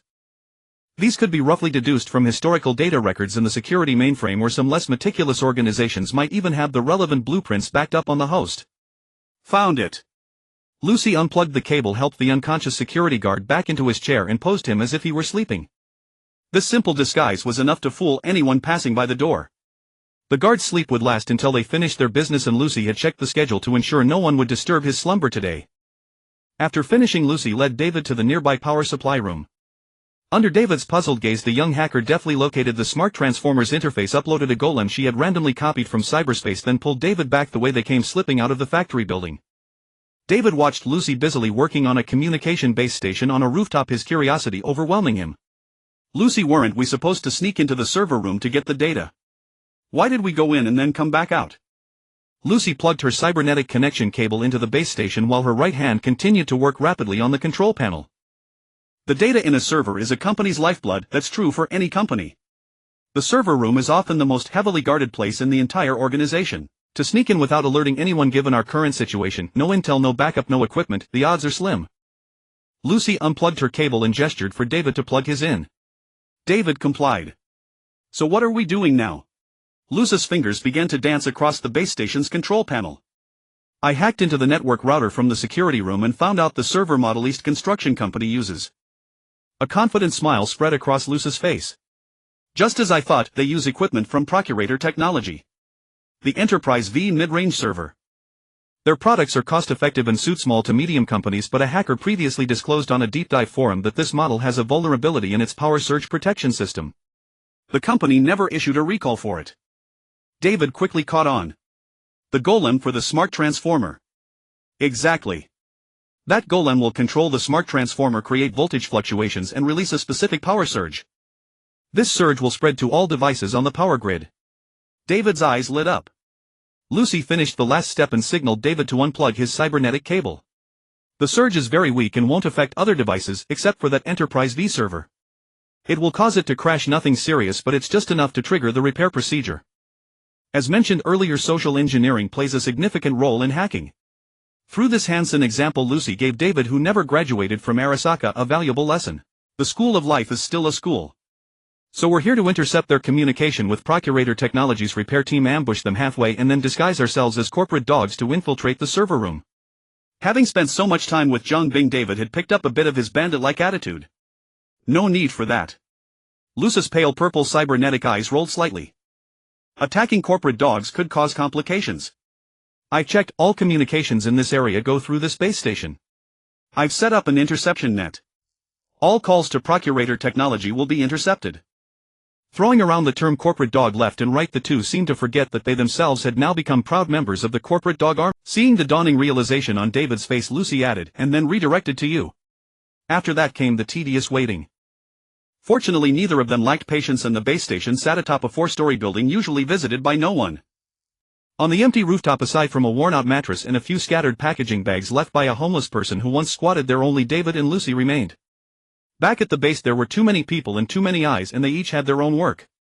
Such quiet private moments were rare. Bathed in the sunlight, sitting on the edge of the rooftop, their shadows cast by the sun drew closer and closer, eventually merging into one. Thanks to social engineering, the two were eventually ushered into the server room with all due ceremony. The technician in charge of the server room was barely competent. His skills were limited to basic maintenance, and he also doubled as a guard, janitor and all-around handyman, juggling multiple roles without complaint. A small company like this couldn't afford to keep a full-time hacker. There was neither the need nor the budget. The bosses had plenty of money, but it was theirs, the company's accounts had no spare funds, and the company didn't keep idle hands. In fact, he had arranged the repair call privately, bypassing the company's official channels. He had also secretly let them in, specifically telling them not to wear work uniforms. He was terrified of being held accountable. This played right into their hands. If the server restart didn't come with such a heavy cost, the frantic server room manager, pacing like a cat on a hot tin roof, would have already tried the reboot trick. To keep this relatively easy and well-paying job, he went to great lengths to suppress this unforeseen disaster. To do so, he didn't hesitate to trample on company rules. Though it wasn't as if he hadn't done it before. Right under his nose, Lucy effortlessly found the information she wanted and even copied a portion to send to David. Lucy pretended to be busy inspecting the hardware lines and putting in the necessary effort before she finally uninstalled the magical automaton from the smart transformer.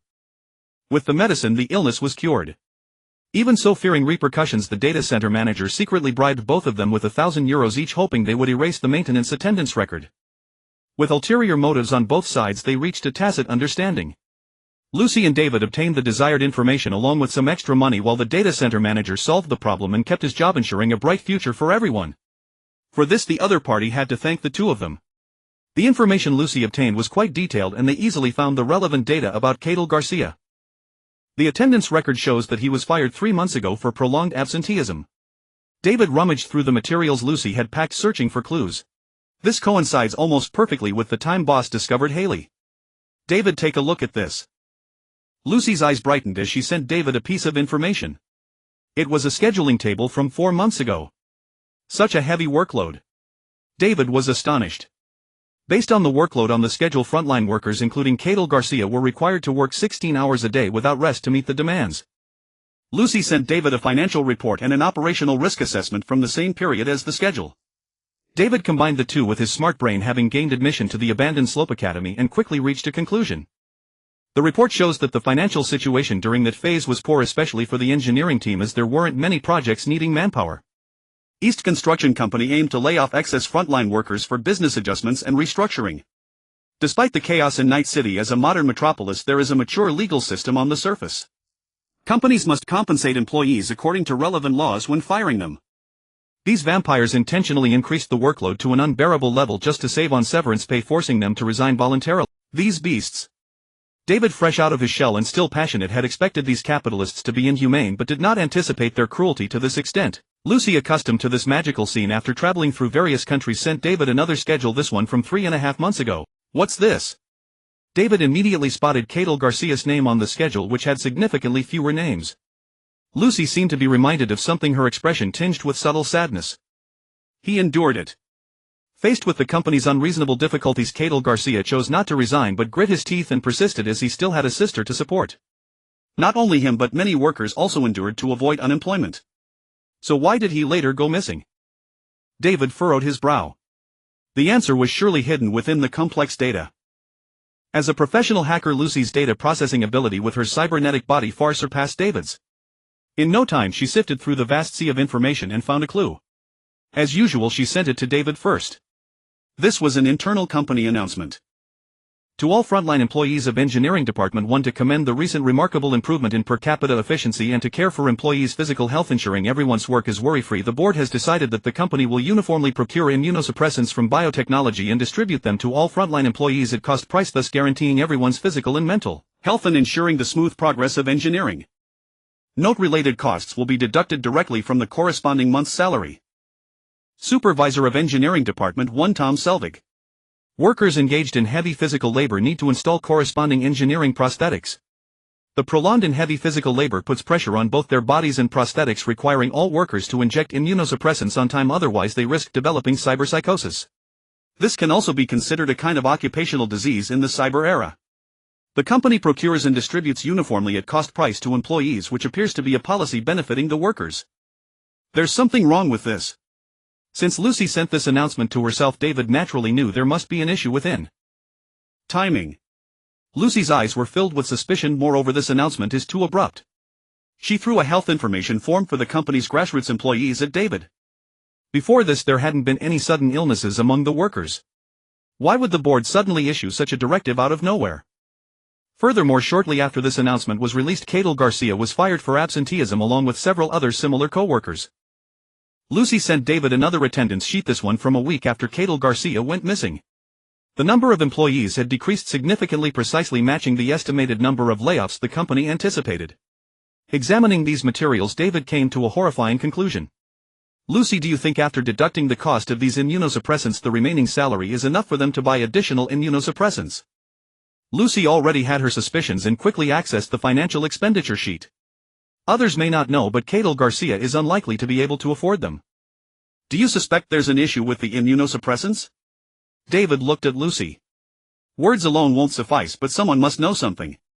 Tom Selvig, Cadel Garcia's supervisor, issued the announcement. He should be able to provide us with accurate information. Finding him isn't difficult. Lucy had almost all of his identification and scheduling information. If she wanted to investigate, it wouldn't take much effort. She could easily check where he swiped his ID and how much he spent. However, there was no immediate need. The hacker girl simply checked the latest schedule to confirm he was working at a site east of Coronado Farm, and then the two of them left for their destination. East Construction Company's business isn't complicated. Apart from selling their own products, they subcontract some orders left over by large companies or take on smaller projects that don't yield much profit. The site where Tom Selvig was located belonged to the latter. The client had ordered the renovation of an abandoned warehouse, instructing them to repair the damaged walls, clean the internal garbage, and finally reinforce the building to prevent it from collapsing suddenly one day. Such warehouses near the wasteland generally housed smuggled goods, and this warehouse was likely to serve such a purpose. However, neither the East Construction Company nor Tom Selvig minded such matters. They were paid to get the job done, and once the contract was fulfilled, even if the warehouse was used to store corpses, it was none of their concern. Tom Selvig was a rare sight in Night City, a fat man. In Night City, fat was a symbol of wealth. Long-term consumption of synthetic meat and other such technological and chemical products easily led to malnutrition and dietary issues. The living conditions of ordinary citizens were harsh. Many couldn't even guarantee a daily food supply, further exacerbating malnutrition. Facing constant high-pressure survival environments, the lower class often ate irregularly, with some skipping meals entirely. Coupled with excessive cybernetic implants and pollution from groundwater and acid rain, the idea of obesity was nothing short of a fantasy. Only the wealthy and leisurely could accumulate a layer of fat. However, those with even more money often refused to allow themselves to become obese. Advanced technology made weight loss a trivial matter. To maintain their external image, these impeccably dressed upper-class individuals would spend fortunes on cosmetic cybernetic implants, body sculpting and various expensive treatments to preserve their flawless appearance. Fat, something the lower class craved but could never attain, was even less likely to appear on them unless they had a peculiar fetish or it was required for their profession. Tom Selvig, with a large paunch, stood in front of the warehouse directing the construction operations. He had climbed to the position of supervisor not through connections but through a cold heart, a ruthless streak, oily cunning and professional competence, earning his place through fierce competition. Kidnapping fell into David's area of expertise. With Jiang Bing, a netrunner, guiding the way ahead, David's transition from a high school student to a pillar of Night City was smooth and swift. In Night City, kidnapping required a first strike approach, open and direct, stating the purpose clearly from the outset to avoid unnecessary firefights. So when David pressed the cold barrel of his gun against the man's lower back, Tom Selvig responded with equal experience. "Friend, what do you want?" David prodded the man's fat with the gun, causing a ripple of flesh. "A few questions and then we're gone." "Good for you, good for me, good for everyone." The obese foreman followed David to a corner, his face already drenched in sweat, whether from nervousness or obesity. "Are you two edge walkers?" David did not answer but instead mimicked Jiang Bing's expression from memory, smirking slightly. "Cater Garcia, you know him?" The moment the question was asked, the man visibly breathed a sigh of relief. "Phew. I thought you were sent by my wife." This middle-aged man, unfortunate in marriage, shook his jowls and nodded rapidly. "He's a worker under me, a hard-working lad." "Where is he?" "I don't know. Maybe he's gone mad, maybe he's dead," Tom said flatly. This answer piqued David's interest. "Why do you say that?" "Bah, this kind of thing is common. This isn't the first company I've worked for. It happens everywhere." "Suppressants," Lucy said, reverting to her usual cold demeanor in front of strangers. Tom Selvig's expression shifted slightly. After weighing the options repeatedly, he finally spoke. "I don't know how you found out, but there's definitely something fishy." He glanced around, feeling the corner wasn't secluded enough, and took the initiative to lead them deeper. The stuff was issued by the company's logistics department, required to be handed out to every employee. I knew from then on. This quintessential corporate drone had no intention of siding with the company, resembling a disgruntled employee about to leak company secrets to a tabloid reporter before quitting. The suppressants looked genuine, but I secretly checked the sources with other company employees and found no purchase records for this batch. His behavior even mimicked colluding with other company employees to secretly preserve evidence. Around that time, the company was planning layoffs but didn't want to pay severance, so they used various methods to force employees to resign voluntarily. Speaking of this, the corporate drone seemed disdainful of the company's actions. But some employees gritted their teeth and refused to leave. I heard this caused quite a headache for the board members. However, there were also ways to cut staff without paying severance. As he said this, Tom's fat face bore an expression of shared sorrow. If these workers went cyber-psycho, themselves went mad and then died of illness or were killed by the MacStack, the board naturally wouldn't have to pay a cent. The old corporate drone spread his hands sincerely. Lucy remained unmoved, still cautious. "Why are you telling us this? Aren't you afraid the company will come after you later?" "Even if you guys hadn't come, I was about to quit this damn company anyway." The old drone displayed the cunning unique to petty citizens. "I don't know which side you're on, but getting involved in matters concerning low-level workers like Cater Garcia is a good thing." Though slick, the old drone still had a trace of kindness at heart, a moral standard rare in Night City. Anila Pace. Seeing the gun in David's hand, Tom Selvig, after a brief deliberation, decided to divulge some genuine information. "I was planning to sell this info to a rival company after I skipped town. Today you're getting it cheap. Many of the company's purchases don't go through proper channels and the stuff isn't legitimate. That person is one of the company's black market suppliers, the biggest one." "Black market?" David was about to press further, but Lucy interrupted. "Pigeon cage." The old drone nodded. The idea that a large company like East Construction would source from the black market sounded absurd, yet it was a common phenomenon. For a company to operate normally, it required a vast amount of necessary materials, from small items like office software, office supplies and communication devices, to large items like professional tools and equipment, drivers and patents, all of which cost a significant amount of money.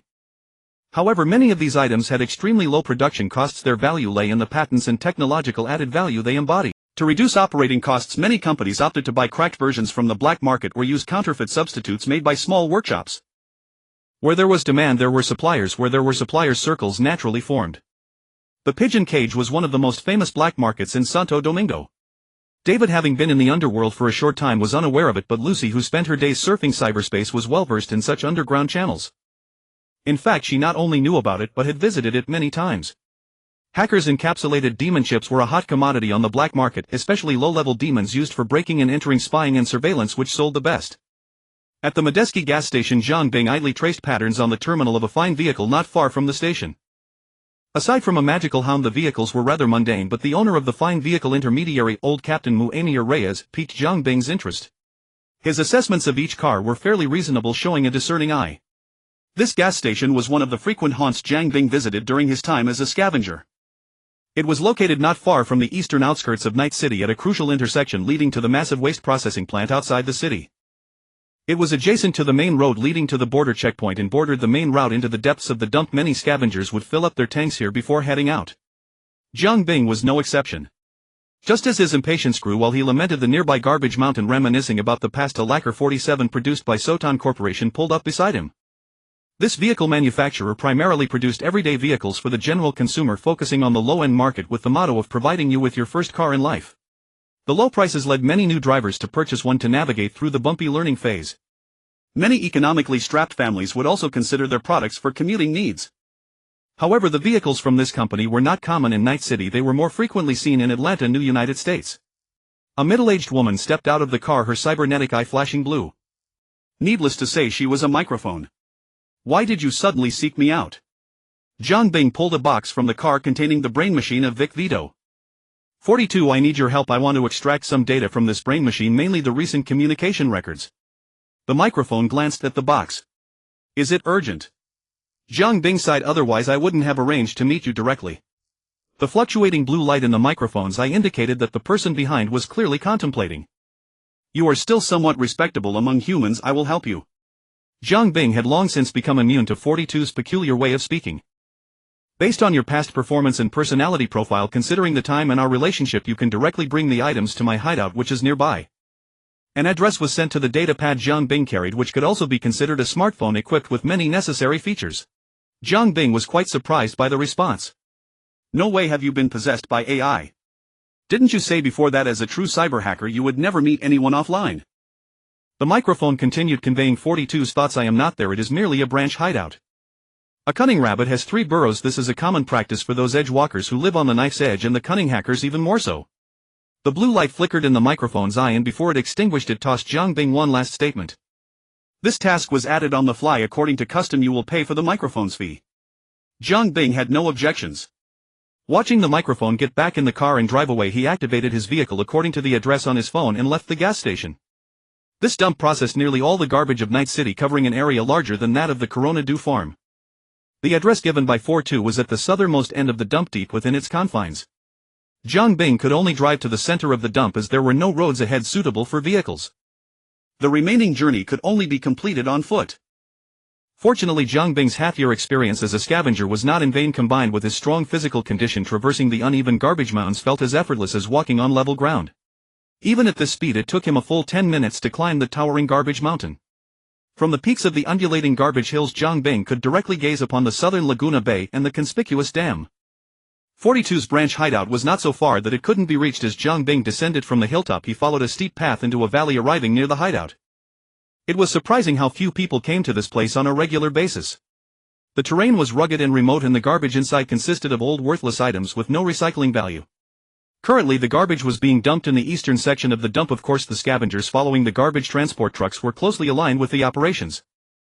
Following 42's instructions, Zhang Bing kicked aside some bags of trash and slipped into a collapsed house. This place must have been a rural farm before it became a dump with a fairly large area and flat terrain. However, most of the buildings had been buried by garbage, and the few exposed corners of the structures had weathered and decayed over decades. Inside what was nearly a pigsty, Zhang Bing immediately spotted the entrance to 42's branch hideout.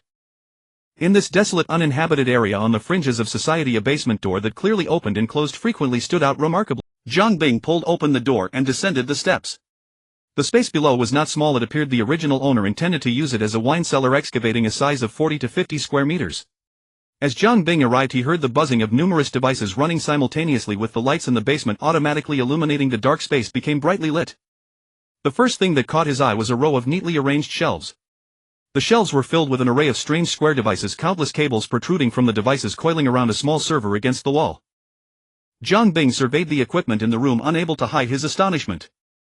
Signal relay stations, generators, small network servers, a security cannon at the entrance and a machine gun lookout tower above. Based on his understanding of 42, there was probably also a self-destruct mechanism in the room. It must have cost quite a bit to set up this hideout. Suddenly a Kanto smart robot emerged from an automatic standby device on the wall, moving with the characteristic mechanical sounds. Welcome. 42's voice emanated from the robot, but the cold, rigid electronic tone devoid of any emotion echoed in the basement, sending a chill down one's spine. Jiang Bing had no such thoughts. His professional instincts kicked in as he circled around the robot, critiquing it. Not bad, 42. The underlying logic of this Kanto smart robot must have been modified by you, right?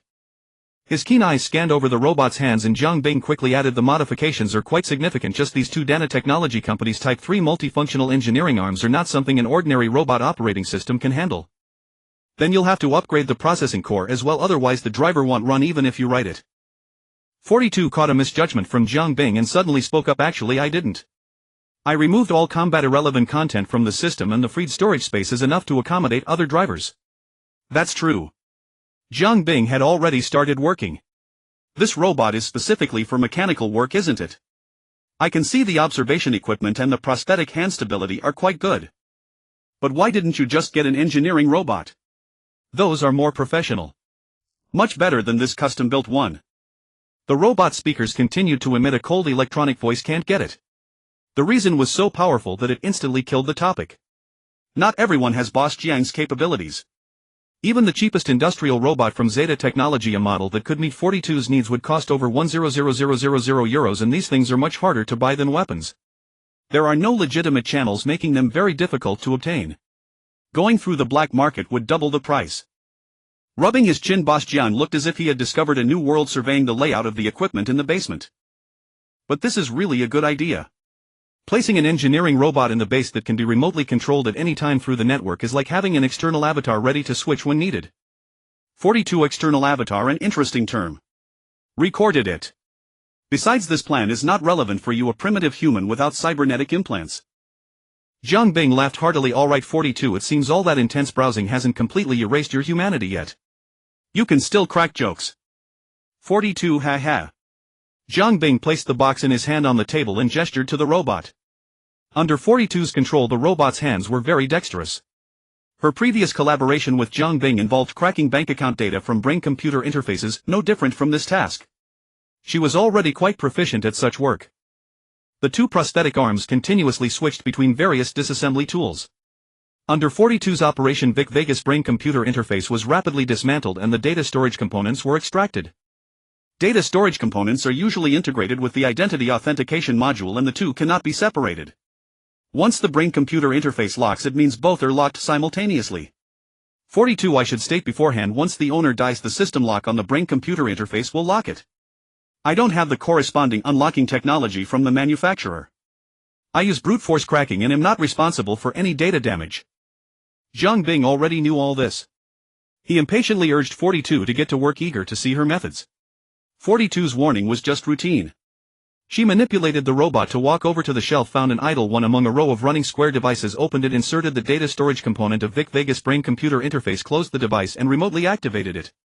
The strange square device emitted a buzzing sound familiar to Jiang Bing. Looking at the dense array of devices on the dozen or so shelves, more than half of which were still running, Jiang Bing clicked his tongue in amazement. The entire basement was a cyber mining farm, but instead of mining Bitcoin, it mined more hardcore brain-computer accounts. Are these all data storage components from brain-computer interfaces? 42 had already guided the robot back to its standby position by the wall. Yes. Also, I don't mean to pry into your privacy, but why has your supply chain recently stalled? Hearing this, Jiang Bing realized he hadn't cleared out the scavengers at Coronado Farm for a long time. These rats in the gutter were probably becoming rampant. His connection with Slippery had remained quite close. Recently, the other party had no troubles that required the masked demon to step in. With the previous batch of supplies, the orphan gang under Slippery's leadership was getting by fairly well. However, faced with Jiang Bing, a golden thigh to cling to, the meticulous Slippery would never willingly give up. Since the last scavenger eradication mission, Slippery would regularly update Jiang Bing on the gang's development, firmly grasping his nurturing psychology, treating him like a spiritual shareholder of the orphan gang and shamelessly squeezing a lot of financial sponsorship out of him. Jiang Bing was fully aware of the other's intention to seek a patron, and he didn't mind the emotional bonding tactics employed by Slippery. After all, for one thing, the other party acted with great discretion. Although the masked demon had no recent plans for action, the orphan gang still worked hard to gather intelligence on Coronado Farm, not just about the scavengers. Slippery had recently expanded the intelligence scope to the streets and alleys. Although no important intelligence had been discovered yet, the attitude and the implications were significant. Secondly, regarding the actions of Slippery and the orphan gang, boss Jiang still held to his old saying: as long as they were doing good deeds, he would lend a hand within his power. No help for it. Although he had committed murder, dismemberment, trafficking in prosthetic limbs, smuggling, arson, poisoning, robbery, almost every crime in the penal code, he still considered himself a good person. Thinking of finding time to chat with Slippery in person, Jiang Bing casually answered 42's question: I've been busy with my startup lately, so I've been doing fewer side jobs. The robot's voice reflected off the wall reached Jiang Bing's ears somewhat faintly. That's a shame. Your supply line is high quality and restocks quickly. It's been a pleasure working with you. Be careful when you browse. If you keep up this intense surfing, I'm afraid you'll wash away the little humanity you have left. Jiang Bing had once suspected whether the other party was a rogue AI, given that its actions and concepts were quite unusual. However, the intuition from Craftsman told him otherwise. This had always piqued his curiosity. 42 ha. After expressing contempt for Jiang Bing, who was a non-human with no self-awareness, 42 didn't intend to argue with him about the time someone had directly used his physical body to take on a Sandevistan. You need this urgently. I'll allocate computing power to prioritize cracking the brain-computer lock you brought. Don't disturb me unless there's a problem. As a craftsman, Jiang Bing naturally understood the need to focus on a task. He made an okay gesture, shut his mouth, and began to glance around the basement. Any black market must meet the following criteria. First, it must be dark. The place must be dark and the people must be dark. Second, it must be well connected, allowing people inside to escape at any time. The Pigeon Cage Black Market fits these 2 points perfectly. It is located in the sewers of the Heywood district. The complex sewer system provides convenient cover. The various pipes are interconnected and exits are scattered throughout the city, making entry and exit very convenient. Finally, there is security, which means whether it will be suddenly shut down by the authorities. No one actually thinks that because the black market has black in its name it can vanish right under the NCPD's nose, do they? Everyone knows the score. The world of martial arts is not about bloodshed, it's about human connections. Dawei and Lucy walked along Capitol Street, reached a riverbank, climbed over a wall, and descended to the sewage pipes below. Night City's sewer system was mostly built later. After the Arasaka Tower nuclear explosion 23 years ago, much of the city's infrastructure was severely damaged and nearly half the city was rebuilt. Yet such a fine sewer system was partly unused, as many factories discharged wastewater directly into the ground, bypassing the city's sewage network. But the two were unlucky. This pipe was flowing with foul-smelling sewage. Fortunately, the pipe was 2 meters in diameter, providing ample space so they didn't have to wade through the water. At first it was extremely narrow, just wide enough for one person. After walking dozens of steps, it suddenly opened up. Turning into the main channel, the space became even more spacious, and beside the flowing urban sewage there was a dedicated maintenance path for them to walk. Lucy led the way, winding through several turns, taking Dawei into a seemingly abandoned pipe. After 2 more turns they discovered a door at the end with a matching camera. "We're here." Lucy stepped forward, knocked on the door, skillfully paid €100 as the entrance fee, and the camera turned toward them. The doorman through the camera gave them a quick scan. Seeing that they weren't carrying any excessive heavy weapons, he directly opened the iron door. As for Dawei's bulging waist, the doorman didn't mind. These days who goes to the black market without a few weapons? As long as it wasn't too extreme. The Pigeon Cage Black Market, as the name suggests. In this abandoned underground space a large number of people were active, all kinds of people, making it quite lively. Sellers either sat on the ground with floor stalls or set up tables with signs. Those with more resources would have a proper shop hanging colorful neon signs in front. But the one constant was that all stalls were neatly divided into small compartments less than 2 meters wide, and within the limited height they were expanded into 2 layers using metal shelves. It looked like a stack of pigeon cages, densely packed, stacked left and right, leaving only a narrow pedestrian passage in the middle. Further away the smaller pipes also had the same layout, but with less height and width. They only had 1 layer on one side. Dawei was almost dazzled by the dazzling lights. Though called a black market, there weren't really any explosive items. Instead it was more like a gathering of speculators, middlemen and counterfeiters selling things that were illegal but not too illegal. After all, in Night City, where weapons and drugs can be easily bought on the streets, there aren't many other contraband worth sneaking around for.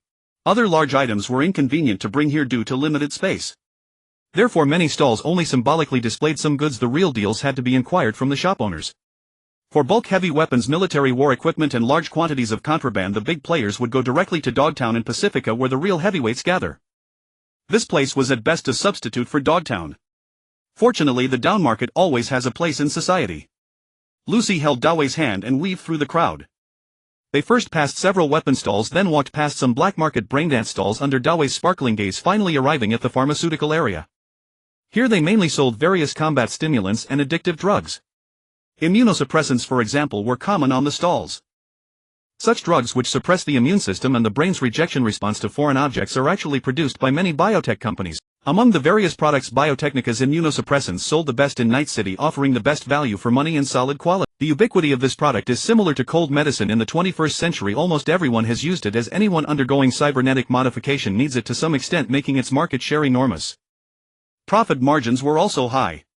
But then again, from ancient times to the present, the pharmaceutical industry has been rife with profiteering and scandals. High profits inevitably attract speculators. Selling counterfeit drugs is almost as old as human medical history. And for products of the same efficacy, the price difference between branded and unbranded ones is enormous. Whether it's corticosteroids, non-corticosteroids or biologic immunosuppressants, a small workshop's cost might be only €10 per dose, sold at €50, but once it's labeled with a big brand, the price can skyrocket to €300. Of course, whether there's any guarantee is another matter. Aniela Pace was a counterfeit drug dealer specializing in this and quite famous in the Pigeon Cage area. He started from a small unlicensed workshop and eventually owned 4 adjacent stalls in the Pigeon Cage black market with a peak daily turnover of hundreds of thousands of euros. At first, the immunosuppressants from his black workshop, due to less dilution, not only achieved 30% of the market effect but also had a low fatality rate, leading the industry. Combined with the expensive packaging machine he acquired, these counterfeits were almost indistinguishable from the real ones, quickly establishing a solid reputation in the underworld. Even counterfeit drug dealers from neighboring Northern California sometimes came to him for stock. Aniela Pace, determined to grow and strengthen, did not indulge in pleasure after making money. Instead, he redoubled his efforts, investing heavily in resources, focusing solely on the counterfeit immunosuppressant track. Not satisfied with merely diluting, he wanted to imitate the real immunosuppressants. To this end, he hired people, bought equipment, conducted experiments, sourced raw materials, and successfully upgraded his black workshop into an unlicensed pharmaceutical workshop. From then on, the immunosuppressants flowing out of his workshop were not only identical in appearance to Biotechnica's products but also achieved 80% of the original's efficacy, yet at only 1/5 the price. However, within days of shipping, he was visited by Biotechnica's armed squad. Medicine god Aniela Pace never understood why selling counterfeit drugs went uninvestigated, but selling genuine goods got him found out immediately. He didn't consider that the formula for immunosuppressants on the market was no secret, yet no faction dared to mass-produce counterfeits. The reason was simple: Biotechnica had real people and guns, and they would go all out to eliminate threats. Those pharmaceutical licenses weren't applied for, they were born from the barrel of a gun. Of course, Aniela Pace hadn't been in the pharmaceutical industry for nothing. He managed to get wind of Biotechnica's move before they struck, and Lucy and Dawei easily learned this information from a bald stall owner. Under his enthusiastic guidance, they also visited Aniela Pace's row of shops in the northwest corner. This shop had its walls and floors knocked through, making it quite spacious. However, it had already been completely ransacked and burned by Biotechnica's people. The two stood before the shop, charred black by incendiary grenades, a wave of melancholy washing over them. The trail had gone cold. At this point, they were at an impasse. They could of course turn back to the Coronado farm, trace Cata Garcia's steps from Haley's former residence, and perhaps find his body lying in some corner. But David and Lucy knew that finding the corpse was not the key. Uncovering the root cause that had led to this very moment was of paramount importance. To kill the enemy, one must strike at the heart; to uproot the weeds, one must dig out the roots. Naturally, revenge required pinpointing the true culprit. Although Cata Garcia's death was inextricably linked to the board of East Construction Company, without solid evidence, rashly seeking vengeance and slaughtering their entire family would be nothing short of wanton murder. That was something only Jiang Bing would do. Hence it was crucial to uncover the truth and obtain evidence. Of course, there was also a hint of their desire to prove their worth to Jiang Bing and to Entropy. Lucy, though a skilled hacker, had her limits and was now at a loss. If Biotechnica couldn't find the person, neither could she. She gazed at the contemplative David and finally couldn't help but speak. "Maybe we could try the East Construction Company board line again." "The risk is too high," David snapped back to reality, smiling at Lucy. "The security around these rich folks are no pushovers." Seeing Lucy's dejection, David, brimming with confidence, added calmly, "Besides, I have a more effective method." The investigation had stalled ultimately because David and Lucy, as fledgling edgerunners, had virtually no foundation in Night City. In other words, the social resources at their disposal were insufficient to track down Aniela Pace's whereabouts. However, as a scholarship student who had gained admission to Arasaka Academy, David was far from rigid. He excelled at leveraging the resources around him. Thus, faced with such a dead end, he chose a path Lucy had never imagined calling his mom. And Mrs. Gloria as a mother could hardly remain indifferent to her son's plea for help. She was no longer the novice fixer who would fumble at the sight of a client. As the chief steward of entropy and an up-and-coming fixer in Night City, the social resources she could mobilize were far beyond what David and Lucy could match. This matter was nothing major for her. The resources required didn't even need Zhang Bing's approval. Gloria simply made a few inquiries within the fixer circle and sent the location of Anila Pace's hideout to the two. Gloria, David, Lucy, you'd better hurry. Any later and this person might flee Night City. Gloria, also Biotechnica's corporate security is looking for him too. You two must be careful and don't act rash. Gloria, if it's too risky, just observe or notify the boss. It's better to fail the mission than to lose your lives. David, got it, Mom. Gloria, if you find him, say old Captain sent you. Hell go with you. Gloria, old Captain took the client's contract and is trying to get him out of the city. I just managed to squeeze you two in. Gloria, when you meet old Captain's people, just say you're with me. I've already had old Captain pass the word down. Gloria, be safe. Gloria, I remember you two didn't take a car right. Gloria, I've arranged a Delamain taxi for you. I'll send you the pickup point. Be careful. Gloria, do you hear me, David? Stay safe. David, I know, Mom. You don't need to keep emphasizing it. As they say, a child with a mother is like a treasure, while one without is like a blade of grass. Once David asked for help, Mrs. Martinez was determined to arrange everything down to the smallest detail, sparing no effort. As for the 5-figure fare of the Delamain taxi and the quid pro quo with old Captain, Mrs. Martinez naturally wouldn't mention them to her son. Armed with his mother's earnest instructions, David led Lucy out of the pigeon cage black market. As they reached the main road, a black Delamain taxi glided to a halt before them. The vehicle's sensors confirmed their identities and the bulletproof doors swung open automatically. Filled with curiosity, they climbed in. The doors closed and the AI-controlled car accelerated smoothly, merging into the traffic flow. Passenger information confirmed. Mr. David, Ms. Lucy, welcome aboard Delamain taxi. Choose Delamain, leave your worries behind. A rich synthetic male voice echoed inside the car. David looked around, marveling at the legendary Delamain taxi, famous throughout Night City. This AI-operated taxi company was renowned for its unwavering commitment to passenger safety and its exorbitant fares. Delamain Taxi offered not just basic transportation, its specially customized vehicles boasted ultra-high-grade bulletproof armor and a combat mode ready to protect passengers with force if necessary. Once a client was inside, even if Arasaka's army blocked the way, the car would blast a path with rockets and mounted machine guns. The entire vehicle was controlled by a subprocess of the Delamain AI, ensuring it never faltered in critical moments. Damn, Mom really spared no expense. Mr. David, analysis shows that the payer, Mrs. Gloria Martinez, indeed values you highly. She selected the top-tier safety without worry package for you. Hearing Delamain's reply, David grew curious about the price. How much does this package cost? Delamain replied mechanically, sorry, due to the payer's request this question cannot be answered. Lucy, gazing out the window, chimed in, I saw someone post a Delamain taxi bill in cyberspace. It was for the standard package costing €13,000. Our trip must be at least €4,000. Her words were filled with envy, not for the money but for David having such a mother. David fell into silence. You get what you pay for, that principle holds true everywhere. The Delamain taxi, ensuring comfort, delivered them to their destination in under half an hour. Destination reached. Please take your belongings and disembark. I will be waiting here. If you need anything, feel free to call me. Aneurla Paisai had been hunted by Biotechnica with nowhere to escape, no way to evade. He couldn't return home, he would be captured, he couldn't spend his money, he would be traced. But as a dealer of counterfeit pharmaceuticals, fully aware of the high occupational risks, he had naturally prepared for such contingencies. The place where David and Lucy arrived was a safe house he had meticulously prepared for himself, stocked with survival supplies, a large amount of cash and credit chips, enabling him to flee at any moment. Aneurla Pace's safe house was located at the junction of Charter Hill and Coronado Farm in a long-term rental apartment complex north of San Amaro Street. The area was filled with cheap long-term rental apartments where payment was the only requirement, with no identity checks, resulting in a motley crowd of tenants. Situated near the city's main thoroughfare, it was only a 5-minute drive to the Badlands, making it an ideal getaway spot. However, in this highly digitized society, being discovered by Biotechnica was merely a matter of time when they sought to investigate someone. Aneurla Paisai understood this well, so upon assessing his situation he immediately tried to contact someone to extract him from Night City. Once outside the city, shielded by the vast Badlands, he could shake off his pursuers. With ample cash, credit chips and pre-prepared backup accounts, he could head west to Arizona or north to the Republic of Nevada, both viable options. With money, even Las Vegas in the Republic of Nevada was a dazzling decadent paradise. But Anierla Paisai still underestimated the corporation's capabilities. No sooner had old Captain's men arrived than a Biotechnica purge squad followed the trail. As David and Lucy approached the two-story townhouse where Anierla Paisai was hiding, they heard a cacophony of gunfire.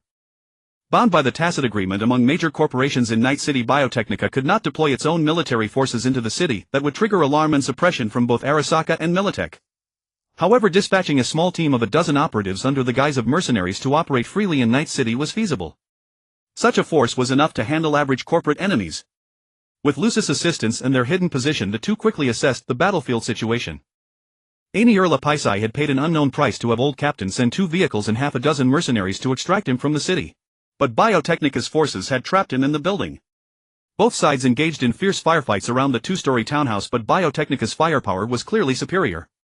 Snipers, heavy gunners, assaulters and combat hackers, all present backed by the corporation, their cyberware and weapons were all top tier. The mercenaries sent by Old Captain had hit a brick wall. Within minutes one was down, a sniper shot to the head, and the rest were wounded to varying degrees. This was the true reality of mercenaries living on the edge, risking their lives daily.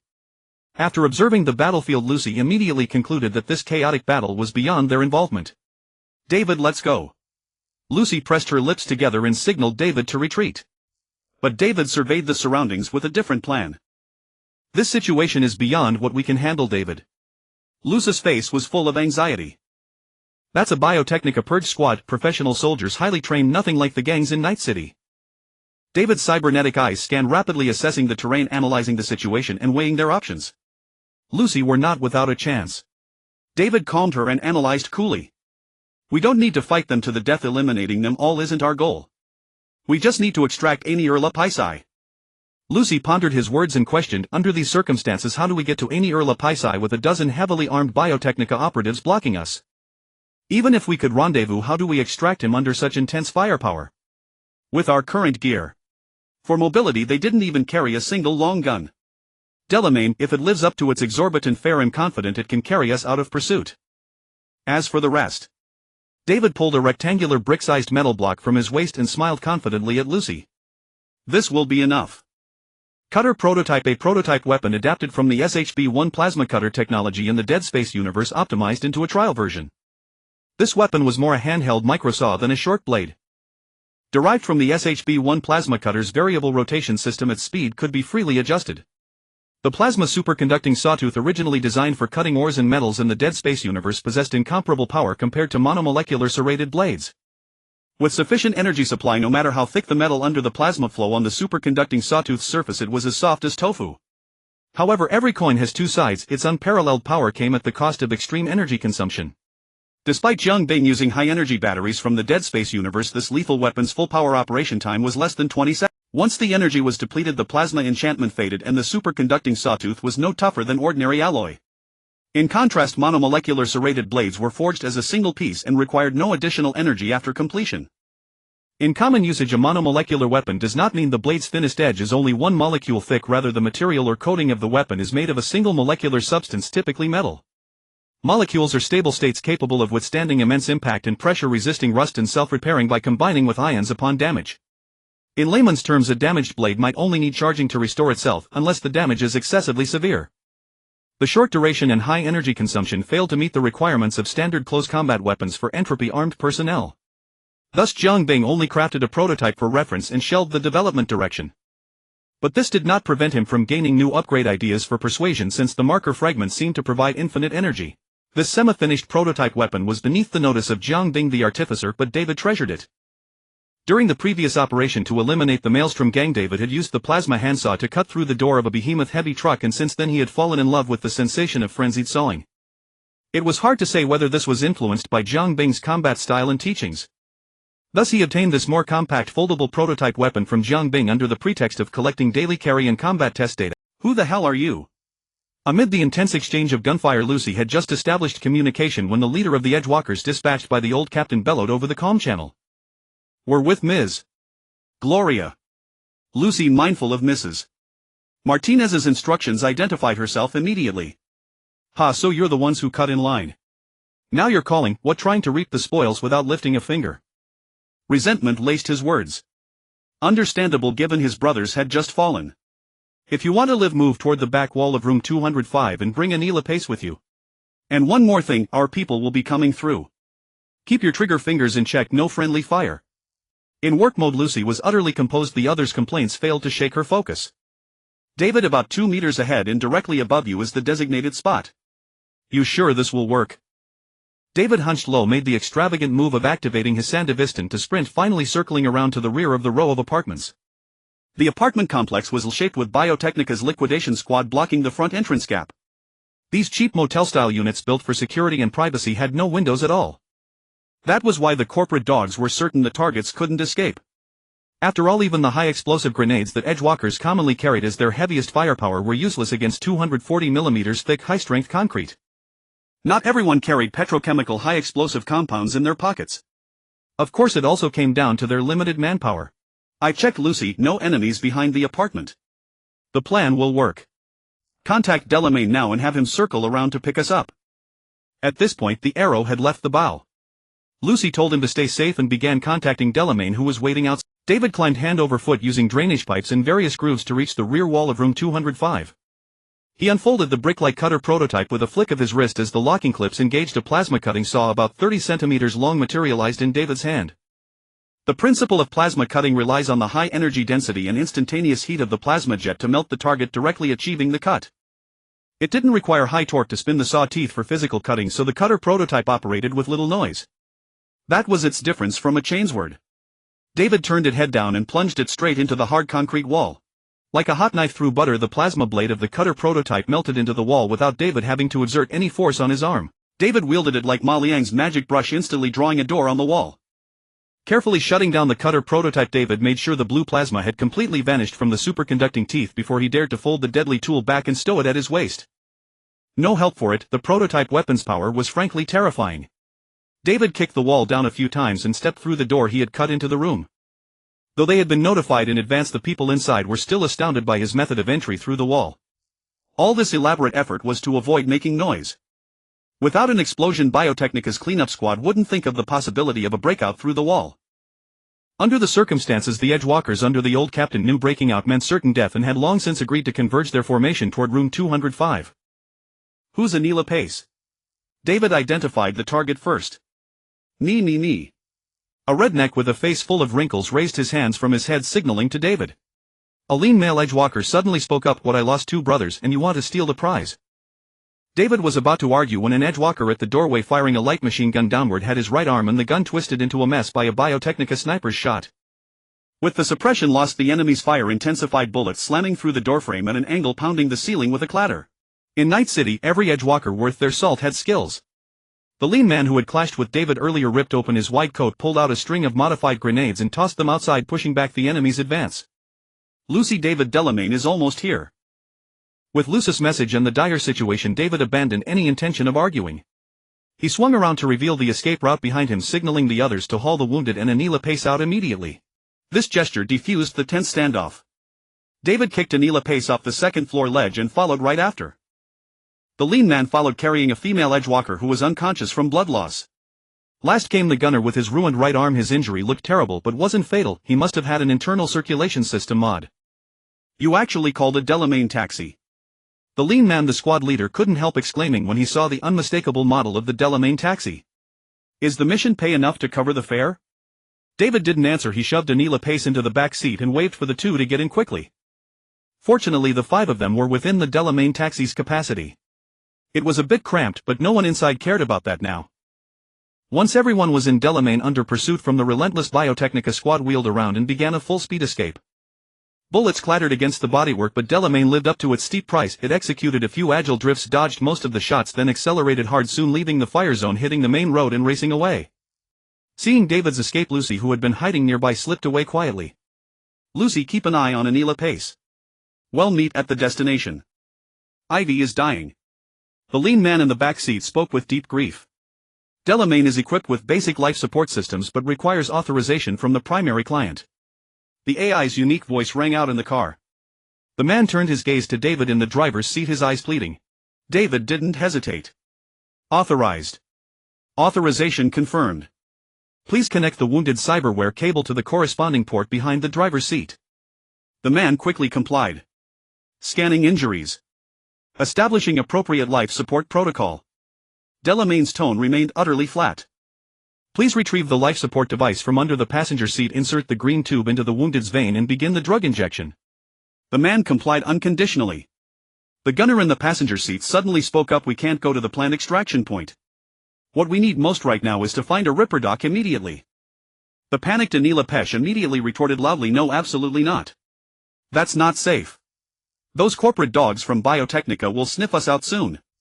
I have to get out of the city right now. The gaunt man beside her abruptly turned, glaring at Anila Pesh with eyes wide with fury. We've already lost 2 brothers because of you, and you still dare to say that? The edge runners weren't Arasaka security. They didn't treat clients like gods. If pushed too far, it wasn't unheard of for them to turn on their employers. So intimidated by his roar, Anila Pesh immediately shut her mouth and looked sheepishly at David, hoping he would mediate. I know a place.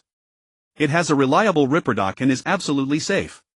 David looked at the top line on his comm page. His boss replied, bring them over, and grinned broadly, taking full responsibility. South of the Coronado farm, Jiang Bing's black clinic had uncharacteristically opened for business. Its first patient was a female cyberpunk named Yvonne who had 1 foot in the grave.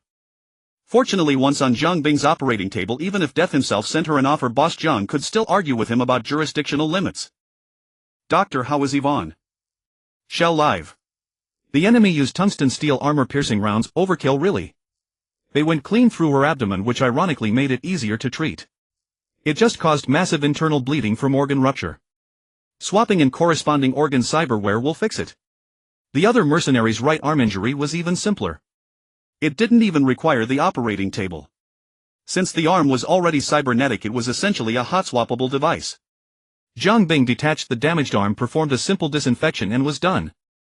He could later decide on the replacement cyberware and get it installed at any clinic. Spill it. The pressure Jiang Bing exuded was something David couldn't match. Though she didn't know how he had convinced the Biotechnica purge squad, tailing them to back off in just a few minutes, it didn't stop Anila Pesh from wisely choosing to surrender. Moreover, the fake drug dealer had no reason to keep secrets now. The factory was destroyed and her life was in his hand. Faced with the questioning, she spilled everything like beans from a bamboo tube, revealing without reservation that the East Construction Company had bought fake drugs from her. Even more scandalous, she had kept detailed records and transaction logs which were solid as ironclad evidence. Though useless in Night City. To be fair, old Captain as the fixer was reliable enough. Upon learning the details, he immediately contacted Gloria, intending to send people to pick them up. After obtaining the chip with the transaction records, David at Jiang Bing signal generously sent off Anila Pesh and the edge runners under Old Captain. As Jiang Bing expected, it wasn't long before Old Captain came calling. Though via calm. Hello, Mr. Saba. Muammar Reyes. People on the street call me Old Captain. In the video, Old Captain had a gaunt face and an overly long mullet hairstyle, giving off a melancholic rogue vibe. That is until he opened his mouth and let out his down-to-earth speech. Hello. I've seen your vehicle reviews on the Good Car Fixer terminal. They're quite insightful. Clearly you've done your research. Jiang Bing's words were sharp. But this precisely hit the man's sweet spot. Oh wow, Mr. Saba, you're into cars too. The artisan nodded slightly, letting loose about half a Mississippi River's worth of humility. A little. Well, then we can have a good chat sometime. After the pleasantries, Old Captain quickly got to the purpose of his call. I really owe you and your men one this time, Mr. Saba. I never expected Biotechnica's nose to be so sharp. If you ever need anything, just say the word. I'd go through fire and water for you. Jiang Bing naturally didn't take the man's courtesy at face value. Speaking of which, there is one thing I need your help with. Jiang Bing's style of demanding immediate repayment for a favor left Old Captain stunned. But being a seasoned fixer who had seen it all, he quickly replied, name it. If I can do it, I won't hesitate. Jiang Bing fixed his gaze on the other man and uttered the name 42 had dug out of Vic Vegas' brain computer interface. Nara Wendell. Do you know anything about her? I know her. A fixer working the Valley District. Old Captain was straightforward, not even needing a moment to think. But we don't get along. That bitch is a bit sly and has no scruples. Hearing this, Jiang Bing chuckled. What a coincidence. I have a bone to pick with her too. Do you know which corporation she's been cozying up to? Old Captain scratched his head. Can't say I've heard that. But word on the street is that woman sticks closest to the money. Whoever pays, she works for. Do you have her current address? Old Captain gave a sly grin. If anyone else asked, definitely not. But since the benevolent Mr. Saba has spoken, he'll give you a satisfactory answer. Hold on. True to his reputation as the most connected fixer in Santo Domingo, an address was sent to Jiang Bing in less than 20 minutes. A short message followed. Old Captain, she's here. Friendly reminder, if you're going to cause her trouble, be careful. I hear she's got some real ruthless bastards working for her. Assassins and prostitutes, the two oldest professions. The Kabuki district in Watson was rife with both. As the name suggested, this area was a Japanese enclave.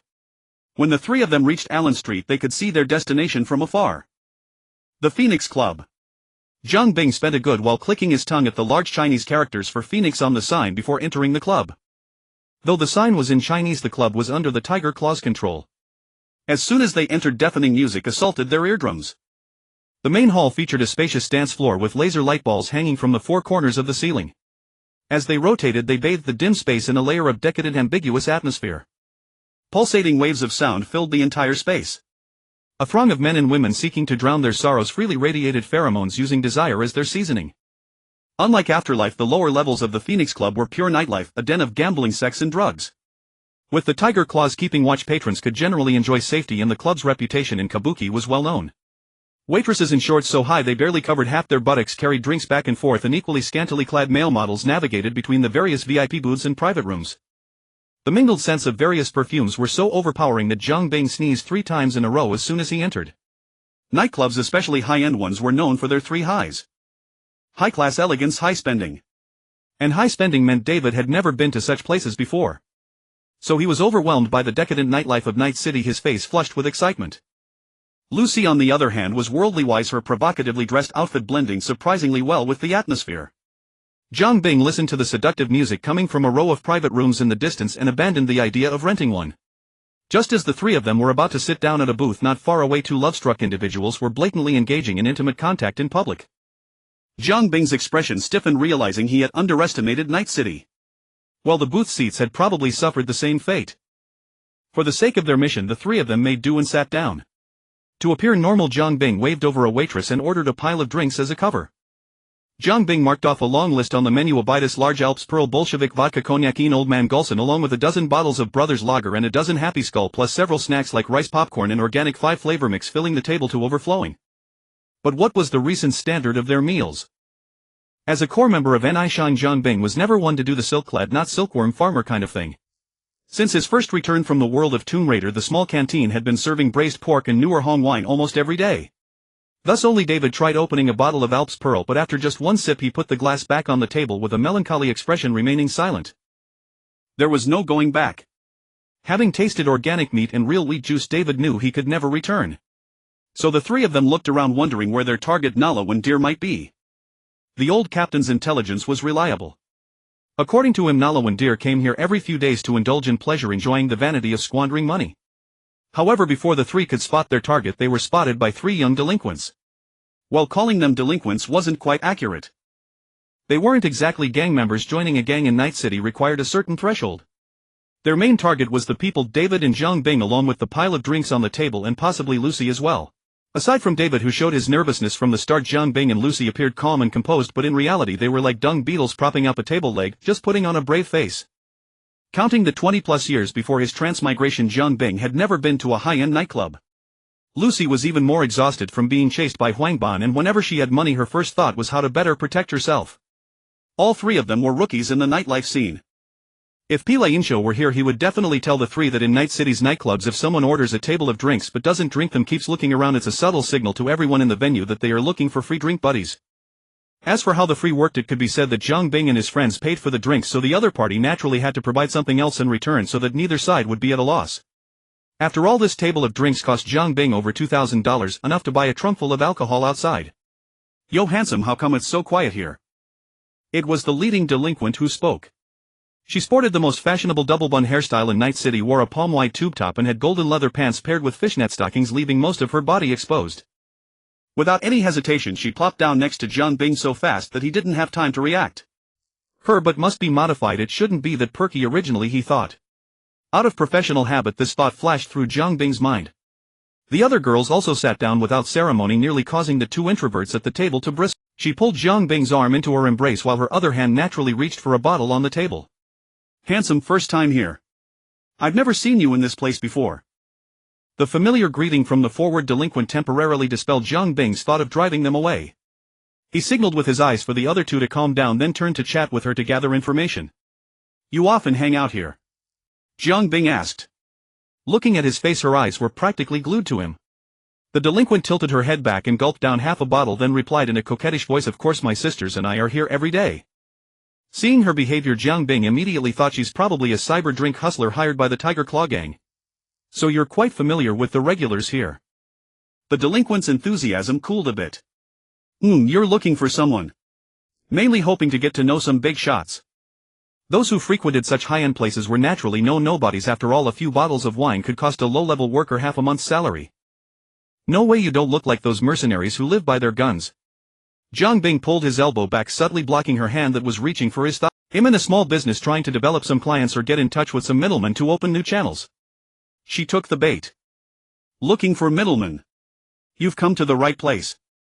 This place often gets middlemen of all sizes, but they usually don't sit with small fries like us." The delinquent sat back, lit a cigarette and tilted her head to indicate the private rooms in the back. "They all go in there to discuss business, quiet and safe." David was caught between two heavily made-up, similarly scantily clad delinquents looking very embarrassed. Lucy, on the other hand, watched the scene with a mischievous amusement, having no intention to intervene. David could only excuse himself to go to the bathroom. Jiang Bing waved away the smoke wafting into his face and continued probing, "Do you know the most famous middleman in this place?" She was quite alert and clearly didn't want to discuss this topic, so she picked up a beer from the table and gestured to Jiang Bing. Jiang Bing had to grab a bottle of Happy Skull and clink glasses with her for a hearty drink. The bitter, astringent synthetic beverage made him feel like he was drinking horse urine. She clearly knew something but wasn't willing to share much with a stranger like Jiang Bing. But Jiang Bing had a trick for that: drink her under the table.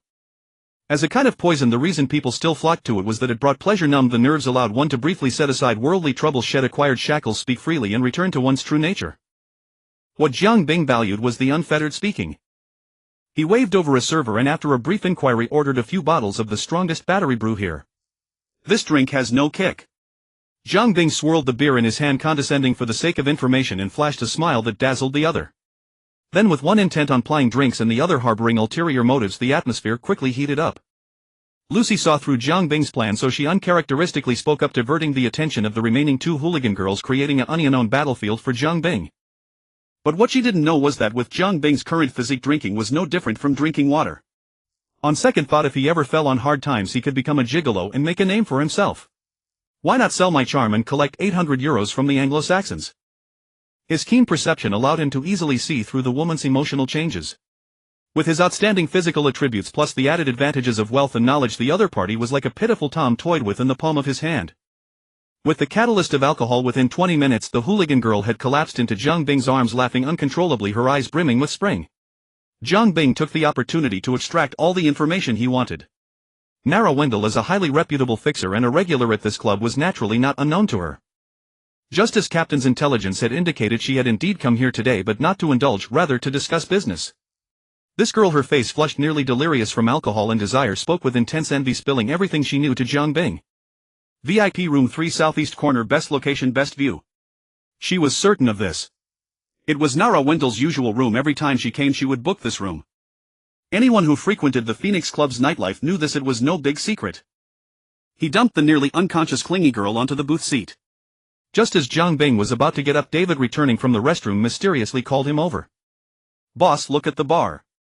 Jiang Bing followed his gaze and through the heavy light pollution precisely spotted a familiar figure by the bar. Aurora, the senior cyber surgeon from the trauma team. What is she doing here? She was nursing a cocktail, glancing around, frequently turning her head to stare intently in one direction. Her unprofessional demeanor made it obvious to anyone that she wasn't there to get drunk. Following her line of sight, the destination was also VIP room 3. Things were getting interesting. Aurora from trauma team, fixer Nara Wendell, and Jiang Bing of anti-entropy. Night City was indeed a small place. You could run into anyone anytime. Alone. Aurora's first thought was that some clueless guy was hitting on her, and her second instinct was to reach for the gun in her pocket. Then she belatedly realized the voice sounded familiar. She turned and saw one of the candidates on her list of high-quality companions who had left a deep impression at the medical center. You. Zhang Bing ordered a Molotov cocktail, sat down beside her and got straight to the point. Are you also looking for Nara Wendell? Nara Wendell? Aurora asked in confusion. Seeing that her expression didn't seem feigned, Zhang Bing also grew puzzled. If she didn't know Nara Wendell, why was she staring at room 3? Fortunately, she didn't look like she was up to any good either, so Zhang Bing decided to reveal some information to test the waters. VIP room 3 is the private room of fixer Nara Wendell. I can tell you've never tailed anyone before. Next time don't keep looking around when you're surveilling someone, it's too obvious. Aurora's face flushed, then she showed a hint of realization. She cautiously leaned in close to Zhang Bing and whispered, so that woman is a fixer. Ha! There's more to this. Just as the two were engrossed in conversation, the door to VIP room 3 suddenly opened. A short Japanese man in a white suit with a pink bow tie stepped out, leading two tiger claw thugs upstairs to the second floor. The upstairs was a casino. In the moment the door closed, Zhang Bing seized the brief opportunity to glimpse the situation inside the room.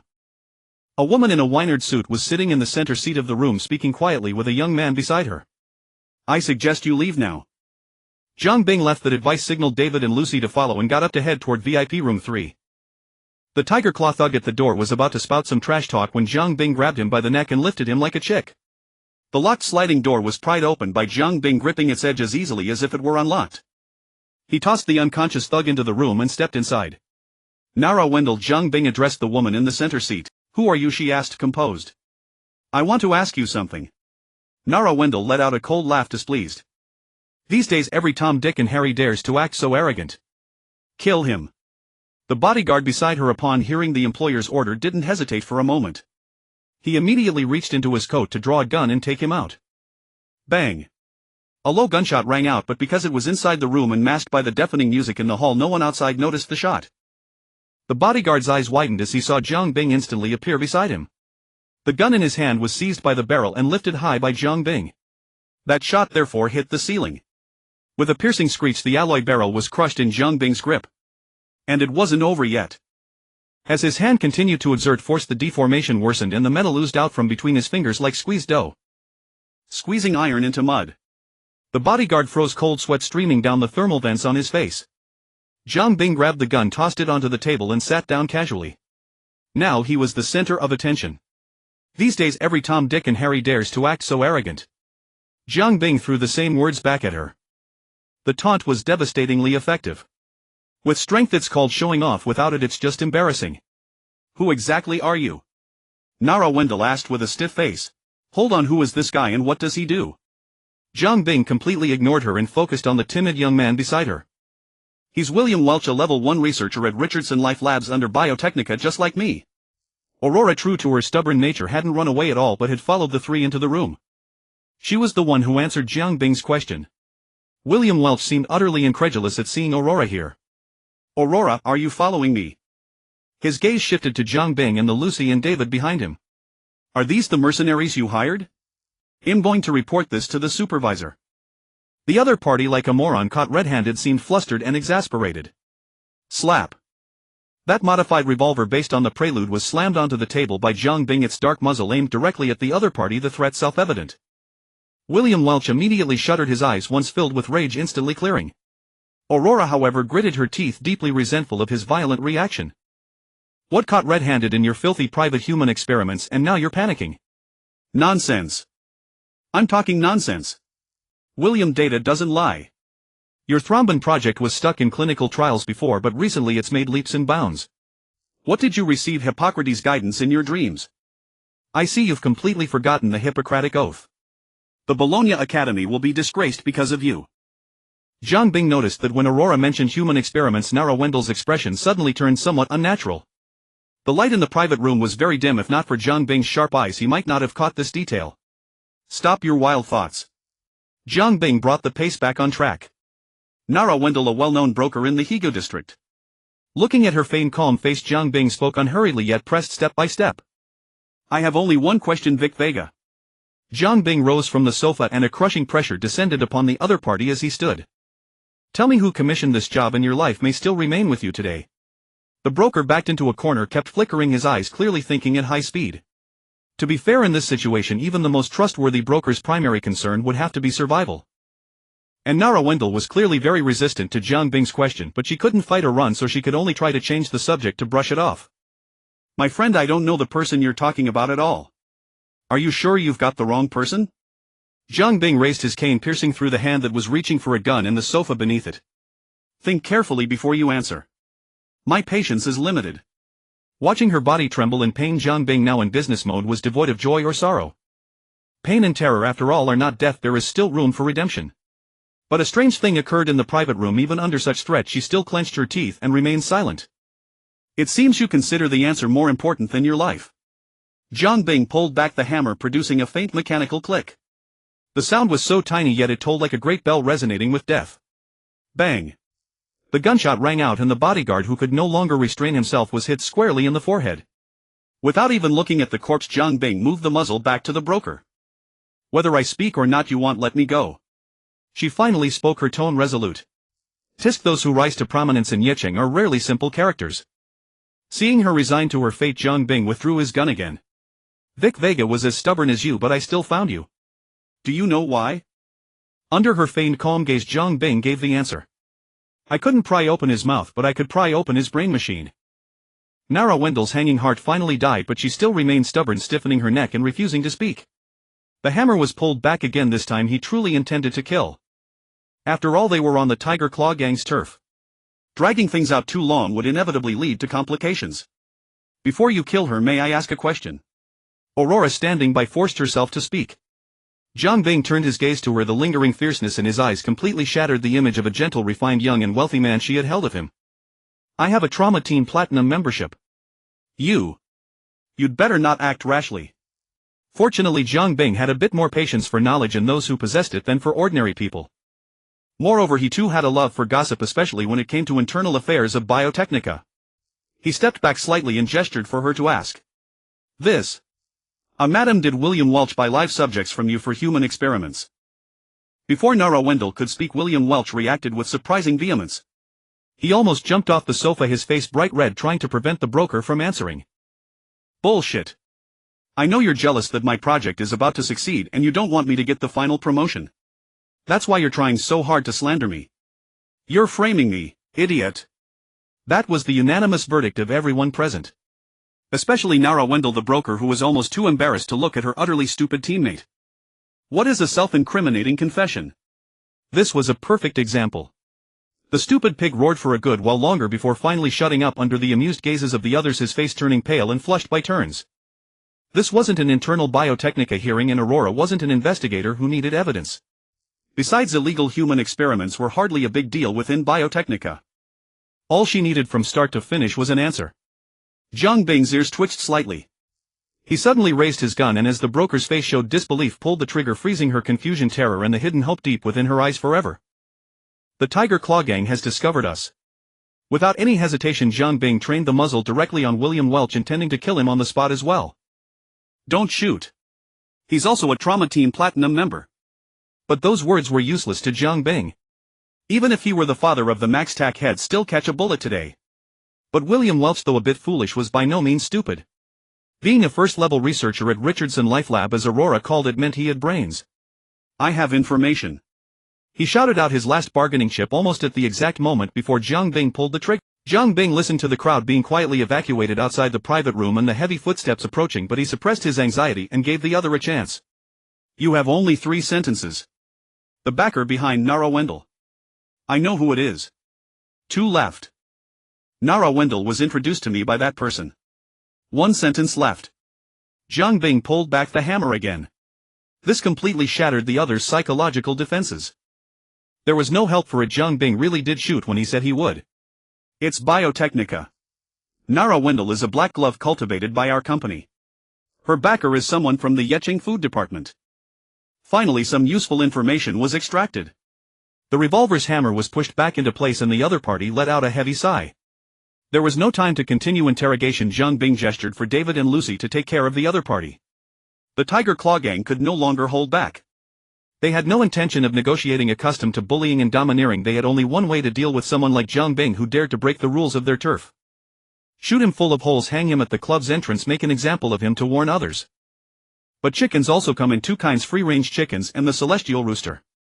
One is a man who indulges in vices weak in the kidneys and legs, while the other is a craftsman who under the guise of an ordinary even outdated suit and coat possesses a normal strength of nearly 8 tons, a top running speed of 30 milliseconds, reaction speed paired with equivalent dynamic vision, fast enough to dodge bullets while clearly seeing every detail on them, able to hear footsteps tens of meters away through the private room door, and concrete walls amid deafening sound waves.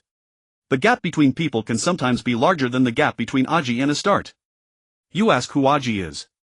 It's the name of Haley's favorite deer. You son of a bitch, come out right now or I'll fucking blow your head off. A Tiger Claw gang member shouted outside the door. A flash of light passed through Lusa's cybernetic eyes and she instantly locked the private room door. Many customers, though driven away, still stayed far off to watch the show. After all, this was far more thrilling than any striptease or alcohol, a real-life black brain dance turn a person into a pincushion. What to do? Aurora pulled out the gun from her pocket, but instead of pointing it at the door she hesitated, then pointed it at herself, and finally with a change of expression pointed it at William Welch's thigh. Why not shoot him and let the trauma team deal with it? No wonder she was a good student, her mind was really sharp. Jiang Bing pulled out his cane from the fixer's corpse, ready to stretch his muscles. An invisible pressure radiated in all directions, the air becoming physically viscous under the influence of a higher dimension. Even the Tiger Claw members just outside the door sensed that the atmosphere inside the private room was off.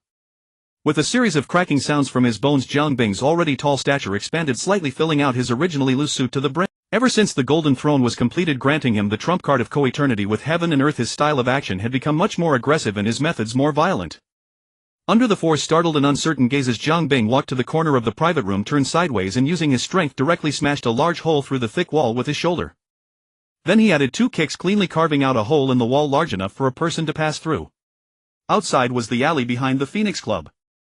You two take these 2 deadweights out first so that when the fight starts bullets won't have eyes. He'll have a discussion with this group outside. Jiang Bing patted the dust off his clothes, and as he walked toward the private room door he twisted his cane, surprisingly drawing a slightly slender sword from within the shaft. He rarely used guns anymore, ordinary firearms simply couldn't keep up with his killing efficiency. The metal private room door had already been kicked inward by the Tiger Claw gang from outside. Fortunately, Jiang Bing never took the ordinary path. The private room wall was shattered in an instant, a tiger unleashed from its cage heralding the start of battle.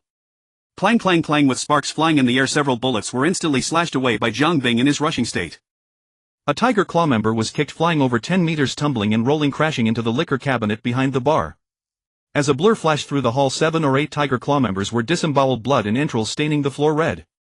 CCC, there's a cyber psycho. This scene instantly panicked the onlookers, who scattered in a crowd frantically fleeing toward the exits. Dodging bullets aimed at his head by swaying left and right, Jiang Bing pushed off the ground with his calves easily sliding into the embrace of a Tiger Claw member, punching him almost to the ceiling. Then with his sword cane held horizontally he took a big leap and cut through 3 unlucky souls. With a single arm swing, a force of 1,000 June bound the tiger with twists and turns, lightning fast and wind-like he passed through the world. Jiang Bing hadn't even fully warmed up before the battle ended abruptly. David cautiously poked his head out from the private room door, only to see Jiang Bing wiping the blood off his sword cane with a Tiger Claw member's jacket. In the hall there was no one else standing but him. Stop poking your head around. Let's go. The bloodstained jacket was casually tossed onto the ground by Jiang Bing. He glanced up at the stairs leading to the second floor, temporarily dismissing the idea of going up. It was more important to settle accounts with the Biotechnica people first. At a certain seaside spot in the Geisha district not far from the Phoenix Club, the 5 of them got out of the car. The cold sea breeze like a chill current froze William Welch's heart. Spill it. Who is that supervisor? He didn't want to violate company policy, but the person demanding his life didn't care about that. Rules and regulations can only restrain those who want to be bound, not outlaws. Will Case. Shivering, he forced out a name. How do you know each other? At a company internal exchange meeting I shared some little toys with him. Jiang Bing was not interested in those little toys. What does he mainly do at Biotechnica? He's mainly responsible for the production and sales of the protein farm. Jiang Bing raised an eyebrow. The one south of the Coronado farm. The other nodded rapidly. Jiang Bing understood.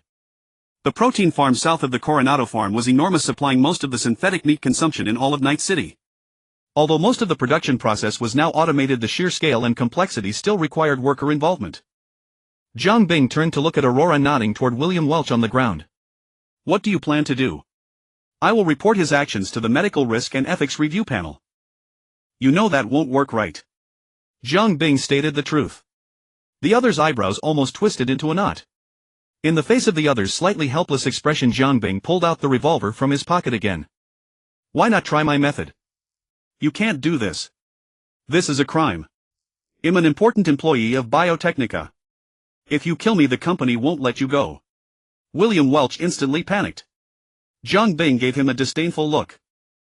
Ha, it's 2076 and it's rare to find someone who still thinks that way. Let me tell you a law of Night City: if you're not caught, there's no crime. Jiang Bing sneered, pulling back the revolver's hammer to send the other to meet Hippocrates. Wait. Aurora suddenly spoke up to stop him. She struggled for a long time before making up her mind. Hand him over to me. I promise he will receive the punishment he deserves. And then your company will give him a slap on the wrist and hell come after us again. Jiang Bing suddenly turned around, his gaze icy cold as he stared at the woman before him.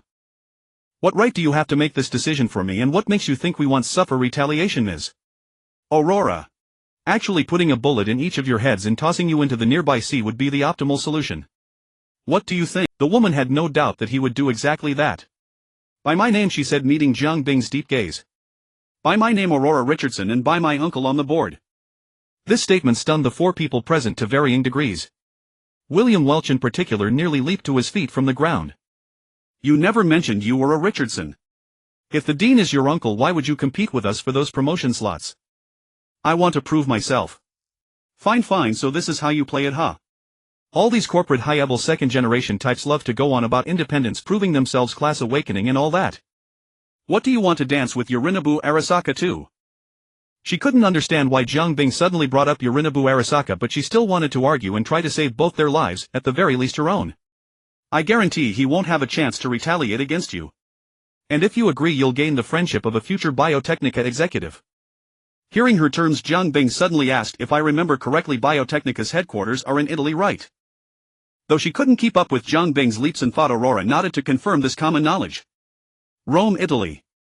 Italy is nice, pleasant climate, and most importantly, much of its territory borders the sea. I love the sea. After making this seemingly random remark about geography, Jiang Bing suddenly changed the subject. For your sake, I agree. David, knock this guy out and tie him up for our future Biotechnica board member. Aurora didn't quite understand what had prompted his sudden change of heart, but for her this was the best possible outcome. You won't regret this decision today, she said solemnly, still carrying some of the purity of a doctor. She hailed a Delamain taxi, stuffed William Welch into the trunk, and merged into the main traffic flow. On the way back to Coronado Farm, David had already honed his driving skills. He maneuvered the car but couldn't suppress his curiosity and finally spoke up. Boss, why did you let William Welch go? Do you really believe that woman? Jiang Bing rested with his eyes closed, not even opening them. Believing or not doesn't matter. William Welch is just a corporate dog, insignificant. David, you need to learn to make your enemies few and your friends many. David pondered Jiang Bing's words as he drove the Mackinac Larimore into the street where old Logan David and Jiang Bing's house stood. He still had to show Lucy around his place. Well, Case, as the head of Biotechnica's food business, naturally wouldn't live with the low-level workers in the protein factory. He spent nearly half the year away from Night City, and when he was in the city he stayed in high-end apartments near the city center. If there was ever a dirty job in the Badlands, his trusted subordinates handled it. He never needed to go himself. His main job was to cultivate relationships with celebrities and politicians, attend various lavish banquets, and amid clinking glasses make exchanges of interests that ordinary people couldn't even dream of. He spent his days writing in aerodynes high above and visible to the common folk. Inside his private dressing room, a lithe maid meticulously attended to his grooming. Her built-in behavioral chip made her adept at everything from hairstyling to outfit coordination. Will closed his eyes, slightly lying on a treatment bed, enjoying the gentle massage of her soft, high-end synthetic fingers on his scalp. After the massage she would clean his hair, trim it, and then style it with a special pomade. After all, his thick natural hair was Will's pride. He spent a great deal of time grooming it before every important occasion. Beside him, his female secretary was softly reporting on the backlog of work. Director, the 2 new production lines at the protein farm have been installed and they are expected to be operational in 3 days. How's the recruitment of workers coming along? As of half an hour ago, according to feedback from human resources, we're still short by a third of the workforce. Will opened his eyes and glanced at the secretary. The report shows that a company called Anti-Entropy recently appeared near Coronado Farm, attracting most of the unemployed workers with higher than market wages, and the rest are waiting to see. Didn't we already have Nara Wendell warn this little company? The secretary looked troubled but answered truthfully. She was confirmed dead 2 days ago in the Phoenix Club in Kabuki District, shot in the head. Did Anti-Entropy do it? The director paused for a few seconds but didn't seem surprised he had seen this kind of thing too many times. The intelligence department's report indicates an 89% probability that anti-entropy was responsible and 11% that Nara Wendell brought trouble upon herself. The maid gently helped Will up and dried the water from his hair with a hairdryer. What's the background of this anti-entropy? The report shows it appeared in Night City only 2 months ago, mainly dealing in smuggled organic meat.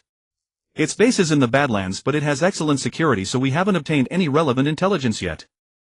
The organic food they sell is of relatively high quality, so it doesn't currently conflict with our synthetic meat business, the secretary added. A fearless newborn calf indeed. Will chuckled twice, giving orders with a sneer. The production schedule at the protein factory can't be delayed. Have HR keep a closer eye on recruitment and also have the intelligence department thoroughly investigate anti-entropy's background. And since Nara Wendell is dead, find a suitable middleman to replace her and funnel the corresponding resources to him. The secretary nodded in agreement. At the upcoming banquet he'll discuss them with Mayor Ryan. I'm sure he'll be interested in anyone daring to smuggle organic meat in Night City. The maid had finished styling his hair and began selecting the most suitable outfit from the wall-towel wardrobe. The secretary continued her report. The intelligence department has issued a report on the storm in the Pacific state.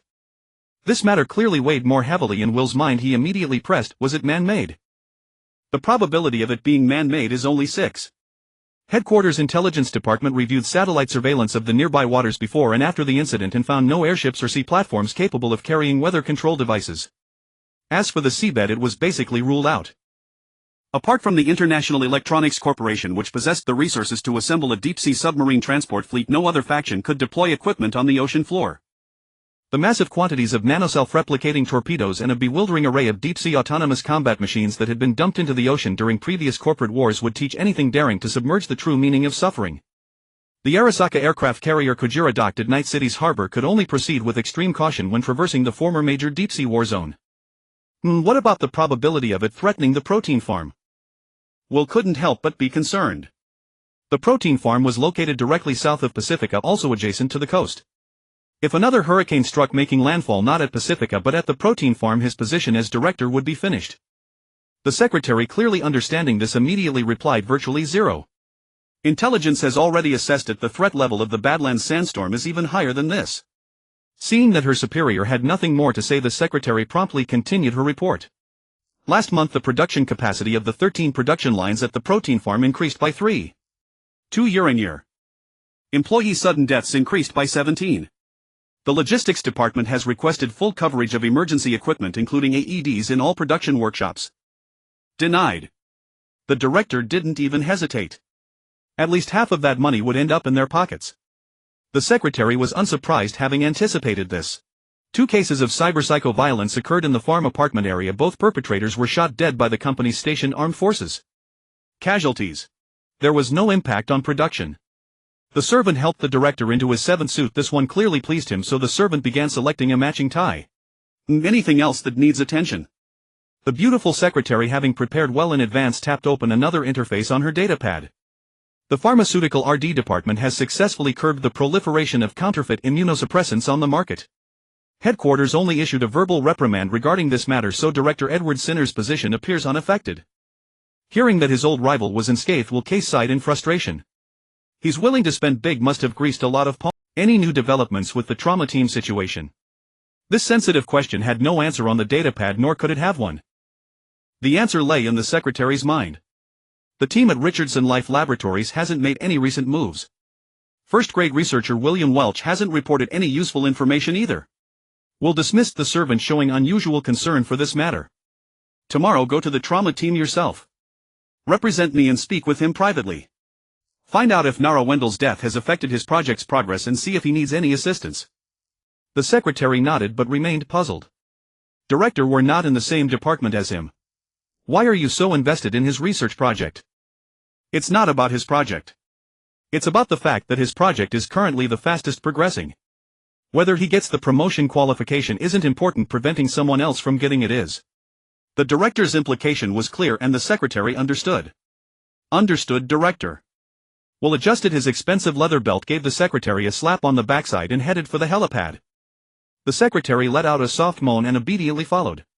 A blackened yellow AV was parked on the helipad, its 3-leaf logo unmistakably marking the vehicle's corporate affiliation.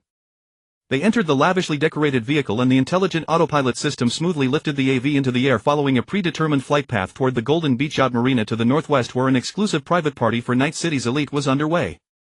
Inside the AV, the stunning secretary had already discarded her datapad and straddled her superior ready to engage in their favorite pastime within the vehicle. Soon the AV began to sway slightly, though the intelligent flight system quickly adjusted the built-in gyroscope parameters to prevent the minor tremors from affecting the flight attitude. The AV floated among the skyscrapers, multicolored neon searchlights sweeping across the dark sky while the glitter district below shone as bright as day. It felt like traveling above the mortal world. Suddenly the observation window of the AV was opened and the secretary's beautiful face and full breasts pressed against the glass ruthlessly squeezed and distorted. Not far from the observation window stood Night City's landmark building, Arasaka Tower. Gazing at this edifice of supreme authority always stirred Will case further. Thus the amplitude of the AV's sway increased by 2-3 degrees on each side.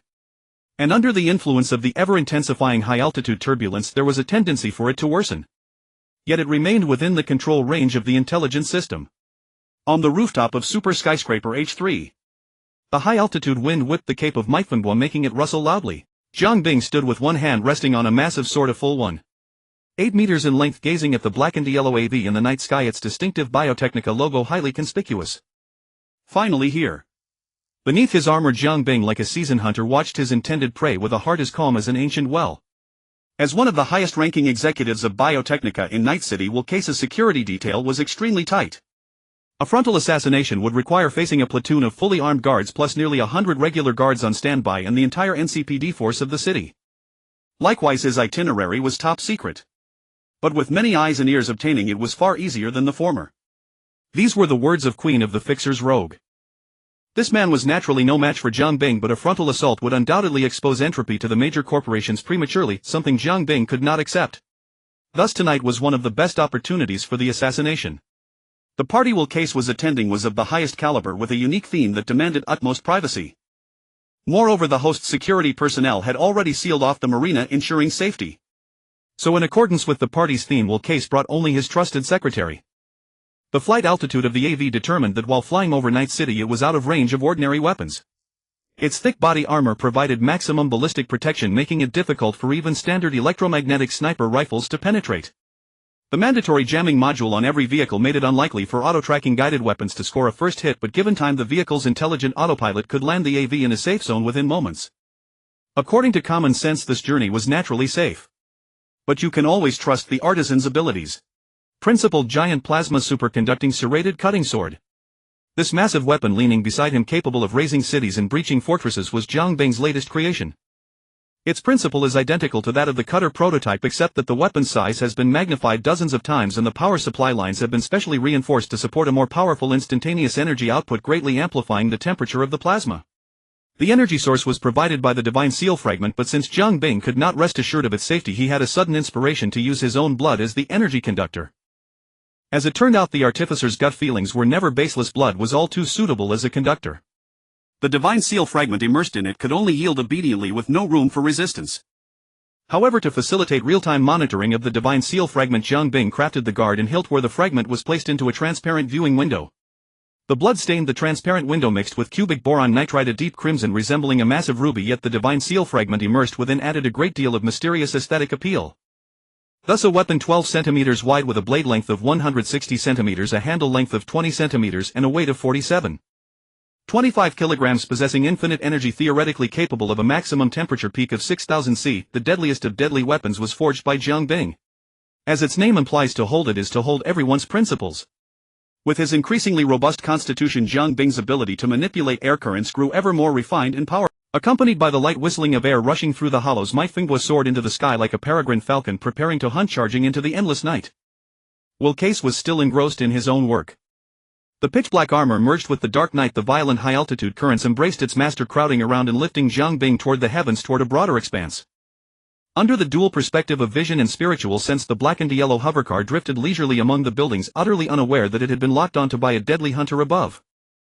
Finally, upon reaching the predetermined altitude, the air currents from the various orifices of manhwa ceased to surge. Without the thrust of the air, gravity once again embraced the armor. Jiang Bing began to plummet rapidly. And this was exactly what he wanted. The cape was unfurled. The meticulously designed structure made Jiang Bing glide like a wingless bird long extinct in Night City, sliding toward the target hundreds of meters away. Will Case was still buried in his work. Though in a gliding state under Jiang Bing's deliberate control, the flight speed of manhwa grew faster and faster.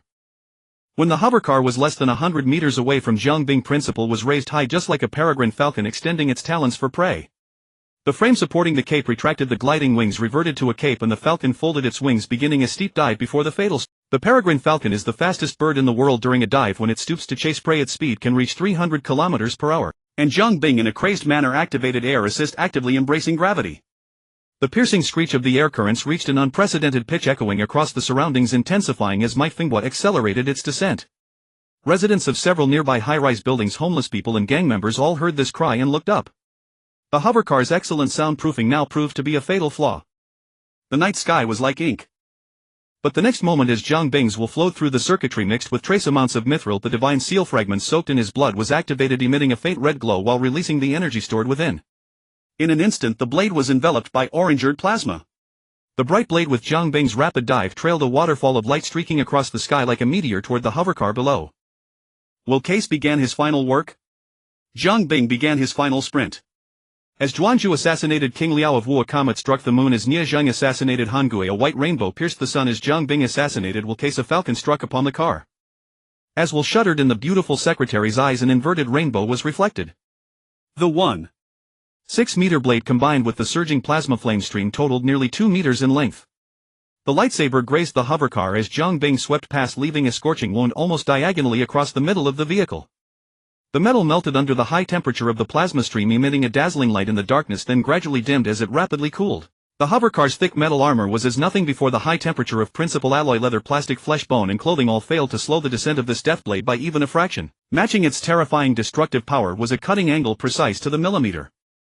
With the aid of the spiritual perspective cheat, this strike avoided all major structures of the hovercar, slicing along the thick armor and redividing the two people fused into one inside the vehicle. Inside the still functioning hovercar, the intelligent control system kept broadcasting warnings of vehicle damage, but the owner would never be able to respond. The blade that had grazed through the gaps froze the two in their current pose. The two severed in two had their wounds instantly cauterized by the high temperature of the plasma stream, leaving not a single drop of blood on the expensive carpet. Having succeeded in one strike, Jiang Bing without a trace of reluctance unfurled his cape, skimmed past the hovercar and flew into the distance. Principal was deactivated as the dazzling plasma stream vanished. The matte black manhwa completely disappeared into the darkness. Having accomplished his deed, he brushed off his clothes and hid his fame deeply. Will Case's death did not stir any surface ripples in Night City. Most citizens went about their lives as usual, utterly unaware of the undercurrents surging beneath. V opened the trunk of his beat-up car and loaded a large number of temperature-controlled boxes. Thanks to the suddenly vanished machete gang, the road into the Badlands had become much easier, and Vincent had been making many more trips lately, earning a tidy sum. Just as he was barely squeezing the last few temperature-controlled boxes into the already crammed trunk, a wide-armed off-road vehicle drove into the newly erected wall of the base.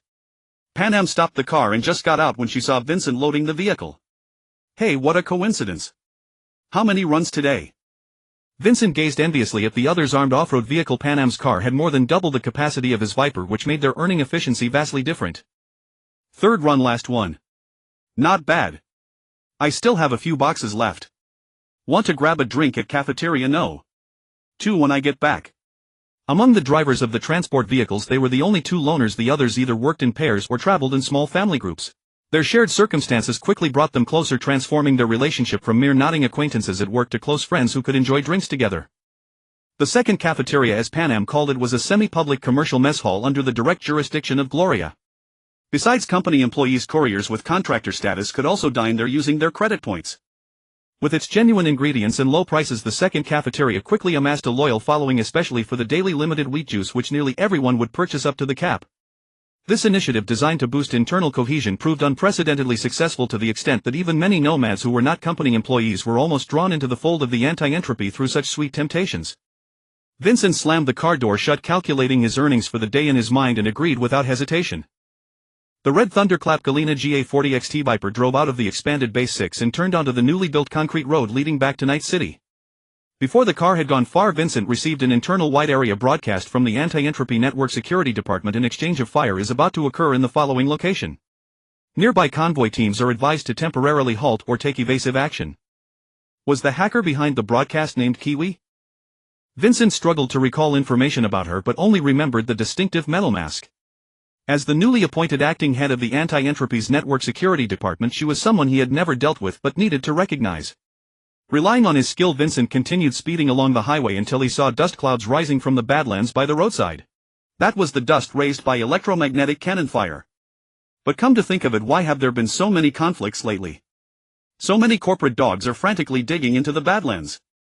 What puzzled Vincent most were the enemies equipped with optical camouflage. They would lie perfectly hidden in the desert only to inexplicably expose themselves and take a hit from an electromagnetic cannon from afar without even knowing it. It was as if there were eyes in the sky. But this was also a good thing. The stronger the anti-entropy, the longer this easy yet profitable job could last. Lost in scattered thoughts, the car soon entered Night City and Vincent began delivering packages through the streets according to the client addresses. His deliveries were mainly to upscale venues carrying premium organic meat. Each client ordered only a small amount, which was quite time-consuming, and sometimes he would be scolded by customers if he was late. But Vincent didn't mind. It was all business, no shame in earning money. After finishing this order, the Red Viper turned toward Little Chinatown. He had one last delivery to make. An internal company order. This order from the big director Gloria was addressed to Rogue, the Queen of Fixers at the Afterlife, as a token of gratitude. Vincent currently and nobody couldn't help but feel envious. Envy aside, he still had to do his job. Entering the Afterlife for the first time, Vincent's reaction was not much better than David's earlier: surprise, anticipation, admiration, and longing all mingled together. Upon learning that Vincent was from the anti-entropy, Rogue was quite courteous and even had the beautiful bartender mix him a free drink. And this was on the house from the Fixer Queen Rogue herself. Feeling proud from the recognition, with his wallet recently bulging and a beautiful woman waiting for him to drink after work, Vincent was thoroughly elated. That was until he encountered a Latino man with a bun at the entrance of the Afterlife. "Amigo, can I ask you something? Is it lively inside?" "Hey, who are you?" Vincent eyed him warily. After all, there were hardly any decent people in Night City. Anyone who approached him out of the blue was likely after his money or his body. Jack Wells. "I'm not a bad guy." Jack raised his hands to show he meant no harm. "Then why are you stopping me?" Vincent asked, impatiently eager to get back to the Badlands. "I'd like to ask you a favor." "What's your name, friend?" The sincerity in his smile was unexpected, and Vincent, in a good mood, decided to give him a bit more patience. "V. Just say what you want." Jack's face showed surprise as he rubbed his nose with his tattooed right hand. "What a coincidence, I have a friend who works at Arasaka also named V, but she's a real beauty." "It's nothing big, I just want to know how you got into the Afterlife." "You look like me, you know, low-key." "Yeah, discreto low-key." Vincent strongly suspected that the words Jack originally wanted to say were something like unknown, nobody, or ordinary. But the strong urge to show off made him temporarily ignore that. "Want to know?" Jack nodded eagerly, playing along. "Of course, how about I buy you a few drinks next door and we can talk things over?" It was still early, so after a brief thought Vincent agreed. Sometimes men's friendships are that simple, otherwise how could history have coined the phrase like old friends at first sight? "Then let's go." Salida. The gears of fate began to turn. What happens when you drop a dry sponge into water? Every pore of the sponge will be thoroughly filled with water. The moment Zhang Bing stepped out of the door key, this new world gave him a grand welcome. An immense amount of chaotic magic surged into his parched body, causing an upheaval far more violent than the awakening of a magical source. The frantic absorption of high-level energy by the thirsty craftsman body caused the nearly stagnant magic that filled every space to rapidly flow toward Zhang Bing's location. Local sorcerers generally called this phenomenon a magical siphon. Vesemir and Gerald both pressed down on their wolf school medallions, which were vibrating like a fifth-gear massager, and simultaneously turned their attention to the distant forest. The old witcher lightly poked the white wolf in the back with his spike-studded mutant wolf school gauntlet. Years of tacit understanding allowed Gerald to instantly grasp his intent. "Let's take a look together." The old wolf nodded in agreement. As witchers who could be considered borderline magical beings, they were not as sensitive to changes in chaotic magic as sorcerers, but still far more perceptive than muggles. Moreover, the commotion this time was truly enormous. In their century-long witcher careers, they had never witnessed an event that could trigger such a disturbance. Perhaps only the double-cross summoning spell cast by Alzur during the Endless War as recorded in books could rival it. This undoubtedly aroused the curiosity of the two powerful witchers. When Roach carried Gerald to the vicinity of the magical siphon center, the chaos magic upheaval had long subsided, leaving only faint magical tremors in the space as evidence of the preceding siphon. Vesemir rode up and followed suit. Here they dared not ride any further and dismounted to proceed on foot. If there were any monsters, two untrained horses would easily spook, and moreover they would likely be caught in the battle and die on the spot. This outcome was unacceptable to the two witchers who had always been poor. So they cautiously cast the defensive Quen sign first, then drew their swords, parted the grass and followed the trail. In a scene resembling a post-disaster aftermath of a typhoon, the two first met Jiang Bing. Dandelion's poem, The Distant Wanderer, described this moment as follows. He came from the distant shore to witness the blooming of prosperity. All things flourished, the earth was full of fruit, the clouds of war were pierced by the sword of light. Hope was born, darkness was no more. He brought change, brought the revelation of rebirth. He drove away ignorance, drove away the dust of blind obedience. He was the wise man from afar, muttering about change, development, and the tide of the times. He was the merciless god of death, surrounded by sentient steel flame and the sorrow of death. This was the later generation's impression of the craftsman, an image that deviated from reality by 32 beauty filters, information that Jiang Bing paid Dandelion 1100 crowns for. Thus it can be seen that artists, especially those who wield the pen writing poetry and novels, are generally money-grubbing. In fact, the atmosphere of their first meeting was far from friendly. Whether it was Jiang Bing's full-coverage metal armor or the exquisitely crafted smooth reflective metal storage chest at his feet, both were far too advanced for two witchers still living in the Middle Ages. So advanced that they instantly felt he was not from this world but rather an otherworldly being thrown into this world by the conjunction of the spheres. But the conjunction of the spheres had not occurred for a very long time, so the two were momentarily uncertain. Jiang Bing stared blankly at the system panel. System prompt: due to first contact with a large amount of high-level energy, your existence intensity has increased by 0.6. Your composition intensity has increased by 0.3. Listing your attributes. Name: Jiang Bing. Rank: apprentice craftsman. Class level 366. Hometown: B33, plane origin star Earth. Location: plane No. HXXDG00334. Existence intensity 4.2. Composition intensity 4.2. Creator database access level 198. Craftsman badges 264. In his eyes the world was filled with colorless light. He was like a fish first leaving water, realizing that there was such an element as air in the world. With chaotic magic at the forefront, the whole world opened its arms to him.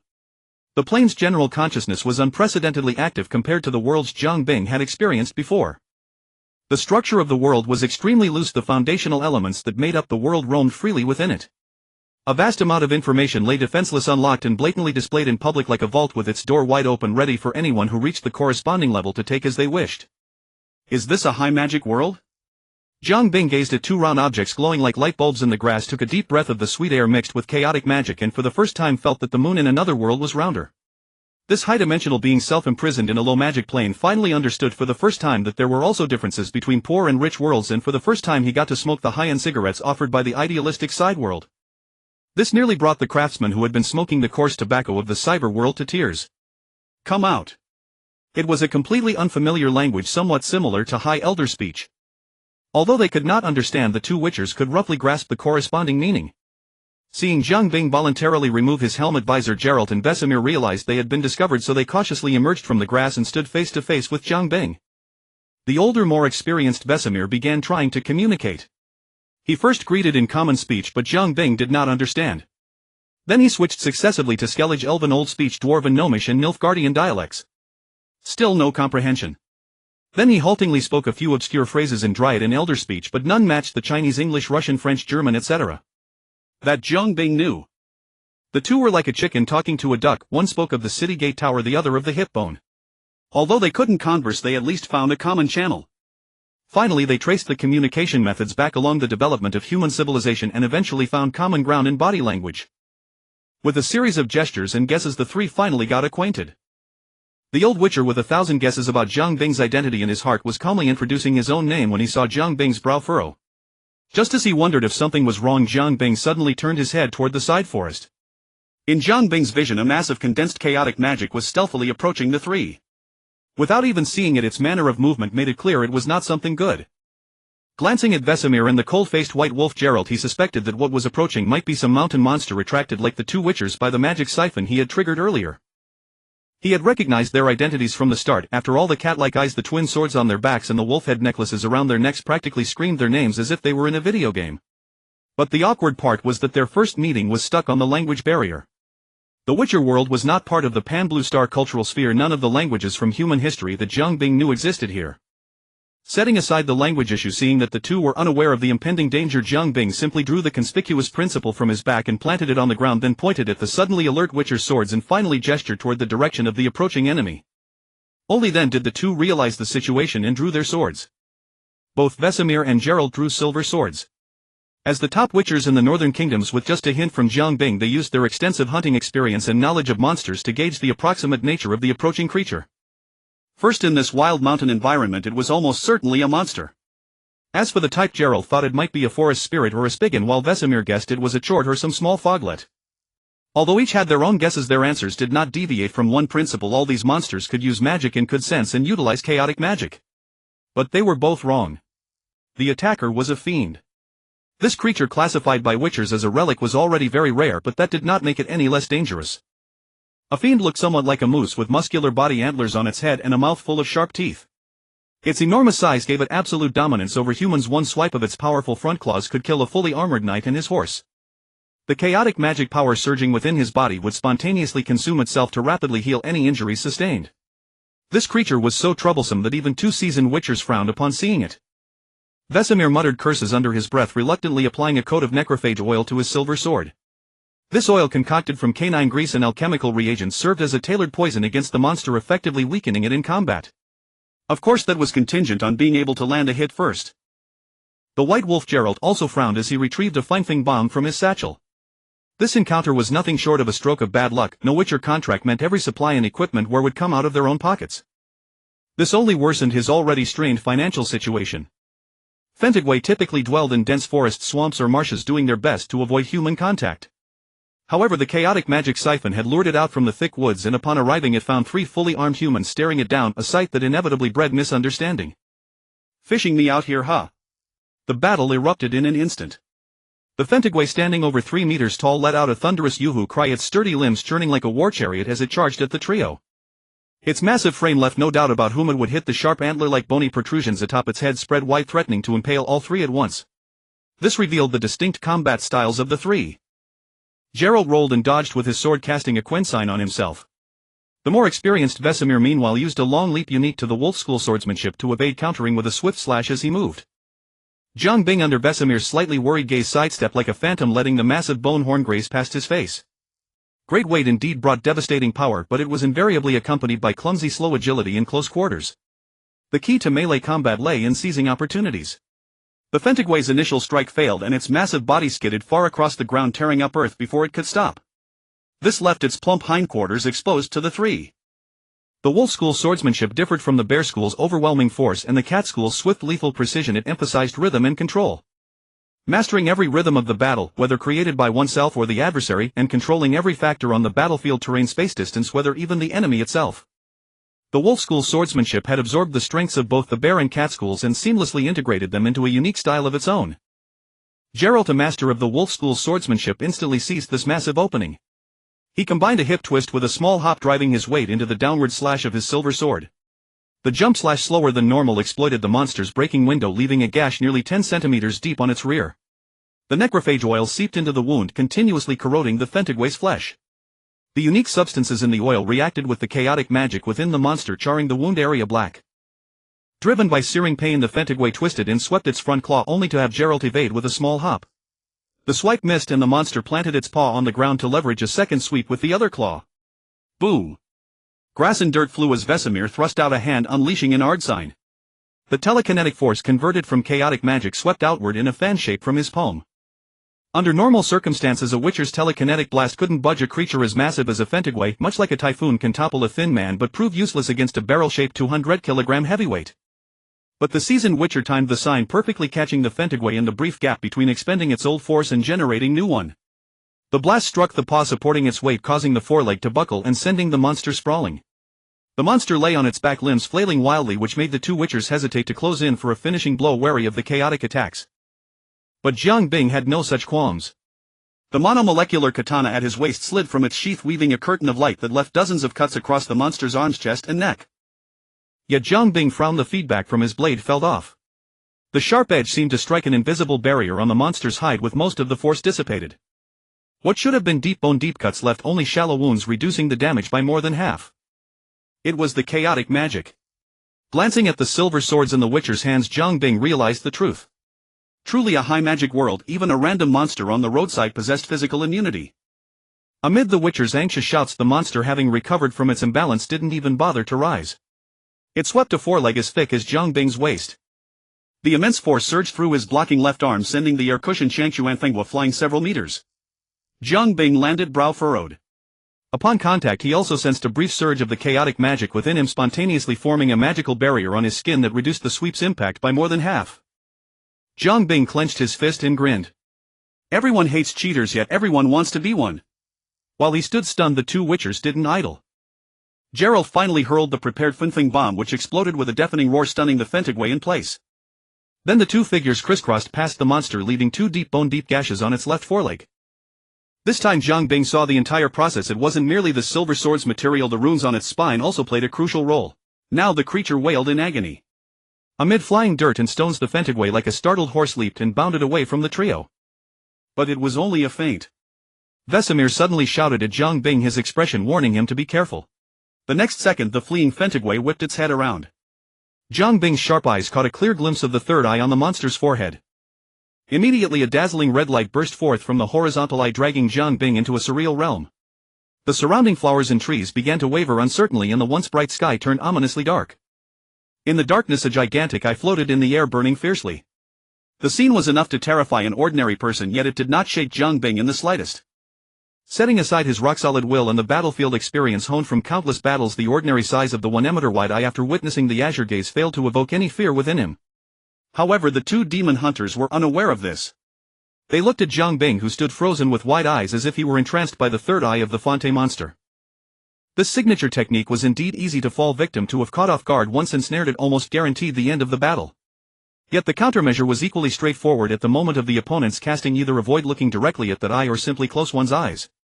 The old demon hunter had just shouted at Jiang Bing to quickly close his eyes.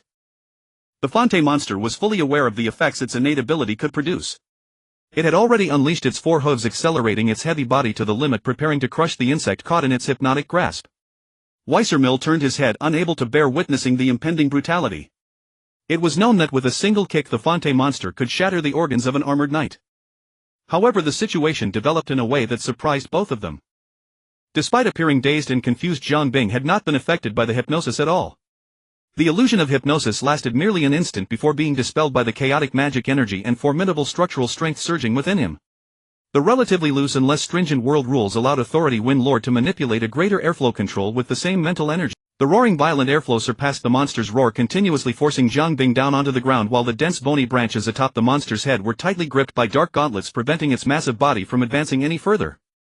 The armor, infused with a substantial amount of mithril and equally permeated by chaotic magic, formed a web of energy linking the entire armor, enveloping Authority Wind Lord.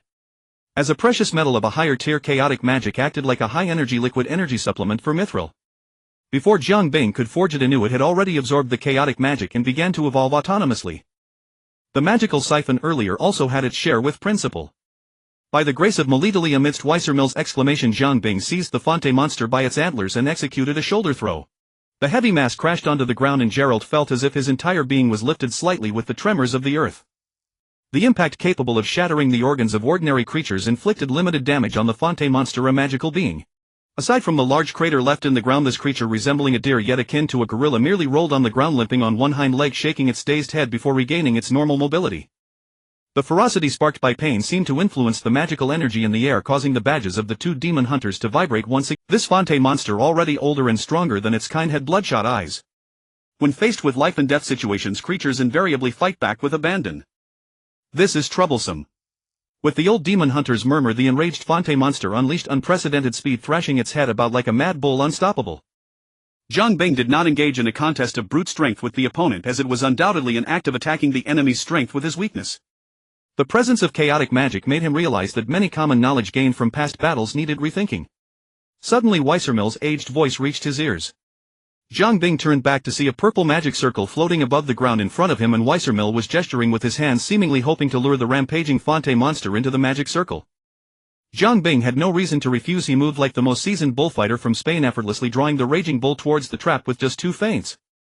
Sure enough, upon stepping into the trap, the chaotic magic energy entwining the Fonte monster became significantly disturbed. The decline of its magical adrenaline weakened it considerably, and the two wolves seized the opportunity to reveal their fangs and began to tear at the trapped prey. However, the massive body granted it abundant vitality, and the silver sword, lethal to humans, seemed rather diminutive as it struck against the creature's form.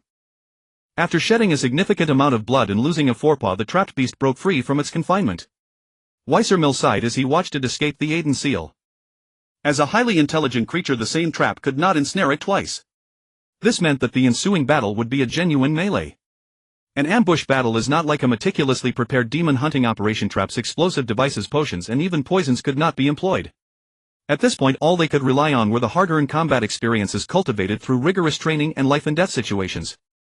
At some point, Jiang Bing, encased in a helmet, was swept along by the airflow, half walking and half floating towards the two demon hunters wielding the yet abused principle. Jiang Bing was determined not to believe that chaotic magic could withstand a plasma stream capable of vaporizing metal. Due to the extreme danger posed by the superheated plasma fluid, Jiang Bing gestured for the two demon hunters to retreat. In response to their puzzled gazes, he raised his massive sword and pointed it at the Fonte monster.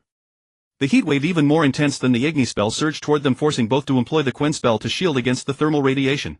The fragment of the divine seal does not generate energy. The seemingly infinite energy is actually stored within it, far too vast for humans from dead space to comprehend, thus mistaken for infinite energy. It is essentially a device for energy conversion and reception output. A substantial portion of the chaotic magic drawn to the mithril and the blood of the artisans flowed into the divine seal fragment. At this moment, the plasma output power exceeded Jiang Bing's original design by a significant margin. This was still within Jiang Bing's reservations, as he had not unleashed the divine seal fragment to devour chaotic energy. As the temperature rose, the plasma stream transitioned from orange to azure blue. Although constrained within the superconducting serrations, the occasional bursts of temperature generated scorching heat waves radiating outward. Holding this dazzling sword of light, Jiang Bing soared into the air amidst the terrified howls of the Fonte monster, preparing for an extraordinarily long jump slash. There was no way to block or evade. The chaotic demonic energy within the opponent's body only managed to resist for a fleeting moment before being overwhelmed by the searing heat. The rotating saw teeth sliced through the flesh, rendered brittle by the intense heat. The advantage of plasma cutting was now evident. No blood splattered, so the scene was not always gruesome. After all, Jiang Bing could not carry a spray clean with him everywhere. This strike cut off half of the opponent's buttock. Dodging the Fantaguai's desperate counterattack, having verified the effectiveness of the attack, Jiang Bing raised his principle high and the output power of the God Seal fragment surged upward violently. The already turbulent plasma flow continued to intensify, surge, rage, and explode. Like a heavenly punishment sword descending upon the mortal world, death followed closely, shadowing its prey.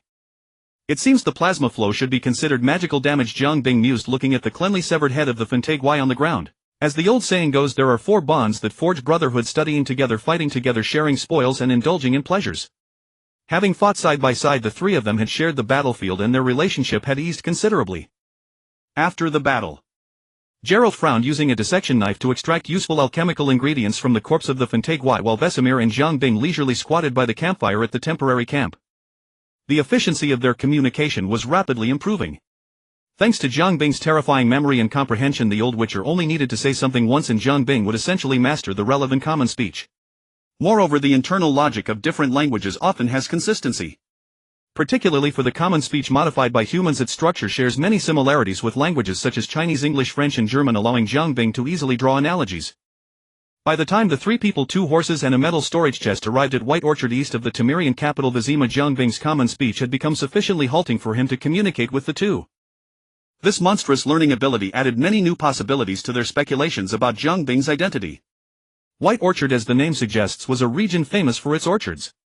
Every spring the orchards burst into bloom, a sea of white. But now this rural idyll, known for its cunning foxes and fine fruits, had been occupied by the hostile southern kingdom of Nilfgaard.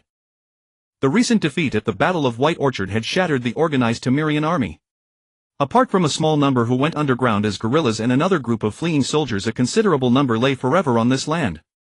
The destruction of order by war need not be elaborated. Several villages were burned to ashes, countless civilians were slaughtered or executed for various reasons, and monsters that fed on corpses lurked in the deep forests and swamps, feasting and breeding, adding more lethal options to an already perilous land. Jiang Bing was now wearing a cloak generously contributed by Vesemir. Though made of thick linen and felt rough to the touch and carrying an unpleasant odor, the wide cloak could conceal the Changchuan Fenghua, whose craftsmanship surpassed all the artworks Gerald had ever seen. Otherwise the three would inevitably be harassed by bandits formed from deserters and homeless laborers along the way. These lively gangs involuntarily reminded Jiang Bing of the scavengers in Night City. Evil things that prey on their own kind are everywhere, impossible to eradicate even in another world. The three passed through country lanes strewn with swollen corpses. When they entered the interior of White Orchard, reputed to be picturesque with beautiful flower and fruit forests, the first landmark they saw was a huge withered tree laden with hanging corpses. The tree was covered with carrion crows. Disturbed by the arrival of the three, a large flock of crows took to the sky, blotting out the sun, yet reluctant to leave the food they circled above the treetop, forming a funnel-shaped cloud of crows. The two witchers tacitly observed the expression of their newly joined friend, trying to gauge his reaction to this brutal act. They succeeded. They saw a face full of indifference on Jiang Bing. Ridiculous. If they were to hang all the dead from Jiang Bing's hands, the dense forest they were in would not be enough. Mere dozen corpses on this tree were nowhere near enough to stir his emotions. It could only be said that the Nilfgaardians still needed practice.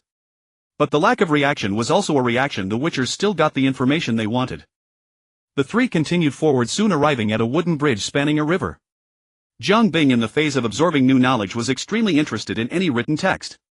He glanced at the signpost by the bridge. 4 out of the 3 characters. He recognized none. Fortunately, Vesemir explained in time. Bridge of Lament. Despite the rickety, crude wooden bridge that looked like a living piece of intangible heritage, the name was quite poetic, creating a stark contrast. A contrast as sharp as the power system of this world. The Nilfgaardian soldiers in the guard post did not check the 3. They huddled in the booth, wary of all locals, but showed little interest in the 3 who looked travel-worn and clearly from afar. Crossing the bridge, they entered what was once and still the most prosperous village of White Orchard. But most prosperous, how good could a medieval village be?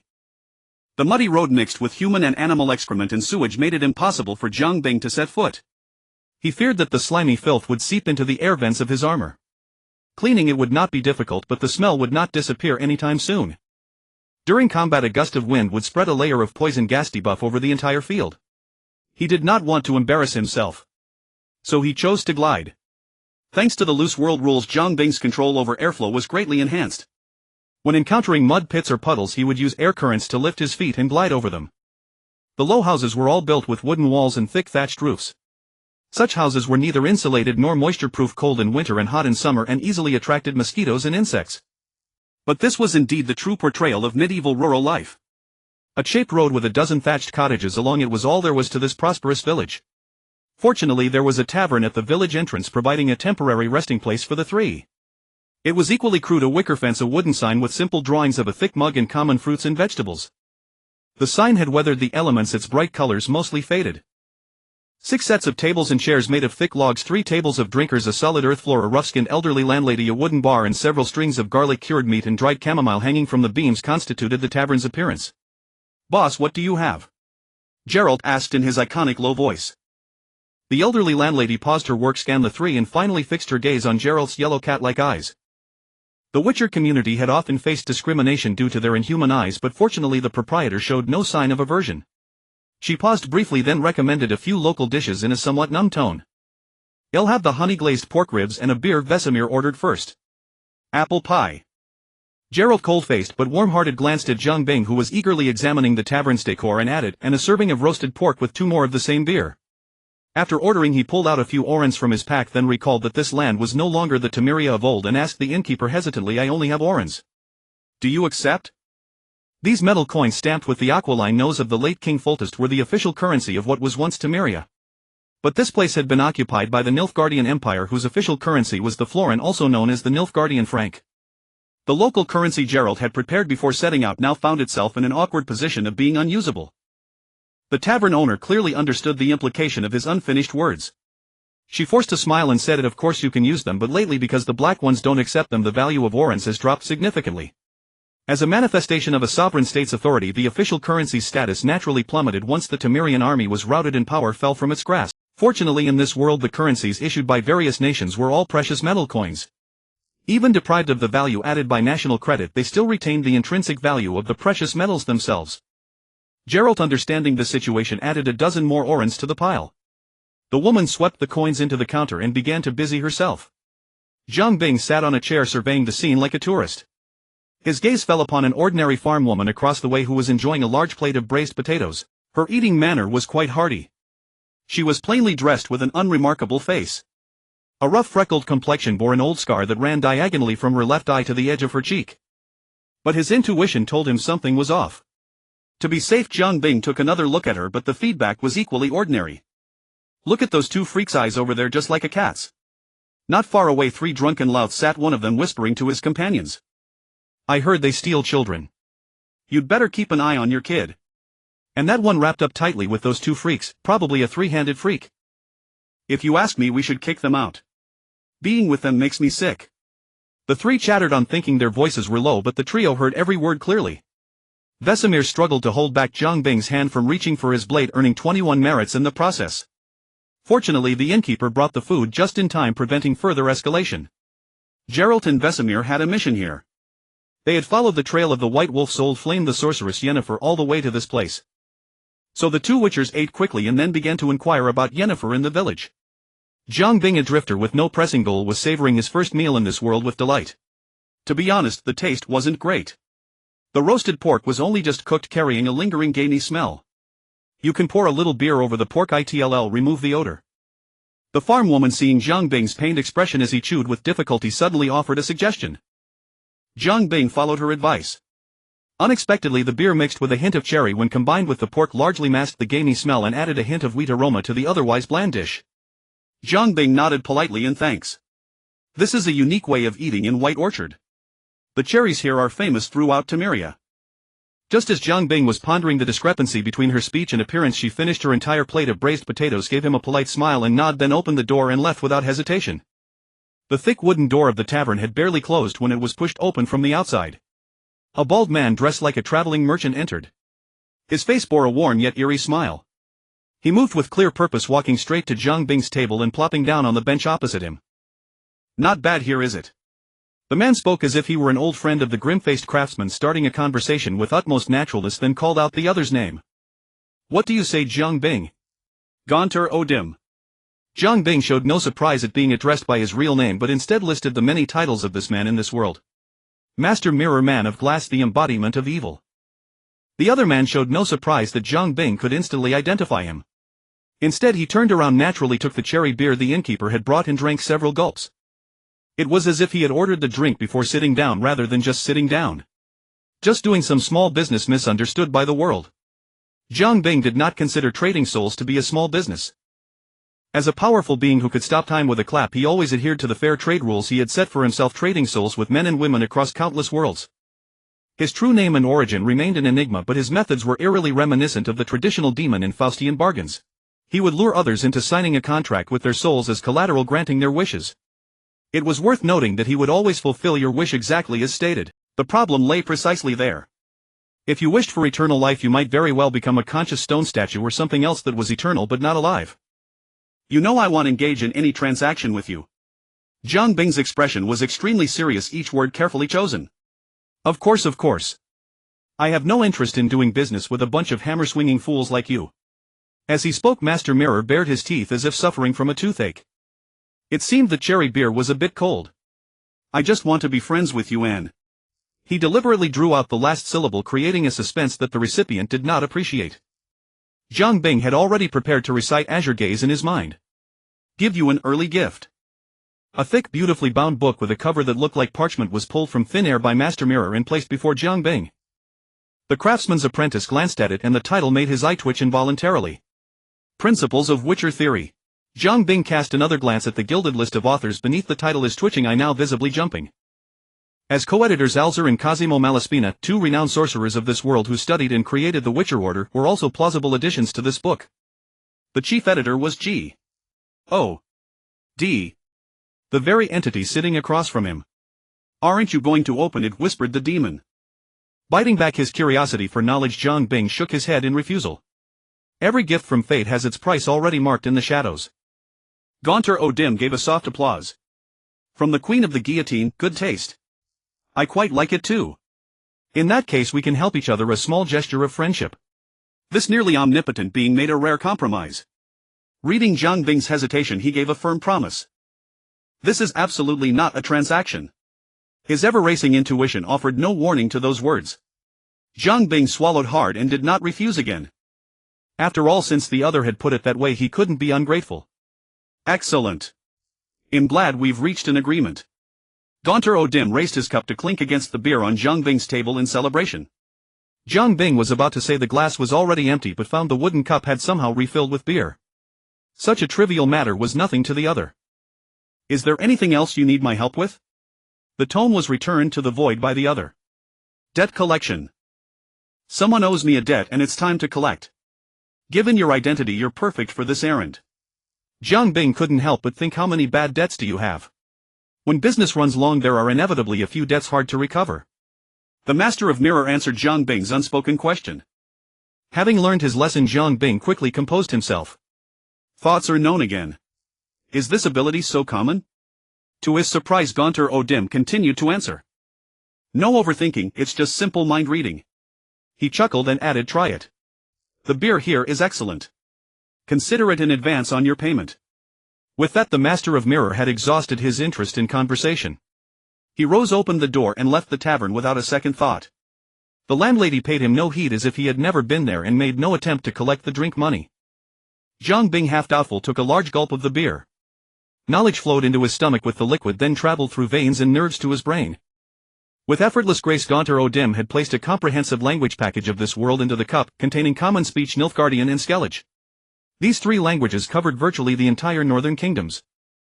Holding his slightly throbbing head, Jiang Bing watched Gaunter Odim's decisive departure and muttered, you leave, but at least give me the debtor's information. But he was quickly proven wrong. As he was about to chase after the master to ask if he had indeed forgotten, the landlady called him over to pay for the cherry beer. So that's where you were leading me. In a pre-industrial medieval-like world, a single glass of beer was no small expense, though these foods and beers contain traces of chaotic magic, which in a low magic or dead magic realm would count as the poorest of poor man's treasures. He had no money. At his current level, Jiang Bing couldn't yet conjure gold coins from thin air. He had just arrived in this world with not a single copper coin to his name, let alone orens, florins, or crowns. Excuses were useless. After failing to explain, enduring the landlady's disdainful glare and curses, he was about to return to the table, open his storage chest, and cut off a piece of gold to settle the bill, when a gruff voice sounded behind him. Ill pay for this master's drink. The timely benefactor was a stout fat man in a grimy jumpsuit, his boots caked with cow dung. He was likely a cowherd. A cowherd, also known as a herdsman, a drover, and the handsome ones among them could be called cowherds of a different sort.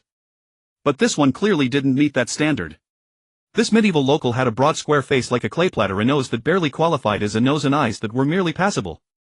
His smile was honest enough, though his eyes, hidden beneath thick lids, were fixed on Jiang Bing's clean, handsome face and the half-length blade at his waist. Nothing good comes from a sudden favor. Don't they say witchers usually carry 2 swords? The cowherd mumbled as he approached Jiang Bing with enthusiasm. To be fair, whatever the Master of Mirror produced was top-notch. The previously unfamiliar common speech now flowed as smoothly as his native, "Good day, Witcher Master. You've mistaken me." The 2 masters just laughed. The man's face fell, but Jiang Bing continued. "A contract. Witchers didn't just slay monsters if the employer paid, they also handled missing persons deliveries or investigating the truth of events." "Yes, sir." Jiang Bing grew interested. This felt like the hallmark of a certain glazier. "Coincidences, all coincidences." Jiang Bing gestured for the man to sit and elaborate. "I used to graze the local lord's cattle. But before the Nilfgaardians came, the lord fled with his entire family to Novigrad." The cowherd shrugged, unfazed by such self-serving behavior. "But he couldn't take his herd." Jiang Bing asked. So naturally those cattle became war spoils for the black-clad soldiers." He added in self-consolation. "I'm just a cowhide. Work is work, whoever's in charge. The Southerners actually pay more than the old lord." Jiang Bing cared little for the moral debate on loyalty. "Working under the blackclads isn't bad. They don't care if I slack off, just need to deliver the daily quota of milk and march to the camp. They don't even bother to watch the herd." Jiang Bing cut in what happened. Clearly the man had encountered trouble, or he wouldn't have approached a witcher whom ordinary people avoided. "Cattle thieves." The man slapped his thigh in indignation. "At first just a calf went missing. I thought it was taken by wolves or other forest beasts, so I didn't mind. But then more cattle began to disappear, clearly the work of rustlers." Jiang Bing picked up on a flaw in his story. "If the cattle vanished one by one, why didn't you seek help from their original owners, the Nilfgaardians?" Seeing the man's hesitation, Jiang Bing understood. "I'll bet you've done something shady yourself." "What shady dealings have you been up to?" The cowherd flinched, clearly caught off guard by Jiang Bing's accusation. His thick face put on a feigned look of innocence. "How could that be? I've been diligently feeding the cows, milking them, and faithfully completing the tasks assigned to me." This performance couldn't fool even the expressionless Geralt. You can never wake a person who pretends to be asleep, nor expect a wrongdoer to confess voluntarily. Fortunately, Jiang Bing had no stake in these cows and no obligation to meddle. "So you want to hire a witcher to find the cattle thief so you can report to your superiors?" The man nodded. "Excellent. Let's discuss the payment." Zhang Bing seamlessly switched roles, ready to earn some coin. The man was prepared. "I can offer 50 crowns, sir." He looked at Zhang Bing's normal eyes, unsure how to address him. The sum wasn't much, but for catching a cattle thief it was reasonable. The two struck a deal. The war between Nilfgaard and the northern kingdoms had not only redrawn borders but also upheaved the continent's economy, with currency bearing the brunt of the turmoil. The crown minted in Novigrad was the hard currency of the northern realms. Whether northern merchants, nobles, townsfolk or peasants, or Nilfgaardian quartermasters, dwarven bankers, courtesans and of course witchers, all accepted it. This was largely due to Novigrad's economic prosperity, its status as the largest port in the north, and its bustling commerce with vast quantities of goods flowing daily to most kingdoms. Of course the coin's fine craftsmanship and high precious metal content also played a role. At the innkeeper's, Zhang Bing left a message for the two witchers, then continued carrying his metal box draped in a cloak with the hilt of principal protruding from beneath the fabric, and followed the man to the crime scene. The cowherd's name was Janus, a name as common in White Orchard as Zhang Wei. He didn't live in the village but had built a hut near the sawmill. Of course his cattle were with him. The location bordered a forest on one side and a large meadow on the other, with a road connecting to the village of White Orchard and the Lord's Manor. It was clear the spot had been carefully chosen. The forest provided firewood and occasional meat, the meadow's fertile soil grew abundant grass, the sawmill's operations ensured convenient transport for milk and grain feed. The village supplied agricultural products for both humans and cattle. The two men walked one after the other into the cow barn. In medieval times, dairy cows were vital livestock and property, playing key roles in agriculture, food supply and the estate's economy. Despite frequent cattle thefts, over a dozen cows still remained within the wooden fence. Janice carried a bundle of hay from the stack and placed it inside the pen, then fetched a wooden bucket of beans and grain from the storeroom as supplementary feed. "I know it's thieves, not beasts, because there's no blood in the pasture," he said, working swiftly while explaining his findings. The missing cows were definitely led away. The thieves are experienced, they never caused a commotion. When did the thefts usually happen? Zhang Bing scanned the modest cow barn and asked. "Always at night." "Did you hear any unusual sounds?" The man's dwelling was also built of split logs and thatch. For such a drafty structure, Zhang Bing doubted it had good soundproofing. The cowherd scratched his broad face with a rough hand, a small patch of cow dung on his knuckles glistening in the sunlight. "No, nothing, not even a single moo." That was clearly abnormal. Cows forcibly led away in the dead of night would inevitably make noise. But this was a world of magic where such things were possible. This era had no cameras. Apart from some mages' residences equipped with magical recording devices, the rest was wilderness. Yet in a way the unpaved ground was like a recording. Soft earth preserved footprints available for scrutiny. The Witcher's distinctive cat eyes granted them far keener observation than ordinary humans, allowing them to see traces invisible to others. For instance, footprints from 4 or 5 days ago. Zhang Bing with his sharper senses could do the same. And so the mystery deepened. The missing cows had walked out on their own. Zhang Bing followed the faint trail, passing a lumberyard that had just started work. His cloaked figure carrying a metal box drew the workers' frequent glances. The cow hoofprints led deeper into the forest, ending at a cave. The pitch-black interior was as bright as day to Zhang Bing. Before even entering, he smelled the stench of rotting flesh. As expected, all the missing cow carcasses were here. The ground was littered with bovine corpses, but the manner of their deaths was bizarre. The most recently lost cow bore no visible wounds, but its hide was bloated like a balloon, the belly swollen round. This was caused by the decomposition of internal flesh, bacterial growth and the resulting gases. The older carcasses had already burst open, their remains scattered around the cave. A faint greenish poison mist hung in the poorly ventilated cave, the air reeking of decay. This was no cattle thief's doing. Zhang Bing searched the cave but found no signs of beast activity. Instead he discovered another set of hoofprints. These impressions were deep in the soil, indicating a heavy creature. A large hoofed monster had by some unknown means lured the cows to their deaths and left them here. But there were no signs of feeding, which puzzled Zhang Bing. If not for food, why would the monster do this? Zhang Bing followed the tracks to a short distance outside the cave before discerning the pattern. The hoofprints were paired, spaced like a human stride. Only one explanation fit. It was a bipedal humanoid monster. Reasonable. And 50 crowns was definitely too little a commission. Zhang Bing followed the enormous hoofprints all the way until he reached a tree as thick as 2 men could encircle, where the hoofprints vanished from the ground covered with green moss, ferns and humus. He stroked his chin, and though it was hard to believe, he reluctantly reached a further conclusion: this cow had climbed up the tree from here. At this point the image of the culprit behind this in Zhang Bing's mind had shifted from evil to bizarre.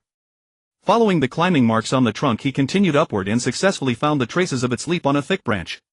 He also discovered hoofprints pressed on a distant branch at a similar height. Human cow Taishan. Ape God. Relying on his extraordinary eyesight, Jiang Bing barely managed to follow for a bit longer, but this time the traces vanished completely. After searching all suitable trees within 100 meters and confirming no traces of landing, Jiang Bing completely abandoned rational thought. This cow had most likely flown away. Bizarre. Everything connected to Master Mirror was one weirder than the next. At this point he was completely out of ideas and had to head back to White Orchard to consult the two experienced witchers to see if they knew of any monster capable of such feats.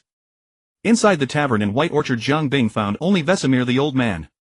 After listening to Jiang Bing's question, though puzzled by how quickly Jiang Bing had become fluent in common speech, he offered his own opinion. There are indeed many kinds of hoofed monsters, but those that can walk upright on two hooves and also control animals are quite rare.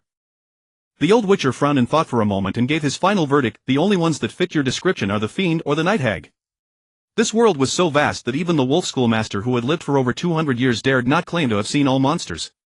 In fact, he knew very little about what lay beyond the Dragon Mountains. As the two were discussing the possibility of this matter, Gerald hurried in from outside, drenched in water with a pouch at his waist emitting a pungent stench. Got enough buckthorn? The old wolf teased Gerald. The white wolf, who had just crawled out of the river and slain a pack of drowners, had no interest in bantering. He now only wanted to quickly deal with the griffin terrorizing the countryside and then extract information about Yennefer's whereabouts from the Nilfgaardian garrison commander. Want to come along? The old wolf gestured with his head. Jiang Bing readily agreed. He was hoping the two would go with him to check the scene again. This local witcher work was truly making him an outsider feel out of his element. Buckthorn is a type of algae that grows on wide riverbeds. As soon as it leaves the water, it begins to emit a stench worse than a corpse. But this odor is exactly what the trio's next target, the royal griffin, loves most. One could say to each their own. The ambush site was chosen on a clearing by the riverbank. Vesemir, being quite resourceful, built a goat model using wool, wooden stakes and a few bricks and stones, then stuffed the buckthorn Gerald had collected into the model's belly. Thus a bait for the royal griffin was ready. As for why they didn't use a real goat, well, a goat was not cheap. The three hid nearby and Gerald was splashing around a dwarven spirit infused with celandine and caddis grass. This effectively masked their scent, so the stinky Gerald got the most doused. Here. The old wolf pulled out a crossbow and handed it to Gerald. Sharpie Jiang Bing noticed the incompletely scraped off Nilfgaardian markings on it. A new toy I won playing cards when I had nothing better to do. Take it. Don't you need it yourself? Gerald didn't refuse and started familiarizing himself with it. Such a ranged weapon could work wonders against flying aerial units. An old man like me can't get used to these newfangled things. Nearby, Jiang Bing was tidying up his ever-present metal storage box. Hearing Vesemir's comment, he couldn't help but shove the grenades and firearms deeper inside. After all, with two witcher masters and the craftsman attending to this griffin, its fortune was already immense, no need to go all out. The three crouched behind a large boulder downwind and the two witchers started chatting. After this job, what are your plans? Gerald asked Vesemir. Mindful of Jiang Bing's presence, both kept their conversation restrained and ambiguous. I should go home and hibernate for the winter. Besides, if those black ones keep pushing east, they'll soon cross the Ponta River. The home may be run down, but I can't let these people find it. Jiang Bing knew the home they referred to was the wolf school's stronghold, Kaer Morhen. Are you going back in winter? The old wolf asked in return. Gerald rubbed his hands and hesitated. Maybe you'll bring someone back. Two witcher masters actually after this job. Could you do me a favor? The cow thief contract was linked to the book The Witcher's Principles in Master Mirror's possession, so Jiang Bing took it quite seriously. You mean the cow-stealing contract you mentioned earlier? The old wolf briefly recounted their earlier conversation to Gerald. Worried about Yennefer, Gerald thought for a moment and then declined, saying he had no time to waste. The old wolf, however, was intrigued by Jiang Bing's story. Having nothing else to do, he decided to go with Jiang Bing to take a look. The three had another brainstorming session about Jiang Bing's earlier findings, but they kept discussing until the sky rang with fierce wing beats without reaching a definite conclusion. However, the royal griffin had finally arrived. This raptor, with a body length of 3 meters and a wingspan of up to 5 meters, not only possessed sharp claws but also an extremely keen sense of smell. This time it had tracked the scent of buckthorn from several kilometers away. The griffin performed a textbook aerial dive, pinning the goat model bait with its claws. Just as its massive beak was about to strike, 3 burly men leaped out from behind a nearby rock. Compared to fiends, the royal griffin was not a rare species, nor was it particularly difficult to deal with. It had been terrorizing the countryside for so long simply because it had a pair of wings. Air Force versus Ground Force. When strength is similar, the aerial side dominates. But none of the three this time were cannon fodder. The two wolves immediately unleashed 2 ard signs, knocking the seemingly robust but actually flabby griffin to the ground. Then they hacked at the wing roots, aiming to cripple its flight ability in a short time. The griffin's fangs and claws were truly unimpressive. Just as it struggled to get up, Jiang Bing, who had quickly adapted to the local species traits, didn't even draw his sword this time. He simply delivered a powerful soccer-style kick. This kick sent the lion-like head of the creature soaring high into the air.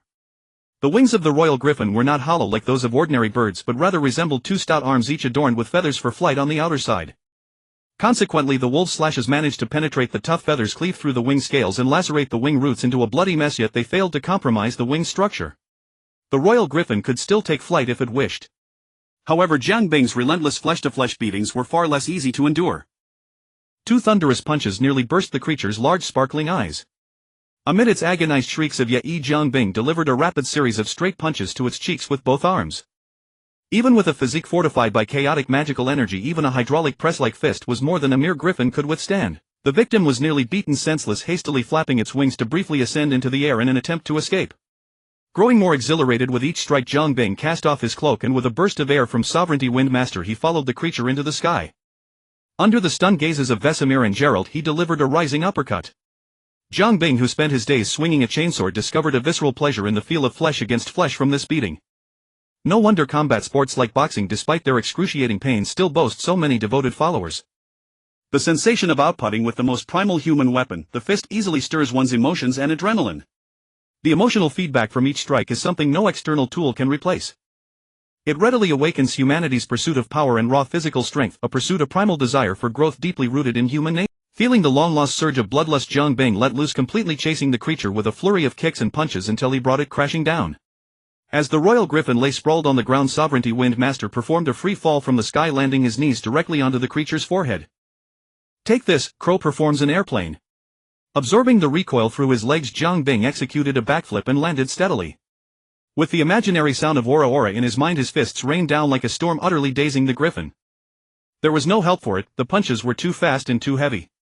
This wasn't a boxing ring, and when it was time to elbow he showed no mercy. This flurry of actions fully loosened Jiang Bing's limbs. The drumming of his heart thundered like a storm, audible to the two witchers standing a few paces away. With the final little bee elbow strike, the royal griffin's skull could endure no longer, caving inward from the blow.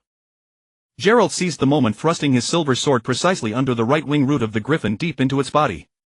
As he cast the Ard sign upon his hand, the telekinetic shockwave drove the sword further, piercing the creature's heart. Thus the beast that had terrorized White Orchard met its end. Vesemir sheathed his sword, eyeing Jiang Bing as if he were a humanoid rock troll. "Sometimes I suspect you might be a golden dragon in disguise," he said, disguising his speculation as a jest. Golden dragons are a legendary breed, considered non-existent even among the well-traveled witcher community. Yet in truth, these colossal creatures covered in golden scales do exist. In Zerrikania they are worshipped as deities, and some golden dragons capable of shapeshifting even take human form to blend into society. Gerald had encountered one before, and even had a rather unconventional encounter. "Human pure," Jiang Bing replied, though his tone lacked conviction. He himself was uncertain whether he could still be counted as human. The dead griffin had lost most of its chaotic magical energy, its muscles no longer taut. It became much easier to dismember. Gerald had little trouble severing the royal griffin's head, fixing it with a special hook and hanging it from his saddle. This trophy served as proof of a successful hunt. With it one could command a higher price for monster contracts. Since their paths aligned, Vesemir and Jiang Bing accompanied Gerald to the fortress occupied by the Nilfgaardians. The fortress, once abandoned, was ideally situated for military occupation, nestled against a mountain with a commanding view of the surroundings. The Nilfgaardian army had rebuilt and repurposed it. With the griffin's head in Gerald's possession, the three of them met the garrison commander without trouble. Master Witcher, truly a master to finish off this wretched creature that should have gone to hell long ago. The garrison commander, clad in distinctive black armor, was overwhelmed with work. Upon seeing the Witcher arrive with the griffin's head, he finally breathed a sigh of relief. This is one of the few good news among a mountain of bad news. He nudged the head on the ground with his foot, sighing. "The contract is complete. As agreed, you should tell me about Yennefer. And these two are." The garrison captain awkwardly shifted the subject, showing no intention of fulfilling his end of the bargain. Jiang Bing began to assess the defensive strength of the new camp. Since the Black Army had already crossed White Orchard, this rear area housed few soldiers, barely 100 in total. Fighting here wouldn't take much time. 2 companions. That doesn't seem to be part of the agreement. Gerald, a man of nearly 100 years, saw through the captain's intent. 3 witchers gathered together, how rare. I suggest you get to the point. A flawless Nilfgaardian accent rang out as authentic as a native of the Golden Tower. Nilfgaard's capital, Nilfgaard City, also known as the City of Golden Towers. Thanks to Master Mirror, troublesome as he was, his goods were unquestionably of high quality. The garrison commander, a man of peasant origin, had not heard such a familiar accent in a foreign land for a long time. It eased his vigilance, diffusing the tense atmosphere. He looked at Jiang Bing's normal eyes and changed his tone. Is this master a native of the Golden Tower? Jiang Bing shook his head, gesturing with his fingers as if forming a tiny universe. Just a slight talent for languages. We both know the truth, Commander. Breaking your word is hardly a commendable virtue. You wouldn't want the people under your rule to know you're a man who doesn't keep his promises, would you? The barbed words caused a slight stir among the soldiers on guard, but the captain waved them off. Unlike many other victorious Nilfgaardian officers, he was not arrogant. Instead, after careful consideration, he heeded the logic in Jiang Bing's words. Of course, had he been impervious to reason, Jiang Bing also possessed a modest understanding of fists. The captain chuckled softly, returned to his desk, retrieved a bulging money pouch and tossed it to Gerald. This is the reward for the contract. Gerald weighed the heavy pouch. It contained at least several hundred florins. For hunting a griffin, the price was fair. But what Gerald needed was not gold but news of Yennefer. I don't need money. We agreed I kill the griffin, you tell me the whereabouts. But the situation has changed. The Nilfgaardian commander sighed, his face etched with helplessness. One of my soldiers died in the forest. Gerald raised an eyebrow, ready to retort. A war just passed through here. Bandits from scattered troops are as numerous as fleas, they'll all bear hostility toward you. With all due respect, a death is hardly unusual. I know, Witcher. The man couldn't even be bothered to address him with master. If only it were that simple. He wasn't killed by a pitchfork or a spear, that would be easier, at least I'd know where to swing my blade. The garrison officer's face was etched with deep bewilderment. I reckon this falls within your Witcher's expertise. So if you and your friends would be so kind as to take a look at the poor soldier's corpse and give me some insight once this is settled, he'll tell you what you want and throw in a handsome fee. How about it? With the leverage in another's hands, Gerald had no choice but to agree. The dead soldier's body lay in a room on the second floor of the abandoned fortress. Most of the room's outer wall had collapsed, yet miraculously the door and part of the roof remained. It was unfit for habitation but offered rudimentary shelter from sun and rain, so it was repurposed as a makeshift morgue. Led by a soldier, the three entered the room to find a figure already there, muttering over the corpse. You. The person clearly recognized Gerald. She was a female herbalist, round-faced with smoky eye makeup, a red jumpsuit and a prominent coral necklace that set her apart. They summoned you too? Gerald chested. Summoned is generous, dragged is more accurate. Clearly her arrival had not been pleasant. You're here for this. The herbalist looked at the three, thoughtful. Same as you, Tomira. Ah, well, at least I won't be alone. Gerald quickly struck up a conversation with her and the two chatted animatedly. He's always been popular with women, Vesemir shrugged, complaining to Jiang Bing. Pardon my intrusion, Lady Tomira, have you found anything? And these two are Vesemir and Sabor. The White Wolf introduced them in turn. The herbalist was quite polite, greeting each of them with a grace far exceeding the general refinement of White Orchard's inhabitants. I haven't determined the cause of death yet. The herbalist, something of a barefoot doctor, possessed a breadth of medical knowledge, albeit shallow, and herbalism inevitably bordered on alchemy.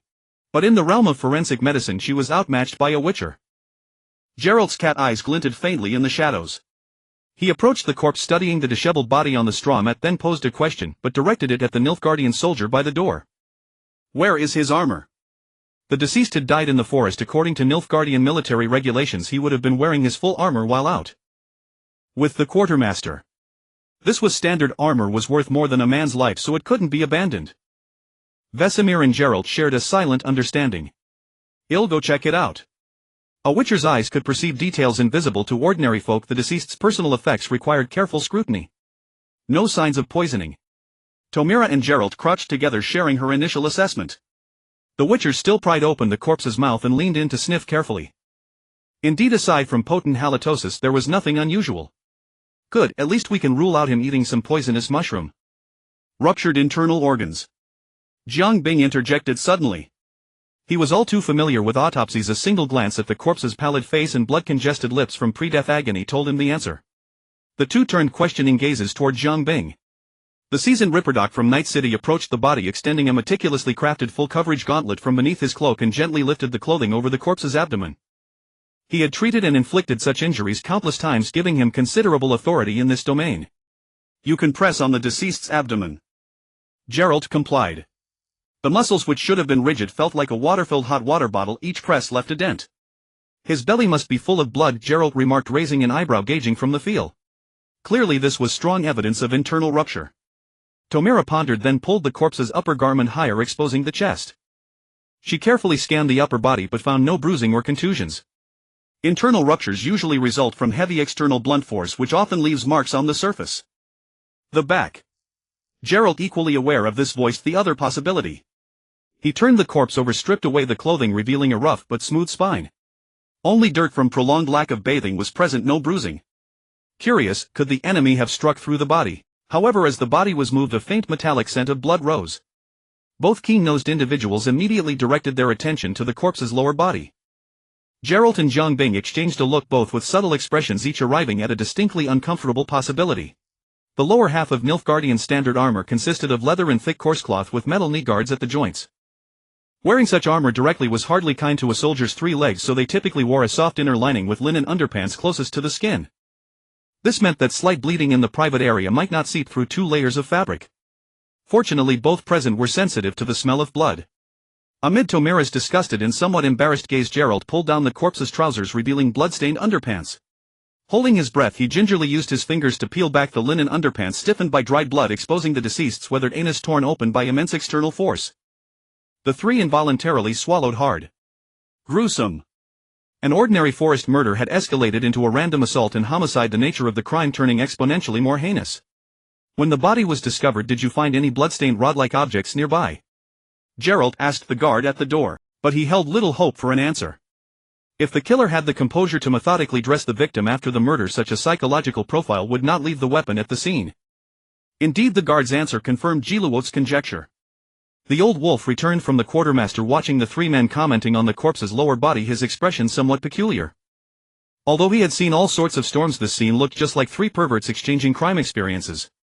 I have examined that armor. Apart from the old bloodstains and vomit, there is nothing to be found. Waishimir had to speak up to break the situation. Jiluot stood up, habitually giving the next direction of investigation. It seems we need to go to the crime scene. The slyfox tree is a common species in Taimolia. This wood, with its narrow leaves and dense branches combining toughness and strength, is an ideal choice for making furniture. 2 soldiers timidly led the way. The mysterious death of the previous soldier had turned this dense forest into a haunted place, spread by word among the Nefugiate soldiers. It was not surprising that the 2 soldiers behaved like this. After all, in this world, hauntings were truly possible. Fortunately, there were 2 equally formidable wizards to back them up, otherwise, even with the orders of Commander Bide Saragwanli, these 2 ignorant soldiers who might have been farmers before would have long since fled. Hear, hear, hear. Thanks to the language pack of Master Mirror, Jiang Bing immediately recognized that the soldier's accent was from the Hulia province in southern Nefugiade. He was lying right here at that time. Another soldier with a Maitina accent added, gesturing in front of a cluster of aerial roots. Thus the 4 began their investigation. Shortly, the 2 wizards and Jiang Bing all stopped in front of a tree. Thanks to the excellent public security environment of this world, criminals generally did not bother to cover their tracks. Of course, most people did not even have such a concept in their minds. Thus the soft forest soil left footprints that even ordinary people could observe. The traces under the tree were quite messy, but generally there were 2 types of footprints. One was the imprint of the deceased's boots, the other was a hoof print that Jiang Bing was very familiar with. This hoof print had also appeared in the cave where the cow carcasses were placed. The cause of death for those cows seemed to have a definite explanation. The cases could also be merged. After hearing Jiang Bing's account, the expressions of Jiluot and Waishimir were equally grim. As wizards who made a living hunting monsters, they were very knowledgeable about the various characteristics, habits, footprints, and odors of monsters. After all, this directly affected the smooth progress of their hunts. Wizards who did not seek a thorough understanding of monster data would gradually die out in battles against monsters. Few half-baked ones survive. It's a succubus. Jiluot's face was solemn as he crouched down, using his fingers to sift through a patch of hoofprints on the ground.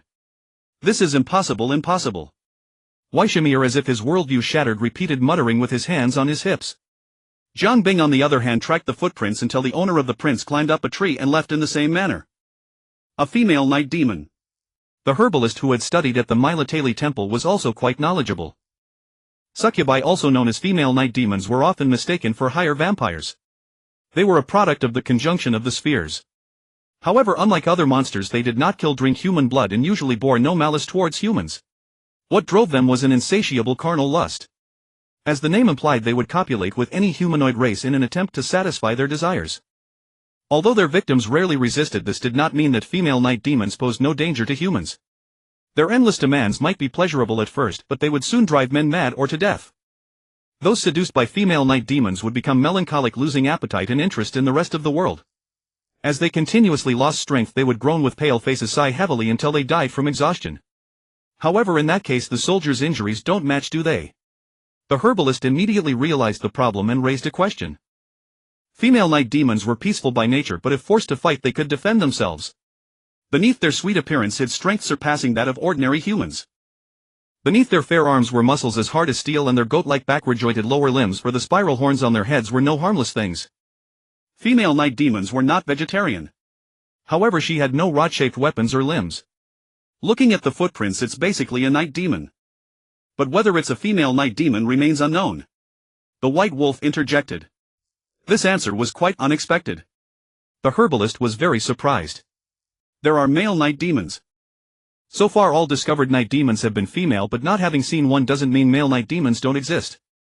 Jiang Bing listened to the wizard's judgment, feeling waves of chills creeping over him. Waishamir's expression was solemn, with the gravity of one about to make a great sacrifice. You know, Jiluot, if we want to confirm, there is only one way at the moment. The white wolf's usually stoic face now showed great inner conflict, twisting his features almost together. After a long while he made up his mind and said in a tone of self-sacrifice, I know for Yenefa I have no choice but to do this. The group returned to the second floor of the abandoned fortress where the Nefugiate army was stationed. Under the instruction of Bide Sargwanli, the garrison officer, the temporary morgue was cleared. The corpse was placed head down, its rigid body laboriously arranged in an inverted V-shape with legs spread apart, the whole body in a downward dog pose. Thus the victim's large perforated anus was fully exposed to the air. Under the wide-eyed stares of Jiang Bing and the herbalist, Jiluot reluctantly brought his face close to the victim's crotch and sniffed repeatedly. Good, good, good. Truly a bold move, fears no exposure and iron lungs fear no infection. To clear Jiluot of suspicion of perversion, the old wolf watched the entire process of the white wolf's act, explaining the reason to the two. Night demons were usually classified under demons. Like other demons, all fluids in their bodies contained a strong smell of sulfur. If someone had been with a night demon, the sulfur smell would gradually seep into their body. As the number of encounters increased, the smell would become stronger. Commonly known as being marinated. Simultaneously, an uncontrollable addiction to sex would also be infected like a drug, hard to resist. For this severe addiction symptom, the wizard's treatment method was usually to find a widow, let the two have a vigorous session, and then give him a cold decoction of Chang Lu Bai Chow. But Jiang Bing always felt that the principle of this method was quite similar to when one had drunk too much liquor then took some beer to sober up. And Jiluot's current action was to find whether there was a sulfur smell at the victim's wound entry point. Obviously their thoughts were correct. Amidst the stench of corpse and feces, Jiluot's twitching nose finally detected the familiar sulfur smell. He lifted his face from between the corpse's legs and saw two pairs of eyes full of admiration. It had to be you. With the answer obtained through Jiluot's great sacrifice, everyone worked together to put the body back in place and then rushed to Bide Sargwanli's office, reporting all the findings truthfully. This Nilfgaardian of peasant origin listened to Jiluot's tale and remained silent for a long while. You mean there's a troublemaker active near the camp targeting our brave soldiers with dirty tricks? It's a black stick, Jiang Chen corrected in his mind. The white wolf nodded while the other man's face was full of disbelief, fidgeting in his chair as if something might pop out from under him at any moment. Is there a way to find it? As a soldier, the Nilfgaardian's first thought was to roll up his sleeves and fight it. It's difficult. A succubus is not a hairy, dim-witted beast. Its intelligence is no less than that of a normal human, and it has no particular weaknesses. Finding it won't be easy. The other man shrugged his large nose, his two mustaches bristling as a surge of ruthlessness welled up. Let it roam freely around the garrison. I have hundreds of strong lads under me. Even if we have to search the mountains, we'll find it. It's not that there's no way at all. Jiang Chen spoke up. Oh. Bide Sargwanli looked at Jiang Chen, his eyes showing great regard for it. To be honest, Jiang Chen's style was completely out of sync with the two witchers. Whether it was hair color, skin tone, appearance, even race or clothing, speech, behavior, or that detached demeanor, he was vastly different from his two companions. Witchers who spent their days rolling in mud, sleeping rough in the wild, and fighting monsters blade were never in good shape. Every one of them had a few scars on their faces, and their skin was visibly rough. Not like Jiang Chen, whose skin was as smooth as a peeled egg, his face radiant, his eyes bright as stars. With the transcendent air passively emitted by his high status, such demeanor and appearance could only come from a great noble who lived in luxury all day, eating 18 dishes per meal. Did they think the authentic Jincheng accent was so easy to master? Although Baidsar Guanli was a peasant by birth, the fact that he had risen to the highest authority of Nefugiate in Baiguayan precisely showed his skill in social dealings. Although he didn't know the other's background, it was always good to yield the first move. In fact, Jiluot and Wisemere had similar speculations, but they leaned toward Jiang Chen coming from a distant land across the ocean, a prosperous country like Ophir or Zanjueba. Did they really think that two seasoned warriors who made a living by the sword and slaughter couldn't see the value of Jiang Chen's armor? Moreover, the two were witchers with sharp eyes. See through but don't call out and you'll remain good friends. Few witcher masters are not adept at social graces. As the saying goes, the martial world is not about fighting and killing, it's about human relationships. Unaware that the other party had already started to deify him in their own minds, Jiang Chen expressed his own views. Lust and intense lust is its greatest weakness. The cows lying dead all over the cave indicated that it had reached a point of desperation. From this, Jiang Chen concluded that his plan had great feasibility. We just need a suitable bait and we can easily lure it out. But then an important question presented itself to everyone. Who would be the bait? Everyone present without exception was unwilling to risk their own backside. It wasn't a matter of money, it was about dignity. During the discussion, Baidsar Guanli caught sight of a dozen bags of rye in the corner, one of which had been opened with damp moldy rye scattered on the ground. He smiled slightly, having formed a plan. Guard! Captain Bite shouted at the top of his lungs toward the door. When a black-armored guard entered, Captain Bite asked, "That fool who tried to cheat us with rotten grain, tell the discipline officer to stop the whipping and bring him here." The prisoner was brought in nervously with a center-parted hairstyle, a white linen short shirt of average height and build, ordinary like any other resident of Baiguayan. Captain Bite wanted exactly that, ordinary. "Sir, I truly followed your instructions and conveyed them to the village, but I never expected someone would use moldy rye to make up the numbers." The man immediately tried to defend his crime, hoping to get leniency from this black-clad figure whose hands were stained with the blood of many Teluonia residents. "That's your problem. Do I have to teach you step by step?" Captain Bite, hands on his hips, rebuked with no room for argument, then lowered his voice, his tone slightly softening. "According to Nefugiate military regulations, you will receive 15 heavy lashes. If no infection sets in, you might save half your life. But now there is another path before you." With a stick in one hand and a carrot in the other, the seasoned black-clad man coaxed, "As long as you are willing to serve His Majesty Emperor Enruzi and act as bait for this operation, the matter of the grain will be forgiven, and I can also take the liberty of reducing your village's next tax." The prisoner was naturally overjoyed. But he did not know what he was about to pay. The four people present naturally had no reason to interfere in this willing transaction and could only cast sympathetic glances at the poor young man. The night was already deep. The unlucky fellow named Balawa, clad in the characteristic black armor of the Nefugiate, held a torch and patrolled alone in the forest. Although he knew a large group was following behind, the silent and dark dense forest still seemed extremely eerie. In the past, even at dusk, local residents would not think of entering the forest without 3 or 5 skilled men. The wind rustled through the treetops, leaves whispering. Baluo felt his armor growing heavier, making him want to stop and rest. Thinking this, he slowed down and looked back, but saw nothing except the swaying shadows of trees. This made him doubt whether there were really dozens of people following, as that damned Nefugiate officer had said. Could be tricking me, sending me here to die, to be a ready sacrifice for some monster lurking in the forest. Unfortunately, although his body trembled at the thought, he still dared not stop. After all, the Nefugiate's whip was not to be underestimated. 15 lashes on the body were no different from taking 2 knife wounds. This made him hate even more those short-sighted peasants in the village. The abandoned fortress occupied by the Nefugiate was surrounded mostly by water, which was why it was easy to defend and hard to attack. The rest consisted of treacherous swamps with stagnant water and exposed soil forming a scattered marshland. His leather boots sank deep into the muddy water, making a squelching sound as he forcefully pulled his feet out. Squelch, squelch. Suddenly a similar sound came from behind. Baluo initially thought it was the reinforcements, but after a few steps he suddenly felt something was wrong. The sound was too loud, obviously because the other person was stuck very deep in the mud, causing such a noise when pulling out their feet. His heart was terrified and he almost cried out on the spot. But then a rich fragrance suddenly drifted into his nostrils. The sweet cloying scent reminded him of honey cream cake and fluffy cream puffs. He was dazed, staggering forward as he moved. But as he walked, he had long strayed from the intended patrol route. When Paul awoke again, he found himself hanging from a tree. Below, scattered torches and burning trees illuminated the pitch-black forest in a crimson glow. "Witchers!" A voice as rough as grinding sand echoed, sending chills down the spine. "You are courting death." The flames flickered with the wind, casting shifting shadows. In the uncertain light, a towering beast was encircled by 3 figures. It stood over 2.5 meters tall, its upper body bare, with every rib clearly visible. Two spiral horns jutted from its head, their tips pointing forward, and its face was grotesquely hideous. Gazing at its goat-like lower half, Paul swallowed hard. He glanced around, plotting an escape, only to see several Nilfgaardian soldiers' corpses lying at the foot of the tree.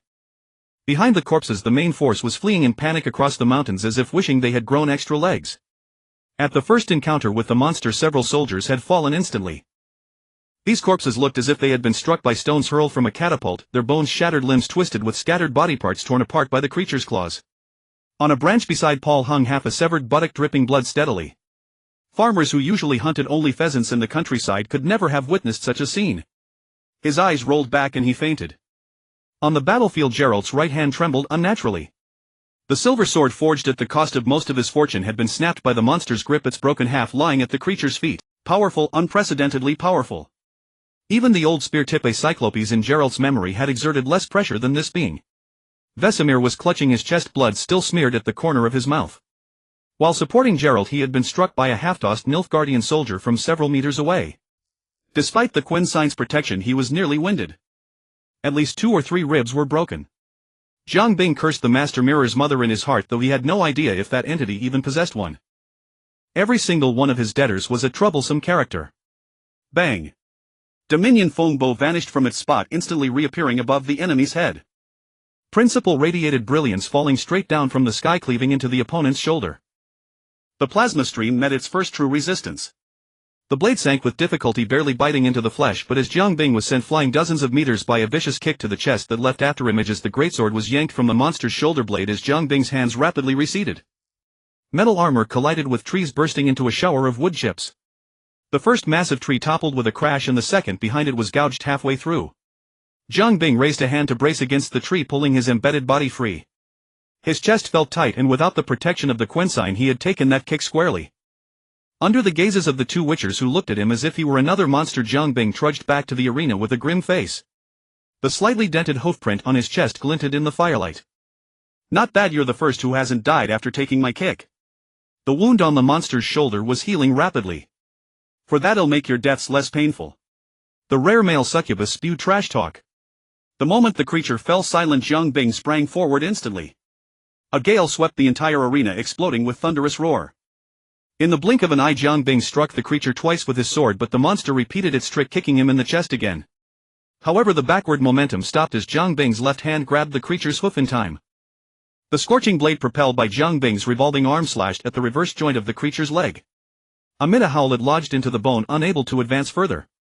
The enraged monster forcibly withdrew its right hoof, pulling Zhang Bing off balance while simultaneously punching the faceplate of Dominion Fongbo, denting the metal. The immense impact snapped Zhang Bing's head back, but driven by his equally frenzied will, the raised head slammed solidly back into the creature's face. This blow stunned the creature, leaving its face a mess of blood. The combat skills honed in the streets of Night City knew no morality or law. Striking while the iron was hot, Zhang Bing bent down to grab one of the creature's hooves, slammed it to the ground, and before the male succubus could rise, his size 46 boot, wrapped in a storm of power, drove the creature's head deep into the earth. The next second, half a square meter of earth exploded. Zhang Bing retreated at lightning speed, dodging the creature's charge mixed in the debris, pulling himself to a safe distance. The deformed faceplate was torn off and tossed aside. Zhang Bing coughed up a mouthful of blood, his body surging with vitality despite the pain's stimulation. How long had it been since he last suffered injury? How long had it been since he faced an opponent that allowed him to unleash his full strength without restraint? As his physical strength increased, most enemies in Night City seemed like clay figures, unable to mount any meaningful resistance. "You pretty-faced bastard, you delight me." The enemy, more demon than succubus, strode over to a tree, dug its fingers easily into the trunk, snapped the tree in half with a twist of its arms, and charged at Zhang Bing with the trunk. Chaotic magic surged wildly within the creature's body. Zhang Bing gripped his sword with both hands, the plasma flames growing fiercer. The tree met the plasma stream, instantly charring and carbonizing, but the male night demon shielded its face with both hands, lowered its head, and charged. In the nick of time, aided by the air currents, Zhang Bing lightly touched the ground with his toes, ready to drift away from the danger zone. But in the craftsman perspective, the chaotic magic within the creature suddenly condensed in its throat.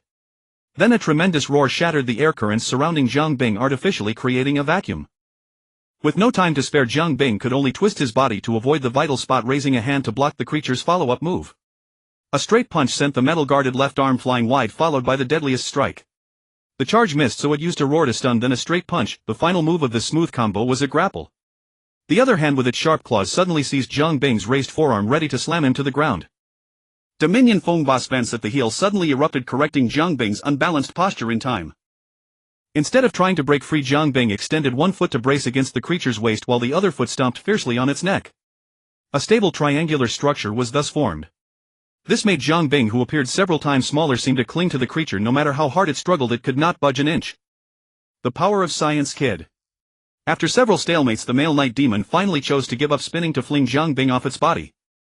The airflow cushioned the armor, effortlessly dissipating the force of the throw, and Jiang Bing landed in a crouch on a straight branch of a tree. He gestured for Vesemir to take Geralt and flee. As the tree shadow swayed, he had already launched himself from the branch, the blade known as Principal blazing with light as it struck down heavily on the opponent's parrying left forearm. As always, the moment the blade met bone, it could advance no further. He turned the sword sideways and plasma lanced along the opponent's forearm, flaying the muscle tissue and exposing the metallic gleam of the bone beneath. The opponent seemed completely numb to pain, ignoring Jiang Bing's attacks and merely throwing itself into a reckless full-force assault.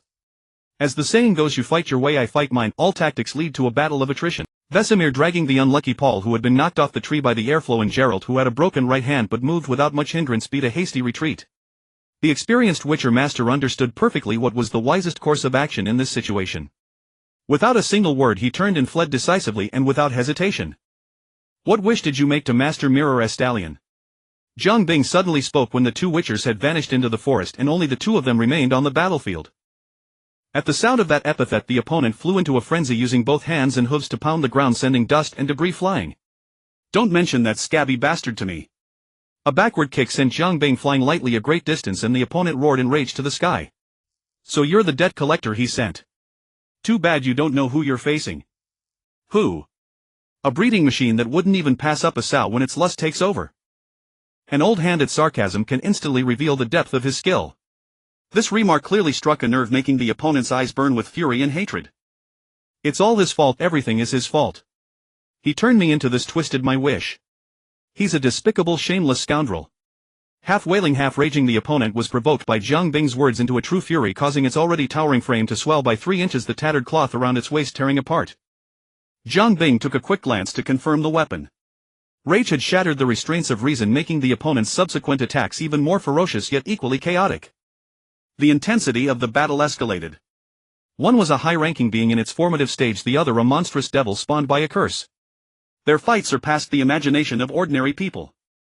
Iron Bone's hyperregeneration, superhuman strength. Master Mirror's twisted curses always corresponded to the terms of the contract.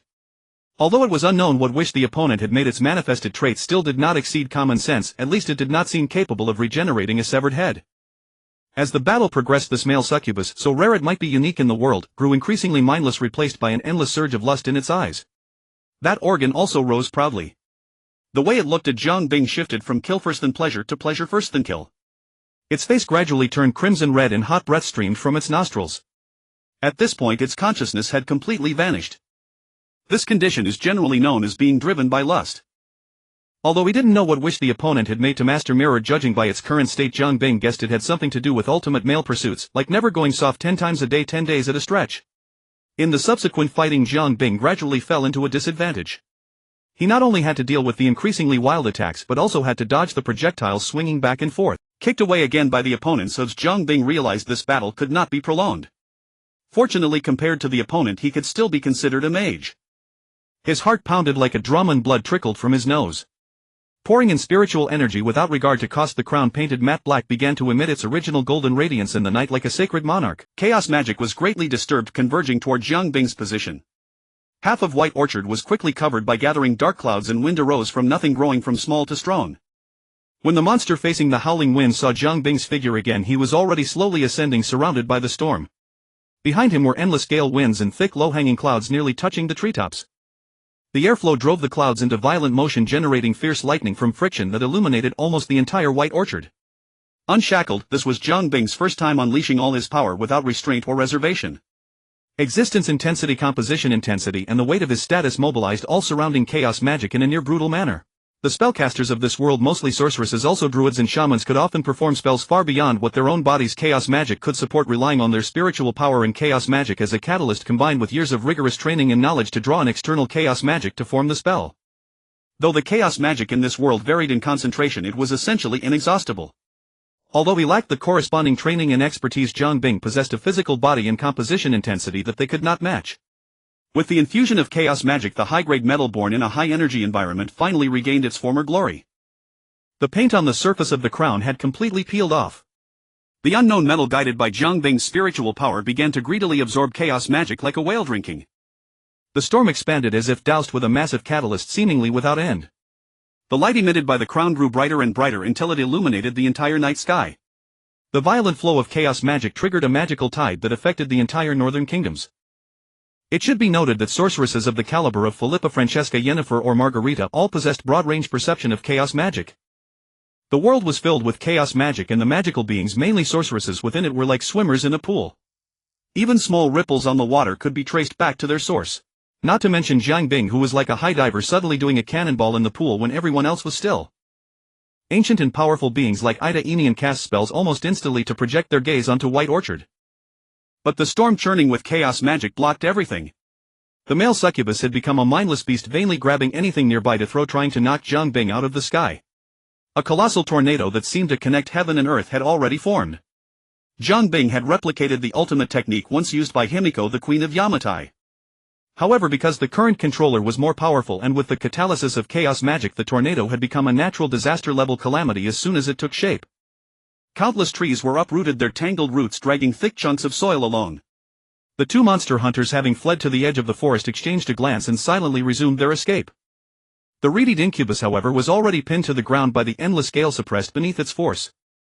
The raging high-speed air currents, like countless fine high-frequency oscillating blades, flayed its flesh from the bones bit by bit, yet under the influence of what was called a blessing but was in truth a curse, it regenerated at a terrifying speed. As it was being flayed alive, Jiang Bing, the initiator of the storm, was also far from comfortable. After all lacking knowledge of chaotic mana, he now found himself somewhat helpless, trapped in a predicament where the chaotic mana propelled him forward uncontrollably. Fortunately, compared to mages who could be easily killed by an arrow to the head if caught off guard, Jiang Bing possessed a physique far surpassing that of his peers. The mana load that would have crushed a high-level mage was endured by his physical body. Principle was held aloft, pointing directly at the raging clouds. Silver serpents danced, lightning flashed, and thunder roared as endless air currents swirled around it, drawing plasma flames that nearly exceeded the capacity of the mithril circuit, forming a crimson tornado dozens of meters long. Amidst the terror of all the residents of White Orchard, the tornado, like a collapsing mountain or a toppling jade pillar, slammed down from the heavens. The next moment, fire swept through the forest, leaving nothing but scorched earth, and the roar echoed in all directions like thunder. But someone was all show and no substance, their eyes nearly shedding golden beams behind the scenes. The mana load forced Jiang Bing to vomit blood continuously and struggle for breath, yet he did not cut off his mental energy output. Instead, gritting his teeth, he increased his investment, and under the guidance of the laurel he drew endless thunder dragons from the sky. The target was Principle, which had pierced the enemy's body. The lightning descending from the heavens centered on Principle conducted through the tornado to the ground, scorching the entire earth until it... For several tens of seconds, the world between heaven and earth was a vast expanse of white, as if it were daylight. Bolts of lightning reaching temperatures as high as 28000 degrees Celsius struck one after another, and as the air currents churned the clouds, the friction intensified, making them denser and thicker. Only when his mental energy was completely drained, in the overloaded state, unable to squeeze out even a single drop, did the storm and clouds gradually dissipate for lack of energy, and the unguided lightning rain naturally vanished along with them. The soil was thoroughly plowed and the air was filled with a fishy smell. This was ozone produced by the lightning electrolyzing oxygen in the air. The impact point of the thunder dragons had been gouged into a deep pit, its walls vitrified into glass by the scorching plasma, radiating waves of heat into the surroundings. Jiang Bing barely managed to land using the last remnants of the air currents, but the severe overload of his mental energy caused him a splitting headache, while the load of chaotic mana inflicted serious damage on his physical body. It could be said that he was on the brink of utter exhaustion. Struggling to suppress the urge to consume the Philosopher's Stone craftsman's badge to make a wish and replenish his stamina with ether, Jiang Bing staggered to the edge of the glassy pit and peered inside. The lust-driven incubus was certainly dead beyond any doubt.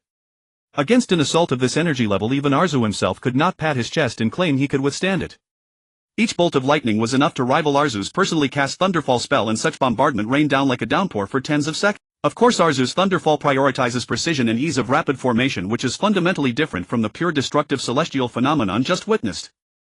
Mightwind Uncle was covered in cracks, but fortunately, being the handiwork of a craftsman, it was not in danger of falling apart. Jiang Bing slid down the glassy slope into the pit, staggering to its center where the incubus had left no trace of its body. As for Principle, under the continuous bombardment of lightning, it had almost completely melted into a pool of blood-red liquid. In this pool of metallic liquid the seal fragment had been refined by the endless lightning into a liquid state uniformly mixed with other substances. Jiang Bing's blood had long evaporated in the lightning, but by a twist of fate it served as a catalyst. As the saying goes, plant flowers with care but they may not bloom, plant willows carelessly and they may provide shade. Having fused with mithril the seal fragment in craftsman's blood and tempered by lightning, this pool of metallic liquid directly bypassed the two transcendent forging stages of shaping and smelting, completing purification in one go. All that remained was to undergo forging and polishing, and it would become Jiang Bing's first truly transcendent creation. The instinct of an apprentice craftsman drove Jiang Bing's forging intuition, making him realize at once that this was a once-in-a-lifetime opportunity. Bracing against the pain, Jiang Bing bent down to touch the seemingly living pool of metallic liquid when a lump suddenly sprang up from the ground. It was the Incubus XX. As thick as a human forearm, the XX shot up from the ground, twitching spasmodically, and by sheer coincidence struck Jiang Bing's face, now bare of its helmet. It fell to the ground and finally fell silent. Ha ha ha. Before Jiang Bing could react, the Mirror Master's distinctive voice came from behind. Somehow the man had appeared without warning, having witnessed the entire scene. Jiang Bing turned his head weakly, looking at the other's gleeful expression. He had reason to suspect that the man might have orchestrated the whole thing just for this moment of schadenfreude. Is it really that funny? The best way to avoid social death was to take the initiative. The Mirror Master was visibly delighted, with a sense of having gotten his revenge. As a matter of fact, it's hilarious. The man strolled over with his hands clasped behind his back. So hilarious that I'd say this entire deal was worth it. Worth it? Jiang Bing was puzzled. You didn't need its body anyway, just take its soul. The Mirror Master tapped the pool of metallic liquid on the ground with his toe. The creature's soul seeped out like mist and condensed into a crystal skull in his palm. The power I gave melted away with its body into this messy stew. It's all gone. I don't think you can't retrieve it, Jiang Bing retorted. It's been stained by your blood. I don't want it anymore. The other man drew the thick tome Principles of Monster Hunting from the void and sent it floating over to Jiang Bing. Take it. It's all yours. Reliving the craftsman's embarrassing moment, Gontar Odim shook his head, cheerfully turned to bid farewell and vanished into the air after a few steps. The craftsman, unaware of what he had lost, was somewhat bewildered, but his confusion could not outweigh the allure of the metallic liquid before him. He continued to reach into the pool of metallic liquid. The silver-white liquid seemed alive, climbing up the back of Jiang Bing's hand onto the crumbling Might-Wind Uncle, filling every crack and hole, then devouring the armor, merging the two into one. The essential power of the artisan was at work. As the artisan badge rapidly depleted, a vast amount of ether served as fuel, supplying the liquid to conform to its most suitable form, being swiftly forged and sculpted into shape. Merging the monster's immortal flesh and indestructible bones, the liquid metal, driven by a higher power, began rapidly transforming the armor. Under the energy supply of the shattered divine seal fragments, the flesh rapidly regenerated and the bones re-evolved and reappeared. The metal of Might Fongbo transformed into outer armor, the indestructible bones became the support frame, the immortal flesh provided power, and the divine seal fragments, with nearly infinite energy capacity and compatibility, served as the power battery. The iconic laurel crown was retained. After being baptized by the previous chaotic magic, the golden laurel crown seemed to have light constantly flowing through its entirety, continuously projecting a warm, soft glow. The two sharp horns from the original owner of the flesh were also inherited, fixed on both sides of the laurel crown, pointing straight to the sky.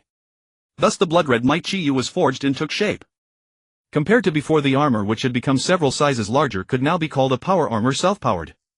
After donning it, Jiang Bing's stature approached nearly 2-3 meters. Holding the book, he gently bent his knees and leaped. The immortal flesh, sponsored by Jingzi Dashi, instantly burst forth with its former immense power, carrying the armor, soaring into the sky, leaping a full 10 meters high and flying out of the pit. During this process, Jiang Bing exerted no effort at all. In other words, this was the power unleashed by the armor itself. However, compared to the absurd performance of the male nightmare earlier, these numbers were quite normal. Jiang Bing almost bounced out dozens of meters, then gritted his teeth and returned to the glass pit, picking up the long, unyielding YJ on the ground. Jiang Bing didn't know if it was Jingzi Dashi's perverse taste, but the strength of this thing was ridiculously beyond standard. The main body was ground to dust, yet it remained unscathed. As long as one ignored its hideous appearance, it was definitely good material for making blunt weapons. The thrifty and frugal Master Jiang ultimately couldn't bear to leave it behind and decided to take it back. Perhaps it might be useful in the future. After walking several hundred meters, the armor melted and flowed like mercury, then regathered into a mass of liquid metal, transforming into a long red trenchcoat that coiled around Jiang Bing's body. This was the second function of Might Chi Yu, which greatly solved the problem of the armor not being portable. It also saved a lot of electricity on laundry. As for the weight of nearly 500 kilograms, it was nothing major for Jiang Bing. Just consider it as wearing a weighted vest. But a problem immediately followed. Inside Might Fongbo was a set of high-strength fiber combat suit from Yi City. This tight-fitting combat suit was not only breathable and sweat-absorbing, highly elastic, but also had a certain degree of bulletproof capability. However, it was after all a one-piece bodysuit, not including shoes and socks. Fortunately, the liquid metal liquid flesh could also solve that. The forest fire had been extinguished. Jiang Bing found his storage box and katana that had been blown away. When he came out of the forest, he saw large groups of villagers gathered at the edge of the woods peering inside. The battle was over, but the aftermath was just beginning to ferment. When Jiang Bing returned to the refugiate camp, he found the barracks had been cordoned off. Fortunately, although his clothes had changed, the box he held in his arms was very distinctive. This allowed him to smoothly arrive at the door of Bide Sargwanli's office. Before he pushed the door, he smelled a unique scent wafting in the air. It was a composite scent of lilac and gooseberry, very unique. When the guard led Jiang Bing into the room, the originally noisy environment suddenly became somewhat quiet. Several people stared at Jiang Bing in his bizarre outfit, a long red trench coat, and none dared to speak. Fortunately, the newly arrived lady was not among them. So this must be Mr. Sabur. Yanefa. The other nodded. Congratulations, Jiang Bing said this congratulation to the White Wolf. Holding the storage box, he looked at the somewhat timid Bide Sargwanli and tossed out a sentence. The problem is solved. The other didn't dare to ask anything, hesitated for a moment, then pulled out a noticeably more bulging money pouch. This was clearly an attempt to smooth the way. The old and shrewd Waishimir caught Jiang Bing's eye signal, stepped forward to take the money pouch, and followed Jiang Bing, who was unwilling to say more, preparing to exit the office. Jiluot was to follow Yanefa to the capital of Taimolia Waijima to meet the emperor of Nefugiate Engsier and Ruzi, while the old wolf was free and easy. Jiang Bing declined Bide Sargwanli's recruitment, prepared to take leave of them, and set out on the road to Nuwa Waijerui. After all, as a free city, there was no place more convenient for exchanging supplies.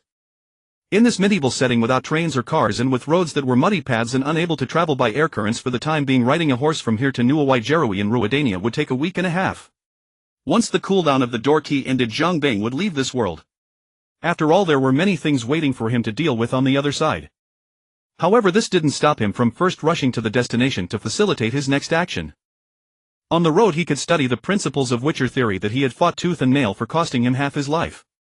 This departure also conveniently avoided the massive number of spies sent by various countries, as well as the various detection methods of those famous magical organizations. Cyberpunk 2077 world. Struggle for survival, then survival exists. Compromise for survival, then survival perishes. At the Corona Ranch on the high platform of the Workers' Mutual Aid Society, old Logan gave an impassioned speech. Then a middle-aged worker with one arm was invited onto the stage. Physical defects in Yi City only had two situations. The first was poverty, and the second was still poverty. I am Bailier from Corona Ranch, a former worker of the East Construction Company. Bailier raised his mutilated left arm, giving a personal testimony to the many workers below. First they increased the workload to drive us away, then they docked my pay and forced us to take low-quality counterfeit suppressants, all to save on the compensation that was trivial to them. Backstage, Labika had been discharged from the hospital and was holding her blue-pink arms, listening to the voice drifting from the stage. My workmates died or went mad, only a few like me gave up in time and managed to save our lives. These capitalists are the same everywhere. Pila rubbed his hands enviously, staring at Labika's new arms, and when she wasn't paying attention, his metal prosthetic hand stealthily reached out. Ouch! Labika elbowed Pila, doubling him over like a shrimp, and then carefully wiped the left upper arm that Pila had touched. There, with exquisite craftsmanship, was embossed a high-quality looking teddy bear toy, but the bear's arms looked very rudimentary, with stitching marks at the shoulders. The relief, like the left arm, was painted pink. The same color as Heile's teddy bear. Pila, if you keep groping my friend, I'm going to punch you. Pila quickly waved his hands, swearing solemnly that he wouldn't misbehave again. But soon his long hands started to wander again. As a technical expert, he had never seen Hercules' arms modified to such an extent. These were less like Hercules' arms and more like the top-tier Assault Series cybernetic arms from military technology, merely housed in a Hercules shell. Though the cybernetic arms retained the rugged appearance of the Hercules model, a closer look revealed they were assembled from numerous precision components. It was like a 4K display pretending to be a cathode ray tube monitor. The former could mimic the latter, but their quality was incomparable. I just can't understand why Mr. Sable chose to make them so ugly when he could have crafted them more delicately. Pila pouted and then muttered a string of incomprehensible words about fine craftsmanship, nanotechnology and high-tech, causing the others in the back to burst into laughter. Dorio was about to tease him when Kiwi from base 6,000 of miles away suddenly sent a message. Kiwi, a few NCPD vehicles are heading your way. They just passed the outermost security cameras. Looks like you're their target. Business came first. Dorio clapped her hands to pause the playful siblings. Enough fooling around. The cops are coming. Time to work. The Celestial Hara ECHI 860 NCPD Enforcer was the NCPD's dedicated vehicle. This custom Hera model ordered by the NCPD from Celestial came reinforced from the factory, the cheap plastic body replaced with fireproof and bulletproof materials and the front bumper swapped for thickened steel plates to suit Night City's thrilling law enforcement environment. To be honest, this vehicle could handle ordinary street fights and gang skirmishes without issue. But when faced with Dorio's intimidating annihilation, the lead car immediately stopped. Once the lead car stopped, the two identical police cars behind had no choice but to halt as well. NCPD. The officer in the lead car didn't even dare to fully exit, shouting from behind the windshield. How strange. You lazy lot actually decided to stretch your limbs today. Since the Workers' Mutual Aid Association was ostensibly unrelated to anti-entropy, Dorio wasn't wearing her Celestial General combat suit. The hefty Annihilation was mounted on a pre-built support frame with an even heavier ammunition box behind her. This made her look even more formidable. Someone reported you for illegal assembly and attempting an unlawful protest. Seeing that they hadn't opened fire immediately, the officer, though lacking confidence, managed to step out of the car. This excuse made Dorio and her group laugh outright. Indeed, such a clause existed in Night City's public security law, but whoever followed it? This was Night City, where the people were simple and honest. See, you never bother with murder and arson. What's gotten into you today? I suggest you watch your mouth, the black officer barked sternly. What, you got a problem? Suddenly over a dozen armed anti-entropy personnel emerged from the surrounding buildings, encircling the three police cars. The officer who had spoken first glanced at the weapons in their hands, all long guns, submachine guns, rifles, and even a light machine gun. Touching the JKX-2 Kenshin mod at his waist, he swallowed hard with effort. He had bought that gun himself. The NCPD's standard-issue DR-5 Nova couldn't even penetrate their bulletproof skin from 20 meters away. But unwilling to back down, he still drew his pistol. You're obstructing law enforcement.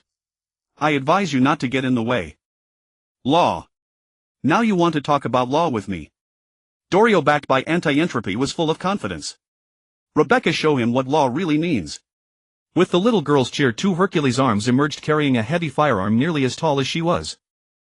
Dorio hadn't lied. This devastating weapon, sponsored by Zhang Bing, was indeed named Law. Following Zhang Bing's typical brute force and massive scale design philosophy, paired with its specialized ammunition, Law truly ensured equality for all under its barrel. The muzzle diameter reached an astonishing 40 mm, firing projectiles more akin to shells than bullets, armor-piercing, high-explosive, anti-tank-shaped charge canister, high-explosive, and plasma rounds. These types of ammunition, usually found in howitzers, were compressed by Zhang Bing into the chamber of Law. It was a gun in name but a cannon in function. The manic little girl, still thrilled with her new toy, didn't hesitate at Dorio's command. She pulled the bolt and fired at an abandoned house nearby. With a deafening roar, the cybernetic arms named Friend simultaneously activated their recoil mitigation structures. The multi-stage dampeners expanded outward like flowing water, making the arms appear thicker.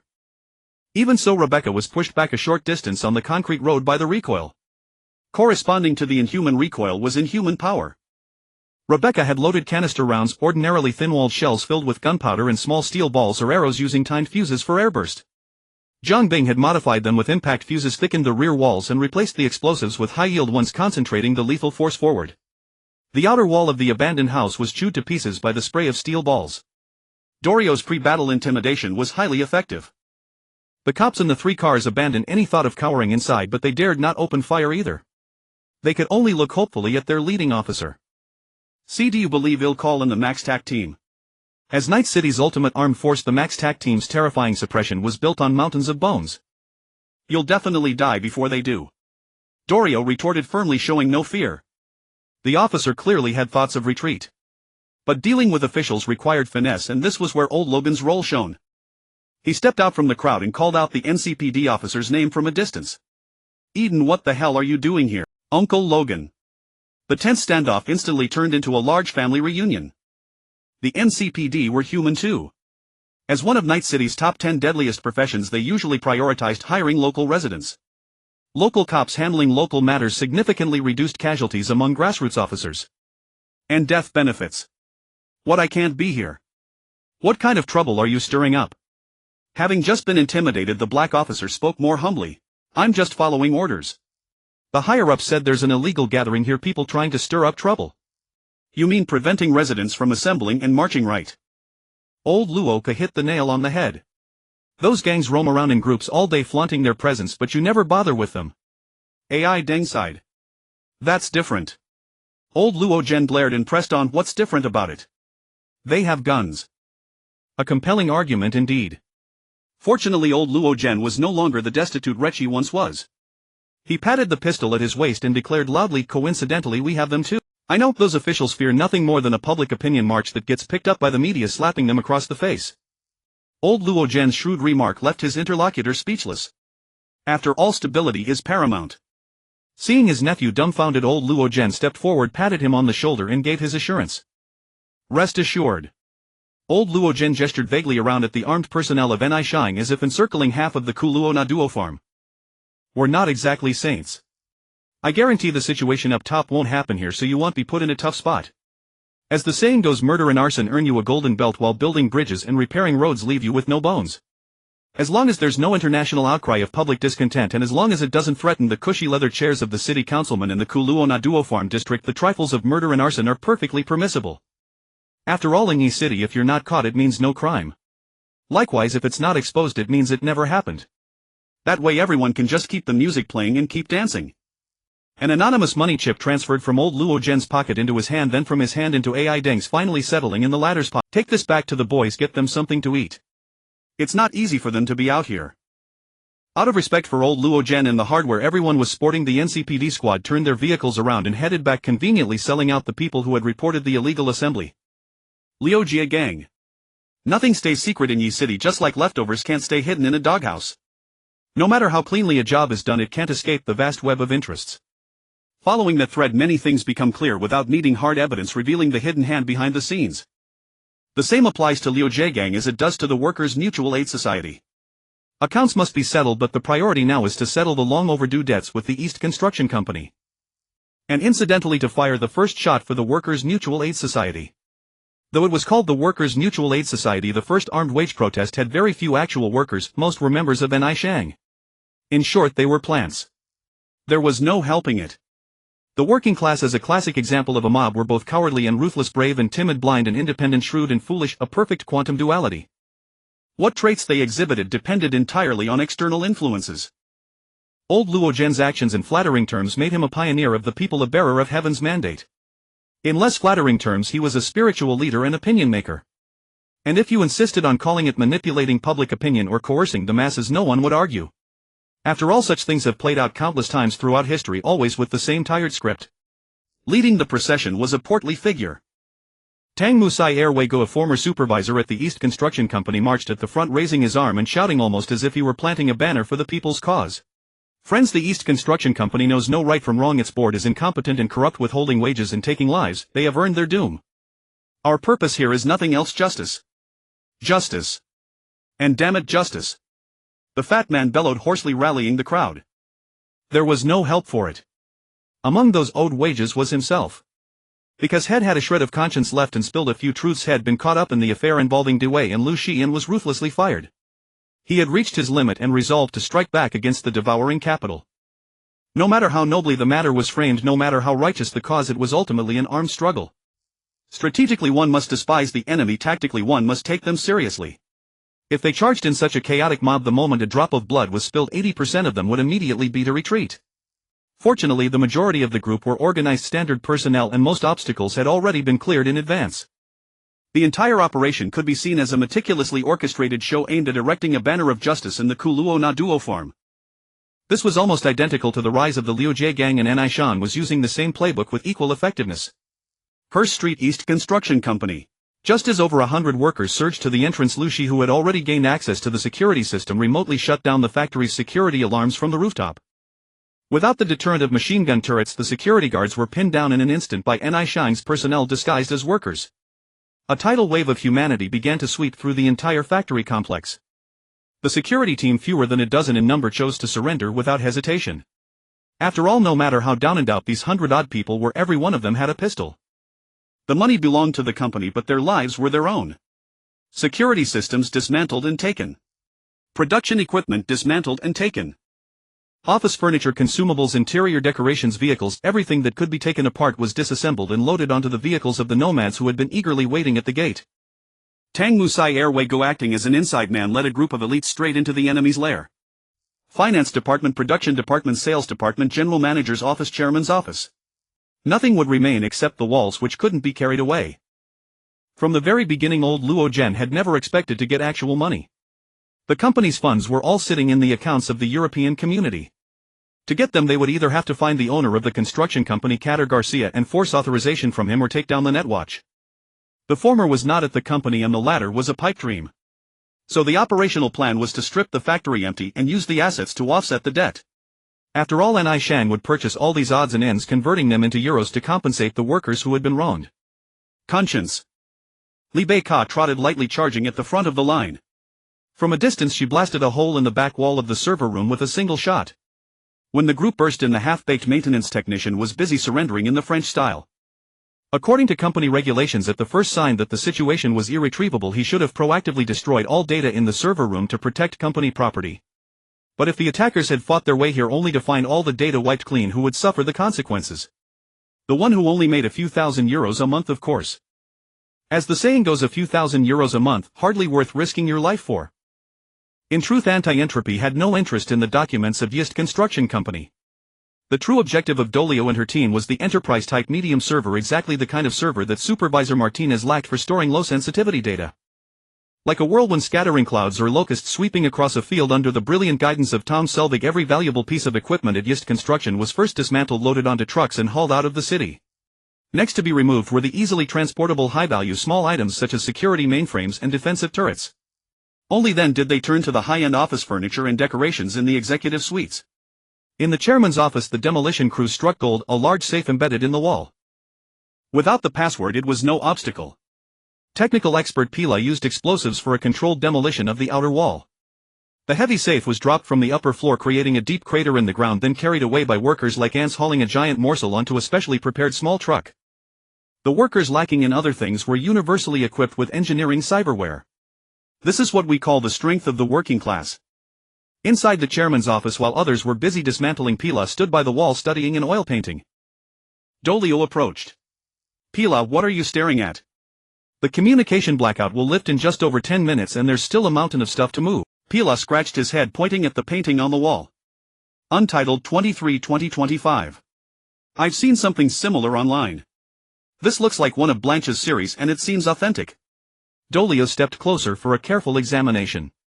She couldn't quite grasp the painting's content, but she recognized the canvas material, linen. The painting was not large, about 810 inches, framed in transparent glass, hanging directly opposite the chairman's desk so that the owner could see it at a glance. "Is it valuable?" Pila used his long arm to pull the painting and frame off the wall, examining it closely. "If it's genuine, it's worth a fortune." Dolia knew nothing about art, but she understood human nature. These big shots were all about face. How could it be fake? Keep it safe. Find an expert to appraise it later. Something hanging in that spot is unlikely to be a forgery. Pila nodded in agreement. Before the NCPD could arrive, everyone had completed their evacuation. The detained workers and security personnel were released and began contacting relevant parties. The largest shareholder of Yist Construction Company was Hal Yist. Upon receiving the news, he arrived at the company premises in a Topothalene Zuefili Salaxi 388 Jayafox in 2062. What met his eyes was utter chaos. Staring at the empty factory and the barebones office building, the highborn man who always prided himself on being a gentleman trembled with rage. When he reached his own office and looked up, he found his most beloved painting gone without a trace. He could no longer contain himself and burst into a torrent of curses. Who did this? A middle manager stammered. According to the floor workers, it was a group of laborers from the Kalawanadu farm. Those dung beetles, have they never seen anything good in their lives? Hal Yist was not old, not yet 30. He had achieved such success at this age through relentless effort and the negligible patronage of the deputy director of the City Planning Bureau and the chairman of the Urban Planning Committee, S.C. Giaco. As the saying goes, gold bridges, silver roads, copper buildings. In civil engineering, any firm with a decent scale must have connections above, otherwise how would so many infrastructure projects and municipal transportation contracts ever come to you?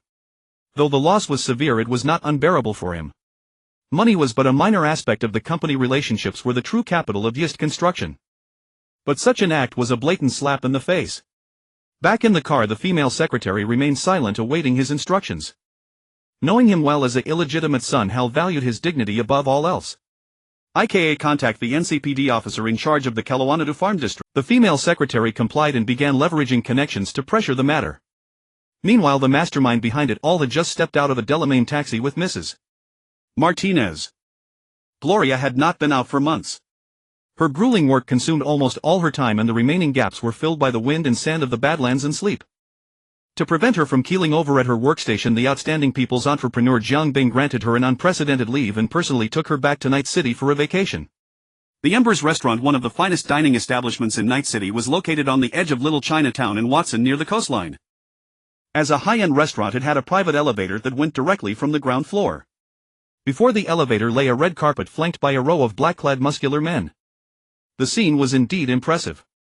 "Are we eating here today?" Standing in front of the large circular sign reading Embers, Gloria looked up and asked. The host of the day weighed the walking stick in his hand, feeling that its once familiar weight had become a bit too light in the face of his ever-growing strength. He would need to reforge and add weight later.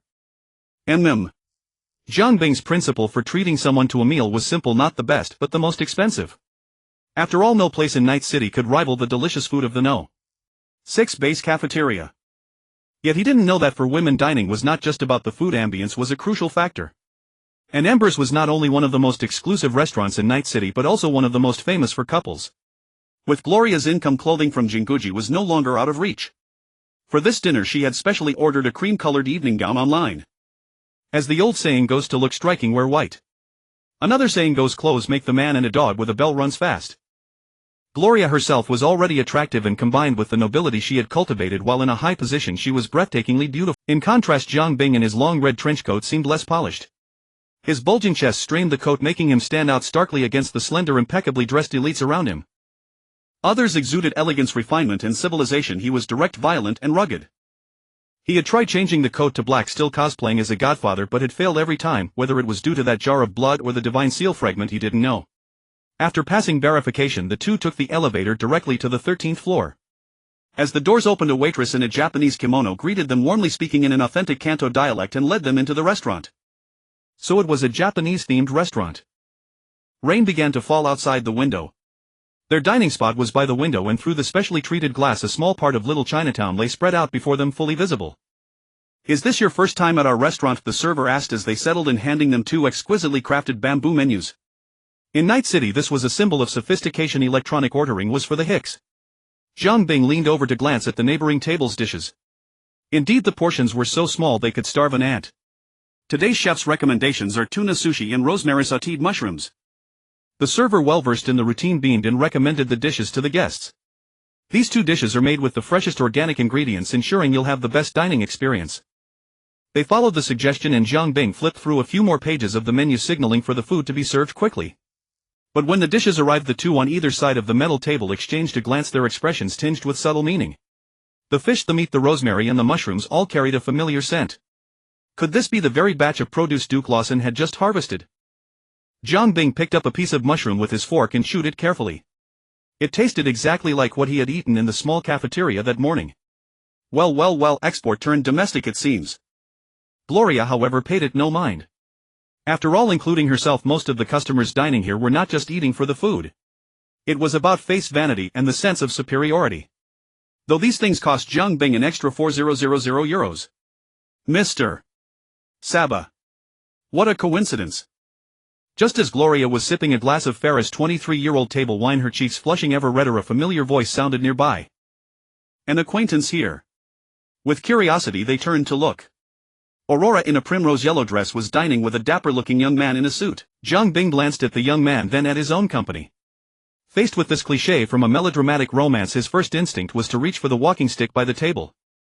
If a fight broke out, it would be more efficient than fists. After all, he had just killed a Biotechnica executive not long ago, and now he ran into Aurora here. If you called it a coincidence, you'd have to ask this 20 or 30 kilogram walking stick if it agreed.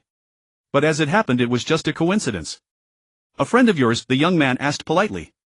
Aurora's gaze swept over Gloria's flushed face, her heart sinking slightly, but her voice remained calm. Lucian Richardson." The young man extended his hand in greeting. Jiang Bing's mind stirred. If memory served, Aurora's surname was also Richardson. So these two weren't here for a romantic affair. But Boss Jiang was a man of principle, a typical Gawithlo type. If you showed him respect, he'd return it in kind. Their hands clasped. Savo Lerwick. Not cybernetic. The artisan's intuition let Jiang Bing notice something unusual about the other man. The young man's right hand had no implants and the metallic scent on him was faint. Apart from a brain-computer interface, everything else seemed organic. The young man was also perceptive. From the moment Aurora saw Jiang Bing, he sensed that his cousin who had grown up with him had an unusual reaction. He glanced at Gloria across from Jiang Bing and thought he understood everything. Fate brings us together, why not join us? Jiang Bing was just curious to see if this was a coincidence. So the four of them moved to a larger table. Compared to Jiang Bing, who was a roughneck, Lucien was accustomed to such occasions. He waved over the server, didn't even look at the menu, and whispered a few instructions. The server nodded and noted them down. Mr. Saba, what line of work are you in? After ordering, the other man initiated conversation to liven up the table. Just a small business trading in local specialties. The other man nodded slowly. Jiang Bing rubbed his fingers and returned the question. And you, Mr. Lucien? Your demeanor suggests you're no ordinary person. Me? Lucien looked surprised, as if startled by the question. Aurora hasn't mentioned me. Clearly Aurora was her nickname. I'm a doctor. In fact, the entire Richardson family are doctors. As a major faction on Biotechnica's board, the Richardsons' all-doctor family was well known among the upper class. In other words, since Jiang Bing had to ask, it meant his social standing wasn't high. But the other man's attitude didn't change, he was exceptionally well-bred. By the way, Lucien, what brings you to Night City? Aurora pretended to make casual conversation. A high-ranking director died recently and headquarters sent me to determine the cause of death. Lucien was meticulously wiping his hands with a warm towel. As a doctor who relied on his hands, the habit of protecting them was ingrained in his bones. Didn't they send a successor? Why do you need to come personally? Aurora was no longer just leaking information, it was an outright giveaway, because I also serve as the group's coroner. And I get to see you along the way. Wanted to interfere with your work. Lucien glanced at the bottle the server had taken from his hovercar, confirming it was correct. Besides, I don't like that successor Wolf's. And the man is dead anyway, no matter how many times you examine him, it's the same old story. Jiang Bing glanced at Gloria, whose expression was slightly unnatural, then turned his attention to the two engaged in conversation. It was clear they had coordinated beforehand. This Lucien, a high-ranking Biotechnica official, and Aurora were putting on a double act, feeding him information. Who in their right mind would openly discuss company secrets with a stranger they just met? But some things were clear even if unsaid. Once spoken, it left no room for maneuvering. 2 glasses of clear transparent wine were placed before Jiang Bing and Gloria. Please try this. It's a fine bottle from Connor's Garden. I'd have a hard time getting it if not for a patient who happens to work there. Naturally, Jiang Bing wouldn't doubt the connections of a skilled doctor. The wine was good, at least by Night City standards. The aroma of the dry red wine in the glass was complex and evolving, with rich fruity and woody notes rising from the rim. But lately Jiang Bing had been drinking a bit too much grape juice.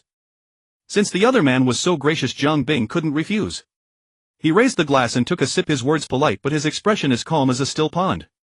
It was on par with the cases of Oak River red wine from the Tomb Raider world stashed in the small cafeteria's kitchen. Aurora swirled her glass, pretending to observe the legs, but in reality she was watching Jiang Bing's reaction. His response was completely unexpected. This 6-figure wine tasted no different to him than street-side sugar water. Even his compliments seemed forced. Lu Sai, why don't you like the newly appointed Wools? Didn't he come with you on the same private jet? That guy, he's too extreme in his actions. Lu Sai implied kidnapping, poisoning, death threats. His business philosophy is far too extreme, stopping at nothing, as if he has no moral bottom line. Jiang Bing understood that the other was hinting at him to be careful of retaliation from the newly appointed food director of biotech. As for how he knew it was Jiang Bing who did it, that was no surprise. Aurora was the one involved. The business atmosphere in Night City is just like this, no different from elsewhere. Jiang Bing said this with heartfelt empathy. I almost forgot that Mr. Saba also does business in Night City. Would you like me to introduce you to Wools? Who knows, there might be opportunities for cooperation. Aurora's cousin turned out to be unexpectedly reliable, hinting that he was willing to smooth things over for Jiang Bing. But Jiang Bing was the kind of man who would split a worm vertically in his opponent's home, so he politely declined. It seems you'll have to disappoint Mr. Lu Sai's kindness. My business is exhausting, not everyone can handle it. Lu Sai nodded in understanding and signaled the waiter to serve the food. The waiter placed a large platter in the center of the table. After Lu Sai's signal, he lifted the lid. Wispy white fog from dry ice rose, contrasting with the pinkish white fish meat, creating a breathtakingly beautiful scene. Zhang Bing stared at the whole piece of tuna belly served on the table, his eyes twitching slightly. Why did this look so familiar? Gloria's eyes were reddening. No other reason this tuna was one she had personally directed her people to catch from the micro-ocean matrix tank. She never expected that after all the twists and turns part of the fish would end up back in front of her. It seems Mr. Saba is very confident in his business prowess. Seeing Zhang Bing's response, the other laughed it off and brushed past the matter lightly. If it weren't for Aurora's request, he wouldn't have brought it up at all. Since the other didn't appreciate it, he was just as happy to leave it. Along with the tuna belly, a finely crafted sashimi knife was also brought to the table. I don't know where their procurement team found the connections, but the tuna here is of surprisingly high quality, among the best in the world. This is my only hobby. Please excuse me. Lu Sai politely apologized to the two first. His hands, used to holding a scalpel, now grasped the long sashimi knife. Accustomed to delicate surgeries, those hands naturally excelled at slicing fish. In fact, the sliced sashimi was no less impressive than that of the head chef. Aurora had long grown accustomed to her cousin's peculiar hobby. Nice knife work. Zhang Bing's focus was rather peculiar. From the steadiness and precision of those hands alone, one could tell that the other's medical skills were far from mediocre. Stability and accuracy were always the essential qualities of a lead surgeon. Although various cybernetic aids now allowed most surgeries to be performed by machines, ironically the vast majority of top-tier doctors still trusted their own natural hands the most. This meant that even for surgeries so delicate that mechanical assistance was necessary, doctors would still opt for wearable auxiliary robotic arms. Mr. Saba, are you also knowledgeable in this area? The other clearly misunderstood. With enough practice one naturally understands. Then we'll have a good exchange when we get the chance. Seeing the other's enthusiasm for medicine, Zhang Bing could only keep his remaining thoughts to himself. The atmosphere at the dinner table for the rest of the evening was quite harmonious, as both parties made an effort to accommodate each other. One came from a top-tier noble family with elite education and extraordinary knowledge, a witty and humorous conversationalist. The other was simply not from this world, having traveled across several dimensions, always offering fresh perspectives on issues with a breadth of knowledge that was bizarrely eclectic. Zhang Bing, a belly full of knowledge all mixed up. The two chatted about everything from the evolution of political systems to new directions in cybernetic advancement, from biodiversity to cloning ethics, from weapon types and killing methods to the ultimate answers for human society. The more they talked, the more alarmed Lu Sai became and the more uncertain he felt. No other reason, the other seemed to know a little about everything, and every remark he made was startling.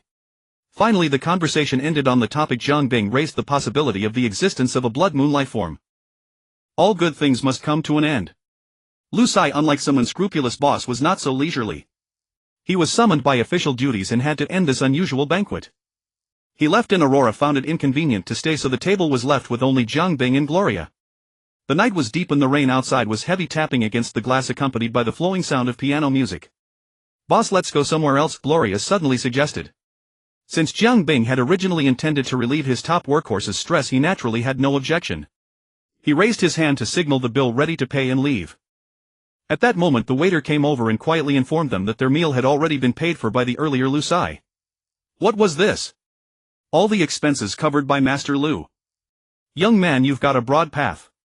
Mentally noting this favor, the two took the elevator down and headed straight for the new place Gloria had mentioned. The destination was not far. Slightly tipsy from the alcohol, Gloria stubbornly refused to call a car and chose to walk. The two walked north along the subway tracks, sheltering from the rain, until they reached near Constitution Square metro station. Gloria, familiar with the area, led Zhang Bing into a small alley. Garbage filled the streets and alleys. The entire lane was lined with homeless people and unemployed drifters dressed in shabby clothes, holding various cheap synthetic food. Gloria's high-end custom off-white evening gown was somewhat out of place in the dirty and chaotic surroundings. But she was visibly relaxing. This was her comfort zone. Under the luxurious attire lay the first half of a life as a low-level resident of Night City. Boss, you know what? Gloria suddenly stopped, staring into the distance at a trash can in the corner. A simply dressed Night City resident was rummaging through the trash trying to find something to eat. Today he was quite lucky. He quickly found a spicy locust pizza. The massive amount of preservatives had kept it from spoiling for days. In my hardest times I also thought of doing the same as him, rummaging through these trash cans to save on meal expenses.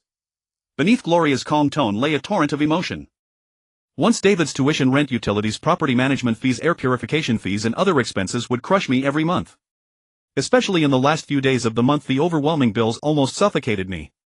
Whenever that happened, I would come here alone and sit for a while. As she spoke, the two rounded the alley and arrived at a street enclosed by buildings. Tom's Restaurant. Beneath the neon sign a boisterous crowd gathered, clearly indicating the restaurant's thriving business. Gloria, adorned in resplendent attire, was evidently from a different echelon than the plainly dressed patrons around her, yet she seemed oblivious, leading Zhang Bing into the establishment with unsteady steps. "Tom, how's business lately?" Behind the bar stood a middle-aged man in a white chef's coat and a black knit cap. He didn't immediately recognize Gloria, who was exquisitely made up and dressed in finery.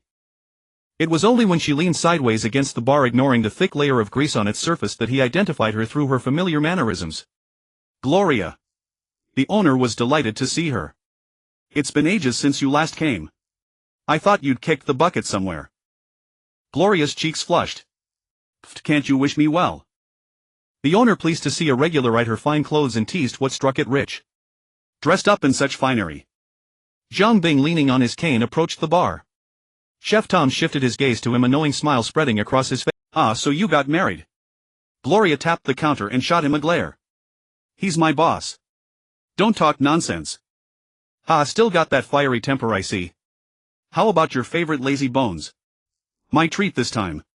The owner joked familiarly with Gloria. "No need. Give me the Uncle Tom's Supreme Deluxe Double Thumbs Up Beef Combo." Gloria rattled off a long string of words, nearly running out of breath. "Haha, you still remember that old thing? It's not even on the menu anymore." "How could I forget when I never got to try it?" "Just have them make it. My boss is paying." Tom glanced at Zhang Bing by the bar and began preparations with a smile. Familiar with the layout, Gloria led Zhang Bing to a window seat. Before sitting, she pushed the rickety stainless steel table back into place. This way the table would stay steady for a while. "Jessie, how's it going?" The waitress, a middle-aged woman in a brown-yellow uniform and apron, handled cleaning and greetings. "Same old, just getting by. Bring us a few lazy bones. I've been craving them for ages." While waiting for the food, Gloria nodded toward the window for Zhang Bing to look. Through the dusty pane they could see the building housing the Embers restaurant. Its exterior glass was spotless, brightly lit, revealing the silhouettes of impeccably dressed diners. Hovercars frequently took off and landed on the roof. The Charleston duo must have come from there. The entire building, not just the 13th floor Embers, housed high-end establishments. "When I was with the medical team, if I got off too late, I'd grab a bite here. It's right by the subway station, super convenient." Gloria breathed on the window and casually wiped it clean with the lace sleeve of her evening gown, heedless of the dust. "Back then I dreamed of dining there one day to experience the life of the upper class." She pointed at the clean spot on the glass framing the Embers within it. "So when I asked where you wanted to go, you chose the Embers without hesitation." Jessie set down several bottles of lazy bones. Gloria grabbed one, popped the cap, and downed half. Turns out after going there it was just that. People are often trapped by what they yearn for but cannot have. Zhang Bing picked up an unopened beer, flicked the cap off with his finger, and also drank half in one go. "I once desperately wanted an RTX 4060. Though it's nothing to me now, I still vividly remember that longing." The Uncle Tom's Supreme Deluxe Double Thumbs Up Beef Combo gradually filled the table as they talked. Gloria cheered, grabbed a happy dog sausage, bit off a huge chunk, and chewed contentedly. The entire feast cost less than a plate of 3 tuna sushi pieces. Some things you never know if they suit you until you try. Gloria swallowed her food inside. "But those things really aren't for me. Too much etiquette and pretension. It's here that I truly miss." The rain outside continued unabated. The restaurant's poor air filtration system let in a pungent smell of acid rain. Unfazed, Gloria ate heartily, as if rewarding her past self, or perhaps the meager portions at the Embers hadn't filled her up. Several bottles of lazy bones were quickly emptied and more drinks were brought to the table. Her evening gown became stained during the ravenous feast, the marks stark against the white fabric. But the owner didn't care. Under the influence of alcohol her consciousness began to blur. The once well-fitted dress loosened with her movements, and as she leaned forward, an expanse of pale skin was revealed to the person across from her. With Zhang Bing accompanying her, she felt utterly at ease, knowing she wasn't alone this time. "Boss, do you think the city is..." "Perhaps. If the city is sick, how do you cure it?" Gloria's mind was already hazy. "When people are sick, they take medicine. What can you do for a city?" Zhang Bing turned his face, gazing at a homeless man huddled in a corner for shelter. "Only feed it people." Gloria coughed twice, stood up, looked at his serious profile, and giggled. She thought of David's father, a man she hadn't known long, a man already devoured by this city. Combined with what she had witnessed, the city had consumed too many lives, yet the sickness only seemed to worsen. What if feeding it people doesn't work? Then it's terminally ill. Zhang Bing reached out to steady Gloria, who was swaying on her feet. It needs iron and fire to eradicate the root cause, a gleaming blade to cut out the rot, death to drain the festering pus, and the regenerative powder of revolution to see if new flesh of hope can grow, flowing with the blood of rebirth. Gloria stumbled and fell into Jiang Bing's arms. Her eyes glazed over, she murmured, "Can it be cured?" Jiang Bing replied coldly, "It better be or else." His gaze shifted from the window, where another homeless man wearing a braindance headset shuddered with pleasure, to Gloria's trembling eyelids. "Or else let's burn this city to ashes." Gloria was already dead drunk, and it was unclear if she heard his answer. So Jiang Bing, holding her, could only choose to head back home. The Delamain taxi was equipped with basic hangover remedies, though their initial purpose was to prevent passengers from vomiting inside the vehicle. Thanks to Night City's highly developed nightlife, the effectiveness of these hangover remedies was exceptional. By the time the car entered the Coronello farm, Gloria had already regained basic consciousness. "Where are we going?" The beauty rubbed her arms as Delamain timely activated the heating. "Heading toward your home, Mrs. Martinez." Gloria's house after its completion had only been lived in for a short while before she moved with Jiang Bing to Base 6 in the Badlands. It was now in a semi-abandoned state. Fortunately, old Logan would clean it regularly, preventing the house from falling into complete disrepair. Jiang Bing supported Gloria, who was lightheaded and unsteady, on her feet, and after noticing her staggering steps he simply lifted her into his arms. Her weight, 100 or so pounds, felt like nothing in Jiang Bing's embrace. At that moment he realized how flimsy her evening gown was. As she shifted her body, Jiang Bing's mind couldn't help but stir slightly. Although no one had lived here for a long time, at least the room still had basic sheets and bedding. Jiang Bing placed Gloria on the bed and was fretting about how to change her evening gown, which was stained with oil, when a hand suddenly grabbed his sleeve. The sleeping beauty on the bed had opened her eyes at some point, her gaze filled with spring. Both were adults at this moment. What else could Jiang Bing not understand? And so, the wind swept away fallen leaves, rain battered the withered banana. Soft cries dampened rosy cheeks, a sidelong glance stirred rippling waves. The jade pot's light turned a night of fish and dragon dance. In the morning, Gloria supported her waist, barely able to get out of bed. The scale of last night's battle, even by Night City standards, was truly insane. Jiang Bing's physical constitution was essentially like having unlimited stamina, nearly causing her to lose consciousness. But truth be told, intimacy was indeed the best means of stress relief. After last night, the pent-up frustration accumulated over days of non-stop work was completely expelled, leaving her feeling utterly refreshed with a sense of comfort from the inside out. Mrs. Martinez stretched her arms toward the sunlight, causing a wave of movement. Last night's evening gown was completely ruined, its torn fragments scattered all over the floor. Fortunately, there were spare clothes left in the room. She got out of bed naked and bent over to rummage through the wardrobe. Hearing the commotion from the outer room, Jiang Bing pushed the door open. Their eyes met. The woman inside the room gracefully gestured to the unexpected visitor. Jiang Bing retreated. This matter was hardly a big deal in the open-minded Night City. Gloria returned to Base 6 and soon threw herself back into her busy work as if nothing had happened. Pity David, who still didn't know that the boomerang he had thrown days ago had finally flown back and struck him right in the forehead. The NCPD Night City Police Department is a peculiar institution. First, as the ultimate embodiment of state-sanctioned violent power, it is itself a corporation. As the enterprise responsible for Night City's public security, it was originally founded by the Night Corporation. However, after 2 corporate wars, the NCPD's financial control slipped away and it gradually came to be sponsored by the City Hall and various megacorporations. Whose bowl you eat from, whose rice you eat, whose work you do. This explains why the NCPD is so powerless in dealing with the shady dealings of the megacorporations. Before the current NCPD commissioner took office in 2076, the department had been in debt. The new commissioner reversed the decline shortly after taking charge.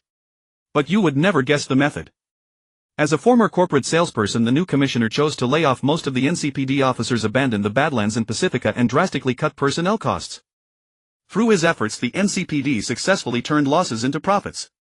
Recently, this violent law enforcement agency has been preparing to go public to rake in money. From this you should understand how unreliable it is. The NCPD is divided into 5 major departments: patrol, investigation, tactical, network security, and internal affairs. The beat cops on the streets belong to the patrol department, which is the department with the largest number of officers and the most complex composition. NCPD Santo Domingo Precinct. The head of the patrol department, Luckily Song, knocked on the door of the commissioner's office. Inside the clean sunlit office was a desk large enough for 2 people to lie down and robust enough to support repetitive movements. Behind the desk on a faux leather chair sat the nominal top enforcer of the Santo Domingo area. His secretary was not there. "Commissioner, you called for me." Song, as a police officer, was a rare man of few words, yet he had reached the position of department head through his professional competence and seniority. He had been a member during the first reconstruction of the NCPD, but his stubborn temperament and street-born background had firmly blocked his path to promotion. The faux leather chair swiveled, bringing the top man of the Santo Domingo area into his view. Pot-bellied, bloated and gluttonous. Words can sometimes create vivid imagery. Inspector Song, do you know about the armed gang robbery that recently occurred at the Coronello farm? The other party was referring to old Logan's righteous deed. Of course, luckily Song nodded. My men reported that it was the work of a new gang. According to our usual policy, we didn't intervene in street conflicts. The NCPD is an organization underfunded, under-equipped and understaffed. Every officer risks their life daily on duty. Non-intervention in gang conflicts was also a reluctant custom established after prolonged friction. Commissioner Salaki Jillian straightened, slightly tapping his fingers lightly on the desk. Protecting the lives and property of citizens is the mission of the NCPD. Councillor Saitja Karang is very concerned about this matter. I suspect there may be more to it. The commissioner, who had just finished a call with the councillor's secretary, emphasized the phrase, more to it, heavily. How could Lekali Song not understand? The commissioner was hinting that he should put some effort into this matter. Though he was reluctant to serve these powerful figures, a higher rank could crush a lower one, so he had to agree. Lekali Song might not want to meddle in such affairs, but his professional competence was unquestionable. Returning to his department, he gathered his key personnel for a meeting and conveyed the leadership's directives. But the NCPD had long been infiltrated, leaking like a sieve. Before his operational orders could reach all the patrol squads on the streets, old Captain Mayor Laisa's call had already reached Gloria. Old Captain, I heard you've been making quite a stir organizing people to empty a whole corporation. Gloria, a debt must be repaid, that's only natural. Captain, I've heard the whole story. The methods were crude, but by God, he didn't do wrong. Those idiots deserved a lesson. Captain, but my friend in the police force just informed me that your workers' mutual aid society has been targeted by the NCPD high-ups. They don't see it as a righteous act. Gloria, these government dogs who only know how to oppress the people, why are they so efficient this time? Captain, someone up there gave the word. The NCPD is just a dog kept by the city hall and the big corporations. When the master speaks, the dog has to bark loudly. Captain, anyway, tell your people to be careful lately. Don't be foolish and walk into the line of fire. Gloria, do you have any useful intel? My boss needs it. Captain, no way, my God, are you planning to play this big? Let me tell you, no matter how useless the NCPD usually is, they're not something we can just go head-to-head with. Gloria, that's not your concern. Do you have it or not? Captain, fine, and done with you. For the sake of Mr. Saba helping me kill Nara Windell, I'm sending you the data. Captain, also don't rat me out if something happens. Meanwhile, Flavio dos Santos of the 6th Street Gang was cursing as he walked out of Hal East's luxury apartment. The lackey beside him was spouting American profanities, complaining about everything they had just encountered. Boss, that pretty boy is so pretentious. Why don't I find a couple of brothers to kill him? Flavio dos Santos smiled unpleasantly, like a Cheshire cat stealing food. A useless piece of trash who got by on his daddy's coattails. As long as we achieve our cooperation goal, just ignore him. An Emperor 620 Ragnar pulled up in front of him. The lackey beside him quickly bent over to open the car door like a loyal servant holding the reins in medieval times. The car merged into traffic and the lackey finally spoke. Boss, after all this talk, that kid isn't willing to fork out a single cent. Is it really appropriate for us to take the lead and deal with that anti-entropy for him? Who told him to have a cushy daddy? This matter was directly assigned by Boss Rick Morton. Did you forget the boss orders? Of course not. The lackey in sunglasses sat upright, imitating Rick Morton's instructions. Find Hal East, drag him into the mess, and together deal with those workers' mutual aid society formed by the dirt poor. If you ask me, we should just call up 100 guys and gun them all down. That would be done with no need for all these twists and turns.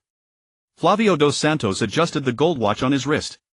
Being in a high position, he naturally knew more.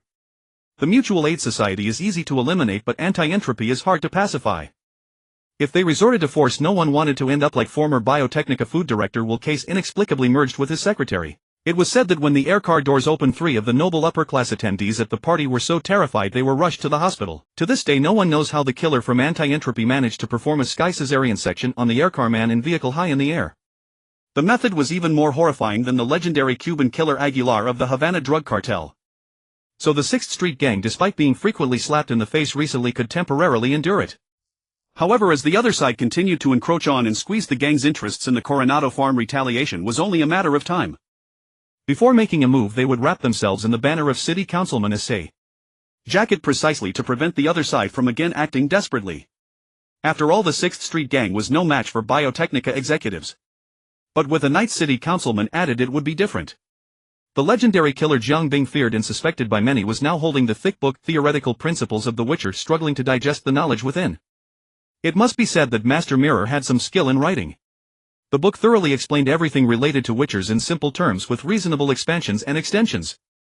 From the historical background of the birth of the Witcher species to the 2 legendary sorcerers leading a team of sorcerers in day and night research. Even the discarded cases of Witcher mutations were recorded in detail as if Master Mirror had witnessed them himself. Maybe he was watching from the sidelines. The entire book was divided into 6 chapters. The Witcher mutation chapter described the evolution and underlying principles of the trial of grasses, as well as the origins of Witcher's extraordinary physical abilities, toxin resistance and magical powers. The Witcher signs and spellcasting principles chapter recorded the 5 basic Witcher signs in many variants, covering applications, spellcasting principles and improvement directions. The vast magical knowledge greatly inspired Jiang Bing, who had little experience with chaotic magical energy manipulation, and also strengthened his determination to return to the Witcher world and find a proper magic academy for further study. The Alchemy and Potions chapter was somewhat superficial in its exploration of alchemy and heavily dependent on chaotic magical energy and high-quality materials. However, the recipes for Witcher decoctions, combat potions and sword oils were all recorded in detail. The Witcher Crafts chapter, also Jiang Bing's favorite, detailed the manufacturing methods and principles of Witcher weapons, armor, bombs and various small tools. Although most of these equipment were outclassed by modern firearms in lethality, some of their operating principles and design ideas still made Jiang Bing's eyes light up. The design schematics for the top-tier master equipment of each school in particular gave him great inspiration. The monster knowledge and bestiary chapter was important, yet not so important. It described the weaknesses of various monsters, usable materials from their bodies, origins and countermeasures. Important because with this knowledge one could face monsters with confidence and anticipate their moves. Not so important because it only recorded monsters from the Witcher world and the types were incomplete.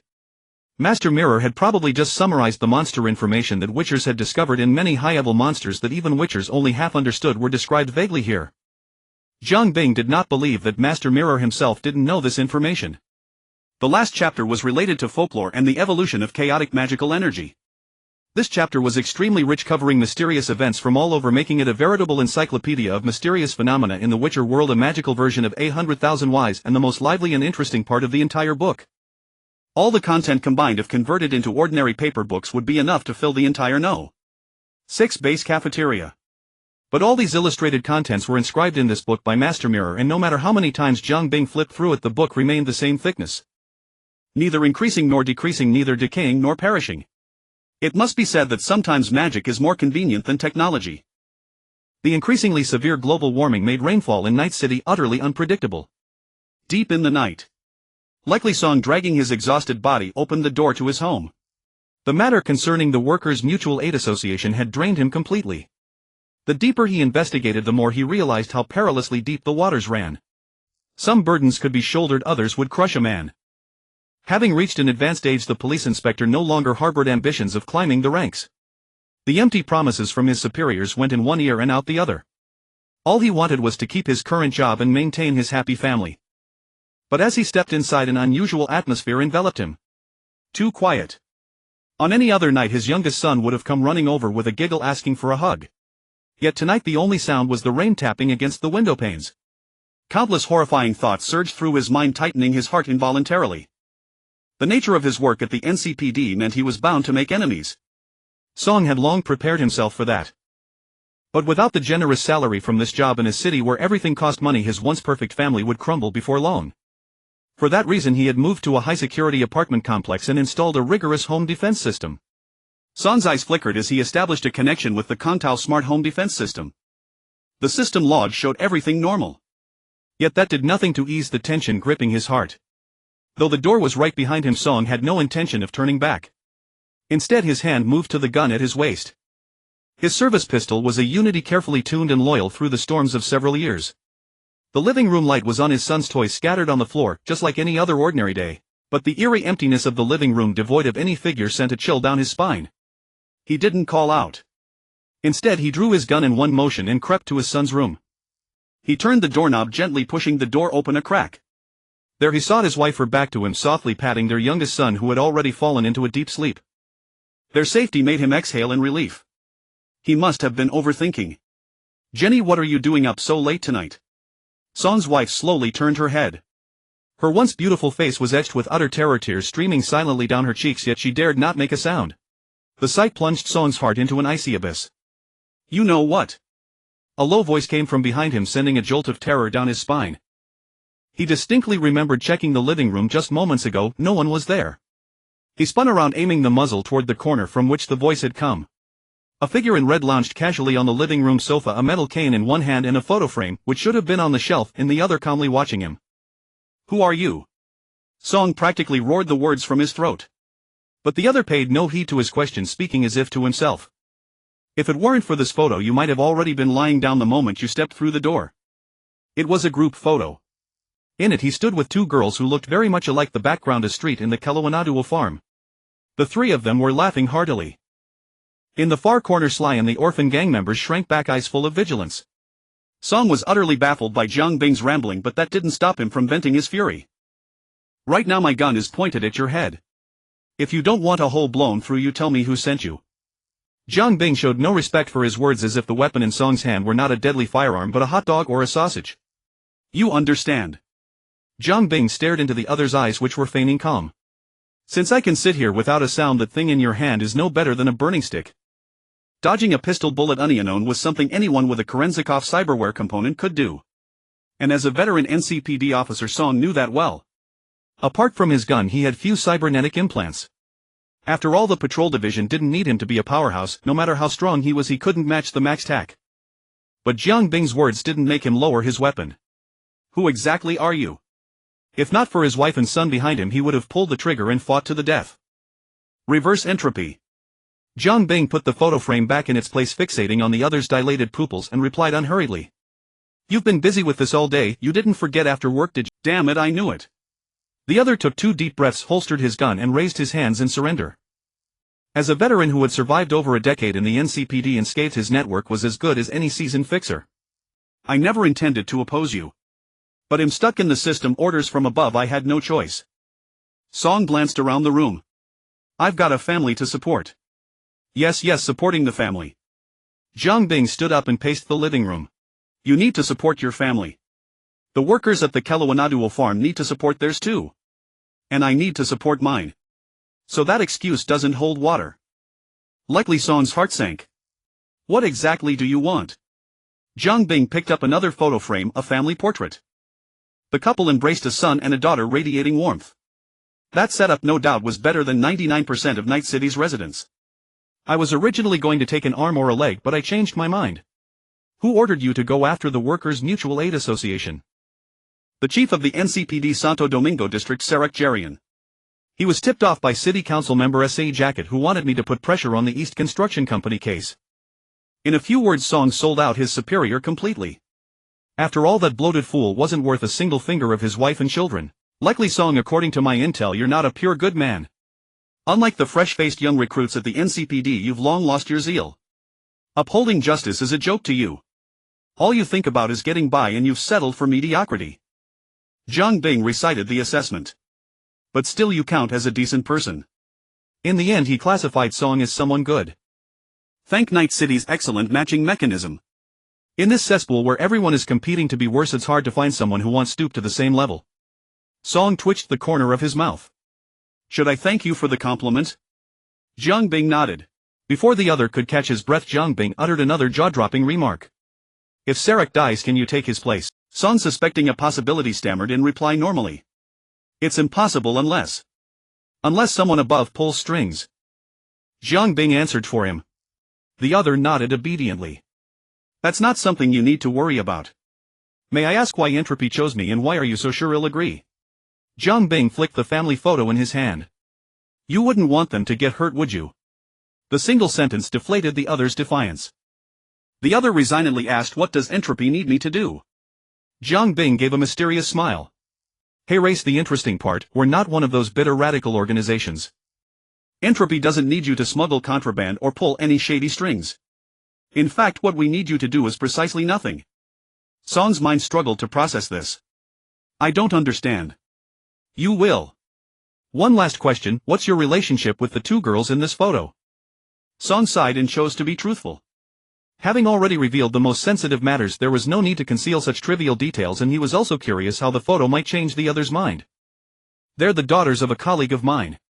He died in the line of duty not long ago, beaten to death by the 6th Street gang. Son's brow furrowed every time he recalled this. He stopped the gang from assaulting a street vendor during the day, and on his way home that night they cornered him in an alley. By the time we arrived he was beaten beyond recognition. But the Bureau insisted it was a personal conflict, not a lineoptity death, so we didn't get a cent of compensation. Excellent. Jiang Bing nodded. No wonder the other had confessed so readily, the resentment had been brewing for a long time. I want to disturb your rest, Officer Son. I suggest you stall the case on the East Construction Company for a couple of days. After all, you're good at that, aren't you? Leaning on his cane, Jiang Bing rose and left without a second thought, as if it were his own. Luckily Song gritted his teeth. Seeing the other open the door and prepare to leave decisively, he suddenly spoke up. Be careful of the Riot and Terror mobile unit, they answer to no one but the alert. The door closed, leaving Jiang Bing's words echoing in the room. It's still uncertain who needs to be careful of whom. The instant the door shut, Song scrambled to the entrance and peered through the peephole. The brightly lit corridor was empty, not a soul in sight. The various sensors installed on the walls had not been triggered at all. As if no one had ever been there. Listening to his wife's suppressed sobs from the bedroom, Song knew this was no dream. But to win glory in the public eye, one must endure hardship behind the scenes. Jiang Bing, who was now clinging awkwardly to the corridor window to evade the defensive sensors, understood this all too well. The Coronado farm was still its usual trash-strewn half-dead self. At the intersection of Malawi Street and Bearberry Street. A 3-story building had been rented and renovated not long ago. A freshly painted sign hung above the door: Worker Mutual Aid Association. Old Logan had established his turf in Coronado Farm. After the East Construction Company incident, the Worker Mutual Aid Association, neither black nor white, had cemented its place in the workers' hearts.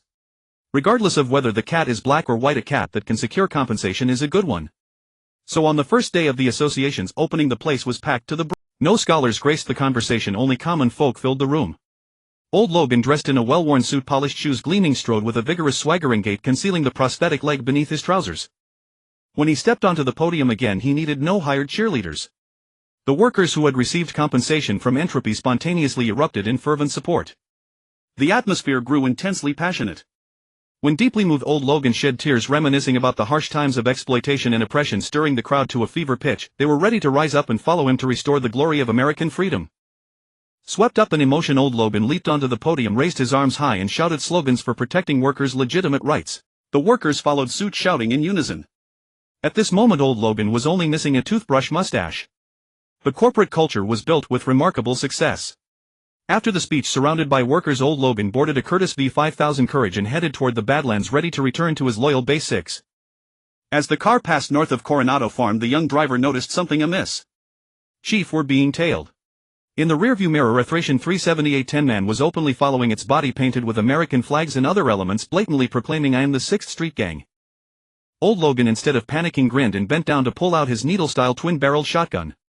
Goddamn, finally took the bait. Notify Crocodile Squad, well, blow them to bits up ahead. The chase was about to erupt. Just as the Curtiss V5000 Courage slowed slightly for a turn, the Thracian 37810 man behind it suddenly accelerated, windows lowering to reveal gang members who opened fire. Bullets clattered against the armored body of the car. The orderly traffic instantly descended into chaos. A 6th Street Gang vehicle lying in ambush at the intersection ahead blocked the flow, triggering a chain of collisions. The gang's corporal got out, fired a burst into the air, and the drivers trapped in the gridlock promptly abandoned their cars and fled.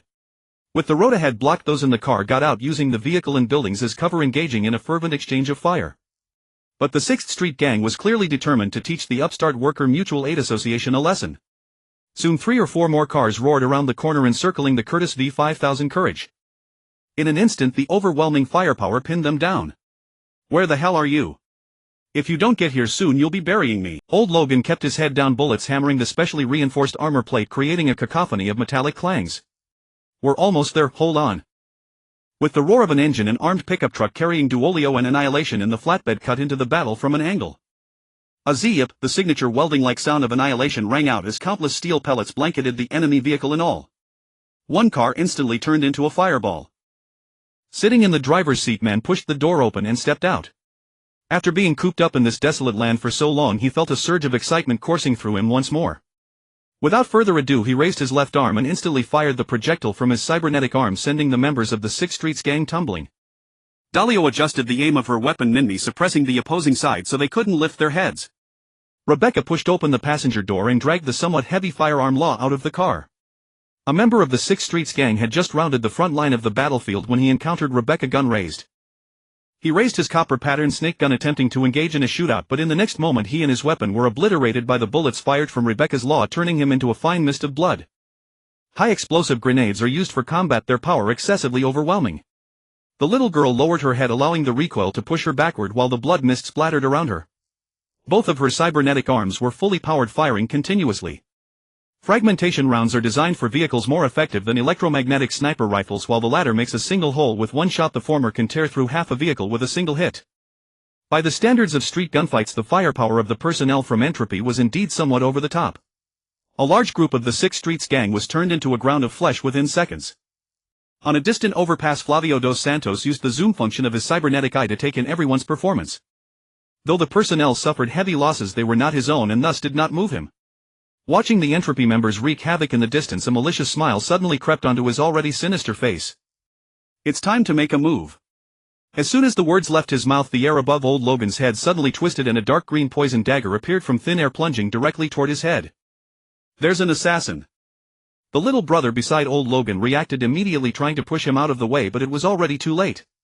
His collision only redirected the dagger's trajectory from Logan's head to his back, preventing Logan from being killed instantly, but it could not stop the dagger from embedding deeply into the old cowboy's body.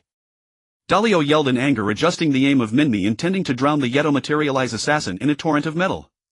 However, as the light shifted, a female assassin in a black tight fiber combat suit suddenly emerged from the air. Her figure blurred in an instant, and when she reappeared she was already close to the pickup truck. Swan Waistan. The sharp monomolecular katana was gripped in reverse by her opponent, slicing upwards towards Dalio and her Minmi. Halfway through the slash, her opponent's expression suddenly shifted in surprise and she ducked down at an almost imperceptible speed, dodging a penetrating round fired from Law. The wide-angle cybernetic eye flashed wildly as her opponent instantly changed targets, her slender body slipping into the blind spot of Minmi's close-range firepower rushing towards Rebecca. As the katana was thrown with a flick of her wrist, the assassin didn't even look at the result. With a tremor in her arms, 2 mantis blades shot out from her forearms, her waist extending as she launched a deadly assault from the air. Faced with the suffocating onslaught, the little girl tossed aside Law, which was difficult to wield closely, and clenched her fists tightly, striking forward with a sudden motion after a flash of light. Aside from the creator, only Rebecca knew the technology and lethal capabilities integrated into these 2 cybernetic arms, which were named Friends. The katana was effortlessly blocked, yet the following mantis blades did not stab into the little girl's flesh as expected, but were halted by a suddenly materializing yellow circular shield in midair. The Witcher's Quinn Seal. When it comes to the Witcher's Seal, one cannot overlook its enviable swiftness and stability among sorcerers. It does not require incantations or tedious preparations. With just a specific gesture, it can quickly release the corresponding seal, perfectly suited for the ever-changing battlefield. The reason the Witcher's Seal possesses such characteristics is due to the extremely high mortality rate of the grass trial. The first 2 chapters of the Theory of Witchers detail the relevant principles. The high mortality rate of the grass trial is because during this process the participant's body is dissolved, akin to the complete metamorphosis of an insect. First, blood, flesh and bones all turn into a liquid broth, and then from this broth, which contains all the life information of the participant, the Witcher's body is reformed. During the growth of the new body, energy circuits corresponding to preset seals are formed within. These circuits resemble packaged magical puppets. Once shaped, they do not require the user to comprehend their operation principles. By providing a signal, gesture and energy, the Witcher's stamina and self-generated weak chaotic magical power, the corresponding spells can be released. This is also why some Witchers, after undergoing the grass trial mutation, do not acquire the ability to unleash all 5 seals. In fact, according to the original plan of the creators of the Witcher species Alzu and Cosimo Malaspina, during the grass trial ritual at least 1 to 2 experienced sorcerers were to monitor and intervene throughout. This was to ensure the smooth progress of the intended mutation process, managing the chaotic magical power and the evolution of potions containing chaotic magic within the subject's body. Additionally, it was to ensure that the energy circuits corresponding to the seals successfully formed within the subject. If there were any deviations, they could intervene and make real-time adjustments. However, with the collapse of the Witcher Order and the end of the Witcher's Golden Age, the impoverished schools of Witchers could no longer afford to hire reliable sorcerers. Not to mention that as the Witcher community split into various factions such as wolves, bears, cats, griffins, vipers and scorpion lions, a large amount of research material was scattered among the members, coupled with several historical instances of ambition-driven armed plundering targeted at the knowledge of Witcher mutation, leading to the destruction or loss of significant principles of the grass trial. Without this knowledge, even if a qualified sorcerer was found, it would be difficult to achieve the mutation effects as intended by the 2 powerful mages. After all, a skilled artisan cannot make bricks without straw. After the various factions split, they made modifications to their inherited grass trials over a long period. Depending on the different mutation catalysts and ritual processes used along with individual differences sensitivity to chaotic magical power, each faction's witchers exhibited significant variations in traits and the types and power of seals they could use. The school of the cat emphasized endurance and neural reflexes, selectively neglecting the modification of sign circuits. The imperfect process of the trial of the grasses led to witchers of the cat school being generally mentally sensitive and prone to anger. The school of the griffin focused on enhancing the receptor's adaptability to signs and the integrity of sign energy circuits while also incorporating a large number of inductors with affinity for chaotic magic during mutations, boosting the power of witcher signs. The entire school's ethos leaned toward the development and enhancement of sign usage. In short, the mutation processes and secret formulas of each school after a long period of evolution had deviated from the original vision of witchers as planned by Alzur and Cosimo Malaspina. These changes, whether active or forced by practical constraints, gradually made the various witcher schools distinct from one another. However, the characteristics of members from the same school were only broadly similar. Geralt's Igni sign was extremely prone to burning his fingers as a source. His sign intensity far exceeded that of ordinary witchers. Yet a wolf school witcher from his era, due to poor compatibility with the trial of the grasses, barely survived the mutation but could barely cast any signs at all. Fortunately, this knowledge was documented in Principles of Witcher, which undoubtedly saved Zhang Bing a tremendous amount of detours on this path. The Quen sign energy circuit within the friend's cybernetic arm was a masterpiece crafted by Zhang Bing the artificer, combining relevant knowledge. Lacking the magical materials used to construct sign energy circuits in the trial of the grasses, Zhang Bing extravagantly replaced them with a higher-tier framework of mithril. His blood-rich and chaotic magic was catalyzed with a small amount of ether to create a relay fluid that mediated between the cybernetic limb and the flesh, chaotic magic and bioenergy, thus producing these two extraordinary cybernetic arms. Zhang Bing had already planned his next restocking trip to the Witcher world, vowing not to return until he had filled his warehouse with magical materials. Although the artificer's blood was so versatile that anyone who used it praised it effective to the point of silence. But bleeding himself every day was not a viable solution. In the 21st century, clinging to the ancestral blood forging method would be moving backward in history. Fortunately, the final product lived up to expectations. The assassin's mantis blade pounce was nullified by the shattered Quen sign. With the failed strike, the initiative in battle immediately shifted to the little girl. The two cybernetic arms came down in a hammer blow. The assassin, still in midair and unable to dodge, could only attempt to block. Try it and you shall perish. The two arms, resembling those of a titan, slammed into the assassin's mantis blades, sending both the blades and their owner flying. The assassin tumbled dozens of times across the road before barely stabilizing. With searing pain, the two mantis blades on her arms were severely deformed. Stimulated by the power displayed by the arms, the little girl grew even more frenzied. Instead of pursuing, she stepped back, stunned the assassin, and placed her right hand on a nearby metal lamppost that had been knocked down. As the friend's palm glowed blue, the 4-meter-long metal lamppost was enveloped by a dynamic energy field derived from the Grand Unified Field Theory. The lamppost's weight was thus negated. Rebecca lifted the hundreds of kilograms of metal with one hand, swinging it casually as if it were a toothpick. The thick metal lamppost emitted a piercing howl as it tore through the air, shredding eardrums. What is true power? This is true power. In the blink of an eye, Rebecca performed a complete downward smash with the lamppost. Boom! The ground shook as the cement beneath the lamppost's end cracked, spreading like a spiderweb in all directions. Thanks to the length of the metal lamppost, Rebecca's attack radius extended to over 5 meters, sparing her short legs the need to constantly chase. The assassin gasped heavily, her body under immense strain from reactivating the Sandevistan. Yet the threat of death pressed her, forcing her to maintain intense concentration at all times. Ha! Ha! Ha! Ha! The little girl, protected by the Quen sign, grew even more manic and reckless. She alone blocked the assassin from advancing, while Doriot and Man took the opportunity to open fire wildly at the remnants of the 6th Street gang. The deformed lamppost was hurled by Rebecca like a javelin, but instead of a vertical throw, it spun horizontally, a deathly reel that sealed off a large area the assassin could have used to dodge. Fortunately, despite the overwhelming momentum, the assassin equipped with the Kerenzikov found it not too difficult to evade. She simply arched her back in an elegant lean, letting the heavy lamppost fly overhead. Far away on the viaduct, Flavio dos Santos couldn't help but curse. CCC, what the hell is that? Pull back. The Falcon MZ-1 standard model of the Mizutani Falcon was arguably the most common sports car in Night City. This civilian coupe from Mizutani Company boasted 320 horsepower and a curb weight of 74 kilograms. But at this moment, a burning wreck of a Falcon MZ-1 was being lifted over the head of the little girl, who was less than 1.6 meters tall, laughing maniacally. With the friend's weight reduction modules fully activated, she hurled it with tremendous force. In reality, once covered by the dynamic energy field, the car's weight had been reduced to negligible levels. So while Rebecca's actions appeared terrifying, they were largely a clever trick. But the members of Entropy knew this. The assassin and Flavio dos Santos did not. The assassin, enduring the jarring screech of her cyberware and body, activated the Sandevistan again, dodging the car wreck's impact and the debris splashing from the collision with the ground. With a faint electric current flickering over the assassin's body, a lab-grade optical camouflage skin was activated and she vanished into thin air, fleeing. There was no choice. The 6th Street Gang's worthless members had been mostly wiped out in that short time. If she stayed any longer, she would face a pincer attack from the super-strong violent little girl and a torrent of metal. She was an assassin but not a suicide soldier. Moreover, she had already witnessed the poisoned dagger hit its target before the fight began. The mission was accomplished. Whether she killed a few more or fewer people made little difference. The assassin disappeared, but Doriot and Rebecca remained on guard, weapons at the ready. Man rushed forward to check old Logan's injuries. The dagger thrown by the assassin had buried itself deep into the old cowboy's back, but it missed vital organs. In Night City, such an injury was hardly serious. Even a back alley clinic could have him discharged the same day.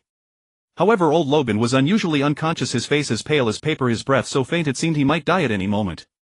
No matter how effective the camouflage coating, its duration under sustained motion is never long. Ascertaining that the assassin had already fled far, Rebecca stepped forward to inquire about the situation. "What's the matter, man?" Man's metal fingers, larger than ordinary ones, clamped the small dagger and placed it in his palm for everyone to examine. Though called a dagger, it was more akin to a throwing knife, its streamlined blade better suited for hurling than stabbing. At the center of the blade was a replaceable custom-made syringe, allowing the user to fill it with various liquids, typically neurotoxins, and the tip of the throwing knife featured a connected injection port. Once the knife struck its target, the built-in fluid would be injected into the wound within moments, taking effect rapidly. This weapon was an uncommon cold steel, more frequently seen among special forces and professional assassin organizations, though of course the occasional lone wolf would also adopt it. Depending on mission requirements, the syringe could be filled not only with neurotoxins but also with highly effective anesthetic agents to capture targets alive. Sometimes special forces in extreme environments would even use it as an ordinary syringe. But judging from old Logan's current condition, the empty syringe clearly contained something far from harmless. Man frowned deeply and swiftly dialed Gloria's number to report the situation. Within less than 5 minutes, the trauma team's aerodyne descended from the sky. The patient's injuries were so severe that the trauma team leader dispensed with pleasantries, likely because the client was not present, hastily loading the dying old Logan into the vehicle. The redanned white aerodyne shot into the sky, leaving the others filled with worry. The next time Jiang Bing saw his exemplary employee was on the 32nd floor of the trauma team's medical center, outside the intensive care unit. The offending weapon was in Jiang Bing's hand, tossed up and down repeatedly. The syringe in the middle had already been removed by the trauma team staff for toxicological testing. Aurora stood by his side, gazing at old Logan, whose body was covered in life support apparatus. Behind the transparent glass, Jiang Bing's face was as calm as still water, making it impossible to fathom his thoughts. "What do you mean by cannot be treated?" Jiang Bing suddenly asked after a long silence. "Alpha-channel ion scorpion neurotoxin, the type of neurotoxin detected in the syringe," Aurora explained. "A slurless non-lethal neurotoxin, extremely uncommon and expensive. This substance is mostly used for assassinating government officials and corporate executives." Jiang Bing stopped tossing the knife and turned to ask, "Let me guess, the reason it's used against these highborn elites is that existing medical methods have no cure?" Aurora nodded silently, speaking with some difficulty. "Yes. As a carefully engineered artificial virus, there is currently almost no method in the world to treat it. That's mainly due to its nature." Mindful that the surrounding edgerunners lacked such advanced medical knowledge, Aurora made her subsequent explanation as accessible as possible. "The alpha-channel ion scorpion neurotoxin is not lethal. Its toxicity targets synaptic junctions and neural networks. The toxin rapidly matches the receptor's genetic information and binds to it, generating a unique substance that can paralyze a large portion of the human neural network. While it does not cause death, it fundamentally destroys the entire body's ability to secrete and transmit neurotransmitters." Gloria began to understand and asked, "A vegetable?" "Worse than that," Aurora negated. "Neurotransmitters are the chemicals responsible for transmitting information between neurons. If their secretion and transmission are suppressed, the patient will have consciousness but cannot think, have memory but cannot retrieve it, have sensation but cannot feel it. Like falling into an endless hell," Jiang Bing remarked, fumbling with the throwing knife. Aurora's translation module was highly advanced, allowing her to quickly comprehend the Buddhist term Jiang Bing uttered in Chinese. "In a sense, indeed. No cure." Aurora pursed her lips. From the very beginning, this virus was designed with consideration of neural reconstruction, whole brain structure replication, and even consciousness cloning, the world's most cutting-edge treatments. The toxin is tightly integrated with the genes. Unless the patient had a complete genetic information backup made beforehand, one could attempt treatment via gene rollback. Genetic information backup, as the name implies, involves archiving the entire genetic information of the recipient at a specific point in time. Later, if faced with a similar gene-targeting viral weapon, the archived genetic data can be referenced for corresponding treatment. As the name suggests, this medical procedure is exorbitantly expensive. Single-use costs are astronomical. To ensure effectiveness, continuous uninterrupted data collection must be maintained to guarantee accuracy and timeliness. This medical service was designed for the world's elite, its price so high that even within the Arasaka Corporation only a handful of the Arasaka family members could afford it. A commoner like old Logan had never even heard of such a thing, let alone enjoyed it. She shrugged. So unless there's a way to make him undergo a complete genetic transformation, as far as I know there are no other medical methods left in the world. Given her status and knowledge, such a definitive statement indicated that the situation was indeed as she described. A trace of unease flickered across Aurora's face. I advise you to make a decision soon. Leaving the patient in this state each day, not to mention the cost, is an additional day of torment for him in terms of sensation. You seem quite familiar with this obscure virus, Zhang Bing said, tilting his head toward Aurora. Something from Biotechnica. The female doctor bit her lip and nodded almost imperceptibly. Not easy to obtain, is it? She nodded again, then after a brief deliberation decided to share some internal company secrets with Zhang Bing. This virus is extremely rare and expensive, a prototype product from the lab only recently created. It wouldn't circulate on the open market. At this point, the identity of the mastermind behind the attack was all too clear. Walls, the newly appointed head of the food business line at Biotechnica, would have no trouble obtaining such a toxin. This bastard had teamed up with the 6th Street Gang and specifically used this precious toxin to send a warning to Nishang and to Zhang Bing. He was forcing Zhang Bing to strike at his own people. Killing wasn't enough, he wanted to break their spirit. Luce Richardson had read him right. This dog of a man had no bottom line and was utterly vindictive. You say there is no treatment in this world.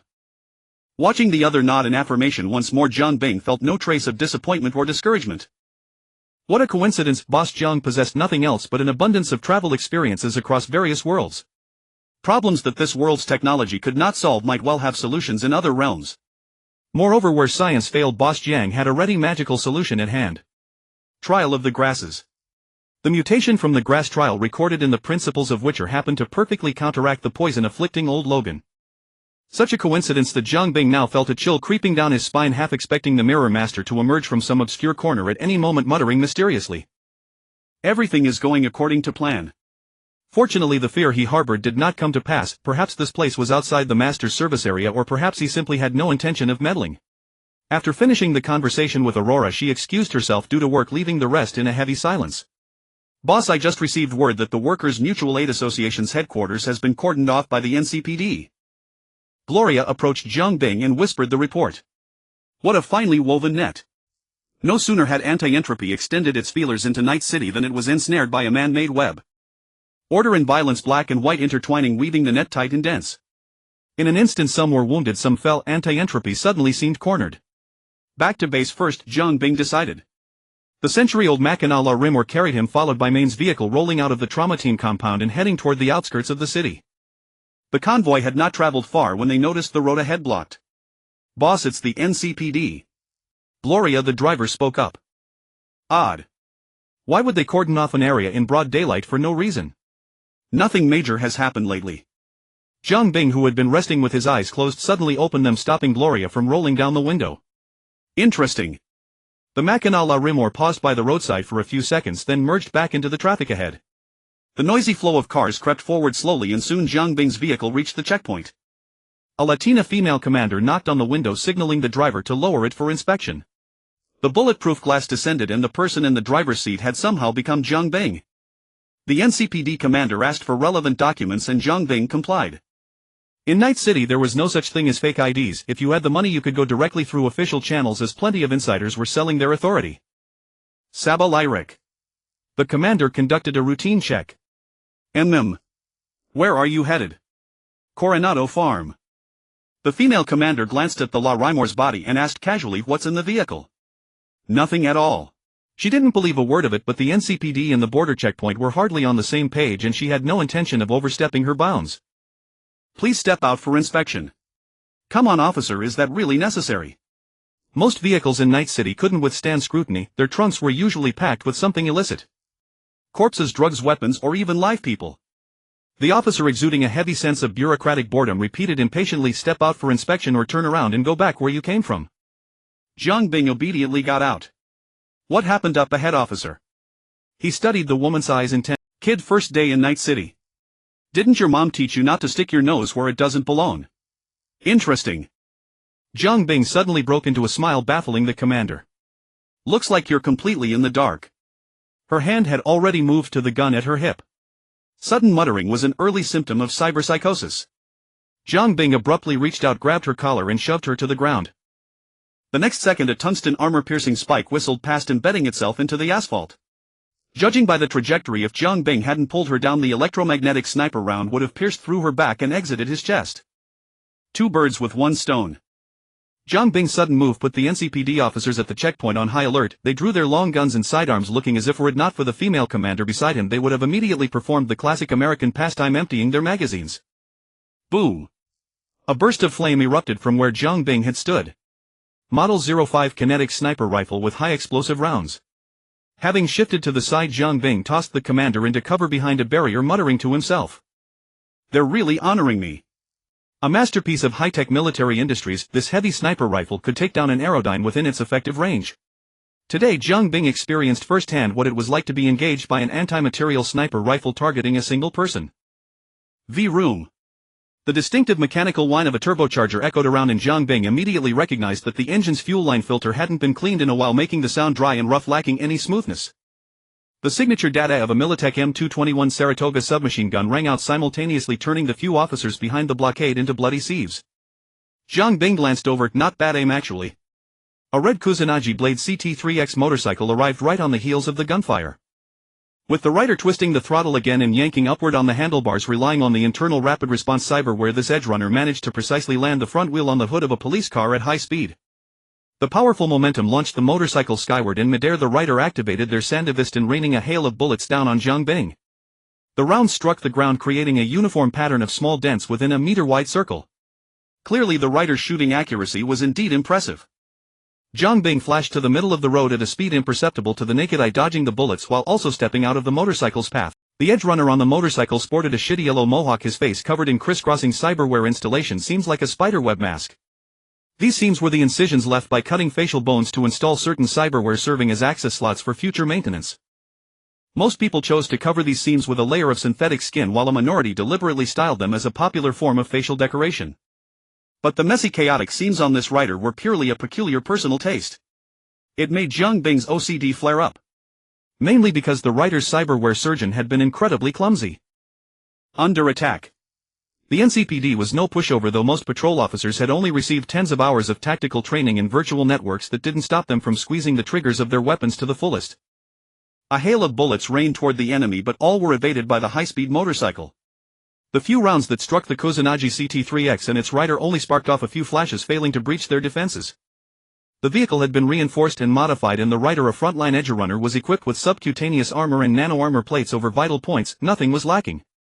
The female commander rescued by Jiang Bing lay half-propped behind cover, hoarsely organizing her squad to consolidate their fire for more effective suppression. She had twisted her neck during the high-speed evasive maneuvers Jiang Bing had executed earlier, leaving most of her body numb. Boom!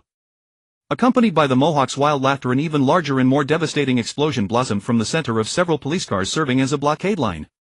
The explosion was massive, and with the fuel tanks detonating, the flames and smoke rose into a small mushroom cloud. As the nearby Night City residents screamed in alarm, a look of astonishment finally crossed Jiang Bing's face. This attack came from a T-40 Hurricane single-man rocket launcher made by High-Tech Military Industries. As a Russian military corporation, High-Tech Military Industries products were characterized by being crude, rugged, durable, and immensely powerful.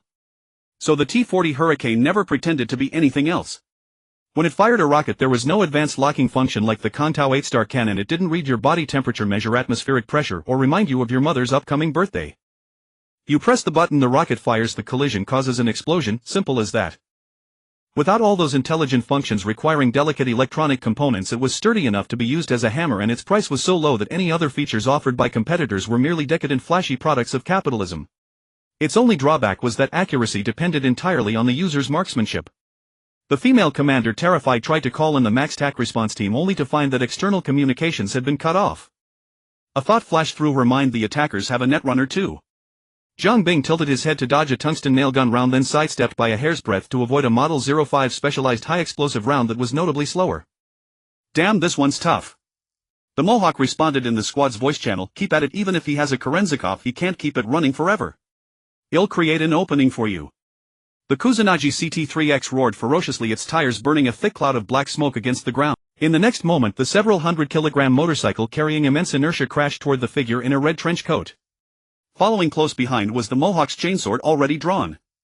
The reason ancient cavalry held such terrifying dominance in warfare aside from their mobility was the extra impact force granted by inertia. He didn't need to do anything, just adjust the angle of his weapon as the motorcycle swept past the target. Without even activating the chainsword's engine, the inertia-driven lethality would easily dismember the opponent. But this tried-and-true move failed today. The theoretical top speed of the Kusanagi CT-3X could reach 290 km per hour. The one he rode had been specially modified with an enhanced power system greatly improving short-distance acceleration. When he rammed into the target at 140 km per hour, he expected at least some respect. But what happened next was beyond his expectations. Not only did Zhang Bing show no respect, he went even further. Facing the cyber cavalry charge, Zhang Bing simply took a small step to the left, brushing past the motorcycle by a razor-thin margin. Yes, physically brushing past the vehicle. He reached out with his left arm and snatched the rider off the 39-meter Persicon machine. The man nearly vomited. The next second, under the gaze of the onlookers, both figures blurred into pixelated mosaics, but after just a moment their forms snapped back into clarity. Only now Zhang Bing was holding the other by the scruff of the neck. After this flashy display, Zhang Bing raised his walking stick, which had been resting on the ground, and pointed it at a distant rooftop. See, from this far off he spotted me. The second sniper, cradling a tech sniper rifle, shouted over the comm channel. The fixer definitely lied. He called this an ordinary businessman. Let's finish this quickly, we can't keep the lid on much longer. And Kestrel is down, no vital signs. The netrunner's cold electronic voice dripped through the lines into the ears of the remaining edge runners. I don't need some shithead hiding in a sewer to tell me that I saw it myself. The first sniper's voice trembled slightly. The Kuroshi Eagle I-4 Cyber I had spent a fortune on had up to 64x zoom, so had seen Zhang Bing's brutal actions clearly. Zhang Bing shook the Mohawk's Kestrel's limp body, its neck snapped, and uttered words that chilled their blood. Quite a high degree of cyberization, even a secondary heart. Zhang Bing carried the body while dodging another Model 05 high-explosive round. But it's wasted. Under the female commander's horrified gaze, Zhang Bing performed a gruesome act. He ripped the man's head along with most of his metal spine from his torso. Specialized electrolytic fluid mixed with blood splattered everywhere, making Zhang Bing look like a demonic villain reveling in slaughter. There was no choice. Without such brutal methods, this edge runner who had replaced most of his body with cybernetics could have survived. His body was packed with life support cyberware, clearly someone used to close-quarters combat. Just from what Zhang Bing felt, there were a blood pump, a coagulant injector, and a secondary heart. Zhang Bing dropped the Mohawk's head on the ground, coldly watching its still trembling eyelashes, then raised his foot and stomped without hesitation. A soft crunch like stepping on a watermelon. Are we attacking Atom Smasher? The second sniper suddenly felt uncertain. Enough chatter, open fire. Zhang Bing's feet shattered the concrete as he shot toward the sniper's building far faster than the Kusanagi CT-3X.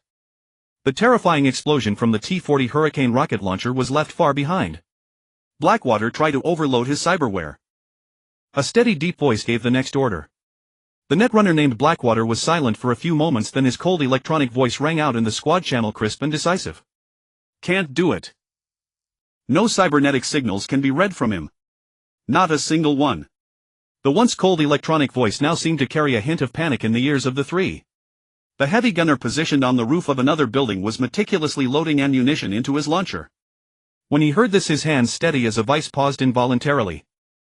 Zhang Bing was now at full speed, leaving craters in the asphalt-covered concrete road with every step.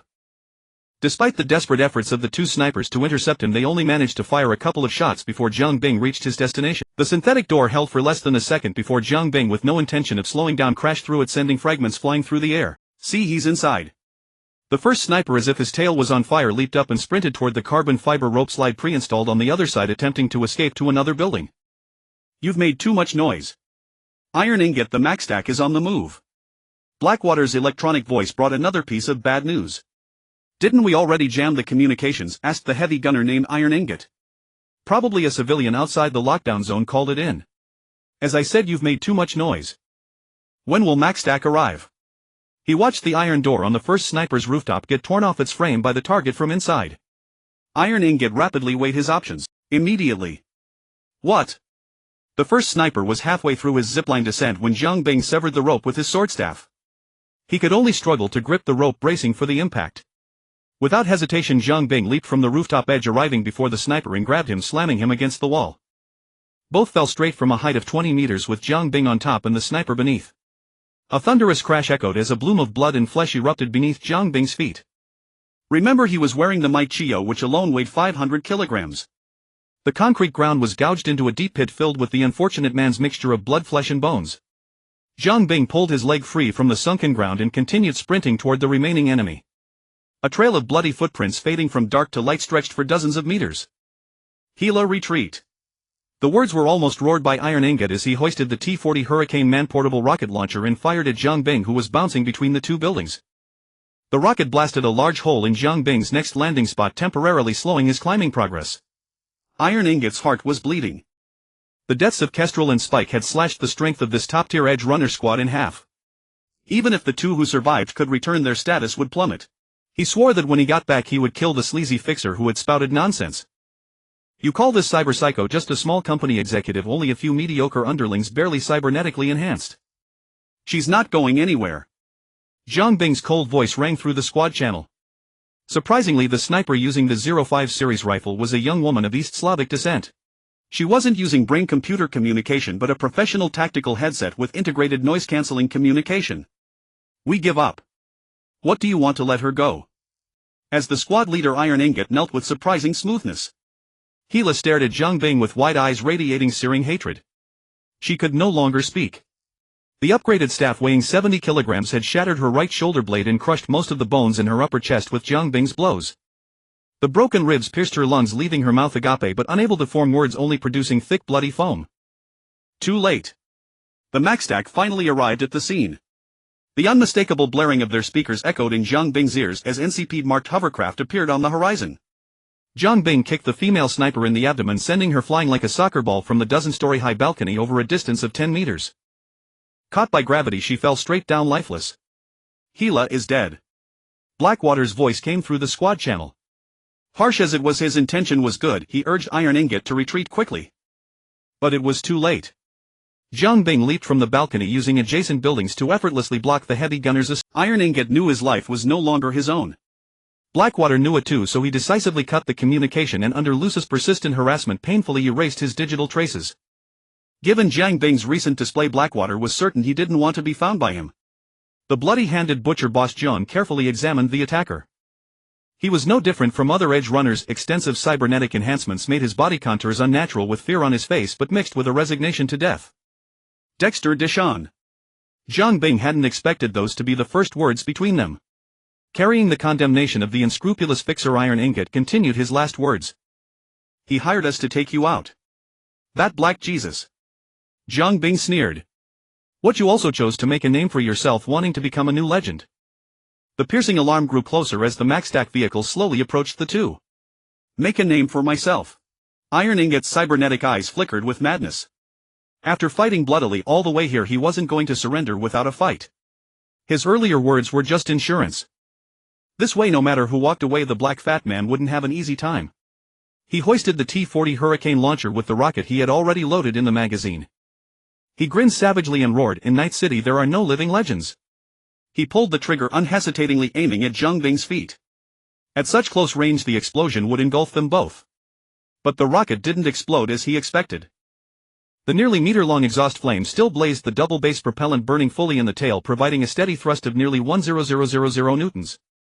Yet it could not break free from the grip of a certain hand. Zhang Bing twisted his wrist, manually correcting the trajectory of the in-flight rocket. The rocket, as long as an adult's forearm, shot straight up like a giant firecracker whistling into the sky. The delayed impact fuse's 5-second countdown reached its end and a brilliant firework blossomed in the heavens. No way. The inhuman sight left Iron Ingot dumbstruck. As he was about to continue loading the rocket launcher in his hand, a surge of electric sparks suddenly erupted from his body. Electromagnetic short circuit. The excruciating pain from his burning flesh caused his body to twist involuntarily, but the next moment a barrage of high-powered armor-piercing rounds shattered him into pieces. The airborne vehicle of the Violent Terror Unit had already opened its doors in midair. The firepower specialist wielding heavy weaponry was behind green perforated tactical goggles, his gaze icy and devoid of mercy, filled with murderous intent. This group of firefighting soldiers composed of cyber psychopaths served as the official heavy force of Night City, exhibiting a singular attitude towards crime. Only kill, no saving. Do you understand the significance of being a nemesis to evil? Rumor has it that the bloodthirsty violent task force does not differentiate between perpetrator and victim, sometimes even taking out the fearless bystanders. In more extreme cases they might even turn on themselves. Getting too carried away, a cyber psychopath could end up being riddled with bullets by their teammates. Of course, as a special response unit specifically targeting cyber psychopaths, they could choose their own weapons and were equipped with the finest cybernetic enhancements, the latest prototype gear produced by major corporations' laboratories, enjoying complete autonomy during operations. Although it seemed like they were providing live experimental data for the prototype products of various companies. Melissa, can I take out the person down there? I'm afraid not, Hound. According to feedback from group leader Amy IA of Patrol Department's 13th group, the person in the red is a victim. The cold voice of the senior inspector from the violent task force echoed through the communication channel, warning ringing in the ears of the five. Additionally, I need to remind you that your team's excessive kill count for this month has already exceeded the limit. If you continue like this, you will soon be forced into treatment again. Han's burly figure involuntarily shivered under the black combat suit. Something's wrong. The tech operator suddenly spoke up, having been trying to capture the cybernetic signals from the target for identification but had not succeeded, finally having to switch to facial recognition to succeed. The target is currently in a 3-star wanted status within the NCPD internal system. The assault and counter-engagement specialist leaped down from the airborne vehicle with the sniper and tech operator providing cover from inside. What's the situation? Hound inquired over the team voice channel. Multiple murders, defamation of a company, assaulting NCPD officers, attacking company representatives, illegal detention, illegal possession of military-grade drugs, illegal smuggling, kidnapping. The tech operator listed a series of charges. That doesn't even reach 3 stars. The assault specialist joked, within the team it's more of a 1-star standard. Oh, and there are several newly added charges, including illegal terrorist attacks, illegal organization operations, and illegal fundraising. Haha, another financial idiot. In Night City, engaging in illegal finance carries much heavier charges than murder. Did you hear that, Inspector Melissa? Can we open fire? According to regulations, Hound attempt to arrest first. These charges are outside our jurisdiction. Alright, regulations are regulations, I will definitely adhere to these nonsensical rules. But if he refuses to be arrested, don't blame me. There was malice in Han's words. Many who voluntarily joined the violent task force did so for the legal right to kill, and Han clearly belonged to this category. According to Article 107 of the Cyber Psychopath Journey Guidelines Supplementary Clause 15, I need you to immediately put down your weapon and submit to inquiry. The assault operator, holding his beloved 9-tailed semi-automatic rifle, recited these necessary steps. Drop your cane, red-clad freak, and put your hands on your head, lying on the ground. Hound did not hide his malice as he shouted at Jiang Bing. Boss Jiang silently stared at the face obscured by the tactical mask. Do you even have a sense of your identity? With the notorious reputation of the violent task force, who would dare to follow your orders and surrender? Moreover, the malice dripping from your words could easily be recognized as ill intent by anyone. I remember I haven't offended your violent task force, have I? 2 bullets struck the ground beside him, splattering large chunks of concrete, the proximity so close that they nearly grazed his feet. Quit the damn nonsense. If you don't drop that broken cane of yours, even if you refuse to surrender, or you could try resist. This statement carried a hint of encouragement from Hound. Jiang Bing sighed, feeling somewhat helpless. I've seen many who rush to ask for money, but I've never seen anyone so eager to throw their lives away. The street below was almost wrecked, yet these people paid no attention, arriving only to put on this act of death. Cyber psychopaths truly are mentally unstable. And you bullied the weak too often. Do you see everyone as a soft persimmon? Jiang Bing slammed his cane down beside him, the nearly 1.2-meter-long cane driven halfway into the concrete. Under the wary gaze of the violent task force, the red trench coat continued to melt and writhe, transforming into a massive suit of armor exuding a suffocating aura. Open fire! Hound shouted, his voice loud enough for the barely alive female commander downstairs to hear. Various light, heavy, and smart bullets struck the powered armor, and after the buffer of unyielding flesh, the vibrations that reached Jiang Bing's body were barely perceptible. The combat style of Jiang Bing before and after donning the armor was worlds apart. The explosive force almost propelled the powered armor forward through the air. The sound of sonic booms erupted, the compressed air effortlessly blowing away the inadequately powered smart bullets. With a single punch, Han's chest, spewing blood, was directly pierced through the wound, smooth as if cut by plasma. The assault specialist unhesitatingly activated the Sion Weiston, almost pressing the gun's muzzle against the forehead of Authority Chiyu. In the time-stop state he could see each moment of the bullet striking the armor, compressing and deforming. Boom! The rooftop was nearly vacated by Jiang Bing's movement. Han hanging on his arm was torn apart by the wind pressure like a ragdoll, but soon a second ragdoll proudly took its place. The assault operator's 9-tailed assault rifle was lost, the high-strength plastic body still proving insufficiently sturdy. The melee operator's mantis blade was grasped by a massive armored hand along with the arm twisted into a knot. 2 blood vials were flung off Jiang Bing's right arm, sitting neatly beside the melee operator. Next came the moment for division of spoils. His fists rained down like a sudden storm on a banana tree, and the rooftop floor could barely withstand 3 punches before collapsing. What happened? As the most elite armed force, Melissa Rory in the command center could certainly see the physical condition of the responding personnel. Some kind of nano armor. The technical operative cried out in alarm, then unhesitatingly commanded the hovercar to ascend. Thanks to the relentless torrent of audacious corporate innovations over the past decades, the public readily accepted the fantastical transformation of Maichio, yet they could not stomach the preposterous capabilities of the blood-red armor. It was as reliable as Trump, utterly unreliable. The thrusters at the 4 corners of the hovercar blasted searing jets of flame downward, propelling the vehicle upward, but time had already run out. From within the collapsing building, a crimson projectile shrouded in dust and smoke shot skyward like a comet striking the moon, colliding midair with the hovercar of the MaxTac tactical team. The 2 operatives inside barely had time to let out a few terrified screams before Jiang Bing's merciless iron fists hammered the hovercar, robbing it of power and sending it crashing to the ground. The brute's punches were both precise and devastating. The first blow shattered the main engine's vector output port, and the following strikes cleanly crushed the 4-leg thrusters into scrap. That the hovercar did not perform an impromptu spiraling explosion but instead barely managed to activate its emergency descent protocol was a testament to the logistics department not having dared to embezzle too much during procurement. Yet the subsequent tearing made any possibility of a stable landing impossible. The nearly 7-ton iron box slammed heavily onto the road, creating a crater that would leave road maintenance workers speechless with sorrow. Jiang Bing had no intention of opening the car. He activated Maichio at full power, shrouding the already blood-red armor in a layer of crimson haze. Amidst the resounding clangs of hammering, the sturdy body of the hovercar gradually deformed. Jiang Bing seemed to revert to his old trade, using his fists as hammers, silently pounding the hovercar before him. Crushing, deforming, at first faint shouts and wails could still be heard from within the car. But as the vehicle compressed further, only splatters of blood scattered with each blow. Only after the once pristine hovercar was hammered into a cold-rolled iron pancake did the agitation in Jiang Bing's heart find release. Through his crimson visor he turned his head to glance at the female commander not far away. She covered her mouth, not daring to make a sound, pressing so hard as if she wanted to suffocate herself on the spot. After a brief deliberation he decided to spare her. The commotion he had caused was simply too great. Mere murder to silence witnesses would no longer solve the problem. Yet it was also time to greet Night City. Averting his gaze, Jiang Bing bent his knees slightly. Surrounded by swirling air currents, he kicked up a ring of dust, physically launching himself onto the rooftop. His cane was still stuck there, he couldn't just lose it. A moment later, the culprit who had wreaked havoc in Night City with a furtive air poked his head out from a small alley, peering around cautiously. After confirming no one was watching, he climbed into the Quadrotype 66640 TS that Maine had recently acquired and sped away. As for Jiang Bing's Mackinac Laramie, Gloria had driven it off as soon as the fight began. Night City was hit by a sandstorm unseen in a century. The easterly wind from the Badlands swept in with a vast amount of gravel, shrouding all of Night City in a yellow curtain of sand. Yet the streets were not lacking in pedestrians.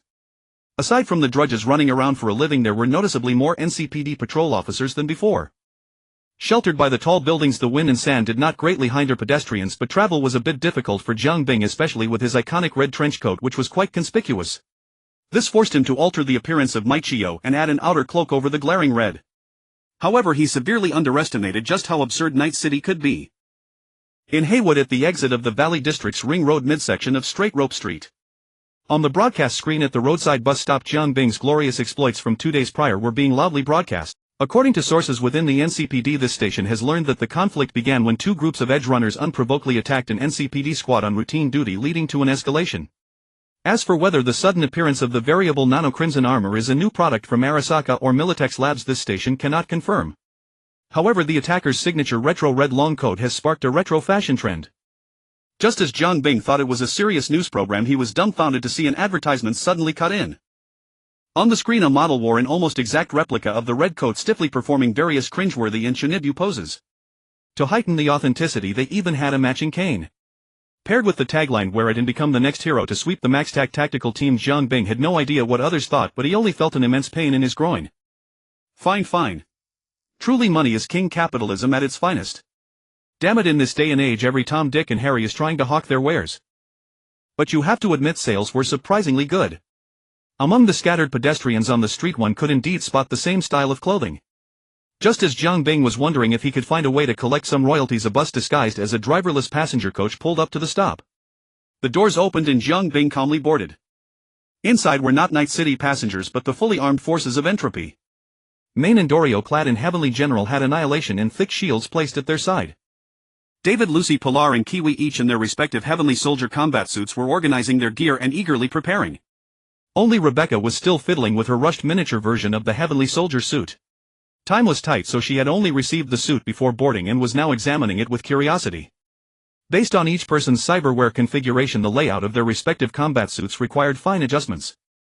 For instance, Maine, equipped with projectile launcher arms, and Lucy with monowire, both needed additional modifications to the arm sections of their suits to synchronize with their cyberware. As for Rebecca, there was simply no standard size that fit her, so it had to be altered on the spot. This time the elite forces of entropy were deployed in full strength. But the driver was not Falco but Vincent. He had recently fallen out with his own clan. The current leader of the Backer clan wanted to merge the entire clan into the Snake Nation, a move opposed by Vincent and some of the nomads. After the clan truly reached its end, he cleanly broke away and joined entropy in the smuggling transport business. He was now a core backbone of the logistics transport department. At this moment the young man was nervously scanning his surroundings. It wasn't just the group's guns and cannons that were alarming. The ore cracker at the back of the bus was truly terrifying. Anyone who saw this thing knew it was illegal. Maine fiddled with the RIG on his wrist, glanced at the time on his datapad and spoke up to ask. Is that friend of yours reliable? The young man immediately made a promise. Jack has never gone back on his word, especially with the priest vouching for him, so rest assured. As the two conversed, a distinctive roar of a motorcycle suddenly reached everyone's ears. The sound was quite unique, soft yet dense, seeming weak as it approached from afar. It was a Ichi 150. This sound, akin to a series of explosive farts after consuming a large amount of soybeans, easily awakened Jiang Bing's long-dormant memories. A stout figure shrank on a small motorcycle, parting the curtain of yellow sand, invading everyone's sight. We've arrived. V quickly rolled down the window but was greeted by a face full of sand. Jack, over here. The other party casually tossed the nearly skeletal motorcycle to the roadside and approached the bus. Hola a todos, hello everyone, the weather is quite terrible. Jack, with his bun hairstyle, boarded the bus and greeted everyone with familiarity, his robust figure rivaling Man's. If it weren't for the spaciousness of the bus, everyone would have felt cramped at the moment he entered. He first nodded at V, then looked around at the interior of the bus. The fully armed individuals, along with their obviously oversized heavy weaponry and high-end combat suits, left him momentarily dumbfounded. Holla! While realizing that losing composure might make him appear unprofessional, Jack quickly attempted to lighten the mood with some humor. Everyone seems quite well prepared, huh? V introduced to the group. Jack Wells, my good friend, the local big shot in Heywood. Despite Jack's severe social anxiety, it was hard not to feel a little embarrassed under so many gazes. Jack, in a rare moment of humility, said, well, I just grew up in Heywood and spent a few years with the Valentino gang. I can't really be called a local big shot. So you all are members of the reverse entropy then? His gaze wandered over the technologically advanced combat suits of the group, finally resting on the leader Jiang Bing. Only Jiang Bing was dressed entirely in black, covering himself tightly, making him stand out. Saber. Jack Wilson, an excellent mercenary. Looking at the familiar face in front of him, Jiang Bing felt a rush of emotions. Did Sebastian Ibarra inform you of the details? When it came to business matters, Jack immediately adopted a professional attitude. The priest told me to first take you to the seaside villa area in the Manhwa district, and after that help you out of the city while resolving any troubles along the way, right? Mainly the NCPD troubles, Jiang Bing added. Jack's gaze lingered on everyone's firearms. Indeed. Rest assured, the priest has everything arranged, we just need to go. The Valentino gang had occupied Heywood for decades, and the priest, who was once part of the gang and now acted as a middleman, could speak on behalf of both the gangs and the NCPD in Heywood, making things happen. As expected, the bus moved slowly through the thick yellow sandstorm, yet there was no sign of the NCPD coming to check. This sandstorm is quite severe, I wonder when it will end. Jack, seeking to initiate conversation, spoke up. That was just his nature, unable to sit idle. However, Man and the others were busy preparing for battle and no one responded. Jack chuckled awkwardly. It'll be soon. Jiang Bing took the initiative to respond. To avoid suspicion, he did not bring his own cane, only carrying a revolver which he returned to the holster under his combat suit, the authority Chio, after inspection. Of course this combat suit was also red. By the way, are you all going for revenge? We are going to collect a debt. Jiang Bing drew out a blade, the umpteenth single-molecule katana, and meticulously checked its condition before sheathing it. The sturdy Kenshiri Adachi military gear katana capable of cutting through gold and jade seemed like a disposable item in Jiang Bing's hands with a lifespan of no more than a month. That place is inhabited by wealthy individuals, Jack sighed. Of course there are powerful people too. Pausing, Jack finally provided a summary. In short, they are all significant figures. The Mequon district is located on the western seaside of Night City, where the ocean is no longer suitable for life, yet the value of seaside villas is unaffected. Residences of this caliber cannot be obtained merely with wealth. One must have power or be exceptionally wealthy to own a standalone villa in this city center, which is considered prime real estate. Although generally speaking wealth is synonymous with power, the two are often intertwined. Hallister, the largest director of Ister Construction, lives here. His information is not hard to find. After all, it's much easier to investigate than the recently appointed turtle from the Biological Technology Food Department. Gloria didn't even contact Roger. She found the priest in Heywood and uncovered everything about this little brat. Hallister, male from Atlanta, around 30, the illegitimate son of Councilman Stur Geocole. His mother is Stur Geocole's sister, the biological sister Lainey Geocole. Lainey Geocole married her former husband Durant Ister decades ago and shortly after Hallister was born. The unfortunate cuckold did not enjoy his happiness for long before he died under mysterious circumstances, leaving behind a substantial estate that went to Lainey Ister, who had become a widow. Not long after, Stur Geocole wielded a large sum of euros to pave his way and successfully entered the political arena. Think about it, really think about it. One can only say the city has deep schemes. These houses are truly beautiful, Rebecca exclaimed as she looked at the various villas passing by the car. Why have I never noticed this before? Because you might have only wanted to see pizza and pasta before, Dama lady. Jack chimed in, demonstrating his personality of never letting a conversation drop. We've arrived. The driver V announced. To reiterate, the other party has hired professional security from Arasaka, so stay safe, man repeated to his team. Dorio scoffed twice. Looks like someone is feeling guilty. QE Lucy, secure the battlefield, the rest prepare for a strong assault.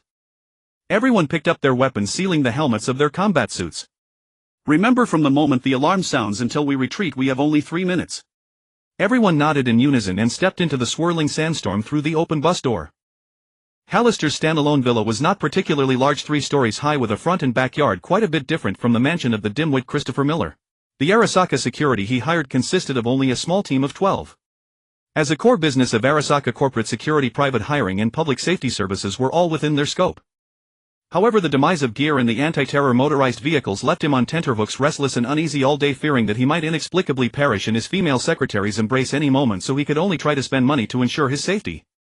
After all, when the 6th Street gang came knocking on his door, he had a hand in it and ended up losing a fair amount of money. The NCPD wouldn't just block off the roads for no reason. And that madman who dared even to kill members of the anti-terror motorized unit wouldn't care much about his city councilor father. But even then, half of the 12 security personnel were women, because Huangban allowed customers to customize the gender, race and even body shape of the security personnel. Since he had already paid, why not make the most of it? An extra tens of thousands of euros were just pocket change to him.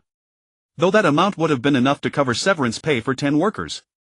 In fact, Site Chiakarang had already arranged for him to accompany him on an overseas business trip, and he could fly to the Republic of Washington the day after tomorrow for emergency shelter. But he hadn't expected Jiang Bing's thirst for revenge to be so intense.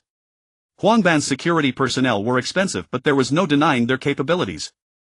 Mature security protocols, highly trained personnel including various spectral wave detection alarms, omnidirectional camera coverage, Huangban's proprietary security systems, plus proximity mines, watchtowers, concealed machine guns, drone sentry robots and heavy firepower support from the security personnel. Under normal circumstances, this was enough to repel any edgerunner attempting infiltration, assassination or frontal assault.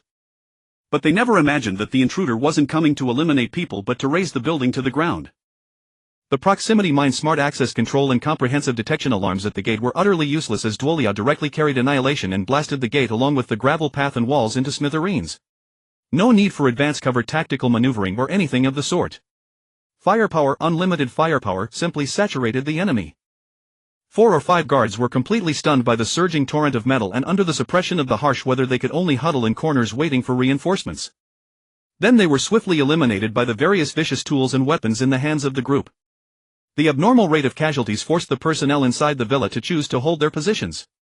Under normal circumstances, this was indeed the best strategy. NCPD reinforcements would surely arrive within 5 minutes. However, the ore disintegrator loaded on the bus had a different opinion. Duolio swept open the gate, cleared the line of fire, didn't even enter, and with V turning the vehicle around amid Jeek's startled shouts, opened the rear compartment. Jiang Bing personally took the helm and in less than 20 seconds directly sent the villa skyward. Everyone rushed forward and began to clean up the battlefield. The main task was to finish off the survivors.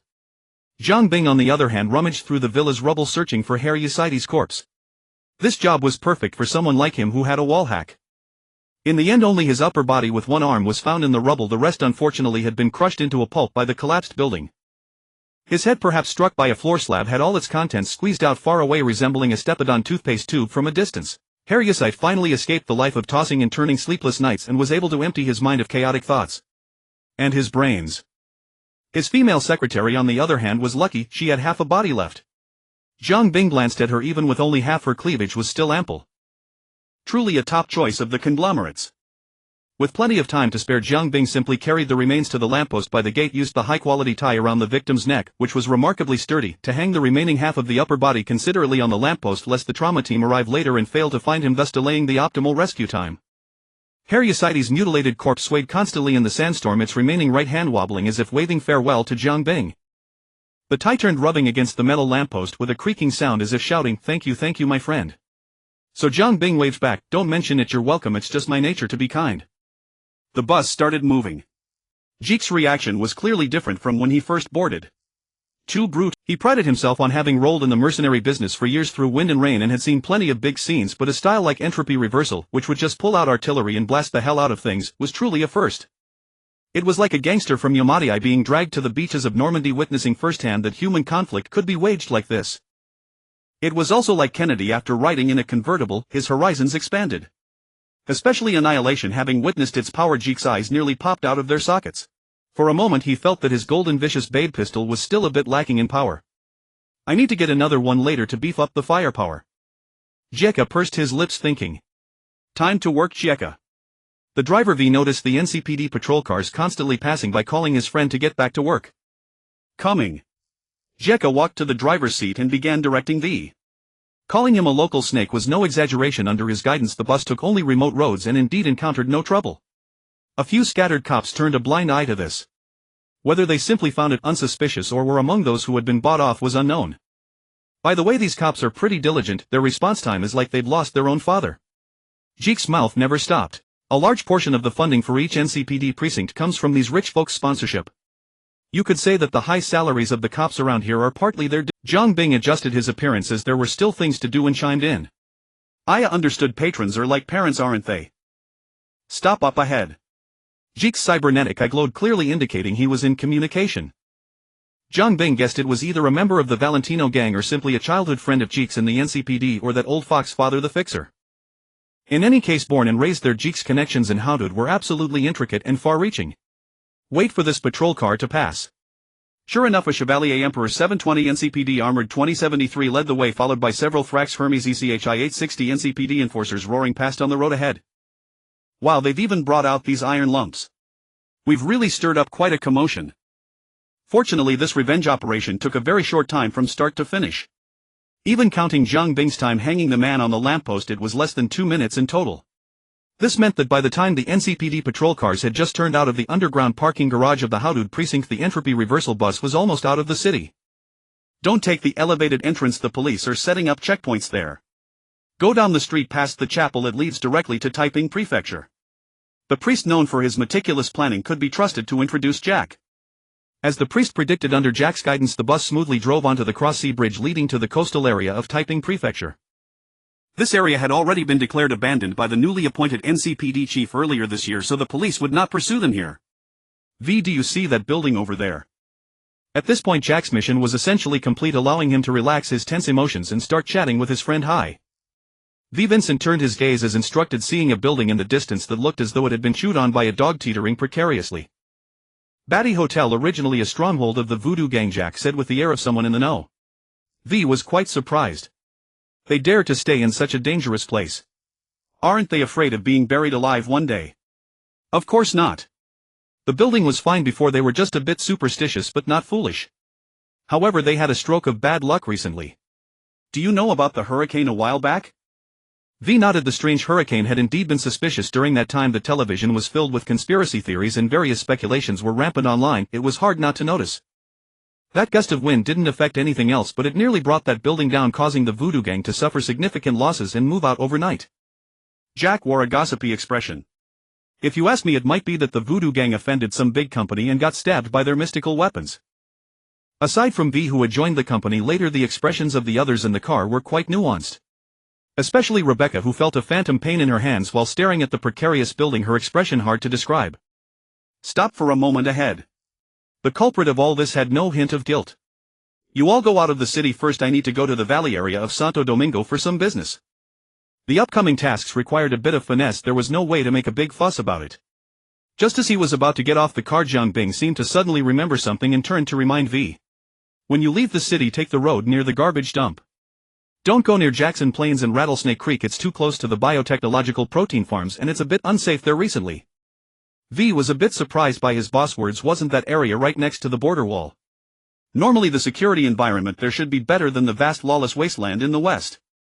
Seeing the other party's confusion, Jiang Bing dropped his last sentence and jumped out of the car. The wind is strong. Strong wind. How strong could it be to blow a dozen tons of bus away? Even the biggest Hadevo couldn't do that, right? With doubts swirling in his mind, V acted decisively. He would do as the boss said. After all, it was actually closer to take the road by the garbage dump. Compared to the dilapidation of Coronado Farm, the valley area resembled an endless construction site. Sometimes old buildings had to be torn down overnight to make way for new ones.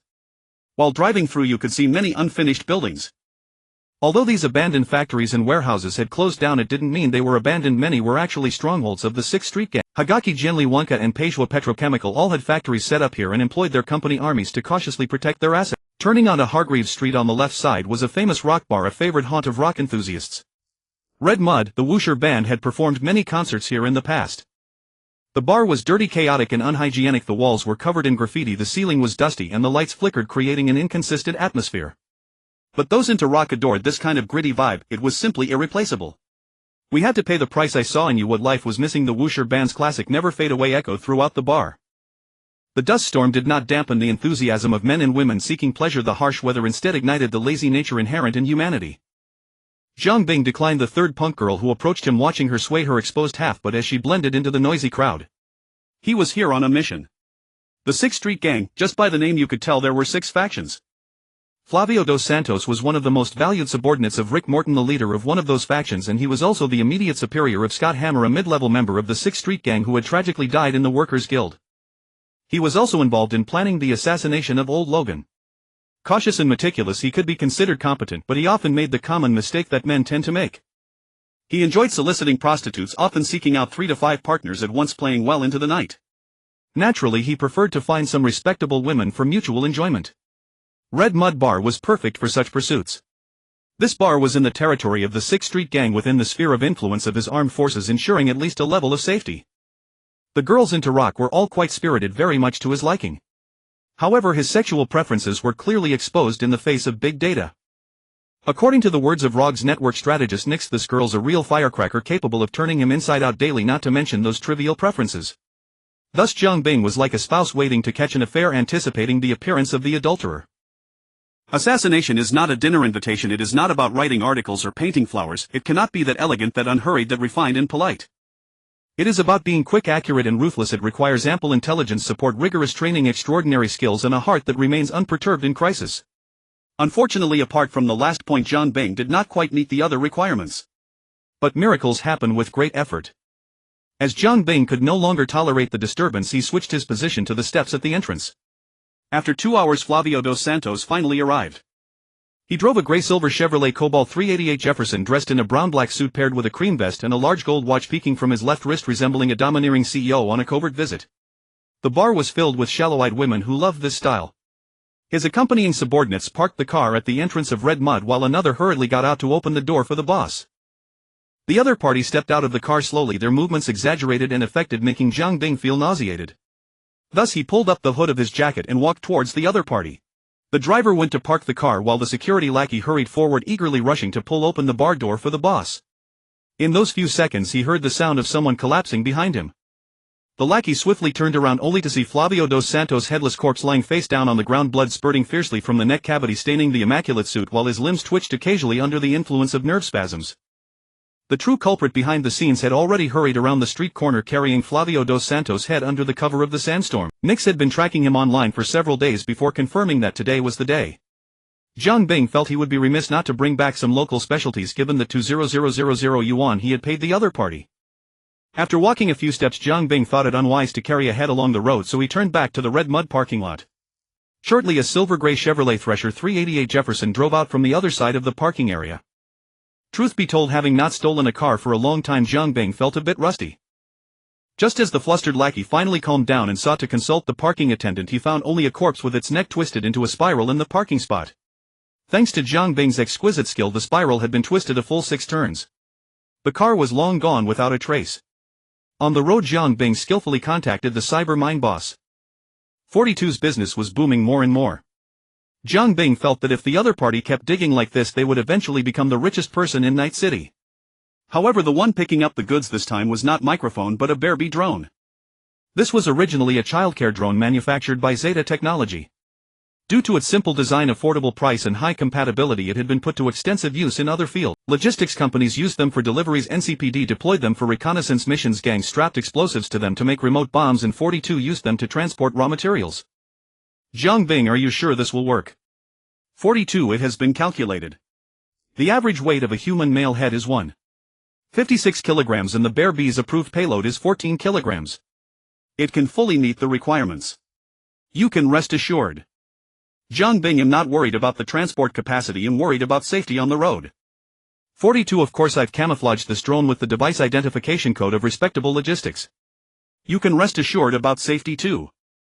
Jiang Bing, are you sure that doesn't make it even more dangerous? 42, positive. A risk assessment has been conducted and corresponding risk mitigation plans are in place. Saburo, don't worry. I've got this. Since the other party had said so, Jiang Bing could only choose to trust them. Flavio dos Santos usually paid great attention to his appearance. His hair was clearly well maintained and his weight was in the healthiest range. As a result, his head was neither too fat nor too thin and his frequently trimmed slicked-back hairstyle didn't take up much space. It was easily stuffed into the belly of the Bearbee drone, which had a diameter of less than 30 centimeters. Jiang Bing, all the money in the account is yours. Don't forget the information. 42, don't worry.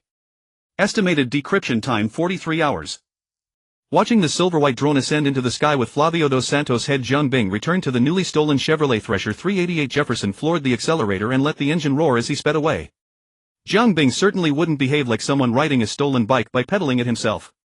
Not to mention the professional ethics of being a craftsman, but in terms of ownership it was already the private property of Boss Jiang. Once he drove it back to the Badlands, flashed the onboard system, repaired and replaced the internal parts, applied a fresh coat of paint, and finally got old Captain to handle the paperwork. Even Flavio dos Santos himself, if he were resurrected and standing on the hood, couldn't claim this car as his little darling. He could only watch helplessly as Jiang Bing floored the accelerator. But if he didn't stomp on it, the car's acceleration was simply snail-like. The Chevrolet Thresher was the go-to model for mid-level management in Night City. Elegant, imposing, and exceedingly safe. It was wrapped from end to end in thick armor with a chassis thick enough to drive straight through a minefield and bulletproof windows that could deflect large-caliber rounds. But the price was severe overweight. Though the manufacturer equipped it with a burly engine allowing it to reach breakneck speeds, its excessive weight made acceleration as slow as an old lady crossing the street. Thus 9 out of 10 Thresher owners had to repair the throttle drive shaft every now and then. And every single one of them was a top-tier member of every gas station loyalty program. To put it bluntly, flooring the accelerator was like tossing away a Johnny Silverhand. But that didn't stop it from being cool. The car sped along like the wind, carrying a man rushing home to inherit his throne, heading toward the direction of the Badlands. There was still a mountain of work to do back at the base, continuously expanding the scale of the storm, categorizing and storing the numerous ordered medical equipment in designated locations for easy transport to the warehouse later.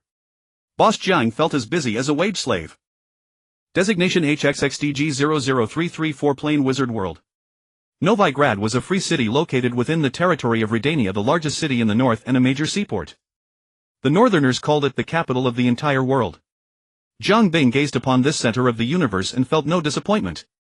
Muddy roads mixed with feces dumped from both sides, thoroughly stirred by countless passing feet, intermingling into a porridge-like mixture. The stench of urine and human and animal excrement filled Jiang Bing's nostrils from every angle, bestowing upon the city its most fundamental flavor. There were plenty of people coming and going, jostling shoulder to shoulder. Traders, thieves, hagglers, people delivering laundry, beggars, robbers, those who were human, those who weren't, those who looked human, those who didn't look human, corpse carriers, and even people burners. A riot of colors, a dazzling array of wonders. This journey had been quite enlightening for Zhang Bing. In particular, the local specialty, roasted living humans, amply demonstrated Novigrad's hospitality, freedom, and equality to outsiders. The Eternal Fire sect held immense influence in this city. The hierarch and the temple guards firmly grasped the city's fate, using ignorance and superstition to control the inhabitants and strengthen their authority. Besides that, various underground criminal syndicates also held the city's lifeline. Numerous foreign spies stirred the pot in this seemingly glamorous cesspool, throwing the entire city into turmoil. The city's flavor was so authentic that Zhang Bing almost thought he was back in Night City. The cobblestone road on the main street at least revealed some semblance of civilization in this city that prided itself as the most civilized city in the north. He freed Zhang Bing's feet. Vanilla Inn was the temporary lodging Zhang Bing had chosen for himself. Nothing else, compared to the other taverns on the street that were already bustling with noise and fully occupied in broad daylight. This inn looked quiet and deserted from the outside. But the sound of a lute coming from within was exceptionally moving. The wooden door hinges creaked when pushed, just like the tavern turret that looked shabby from the outside and equally rundown inside, having long lacked proper maintenance. Ahaha, a customer arrives. The one playing the lute seemed to be the owner. Seeing Zhang Bing push open the door, he immediately stood up and greeted him warmly. How could he not be enthusiastic? This was probably his only customer in 2 days. The owner's face beamed with a warm yet slightly exaggerated smile, twitching his thin mustache as he sized up the newcomer with almond-shaped eyes. When his gaze swept over the palutimentum on Zhang Bing, the red armor revealed beneath the cloak a transformation of Mai Chi Yu, and the half-exposed exquisite hilt of a blade, his smile became noticeably more eager. Thanks to the kind-hearted people he met on the road, Zhang Bing had obtained a reference sample of local armor. The craftsmanship of the artisan made even his casual works exude the beauty of artistry, not to mention that in the Middle Ages, where pigment extraction was difficult, red was mostly a color reserved for nobles. As for the palutimentum cloak that Zhang Bing had prepared in advance to conceal the exquisite armor on his body, it was also not something an ordinary person could afford to wear. In modern terms, it would be at least a luxury item. The palutimentum was a large square cloak often worn by high-ranking military commanders and emperors over their armor in Roman times. There was no Rome in this world, but similar hooded cloaks were quite common. However, none were as sturdy in material and exquisite in design as the one on Zhang Bing. The industrial level of the 21st century, even when Zhang Bing tried his best to restrain it, easily outclassed the handicraft industry of this world by 3 streets. Ordinary people's cloaks were rough as sackcloth made of wool or linen fabrics. How could they compare to this machine-woven fabric made from carefully proportioned synthetic materials with tightly structured yarns, evenly spaced lines, and fine stitches? This world did not care about handcrafted enhancements or unique craftsmanship. The crushing superiority of productivity brought about an almost generational aesthetic bullying. Welcome, Your Excellency, to the Vanilla Inn. Please take a seat. Are you the owner here? Zhang Bing asked, curious to see that the entire inn had only this one person. The owner, being a quick-witted person, quickly replied, the staff is temporarily on leave, but rest assured, Your Excellency, whether it's food or drink, you will be satisfied with our offerings. Zhang Bing sat down with a mixture of skepticism and trust. Fortunately, the sturdy chair was solid enough to bear his immense weight after he dispersed the lifting air current. Your Excellency, after a long journey you must be hungry. Would you like to try our signature dish, vanilla stew? The innkeeper introduced in a rhythmic tone. Zhang Bing was not hungry, but he wanted to taste the signature dish the man spoke of. So the other man busied himself. To be honest, although the food in this world had abundant ingredients and excellent quality, the cooking techniques left much to be desired. The variety of dishes was limited, cooking methods monotonous, seasonings sparse. The way they cooked food was exactly the same as Zhang Bing's previous forging style. Extreme ingredient stacking plus brute force creating miracles. The innkeeper soon produced a plate of stew in the kitchen, an otherworldly version of Northeast Chinese stew with extra cilantro. But the taste was passable, especially when paired with a bottle of local pepper vodka sealed in a cloudy glass bottle, offering a unique otherworldly flavor. Just as Zhang Bing was enjoying his meal, the wooden door was kicked open. 5 men squeezed in through the doorway, each looking fierce and menacing. Zhang Bing momentarily thought they were coming for him, but the flamboyant innkeeper was the first to panic. What do you want? Nothing much. Dandelion, I just want to settle accounts with you. The leader's face was flushed red, his eyes blazing with fury. Zhang Bing suddenly realized, no wonder the man's mannerisms felt familiar. It was the White Wolf's barred friend. It could only be said that the real person was even more flamboyant than Zhang Bing remembered. I don't recall owing you anything. You didn't think that way when you slept with my wife. The other man gritted his teeth, hating him enough to chew him into pieces. And more debauched Jiang Bing added in his mind. Dandelion, using the tables and chairs in the room to evade, tried to explain it was all mutual consent, completely guided by the heart with no coercion whatsoever. This explanation obviously backfired, and the other man was so furious he wanted to stomp his feet. Finally the philandering bard was cornered. In the final moment he was still babbling. Gentlemen, even if you're going to strike, please answer my last question first. He waved his hands, trying to ward off the men who were rolling up their sleeves. What? Begging for mercy now? The aggrieved man sneered, his fists cracking. No, I just want to know who your wife is. Silence was the Cambridge of tonight. What made it more infuriating than having your wife slept with was that the wife was just one of the many the adulterer had slept with, and he had forgotten it as soon as he pulled up his pants. How was this any different from someone else standing up and riding your newly bought bicycle then discarding it after? The honest man was beyond furious. In a fit of rage he reached out, grabbed a small stool nearby and swung it at Dandelion's head. The stool was made entirely of solid logs weighing 8 or 9 kilograms. If it had hit squarely, Dandelion would at least have suffered a severe concussion. Slap. The bard opened his tightly shut eyes, finding that he hadn't felt the expected pain, and couldn't help looking up. The raised wrist of the assailant was firmly gripped by a hand covered in red chainmail. Although I think you should give him a beating, using this thing is not allowed. If someone dies, I won't be able to explain to Gerald. The stool was easily snatched away and thrown aside. One of the henchmen pointed a finger at Jiang Bing and said, "And who the hell are you?" "A bastard who ate too much radish and farts nonsense. Tired of living." Fine. Jiang Bing, who had been thinking of mediating, pursed his lips. Local gangs have no manners. JPG, the cuckold king, was first grabbed by the arm and swung around, his hairy legs slapping against the face of the rude guy. Both of them fell to the ground, writhing in pain like two maggots left squirming in the sun. The others had just curled their arms ready for a real man's boxing match when Jiang Bing rewarded each of them with a heavy slap, performing a high-difficulty gymnastics move of a 1800-degree horizontal spin in midair. Playing boxing with Jiang Bing was no better than challenging a troll to a competition. You'd die more quickly. With the crisis resolved, Jiang Bing returned to savoring his northeast stew while Dandelion deftly tossed the prone figures lying on the floor out of the shop, not before skillfully patting them down with his nimble hands. A pile of crowns was placed before Jiang Bing. All paupers, 5 of them together, barely had 30 crowns. Dandelion grumbled as he sat opposite Jiang Bing. Jiang Bing stared at the coins on the table, taken aback. Well, he was being offered a gift from someone else's spoils. Yet he had to admit, as the closest friend of the White Wolf, this wandering bard, notorious for his amorous ways across the northern kingdoms, knew a thing or two about social graces, except when his loins clouded his judgment. "You are a friend of Gerald's." Dandelion pulled a bottle of Gixta Dry White from a nearby wooden storage crate and poured 2 glasses. Jiang Bing raised his glass, sniffed lightly and nodded. The cuisine of this world was abysmal, but the wine was generally decent. Yes, a bond forged through life and death.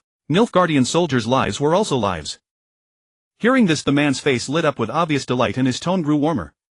"Julian Alfred Pancratz, Viscount de Lettenhove, at your service. You may call me Asker or Dandelion." In this world anyone of some standing bore a name as long as a tongue twister when making formal introductions. The full names of these notable figures included not only their titles, surnames, homelands, residence or fiefs, but also epithets of widespread influence related to their deeds. For instance, the White Wolf Gerald could be addressed as the White Wolf Butcher of Blavik and Master of Gwent, Monster Hunter Gerald of Rivia, but Jiang Bing, having yet to achieve anything in this world, could only respond simply Saburo. Of course, once the truth of White Orchard came to light and he was crowned the Thunder Wielder as the culprit, he would never be able to say it as smoothly as Dandelion did. Too embarrassing. Jiang Bing was thin-skinned. Is Gerald doing well? He's gone with Yennefer to pay homage to the Emperor of Nilfgaard. The bard's expression turned slightly strained. Imhir var Emrius, the white flame dancing on the barrows of his enemies, he's not an easy man to deal with. Trust Gerald, Jiang Bing consoled as he scooped the last spoonful of stew into his mouth. That's true. Since you're Gerald's friend, you're a friend of mine. Stay if you like. Jiang Bing had been looking for a place to stay and had entered this inn by chance, so he naturally didn't refuse. But even between brothers, accounts must be settled. He pushed the dozen or so crowns on the table toward Dandelion and asked, "Do you know where I can exchange money in this city?" Of course, this city has a mint and 8 banks. The crowns produced here are accepted throughout the northern kingdoms. Dandelion pushed the coins back. "I know Vini Vivaldi, the banker at the Vivaldi Bank in Novigrad. His bank is the largest and most authoritative in the city. I know Vini Vivaldi, the banker at the Vivaldi Bank in Novigrad. His bank is the largest and most authoritative in the city." Jiang Bing finished the last of his wine, pushed the coins back again and patted the stack, insisting the man take them. The bard seemed genuinely short of money, so this time he didn't refuse. He cheerfully pocketed the crowns. But if you trust me, I suggest we go to the Maria Bank instead. I have a bit of a connection with the bank manager's wife. The bard scratched his head awkwardly but offered his opinion. Jiang Bing naturally followed the suggestion. The two passed through the biz district where people and houses crowded together and arrived at the cathedral square. At the cathedral square, a chaotic mass of vendors and shopkeepers jostled for space, mingling with a similarly bustling crowd of customers to form a vast and prosperous market by this historical time. The busy market teemed with merchants, craftsmen, beggars, peddlers of vegetables and fruits, thieves, preachers, guards, and the occasional noble. A civilized man can breathe freely here. Dandelion boasted loudly to Jiang Bing, then was choked into a fit of coughing by the overpowering stench. Clearly the place wasn't that civilized yet. Jiang Bing, a man from a later age, found nothing impressive about this city of at most 50 or 60,000 residents. Especially as they passed the stake in the center of the square. A preacher in the redand white robes of the eternal fire was loudly proclaiming doctrine to the residents gathered around the stake, while the charred body of a woman was bound to the pillar behind him. This was the fruit of the recent witch hunt. Fire ignites the darkness. Evil lurking in the shadows will be revealed in the light of the flame and instantly burned to death. Those who hide lost items or lewd works in darkness must bear themselves before the flame. Brothers and sisters, let us pray together. Fire protects the world, burning away filth. Fire protects the world, warming the path. Fire exposes evil, scattering it into smoke. Faced with this scene and Jiang Bing's teasing smile, Dandelion could only surrender, lowering his head and hurrying forward. Reason once again yielded to ignorance. The two passed through a tall circular arch under the watch of two eternal fire guards and entered the wealthy district of Novigrad, the Gildorf district. Banks' repositories of wealth naturally stood where the wealthiest gathered. The bard led the way, never forgetting to regale his new friend Jiang Bing with tales of the local customs, history and landmarks. Indeed, his fame across the kingdoms was well earned. In Jiang Bing's eyes, the shabby and worn stone buildings once described by the bard instantly became luxurious and elegant, steeped in history, radiating humanistic. Our target, the Maria Bank, is the largest local bank in Novigrad. Unlike those dwarf-run banks, it was founded by the descendants of Maria of Temeria, wife of the Black One Danbua. It's been 100 years now. You won't have to worry about not getting your money exchanged there. Dandelion suddenly waved at Jiang Bing, gesturing toward a three-story building adorned with lavish flowers to their left front. He leaned closer to Jiang Bing and whispered mysteriously, "See that big house over there? That's the famous Passiflora, a paradise for men, the finest brothel in Novigrad." The wandering bard lowered his voice, his face full of secrecy. 40 crowns, the price is high, but I guarantee it's worth every penny, better than crippled Kate's and the House of Beauclair's bells. Watching his guide's animated expression, Jiang Bing thought to himself, no wonder you and Geralt are such kindred spirits, birds of a feather flock together. As the bard's witty words flowed, the two walked all the way to the entrance of Maria Bank, and Jiang Bing did not feel the slightest boredom. The moment they stepped inside, Jiang Bing keenly sensed that the concentration of chaotic magic within the bank had plummeted sharply. Most likely the bank had spared no expense in security, especially against magical theft, and the building's interlayers were probably mixed with a considerable amount of magic-resistant metal. This anti-magic metal was mainly produced in Kovar and Povis.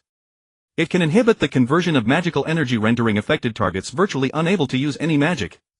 As a result, this metal was made into shackles and widely used in the witch hunt. However, history also records instances where exceptionally powerful sorcerers ignored this thing. Nevertheless, its use in banks to prevent some bizarre magical methods is undoubtedly very effective. Only entities like banks and royal treasuries could afford it. This stuff was truly expensive. The bard was clearly familiar with the layout. He stepped forward and exchanged a few low words with the clerk behind the counter, who then turned and entered the bank's interior with a skeptical look. Before long, a charming noblewoman in a blue silk-coated dress pushed open the door of the reception room from inside and met with the two. The drapery on her arms rose and fell with her heavy breaths, along with her full bosom, quite eye-catching. "Dandelion, my little dove, it's been so long." Dandelion made a graceful bow. "Talissa, the noonday sun, the rose after rain, my beloved, it's been so long, and your beauty has only grown more radiant." The bank manager's wife directly grabbed the bard by the hand and pulled him into the reception room. "Little dove, did you come here specifically to see me?" Dandelion lied without batting an eye. "Of course, my beautiful lady. Besides you, what else is there here worth the lingering of a poor bard like me?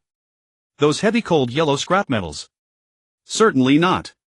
Unable to bear the two's cloying courtship, Jiang Bing pulled out a storage bag woven from metal wire from behind, shaking it to produce a clinking sound, reminding the other not to forget the real business. "This is my friend Saba." Dandelion quickly introduced him. The bank manager's wife turned her indigo-shadowed eyes toward Jiang Bing, expecting a rough-and-tumble mercenary, but instead saw a handsome exotic man with a heroic aura, a face like jade and eyes like bright stars.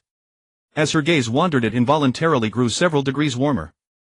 He came with me and wants to exchange some currency. The bank manager's wife licked her lips. No problem, I'll have Havoc take care of it in a moment.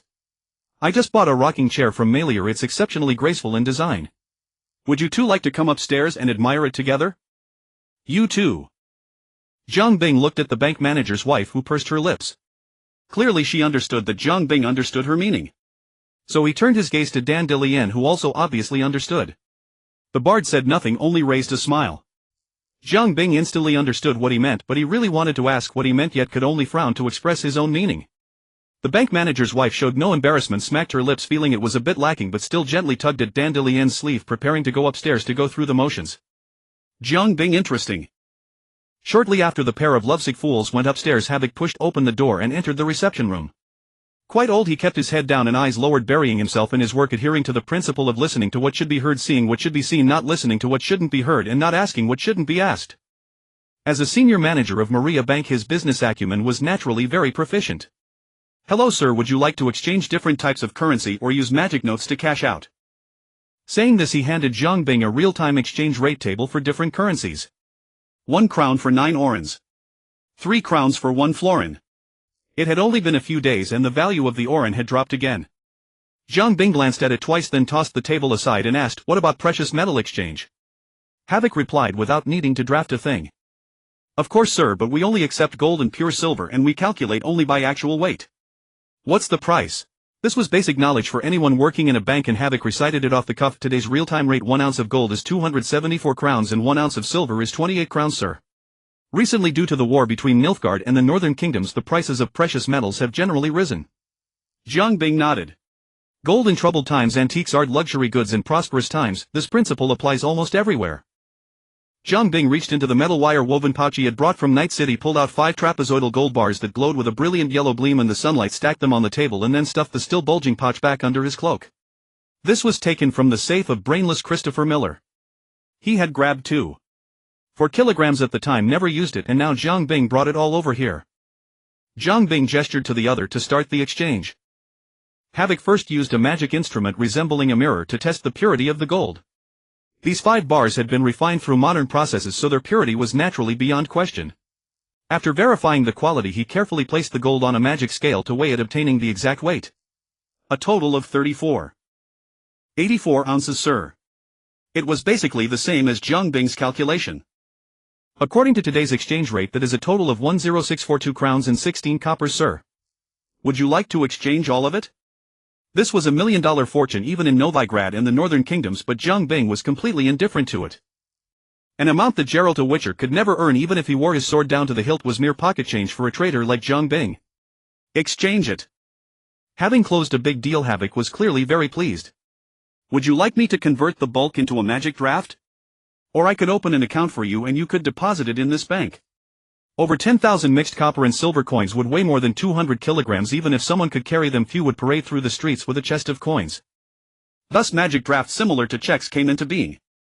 This kind of draft, guaranteed and issued by Vivaldi Bank, a dwarven bank with branches all over the northern and southern kingdoms, was a thin piece of parchment enhanced with a bit of magic, allowing the holder to exchange the corresponding amount of currency, making it very convenient for large transactions. But Zhang Bing chose to withdraw everything. He didn't distrust these banks, after all there was plenty of money in the vaults. If they defaulted on debts, he could always go and retrieve it. However, his upcoming plan required Zhang Bing to spend lavishly, and depositing the money in the bank would be somewhat inconvenient. Zhang Bing had thought the bank staff would need to count until dark for over 10,000 crowns, but unexpectedly the transaction was completed effortlessly before the lecherous poet and the bank manager's wife came downstairs. Though the number of tens of thousands sounded immense, when neatly stacked in a container, it was just a square box plus a money pouch containing 642 crowns and 16 copper coins. This square box, about 35 by 35 by 35 centimeters in size, could exactly hold 10,000 crowns, and it was packaged this way from the mint. Each crown measures about 29 by 3.1 millimeter. As a precaution, Harbeck also intended to send someone to escort Zhang Bing, this big client, for a distance, but Zhang Bing waved and refused. Only after the lecherous poet came down alone from upstairs with a beaming face did Zhang Bing casually pick up the wooden box weighing about 200 Gene, holding it in his arms, and go forward to join him. Under Harbeck's astonished and uncertain gaze, the duo, who had gained both wealth and pleasure, strode out of the bank's main gate. The safety-related questions he had originally intended to raise were firmly suppressed by Harbeck. A person who could carry over 10,000 crowns as if they were nothing hardly needed his concern for safety. With that effort, he might as well worry about the personal safety of his opponents. Dandelion's connections in Nuawaigurai were indeed exceptionally broad. With his smooth and versatile personality he could thrive anywhere. Although most of them were carnal connections, this did not prevent him from introducing Jiang Bing to the most scarce commercial channels at present. This free city, possessing a harbor, many warehouses, 4 watermills, many slaughterhouses and sawmills, an oversized shoe factory, a mint, 8 banks and 19 pawnshops, besides all kinds of trades you could imagine, a guillotine, a gallows, 35 taverns, a theater, a zoo, a marketplace and 12 brothels. It seemed there was no corner that the lecherous poet's lower half couldn't reach. This even included sorceresses, who were a forbidden red line in Nuawaigurai. Fuline, also located in the southeastern part of the city, was a slum on the city's edge. Although it was also poor, it currently belonged to an exclusive paradise for non-humans and magic users, where they were protected by the Beggar King, one of the 4 major underworld bosses.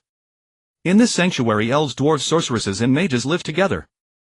This could be considered the only place in the city where marginalized people, non-human races, sorcerers, could live safely, free from persecution by the eternal fire's witch hunters. Of course, here filth, disorder and violence were as ubiquitous as the feces on the street corners.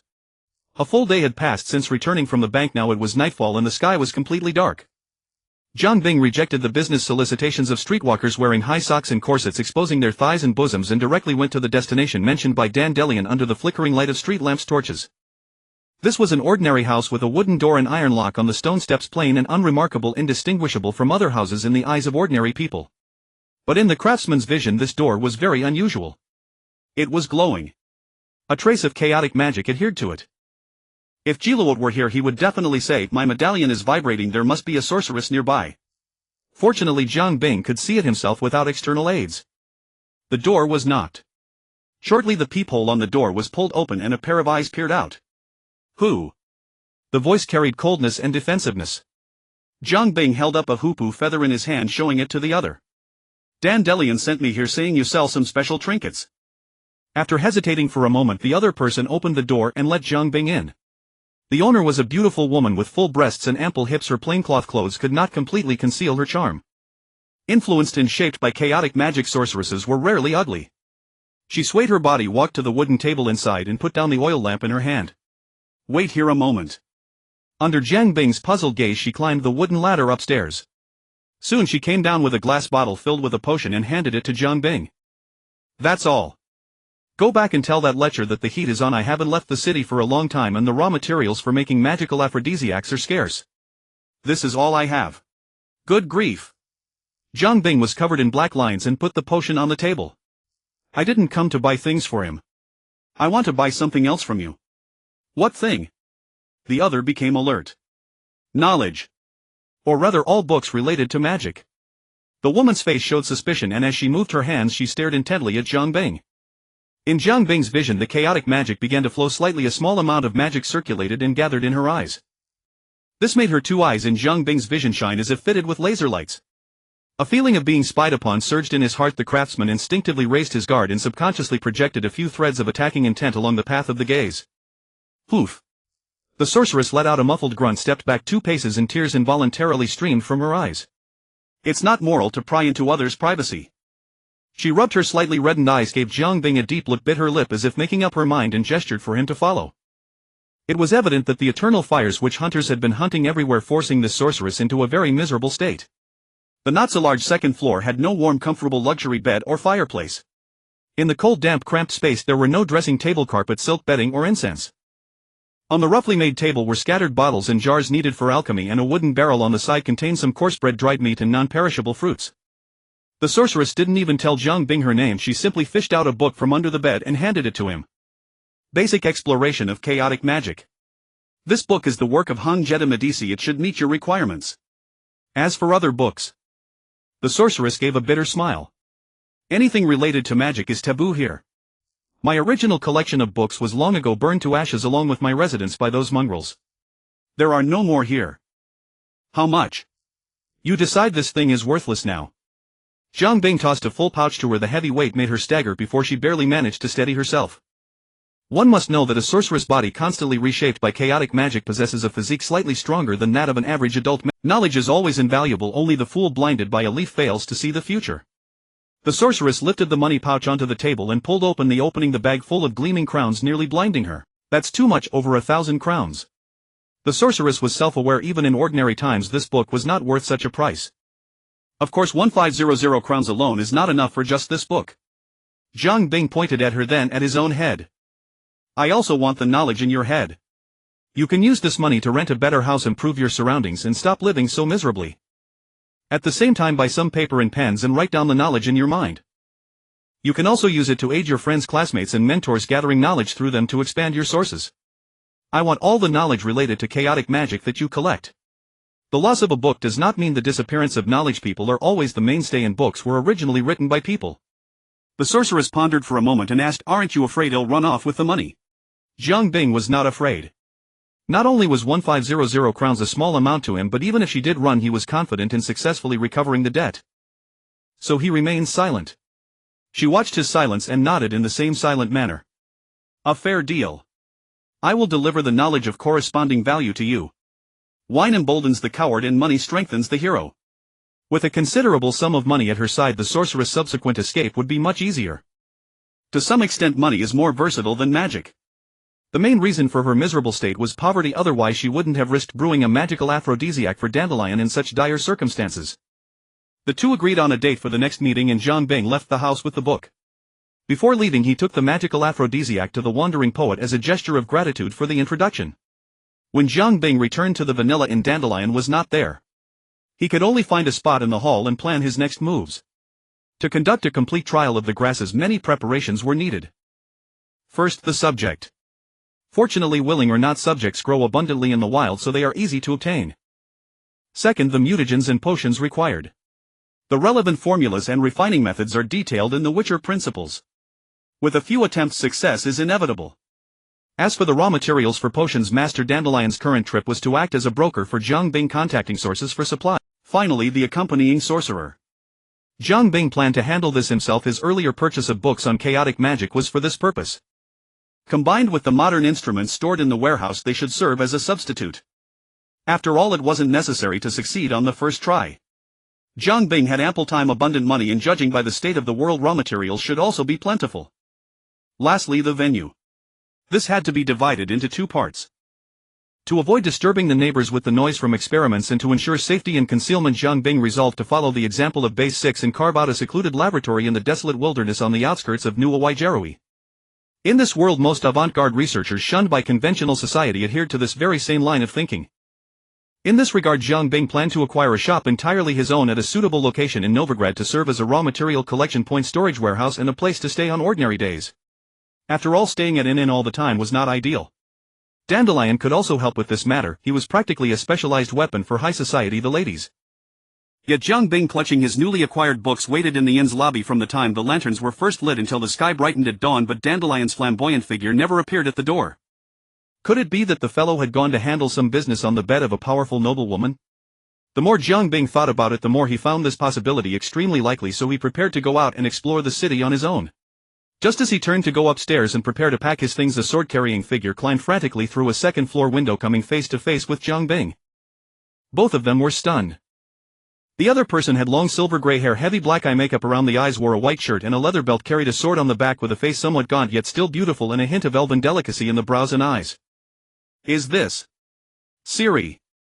The other's appearance and attire were so distinctive that it matched perfectly with the image in Jiang Bing's memory. While Jiang Bing was still in a daze, the other seemed to recognize him, and a smile suddenly spread across her originally anxious face, carrying a hint of relief. Saba. Jiang Bing stared blankly as the other stepped forward and gave him a hug. The familiarity Siri showed was as if they were old friends who hadn't seen each other for years. To be honest, shouldn't we be meeting for the first time? Not receiving the enthusiastic response she expected, Siri looked up and saw Jiang Bing's brows knitted together in confusion, and she couldn't help but stiffen. No way, don't you recognize me? Swallow. Siri's elven name quickly stepped back 2 paces. No wonder you suddenly greeted me back then, leaving me completely confused. So this is where we first met, huh? This carefree child of time and space, the destined daughter of the White Wolf, Jieluot grabbed Jiang Bing's arm and dragged him downstairs, then poured herself a large mug of beer. How did you come from that world full of steel? Did the conjunction of the spheres happen between our worlds? Hearing this, Jiang Bing's heart surged with waves of shock. You've been to Night City. Hearing this, Siri seemed to recall something and became even more amused. For you, I haven't been there yet. Jiang Bing thought of her elder blood and his pupils suddenly contracted. Are you from the future of Night City? Siri gulped down the beer as if desperately thirsty. In response to Jiang Bing's question, she wiped her mouth and gave an answer completely unlike what one would expect from her. I can't say too much or I might fall into something. What was it? She furrowed her spirited brows, struggling to think. Right, the grandfather paradox, otherwise I might fall into the grandfather paradox. Hearing this scientific term come out of her mouth, Jiang Bing's confusion deepened. This thing. It wasn't also me who told you, was it? Siri scrutinized Jiang Bing's face, her smile so wide that her gums were almost showing. If one ignored the long scar beneath his right eye, he looked almost like a young girl. So this is what you look like now. You don't seem as charismatic. Jiang Bing had countless questions, but mindful of the grandfather paradox she had mentioned, he held his tongue. Geralt is looking for you, you know. Siri's body stiffened abruptly, but she still answered Jiang Bing's question. I know. You're not planning to meet him. It's not the right time yet. Not yet. As she spoke, Siri instinctively glanced around as if invisible enemies were pursuing her. By the way, since you're here, things just got easier. I need your combat support. Come with me to rescue someone. Siri's request to Jiang Bing was so natural that he began to wonder just how close their future relationship might be. Let me guess, the person in need of rescue isn't Dandelion, is it? Siri nodded vigorously, a look of, you guessed it, on her face, completely lacking the urgency and haste she'd shown when climbing through the window. It was as if she was certain that with Jiang Bing's involvement the upcoming rescue was hardly a challenge. What else could Jiang Bing do?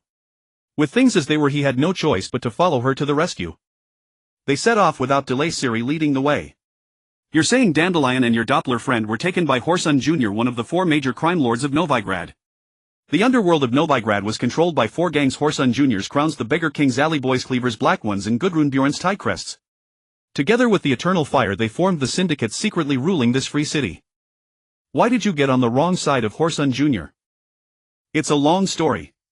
In short, Dandelion and I were doing a job for him in exchange for his help.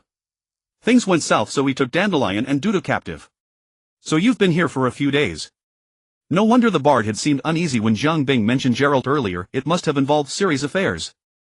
The bard was far from as simple as he appeared. Faced with Jiang Bing's sudden appearance, he hadn't breathed a word about Siri.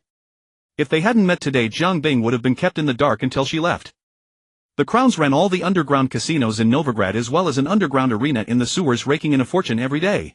As the leader, Horsun Jr. naturally didn't hole up with his underlings in the squalid slums of the lower city. Cyprian Wiley Horsun Jr.'s real name, who ostensibly had no connection to these businesses, owned a lavish mansion on Temple Isle in the north. By the time they passed through the Tredegor Gate and skirted the right edge of Hierarch Square to reach St. Gregory's Bridge, dawn had fully broken and the streets were growing crowded. Crossing the bridge led to the stronghold of the Eternal Fire, Temple Isle. Along the way, the number of Eternal Fire Temple guards was noticeably higher than in the other districts. Fortunately, the witch hunts were primarily aimed at mages and sorceresses, though they had spread to herbalists, alchemists, non-humans, and even witchers. But since Jiang Bing and Siri appeared to be ordinary humans, they passed through without trouble, moving beyond the great temple of the Eternal Fire to the entrance of a mansion in the western part of the island. 2 Crown's thugs stood guard at the gate. They wore metal masks, one a crow, the other a jester, and their attire seemed somewhat deranged. Low-level gangs loved this kind of theatrics, using terrifying appearances to boost their intimidation. This is the place. Siri stopped, ready to ask Jiang Bing for a battle plan. Jiang Bing pulled a monomolecular blade from under his cloak and waved it in front of her, the implication clear. Siri seemed familiar with this modern-style weapon and wasn't particularly surprised. So we're just going to charge in. Jiang Bing glanced at the 2 thugs at the door and saw no issue. Time is short, the task is urgent. Dandelion and your friend might be getting tortured right now. Let's finish this quickly. Siri pursed her lips and nodded in agreement, but offered her own suggestion: let's take out these 2 quietly first so the fight doesn't alert the temple guards. Jiang Bing was already walking toward the gate and just waved his hand to acknowledge her. Siri had escaped from here the night before and, to avoid drawing the guards' attention, stayed hidden behind a tree, watching Jiang Bing's next move from a distance. What's your business? The thug with the jester mask brandished a short machete, signaling for the newcomer to stop. The one with the crow mask yawned, also eyeing the approaching figure. Without a word, Jiang Bing burst into a sprint when he was still a dozen paces away, moving like a phantom. He grabbed each of their heads with his hands and smashed them together with a powerful crunch. Their skulls collided with a sharp crack. A good sound meant a good head. With Jiang Bing's strength, the metal masks were driven into their faces and their heads nearly fused together. Siri had already caught up. The heavy wooden door was 4 fingers thick and the metal lock inside was as thick as a thumb. But these defenses were mere ornaments against Jiang Bing's strength. With a gentle nudge of his shoulder, the internal bolts flew off.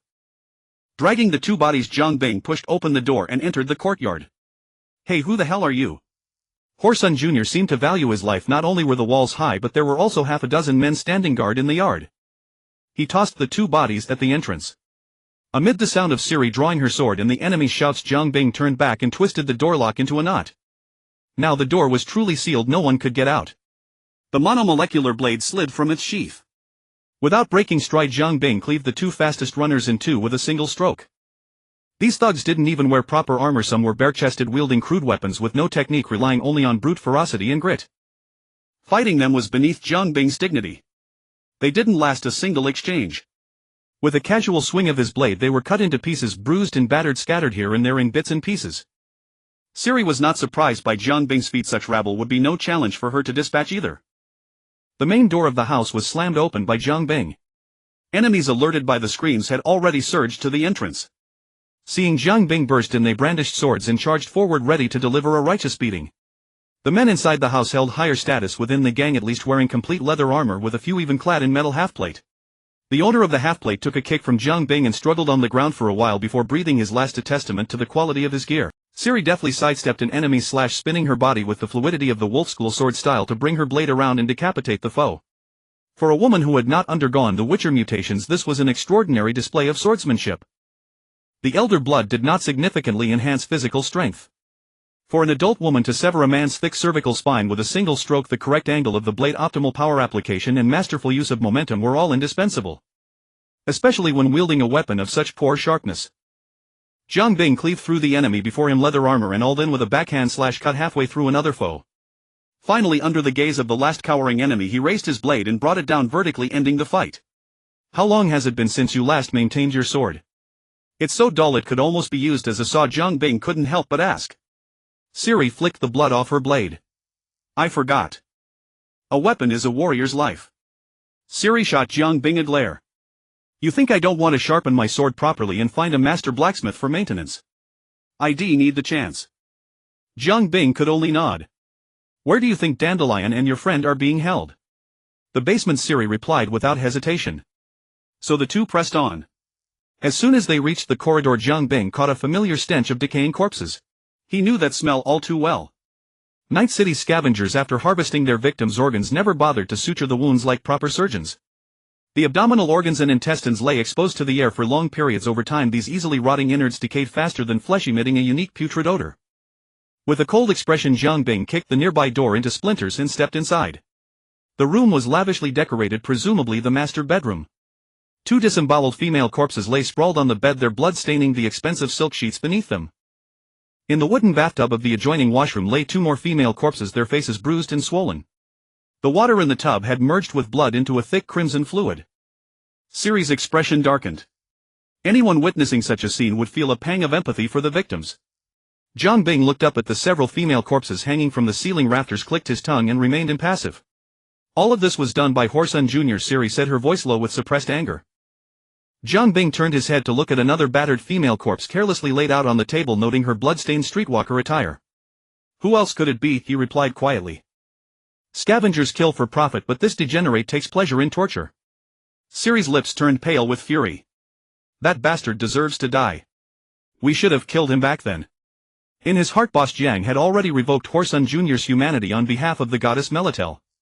It's not too late today. Jiang Bing was done with beating around the bush.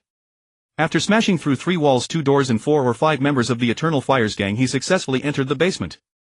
The basement doubled as a wine cellar, storage room and private prison. Horsun Jr. was a sallow-faced man with a prominent hooked nose, bearing the classic look of a villain. This world had no implants or radio communication. Even if there were magic items like far-seeing mirrors for communication, a city-level gang like the Eternal Fire wouldn't have access to them. Thanks to Jiang Bing's killing speed, anyone who crossed his path died by his blade. By the time the thick wooden door of the basement was kicked in, Horsun Jr. was in a private meeting with his 2 trusted lieutenants and another party. Faced with the uninvited Jiang Bing, the basement erupted into a chorus of drawn swords. "Who are you? How did you get in?"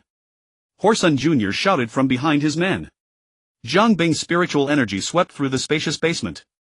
Despite the pervasive chaotic magical interference, he easily located the imprisoned duo behind the iron bars at the far end. Siri followed closely behind, entering the basement as well. Horsun Jr. started blustering again. So it's you bitch. I let you get away last time and you dare come back. Jiang Bing flicked the remaining blood droplets off his monomolecular katana, fixing his gaze on the three men beside Horsun. Though they had all drawn swords against Jiang Bing, these three were clearly distinct from the Eternal Fire members. How else could I get in? I fought my way in. Impossible. There are at least 30 or 40 men outside. You must be lying. Horsun Jr.'s face was pale with fear, his voice lacking conviction. Stop your fucking blabbering. You're tougher than Rog the Dawn. Horsun Jr. kept howling, trying to summon his underlings to rescue him. Jiang Bing ignored this clown's ranting and stepped forward, ready to serve these bastards some fiery retribution. You can't kill him. The man from the other faction finally found the courage to speak. Compared to Horsun's bluster, he clearly believed Jiang Bing's claim of having fought his way through. I don't know who you are, but Horsun Jr. is under the protection of King Radovid. Killing him would mean making an enemy of Redania. To save the pawn his master had painstakingly cultivated, the spy master was forced to reveal his identity. That idiot who launched witch hunts and lets the Eternal Fire's witch hunters run rampant, killing innocent people. Jiang Bing's impatience was palpable. How dare you disrespect the sovereign of Redania? Enough. Jiang Bing pointed at him and his two companions. You have one more sentence to save your lives. The Redanian spymaster in Novigrad felt a chill in his heart. He stiffened his neck and threatened, if you dare to make an enemy of King Radovid, he will find your family, your relatives, your friends, everything you hold dear. He will pull out their guts, hang them from trees, and you with your limbs severed will watch helplessly as they die before your eyes. Alright, now shut your mouth. His Majesty Radovid V the Ironhearted will absolutely carry out everything I said without any discount. Boom. A sudden gale arose within the basement and Jiang Bing's figure shattered like foam, appearing before the chattering spymaster. With a single punch, the man immediately ceased his incessant spraying of powder, his face turning crimson as he vomited chunks of internal organs in great mouthfuls. I told you it would be just one sentence, but you kept blabbering on and on. That bald little fool will thank you. I've decided to find him sometime and have a chat to see if he's really as iron-hearted as you claim. A blade light flashed, instantly enveloping everyone except Hozan too. When Jiang Bing chops someone, he must cut them into at least 2 pieces or directly decapitate them, a good habit cultivated in Night City where vitality was universally tenacious. 5 people were cleaved in twain by the frigid blade light. Along with the upper halves falling to the ground came a mass of slippery internal organs. The floor was soon stained crimson by the blood of the 5. As for you. Jiang Bing looked at the sadist, who dared not move from fear, then turned to Siri. Any thoughts? Chop him. Siri didn't hesitate. It's letting him off easy, but chop him. No, I'm useful, I have countless crowns. Hozan 2's head soared into the air instantly. Foolish, if I chop you, those crowns of yours will be mine too. When the two found the imprisoned Dandelion and Dudu, they were eagerly awaiting them. Oh, look who's here. Dandelion, bruised and swollen, still couldn't keep his mouth shut. You need to find the key. I suspect it's hidden in someone's. The iron prison door pulled by Jiang Bing let out a grating screech before obediently swinging open. The bard wisely shut his mouth. Do your eye. Siri crouched down, looking at the Doppler covered in blood, her voice filled with concern. The Doppler, named Dudu, though wincing in pain, still pretended to be nonchalant. Don't worry, Siri. Losing one eye doesn't affect my shapeshifting anyway. That perverted sadist gouged out his eye with a knife. Dandelion sighed. Speaking of which, you arrived just in time. Jiang Bing stood up. Any later and the deposit I paid you would have gone to waste. Ha ha. Though the smile pulled at the wounds on his face, distorting the bard's expression in pain, he still wanted to laugh. I really like your sense of humor regardless of the occasion. I say, can we get out of here first? This place is no place for bragging. Dudu didn't want to stay there a second longer. The 4 made their way to the ground floor, passing by Hozan 2's corpse. Dandelion spat on it and kicked the head far away.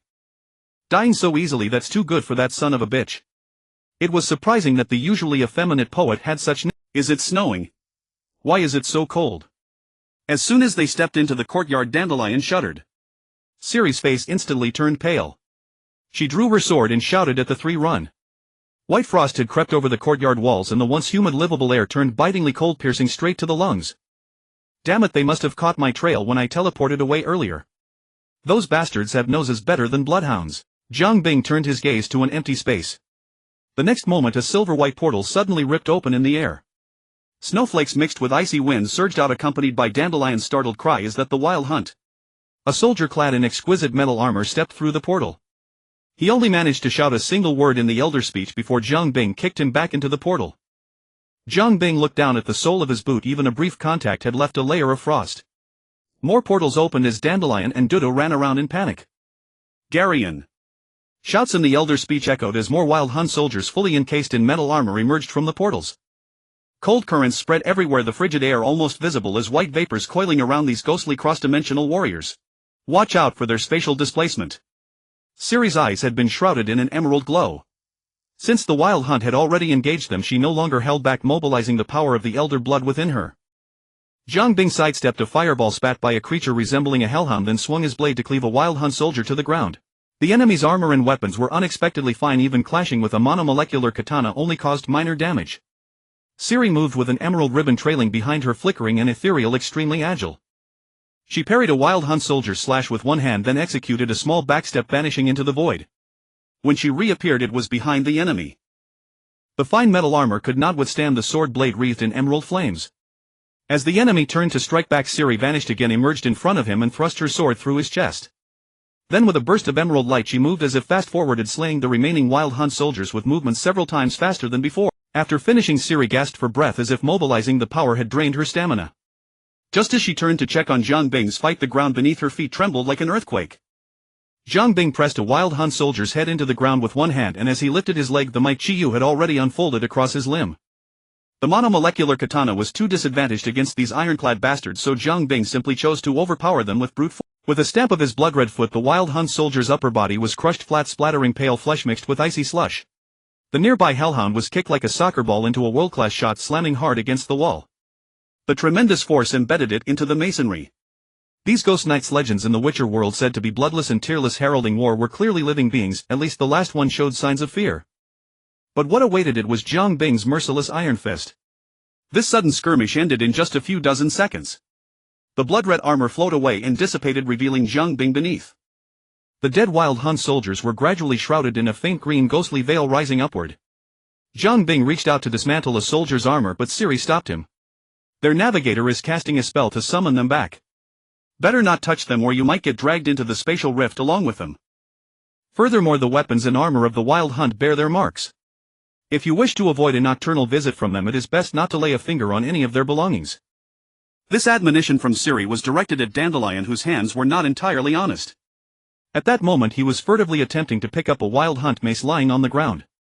Hearing Ciri's words, the bard could only desist with a sheepish air. This is the wild hunt, I just wanted to see if they truly exist. Dandelion, his expression one of awe as if a myth had stepped into reality, was stirred to recite a locally popular poem on the spot. Souls in pursuit of the hunt encloses mankind. All things are drawn into the vortex, they traverse the worlds. War devours blood, drowns innocent lives.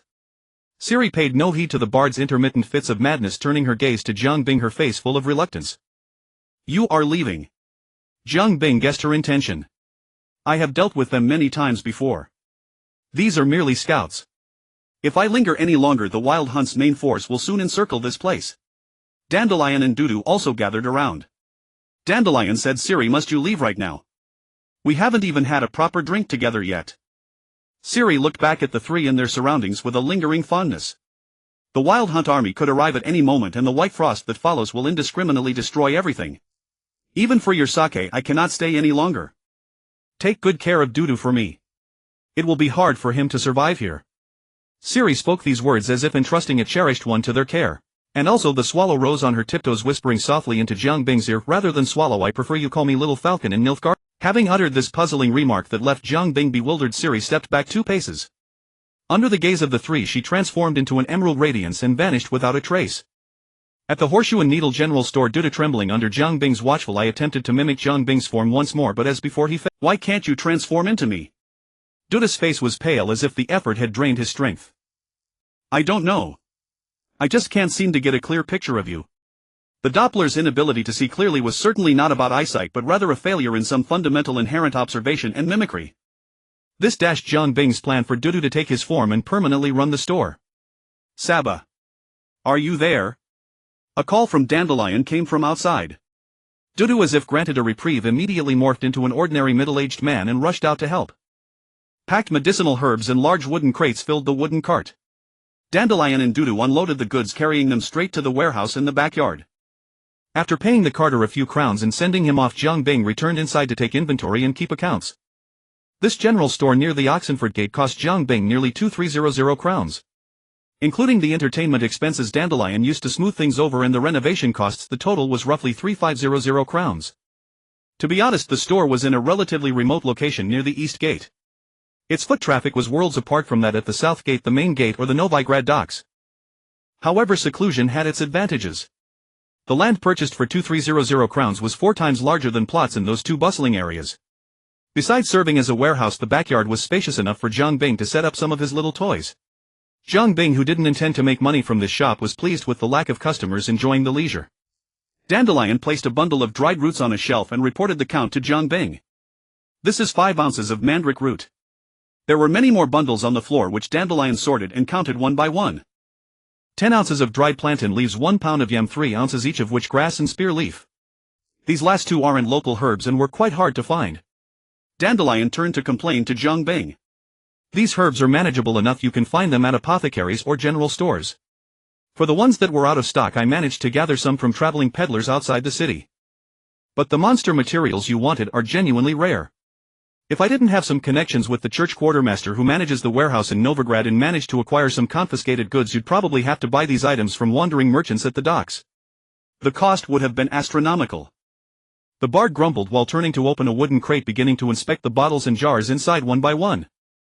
Forktail spinal fluid, manticore venom gland, drowner's brain. Dandelion picked up a bottle containing a tongue preserved in liquid.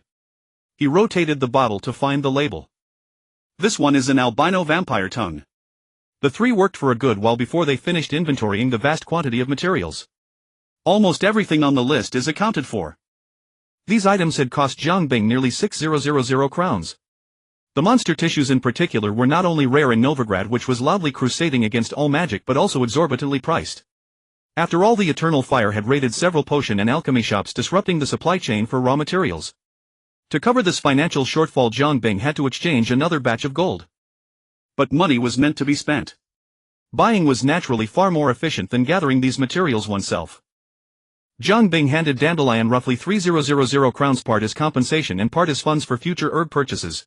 Dandelion practically thumped his chest in assurance, vowing to keep an eye on the market for these raw materials. Jiang Bing planned to purchase these herbs initially, and once the usage volume increased, he would attempt to cultivate them himself. However, the required monster materials couldn't be produced on their own in the short term, so they would have to be acquired through purchases for now. Dandelion, thumping his chest, assured Jiang Bing that he had already made contact with the unfortunate owner of a closed alchemy shop. He guaranteed that after a few more drinking sessions he would secure the supply channels for these materials. In matters of social graces and business networking, Dandelion was an absolute master, and Jiang Bing trusted him completely on this. Everything was ready, all that was needed was the right moment. As dusk fell, Boss Jiang donned his cloak, preparing to visit the sorceress to collect his order. Whispers of Horsun Jr.'s death in Novigrad seemed to vanish without a trace. The common folk continued their weary and arduous lives day after day. Yet the surge of gang members on street corners and the frequent road closures hinted at the turbulent undercurrents churning beneath the calm surface. But none of this concerned Jiang Bing. Following the familiar alleyways, he had just turned a corner when he saw the sorceress' home illuminated by blazing torches. The sound of chaotic shouting drifted out from within on the wind. On the second floor, the sorceress lay on the cold wooden floorboards, her coarse linen garments slowly staining red with blood. A long dagger was embedded in her chest, the very weapon she had carried for self-defense. "Damn it, why did you strike so hard? If she dies, you won't get to have your fun and our bounty will be halved." The witch hunter who had delivered the blow, clutching his own slashed arm, snarled in fury. "Who told this wretched bitch to resist? She nearly stabbed me to death. Oh, spare me. I think you've worn yourself out from all those witches locked away in the dungeons." His companion rattled the dimeritium shackles in his hand. "A witch who can't cast spells is no threat at all, not even as dangerous as a peasant. So what now? She's not gonna make it." The witch hunter holding the shackles watched the sorceress struggle for breath, blood bubbling incessantly from her lips. Irritated, he said, "Looks like she's beyond saving. Might as well finish her off with a couple more cuts, take her head back and save ourselves the trouble of hauling a corpse." "I wouldn't be so sure." A voice suddenly came from behind them. "She has an accomplice." Without even confirming, the two witch hunters drew their swords and charged at Jiang Bing. He caught one of them by the wrist, then swiftly slit both their throats in one clean motion. Jiang Bing knelt down. The sorceress' pupils were already beginning to lose focus. Her lips moved feebly, but only blood bubbles emerged, no sound. So she strained to turn her head and cast her gaze under the bed. Following her direction, Jiang Bing pulled out a storage chest from under the bed. Inside were neatly arranged books and thick stacks of manuscript paper which, judging by the handwriting, belonged to the sorceress. Seeing that Zhang Bing had found them, the sorceress seemed to exhale her last breath of relief, coughing up several mouthfuls of blood. That stab must have damaged the chest wall tissue and some digestive organ, causing abdominal blood to pour into the digestive tract. The seasoned physician Zhang Bing diagnosed instantly. He glanced at the spot where the dagger was inserted, far from the heart. There was plenty of time to save her. In this world, such an injury would be hopeless without a skilled healing mage given the current medical conditions. Just internal bleeding alone would drain the victim dry. Zhang Bing sighed. Under the sorceress' feeble gaze, he summoned from the air a key that seemed forged from endless starlight, inserted it into the wooden door leading downstairs, and twisted open a glowing portal. Master Jiang has a kind heart and can't bear to see the poor die before him. Besides, seeing as you remembered our little business deal, even at death's door he'll pull you out this once. The box of books was tossed into the portal. He lifted the sorceress and the shift in position pulled at her wound, causing her to let out a soft grunt of pain. They stepped through the light. The portal quickly shrank and closed, leaving only the two witch hunters lying dead on the floor. Behind the door was a storage bay filled with dozens of machines. Zhang Bing placed the sorceress on a cybernetic surgery table, then turned to start the generator he had brought specifically for this trip. Such an injury in Night City. It wouldn't be incurable, it would be operated on today, back on the job tomorrow. As the anesthetic flowed into her veins, a wave of drowsiness engulfed the sorceress. Just before her consciousness faded, she heard his voice as if descending from the clouds. You'd better start praying that your body structure is no different from a normal human's. Endless darkness like eternal death drowned her consciousness. Anyone who has been under general anesthesia knows that from the moment of anesthesia to waking, the mind is completely blank. Time feels like a single second. The sorceress struggled to open her eyes. Her mind was foggy, her thoughts drifting like a drunken haze. Her consciousness was like a small boat on the sea, tossed up and down, swayed left and right by the storm and waves, occasionally flipping over. After an unknown time, reason returned to her grip. The first thing she saw was a rough wooden ceiling, and the rhythmic sound of hammering reached her ears. She tried to sit up, but her body was still numb, so she could only lie there dazed. Awake! Zhang Bing pushed open the door at the right moment. You saved me. The sorceress' words were slurred from the anesthetic. Who else would it be? Zhang Bing unceremoniously lifted the blanket covering her, revealing her abdomen wrapped in medical gauze. Watching Zhang Bing's face as he examined the wound, the sorceress froze for 2 seconds, then spoke. Veretta. That's my name. You can call me Saba. Neither of them paid any attention to the two exposed mounds. Zhang Bing viewed it purely from a doctor's perspective, while Veretta simply didn't care. In the northern kingdoms, only two types of women wore shoulder-length hair: prostitutes and sorceresses. The sorceresses, who prided themselves on independence and progress, were generally very open about sex. Where is this? Veretta struggled to rise again, but her body was still numb. However, the sharp pain in her abdomen successfully reminded her of her injury. My shop. Don't worry, it's safe here. Zhang Bing pressed her back onto the bed. 2 hours ago the dagger was still stuck in your belly. I worked hard to save you. I suggest you don't move around lest you tear the wound. Best to rest for a week. The sorceress followed his gaze to the table where her familiar dagger lay. Thank you. Don't mention it. It's not free. She was taken aback. Once you're well, you'll work to pay off the debt. Having a sorceress assistant for my experiments isn't bad.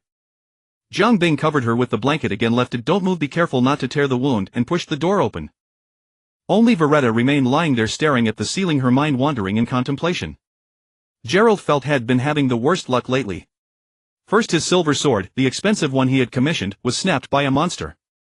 Then he spent days rolling through the swamps and marshes of Veland, dealing with swamp hags, grave hags, foglers, and various ghouls and other carrion eaters. Finally, under the welcoming fire of deserters and bandits, he learned Ciri's whereabouts from the Bloody Baron.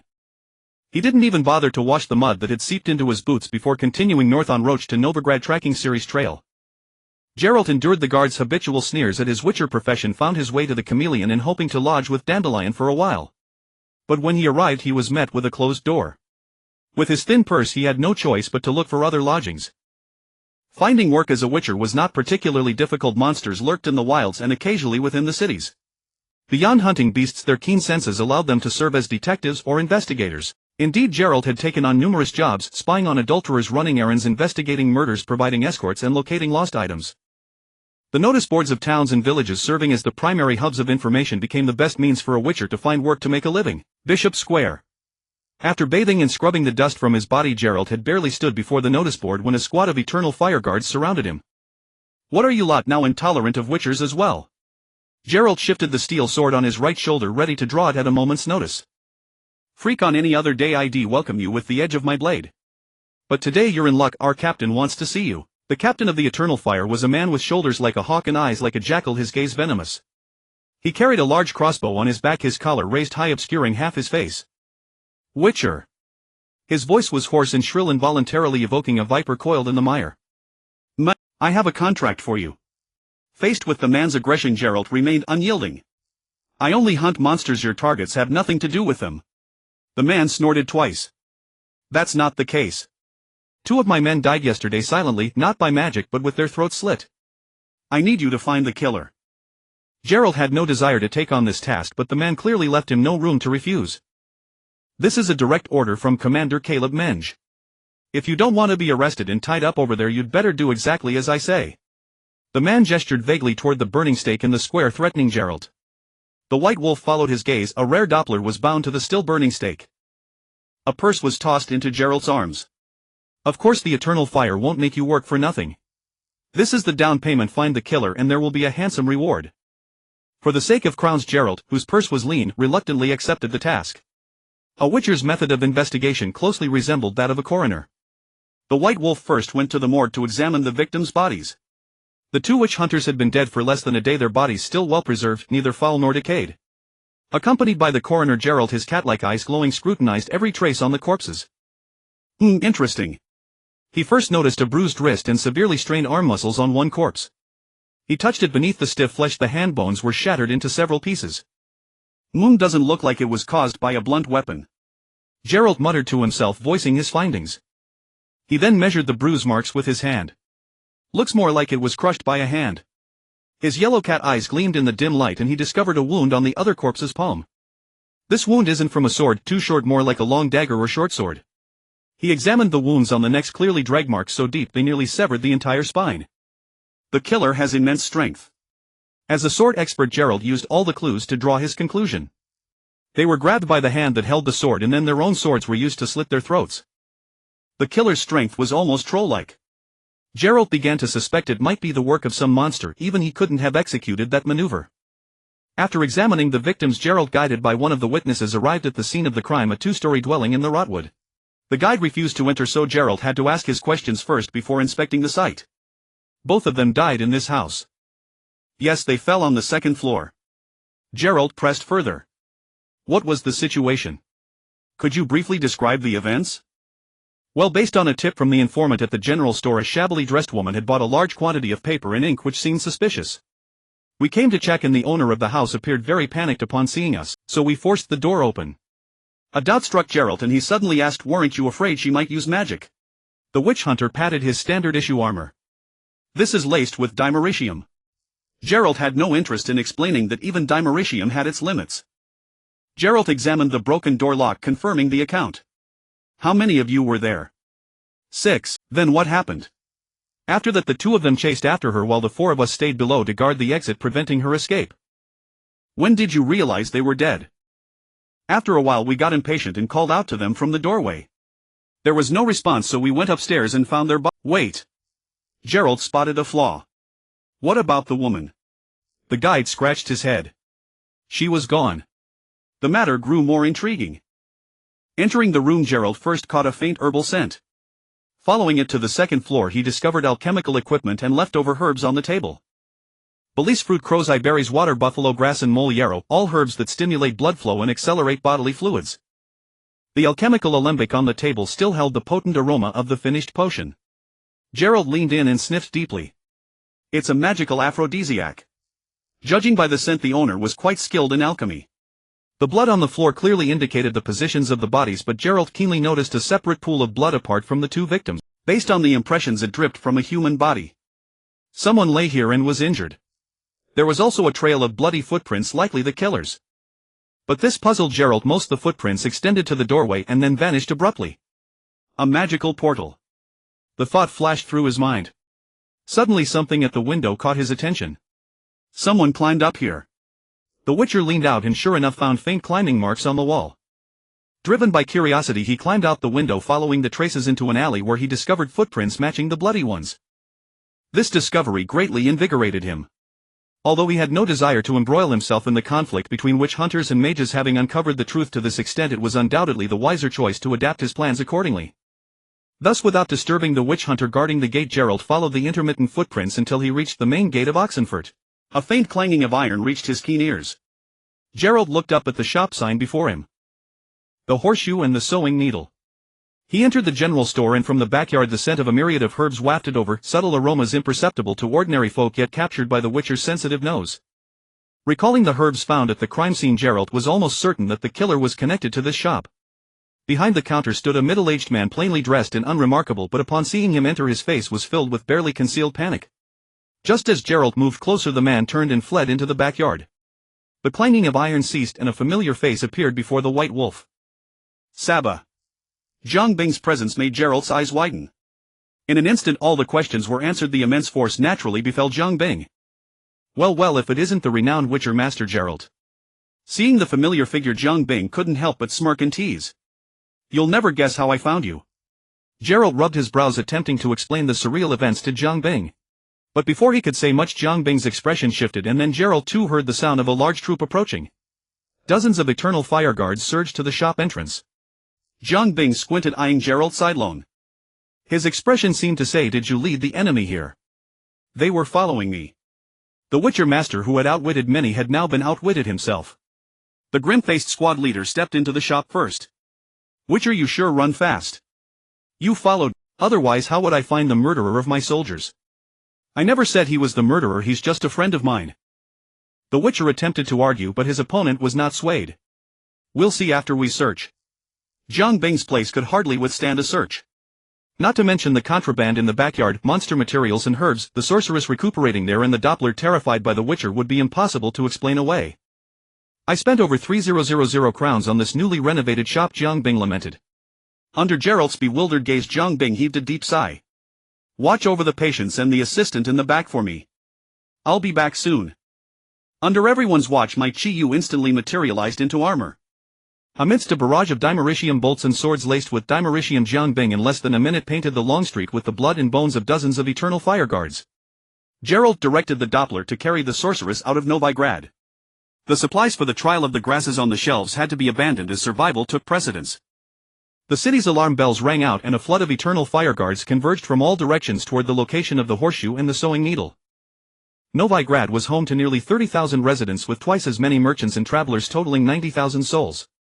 The city's temple guard of the Eternal Fire along with the witch hunters numbered close to 500. To cover the retreat of the two, Zhang Bing had no choice but to slaughter the reinforcements.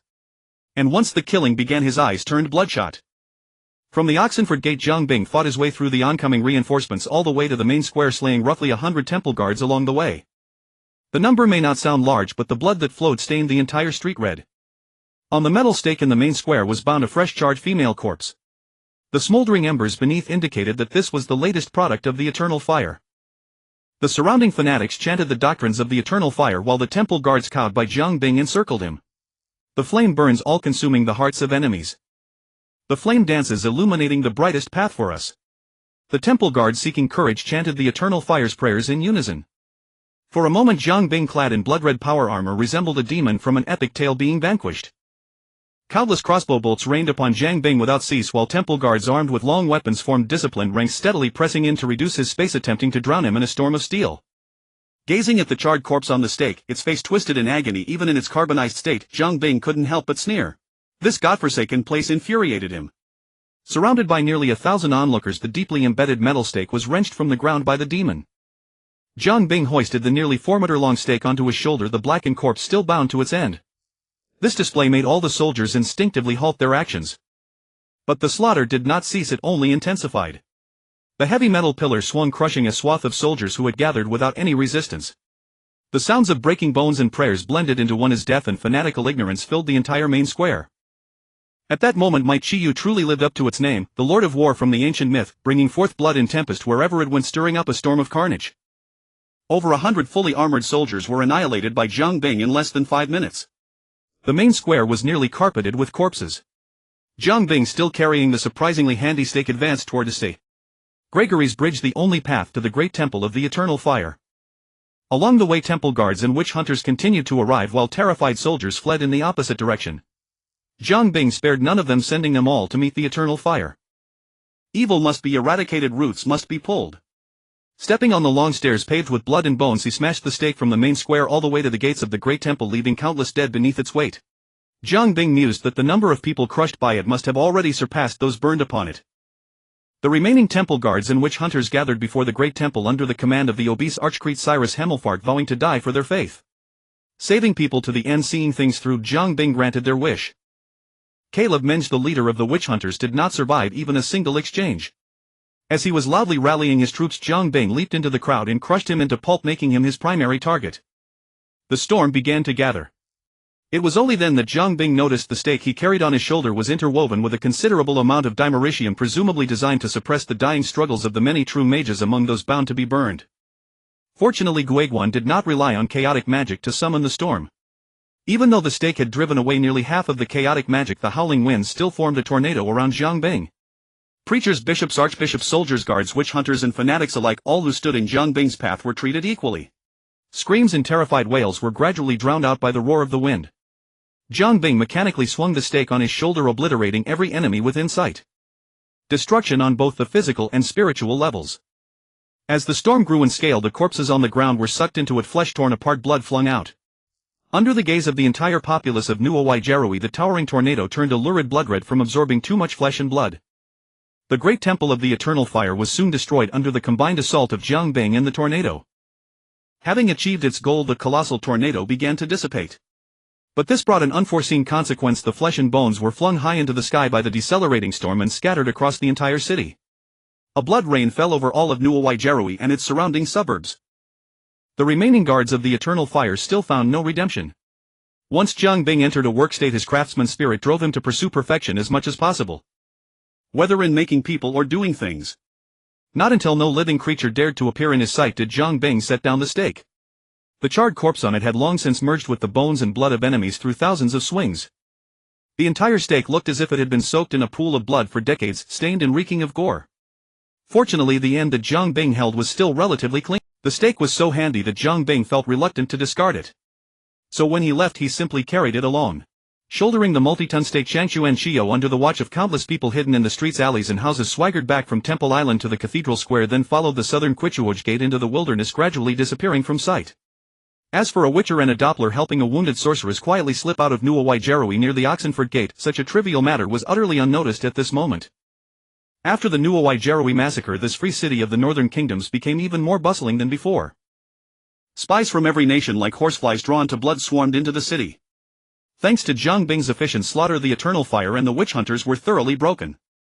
Not only were the religious hierarchy and church forces wiped out, but in this incident the lofty religious sanctity of the eternal fire was trampled into the mud by Jiang Bing. Having been wiped out entirely, the eternal fire never showed any divine intervention to roast the enemies medium rare. This was as clear as the nose on one's face. The eternal fire simply did not exist. Not to mention the holy site, the great temple of the eternal fire, was razed. Lajua Wide Wushur, the iron-hearted, anchored at Nuawajarui's port, fled the harbor in terror that very night without even sending a spy. No other reason, he was simply guilty. The eternal fire had been his own backing, including bribing Hawthorne too, all part of his preliminary preparations to reclaim this free city. Thanks to Jie Luote's professional competence, all of this was undone by a witcher's contract. Fortunately, although the eternal fire was gone, the syndicate still existed. The gangs under the king of beggars Kelly Fu and Gyudlan Yusijuadir took control of the city's order in the first moment, preventing the city from descending into chaos. At the same time, the rampant atmosphere of persecuting mages and non-human beings across the northern kingdom suddenly eased considerably. All thanks to the terrifying appearance of Changshu Enshiyu. One of the most popular speculations about the truth of the Nuawajarui massacre was that a powerful mage had finally had enough of the witch hunters' persecution of their kind and through some unknown spell summoned that scarlet demon to annihilate the eternal fire. After all such things had truly happened in history, it was nothing new. The mage Erzu once used the double-cross summoning to bring down a giant short above Malibo. It not only reduced half the city to rubble but also succeeded in killing its own summoner. To this day the giant short still exists in the world, sleeping in the southern lair of demons. However, these matters had nothing to do with the wolf school witcher master who had sneaked back into Nuawajarui. Riding Luabwa, which he had retrieved from the inn, he looked at the bloodstains still visible everywhere on the streets, rooftops and walls, feeling a mix of emotions. To be honest, Jeluot had caused trouble before. How else did he earn the nickname, the Butcher of Bulawakan? But he had never caused such a huge mess. The corpses in the ruins of the Great Temple of the Eternal Fire had yet to be cleared. The bodies were too evenly scattered, thoroughly mixed with the collapsed rubble by the storm, making post-war cleanup immensely difficult. Fortunately, Jeluot's assassination contract, along with the client's superior, the client's superior, and the client's entire organization, had all ceased to exist. No one knew that Jeluot was connected to this cataclysmic event that shook the northern and southern kingdoms, even the Shiklaj Isles. The horseshoe and sewing needle was also preserved. It had to be preserved. If any organization did manage to piece together the truth through various clues, they would only be more wary of this shop and its related personnel. No one wanted to risk their entire organization over a rundown shop worth 2,000 crowns and a couple of lives. Vanilla Inn. Jeluot met his old friends he hadn't seen in a long time. Damn, I was only gone for a moment and that owl disappeared. A dwarf was stomping and complaining to the bard. Maybe it flew away. You know, some birds are born to be free. The bard, his face covered, was laboriously scraping bloodstains off the outer wall with a shovel. Joy air tan. Jeluot called out before he even arrived. A dwarf was stomping and complaining to the bard. Maybe it flew away. You know, some birds are born to be free. The bard, his face covered, was laboriously scraping bloodstains off the outer wall with a shovel. Joy air tan. Jeluot called out before he even arrived. The bard, his face covered, was laboriously scraping bloodstains off the outer wall with a shovel. Joy air tan. Jeluot called out before he even arrived. The enthusiastic dwarf spotted Jeluot from afar and burst into laughter. Haha, look who's here. Isn't it the famous white wolf? When did you get to NUSA? Come in, let's have a drink, the three of us. The enthusiastic dwarf spotted Jeluot from afar and burst into laughter. Haha, look who's here. Isn't it the famous white wolf? When did you get to NUSA? Come in, let's have a drink, the three of us. When did you get to NUSA? Come in, let's have a drink, the three of us. Gerald, still preoccupied with a commission from someone before returning to the city, could only raise his hand in refusal. I have matters to attend to. When I'm done, we'll drink until we're utterly drunk. What matters? Can we help? Dandelion also gathered around. The Novigrad massacre had struck with sudden ferocity. When it occurred, the bard was dallying with a laundress on the city's outskirts, which left him utterly ignorant of the massacre's truth even now. Given their friendship, Gerald didn't stand on ceremony. Of course. I need a cart for cargo. It would be best if you two could come with me out of town. Before long, a cargo wagon rolled toward the location of the horseshoe and the needle. Gerald had scouted this place immediately after entering the city. The members of the syndicate were all busy stabilizing their power and carving up the spoils left by the Eternal Fire's collapse. No one paid any attention to this small general store. Along the way, Dandelion and Zoltan learned the truth of the Novigrad massacre from the White Wolf. Their mouths hung open as if they had 1,000 complaints but no idea how to voice them. So the three of them focused on the present and buried themselves in the work. Among the three, one was a mutant witcher, one was a naturally broad-shouldered and robust dwarf, and the bard who had spent years dealing with words assisted in inventory. Before long, a large quantity of herbs and monster materials was loaded onto the cart. The wagon Dandelion had hired was a large 2-horse freight cart. In Novigrad's transport world, this luxury cart was roughly equivalent to a Formaturquo semi-trailer with far more cargo capacity than a small flatbed cart. Seeing space left in the wagon, Geralt, on Zoltan's suggestion, loaded the anvil and other blacksmithing tools from the yard onto the cart. The dwarf treasured these smithing tools. Dandelion and Zoltan drove the cart with Gerald riding Luwabwa ahead to guide them, heading east out of the city. Hundreds of years ago, Novigrad had been an elven city. But the first humans migrating from the other side of the continent forced the elves to abandon their city and dwell in the forests. Centuries passed and the elves had long since faded from the stage of history, yet the vast forest west of the city had been preserved. Unlike the southern region of Veland, the western terrain was flat and level with fertile soil. As the three traveled, the vegetation grew increasingly lush. Where are we going?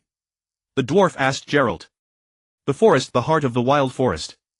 But the destination was not as Gerald had described. A forest it was, but within the dense woods a clearing had been cut. Several wooden cabins had already been erected in the center of the clearing. From a distance, these cabins were perfectly straight and level, their surfaces meticulously smooth. They were not built in the rough manner of contemporary village houses where logs were simply split in half, but were carefully planed so that every component fit tightly together. The cabins were as exquisite as fairy tale houses, exuding superior craftsmanship. The three slowed the cart, drove along the wooden spike fence meant to ward off beasts, and reached the entrance. Duda, looking bored, was waiting for them at the gate. You're here. The cart drove along a gravel path into the small camp. Dandelion stamped his foot. The tamped ground had even been leveled. He looked at Gerald, his meaning clear. This is what you call the wild forest. Gerald was also puzzled. He remembered that when he left this place had been a pristine wilderness. In just one day the transformation was so drastic. The dwarf suddenly elbowed the two of them, signaling them to look deeper into the forest. Jiang Bing emerged from the woods carrying a thick log. Seeing the three and the fully loaded cart behind them, he was delighted. In the following moments the three watched as Jiang Bing skillfully planed the log into pieces using various tools, then swiftly assembled them into several chairs of a novel design they had never seen before. Come, let's talk inside. Jiang Bing invited the three into the largest cabin in the center. The cabin was built very spacious, its interior so vast that one could gallop a horse. To support the open area 4 thick log pillars stood inside. The three, like country bumpkins, were immediately drawn to the numerous metal devices. These devices gleamed with metallic luster, each oddly shaped, and every component was crafted with a precision far exceeding anything they had ever seen. The many devices were arranged in an orderly fashion within the newly completed cabin. Some flickered with lights of varying brightness indicators, while others emitted a continuous low hum generators. Jiang Bing looked at the three locals, finding it hard to explain that these were all creations of technology. Fortunately, the existence of magic quickly allowed the three to rationalize it through self-deification. Everyone sat down at the wooden table by the door. Jiang Bing called to his female assistant, who was busy at the chemical workbench. Valerie, Gerald and the others have brought the raw materials. Your wound is healed. Gerald, clutching his vibrating medallion, looked at the sorceress, who could now walk around astonished. His curiosity about the suddenly appearing objects in the room was second only to this. Valerie was wearing a strange loose-fitting garment. She greeted the three. She knew both Gerald and Dandelion. Although it was her first meeting with the dwarf sultan, his warm personality made the introduction smooth and pleasant. The sorceress smiled, raised her hand to conjure a soft green glow, then casually extinguished it. When I studied at Aretusa, my main focus was healing. Although I never achieved much in that field until the academy was invaded by the Redanians, I could still use simple magic to promote wound healing. Jiang Bing retrieved a case of beer packaged in cardboard from a nearby shelf and placed it on the table. The four stared at the garish patterns and unfamiliar script, feeling a sense of awe without understanding. Jiang Bing set the aluminum cans of beer on the table, gesturing for everyone to help themselves. The aluminum alloy cans once again sparked everyone's curiosity. Oh, such exquisite craftsmanship. I've never seen anything like it. It's even more refined than the packaging of East of East from Toussaint. Dandelion took a can of beer and began to praise it. Jiang Bing opened a can, demonstrating how to open it. Local specialty from my homeland. Give it a try. Jiang Bing had packed many things into the warehouse, from food and water, bedding and tents, various production tools and medical supplies, to weapons and ammunition, as well as various production and medical devices. This crate of wheat juice was one of the stored supplies. Dandelion, from now on just deliver the purchased goods here. I'll probably be staying here for a while. Gerald, what are your plans? Will you be staying in Novigrad for a while? In fact, after listening to Dandelion's account of Shili's matters on the road, the White Wolf found himself in a very awkward situation. No one knew where Shili was at the moment, and the White Wolf had no place to search. More importantly, his money had been completely exhausted during this period of relentless travel. There is nothing more painful in life than this. Of course, I plan to rest here for a while before setting out again. Witchers were barely considered human, but even so, Jeluote had been tirelessly searching for his daughter for nearly 2 months, constantly on the move, and had long since become exhausted. After all, humans are not machines. Even machines require maintenance after prolonged operation. Naturally, humans also need rest and recovery. I have a commission. I wonder if you're interested. The impoverished witcher became intrigued. Assist Dandelion, or rather work with him in the coming days to ensure the supply of resources for this temporary camp. After all, the road from Nuawe Gurue to here is far from safe. Jiang Bing laid out 400 crowns and promised that during his spare time he would use the blacksmithing tools on the cart to forge a silver sword for Jeluote as payment. The craftsman's keen eye immediately noticed that the silver sword on Jeluote's back was of abysmal quality, likely a temporary piece hammered out by a rural blacksmith. The White Wolf didn't think Jiang Bing's blacksmithing skills were particularly impressive, but 400 crowns were indeed a fair price for this job. With the logistics settled and Dudu sent away, the camp was left with only 2 people, and the research on the grass experiment officially began.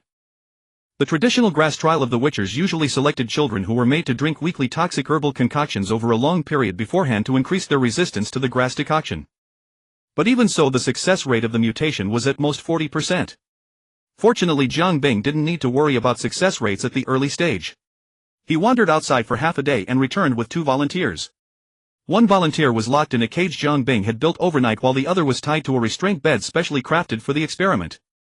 The craftsman's skill ensured the quality of the restraint bed, guaranteeing that no matter how the subject struggled he would remain firmly in place. Unlike the mutations carried out by other witchers, this time the subjects were changed from children to adults, and the entire process involved the participation of many high-tech medical devices from the 21st century. These instruments would monitor and record the subject's physical changes throughout the process. First, mother's tears was injected into the body, followed by wild rye juice and thatch extract. These 3 potions had to be consumed immediately after preparation or they would rapidly lose their efficacy. However, regrettably the subject did not survive the full process and died directly. The flesh and blood tissues inside his body had melted and mixed to varying degrees, making him as soft and shapeless as an old-fashioned hot water bottle filled with water.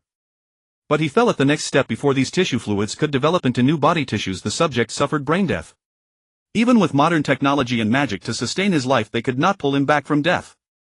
Jiang Bing discussed the experimental results and data with Wei Leita, who had considerable expertise in human anatomy and medicine and also had a great deal to say about the involvement of chaotic magic in the mutation process. However, she was severely lacking in combat magic knowledge, otherwise she wouldn't have been nearly stabbed to death by 2 witch hunters. But this was the current state of third-rate sorceresses. Without the accumulation of time or exceptional talent, having a single skill was already quite good. The second subject fell on the path of mutation, proving that the grass decoction had a tremendous impact on the subject's nervous system. Although the subject's body was still growing according to the set path, nerve necrosis quickly turned him into a vegetable, and then the uncontrolled physical development led to his death. As time progressed, raw materials and consumables were rapidly depleted. Bandits, robbers and law-breaking good brothers within a radius of dozens of kilometers were almost all captured by Jiang Bing. Jiang Bing had no choice but to extend his dark hand back into Nuwa Gorue. Thus many who normally bullied men and women were rotten to the core, and whose deaths even dozens of times over would not be regretted were granted great fortune. These notorious big shots on the streets vanished in a pitch-black night, disappearing without a trace. This situation gradually spread from street thugs to gangs, and the remaining witch hunters as well as the few members of the Eternal Fire also did not escape. Benefiting from this barbaric medieval-era murderers, rapists, loan sharks, human traffickers, those who forced women into prostitution, and the Eternal Fire members hiding underground concocting drug-powdered drugs, this city of 60,000 people ultimately did not let Jiang Bing's research work fall into the embarrassing predicament of a shortage of volunteers. The third batch of raw materials was delivered by Dan de Lien. This time Jiang Bing paid with some gold and silver jewelry and gemstones that were extremely rich in local characteristics. This made Dan de Lien, who was used to paying with crowns, somewhat suspicious, but he tactfully said nothing. Meanwhile, the experimental progress advanced rapidly, supported by a large amount of sample data and clinical trials. Using fewer than 200 lives, Jiang Bing and Wei Leita, who had transformed into a medieval medical pioneer, deduced a more mature and stable method of mutation. Thanks to modern medical instruments, the two were able to escape the predicament faced by all previous researchers who could only collect experimental data subjectively. Riding the fast train of technology, the monitoring instruments recorded every detail of the subject's physical changes during the trial. With such extremely detailed data, the improvement work progressed at an exponentially faster rate. It could be said that the experimental data contributed by a single person under Jiang Bing was almost equivalent to that of 6 people who had previously studied the secrets of witcher mutations. One person was more effective than 6. Of course, the most crucial role was played by the craftsman's innate intuition and the great sacrifice made by Jiang Bing. His blood. Halfway through the experiment, the two had already deduced that the main reason for the enormous risk of mutation was the disorderly and violent chaotic magic present in the monster mutation-inducing substances and monster tissues used as the base of the potions, which would affect and ravage the subject's human spirit. Not all humans are naturally born with affinity for chaotic magic, but the mutation process is precisely one of forcibly granting the subject affinity for chaotic magic. Rather than granting it, is more like forcibly merging the monster's innate characteristic of possessing chaotic magic into the subject's body. Incompatibility at the soul level triggers soul rejection, which further leads to soul collapse. Incompatibility at the physical or genetic level triggers physical collapse. Of course, when these two types of collapse occur frequently, it can easily lead to the researcher's collapse as well. Inevitably influenced by the monster mutation-inducing agents and physical materials used in the potion, they would draw closer to each other, merging together, or rather their genes would fuse. This is also the primary reason why witchers enjoy longevity, enhanced physical attributes, greater resistance to toxins, and a faster metabolism. It likewise explains why the various witcher schools exhibit different specializations. Their mutation processes employed mutation-inducing agents and tissues from different monsters. In a sense, witchers are no different from the monsters they slay. It would not be far-fetched to call them humanoid monsters. At this point, Jiang Bing found himself once again confronting the same dilemma that Cosimo Malaspina and his apprentice Aza had faced. The solution chosen by these two creators of the Witchers was to carefully select monster mutation-inducing agents and materials that were highly compatible with humans, then combine them with various herbs to suppress the BOTUS rejection response, neutralize the chaotic properties of the materials and maximize the success rate. However, this method could not completely suppress the BOTUS spontaneous rejection reaction. If it did, the success rate of the experiment would soar dramatically, but the subject would transform entirely, from soul to flesh, into a new monster. Yet without using these materials derived from monster bodies, the very foundation of Witcher mutations would be impossible. Zhang Bing attempted to replace the potion base with humanoid monsters like the Swamp Witch. But practice proved that these monsters only possessed a humanoid appearance externally. Their internal compatibility was far worse than that of ghostly creatures like the Noon Wraith. Thus a deadlock formed. Use them and the incompatibility led to a high mortality rate. Don't use them and mutations were out of the question. Was there a monster that possessed chaotic magic within its body yet shared a remarkably close affinity with humans? Before this, every mage who had studied Witcher mutation knowledge would have told you no. But Zhang Bing had found a theoretically optimal choice himself. Affinity. He had once been human, and although uncertain now, he still fell within the category of human. Chaotic magic affinity let him absorb freely. Almost everything flowing through his veins was chaotic magic, and the moment he landed he could trigger a chaotic tide. Without false modesty, he had yet to see anyone whose affinity could rival his. As for traits, talents, he felt that even those monsters could not catch up no matter how hard they tried. If a subject could truly inherit even a fraction of his artisan traits, within 3 months he would dare to flatten Night City and within half a year unify the new United States. And so, as if possessed by some impulse, he used his own blood as the base material for the potion and began brewing. As the blood and numerous ingredients simmered together in the crucible, an indescribable sensation surged within him. This feeling was extraordinarily mystical, as if something was seeking his permission. The moment Zhang Bing formed the thought of permission, extremely tiny, invisible and intangible somethings emanated from his body and flowed into the crucible. No matter how much it was stirred, the viscous blood that had always remained distinct from the other materials almost instantly dissolved, merging completely within the crucible and triggering a violent reaction. Following the prompt of his intuition, Zhang Bing unhesitatingly added 100 artisan badges worth of ether into the crucible as a catalyst to further refine the potion. The moment the potion took shape, the artisan's intuition made him instantly understand that he had once again concocted something extraordinary. This feeling was so intense, as if it were screaming madly in his ear, reminding him of the potion's preciousness and uniqueness. The next second, the system's prompt belatedly arrived. System notification: you have successfully created a transcendent artifact. As a result, your existence intensity decreases by 0.5. Affected by this action, your existence intensity increases by 0.3 and your constitution intensity increases by 0.3. Presenting your attribute list: name Zhang Bing, rank apprentice, artisan, class level 412, origin B33, plane origin star Earth, location plane no. HXXD G00334, existence intensity 5.7, constitution intensity 5.8, creator database access level 199, artisan badge count 234, originally 334. Zhang Bing collected the golden viscous potion, like liquid gold, into a special card-style bottle purchased from Night City and stored it in a customized metal case. The artisan's intuition allowed him to precisely gauge the proper amount for each dose. The entire crucible's potion, when fully measured, filled exactly 10 vials, each precisely 10 milliliters. To verify whether these potions could be replicated, Zhang Bing continued using his own blood as the base and repeated the above steps. As expected, the sensation of granting permission surged again, but this time he unhesitatingly refused. After making the decision, the blood still merged rapidly with the numerous materials, but the final potion turned a pale red and it no longer carried the feedback that made his intuition scream in his ear. Subsequently, this potion was applied to the subjects. The result was a resounding success. Paired with the optimized Witcher mutation process, the volunteers injected with the new potion smoothly completed the mutation, gaining extraordinary physical abilities and chaotic magic affinity, and successfully constructed the energy circuits for signs within their bodies. However, unlike Geralt and other Witchers, the subjects did not exhibit any non-human features. Even the distinctive cat eyes of Witchers did not form. Instead, they received a certain degree of facial enhancement, roughly equivalent to a mild skin smoothing effect. As for the success rate, it was unprecedentedly pushed to 100. These subjects seemed not to be undergoing species mutation, but rather welcoming an elevation in life's hierarchy. Thus, having taken an unconventional path and perfected the trial of the grasses through an alternative method, Zhang Bing named this potion Moldfire, the fire of decaying grass. And the 10 advanced potions which had drained both his body and his wallet received a more vivid and resounding name: Imperial Liquid Amber. After disposing of the consumables, those who had successfully completed the mutation but failed to survive under his hands, Zhang Bing began wrapping up his work in this world. First, personnel arrangements. With the consent of the party involved, Vireta as the first cross-world recruited talent would return to Night City with Jiang Bing to assume the position of head of the medical department of entropy reversal, becoming a corporate executive who stood above all but one. Her main tasks were to learn modern knowledge and oversee the subsequent employee physical mutation and transformation projects for entropy reversal. As for the Doppler Dudu, he didn't need Jiang Bing's arrangements, he was thriving alongside Dandelion. Next, arrangements for raw materials and supply channels. The Bard promoted to the off-site procurement manager of entropy reversal stationed in Novigrad would continue to follow up on the acquisition of relevant materials and attempt to establish a mature procurement system, expanding the scope of purchases to include books, dimeritium and a wider variety of herbs. Jiang Bing generously sponsored him 1,100 crowns for the inn's renovation costs and offered him a monthly salary he couldn't refuse.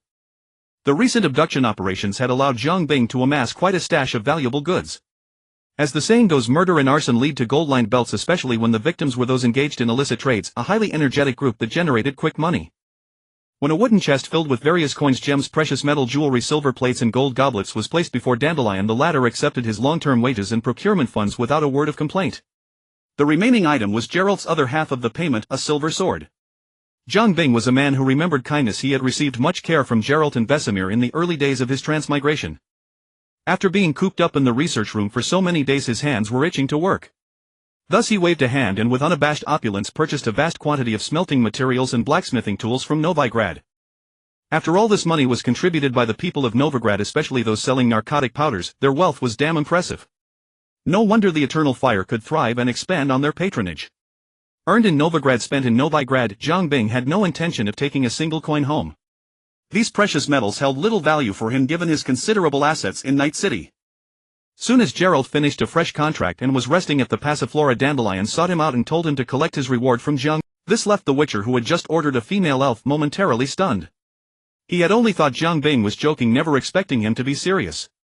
With the thought, if the silver sword isn't good enough, we'll take it and later have a blacksmith dismantle it for materials, Geralt met Jiang Bing at a temporary camp in the forest. A craftsman dressed as a blacksmith. As the saying goes, life has three hardships: punting a boat, forging iron and grinding tofu. But when you possess a superhuman physique, inexhaustible strength, almost never fatigue and an innate transcendent creativity matched by equal manual dexterity, blacksmithing as a recreational activity rarely incites resistance in most men. Such was Jiang Bing. His current state could be summed up as addicted to smithing. "You're here." Naked from the waist up, he saw Geralt and immediately grabbed his hand, scrutinizing him carefully. Then under Geralt's bewildered gaze, Jiang Bing began measuring his arm span, shoulder width and testing his grip strength, arm strength and even core strength. Finally he had Geralt perform the Wolf School Witcher sword techniques he was most accustomed to several times. When Geralt began to catch on, Jiang Bing picked up two unsharpened longswords and tossed one to the bewildered White Wolf. The two began to engage in an intense bout of swordplay. In truth, it was mostly Geralt on the attack. At Jiang Bing's request, he fully immersed himself in a real Witcher combat scenario, employing every trick imaginable, rolling like a lazy donkey, squirming like a maggot, hopping like a rabbit, fleeing with his head down, using every move to the extreme. To ensure authenticity, Jiang Bing also unleashed authority Chi Yu, allowing Geralt to simulate actual combat against large monsters. After the battle, Geralt demonstrated various signs dozens of times. After all this exertion, Jiang Bing finally released the exhausted Witcher, who looked as if he had been drained dry by a sorceress, and returned to the forge swinging his hammer. The sound of the forge and hammering continued until midnight. Not long before dawn, a drowsy Geralt was startled awake by footsteps. The moment he opened his eyes, he saw Jiang Bing striding toward him with a gleaming longsword, nearly causing him to react in panic. Only when Jiang Bing approached and casually thrust the weapon into the ground before him did Geralt realize that his payment was ready. Even before taking it in hand, Geralt's heart quivered at its appearance. It was too beautiful. In an era where manufacturing relied mostly on handwork, aesthetics were synonymous with quality. The slender spine of the blade, the silver-edged edges spreading outward, the guard, pommel and grip all appeared understated, yet upon closer inspection the entire sword exuded an air of exquisite craftsmanship. "Try it," Jiang Bing said, interrupting Geralt's admiring gaze.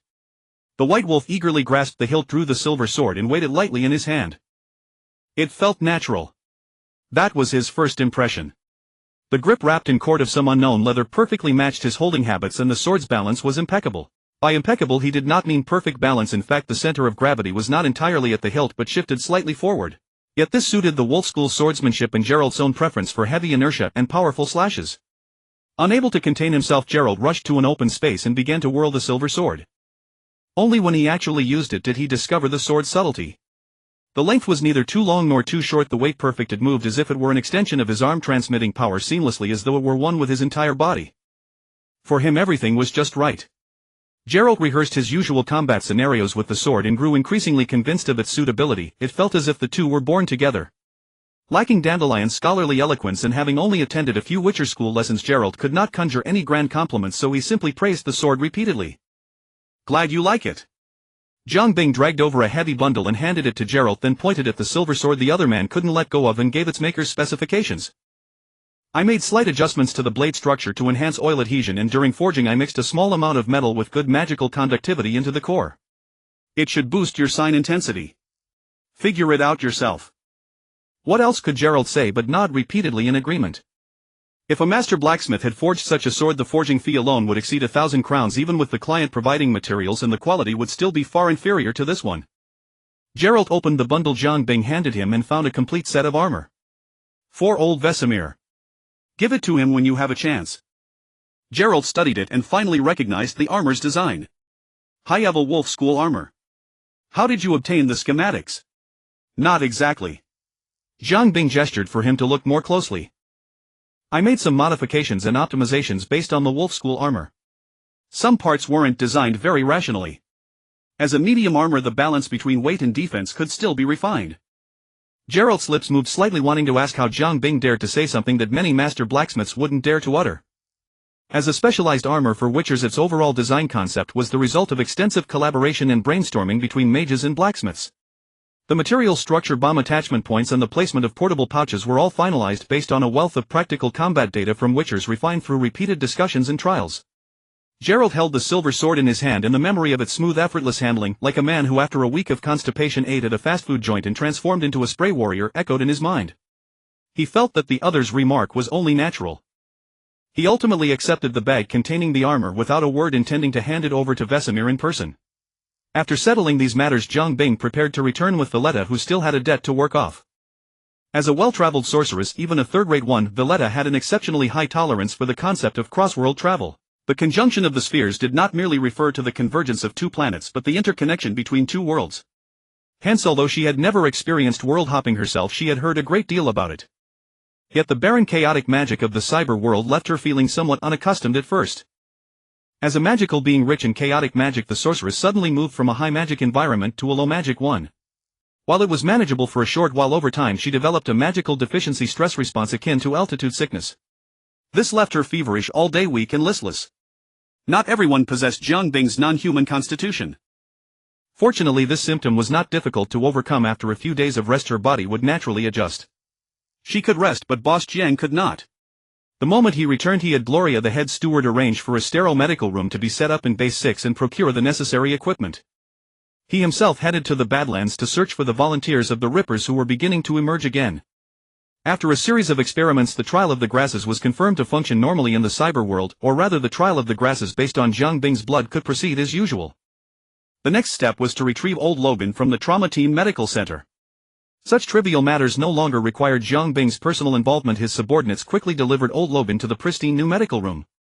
Despite the assistance of numerous life support devices, old Logan, who had been poisoned for a long time, began to emanate a scent of decay and death from the inside out. Fortunately, one injection of the Imperial Elixir turned the tables. My fate is mine to command, not heaven's. The transforming old Logan was placed in a life support pod which rapidly generated monitoring data. This high-end medical device from Body Quality Company integrated functions such as body monitoring, daily life support, drug injection, and basic first aid. Apart from its exorbitant cost, it represented the pinnacle of current life support pod technology. As for how expensive it was, let's just say it was roughly equivalent to the cost of the same volume of premium seafood. Once old Logan's physical data stabilized, Jiang Bing exited the medical room. The next step was to let the dust settle. Outside the door, everyone was eagerly awaiting Jiang Bing, like family members waiting outside a critical surgery. Only when they heard from him that old Logan was safe did they finally relax their tense nerves. Cheers erupted at once. It was foreseeable that the stock of wheat ale in the small cafeteria would soon drop significantly. Meanwhile, Gloria seized every moment Jiang Bing was at the base to report the latest developments of entropy. As of now, the total revenue from organic meat smuggling is around 14 million, with high-end organic meat accounting for 49, mid-range organic meat 41, and the rest coming from Duke Lawson's agricultural output. What crops has he grown this time? Jiang Bing showed particular interest in farming. Gloria replied matter-of-factly, some ornamental flowers, a few spices, but mainly fungi. He has added 3 new types of mushrooms. Is he that fond of growing mushrooms? Gloria's standard fake smile said it all. Revenue from other miscellaneous items is about 2.8 million, with the bulk coming from water purchases by various clans.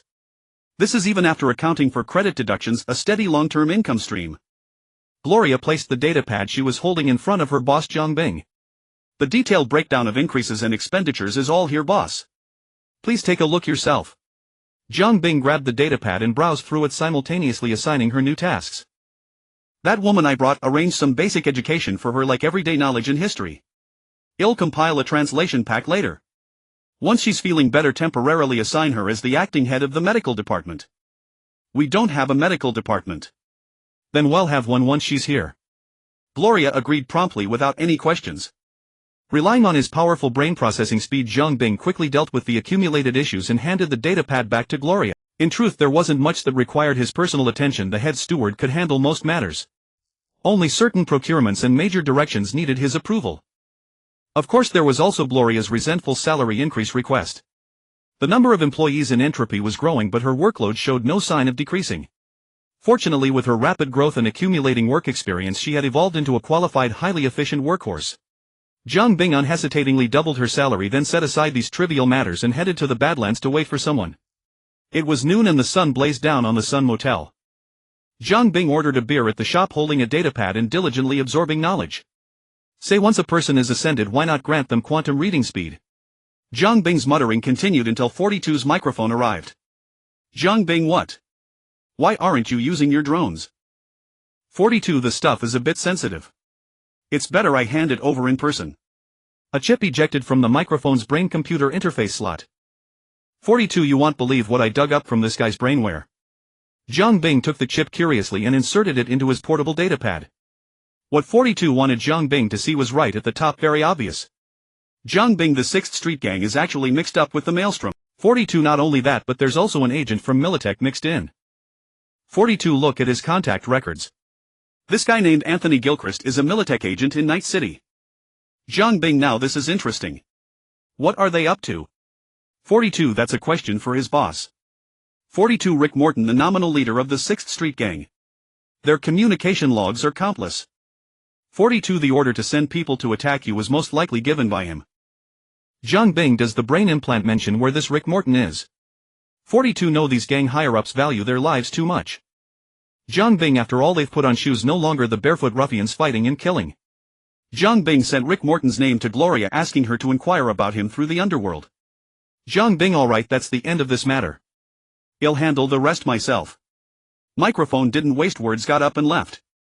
It was no secret that the 6th Street Gang had support from Militech, but the Maelstrom Gang as a local gang mingling with the 6th Street Gang and Militech seemed like a sign of brewing trouble. So Jiang Bing patiently waited for Gloria's reply. Let me tell you something, a nearby drinker whispered to his companion. What is it? Speak up. Do you know where Johnny Silverhand was when the Arasaka Tower exploded? Where? At the Arasaka Tower, wasn't he? No, the drinker slurred, you'd never guess where he was. Where? Tell me quickly. He was everywhere, haha. Jiang Bing, who had been eavesdropping hoping for some juicy gossip, was left speechless. Quite an amusing joke, don't you think so? A voice sounded from across Jiang Bing. A man with eyes flashing blue lights sat down uninvited opposite him. Another microphone. Which side are you from? Jiang Bing asked bluntly. What do you think? The retort was lively, lacking the subtle sense of detachment typical of microphone. Looking at the man's overly blue cybernetic eyes, Jiang Bing had a suspicion. Night Corp, he asked, feigning nonchalance. Sure enough, this managed to stun the other. It seems I've underestimated your intelligence capabilities, Mr. Sabor Lerick, whose real name I don't know. You're not bad either. Ha, flattery. It's understandable that Arasaka and Militech are looking for me, but I don't think I've ever dealt with your Night Corp. Jiang Bing sidestepped the issue, changing the subject. Actually, you have, the other retorted.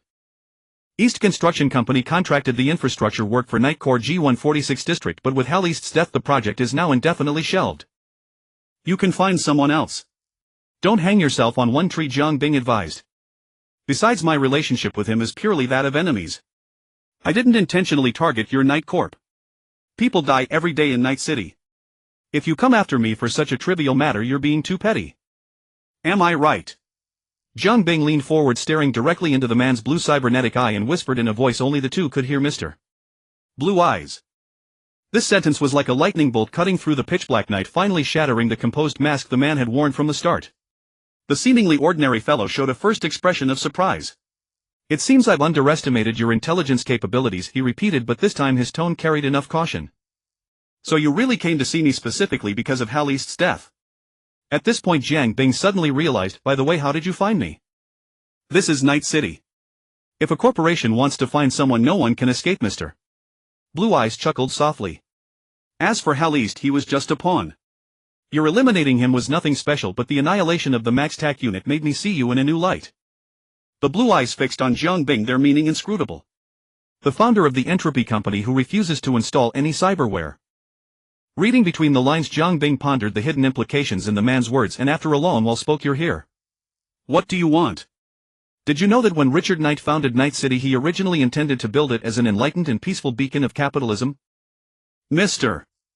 Blue Eyes suddenly steered the conversation to Night City's history. He welcomed all friends, everything and everyone that could make tomorrow better. But he died in a mysterious manner in the top-floor suite of the Park View Tower, which had one of the tightest security measures at the time. There were no traces of any assassin left behind. "Isn't that ridiculous?" Jiang Bing straightened up, listening to the man recount these old well-known stories. "He died and Night City died with him, though it hasn't been buried yet." Mr. Blue Eyes spread his hands to Jiang Bing. "That's what his wife Miriam Knight said." Jiang Bing keenly noticed a ring on the man's right index finger with an antique design that was completely out of sync with current trends, looking like an old relic from the last century. "Night City isn't just Night Core Night City," Jiang Bing retorted. "Of course, Mr. Blue Eyes nodded in agreement. "Just like a movie, a book, or a poem, once the author completes the work, it no longer belongs solely to the author but to everyone who appreciates, but it shouldn't belong to Arasaka or Militech." Mr. Blue Eyes chuckled softly. After all, from the past to the present, whether it was the Unification War or the Fourth Corporate War, their performances have been far from satisfactory. Jiang Bing gave two snorts in response. "It seems you have a different opinion." Jiang Bing tapped his fingers on the table, his tone casual. "Capitalism, communism, democracy, oligarchy, dictatorship, public ownership, private ownership, collectivism, individualism, what hasn't appeared in human history?" "You have to admit," Jiang Bing pointed at the other humans, "as the basic elements that make up all of the above are exactly such creatures. At their best they are extremely good, at their worst extremely bad. They are both merciful and cruel, both sentimental and cold, capable of helping you or harming you. Corporations as a collective development direction of human desires, and you expect them to be good to stay good forever. That's a joke. Much funnier than Johnny Silverhand's joke just now," Jiang Bing added. Mr. Blue Eyes stared at Jiang Bing in a daze.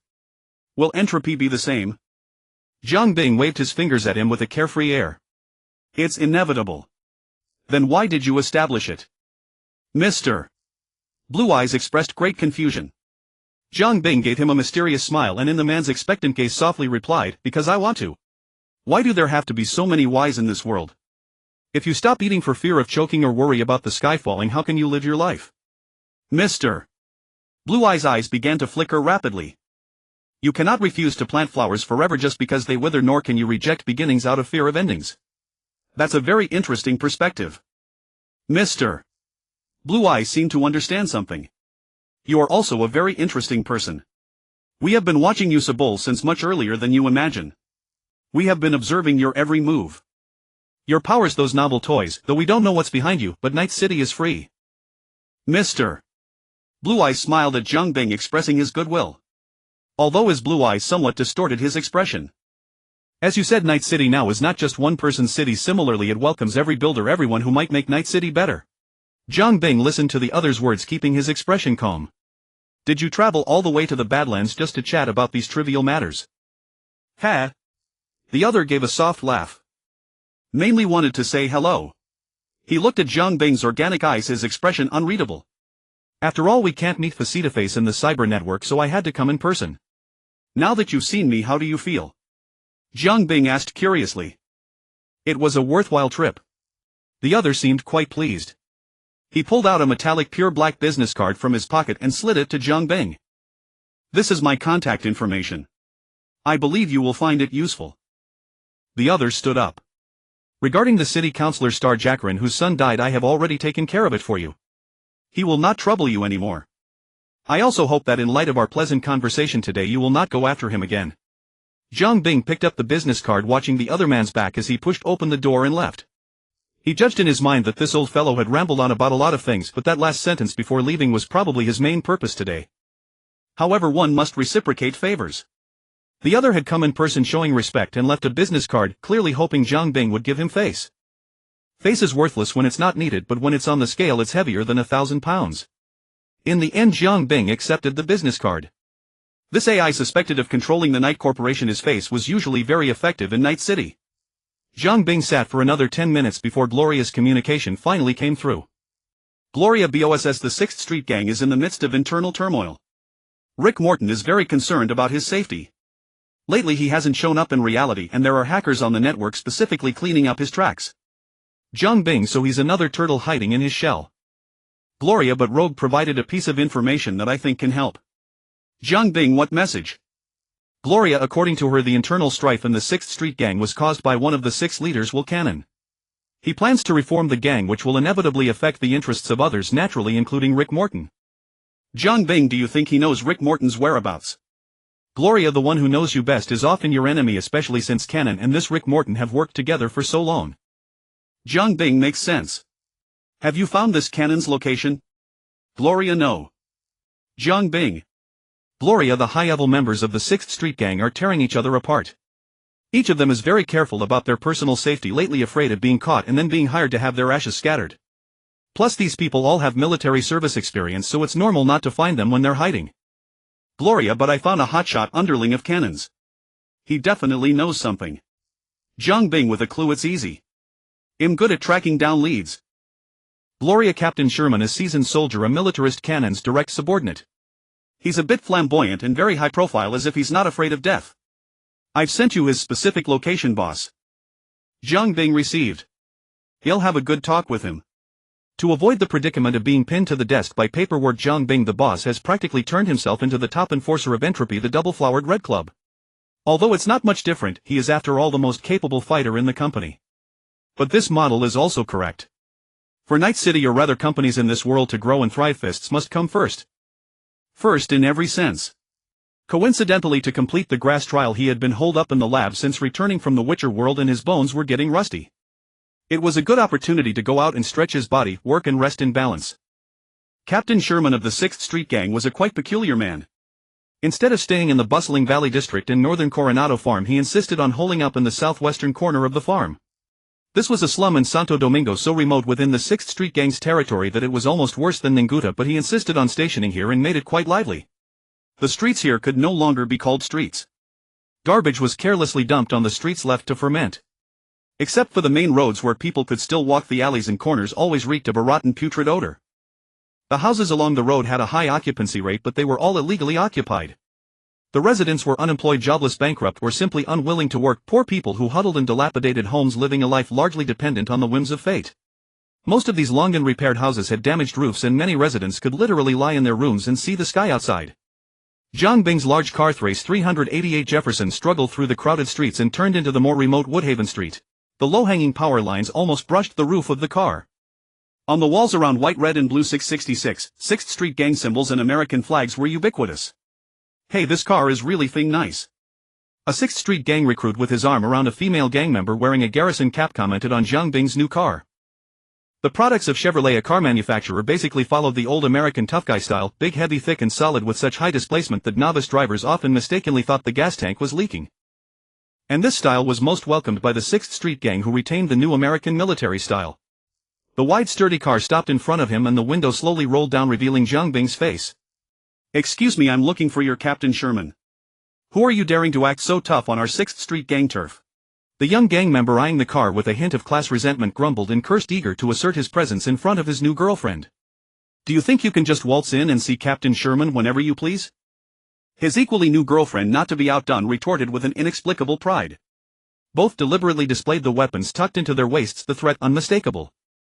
Soon Jiang Bing stepped out of the car and delivered a persuasive lecture to the two thugs, making them fully realize the harm their ostentatious, self-abasing behavior could cause to social stability. The recruit covered his dislocated jaw, clutching the peak cap Jiang Bing had stuffed into his hands, while his girlfriend, her cheeks puffed up, cowered behind him in silence. She rapidly grasped the meaning of silence as a virtue. Jiang Bing, holding the two identical pistols confiscated from the couple, dismantled both into pieces with a dazzlingly swift technique under their fearful gaze. Now can you talk? Whoa. Jiang Bing had been a bit rough. The young man's jaw was dislocated, causing his speech to whistle and slur. With a grating crack, Jiang Bing casually snapped the crooked jaw back into place. The thug, tears streaming from the pain, held his jaw but dared not utter a single sound. Captain Sherman is hosting a shooting contest on the rooftop ahead. His girlfriend finally managed to finish the sentence. The parts of the two identical pistols were mixed together and Jiang Bing reassembled them with lightning speed. Jiang Bing returned the pistols to them, patted the young man, clearly new to the gang, on the shoulder, tossed out a remark and strode away. You guys are so unprofessional. You don't even maintain your tools of the trade. The spring's loose. The young couple stood there dumbfounded. After a long while, the female recruit, having come to her senses, took back her pistol and fired a shot at the corner trash can. Finding the trigger pull smoother than before, she stammered, "He's not such a bad guy after all." The shooting range was a flat clearing vaguely encircled by several 3- or 4-story buildings hidden within the concrete jungle, coy and beckoning. A crowd of 6th Street gang members were gathered there for target practice, the gunfire crackling like popping beans. No entry without invitation. This place is only open to those who bleed red, white and blue. Get lost. A lackey in a cowboy hat lounged beside a metal table laden with bullets, his words dripping with old-school American flavor. Doesn't the 6th Street gang pride itself on reviving American glory? Is this the quality of that glorious era? Jiang Bing retorted. Hey, you've got a smart mouth, don't you? The other clearly couldn't take the bait, rolling up his sleeves to argue with Jiang Bing. Walker, curb that temper of yours. Today's a rare team-building event, don't spoil everyone's fun. A burly man with both arms replaced by metal prosthetics, wearing a peaked cap, poked his head out from a large sofa at the edge of the clearing, putting a stop to the conflict. As for you, kid, nice ride. Got good taste. A real man drives a car like that, plenty of muscle. The gang member named Walker, seeing his boss speak, could only sulkily return to his seat. Sherman? Jiang Bing asked. It's Captain Sherman, the young man quickly corrected loudly. Oh, looking for me specifically. Julia was right, this bastard was indeed as flamboyant and reckless as if he had no fear of death, completely unconcerned that Jiang Bing might be an edge walker here to take his life. Or perhaps he was confident in his own strength. What's up? Captain Sherman rose from the sofa, his burly frame bulging the vintage green American military uniform. A little matter, but not with you. I need to see Huapao. You can't just see Boss Huapao whenever you want. Walker jumped in again, his face full of displeasure. I have something here that I believe he'll find interesting. Jiang Bing pulled out a chip containing some data and showed it to A stranger suddenly shows up waving a chip and demanding to see the boss. Who do you think you are? What if you're an assassin? Jiang Bing reasonably suspected that this lackey Walker was Sherman's mouthpiece. Crude but not wrong, kid. Sherman might be brash, but he wasn't stupid. Just as Jiang Bing was about to make one last attempt at persuasion, the young couple from the 6th Street gang timidly approached, glanced at Jiang Bing and whispered something to the two leaders. Jiang Bing heard every word clearly. Fortunately, the couple simply recounted the minor scuffle truthfully without much embellishment. Which territory are you from, friend? Pretty good moves and plenty of guts. It seemed Walker wanted to champion his subordinates. Sherman, as the brains, clearly thought deeper. Nice handling of the gun. How about this, you two have a match? If you win, I'll take that thing you're holding and have a look. Deal. Sherman's gaze flickered between Walker and Jiang Bing. What do you say? Jiang Bing found himself intrigued. This is a shooting range. Look at those shiny bullets on the table and the targets waiting to be hit. What else could it be? A shooting contest, of course. No wonder he's the boss. This proposal would both test Jiang Bing's skills and give his subordinates a chance to save face, and most importantly, it wouldn't burn bridges. Walker was clearly confident in his marksmanship, a triumphant expression already on his face. But he didn't know that this move was akin to a little monster kicking Ultraman Leo, a complete reversal of fortune. So Jiang Bing nodded in agreement. Excellent. Captain Sherman, somewhat of a showman, shouted loudly, ordering everyone to stop what they were doing and focus on the match. Since it's a competition, there must be a prize. Sherman pulled out a customized Lexington pistol from under the table and slapped it down. A custom Lexington originally intended as a prize for the next shooting session, but ITLL due for today. Anyone else want to join this overtime match?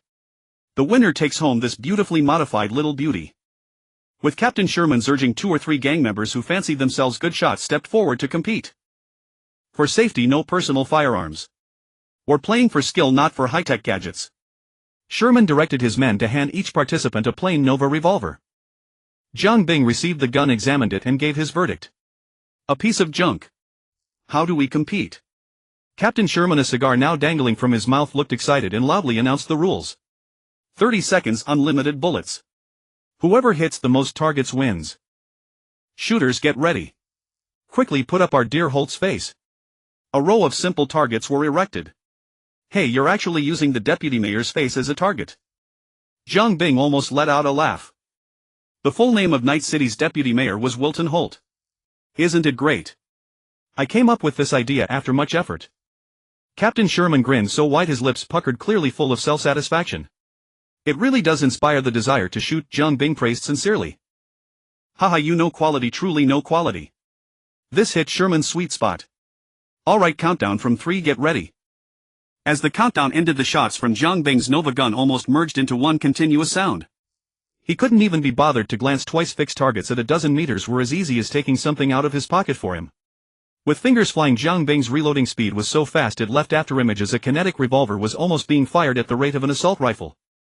If not for the limitations of the weapon structure, Zhang Bing could even have pushed the firing rate to submachine gun level.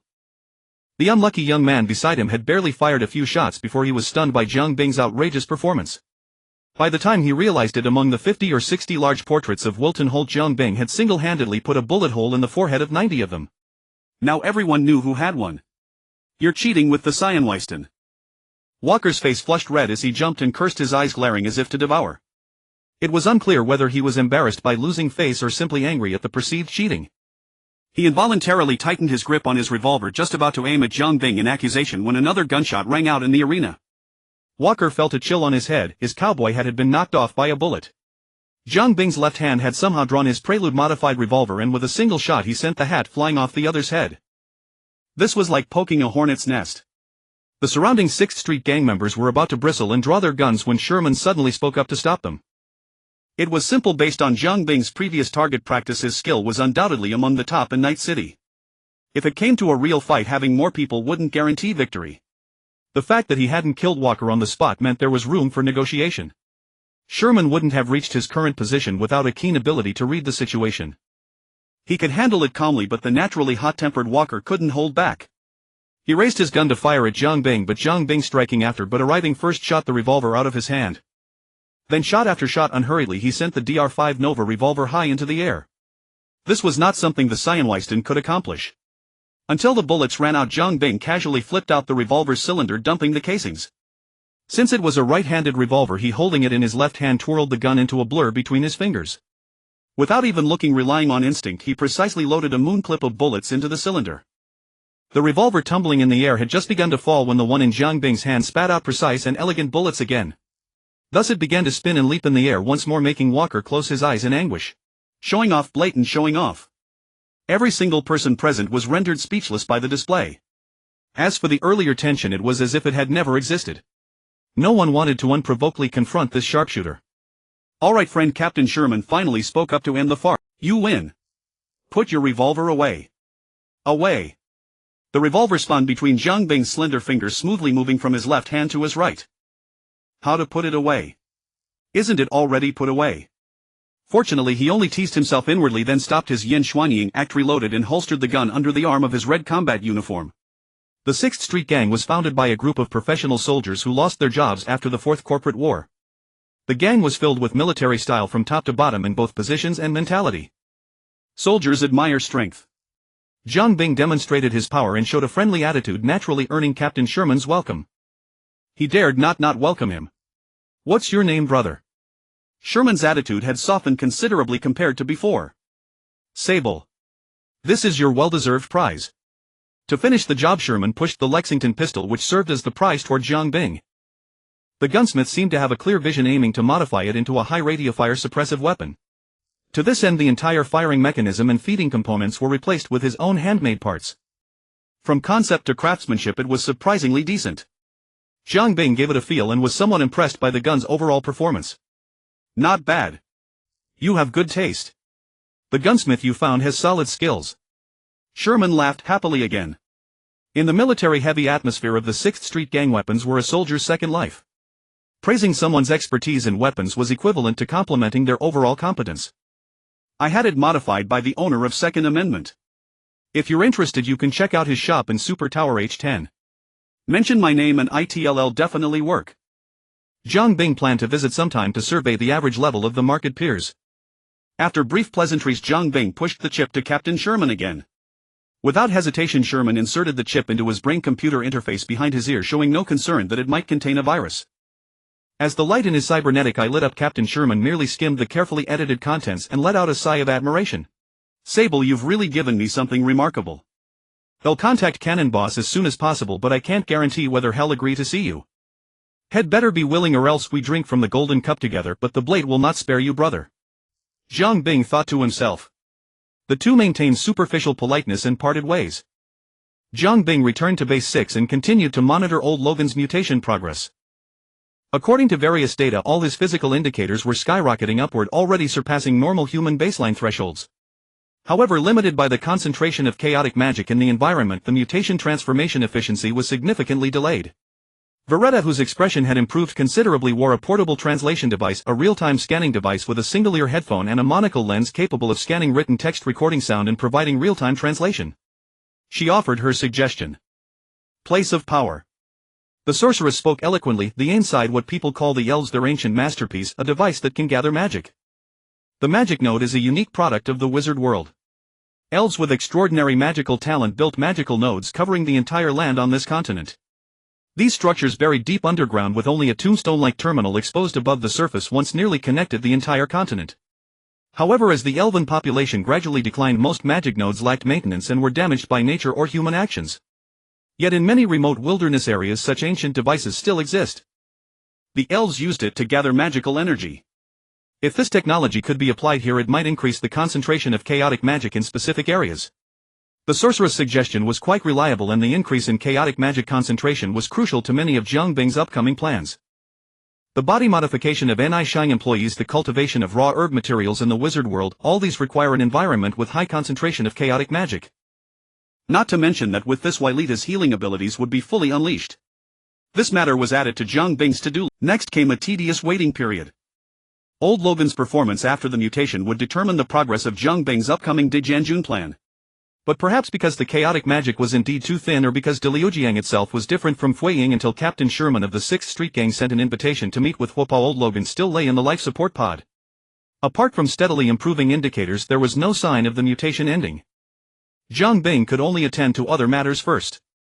No one knew why Huopa was called that name. Zhang Bing didn't know either, but he didn't care. The two met in a semi-abandoned town near Taiping Prefecture. One side came with great fanfare, security personnel scattered in every corner of the ruins, 2 guards at the door and 3 bodyguards behind. The other side was alone with no gear on his person and no weapon in hand. Well, Huopao looked like a typical American tough guy, the kind of white macho man with a double chin and a thick chest hair often seen in old movies. But to call him brawny and brainless would be irresponsible to oneself. Yellow people are indeed rare. "You're not from Kongtao, are you?" As soon as they met, Huopao launched an aggressive interrogation. Under the gaze of a dozen pairs of eyes, Zhang Bing plopped down onto the sofa opposite Huopao, his posture as casual as if he were at home and Huopo's crew were the guests. "Don't give me that crap. If I were from Kongtao, I wouldn't have come alone." Huopao crossed his arms, leaned back, completely disregarding the shabby sofa beneath him, and praised sincerely, "Kid, daring to talk to me like that, you've got guts. Since I've already met you, how I speak doesn't matter much." The other party clearly failed to grasp Zhang Bing's true meaning. "What else do you have in hand? Bring it out." Huopao made no comment on Zhang Bing's words and took the initiative to bring up the main purpose of the meeting. "I need the location of Rick Morton." Zhang Bing pulled out a data chip and showed it to the other. Huopao chuckled, "Quite a demand. Aren't you afraid you won't walk out of here today?" "Of course not." Zhang Bing looked at the other with an inexplicable gaze, his stare making Huopao, a fierce veteran who had charged 7 times in and out of the battlefield of the 4th Corporate War, feel somewhat uneasy. Clink. With a flick of his finger, Zhang Bing sent the chip precisely onto the table in front of Huopao. "The goods are here. Whether you want to make this deal or not is up to you." Huopao glanced around at the many armed thugs in the corners of the room, sneered a few times. "Kid, you really have guts." With a wave of his hand, the thug behind him stepped forward, picked up the chip from the table and inserted it behind his own ear. After a while, having read the information, he leaned over and whispered to Huopao. "You've got some skills, kid. You can dig up this kind of stuff. You've checked the goods. Where's what I want?" Huopao crossed his legs, lit a cigar, a fine Cuban. "I don't have the hideout location of Rick Morton." Zhang Bing frowned and was about to stand up when the sound of guns being raised filled the room. "Kid," Huopao pointed his cigar-holding hand at Zhang Bing in the air. "Don't know where you're from, rookie." Doing business in Night City isn't that simple. Jiang Bing sighed, thinking to himself, looks like he'll have to trouble 42 again. However, Huopo's next words allowed 42 to take a break for now. I do have a lead on his whereabouts, but why should I give it to you? Business credibility. Jiang Bing laughed dryly. He slowly drew the revolver from his underarm holster and placed it in front of Huopao. With this. Haha, Huopao laughed out loud. With this little water pipe. Why don't you take a look around you? These are real men's tools, kid. Jiang Bing shook his head, ejected the entire moon clip of bullets from the cylinder, then pried off one bullet.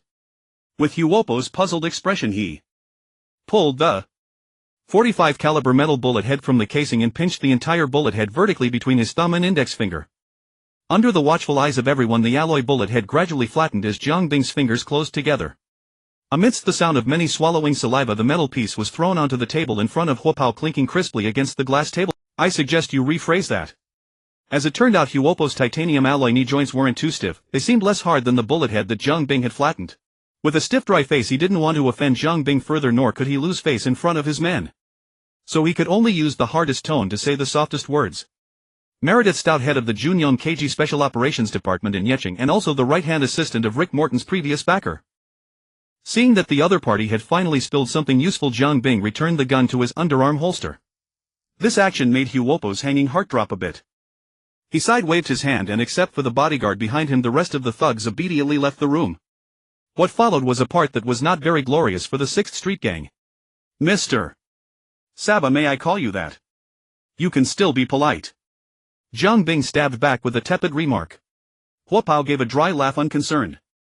The 6th Street Gang has been secretly backed by Junyong KG all along, providing money and guns. Jiang Bing showed no surprise at the revelation. Anyone not stupid could guess that. Since you've sent your men away, just say something useful. But corporations aren't charity. Their stuff isn't that easy to take. Huopao took a hard drag on his cigar. The American Intelligence Agency occasionally issues contracts to the 6th Street Gang for battlefield operations. We usually pick up whatever we can handle to earn a meager living. After all, the new USA is practically our hometown. Rick Morton, on the other hand, has been working for a high-ranking figure in Militech, but he's been overstepping his bounds. Pao touched the blue armband on his left arm and continued explaining to Jiang Bing. The 6th Street Gang is not a tool for him to amass wealth, nor are the brothers Liv's playthings for him to curry favor with those big shots above. So you want to kill him and take his place? Jiang Bing teased. Don't put it so harshly, Pao defended himself. In the years he's been in charge, robbery, extortion, arms trafficking, vehicle theft, he's turned the once respectable 6th Street Gang into a chaotic mess. You mean to say you're setting things right? Jiang Bing summarized his upcoming speech in advance, preempting the other's response. Don't make me laugh. By your logic, Rick Morton has been doing this for quite a while. Where were you earlier? Pao was left speechless by Jiang Bing's rebuttal. Let me guess, there's been a shakeup in Militech's management. This time Pao was astonished by Jiang Bing's political acumen. It seems someone has approached you. Jiang Bing effortlessly revealed the truth. But I don't care about that. And I can tell you clearly, Rick Morton has likely latched onto another corporation's favor recently. Pao jerked his head up, eyes fixed intently on Jiang Bing, his mind racing over the information the other had dropped. The high branch Jiang Bing referred to could only be Walls, the head of Biotechnica's Night City Food Division. What, you don't believe me? Just because you keep tightening the noose, you can't expect him not to seek a way out and survive. No wonder, Pao said with a hint of sudden realization. I imagine Meredith Stout would be interested in this. Pao stubbed out his cigar. Mr. Saba, I'll contact Meredith Stout. She definitely has information on Rick Morton. He retrieved the chip from his bodyguard and gestured to Jiang Bing. With this added, I believe we can both get what we want. At that point, the deal was essentially struck. Pao stood up and began contacting Meredith Stout by the balcony. After a round of haggling, he returned with a mix of half joy and half worry. Meredith Stout indeed has intel on Rick Morton, but she specifically requested to talk to you in person. After saying this, he carefully scrutinized Jiang Bing's expression.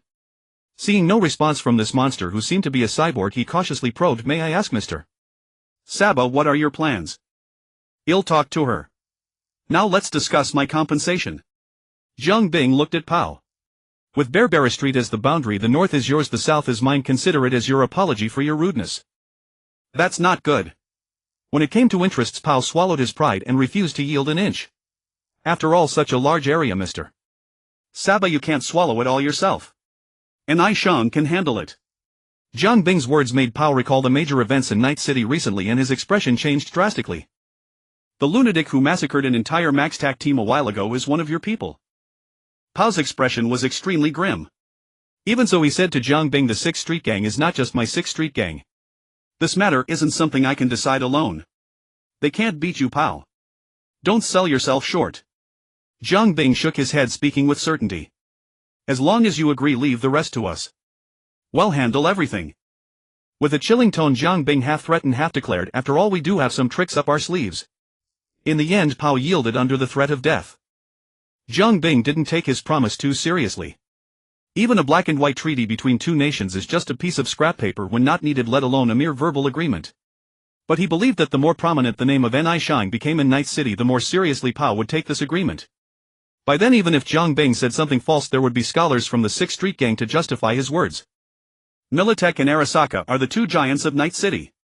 However, unlike the Arasaka Tower in the heart of Corporate Plaza, Militech's various weapon shops are scattered throughout the city's streets and alleys. As an agent of the Special Operations Division, Meredith Stout had no traditional fixed office. Therefore, the meeting place with Jiang Bing was set in an abandoned drainage ditch. The drainage ditch was wide enough for a horse to gallop, but it was not a proper road, so it couldn't accommodate the hefty Thracian 388 Jefferson. So he had to get out and walk. Meredith was an older woman with a long face and short hair, exuding the crisp efficiency of a soldier and the weary near-death exhaustion typical of a corporate dog. The recent upheavals in the upper echelons were like a murky torrent sweeping her along. Her superior's downfall left her without a familiar anchor, drifting like rootless duckweed in the company. Thus, increased fatigue and stress made her face look sallow and aged, as if she had entered the worst stage of menopause. When Jiang Bing arrived, the woman was viciously attacking a poor sod's kidney area. Master Jiang took a couple of glances. Her technique was passable. It wouldn't kill, but it would hurt a lot. Hey, busy. With the laid-back demeanor of old Night City's true stars and stripes, Jiang Bing felt a genuine sense of ease at the sight of this interrogation. This was the flavor. Kid, you've got some nerve. Once a woman enters menopause, she gets irritable and speaks aggressively. How did you know about Anthony Gilchrist? Rick Morton's hiding place. Jiang Bing extended his hands, indicating an exchange of information for payment. Poof. As a former agent, Meredith had no intention of wasting words. With a wave of her hand, the enforcer at her side stepped forward, ready to restrain Jiang Bing and repeat the same treatment on the previous unlucky fellow. Watching the suited giant approach, Jiang Bing sighed inwardly and delivered a powerful kick to the chest, sending the man flying. The Militech combatant, half of whose body was metal, landed on his rear in a comical pose, sliding swiftly across the ground for over 10 meters before colliding with the concrete wall of the drainage ditch, elegantly completing the entire difficult maneuver. The other man instinctively reached for his gun, but Jiang Bing closed in and seized his right hand that held the weapon. The Strike 3 combat cybernetic arm, made primarily of super hard aluminum alloy, was crushed flat by Jiang Bing's grip. Beneath the man's twitching eye, Jiang Bing then delivered a punch that drove his head straight into the trunk armor of a nearby Curtiss Safety 2066. Military technology, true to its name as a megacorporation, had combat personnel whose will was as unyielding as their skulls. Under such an impact, the man still clung to life. His entire cranium must have been replaced with high-strength cybernetic alloys fitted with shock absorbers. Are the people from military technology always this arrogant? Jiang Bing asked, his tone laced with impatience. Haha, looks like the bitch hit a wall this time. Stripped of his protectors, the tortured wretch slumped to the ground, yet still found the energy to taunt Meredith. As a senior agent for military technology, Meredith was no pushover herself. Her flexibility at the very least far surpassed her firepower. The moment her two subordinates were incapacitated, the combat assessment system beneath her brow instantly rated the newcomer's threat level at maximum and updated her survival probability. 0. So with graceful pragmatism, she raised her hands in surrender. Kill her. Whatever she's offering, you'll double it. The wretch seized every chance to turn the tables. Shut up. Meredith silenced him with a vicious kick from her high heel, driving his words back down his throat. I believe there's been a misunderstanding, my friend. Whatever you want within reason, military technology will provide. Seeing that force was futile, the female agent adeptly pivoted to the arena of wits. Jiang Bing sighed. Why do you big shots always have so many schemes? Rick Morton's hideout. Don't make me ask a third time. A fawning smile crept onto her face. Truth be told, I'm looking for him too. So that's a no. Jiang Bing's gaze turned perilous. I have leads. Am confident he'll find him soon. Don't believe her. This bitch is on her last legs. The boss she sucked up to has been fired by the Corp. She can't even save herself now. The wretch clutching his broken mouth jeered. Jiang Bing turned to him. Sir, if you take him out, he'll double what she offered. Rick Morton's hideout. The man's endless chatter died in his throat. He's Anthony Gilchrist. With the aid of her combat assessment system, Meredith quickly weighed her options and revealed his identity. I guarantee Rick Morton's whereabouts are locked in that head of his. The female agent spoke with conviction. Jiang Bing crouched down, fixing a benevolent gaze on the blood-streaked pudgy face. Are you going to tell me where Rick Morton is? The wretch answered with a silent stubborn protest, his stance unmistakable. Then as Meredith's eyes twitched wildly, Jiang Bing snapped the man's neck with a clean decisive motion, twisted it twice and wrenched his head from his shoulders like a radish. You owe me a life. Best remember that. Tossing the words over his shoulder, Jiang Bing dusted himself off and strode away with aplomb. Watching him depart with the severed head in hand, 1,000 words swelled in Meredith's chest, coalescing into a single bitter thought. I meant the information was in his head, not his actual head. Once the western expanse of Night City, now the Badlands, this region was originally a range of rolling mountains. But after the city's founding and the commencement of land reclamation, countless peaks were dumped into the Coronado Bay and the Western Church Bay. The altered topography combined with the destruction of surface vegetation by viral weapons had transformed this place into a harsh, uninhabitable wasteland. Or a lawless land. The Badlands earned its name not just for its ubiquitous dirt. It was primarily due to three factors: barren mountains, treacherous waters, and the rise of unruly folk. Biotechnica's protein farms, with their vast workforce, complex personnel structure, immense work pressure, and abysmal external and internal environments, were especially prone to producing such unruly individuals. The most representative group among them was naturally the cyberpsychos. The protein farm covered an area vast enough to rival all of Pacifica, and Biotechnica's employee apartment complex sat at its very. A driverless bus slowly pulled up to the entrance of this sprawling compound, delivering a fresh batch of expendable labor. In the distance, several figures in the desert focused their attention on a fierce battle. Everyone was watching the cyberpsycho being besieged by Biotechnica's security forces. He was riddled with nearly half a kilo of bullets, yet still bounced around with the vitality of a bug from the nearby protein farm. Of course, most of the Entropy employees' attention was on the rejuvenated Logan. Never thought you'd look like this when you were young. Quite the cowboy vibe. Falco sat in the driver's seat of a Viper, musing through the window. Logan flicked his gambler's hat, pulling the brim low to shield his sharp eyes. The sunlight felt a bit too harsh in his newly restored vision. Yeah, I'd almost forgotten myself. Under the influence of the Imperial elixir, old Logan had been reborn. The issue of lifespan, once his greatest concern, had become the least of his worries. The protein farm had long been plagued by sandstorms, and with some entity who spent his time lounging on a throne and fueling the tempest, the production facilities in the southwest had suffered significant abnormal damage. But this was merely a minor skirmish. Slept for so long, how do you feel now? Maine watched old Logan, whose robust frame and vibrant spirit radiated a sharp aura from within, and asked in a low voice. Logan lit an old-fashioned cigarette. The once harsh smoke now tasted like Night City's rich dark coffee, bitter yet carrying a hint of fragrance.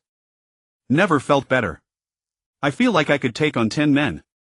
Immersed in a world infinitely more vivid than before, Logan exhaled a plume of smoke that was quickly scattered by the rising wind. Maine was a bit skeptical. Boss just wants us to wait here. Is that damn Rick Morton just going to waltz out the front gate? The old cowboy had already made his mind up without question. Trust the boss.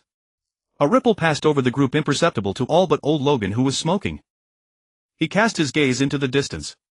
Through a brand new perception, he sensed something rapidly gathering there. The sky grew dark. Everyone who scraped a living in the Badlands knew the weather could change on a dime. But none had anticipated such a violent shift. Endless currents of wind whipped up loose gravel, forming a towering 10-meter-wide tornado in just over 10 minutes. Under everyone's watchful eyes, old Logan suddenly spoke. It's here. Before the crowd could comprehend what was happening, the tornado that had been wandering aimlessly in the distance suddenly seemed drawn by something, accelerating its rotation as it surged toward the biotech protein farm. Its purpose was unmistakably clear. Those who often sail the seas know that among the many peculiar natural phenomena of the ocean there is a famous one called dragon drinking water, a waterspout, which is a type of tornado occurring over water. Those on land are called landspouts. Sometimes at large wildfire sites, due to the collision of hot and cold air currents, fire whirls can form.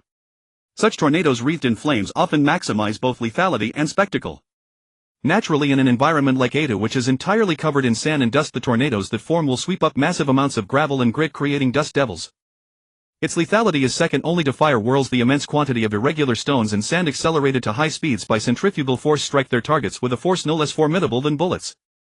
Although this funnel-shaped rotating airflow is limited in scope, short in duration, and requires specific conditions to form its destructive power, is nonetheless terrifying, whether against personnel, buildings, vehicles, or any other surface feature. This too could be called a natural disaster, a calamity that anyone would deem an undeserved misfortune. Under the casual manipulation of the Storm Lord who sat upon his throne, the Dust Devil raced toward the protein farm, its scale rapidly expanding along the way. By the time it neared the edge of the farm, the tornado's scale had skyrocketed from EF0 to EF4. In the European Union Consortium's Panhazard Assessment System, an EF4 tornado is defined as follows. Wind speeds range from 166 to 200 miles per hour, equivalent to 267 to 322 kilometers per hour. It can easily lift family cars, raise ground-level buildings, uproot all trees and vegetation, and suck multi-ton objects hundreds of meters into the air. Fortunately, Ada had little vegetation, and the pedestrians who had fled far away had no private cars for the tornado to sweep up, but there were countless ground-level buildings. The biotech protein farm was constructed using the standard European Union Consortium's modular design. Dozens of rows of production workshops, cultivation rooms, breeding rooms, and hatcheries were neatly arranged, looking from above like a plate of carefully arranged pastries. Inside the farm, a piercing alarm had already sounded. The farm manager immediately delivered an impassioned speech to the frontline workers, vowing to live or die with the farm. But the ever-expanding tornado casually devoured a corner of the farm as easily as scooping out a piece of a whole cake. Metal roofs were torn off, steel nails, cement alloy frames mixed with various culture tanks and hydroponic equipment were easily ripped from the ground, swept into the high-speed rotating storm, and further shredded by the violent airflow. The earth-yellow tornado was like a gluttonous giant beast, lowering its head to greedily lick everything on the ground. Noise engulfed the entire world. Countless stones pelted the protein farm's buildings and the ground, producing a terrifying crackling sound. Even though biotech had stationed 2 combat battalions here, even though there were dozens of military-grade combat support armors equipped with heavy battle machinery capable of waging a war no less intense than the Fourth Corporate War, they would all pale in the face of such an all-destroying natural disaster. The Crab-9 giant bionic combat robot, the farm's trump card, saw its driver futilely launch 2 salvos of high-explosive rocket projectiles at the tornado, which had already swelled to 30 or 40 meters in diameter. Firepower sufficient to destroy a building merely produced a few harmless sparks of flame amid the sky-obscuring storm. The Crab-9 giant bionic combat robot, over 10 meters in size, was like a bug about to be crushed under a wheel in the face of the natural disaster. Its clumsy, massive weight could not save it as the tornado approached. The war machine, too slow to move, was abandoned without hesitation. Countless defensive machine gun turrets, bionic robots, seismic mines, drones, and all fortifications, including tactical bunkers and parapets, were destroyed with devastating force under the natural disaster. Regardless of their usual value, they were all treated equally before the storm. They were nothing but garbage destined for destruction. Panic inevitable spread throughout the entire farm. As the main person in charge fled in a vehicle in such an environment, any unit daring to take to the air, including hovercars, would be suicidal. The entire farm was swept up in a torrent of people fleeing outward. Soldiers and workers had long since become indistinguishable, merging into wave after wave, surging madly toward the gate. The high walls and electric fences once built to defend against invaders now trapped them instead. Helplessly, everyone could only flee through the gate. Rick Morton, who had been hiding in the biotech employee apartment within the protein farm, was naturally no exception.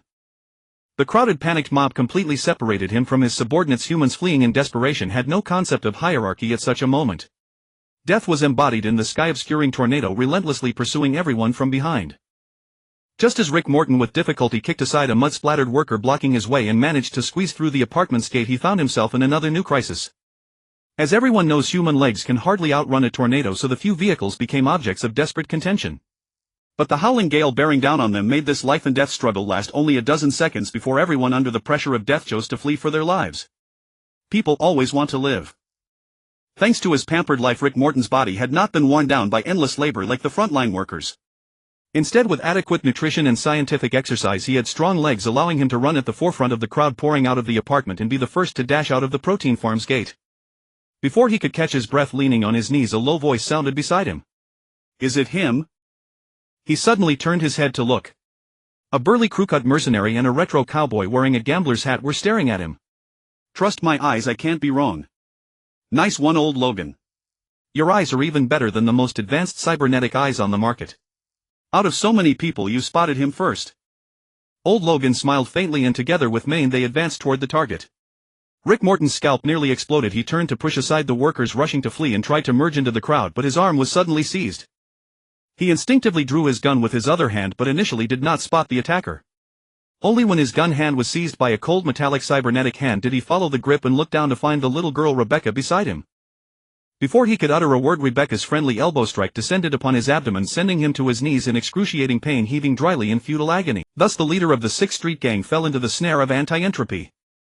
Man's burly figure carved a path through the surging crowd, while old Logan, clutching the now limp Rick Morton, successfully extricated himself from the chaos and retreated to the dune not far away. Got him. Pete stretched out his arm, adjusting Rick Morton's drooping head with the same casual precision as one might adjust a newly purchased Onahole of Lena Marina, scrutinizing it closely. Due to the target's violent resistance, old Logan had no choice but to administer a physical anesthesia package. After stuffing the hard-won insider into the vehicle, they turned around and sped toward Base 6. Behind them, the ever-growing tornado raged unchecked within the protein farm. Now expanded to hundreds of meters, the tornado resembled a world-ending dragon, coiling and dominating the heavens and earth, drawing the attention of every faction in Night City. The tornado dragged the cloud layer, forming a massive spiral nebula in the sky, its immense suction force pulling even buildings thousands of meters away. As the being on the throne continued to escalate, the tornado swelled to a scale that blotted out the sun. Countless rocks and gravel were ripped from the ground as if the earth itself faced its doom, crumbling into ruin, all things falling silent. The protein farm had long been reduced to rubble, but destruction begets destruction of different sorts. Shattered ruins everywhere are destruction. Everything ground to dust by the hurricane is also destruction. Jiang Bing, confined within a tunnel as narrow as a nuclear bunker, sat upon a throne of nearly 2 tiers, yet he exuded the aura of a cosmic emperor. Within his grand vision, the convoy belonging to anti-entropy and the refugee fleets, composed mostly of workers, fled the protein farm. Jiang Bing prepared to commence his experiment. In the world of The Witcher, magic is regarded as an art, a fusion of chaos and science. For magic is indeed a craft, also a curse, a threat and a progress, all depending on who wields it and for what purpose. In Jiang Bing's view, magic could indeed be called a science whose essence is to control, suppress and harness elemental energy. To wield this power, one must first possess the qualification. You must first see, or rather sense them, the elements dormant in the earth beneath your feet, the air diffused around you, the fire burning at the planet's core, and the water you drink. The chaos magic researchers of the Witcher world categorize the natural elements of the world into earth, water, air and fire. This is undoubtedly partial and subjective. Chaos magic has no objective concrete properties, nor can it be defined by conventional concepts. These 4 elements are not so much discovered or described, but rather that the shallow vision of the mages in the Witcher world can only perceive so much. Yet even with only the interplay of the 4 elements, mages can still accomplish things that ordinary people cannot even imagine. A trained druid can manipulate the elements to summon a colossal storm, call down thunderbolts that annihilate everything, shatter mountains, close ravines and permanently alter the terrain. Although Jiang Bing only obtained the basic principles of the 4-element system, this was precisely the most crucial part, enough to spark the craftsman's creativity and give birth to new wisdom. The craftsman's will forged psychic energy, transforming it from scattered mist into a delicate yet resilient framework, filling every corner of the tornado. The chaos magic drifting in the air, soil, seawater and even all things was attracted by the psychic framework, spinning with the tornado like fledglings returning to the nest, temporarily drawn and gathered. Chaos magic was transformed, the wind howled ever more fiercely. A colorless glow flickered in Jiang Bing's hand. As he gradually tightened his grip, the tornado began to constrict. The psychic framework obeying Jiang Bing's will served to bind and guide, maintaining the tornado's scale while ceaselessly increasing its rotational speed. Thus the sky darkened, the sun and moon lost their light. The shriek of death echoed across the wilderness, audible even to the corporate drones far away in Arasaka Tower.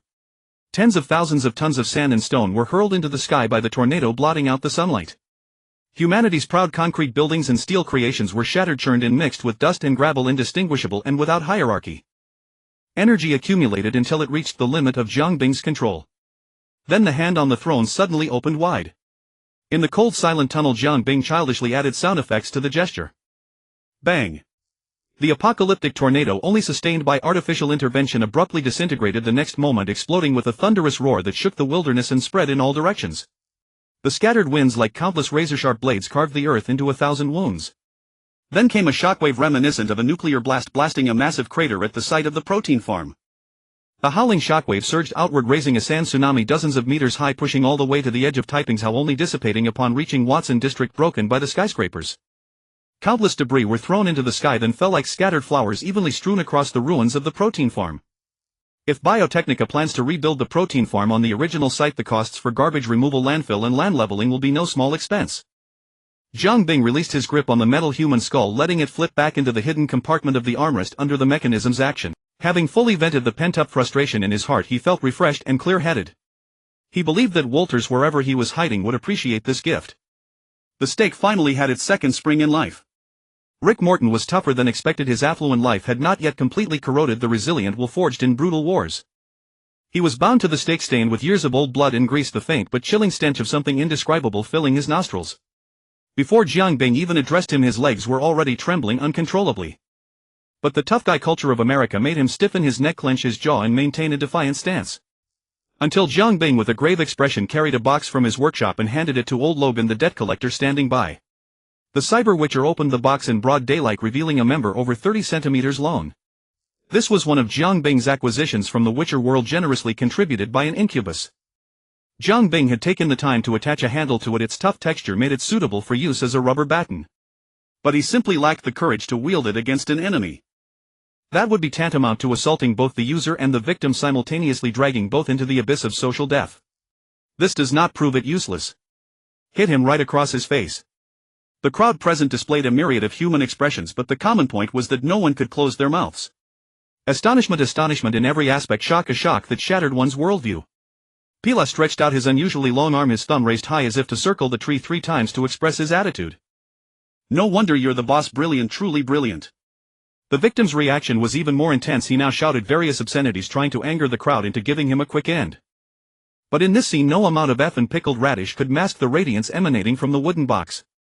Old Logan's expression was solemn and dignified, as if he were holding some sacred relic. His teeth gritted audibly, only this prevented him from showing any strange expression. Years of life experience had taught him a truth at this moment: as long as he wasn't embarrassed, the embarrassment would be on others. Thus he became even more devout.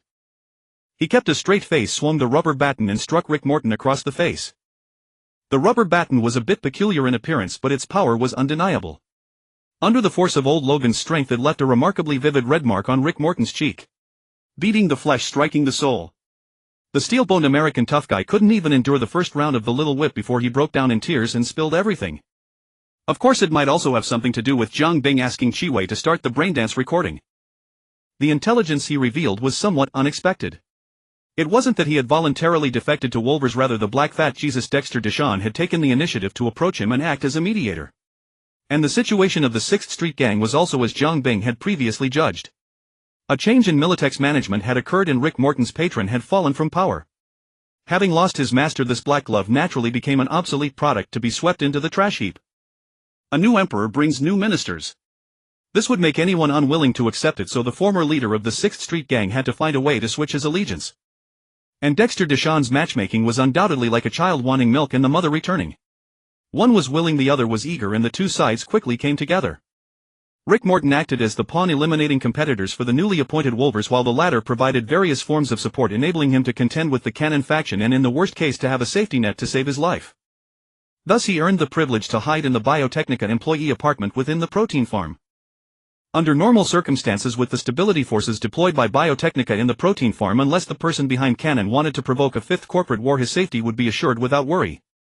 But he didn't expect to be so unlucky as to encounter a natural disaster. Where is that coward Wolvers? Jiang Bing was most interested in this question. Rick Morton was tightly bound to the stake. His smooth pectoral muscles were covered in oddly shaped red marks. His spine constantly rubbed against the metal post, giving him a greasy sensation. This feeling once again exerted immense psychological pressure on him. He always felt that this steak seemed saturated with human fat, the kind of grease that oozes out when human adipose tissue is roasted at high temperatures. I don't know, he replied, his voice stretched and distorted by fear and disgust. You don't know? Jiang Bing signaled old Logan beside him to step forward with the rubber baton in action that visibly breached the other's psychological defenses. Coupled with David burying his head and stacking various firewood at his feet, it nearly drove him to the brink of collapse. The reason was simple: the stake behind Rick Morton was far too realistic, so realistic that he almost believed at least 100 people had been burned to death on it. Moreover, in this day and age, someone who possessed such a professionally designed stake had no reason to treat it as a mere decoration. After all, it wasn't as if someone would go mad and rush into a vintage museum just to steal such a thing. He could accept a Jesus crucifixion-style death, but not a Rick being tortured-style black braindance spreading throughout the city. I really don't know. He never met me in person, all our contact was through holographic video. Looking at the other's pale-faced, Jiang Bing, after multiple checks, concluded that he was telling the truth. This was troublesome.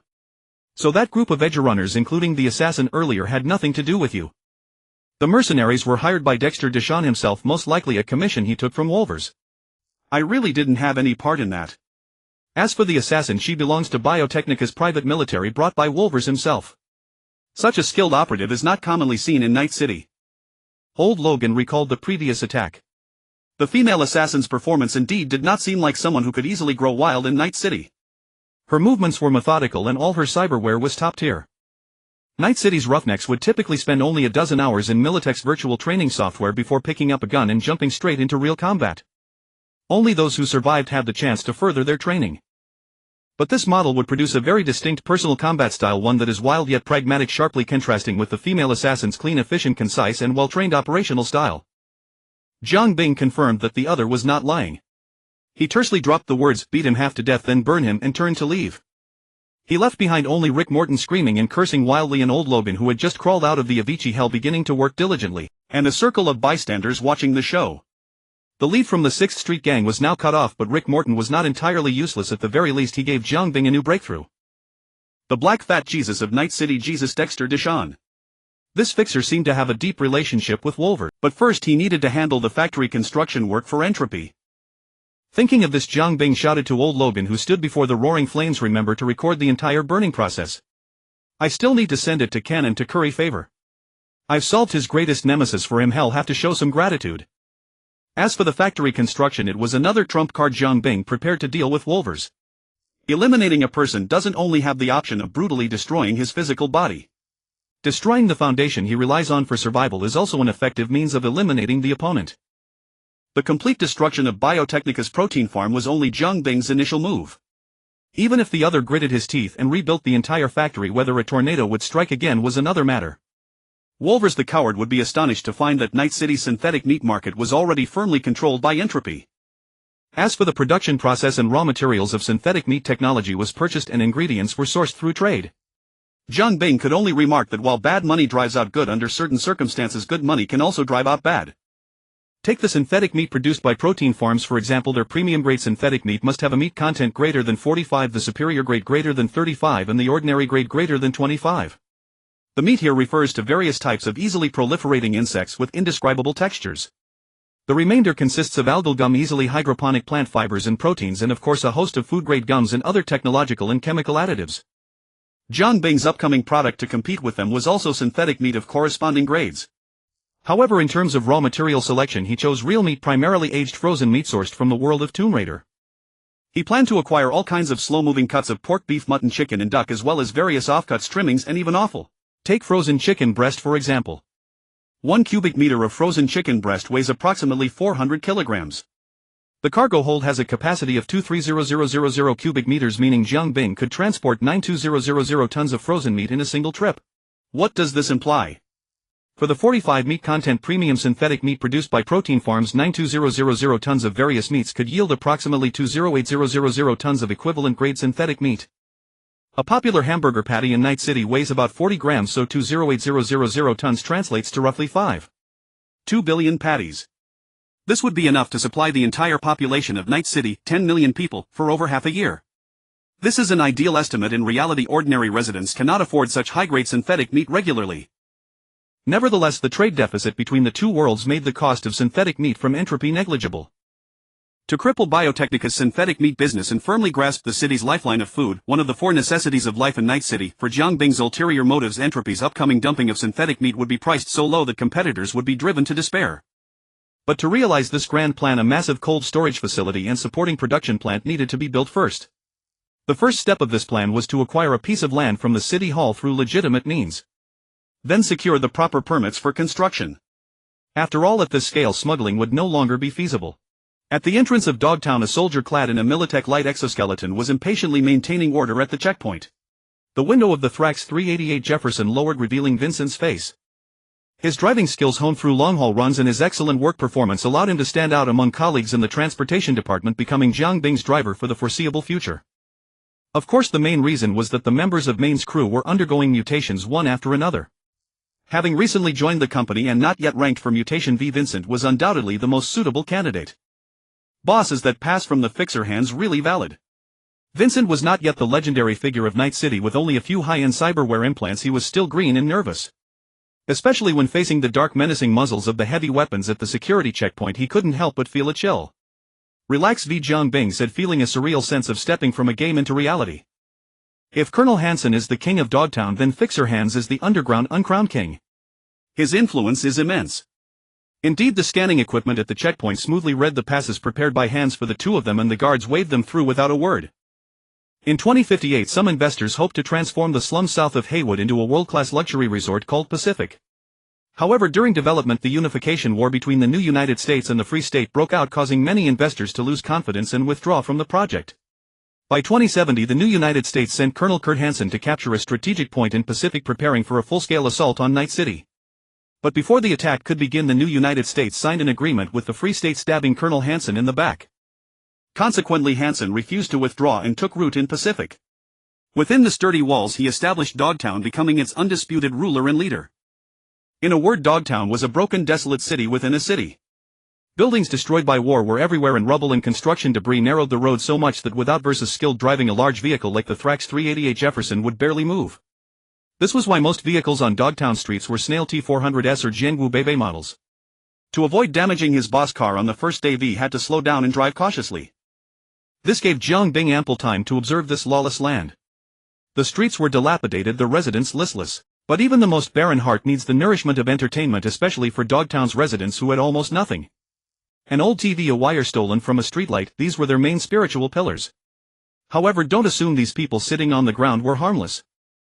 As a concession independent of Night City, Dogtown under the rule of the Bargist was a no-go zone for law enforcement. Thus many fugitives seeking to escape punishment flocked to Dogtown, using it as a sanctuary. Moreover, its prime location and unique political status made Dogtown the largest distribution center for weapons, drugs and various contraband in and around Night City. Here you could literally buy truckloads of guns as well as uncensored military-grade war vehicles. Large items like the Emoshi and Chimera were also available for those with enough money. This made Dogtown a melting pot of all kinds of people with deep and murky waters. This is Kurt Hansen. If you can hear this, you've come to the right place. No NCPD, no gang wars in Dogtown. Taxes. Only an idiot pays taxes.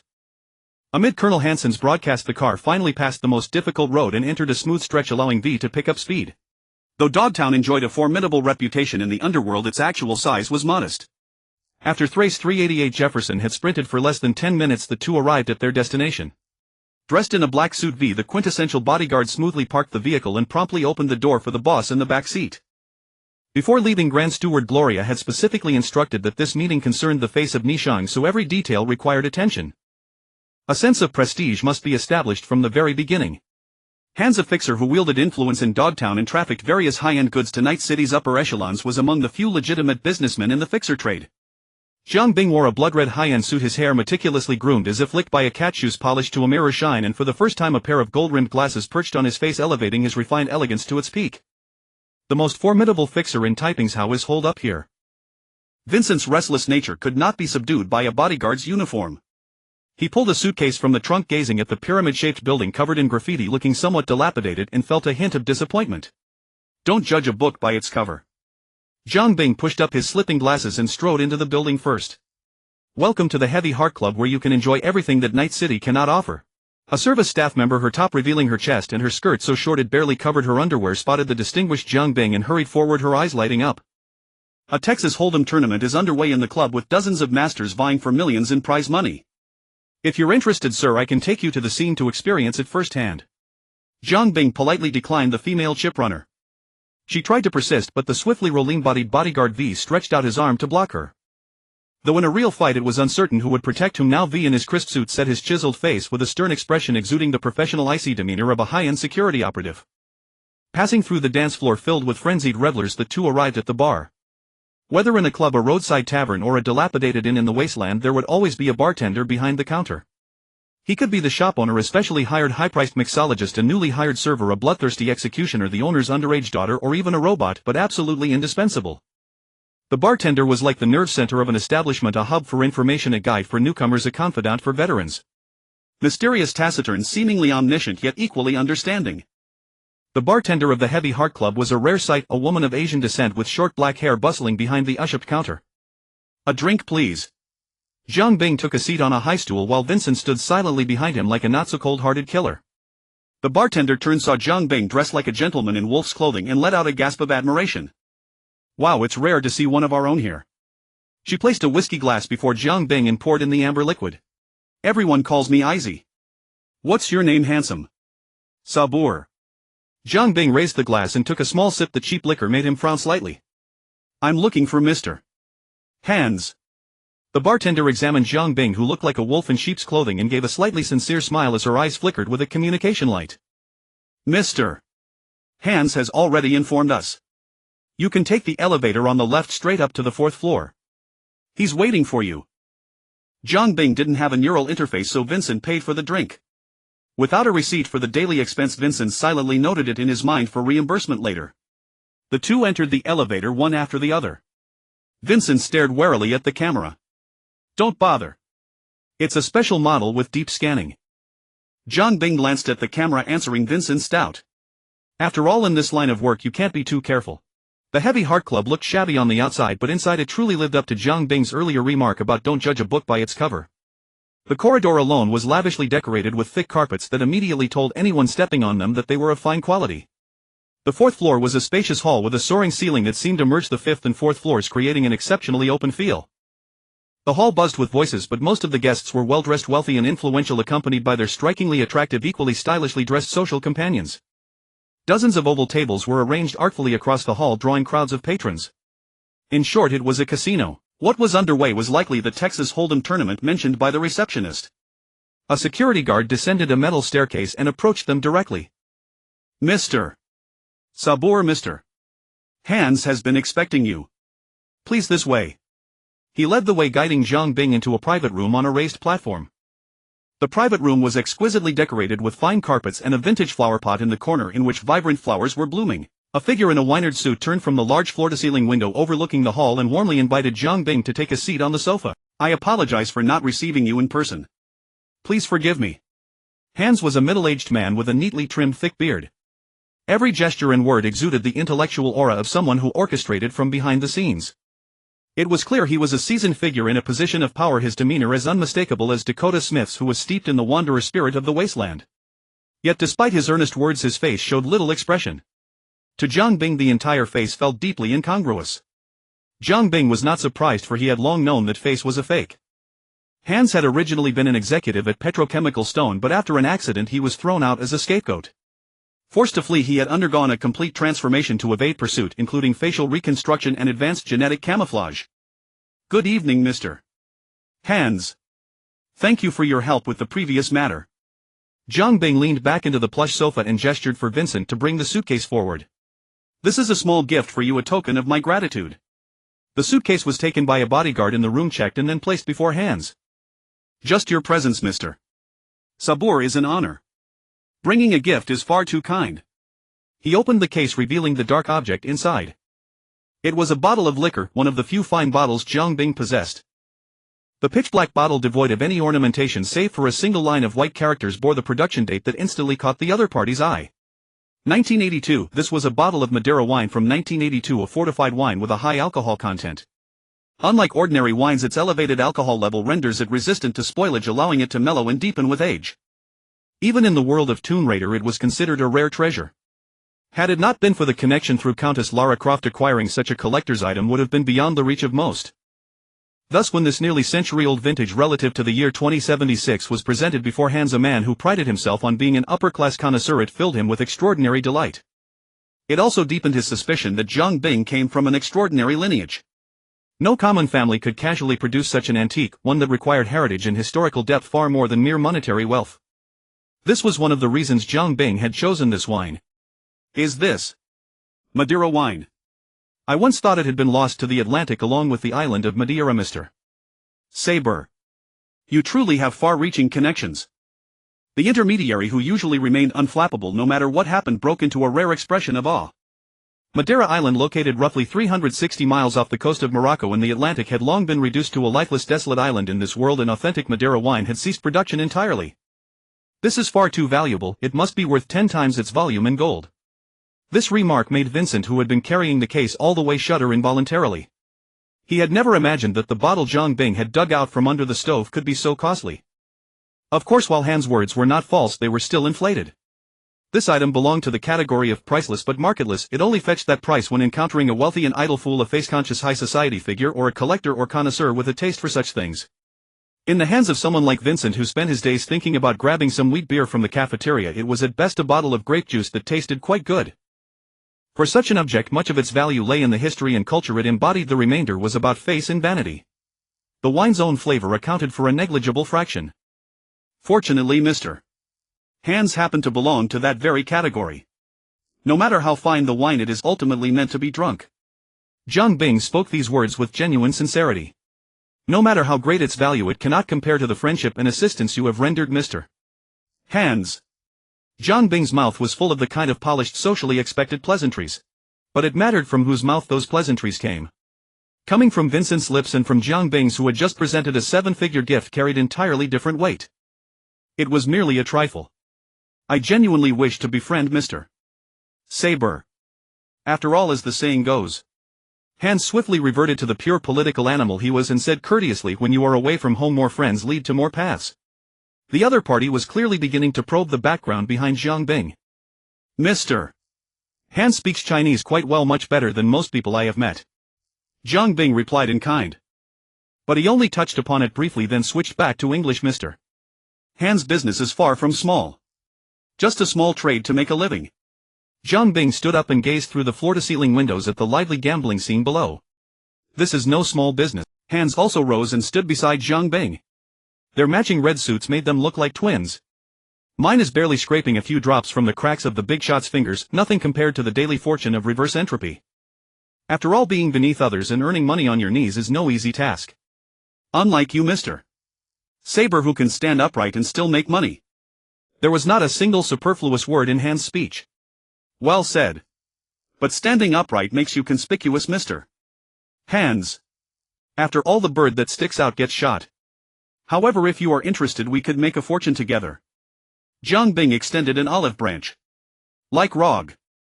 Hans, though he seldom left his home, was well aware of every stirring in Night City. Of course.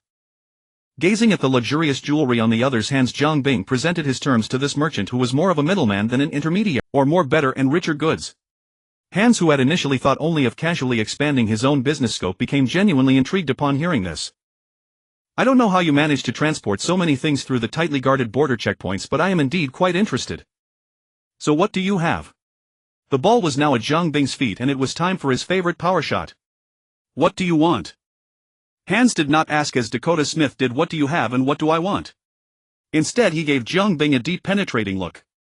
You know, Saber, Dogtown may be a festering sore for Night City, but for the upper crust of Night City it is a God-given promised land. Hans rubbed his hands together and scanned the casino below, where many celebrities were coming and going. Politicians, tycoons, corporate executives, media mouthpieces, arms dealers, smuggling lords, gang leaders, they all frequent this place because here they can buy everything that is suitable for them. Like that table over there. Hans gestured for Jiang Bing to look down. Hajra, the news director of Night City, and next to him the Night City sales director of Schwa Motors. They come here for fun precisely because Dogtown can offer what Night City cannot. Even if it's illegal, Jiang Bing added. Hans laughed. Precisely because it's illegal. Dogtown lacks nothing in terms of various drugs, entertainment, weapons, pharmaceuticals, and contraband. But there is one domain that remains relatively blank. Jiang Bing seemed to understand. Luxury goods, the kind of luxury that can flaunt their elevated status. Hans' words seemed to pierce through human nature. High-end wines, seasonal fresh fruits, rare and exotic pets, including the premium organic meat you've been supplying to Rog, these are the things they covet. As long as these items make them feel superior to others, they are willing to pay for them. Hans shared his business acumen with Jiang Bing. No problem. Jiang Bing's reply was casual yet carried an undeniable certainty. Hans gave Jiang Bing a long hard look before mustering a warm but insincere smile. That would be even better. However, the part one most look forward to has not yet been mentioned. It is the most crucial part of all. Hans turned back to pour 2 glasses of wine, handed one to Jiang Bing, then took out a pack of cigarettes and placed it before him. Tobacco. In Night City almost everyone smoked. The immense survival pressure pervading the entire society drove men, women, young and old alike to light up. It was a habit, a ritual. A cigarette before and after meals for pleasure, one after getting shot to numb the pain, one before robbery and murder to steal the nerves, and one during grueling overtime to stay alert. The tobacco trade was even more lucrative than the arms business. And naturally far more profitable. The market was flooded with a dizzying array of tobacco products, e-cigarettes and traditional tobacco vying for dominance. To gain a competitive edge, tobacco companies laced their wares with addictive substances, stimulants and even trace amounts of narcotics. High-end clientele smoked cigars while the lower classes rolled their own cigarettes. The wealthy indulged in real tobacco while the destitute made do with synthetic substitutes concocted through technology and chemical trickery. After all, with the aid of various additives, the difference in taste and sensation when inhaled was deemed acceptable. As for the potential risk of lung cancer, that was a concern best left for when one actually lived long enough to worry about it. Yet the most dominant force in the market remained authentic tobacco. Though pricier, the allure of the genuine article was something no amount of technological wizardry could ever replicate. This plant, a member of the Solanaceae family native to South America, boasted a history as long as humanity's own, its roots so deeply intertwined with our species that they were inseparable. Cigar leaf or cigarette leaf? At Zhang Bing's inquiry, a distinct gleam lit up Han's eyes. Both, and in large quantities. Regardless of quality, any tobacco that springs from the earth is a coveted treasure in short supply. Raw material or finished product. Hans was now certain that Zhang Bing possessed the goods and in ample supply. As I said, Saburo, as long as it's grown from the earth, whether raw or finished, it's a highly sought-after commodity. Hans nodded slightly, reinforcing his persuasiveness. So confident, Hans. Aren't you afraid those tobacco barons will come after you? Night City's annual tobacco consumption is far greater than you imagine. We're only taking a small bite. The fixer offered a faint smile. Besides, everyone has their own capital for doing business, don't they? Since he dared to speak, he naturally had the means to withstand any retaliation from competitors. But in Zhang Bing's previous world, such things were not easy to come by. Tobacco was a highly conspicuous commodity in any nation, and the conditions for cultivation, the harvesting methods, and the post-harvest processing techniques all played a crucial role in determining the final flavor of the leaf. Nevertheless, the vast prospects that Hans painted were enough to justify a special trip to the New World. It might take some time, but the supply is assured. Excellent. I await your good news. The two clinked glasses in celebration of their preliminary agreement. High-stakes business, when conducted smoothly, was deceptively simple. As for the subsequent mundane details, Gloria's team would handle the coordination and negotiation with Han's team. Of course, that was contingent on the delivery of the goods. Zhang Bing's gaze swept across the casino floor, settling on a familiar figure. Know someone? Zhang Bing smiled faintly. Yes, a friend. You can go down and play later, say hello. At the very least, when it comes to antiquating, the Heart of the Matter Club has some credibility. Zhang Bing turned back. Not yet, Mr. Hans. I have another favor to ask of you. Of course. A friend's business is my business. Dexter Deshawn. He's holed up in Pacifica. I need the location of his hideout. Hans finished his last drink, setting the glass down. Did he cross you? But that's not easy to dig up. Word on the street is he's tight with the voodoo boys, and he's a fixer himself, sharp as a tack. At the slightest hint of trouble, he'll likely slip away like a greased pig. But I'm sure it's nothing you can't handle, the uncrowned king of Pacifica's underworld. Am I right, Mr. Hans? Ha! That's quite the compliment. Though Hans' words were humble, his expression betrayed no hint of difficulty. Give me some time. He'll need to dig deep to find his roots. It was merely a habitual modesty on Hans' part. Calling him the uncrowned king of Pacifica's underworld was hardly an exaggeration. If he could get a foothold in a place as treacherous as Dogtown, finding one man was a trivial matter. The position of a high-ranking executive at Petrochem wasn't one that a mediocre fool could occupy. Thank you. Name your price. Hans gently shook his head, patting the crate of wine on the table. That would be too formal. Consider it a token of my appreciation. They were in the honeymoon phase of their cooperation, and the atmosphere in the private room was naturally harmonious. With business concluded, they exchanged a few pleasantries, and Zhang Bing left the booth to head for the gaming tables below. Gambling, like a spiritual narcotic, was incurable once the addiction took hold. Yet despite this, countless people flocked to it, all because the joy it brought to gamblers was for those moments truly intoxicating. The allure of unearned gain was one of humanity's ultimate pleasures. William Johnson himself was not a gambling man, his net worth wouldn't allow it. Had his employer not secured him an entry pass, he wouldn't have even been able to set foot in the establishment. Just as he was ostensibly focused on the progress of the card game, but in reality using his newly modified cybernetic eye, the recorder, to gather intel on his target, a hand suddenly clapped him on the shoulder. The guilt-ridden paparazzo jolted, nearly losing control of his bladder. Flustered, he spun around, forcing an ugly, mirthless smile at Zhang Bing. Eyeing Zhang Bing's expensive attire, he stammered, his voice laced with nervousness. Hello, sir. Is there a problem? Zhang Bing studied the mohawked paparazzo who had once accompanied him on a job, realizing that the man truly didn't recognize him. It was understandable. Jiang Bing, now impeccably dressed in a suit and exuding an air of wealth flanked by a bodyguard, bore little resemblance to the merciless Ripperdoc from not so long ago. The other man was also decked out in a sharp suit, his hair combed into a mature style. Or perhaps it was simply that too much time had passed, blurring the memory. Not everyone possessed Jiang Bing's photographic memory. So Jiang Bing had to give him a discreet reminder. Christopher Miller Estate. That finally jogged the man's memory. Mr. Saburo. Is that you? The paparazzo's face was a mask of disbelief as he took in Jiang Bing's imposing presence. Long time no see. Got a new contract.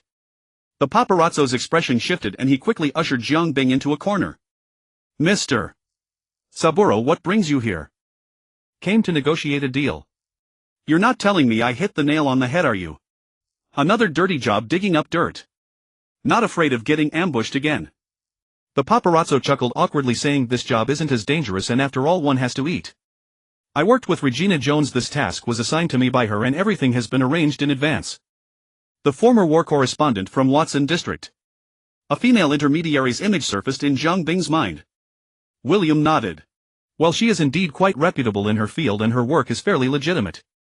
Mr. Saber, are you interested in participating in this commission? The collaboration between the two had been quite successful and the paparazzo couldn't help but want to involve Jiang Bing to refine this task. However, seeing Jiang Bing's capitalist demeanor, the paparazzo regretted his words. Shall we chat briefly? Jiang Bing was indeed interested in his work. Did you see that person, the one in the silver suit? The paparazzo was referring to a gambler at the poker table in his 30s with a long face and a buzz cut. What is he, a director of some medical group? The paparazzo quickly shook his head but repeatedly nodded. Danka Duran, he is not a director, but he is indeed related to the medical field. He is a fraudulent doctor who relies on a carefully crafted persona online, boasting that he can cure cyberpsychosis, using it as a pretext to swindle money. The terrifying cyberpsychosis does not manifest all at once, it has a gradual onset process. Early symptoms include tremors, loss of bodily control, impulsivity and irritability, making it easy to identify. However, this slow and agonizing feeling can often quickly shatter the patient's psychological defenses, further accelerating the progression of cyberpsychosis. It's a closed loop. Many people have been deceived, but he only targets powerless families, allowing him to remain at large. Jiang Bing looked at him in surprise. I remember you only dealt with some paparazzi scandals. How did you end up taking on a murder job? The paparazzo hurriedly shook his head, the force of which made Vincent worry he might injure his neck. This scoundrel knows that what he does makes him hated. He is always accompanied by bodyguards. Besides, even if I had 10 more guts, I wouldn't dare to act in Mr. Hans's heavy-hearted club. There are indeed no fighting rules in the club. Anyone who violates them would not only face Hans's wrath but also the judgment of the infernal hounds maintaining order outside. The key is that the security forces in Dogtown, mainly composed of veterans, are truly formidable. The NCPD seems like inexperienced countryfolk compared to them. The paparazzo shrank back like a fly, looking utterly sleazy. I am just responsible for capturing his disgraceful behavior at the poker table. This way we can expose the well-crafted image of a good doctor he portrays online.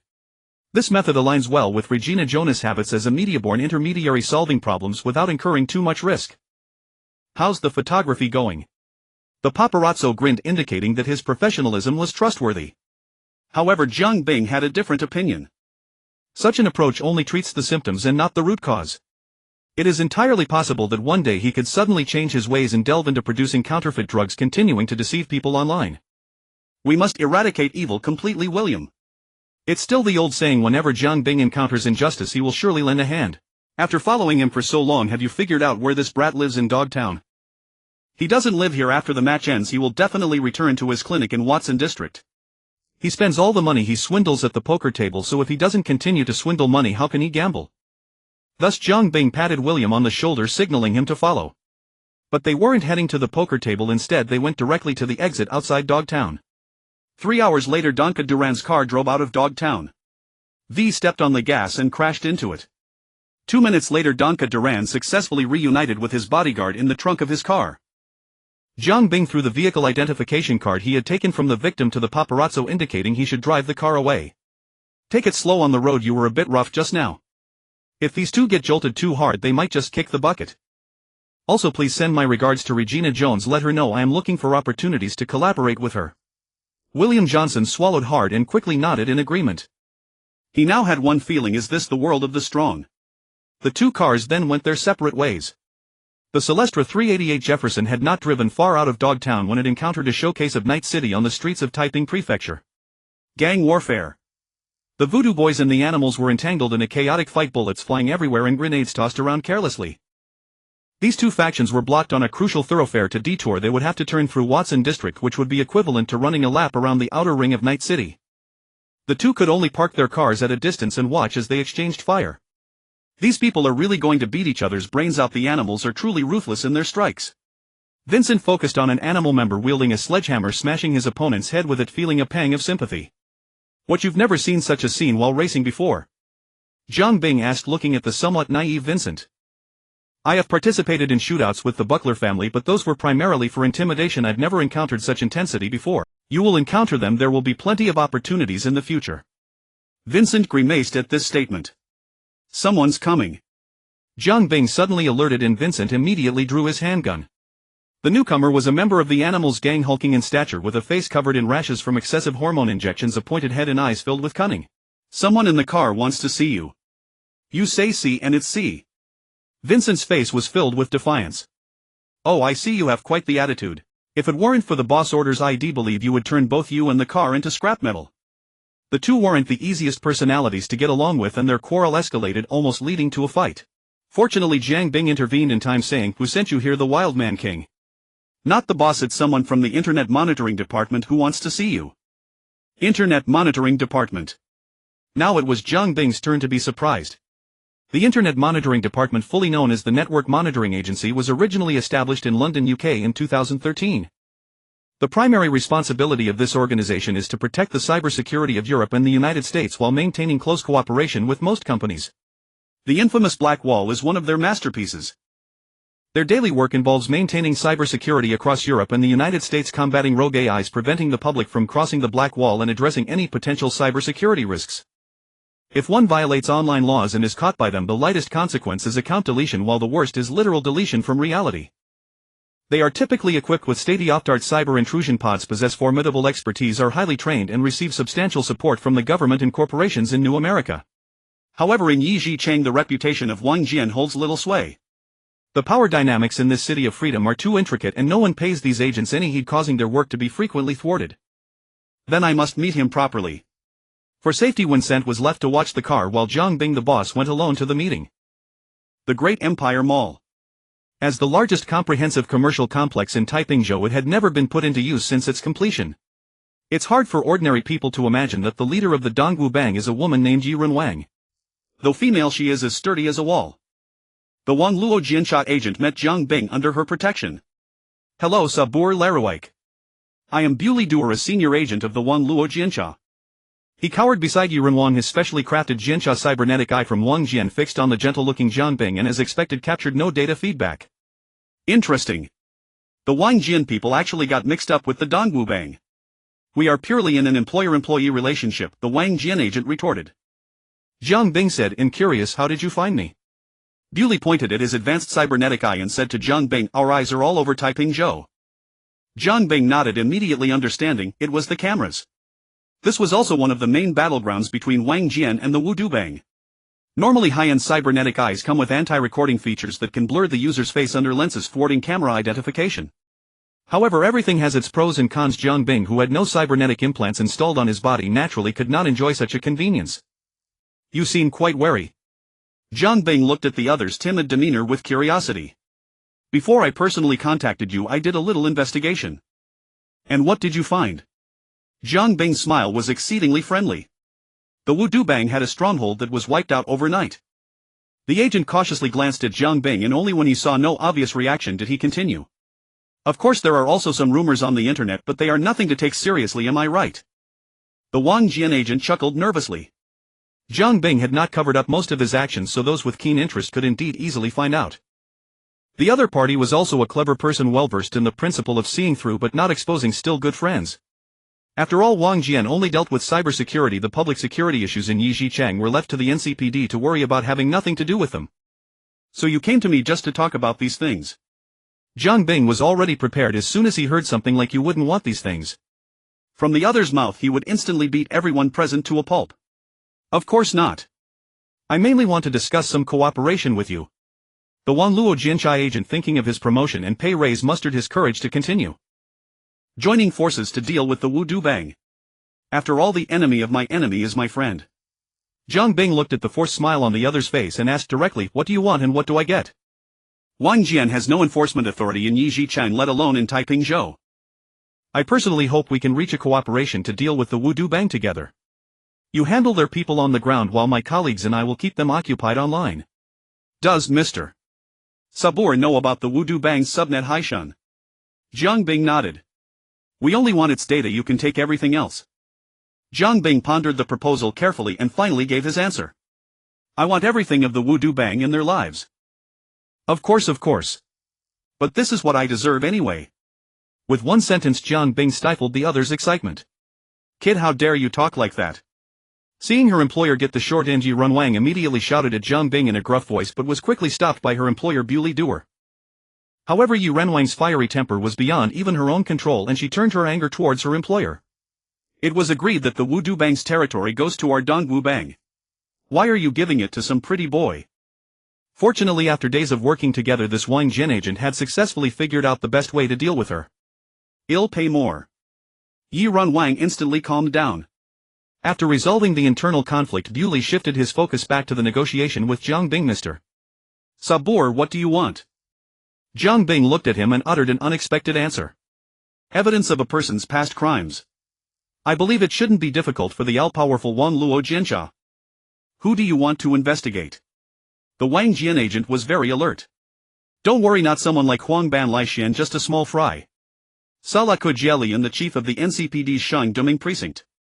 Zhang Bing saw through the other's concerns at a glance and bluntly stated his terms. Bewley Doer let out a visibly relieved sigh. The person Zhang Bing mentioned was indeed a nobody to him, a senior agent of the Wanluo Jinsha. No problem. The two thus reached a pleasant backroom deal.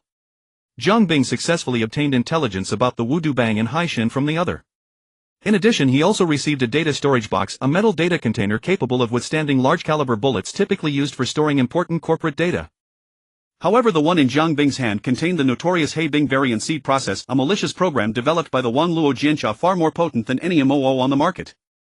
As long as he plugged it into the root server of the subnet Haishan, their cooperation would be successfully concluded. Then Zhang Bing would be able to witness what was called a cyber chain roasted brain. Of course, directly jamming it into the heads of the Wu Du Bang's core hackers was also an option, but according to Bewley Doer's original words, that would require a certain amount of sample data for multi-level comparative references in order to track and locate these black hats on the network. To be honest, Zhang Bing was mostly satisfied with this deal. After all, compared to searching and eliminating inch by inch across Taipingzhou, directly batch disinfecting via the network was far more efficient. Of course, this was contingent on the Wang Jian keeping their word. Zhang Bing's thought was a typical sign of his lack of self-awareness regarding his own reputation in Yijichang. Given the things he had done, even the Cuban underworld representative Orbital Air would have to think twice and consider paying respects first before making a move. The matter of the protein farm was handled discreetly, with major factions only harboring suspicions. Various spies and agents were still searching for clues, but the ruins of Hal East's beachside villa were still lying there. Aguilar might at most treat someone to a bullet, but how could he compare to the ruthlessness of Entropy, who would send people flying with a bomb at the slightest provocation? Breeder really didn't intend to break his word after all. No matter how resounding the name of Netwatch was, it couldn't protect a small employee like him in Night City. It's not like Netwatch would start a war with Entropy just for him. Once he's dead, that's the end of it. Netwatch wouldn't go to great lengths for a worthless core. Entropy, this recently emerged suspected terrorist organization with its ruthless and unscrupulous style, has long been on the radar of major corporations. Only Zhang Bing probably still foolishly thinks of himself as a legitimate company. Do you really think the corporate spies have nothing better to do than vacation in the Badlands? If those people hadn't been scared off by the righteous thunder from above, the electromagnetic cannon, they'd probably still be huddled near Base 6.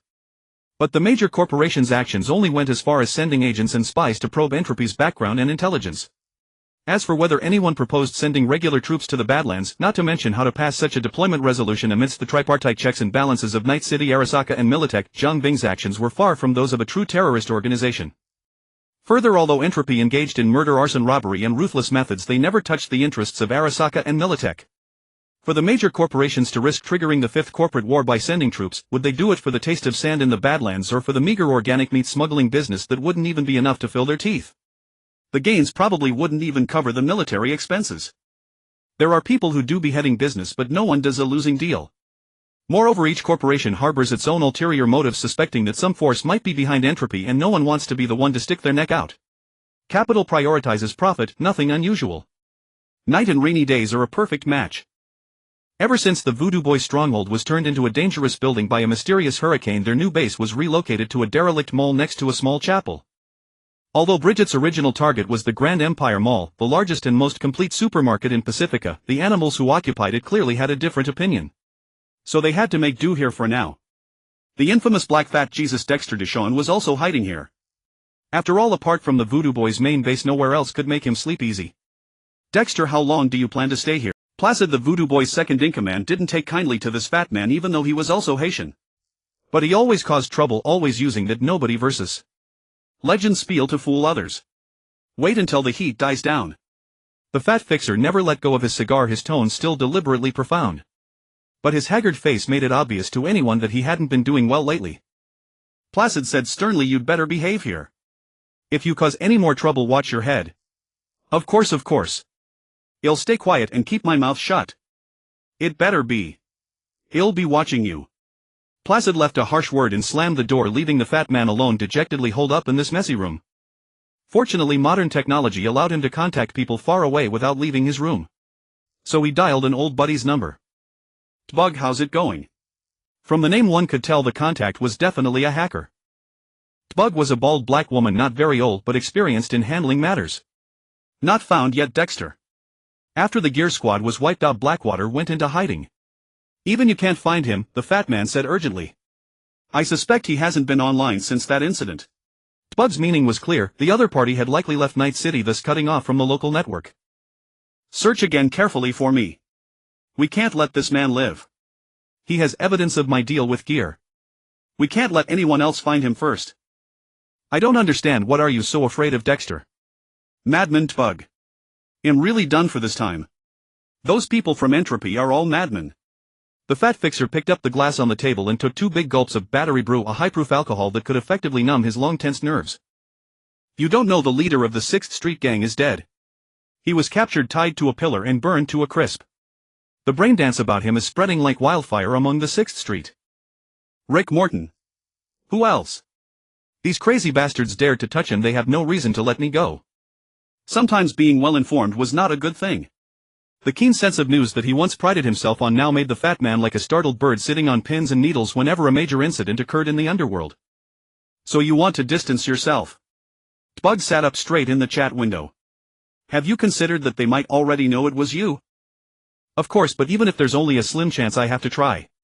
"Is it really necessary, Dexter? I think even Arasaka's intelligence team couldn't find where you're hiding now. No amount of caution is too much. Have you watched the news lately?" Bug was taken aback by his sudden change of subject. "Which channel?" "All channels," the fat man said weakly. "You mean the recent tornado that destroyed the Biotechnica protein farm?" He didn't speak, just nodded heavily. "Don't scare yourself, Dexter. This is completely a natural disaster. Besides making the stock price of whole food factories skyrocket, this tornado didn't have any impact on Night City. Oh, and synthetic meat prices went up a lot, but you can always switch to other things." Dexter hadn't received any messages from the secretary of Vols, the Biotechnica food director, for a long time. He believed the other party's situation was no better than his own. This made him feel somewhat better. Seeing the high and mighty suffer always triggered the dark compensation mechanism in human nature. But having participated in all actions against entropy, how could he be foolish enough to think it was just a natural disaster? However, no matter how close he was with Bug, there were some things he couldn't bring himself to say. So he could only let out a long deep sigh. "Thinking too much will make you lose the joy of being human." This quote from Shakespeare is for you, Dexter. "Keep a calm mind." Bug, like a sentimental literary young woman, offered comfort to this frequently cooperating intermediary. After all, no one knows which comes first, the accident or tomorrow. "I couldn't agree more." As the door slid to one side, an unfamiliar voice sounded from the entrance. Dexter reacted immediately, reaching for the gun on the coffee table, but a red blur almost instantly sat down beside him. The wind pressure from the extreme speed sent the piles of food wrappers stacked on the table for days flying everywhere.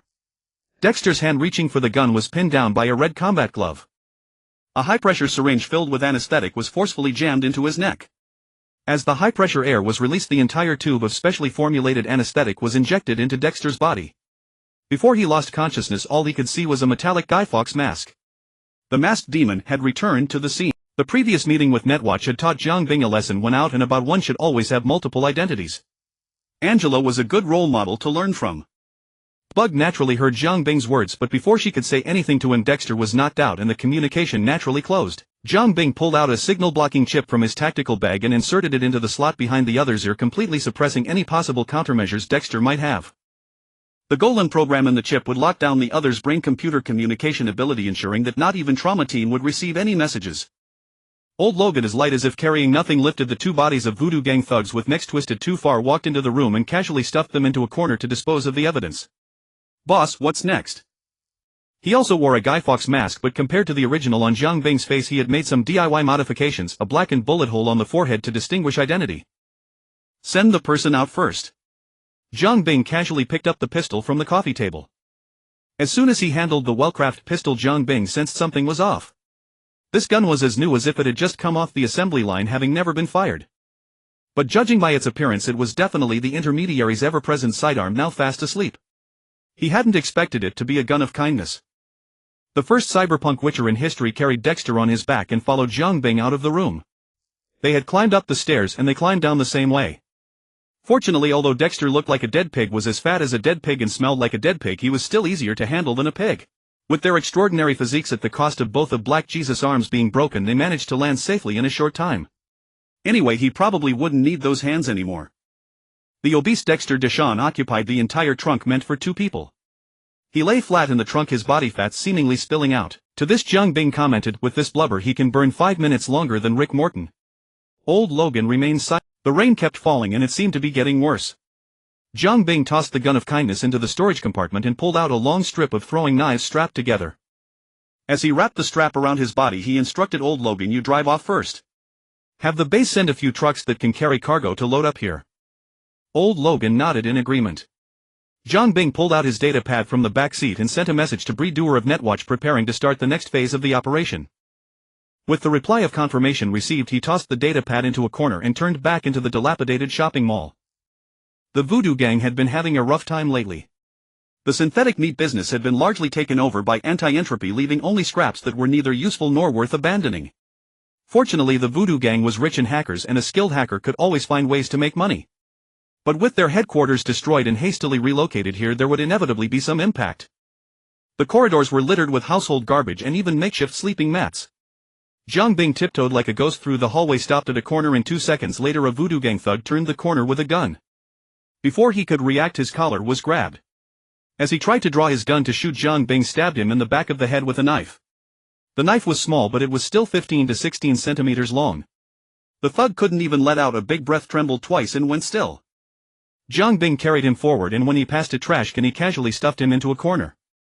The abandoned shopping mall wasn't large, and not all the Voodoo Gang members were gathered here. In fact, they could be found everywhere in Pacifica, including Dogtown. But as a main base, necessary security personnel were still assigned. However, these people had no room to display their skills in front of Jiang Bing. The tactical throwing knives were also very effective for stabbing. Jiang Bing, with no electronic products on his body or weapons, combined with his extraordinary speed, almost made him a wandering ghost in this building.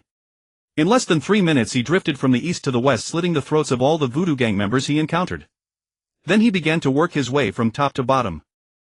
The lower he went, the closer he got to the possible location of the subnetwork Poseidon as indicated by Netwatch, and the tighter the security became. This posed a great challenge to Jiang Bing's stealth. What was originally expected to be resolved in 3 minutes was extended to 5. In the end, Jiang Bing paid the price of 3 chipped blades, leaving a floor full of corpses. It was night, and normally if he could just eliminate the patrols first, the other thugs would be easy to deal with. But there were too many people to kill. Even military-grade daggers were worn down by the skulls of these Voodoo Gang members, ruining 3 of them. With the aid of his mental power, Jiang Bing quickly found the way to the underground. Pacifica had planned to build a subway, and the large abandoned sports stadium in Dogtown still had a city rail station sign. But the withdrawal of investors in Pacifica caused the subway tunnel construction to stop due to lack of funds, and it was subsequently sealed off. However, the Voodoo Gang secretly dug it open again and used these underground tunnels as a secret base. Naturally, the root server of the subnetwork Poseidon was also there. Jiang Bing descended through the floor that had been chiseled open in the mall into the dark passage. The irregular tunnel had clearly been dug not long ago with various simple digging tools discarded around. Fortunately, a tunnel already existed beneath this shopping mall. All that was needed was to breach the floor to gain access to the labyrinthine subway tunnels. This was also the primary reason Bridget had chosen it as a temporary stronghold. The pitch-black tunnel appeared no different from daylight to Jiang Bing, and with his speed he advanced less than 20 seconds before hearing voices ahead. Desang, when do you think those network surveillance folks will pull out of Taipingzhou? How would I know? Even Bridget the boss isn't sure about that, and you're asking me. Hey, it's not like we're supposed to stand guard here day in and day out. Then go find Placid and ask for a shift change. The complainer continued grumbling. I don't have the guts. The moment I say it, hell probably chop me up and feed me to the chickens. Then just suffer here with me like a good boy. In the next instant, two tactical knives flew from the darkness, striking precisely above the bridge of their noses. The immense force drove the blades through the back of their skulls, delivering a swift and silent death, sparing them from further tedious sentry duty. The entire process was swift and silent, save for the thud of two bodies hitting the ground. The tunnel was eerily quiet. Passing by, the two light appeared ahead. Following the light, Jiang Bing advanced, killing as he went, silently eliminating 6 groups of guards before reaching his final destination. This was likely a station that had been excavated less than a third of the way. The space of about 200 square meters was not large, but it was cluttered with dense cables. These cables extended from the tunnel on the other side, all connecting to a row of massive servers along the wall. Several hackers were busily working before a giant screen with a few network access chairs placed in the open area. These access devices, equipped with liquid cooling, were high-end products from Zeta Technology Company, each costing a fortune. All the hackers were busy, clearly overwhelmed by Breedoer's fierce assault on the network. This was also why Jiang Bing had slaughtered everyone above ground without the underground forces reacting. So where have the network surveillance bloodhounds sniffed out now? A hacker working at the console turned his head, the connection cable behind him swinging in a wave. Their attacks were fierce just now. They've cracked most of our honeypots in this short time, but the data fortress in cyberspace remains unaffected. A low female voice sounded. The data barrier of Haishan is no weaker than Arasaka's. Those network surveillance dogs want to breach it from the outside. No way. Step up the contact with the Beyond the Blackwall. Find a way to get in touch with the most powerful AI out there. We can't keep going like this. Placid, who was built like a member of the Animals gang more than the Voodoo Bang, spoke to Bridget. If you ask me, we should gather a few good hands, sneak into the Dadigua shopping mall under cover of night, and slit the throat of the network surveillance dog's leader. If we keep this up, they'll inevitably find a weakness. Good idea, but sorry, the network surveillance folks think the same way. Who's there? Placid swiftly drew a machete with a handguard from under his long coat. Jiang Bing strode casually out of the dark tunnel, immediately meeting the glowing cybernetic eyes of the hackers. Anyone else would have felt their brains boiling, their cyberware glowing red-hot, their bodies packed with too many demons. But sorry, Boss Jiang comes with innate immunity to hacking. This was also why only he and Old Logan had undertaken this mission. Due to the Witcher mutation, Old Logan had all his cyberware expelled from his body during the physical reconstruction, and he hadn't installed any cyberware since. Two naturals against the Voodoo Bang, a walk in the park. With hacking techniques useless, the combat effectiveness of the dozen or so hackers was largely nullified. These hackers, who usually specialized in intrusion and cracking and commanded the cyberspace, were now brutally beaten down by harsh reality. Except for Bridget, the rest rarely participated in combat. Under the protection of the Voodoo Bang, they were pure research hackers. But their frail bodies offered no help for survival. Only Placid, brandishing his machete, charged at Jiang Bing and swung a downward slash. As a hacker, Placid clearly understood the importance of social engineering. He intended to prove to Bridget that his persistence was not misguided. A hacker who cannot fight and kill is not a good hacker. But reality does not bend to individual will. Placid's fantasy of a heroic display never materialized. In a single exchange, Jiang Bing deftly parried his machete and drove a knife straight through his skull with a painful cleave of the heavens. The blade entered from under his jaw and sank to the hilt. Placid, who had carried the hopes of over a dozen hackers, collapsed like a mountain, silent, falling backward. Panic erupted. Bridget had just raised her gun when a flying knife pinned her forehead, laying her flat just as cleanly. Then came a precise rain of throwing knives. The other hackers' decades of network knowledge could not shield them from the blades descending upon them. Death arrived as scheduled. Jiang Bing stepped over the corpse of the Voodoo Bang leader, who could make children cry in Yi City. He found an interface at the console, plugged in the data storage box given by Breedoer, and let the having program spread unchecked, taking over the entire server. Soon Breedoer's face appeared on the big screen. Jiang Bing had already removed his mask, pulled up a chair, and was waiting for him. You guys were really slow. Breedoer, triumphant, was in a good mood. Mr. Sable really knows his stuff. I've already breached Haitian's data barrier. Jiang Bing, take the data you want and don't forget to wipe the server clean before you leave. Don't leave any viruses, I have a use for it.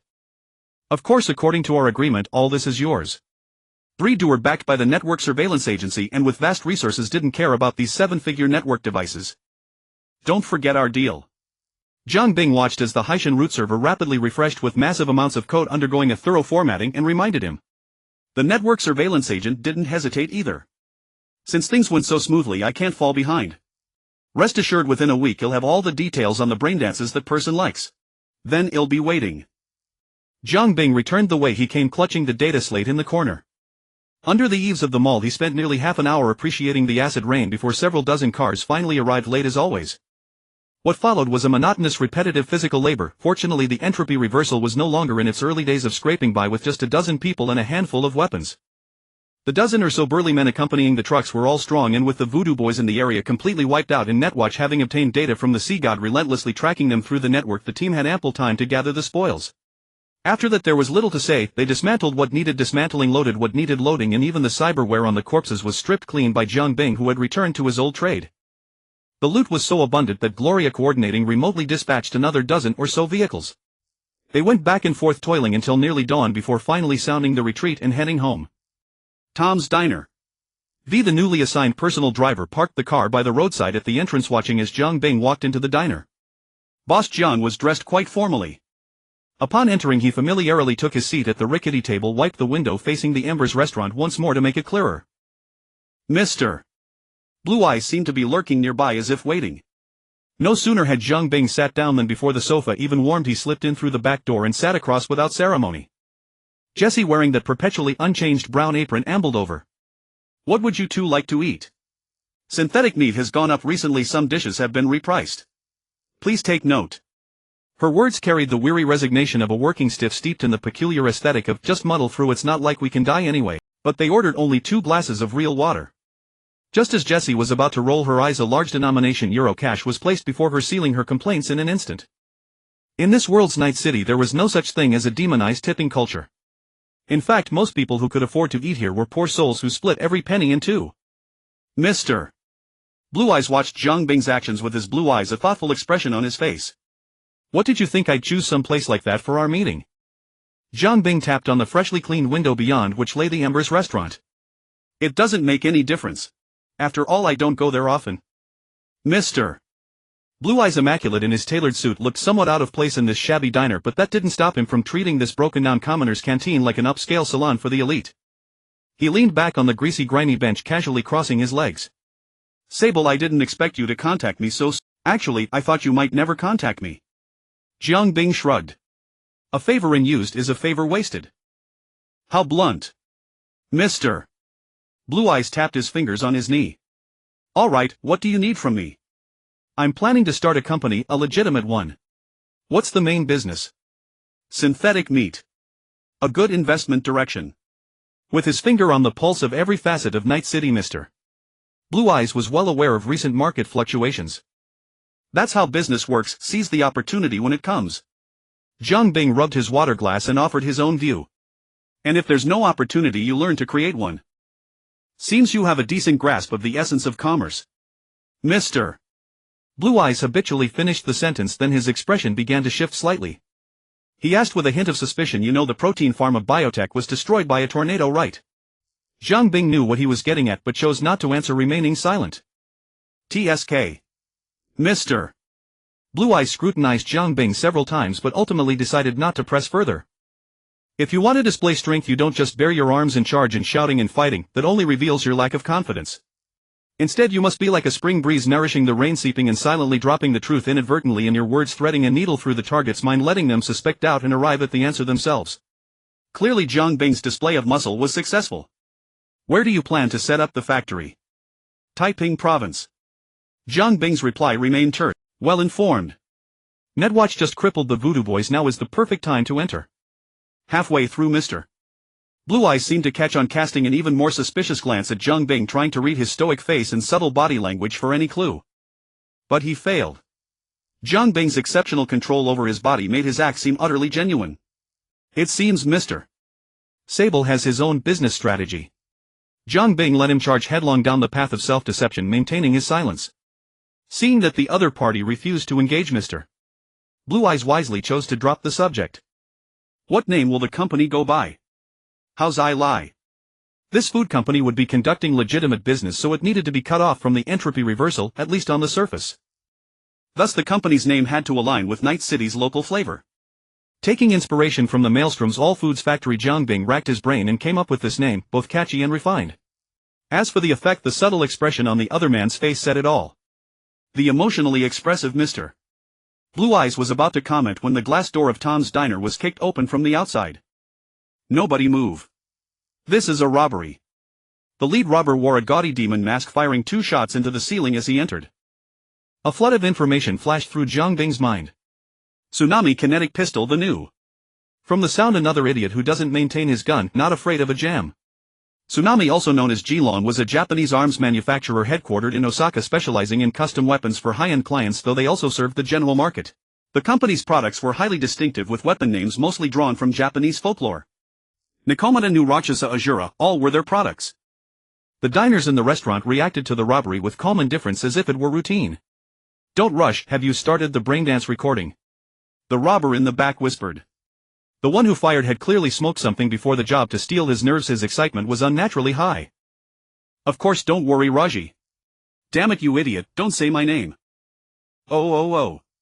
The other party was still in a state of cerebral ecstasy, reacting several beats slower than usual. What are you looking at, you fool? Hand over all your money now. The drugged thug pointed his gun at Tom the owner, his words and gestures exaggerated. He was doing this deliberately. They were recording a black market braindance, a robbery reality show, and needed to deliver emotions and actions as vividly as possible. Besides, these street punks had neither acting experience nor even a few days of schooling. One couldn't expect much professionalism from them. Braindance, a virtual reality system. By using recording devices implanted in the human body to capture a fragment containing images, sounds, sensations, spatial information, and more, then processed by a braindance editor, it becomes an experience that can be relived. It was essentially a cyberpunk version of a VR movie. However, braindance was more real, more immersive. It was a virtual reality technology that directly interfaced with the human brain, forming images within the mind. The experiencer would simultaneously feel everything the recorder felt and experienced, including emotions, touch, and bodily sensations. In Night City, braindance was one of the most popular forms of entertainment. By digitally recording others' experiences and transferring them into the viewer's nervous system via a fixed device, users could fully experience whatever the recorder intended them to feel. It was simply the perfect tittytainment product. With just a braindance headset, a loser in the real world could experience the heavenly pleasures of the upper class who indulged in daily revelry, gambling, and debauchery, or step into a meticulously crafted character and live out a perfectly scripted story. Whether it be the cliché hero saves the damsel, the domineering CEO, the classic princess revenge the warrior saving the world, or even starring as the protagonist in a Tokyo hot film, almost as if doing it for real. These features made it a cheap spiritual drug for the masses. But legal things are always confined by the framework of law. Thus, black market braindances featuring robbery, murder, being murdered, rape, being raped, and the like began to circulate through various underground channels. And the principle of braindance dictated that to achieve the best recording effect, one had to do it for real. Acting couldn't produce a good work. Murder had to be real. Murder, being murdered, meant actually being killed. After a long period of market competition, black market braindances had evolved from minor antics to extremes such as frying a live person, sawing off limbs while alive, hydraulic press juicing a human, and so on. And this group of armed robbers belonged to the lowest level of that entertainment industry, mere small fry filming low-grade black market braindances, barely earning enough to scrape by. This was even after the recorder had ingested a near-lethal dose of drugs before starting to boost the video's competitiveness. But even that only slightly increased the price, since black market braindances featuring people directly overdosing to death were also common. Business isn't done like this. Too much homogeneity, lacking core competitiveness. Mr. Blue Eyes remained unflustered by the robbery and even found time to share his business insights with Jiang Bing. He truly loved doing business. Hurry up. A shout from a companion outside the door. The cops will be here soon. None of us will have a good time then. The NCPD was indeed incompetent, but only on the premise that criminals didn't commit crimes right under their noses. The sober robber inside the store immediately replied, almost there. The drugged one was drooling uncontrollably. He grabbed the money Tom handed over and turned to his companion. But this isn't exciting enough. We need to stir things up. Don't cause trouble. Let's go. The drugged robber scanned the store and immediately locked onto Jiang Bing's table. After all, he and Mr. Blue Eyes were the best dressed, looking out of place. As he approached, Jiang Bing caught a glimpse of Vincent lurking by the door, already raising his gun. You two strip off your clothes and hand over your valuables. The drugged robber clearly took them for wealthy pleasure seekers wanting to play a game of robbing the rich to help the poor. Mr. Blue Eyes was unperturbed, taking the opportunity to continue discussing his business philosophy with Jiang Bing. The most important thing in business is having good judgment. Damn it, tired of living. Seeing that they ignored him, the confused robber fired a shot at the glass between them. The next second a gunshot rang out simultaneously from the store entrance. The other robber instinctively turned his head but was immediately seized by Tom, who blasted him away with a double-barreled shotgun pulled from under the counter, sending him crashing into a table. When Tom shifted the shotgun toward Jiang Bing's table, he found the robber pinned to the table, half a glass ashtray deeply embedded in his temple. But that wasn't Jiang Bing's doing, it was Mr. Blue Eyes who had smashed it in. "Boss, are you Vincent peeked in from the doorway. Just as he saw the robber about to point his gun at Jiang Bing, he swiftly drew and shot the two thugs at the entrance. He intended to rush in and save his boss, but found the two inside already down. Jiang Bing waved his hand indicating all was well. Tom came out from behind the counter, apologized to the customers, then called Jesse to help drag the two bodies to the alley outside where someone would collect them later. In reality, most customers were hardly startled. Aside from a few who left, nearly half of the patrons remained, continuing to enjoy their meals. In Night City, such incidents were commonplace, everyone was used to it. "Tom, how many times is this month?" A regular customer perched on a bar stool by the door even joked with the owner. "First time. I was hoping this month would be quieter, see." In the end, it was Jessie who bore the brunt of it all. She numbly and skillfully mopped up the blood, sprayed the biotech spray and clean on the bloodstained tables, chairs and walls, then wiped them down with a cloth. These extra tasks made the grunt worker want to kick the bucket. Once the table was cleaned up, Jiang Bing sincerely praised the man across from him. "Not bad moves. Mr. Blue Eyes looked refined, but his actions were swift and ruthless. The immense force he displayed when smashing the ashtray made Jiang Bing suspect that the skin beneath might be all machinery. If it weren't too awkward for two grown men to hold hands in broad daylight, he would have loved to test the other's quality firsthand. Mr. Blue Eyes didn't reply. Instead, he frowned, his blue cybernetic eyes fixed on Jiang Bing's clenched fist resting on the table, a mix of shock and puzzlement in his gaze. He pointed at Jiang Bing's clenched left hand. "Compared to you, that's far inferior. You saw it." Jiang Bing unclenched his fist, revealing the bullet in his palm. "You didn't have to bother with it," he said, "since it was heading for the glass anyway." The bullet clinked as he dropped it into the freshly placed ashtray, the metal striking the glass with a crisp sound. "Such a fine piece of glass, it would be a pity to break it." His companion, at a loss for a fitting comment, merely shrugged. "Back to business, the paperwork is easy enough, but I'd advise you to buy the land in Taipingshao for your factory." The blue-eyed man offered his advice. Compared to other districts in Night City, the land prices in Taipingshao are practically a giveaway. Jiang Bing chuckled. "A giveaway? It's all wasteland there. Even if the voodoo boys are gone, you've still got scavengers, animals and plenty of criminals holed up. Even if someone dares to buy it, they'd have to dare to use it. The land in Taipingshao abandoned by the NCPD was like a foreclosed property, cheap, but whether you could actually occupy it was another matter." The blue-eyed man disagreed. "Others might not manage, but entropy certainly could. If you want to run a legitimate business in Night City, it's best to secure the proper deeds for the land. Trust me, it'll save you a lot of trouble down the road." Jiang Bing, no stranger to sound advice, asked, "You have connections?"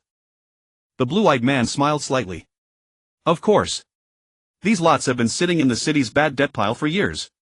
Through my channels, it won't cost much." He shifted tone. "But this time, since I'm helping you, there's something you need to do for me too. Consider it mutual benefit among friends." Looking into the man's flickering eyes, Jiang Bing sighed.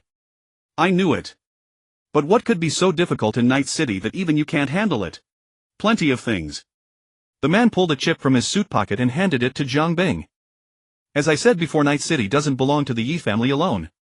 Arasaka Militech, none of them are easy to deal with." Jiang Bing reviewed the chip's contents on his datapad, then asked, "What do you want me to do about this?"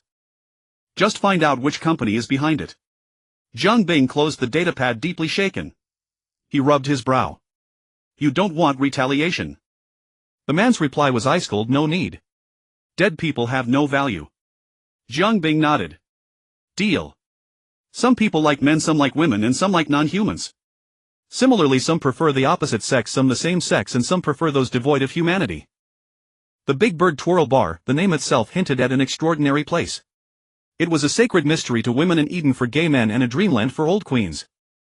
As the largest gathering spot for the club in the Heywood Scenic District and indeed all of Night City, it was famous for its variety, its crowds and its abundant romantic opportunities, drawing devotees from far and wide. Under the sign reading Dicky Twister, Vincent stared at the neon twisting birds spinning endlessly, his eyes numb, his heart dead. The door was curved, the lampposts spiraled, the floor undulated, the male waiters were sultry, the patrons were bent. Looking around, Vincent could find nothing straight outside this club located opposite the Mandela taxi headquarters. Vincent, boss, do we really have to go in? Zhang Bing's face was cold as stone. Without a word he strode through the door. His actions spoke louder than words.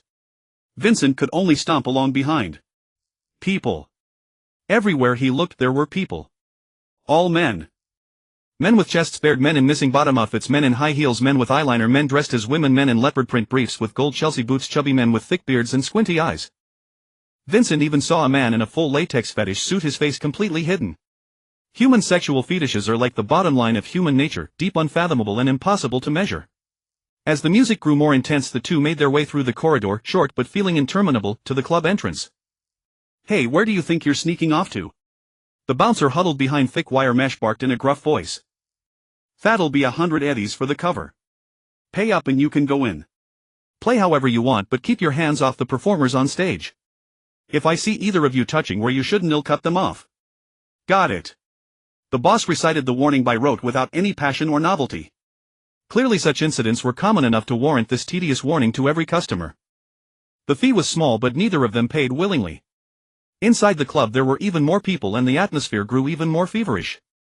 Around several large oval tables sat dozens of men with drinks, while in the center of each table stood a pole upon which hung a pole dancer, a man with a sinuous figure, scant clothing, long legs and a pert rear.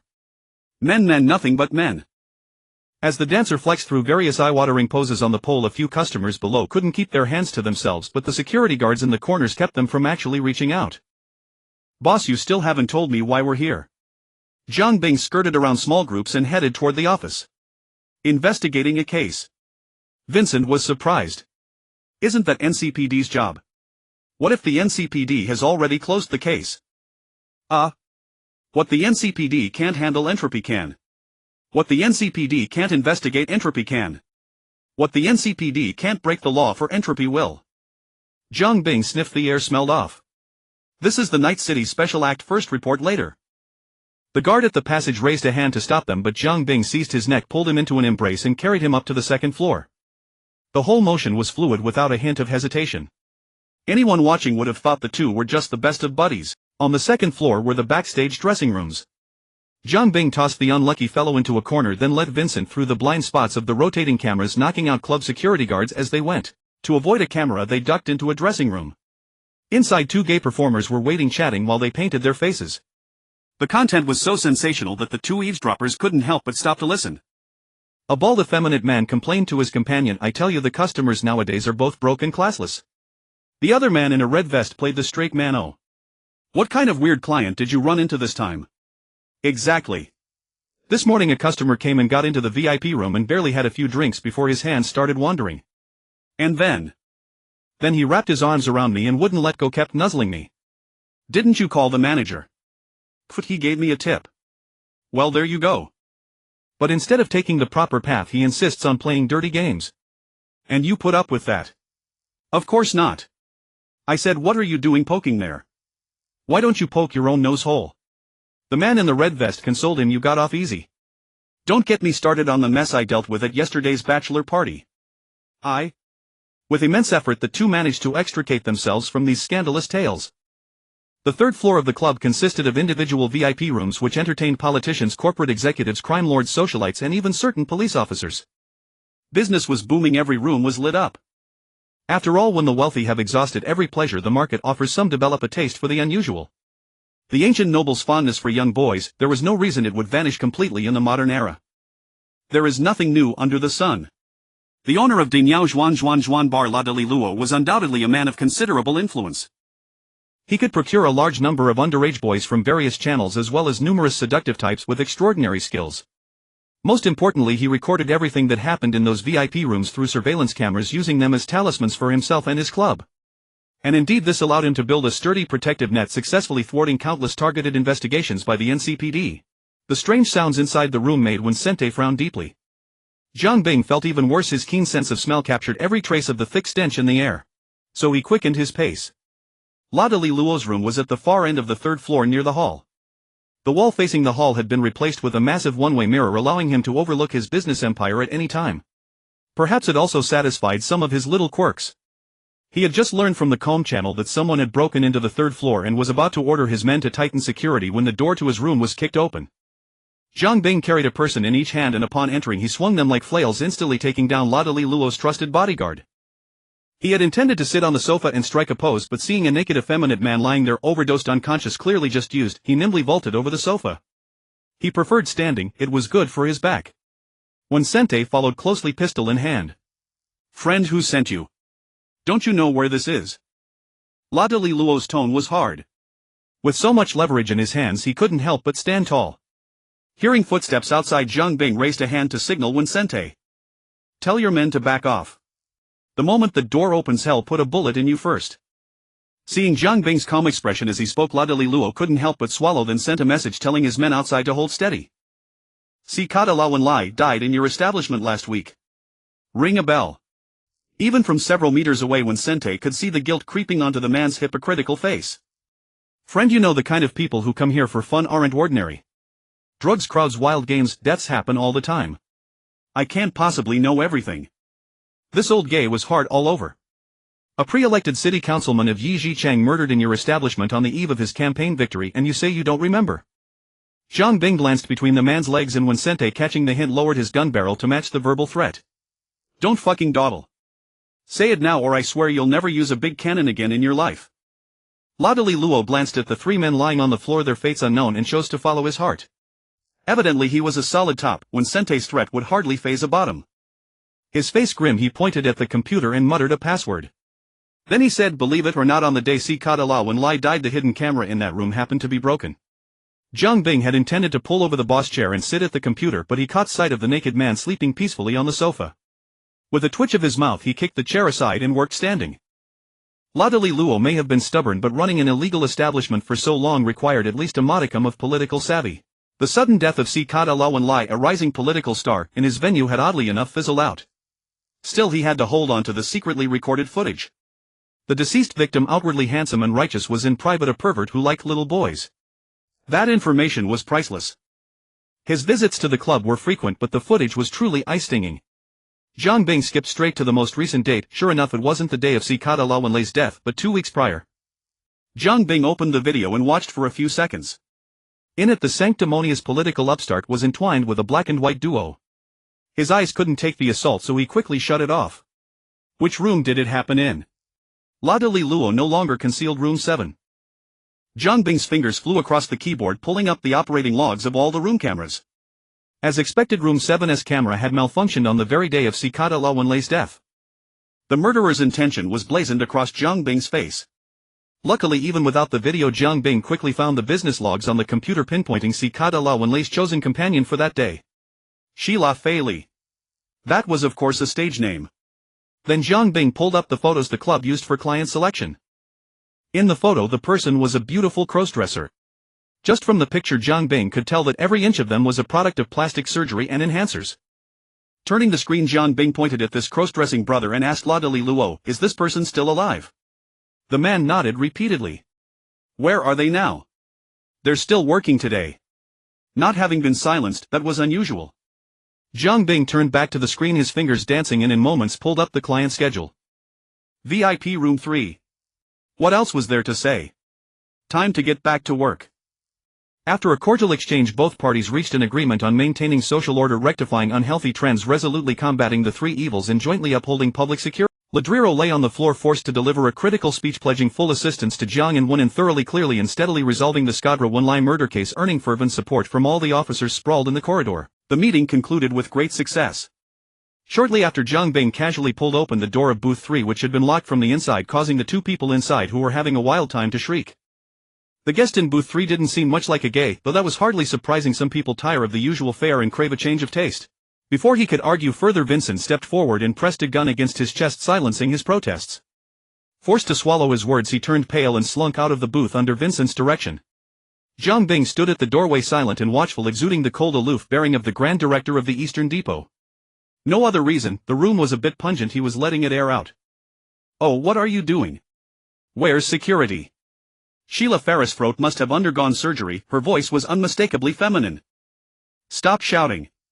See anyone paying attention to you? Just a couple of questions then we'll leave. Vincent had already slipped into his role. Skadra Wanlai, the one who died here last week. Ring a bell. Once the air in the booth improved, Zhang Bing stepped inside, kicking aside a torn pair of stockings on the floor as he asked. Sheila Ferry lounged on the bed naked, causing the two straight men considerable discomfort. Of course. He was a regular, generous spender, good-looking but a bit picky. When the incident happened, were you his appointment? Sheila nodded bluntly. But believe it or not, I hadn't even entered the booth when he kicked me out. He twisted his plump torso, sending ripples of flesh disappointment etched on his face at missing the opportunity. Zhang Bing was utterly exasperated. Is there anyone normal in this damn place? Why did he kick you out? His male companion showed up. Male companion. Both men became alert. Though a week had passed, the convenience of technology kept their investigation progressing smooth. As one of the top stars of the Big Bird swing, Sheila Ferry was equipped with an advanced version of the sex doll system. His matching bionic eye also had image storage capabilities. Without much effort, Zhang Bing obtained from him the specific footage of the mysterious male companion on the day of Skadra Wanlai's death. Leaving the club, Vincent asked Zhang Bing with suspicion, "Boss, this stuff isn't hard to dig up." NCPD just ignored it, turned a blind eye. Some things are easy for us to find, but the official side has too many concerns. Zhang Bing, unfazed, sent the male companion's information to Mr. Blue Eyes. Within 2 minutes, an extremely detailed personal profile was transmitted back to Zhang Bing's data slate. Following the address, the Thrace 388 merged into the flow of traffic on Jefferson, the Geisha district of Watson's Xiaoxi Loop Road. It was very close to the water, but an urban expressway split the Geisha district in two. Their destination was an apartment building beside the elevated road. They found the male companion's home according to the address from the data. The apartment building was old, with years of constant noise from the nearby elevated highway. The structure was dilapidated, and even the hallway lights flickered intermittently. Vincent knocked for a long time with no answer. Zhang Bing had to open the door. Inside, they were greeted by a room cluttered with all kinds of underwear, red, green, purple, a riot of colors. They soon understood why no one answered. The man was dead. Lying on the bed in the bedroom. Cause of death extremely indecent, exploded from the groin. The entire corpse was severed at the crotch, a bloody mess. Zhang Bing quickly spotted the missing object on the ceiling. Vincent, as the subordinate, undertook the most grueling task. The object was retrieved and placed beside the body. Zhang Bing examined it, combined with the corpse's condition, and gave his expert opinion. This thing has clearly been specially modified. Its rotation speed has been boosted to a terrifying degree. Looking at this deadly device, Zhang Bing sighed. Strong enough to be used as a weapon. A bad premonition welled up in Vincent's heart. At the thought of the possibility, he involuntarily tightened his stomach. Boss, you mean he's the killer and Skadra Wanlai was done in by this weapon? Zhang Bing wasn't eager to recall the relevant records from Mr. Blue Eyes' chip, but he patiently explained to Vincent, since having someone willing to share half the pain was quite welcome. Guts and bowels torn apart. The words sent a faint phantom pain through Vincent. Now you understand why NCPD closed the case so hastily. A rising political star found dead in a gay club with such a distinctive manner of death, even in Night City, it was a severe blow to the already meager authority of the city government. So the matter was brushed aside, handled with a low profile without even a ripple. Of course, it also had to do with the dead man being worthless. Vincent glanced at the body on the bed and finally muttered, whoever came up with this idea is a kind of twisted genius. The mastermind isn't him. He's just a pawn, one that can be easily discarded. Zhang Bing gently lifted the upper half of the corpse, carefully examining the origin point of the explosion. Though reluctant, his artisan intuition continuously fed him information, allowing him to quickly determine the cause. He never expected a hacker to remotely break in while he slept. The cyberware was suddenly overclocked, causing intense pain until it couldn't bear the load and overloaded, exploding. Zhang Bing surveyed the bedroom and gave a definitive judgment. He was silenced. The true culprit had cleaned up the loose ends with ruthless efficiency. Fortunately, Zhang Bing, a veritable Holmes, also had his methods. The Hornet drone lifted the victim's brain-computer interface into the air. 42 showed extraordinary enthusiasm for this. In her words, it was a rare social sample. But Zhang Bing suspected she was just drawn to the explosive gossip and eager to learn the rest of the story. His attention fixated on the clue of the weapon. The modification craftsmanship of this large cannon was quite impressive, suggesting it came from a skilled modifier. Jiang Bing reasonably suspected it was the work of a senior technician from a major corporation. However, the installation technique was utterly mediocre, clearly indicating that the deceased bomb of a person had acquired the item and then casually found a black clinic to have it installed. Given its illicit purpose, he would never dare to approach a legitimate medical facility. But the situation hit a dead end. Boss Jiang's cyberware clinic was situated on the fringes of the city, operating in a self-contained enclave, producing and selling his own wares with little acquaintance among the cyberware doctors of Night City. Moreover, the deceased likely had the surgery at a black clinic near his residence far from the Coronado farm, leaving Jiang Bing with even less leverage. The reason black clinics were called black clinics was not only their exorbitant fees but also their indiscriminate acceptance of clients and concealed locations. Medical records and surgical standards were utterly non-existent for unlicensed cyberware doctors. Fortunately, Vincent stepped forward, claiming to know a master cyberware doctor who operated in the neighboring Little Chinatown. With top-notch skills, formidable expertise, and a wide network within the circle, he would be the perfect person to help gather information. Upon inquiry, the cyberware doctor Vincent mentioned was indeed none other than the last conscience of Night City, Victor Vector, a professional boxer by trade and a cyberware doctor on the side, just as Jiang Bing had anticipated. The two set off without delay. From its very inception, Night City was designed to bring together people of all races, fostering peaceful coexistence and shared prosperity, achieving true freedom. Yet the practice of advocating freedom while demarcating specific areas for certain groups made it difficult to believe in the validity of such a claim. Little Chinatown, as the name suggested, was designated for that community. Through the passage of time, it had degenerated into a normal mixed residential district in Night City, leaving only the name to narrate the bygone days. They drove the Thrace 388, Jefferson along Bradbury Street to its intersection with Brand Street, then proceeded on foot. This area was also a red light district teeming with various adult-oriented establishments.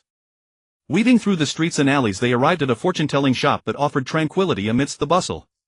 "Misty." Vincent greeted the shop owner warmly as he entered. "Long time no see. What have you been up to?" Misty was a girl with a melancholic air, sporting a mess of gray hair, heavy eyeshadow, brown lipstick, and a studded collar around her neck, exuding a fool and cyber witch vibe. Jiang Bing concurred with this assessment, as he had actually encountered a real witch before. "Busy with work. Is Vic free?" Misty smiled softly, her gaze shifting to Jiang. "And this is my boss." Jiang Bing appraised the numerous folk charms hanging from her chest and the eclectic array of cultural ornaments in the shop, confirming that this place was merely an ordinary folk craft store. "Saburo Larek. Nice to meet you." Misty's cyber eye flickered, and after communicating with Vic, she put down her tarot cards and gestured toward the back door, saying, "Vic says he's free. You can go right through." The two navigated through the streets and descended into the underground clinic. Long time no see." Vic was a middle-aged man who exuded reliability almost identical to the image Jiang Bing remembered, calm, robust, and unhurried in everything he did. "I have to say you share the same name as another friend of Jack's. It keeps causing me to mix you two up when I talk about you. You can call me Vincent then." Vic chuckled softly and turned his attention to Jiang Bing. "Your friend." Vincent scratched his head but eventually told the truth. "My boss." They exchanged pleasantries once more. After the necessary social etiquette, Vincent finally revealed the purpose of their visit. The weapon, the large cannon, was placed on a metal tray, looking rather inconspicuous under the cold white medical light. Vic, far from finding it amusing, put on a set of magnifying external glasses and examined the cyberware multiple times. This modification craftsmanship isn't something a small workshop could achieve. Only a large laboratory would have the capability and equipment. True to his reputation as a cyberware doctor, coveted even by Zetatech, Vic arrived at the same conclusion as Jiang Bing after a cursory inspection. But the installation technique is mediocre at best, typical amateur work. "I do know a few cyberware doctors in this area who specialize in this kind of business. I'll make some inquiries for you." "Thanks, Vic. Just name your price." The righteous doctor waved his hand, indicating it was free of charge. "We're friends. Friends help each other, why talk about money? Do you mind if I take a few photos? This thing looks so distinctive. If it's been handled, it shouldn't be too hard to track down." Jiang Bing glanced around the clinic filled with numerous trophies and boxing training equipment and nodded his consent. Victor too had no cyberware installed on his body, not even the most basic brain-computer interface, so he also used a datapad to take photos. "By the way, Vic, what's Jack been up to? I haven't seen him in ages." Victor circled the large cannon, taking photos primarily of the connection points, the key technical aspects of the installation. Each cyberware doctor's technique had subtle differences which were as conspicuous as a business card to those in the know. He meticulously adjusted the angles while replying to Vincent. "Lately he's been hanging out at the Devil's Boxing Club. Must have come into a bit of money, he's been living it up." Vincent cast a glance at Zhang Bing. That bit of money was likely the payment from Jack's last guiding mission. Where did you get this thing? I just noticed it has 3 sets of linked rotors, enough power to make a drill ID say. Vic continued photographing and discovered something new. Vincent looked at his boss and upon Zhang Bing's slight nod he recounted the entire story in detail. The twists and turns of the tale left even Vic, a man who had seen his share of life and death, momentarily stunned. He turned his awestruck gaze to the large cannon on the tray, now regarding it with a newfound reverence. Whoever came up with this, he's a real little genius. What arrived before dawn was a message from 42. 42, 1 good news, 1 bad news. Zhang Bing, where did you go to inject humanity that you're pulling this routine? 42, the bad news is that this person's brain-computer interface is freakishly clean, has what it should, missing absolutely nothing it shouldn't. Zhang Bing in the good news. 42, I dug through his contact list and found his chat records with 3 close girlfriends. It's really thrilling. 42 was like a wild badger frolicking freely in a melon patch. 42, it's not like we got nothing. Sending it to you. A chat log was then sent to Zhang Bing's datapad. Jadar deceased Alan, I'm about to hit the big time real soon. You know when I get rich I'll take you out for a spin. Alan, you're not trying to trick me into sharing the heat again, are you? Last time you nearly got me wasted. Jadar, how could that be? I'm telling you, I got a fat gig from a solid middleman. Once it's done it'll be loaded. Then we can frag whoever we want. Alan, don't get played. Watch out you don't lose your cash and your dignity. Jadar, impossible. This middleman is a big shot in the underworld. Jadar, trust me, it's solid. I've got a feeling this is my first step to the top. Jadar, just wait and see. Alan, I'd advise you to cool it. This chat log survived among others that were far too grotesque to mention. Zhang Bing, you mentioned earlier that Jadar's brain-computer interface was spotless. That couldn't have been easy. 42, wiping it all clean is simple. Memory erasure golems, brain-computer overload viruses or full system resets can do the job. But a surgical modification like this? Only a powerful hacker could pull it off. 42, but it's not hard to implement. As long as this fool had connected to the target's device while alive and granted authorization, modifying the brain-computer data is just a flick of the fingers. Zhang Bing, can it be recovered? 42, basically impossible. Zhang Bing, what about residual data retrieval or physical medium reconstruction? 42, the brain-computer's closed-loop lock uses a cascading deadlock. Those methods are completely unfeasible. Zhang Bing, then it seems this lead is a dead end. 42, what a shame. I was really looking forward to seeing how this would unfold. Zhang Bing, I'll think of another way. Fortunately, when one door closes another opens. Just as dawn broke, Old Way sent Vincent a message saying he'd found some leads. The two sped over to his cyber clinic. Early in the morning, Old Way was working out in front of a punching bag wearing a pair of boxing gloves. This showed he truly loved and couldn't let go of boxing. When they arrived, he quickly took off the gloves and led them to a computer. Old Way, I asked some friends in the circle last night. One of them gave me a lead. Stala, a ripperdoc in Watson district. He used to work under Cassius, then went solo. The installation technique looks like his. Old Way tapped away at the computer, quickly pulling up a photo and clinic address. If you go there to investigate, keep your wits about you. Word is he's got ties with the maelstrom. Zhang Bing memorized the address and nodded to Old Way. Thanks, Dr. Victor. This is important. I owe you one. Old Way started to humbly decline out of habit, but Vincent stopped him with a wink. He didn't know Zhang Bing's capabilities, but Vincent knew the value of this favor. With Zhang Bing's word, if anyone dared to cause trouble for Old Way, the knives of entropy would be more effective than the Maxtac. After saying goodbye to Old Way, they ran into Jack and Misty, who were yawning and opening the door to clean up at Misty's esoteric occult shop. With Vincent's continued winking, the three exchanged pleasantries and parted ways. The Thracian 388 Jefferson drove west along Martin Street until they reached an old factory building. Watson District in northern Night City was maelstrom territory. As another industrial area, Watson was far less bustling than Valley District. Large stretches of factories lay abandoned. With only workers and a few locals around, the streets felt desolate. Compared to Valley District, which was constantly under construction and changing day by day, Watson seemed like an old man on his last legs fading away. But a lean camel is still bigger than a horse. As an old industrial zone, it housed Arasaka Logistics Trauma Team and even Maelstrom on All Foods plant. There was also Night City's largest cargo port. Although deep-sea voyages were risky, coastal routes heading north to Northern California and the Republic of Oregon or south to Mexico were safe and prosperous. Man's Happiness, the shop sign, had a whiff of traditional Chinese medicine. But that didn't stop the long line in front. When it came to male happiness, men were always insincere. Tell a man he has kidney deficiency and he'd fight tooth and nail to prove you wrong, spreading the word that you're a quack. But if you say you can cure him, he'd immediately show you what deferential after arrogance and wandering half a life without meeting a true master meant. Night City was even more open about this. Men brazenly boasted to those around them about their heroic feats, including but not limited to, "I took on 7 last night. My big steel cannon ran until it broke down. My old cyberware can't keep up with my new ideas. Time for an upgrade. You have her, he has her, but I have them all." Old Way wasn't lying. Scala was tight with Maelstrom. 2 Maelstrom goons with faces nearly modified into night vision goggles stood at the entrance maintaining order. They didn't even have to shout. Their fine reputation kept customers queuing obediently, not daring to step out of line. This was extremely rare in Night City, which prided itself on freedom. As the local gang ruling Watson and the Northern Industrial District, Maelstrom trademark was their terrifying faceplates and aggressive optical implants. As a gang blindly obsessed with cyberware and cybernetic enhancement from top to bottom, they were the polar opposite of the animal gang. One believed in flesh immortality, the other in mechanical transcendence. When people saw Maelstrom, their first thought was often, "Look at them, now that's a true pioneer of bold transhuman transformation." If they only experimented on themselves, testing the limits of human flesh and contributing to the evolution of humanity, that statement would be correct. Unfortunately, the unlucky ones who fell into their hands also became experimental subjects.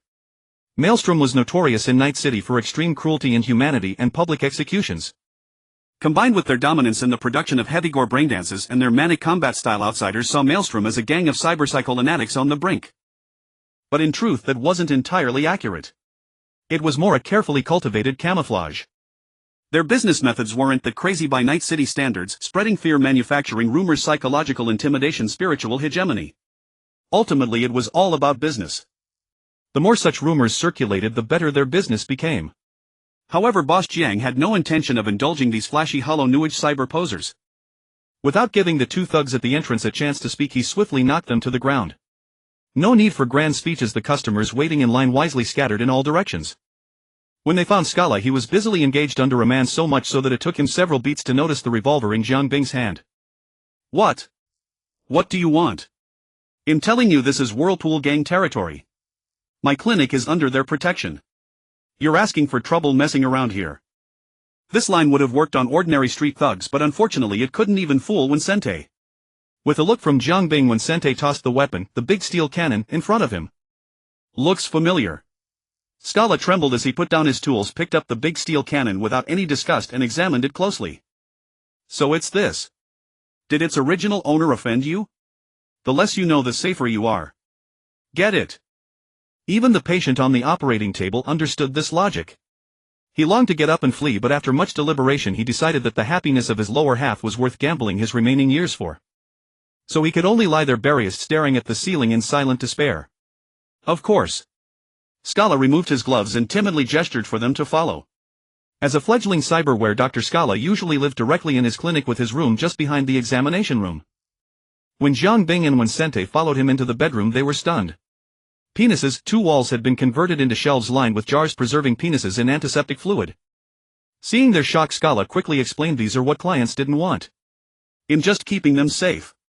That excuse was worse than saying nothing, worse even than a lame "I picked them up." Installing cyberware like the big steel cannon naturally required removing the original organ. Most people disposed of that flesh themselves, often by burning it, while a few left it to the doctor. But Scala was clearly lying. He had used considerable means to amass such a collection in such a short time. Fortunately, that wasn't why they were here. Though the hobby was somewhat perverse, it wasn't particularly outrageous by Night City standards. "This is it." Scala expertly lifted a transparent jar from the shelf. Inside, the object bobbed up and down in the formal and tumbling and writhing, flaunting its form before the visitors. The sight nearly broke Vincent. He pulled back the bolt, ready to feed him a fresh bullet. "Who the hell asked you for this?" "Ha! You mean you're not here to get this back?" Whether he was genuinely clueless or playing dumb, Vincent fired a shot at his feet. "Why did the original owner of this thing come to you? What do you know about his new gear? Spill it now or the next bullet won't miss." Scala turned pale and trembled like a leaf. As an unlicensed doctor, he kept no formal medical records, but the uniqueness of the cyberware the client needed made the job unforgettable. That job was special because the big steel cannon was custom-made. The number of nerve fibers to connect and the difficulty were several times higher than usual. "I put in quite a bit of effort." And then. That's all, friends. I'm just a cyberware doctor. A patient brings in parts, I install them. Nothing else is my concern. The explanation sounded plausible, but his heartbeat and micro-expressions betrayed him to Jiang Bing, a human lie detector. As Vincent was about to press further, Jiang Bing walked over to the shelf and pulled out an empty glass jar. Since new stock arrived regularly, there was plenty of formalin nearby. Jiang Bing filled the jar with the appropriate amount of formalin and brought it to the cowering doctor. Yours is still original, right? The remark made both men instinctively tighten their crotches. Scala covered his groin with both hands, cold sweat pouring. His eyes flickered to the glass jar but darted away as if burned. Friend, what do you mean by that? Humans are inherently contradictory and stubborn creatures. Sometimes they know everything yet still try to put up a futile resistance. Like the guys on abstinence forums or married men. And of course Scala at this moment. If you don't tell the truth, your collection will soon have a new exhibit. Jiang Bing's words were like a demon's whisper. I forgot to mention I'm also a cyberware doctor. I'll guarantee a clean cut and the quality will be no worse than what's on your shelves. What does a man fear most? A fan falling from the ceiling during work only ranks 10th.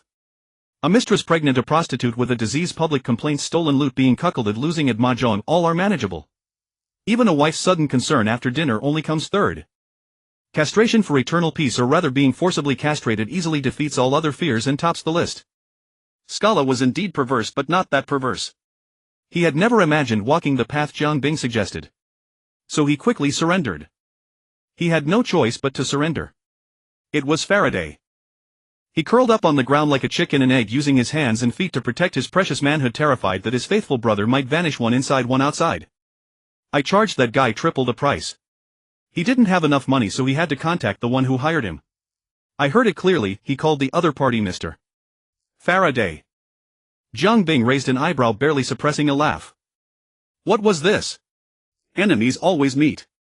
And you were so sure he'd accept your extortion. Scala's behavior was despicable, but such shady dealings were nothing unusual in Night City. In fact, if he only extorted, his morals were above most unlicensed quacks. Why else would there be a saying that it's best to see a doctor with a companion? Because going alone to a strange clinic might get you knocked out and you might never wake up. The unscrupulous doctor said nothing, only cast his gaze beyond the door, motioning for them to look back at the poor wretch mid-surgery in the adjacent room. Halfway through the journey they raised the matter of demanding additional payment. This sentence, when heard by Jiang Bing, automatically translated into removing the patient's original organ first and then raising the price. Under such circumstances most people would have no choice but to accept the doctor's terms. Jiang Bing glanced at the jars and bottles lining both walls, realizing that a large portion of them must have come from such practices.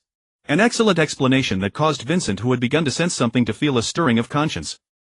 Through the other's heartbeat and bodily reactions, Jiang Bing determined that the confessed sins were largely true. He motioned for Vincent to holster his gun and the two turned and left. Merely a bit of collecting which still required some degree of mutual consent. Jiang Bing didn't bother to take further action. Mr. Blue Eye's communication was answered instantly, just as before. Jiang Bing Faraday. Mr. Blue Eyes, aha, it seems the detective has caught the rat's tail. Mr.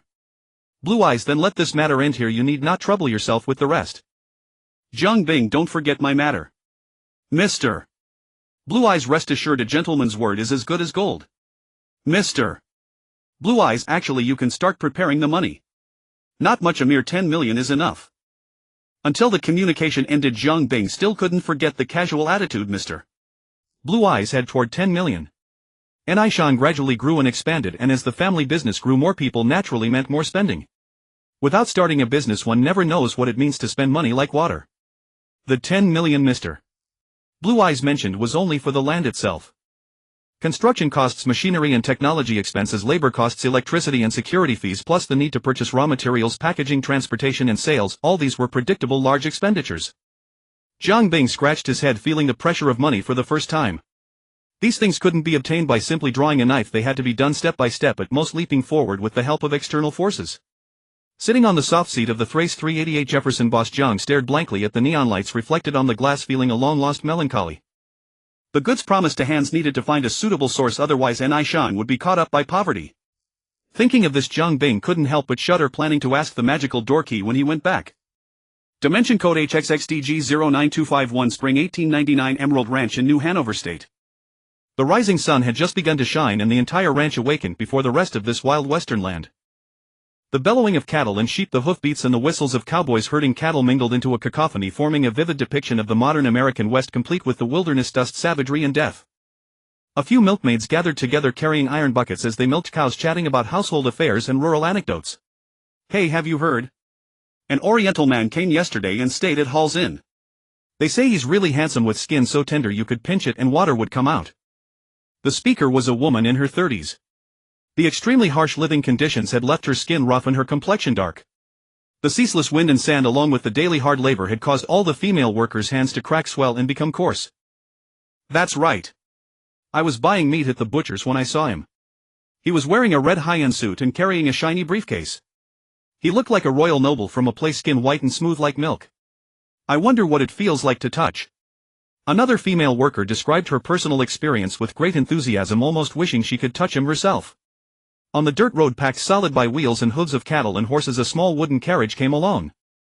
This type of dual-purpose passenger and freight carriage was beloved by the people of this land. Its excellent off-road capability and cargo capacity made it ubiquitous across the West, carrying countless East Coast Americans yearning for wealth as they migrated to the vast Western territories, bringing them a new life. Or death. Of course, the single-horse carriage or double-horse was the choice of ordinary people. Well-to-do pioneers had better options. Conestoga wagon. A heavy-duty wide-wheeled wagon shaped like a boat with a unique design that allowed it to cross rivers and streams. Pulled by horses, mules or oxen, it could carry a load of up to 7 tons. As for the even poorer, a horse cost around $100, so they had to travel on foot. The carriage stopped in front of a 2-story inn. Emerald Ranch, located beside the main road between Lemoyne and New Hanover, backed by the Emerald Ranch train station, attracted enough travelers to support this somewhat luxurious inn.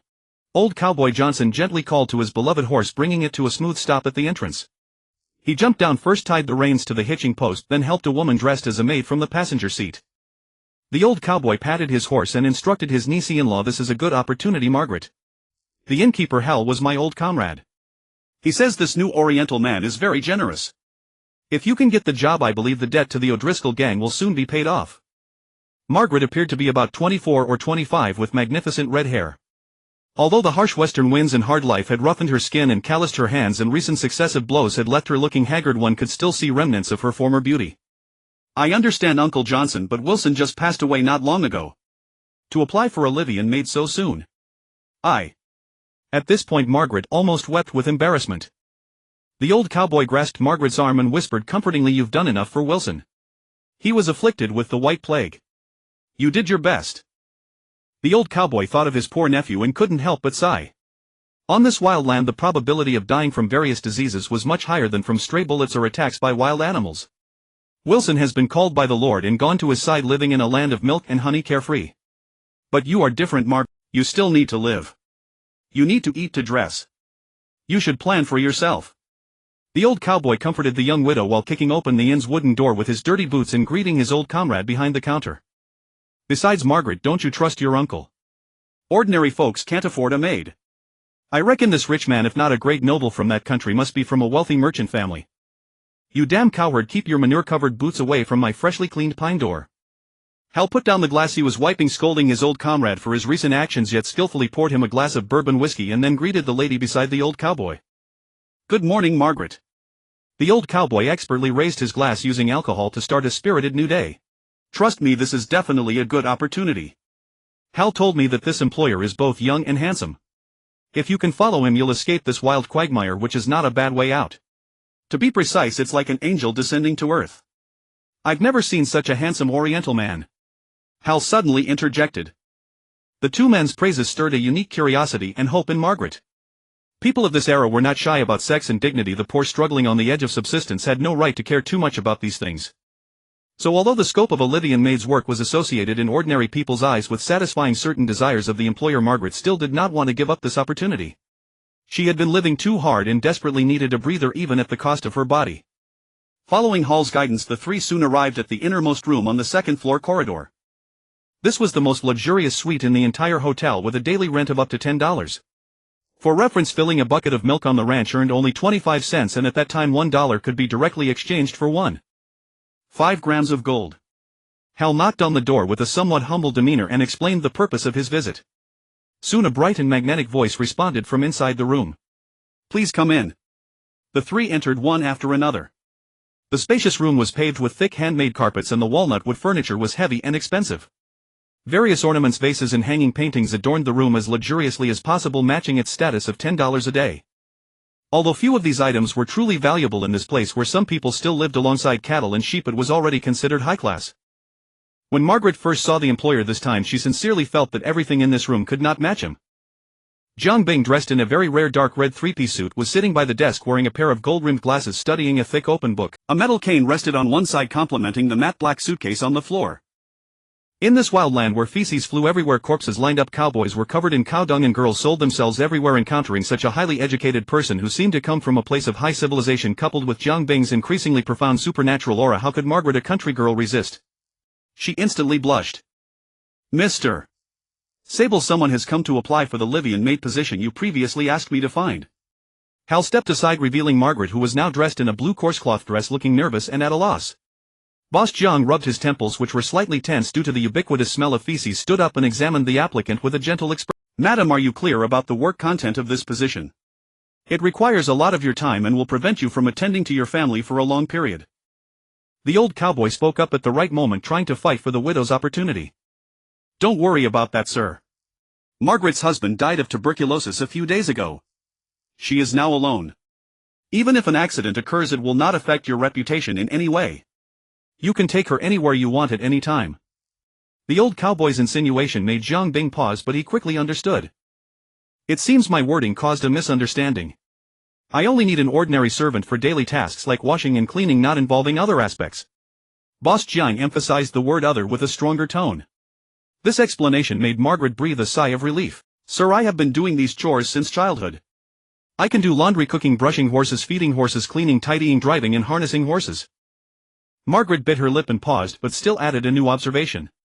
I have lived nearby since childhood and am very familiar with the surrounding area.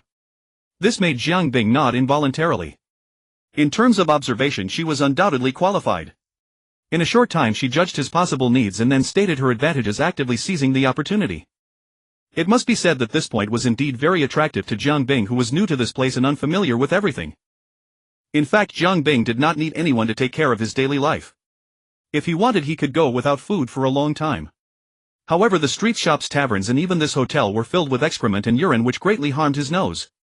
Jiang Bing had completely given up hope on the public sanitation of the American West in the late 19th century. To spare his sensitive senses from too much suffering, he decided to find a maid to run errands and do some auxiliary work. The old cowboy and Margaret only exchanged a few simple words with the employer Jiang Bing before hurriedly going downstairs, leaving only the intermediary Hal to briefly recount the applicant's general background.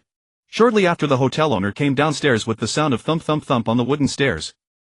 Congratulations, you are hired, Margaret. As Margaret walked out of the hotel, Hall's words echoed repeatedly in her mind. She felt dizzy, as if floating in the clouds, not only because she was successfully hired but also because of the employer's offer of $25 per week. For reference, in the West a skilled cowboy earned less than $15 a week. This was undoubtedly a very high salary. With this income, the young widow believed she could soon pay off the usurious loan she owed and get her desperate life back on track. With a mixture of joy and anxiety, Margaret spent a restless night. The next morning she carried her luggage and came to the hotel to start work. When she eagerly stepped into her role, the employer's first question left her a bit puzzled. Jiang Bing, Margaret, which family owns the largest tobacco plantation around here? The newly minted maid, though confused, still recalled carefully and answered cautiously, respected sir, as far as I know, the Southern Scarlet Meadow has the largest tobacco plantation around here. These plantations are the private property of the Gray family. The Gray family owns hundreds of hectares of fertile land, all planted with flue-cured tobacco. Before I got married, I applied for a drying worker position there. They not only provided room and board but also a weekly salary of $10, and you could even sneak some tobacco. Rhodestown was also prosperous and the workplace was close to St. Denis. On days off, a half-hour carriage ride could take you into the city for a stroll. Speaking of that job application trip, she was clearly nostalgic and talkative, but then she lowered her head. Unfortunately, I wasn't selected. The maid sighed in disappointment. Jiang Bing nodded and returned to the table. The first day as a maid made Margaret very uncomfortable. Initially she had assumed this job would be exceedingly arduous given that the employer was offering a generous wage of $25. Yet the reality proved quite the opposite. For the vast majority of her time she found herself utterly idle. Her employer, that conspicuously aristocratic Oriental, had merely instructed her to purchase a map from the store, then spent the remaining hours gesturing within his room or poring over the books before. Without frequent visitors or the need for laundry and cooking, the maid occupied herself with little more than serving tea and water throughout the day. Even this was the fruit of her own contrivance. A weekly wage of $25, she felt profoundly uneasy earning it. Just as Margaret was dozing off on the soft, spacious sofa tucked by the doorway, a sudden tumult of hoarse whinnies, men's screams and crowd clamor surged through the window. The cacophony startled both occupants within. The maid, who had long been itching for action, dashed downstairs like a colt freed from its pen, charging into the bustling crowd at her employer's nod. Soon the returning maid brought the truth behind the commotion. The master of Emerald Ranch, Brown Eugene, had recently hired several new cowboys to manage his expanding herd. Among them a novice named Harold, while breaking a horse, was struck in the chest by a violent left rear kick from a brown leopard-spotted Appaloosa. As the martial arts adage goes, better take 10 punches than one elbow, better take 10 elbows than one kick. And this was no ordinary kick. A full-grown Appaloosa weighs between 430 and 570 kilograms. The explosive force of its hind legs can reach 600 or 700 kilograms at its peak, and at the very least 200 or 300. If a man takes such a blow squarely in the medicine-scarce West, it's essentially a one-way ticket to heaven. Poor lad's chest is caved in, he won't make it. Margaret returned excitedly, delivering the doomed man's sentence with calm indifference. In the West, death was a commonplace occurrence for its inhabitants. Diseases like tuberculosis and malaria, accidents from gun misfires, cattle trampling, poisoning, mine collapses, man-made calamities from Indians, outlaws, cannibals, psychopathic murderers and capitalists, natural disasters from venomous snakes, beasts and extreme weather, all were omnipresent causes of death. Living in the West was exceedingly difficult, but dying there was all too easy. Each year no fewer than 5 figures succumbed to such causes. Death was a routine affair. Jiang Bing himself was naturally drawn to commotion, especially amid the culturally rich backdrop of the American West. Led by Margaret, he descended the stairs, mingling with the crowd to observe the scene. A balding old cowboy knelt helplessly beside the victim, panic-stricken and powerless, calling out the injured man's name. "Put him out of his misery, Gale. Such a wound can't be healed. It's better to end his suffering early." Someone in the crowd shouted at the old cowboy. "Poor Harold, what will his mother do? He was always too eager to show off. Just started as a cowboy and he had to act tough. Give him some whiskey, it might ease the pain. Gale won't be able to face his sister now." The crowd buzzed with suggestions. The victim lay stiff on the muddy yellow earth, blood trickling from his mouth and nose, his expression far from peaceful. He was slender and not very old, with a faint down on his chin, short blonde hair and a face peppered with freckles contorted in agony. His eyes were shut and he was barely conscious. The collapsed sternum pressed on his chest, making breathing difficult. Each breath was as heavy as an old bellows, wheezing and rasping. Suffocation drove him to struggle for air, but atmospheric pressure allowed only inhalation, not exhalation. The inflated chest in turn aggravated the injury, prolonging the torment. Typical acute pneumothorax caused by external blunt force. Having dealt with many injuries, Jiang Bing could diagnose it at a glance. Treating acute pneumothorax, a common modern surgical condition, is not difficult. But in the late 19th century this young man was slowly slipping into death's embrace. Jiang Bing took a few glances, then effortlessly parted the crowd. Under the onlookers' gaze he crouched beside the injured man. In the old cowboy's dazed expression he gently felt the fallen man's chest, then gestured to the old cowboy. "Give me your knife." The flustered old cowboy, momentarily confused, remained frozen in place. Jiang Bing repeated himself. "If you don't want him to die right now, hand me your knife immediately." This time the old cowboy finally understood, his dull eyes instantly sharpening. He quickly appraised Jiang Bing, the refined appearance, calm and articulate speech all added to his confidence. The rare sight of a yellow-skinned man subtracted a bit, but still he swiftly judged that this was no irresponsible fool. Thus a sharp buck 110 folding hunting knife was swiftly handed to Jiang Bing. The buttons of Harold's linen shirt were undone one by one, revealing a chest uneven and smeared with blood exposed to the air. Jiang Bing drew the blade, frowned at the stains, then extended his hand to the bald cowboy. "Matches." In the West almost every cowboy smoked, and matches as a fire-starting tool were essential for wilderness survival. Naturally the old cowboy had them. After licking the blade with flame, to the horror of the crowd, Jiang Bing reversed the knife and without looking plunged it into the man's chest. The thrust was forceful and decisive. Before the old cowboy could react, the blade had sunk to the hilt into the victim's chest. This act, hardly different from murder, nearly made the old cowboy jump. The crowd erupted in clamor. But before the onlookers could voice their condemnation, Jiang Bing swiftly withdrew the knife. Immediately a jet of air mixed with blood spurted from the wound. Harold's complexion visibly shifted from the purple of suffocation to a pallid, weakened hue.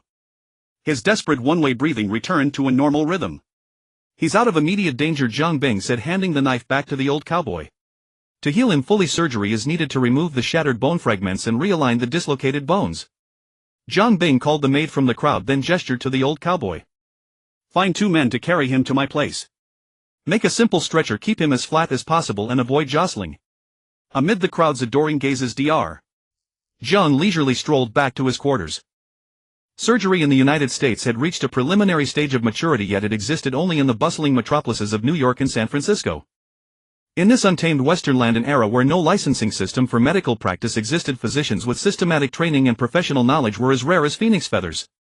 The common folk mostly encountered charlatans and quacks who peddled counterfeit medicines under the guise of healing, roaming about to swindle and endanger lives. A proper open-chest surgery requires a sterile environment, specialized tools, ample illumination, full disinfection throughout, and teamwork with postoperative precautions against wound infection. Yet none of these requirements apply to the present moment. Jiang Bing could perform the surgery alone. Without a scalpel, the staff blade would suffice. As a weapon he had forged and reforged repeatedly, its sharpness was beyond doubt. As for the possibility of infection, well, only the living had the privilege of worrying about infection. No need for thoracotomy exploration. Drawing on years of experience in cutting down foes, Jiang Bing precisely incised the skin, extracted shattered bone fragments, and realigned the fractured and displaced bones. After confirming that everyone remained outside the room, he began to mobilize the thin chaotic magic within the space, albeit somewhat awkwardly. In this age without antibiotics and with all his purchased medicines stored in the warehouse, the young man would likely succumb to subsequent complications or infection unless unconventional means were employed. The mages of the world of The Witcher embodied the water element of chaotic magic, granting it the power of healing and restoration. Yet this did not imply the other 3 elements were useless in treatment.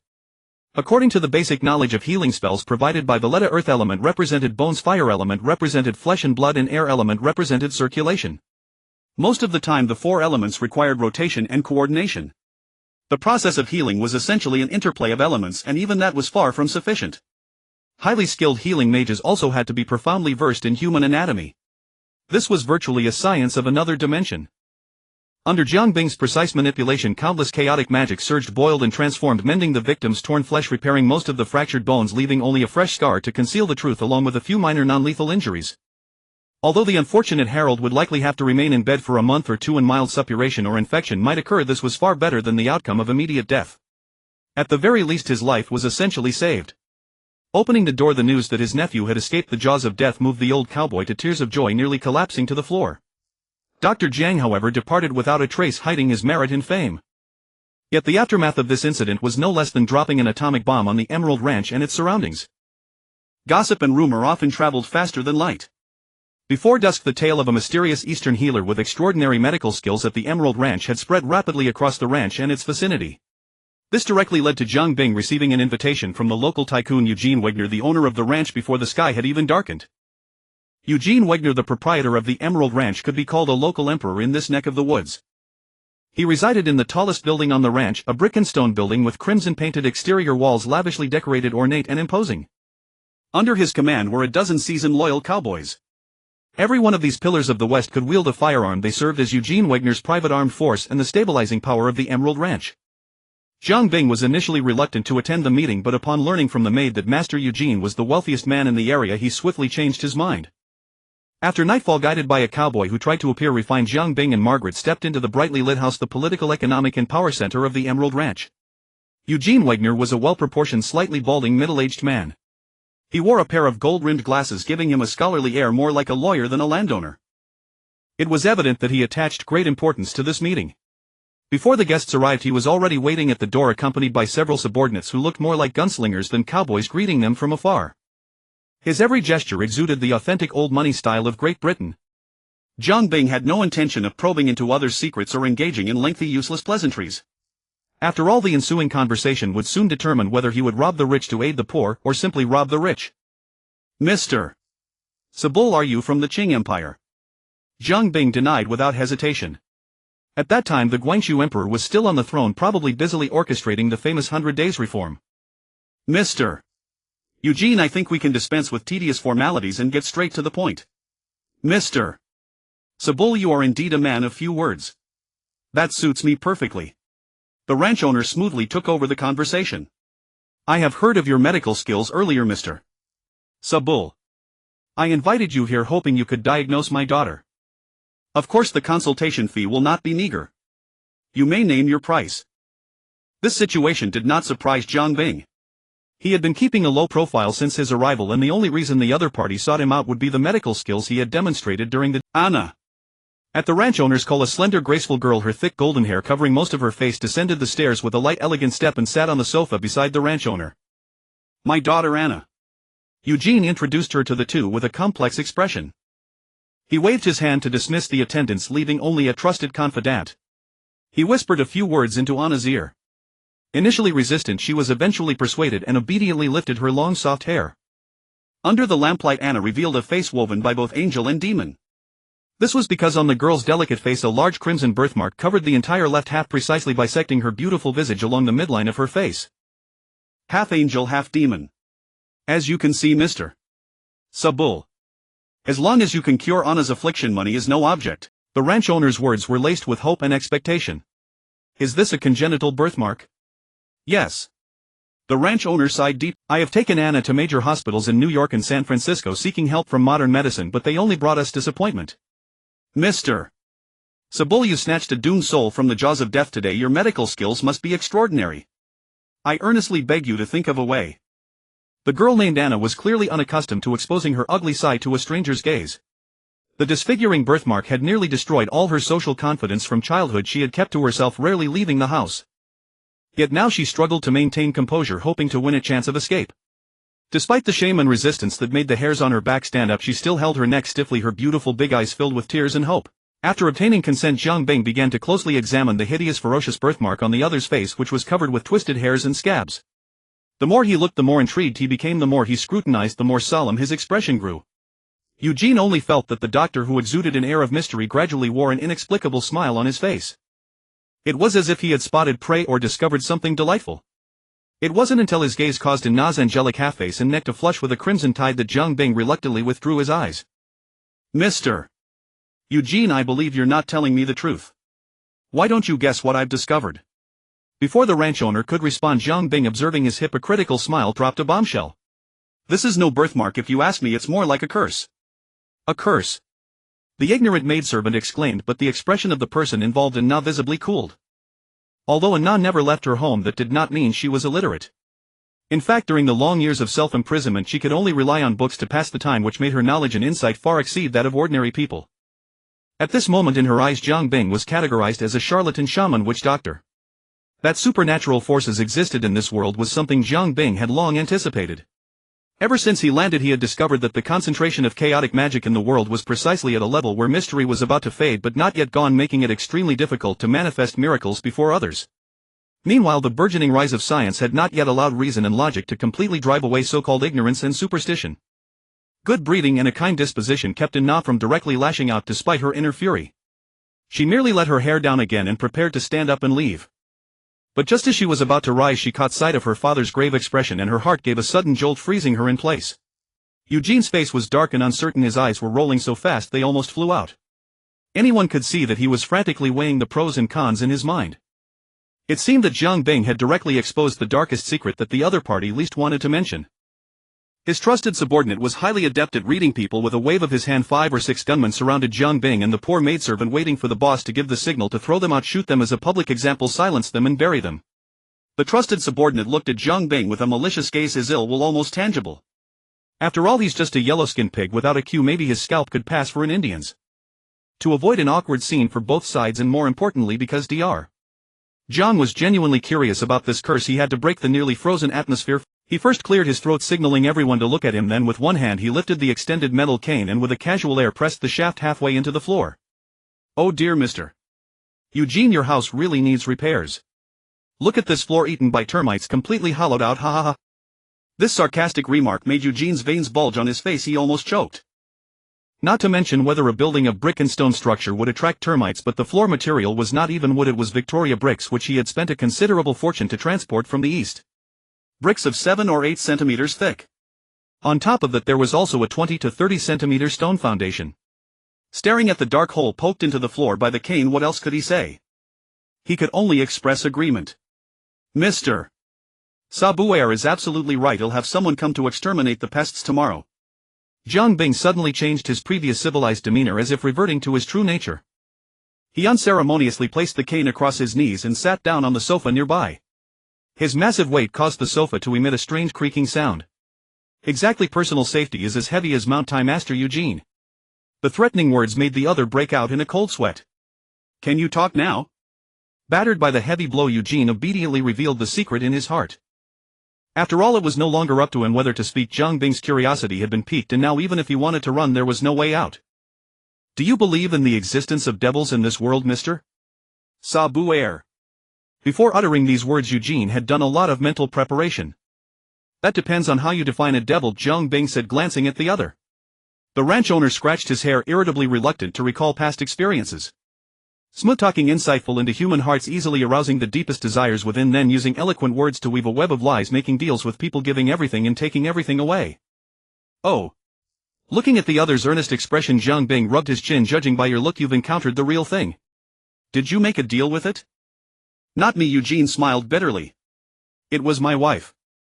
Hearing this, and Na couldn't help but cry out. Mother. Eugene patted his daughter's arm, signaling her to calm down.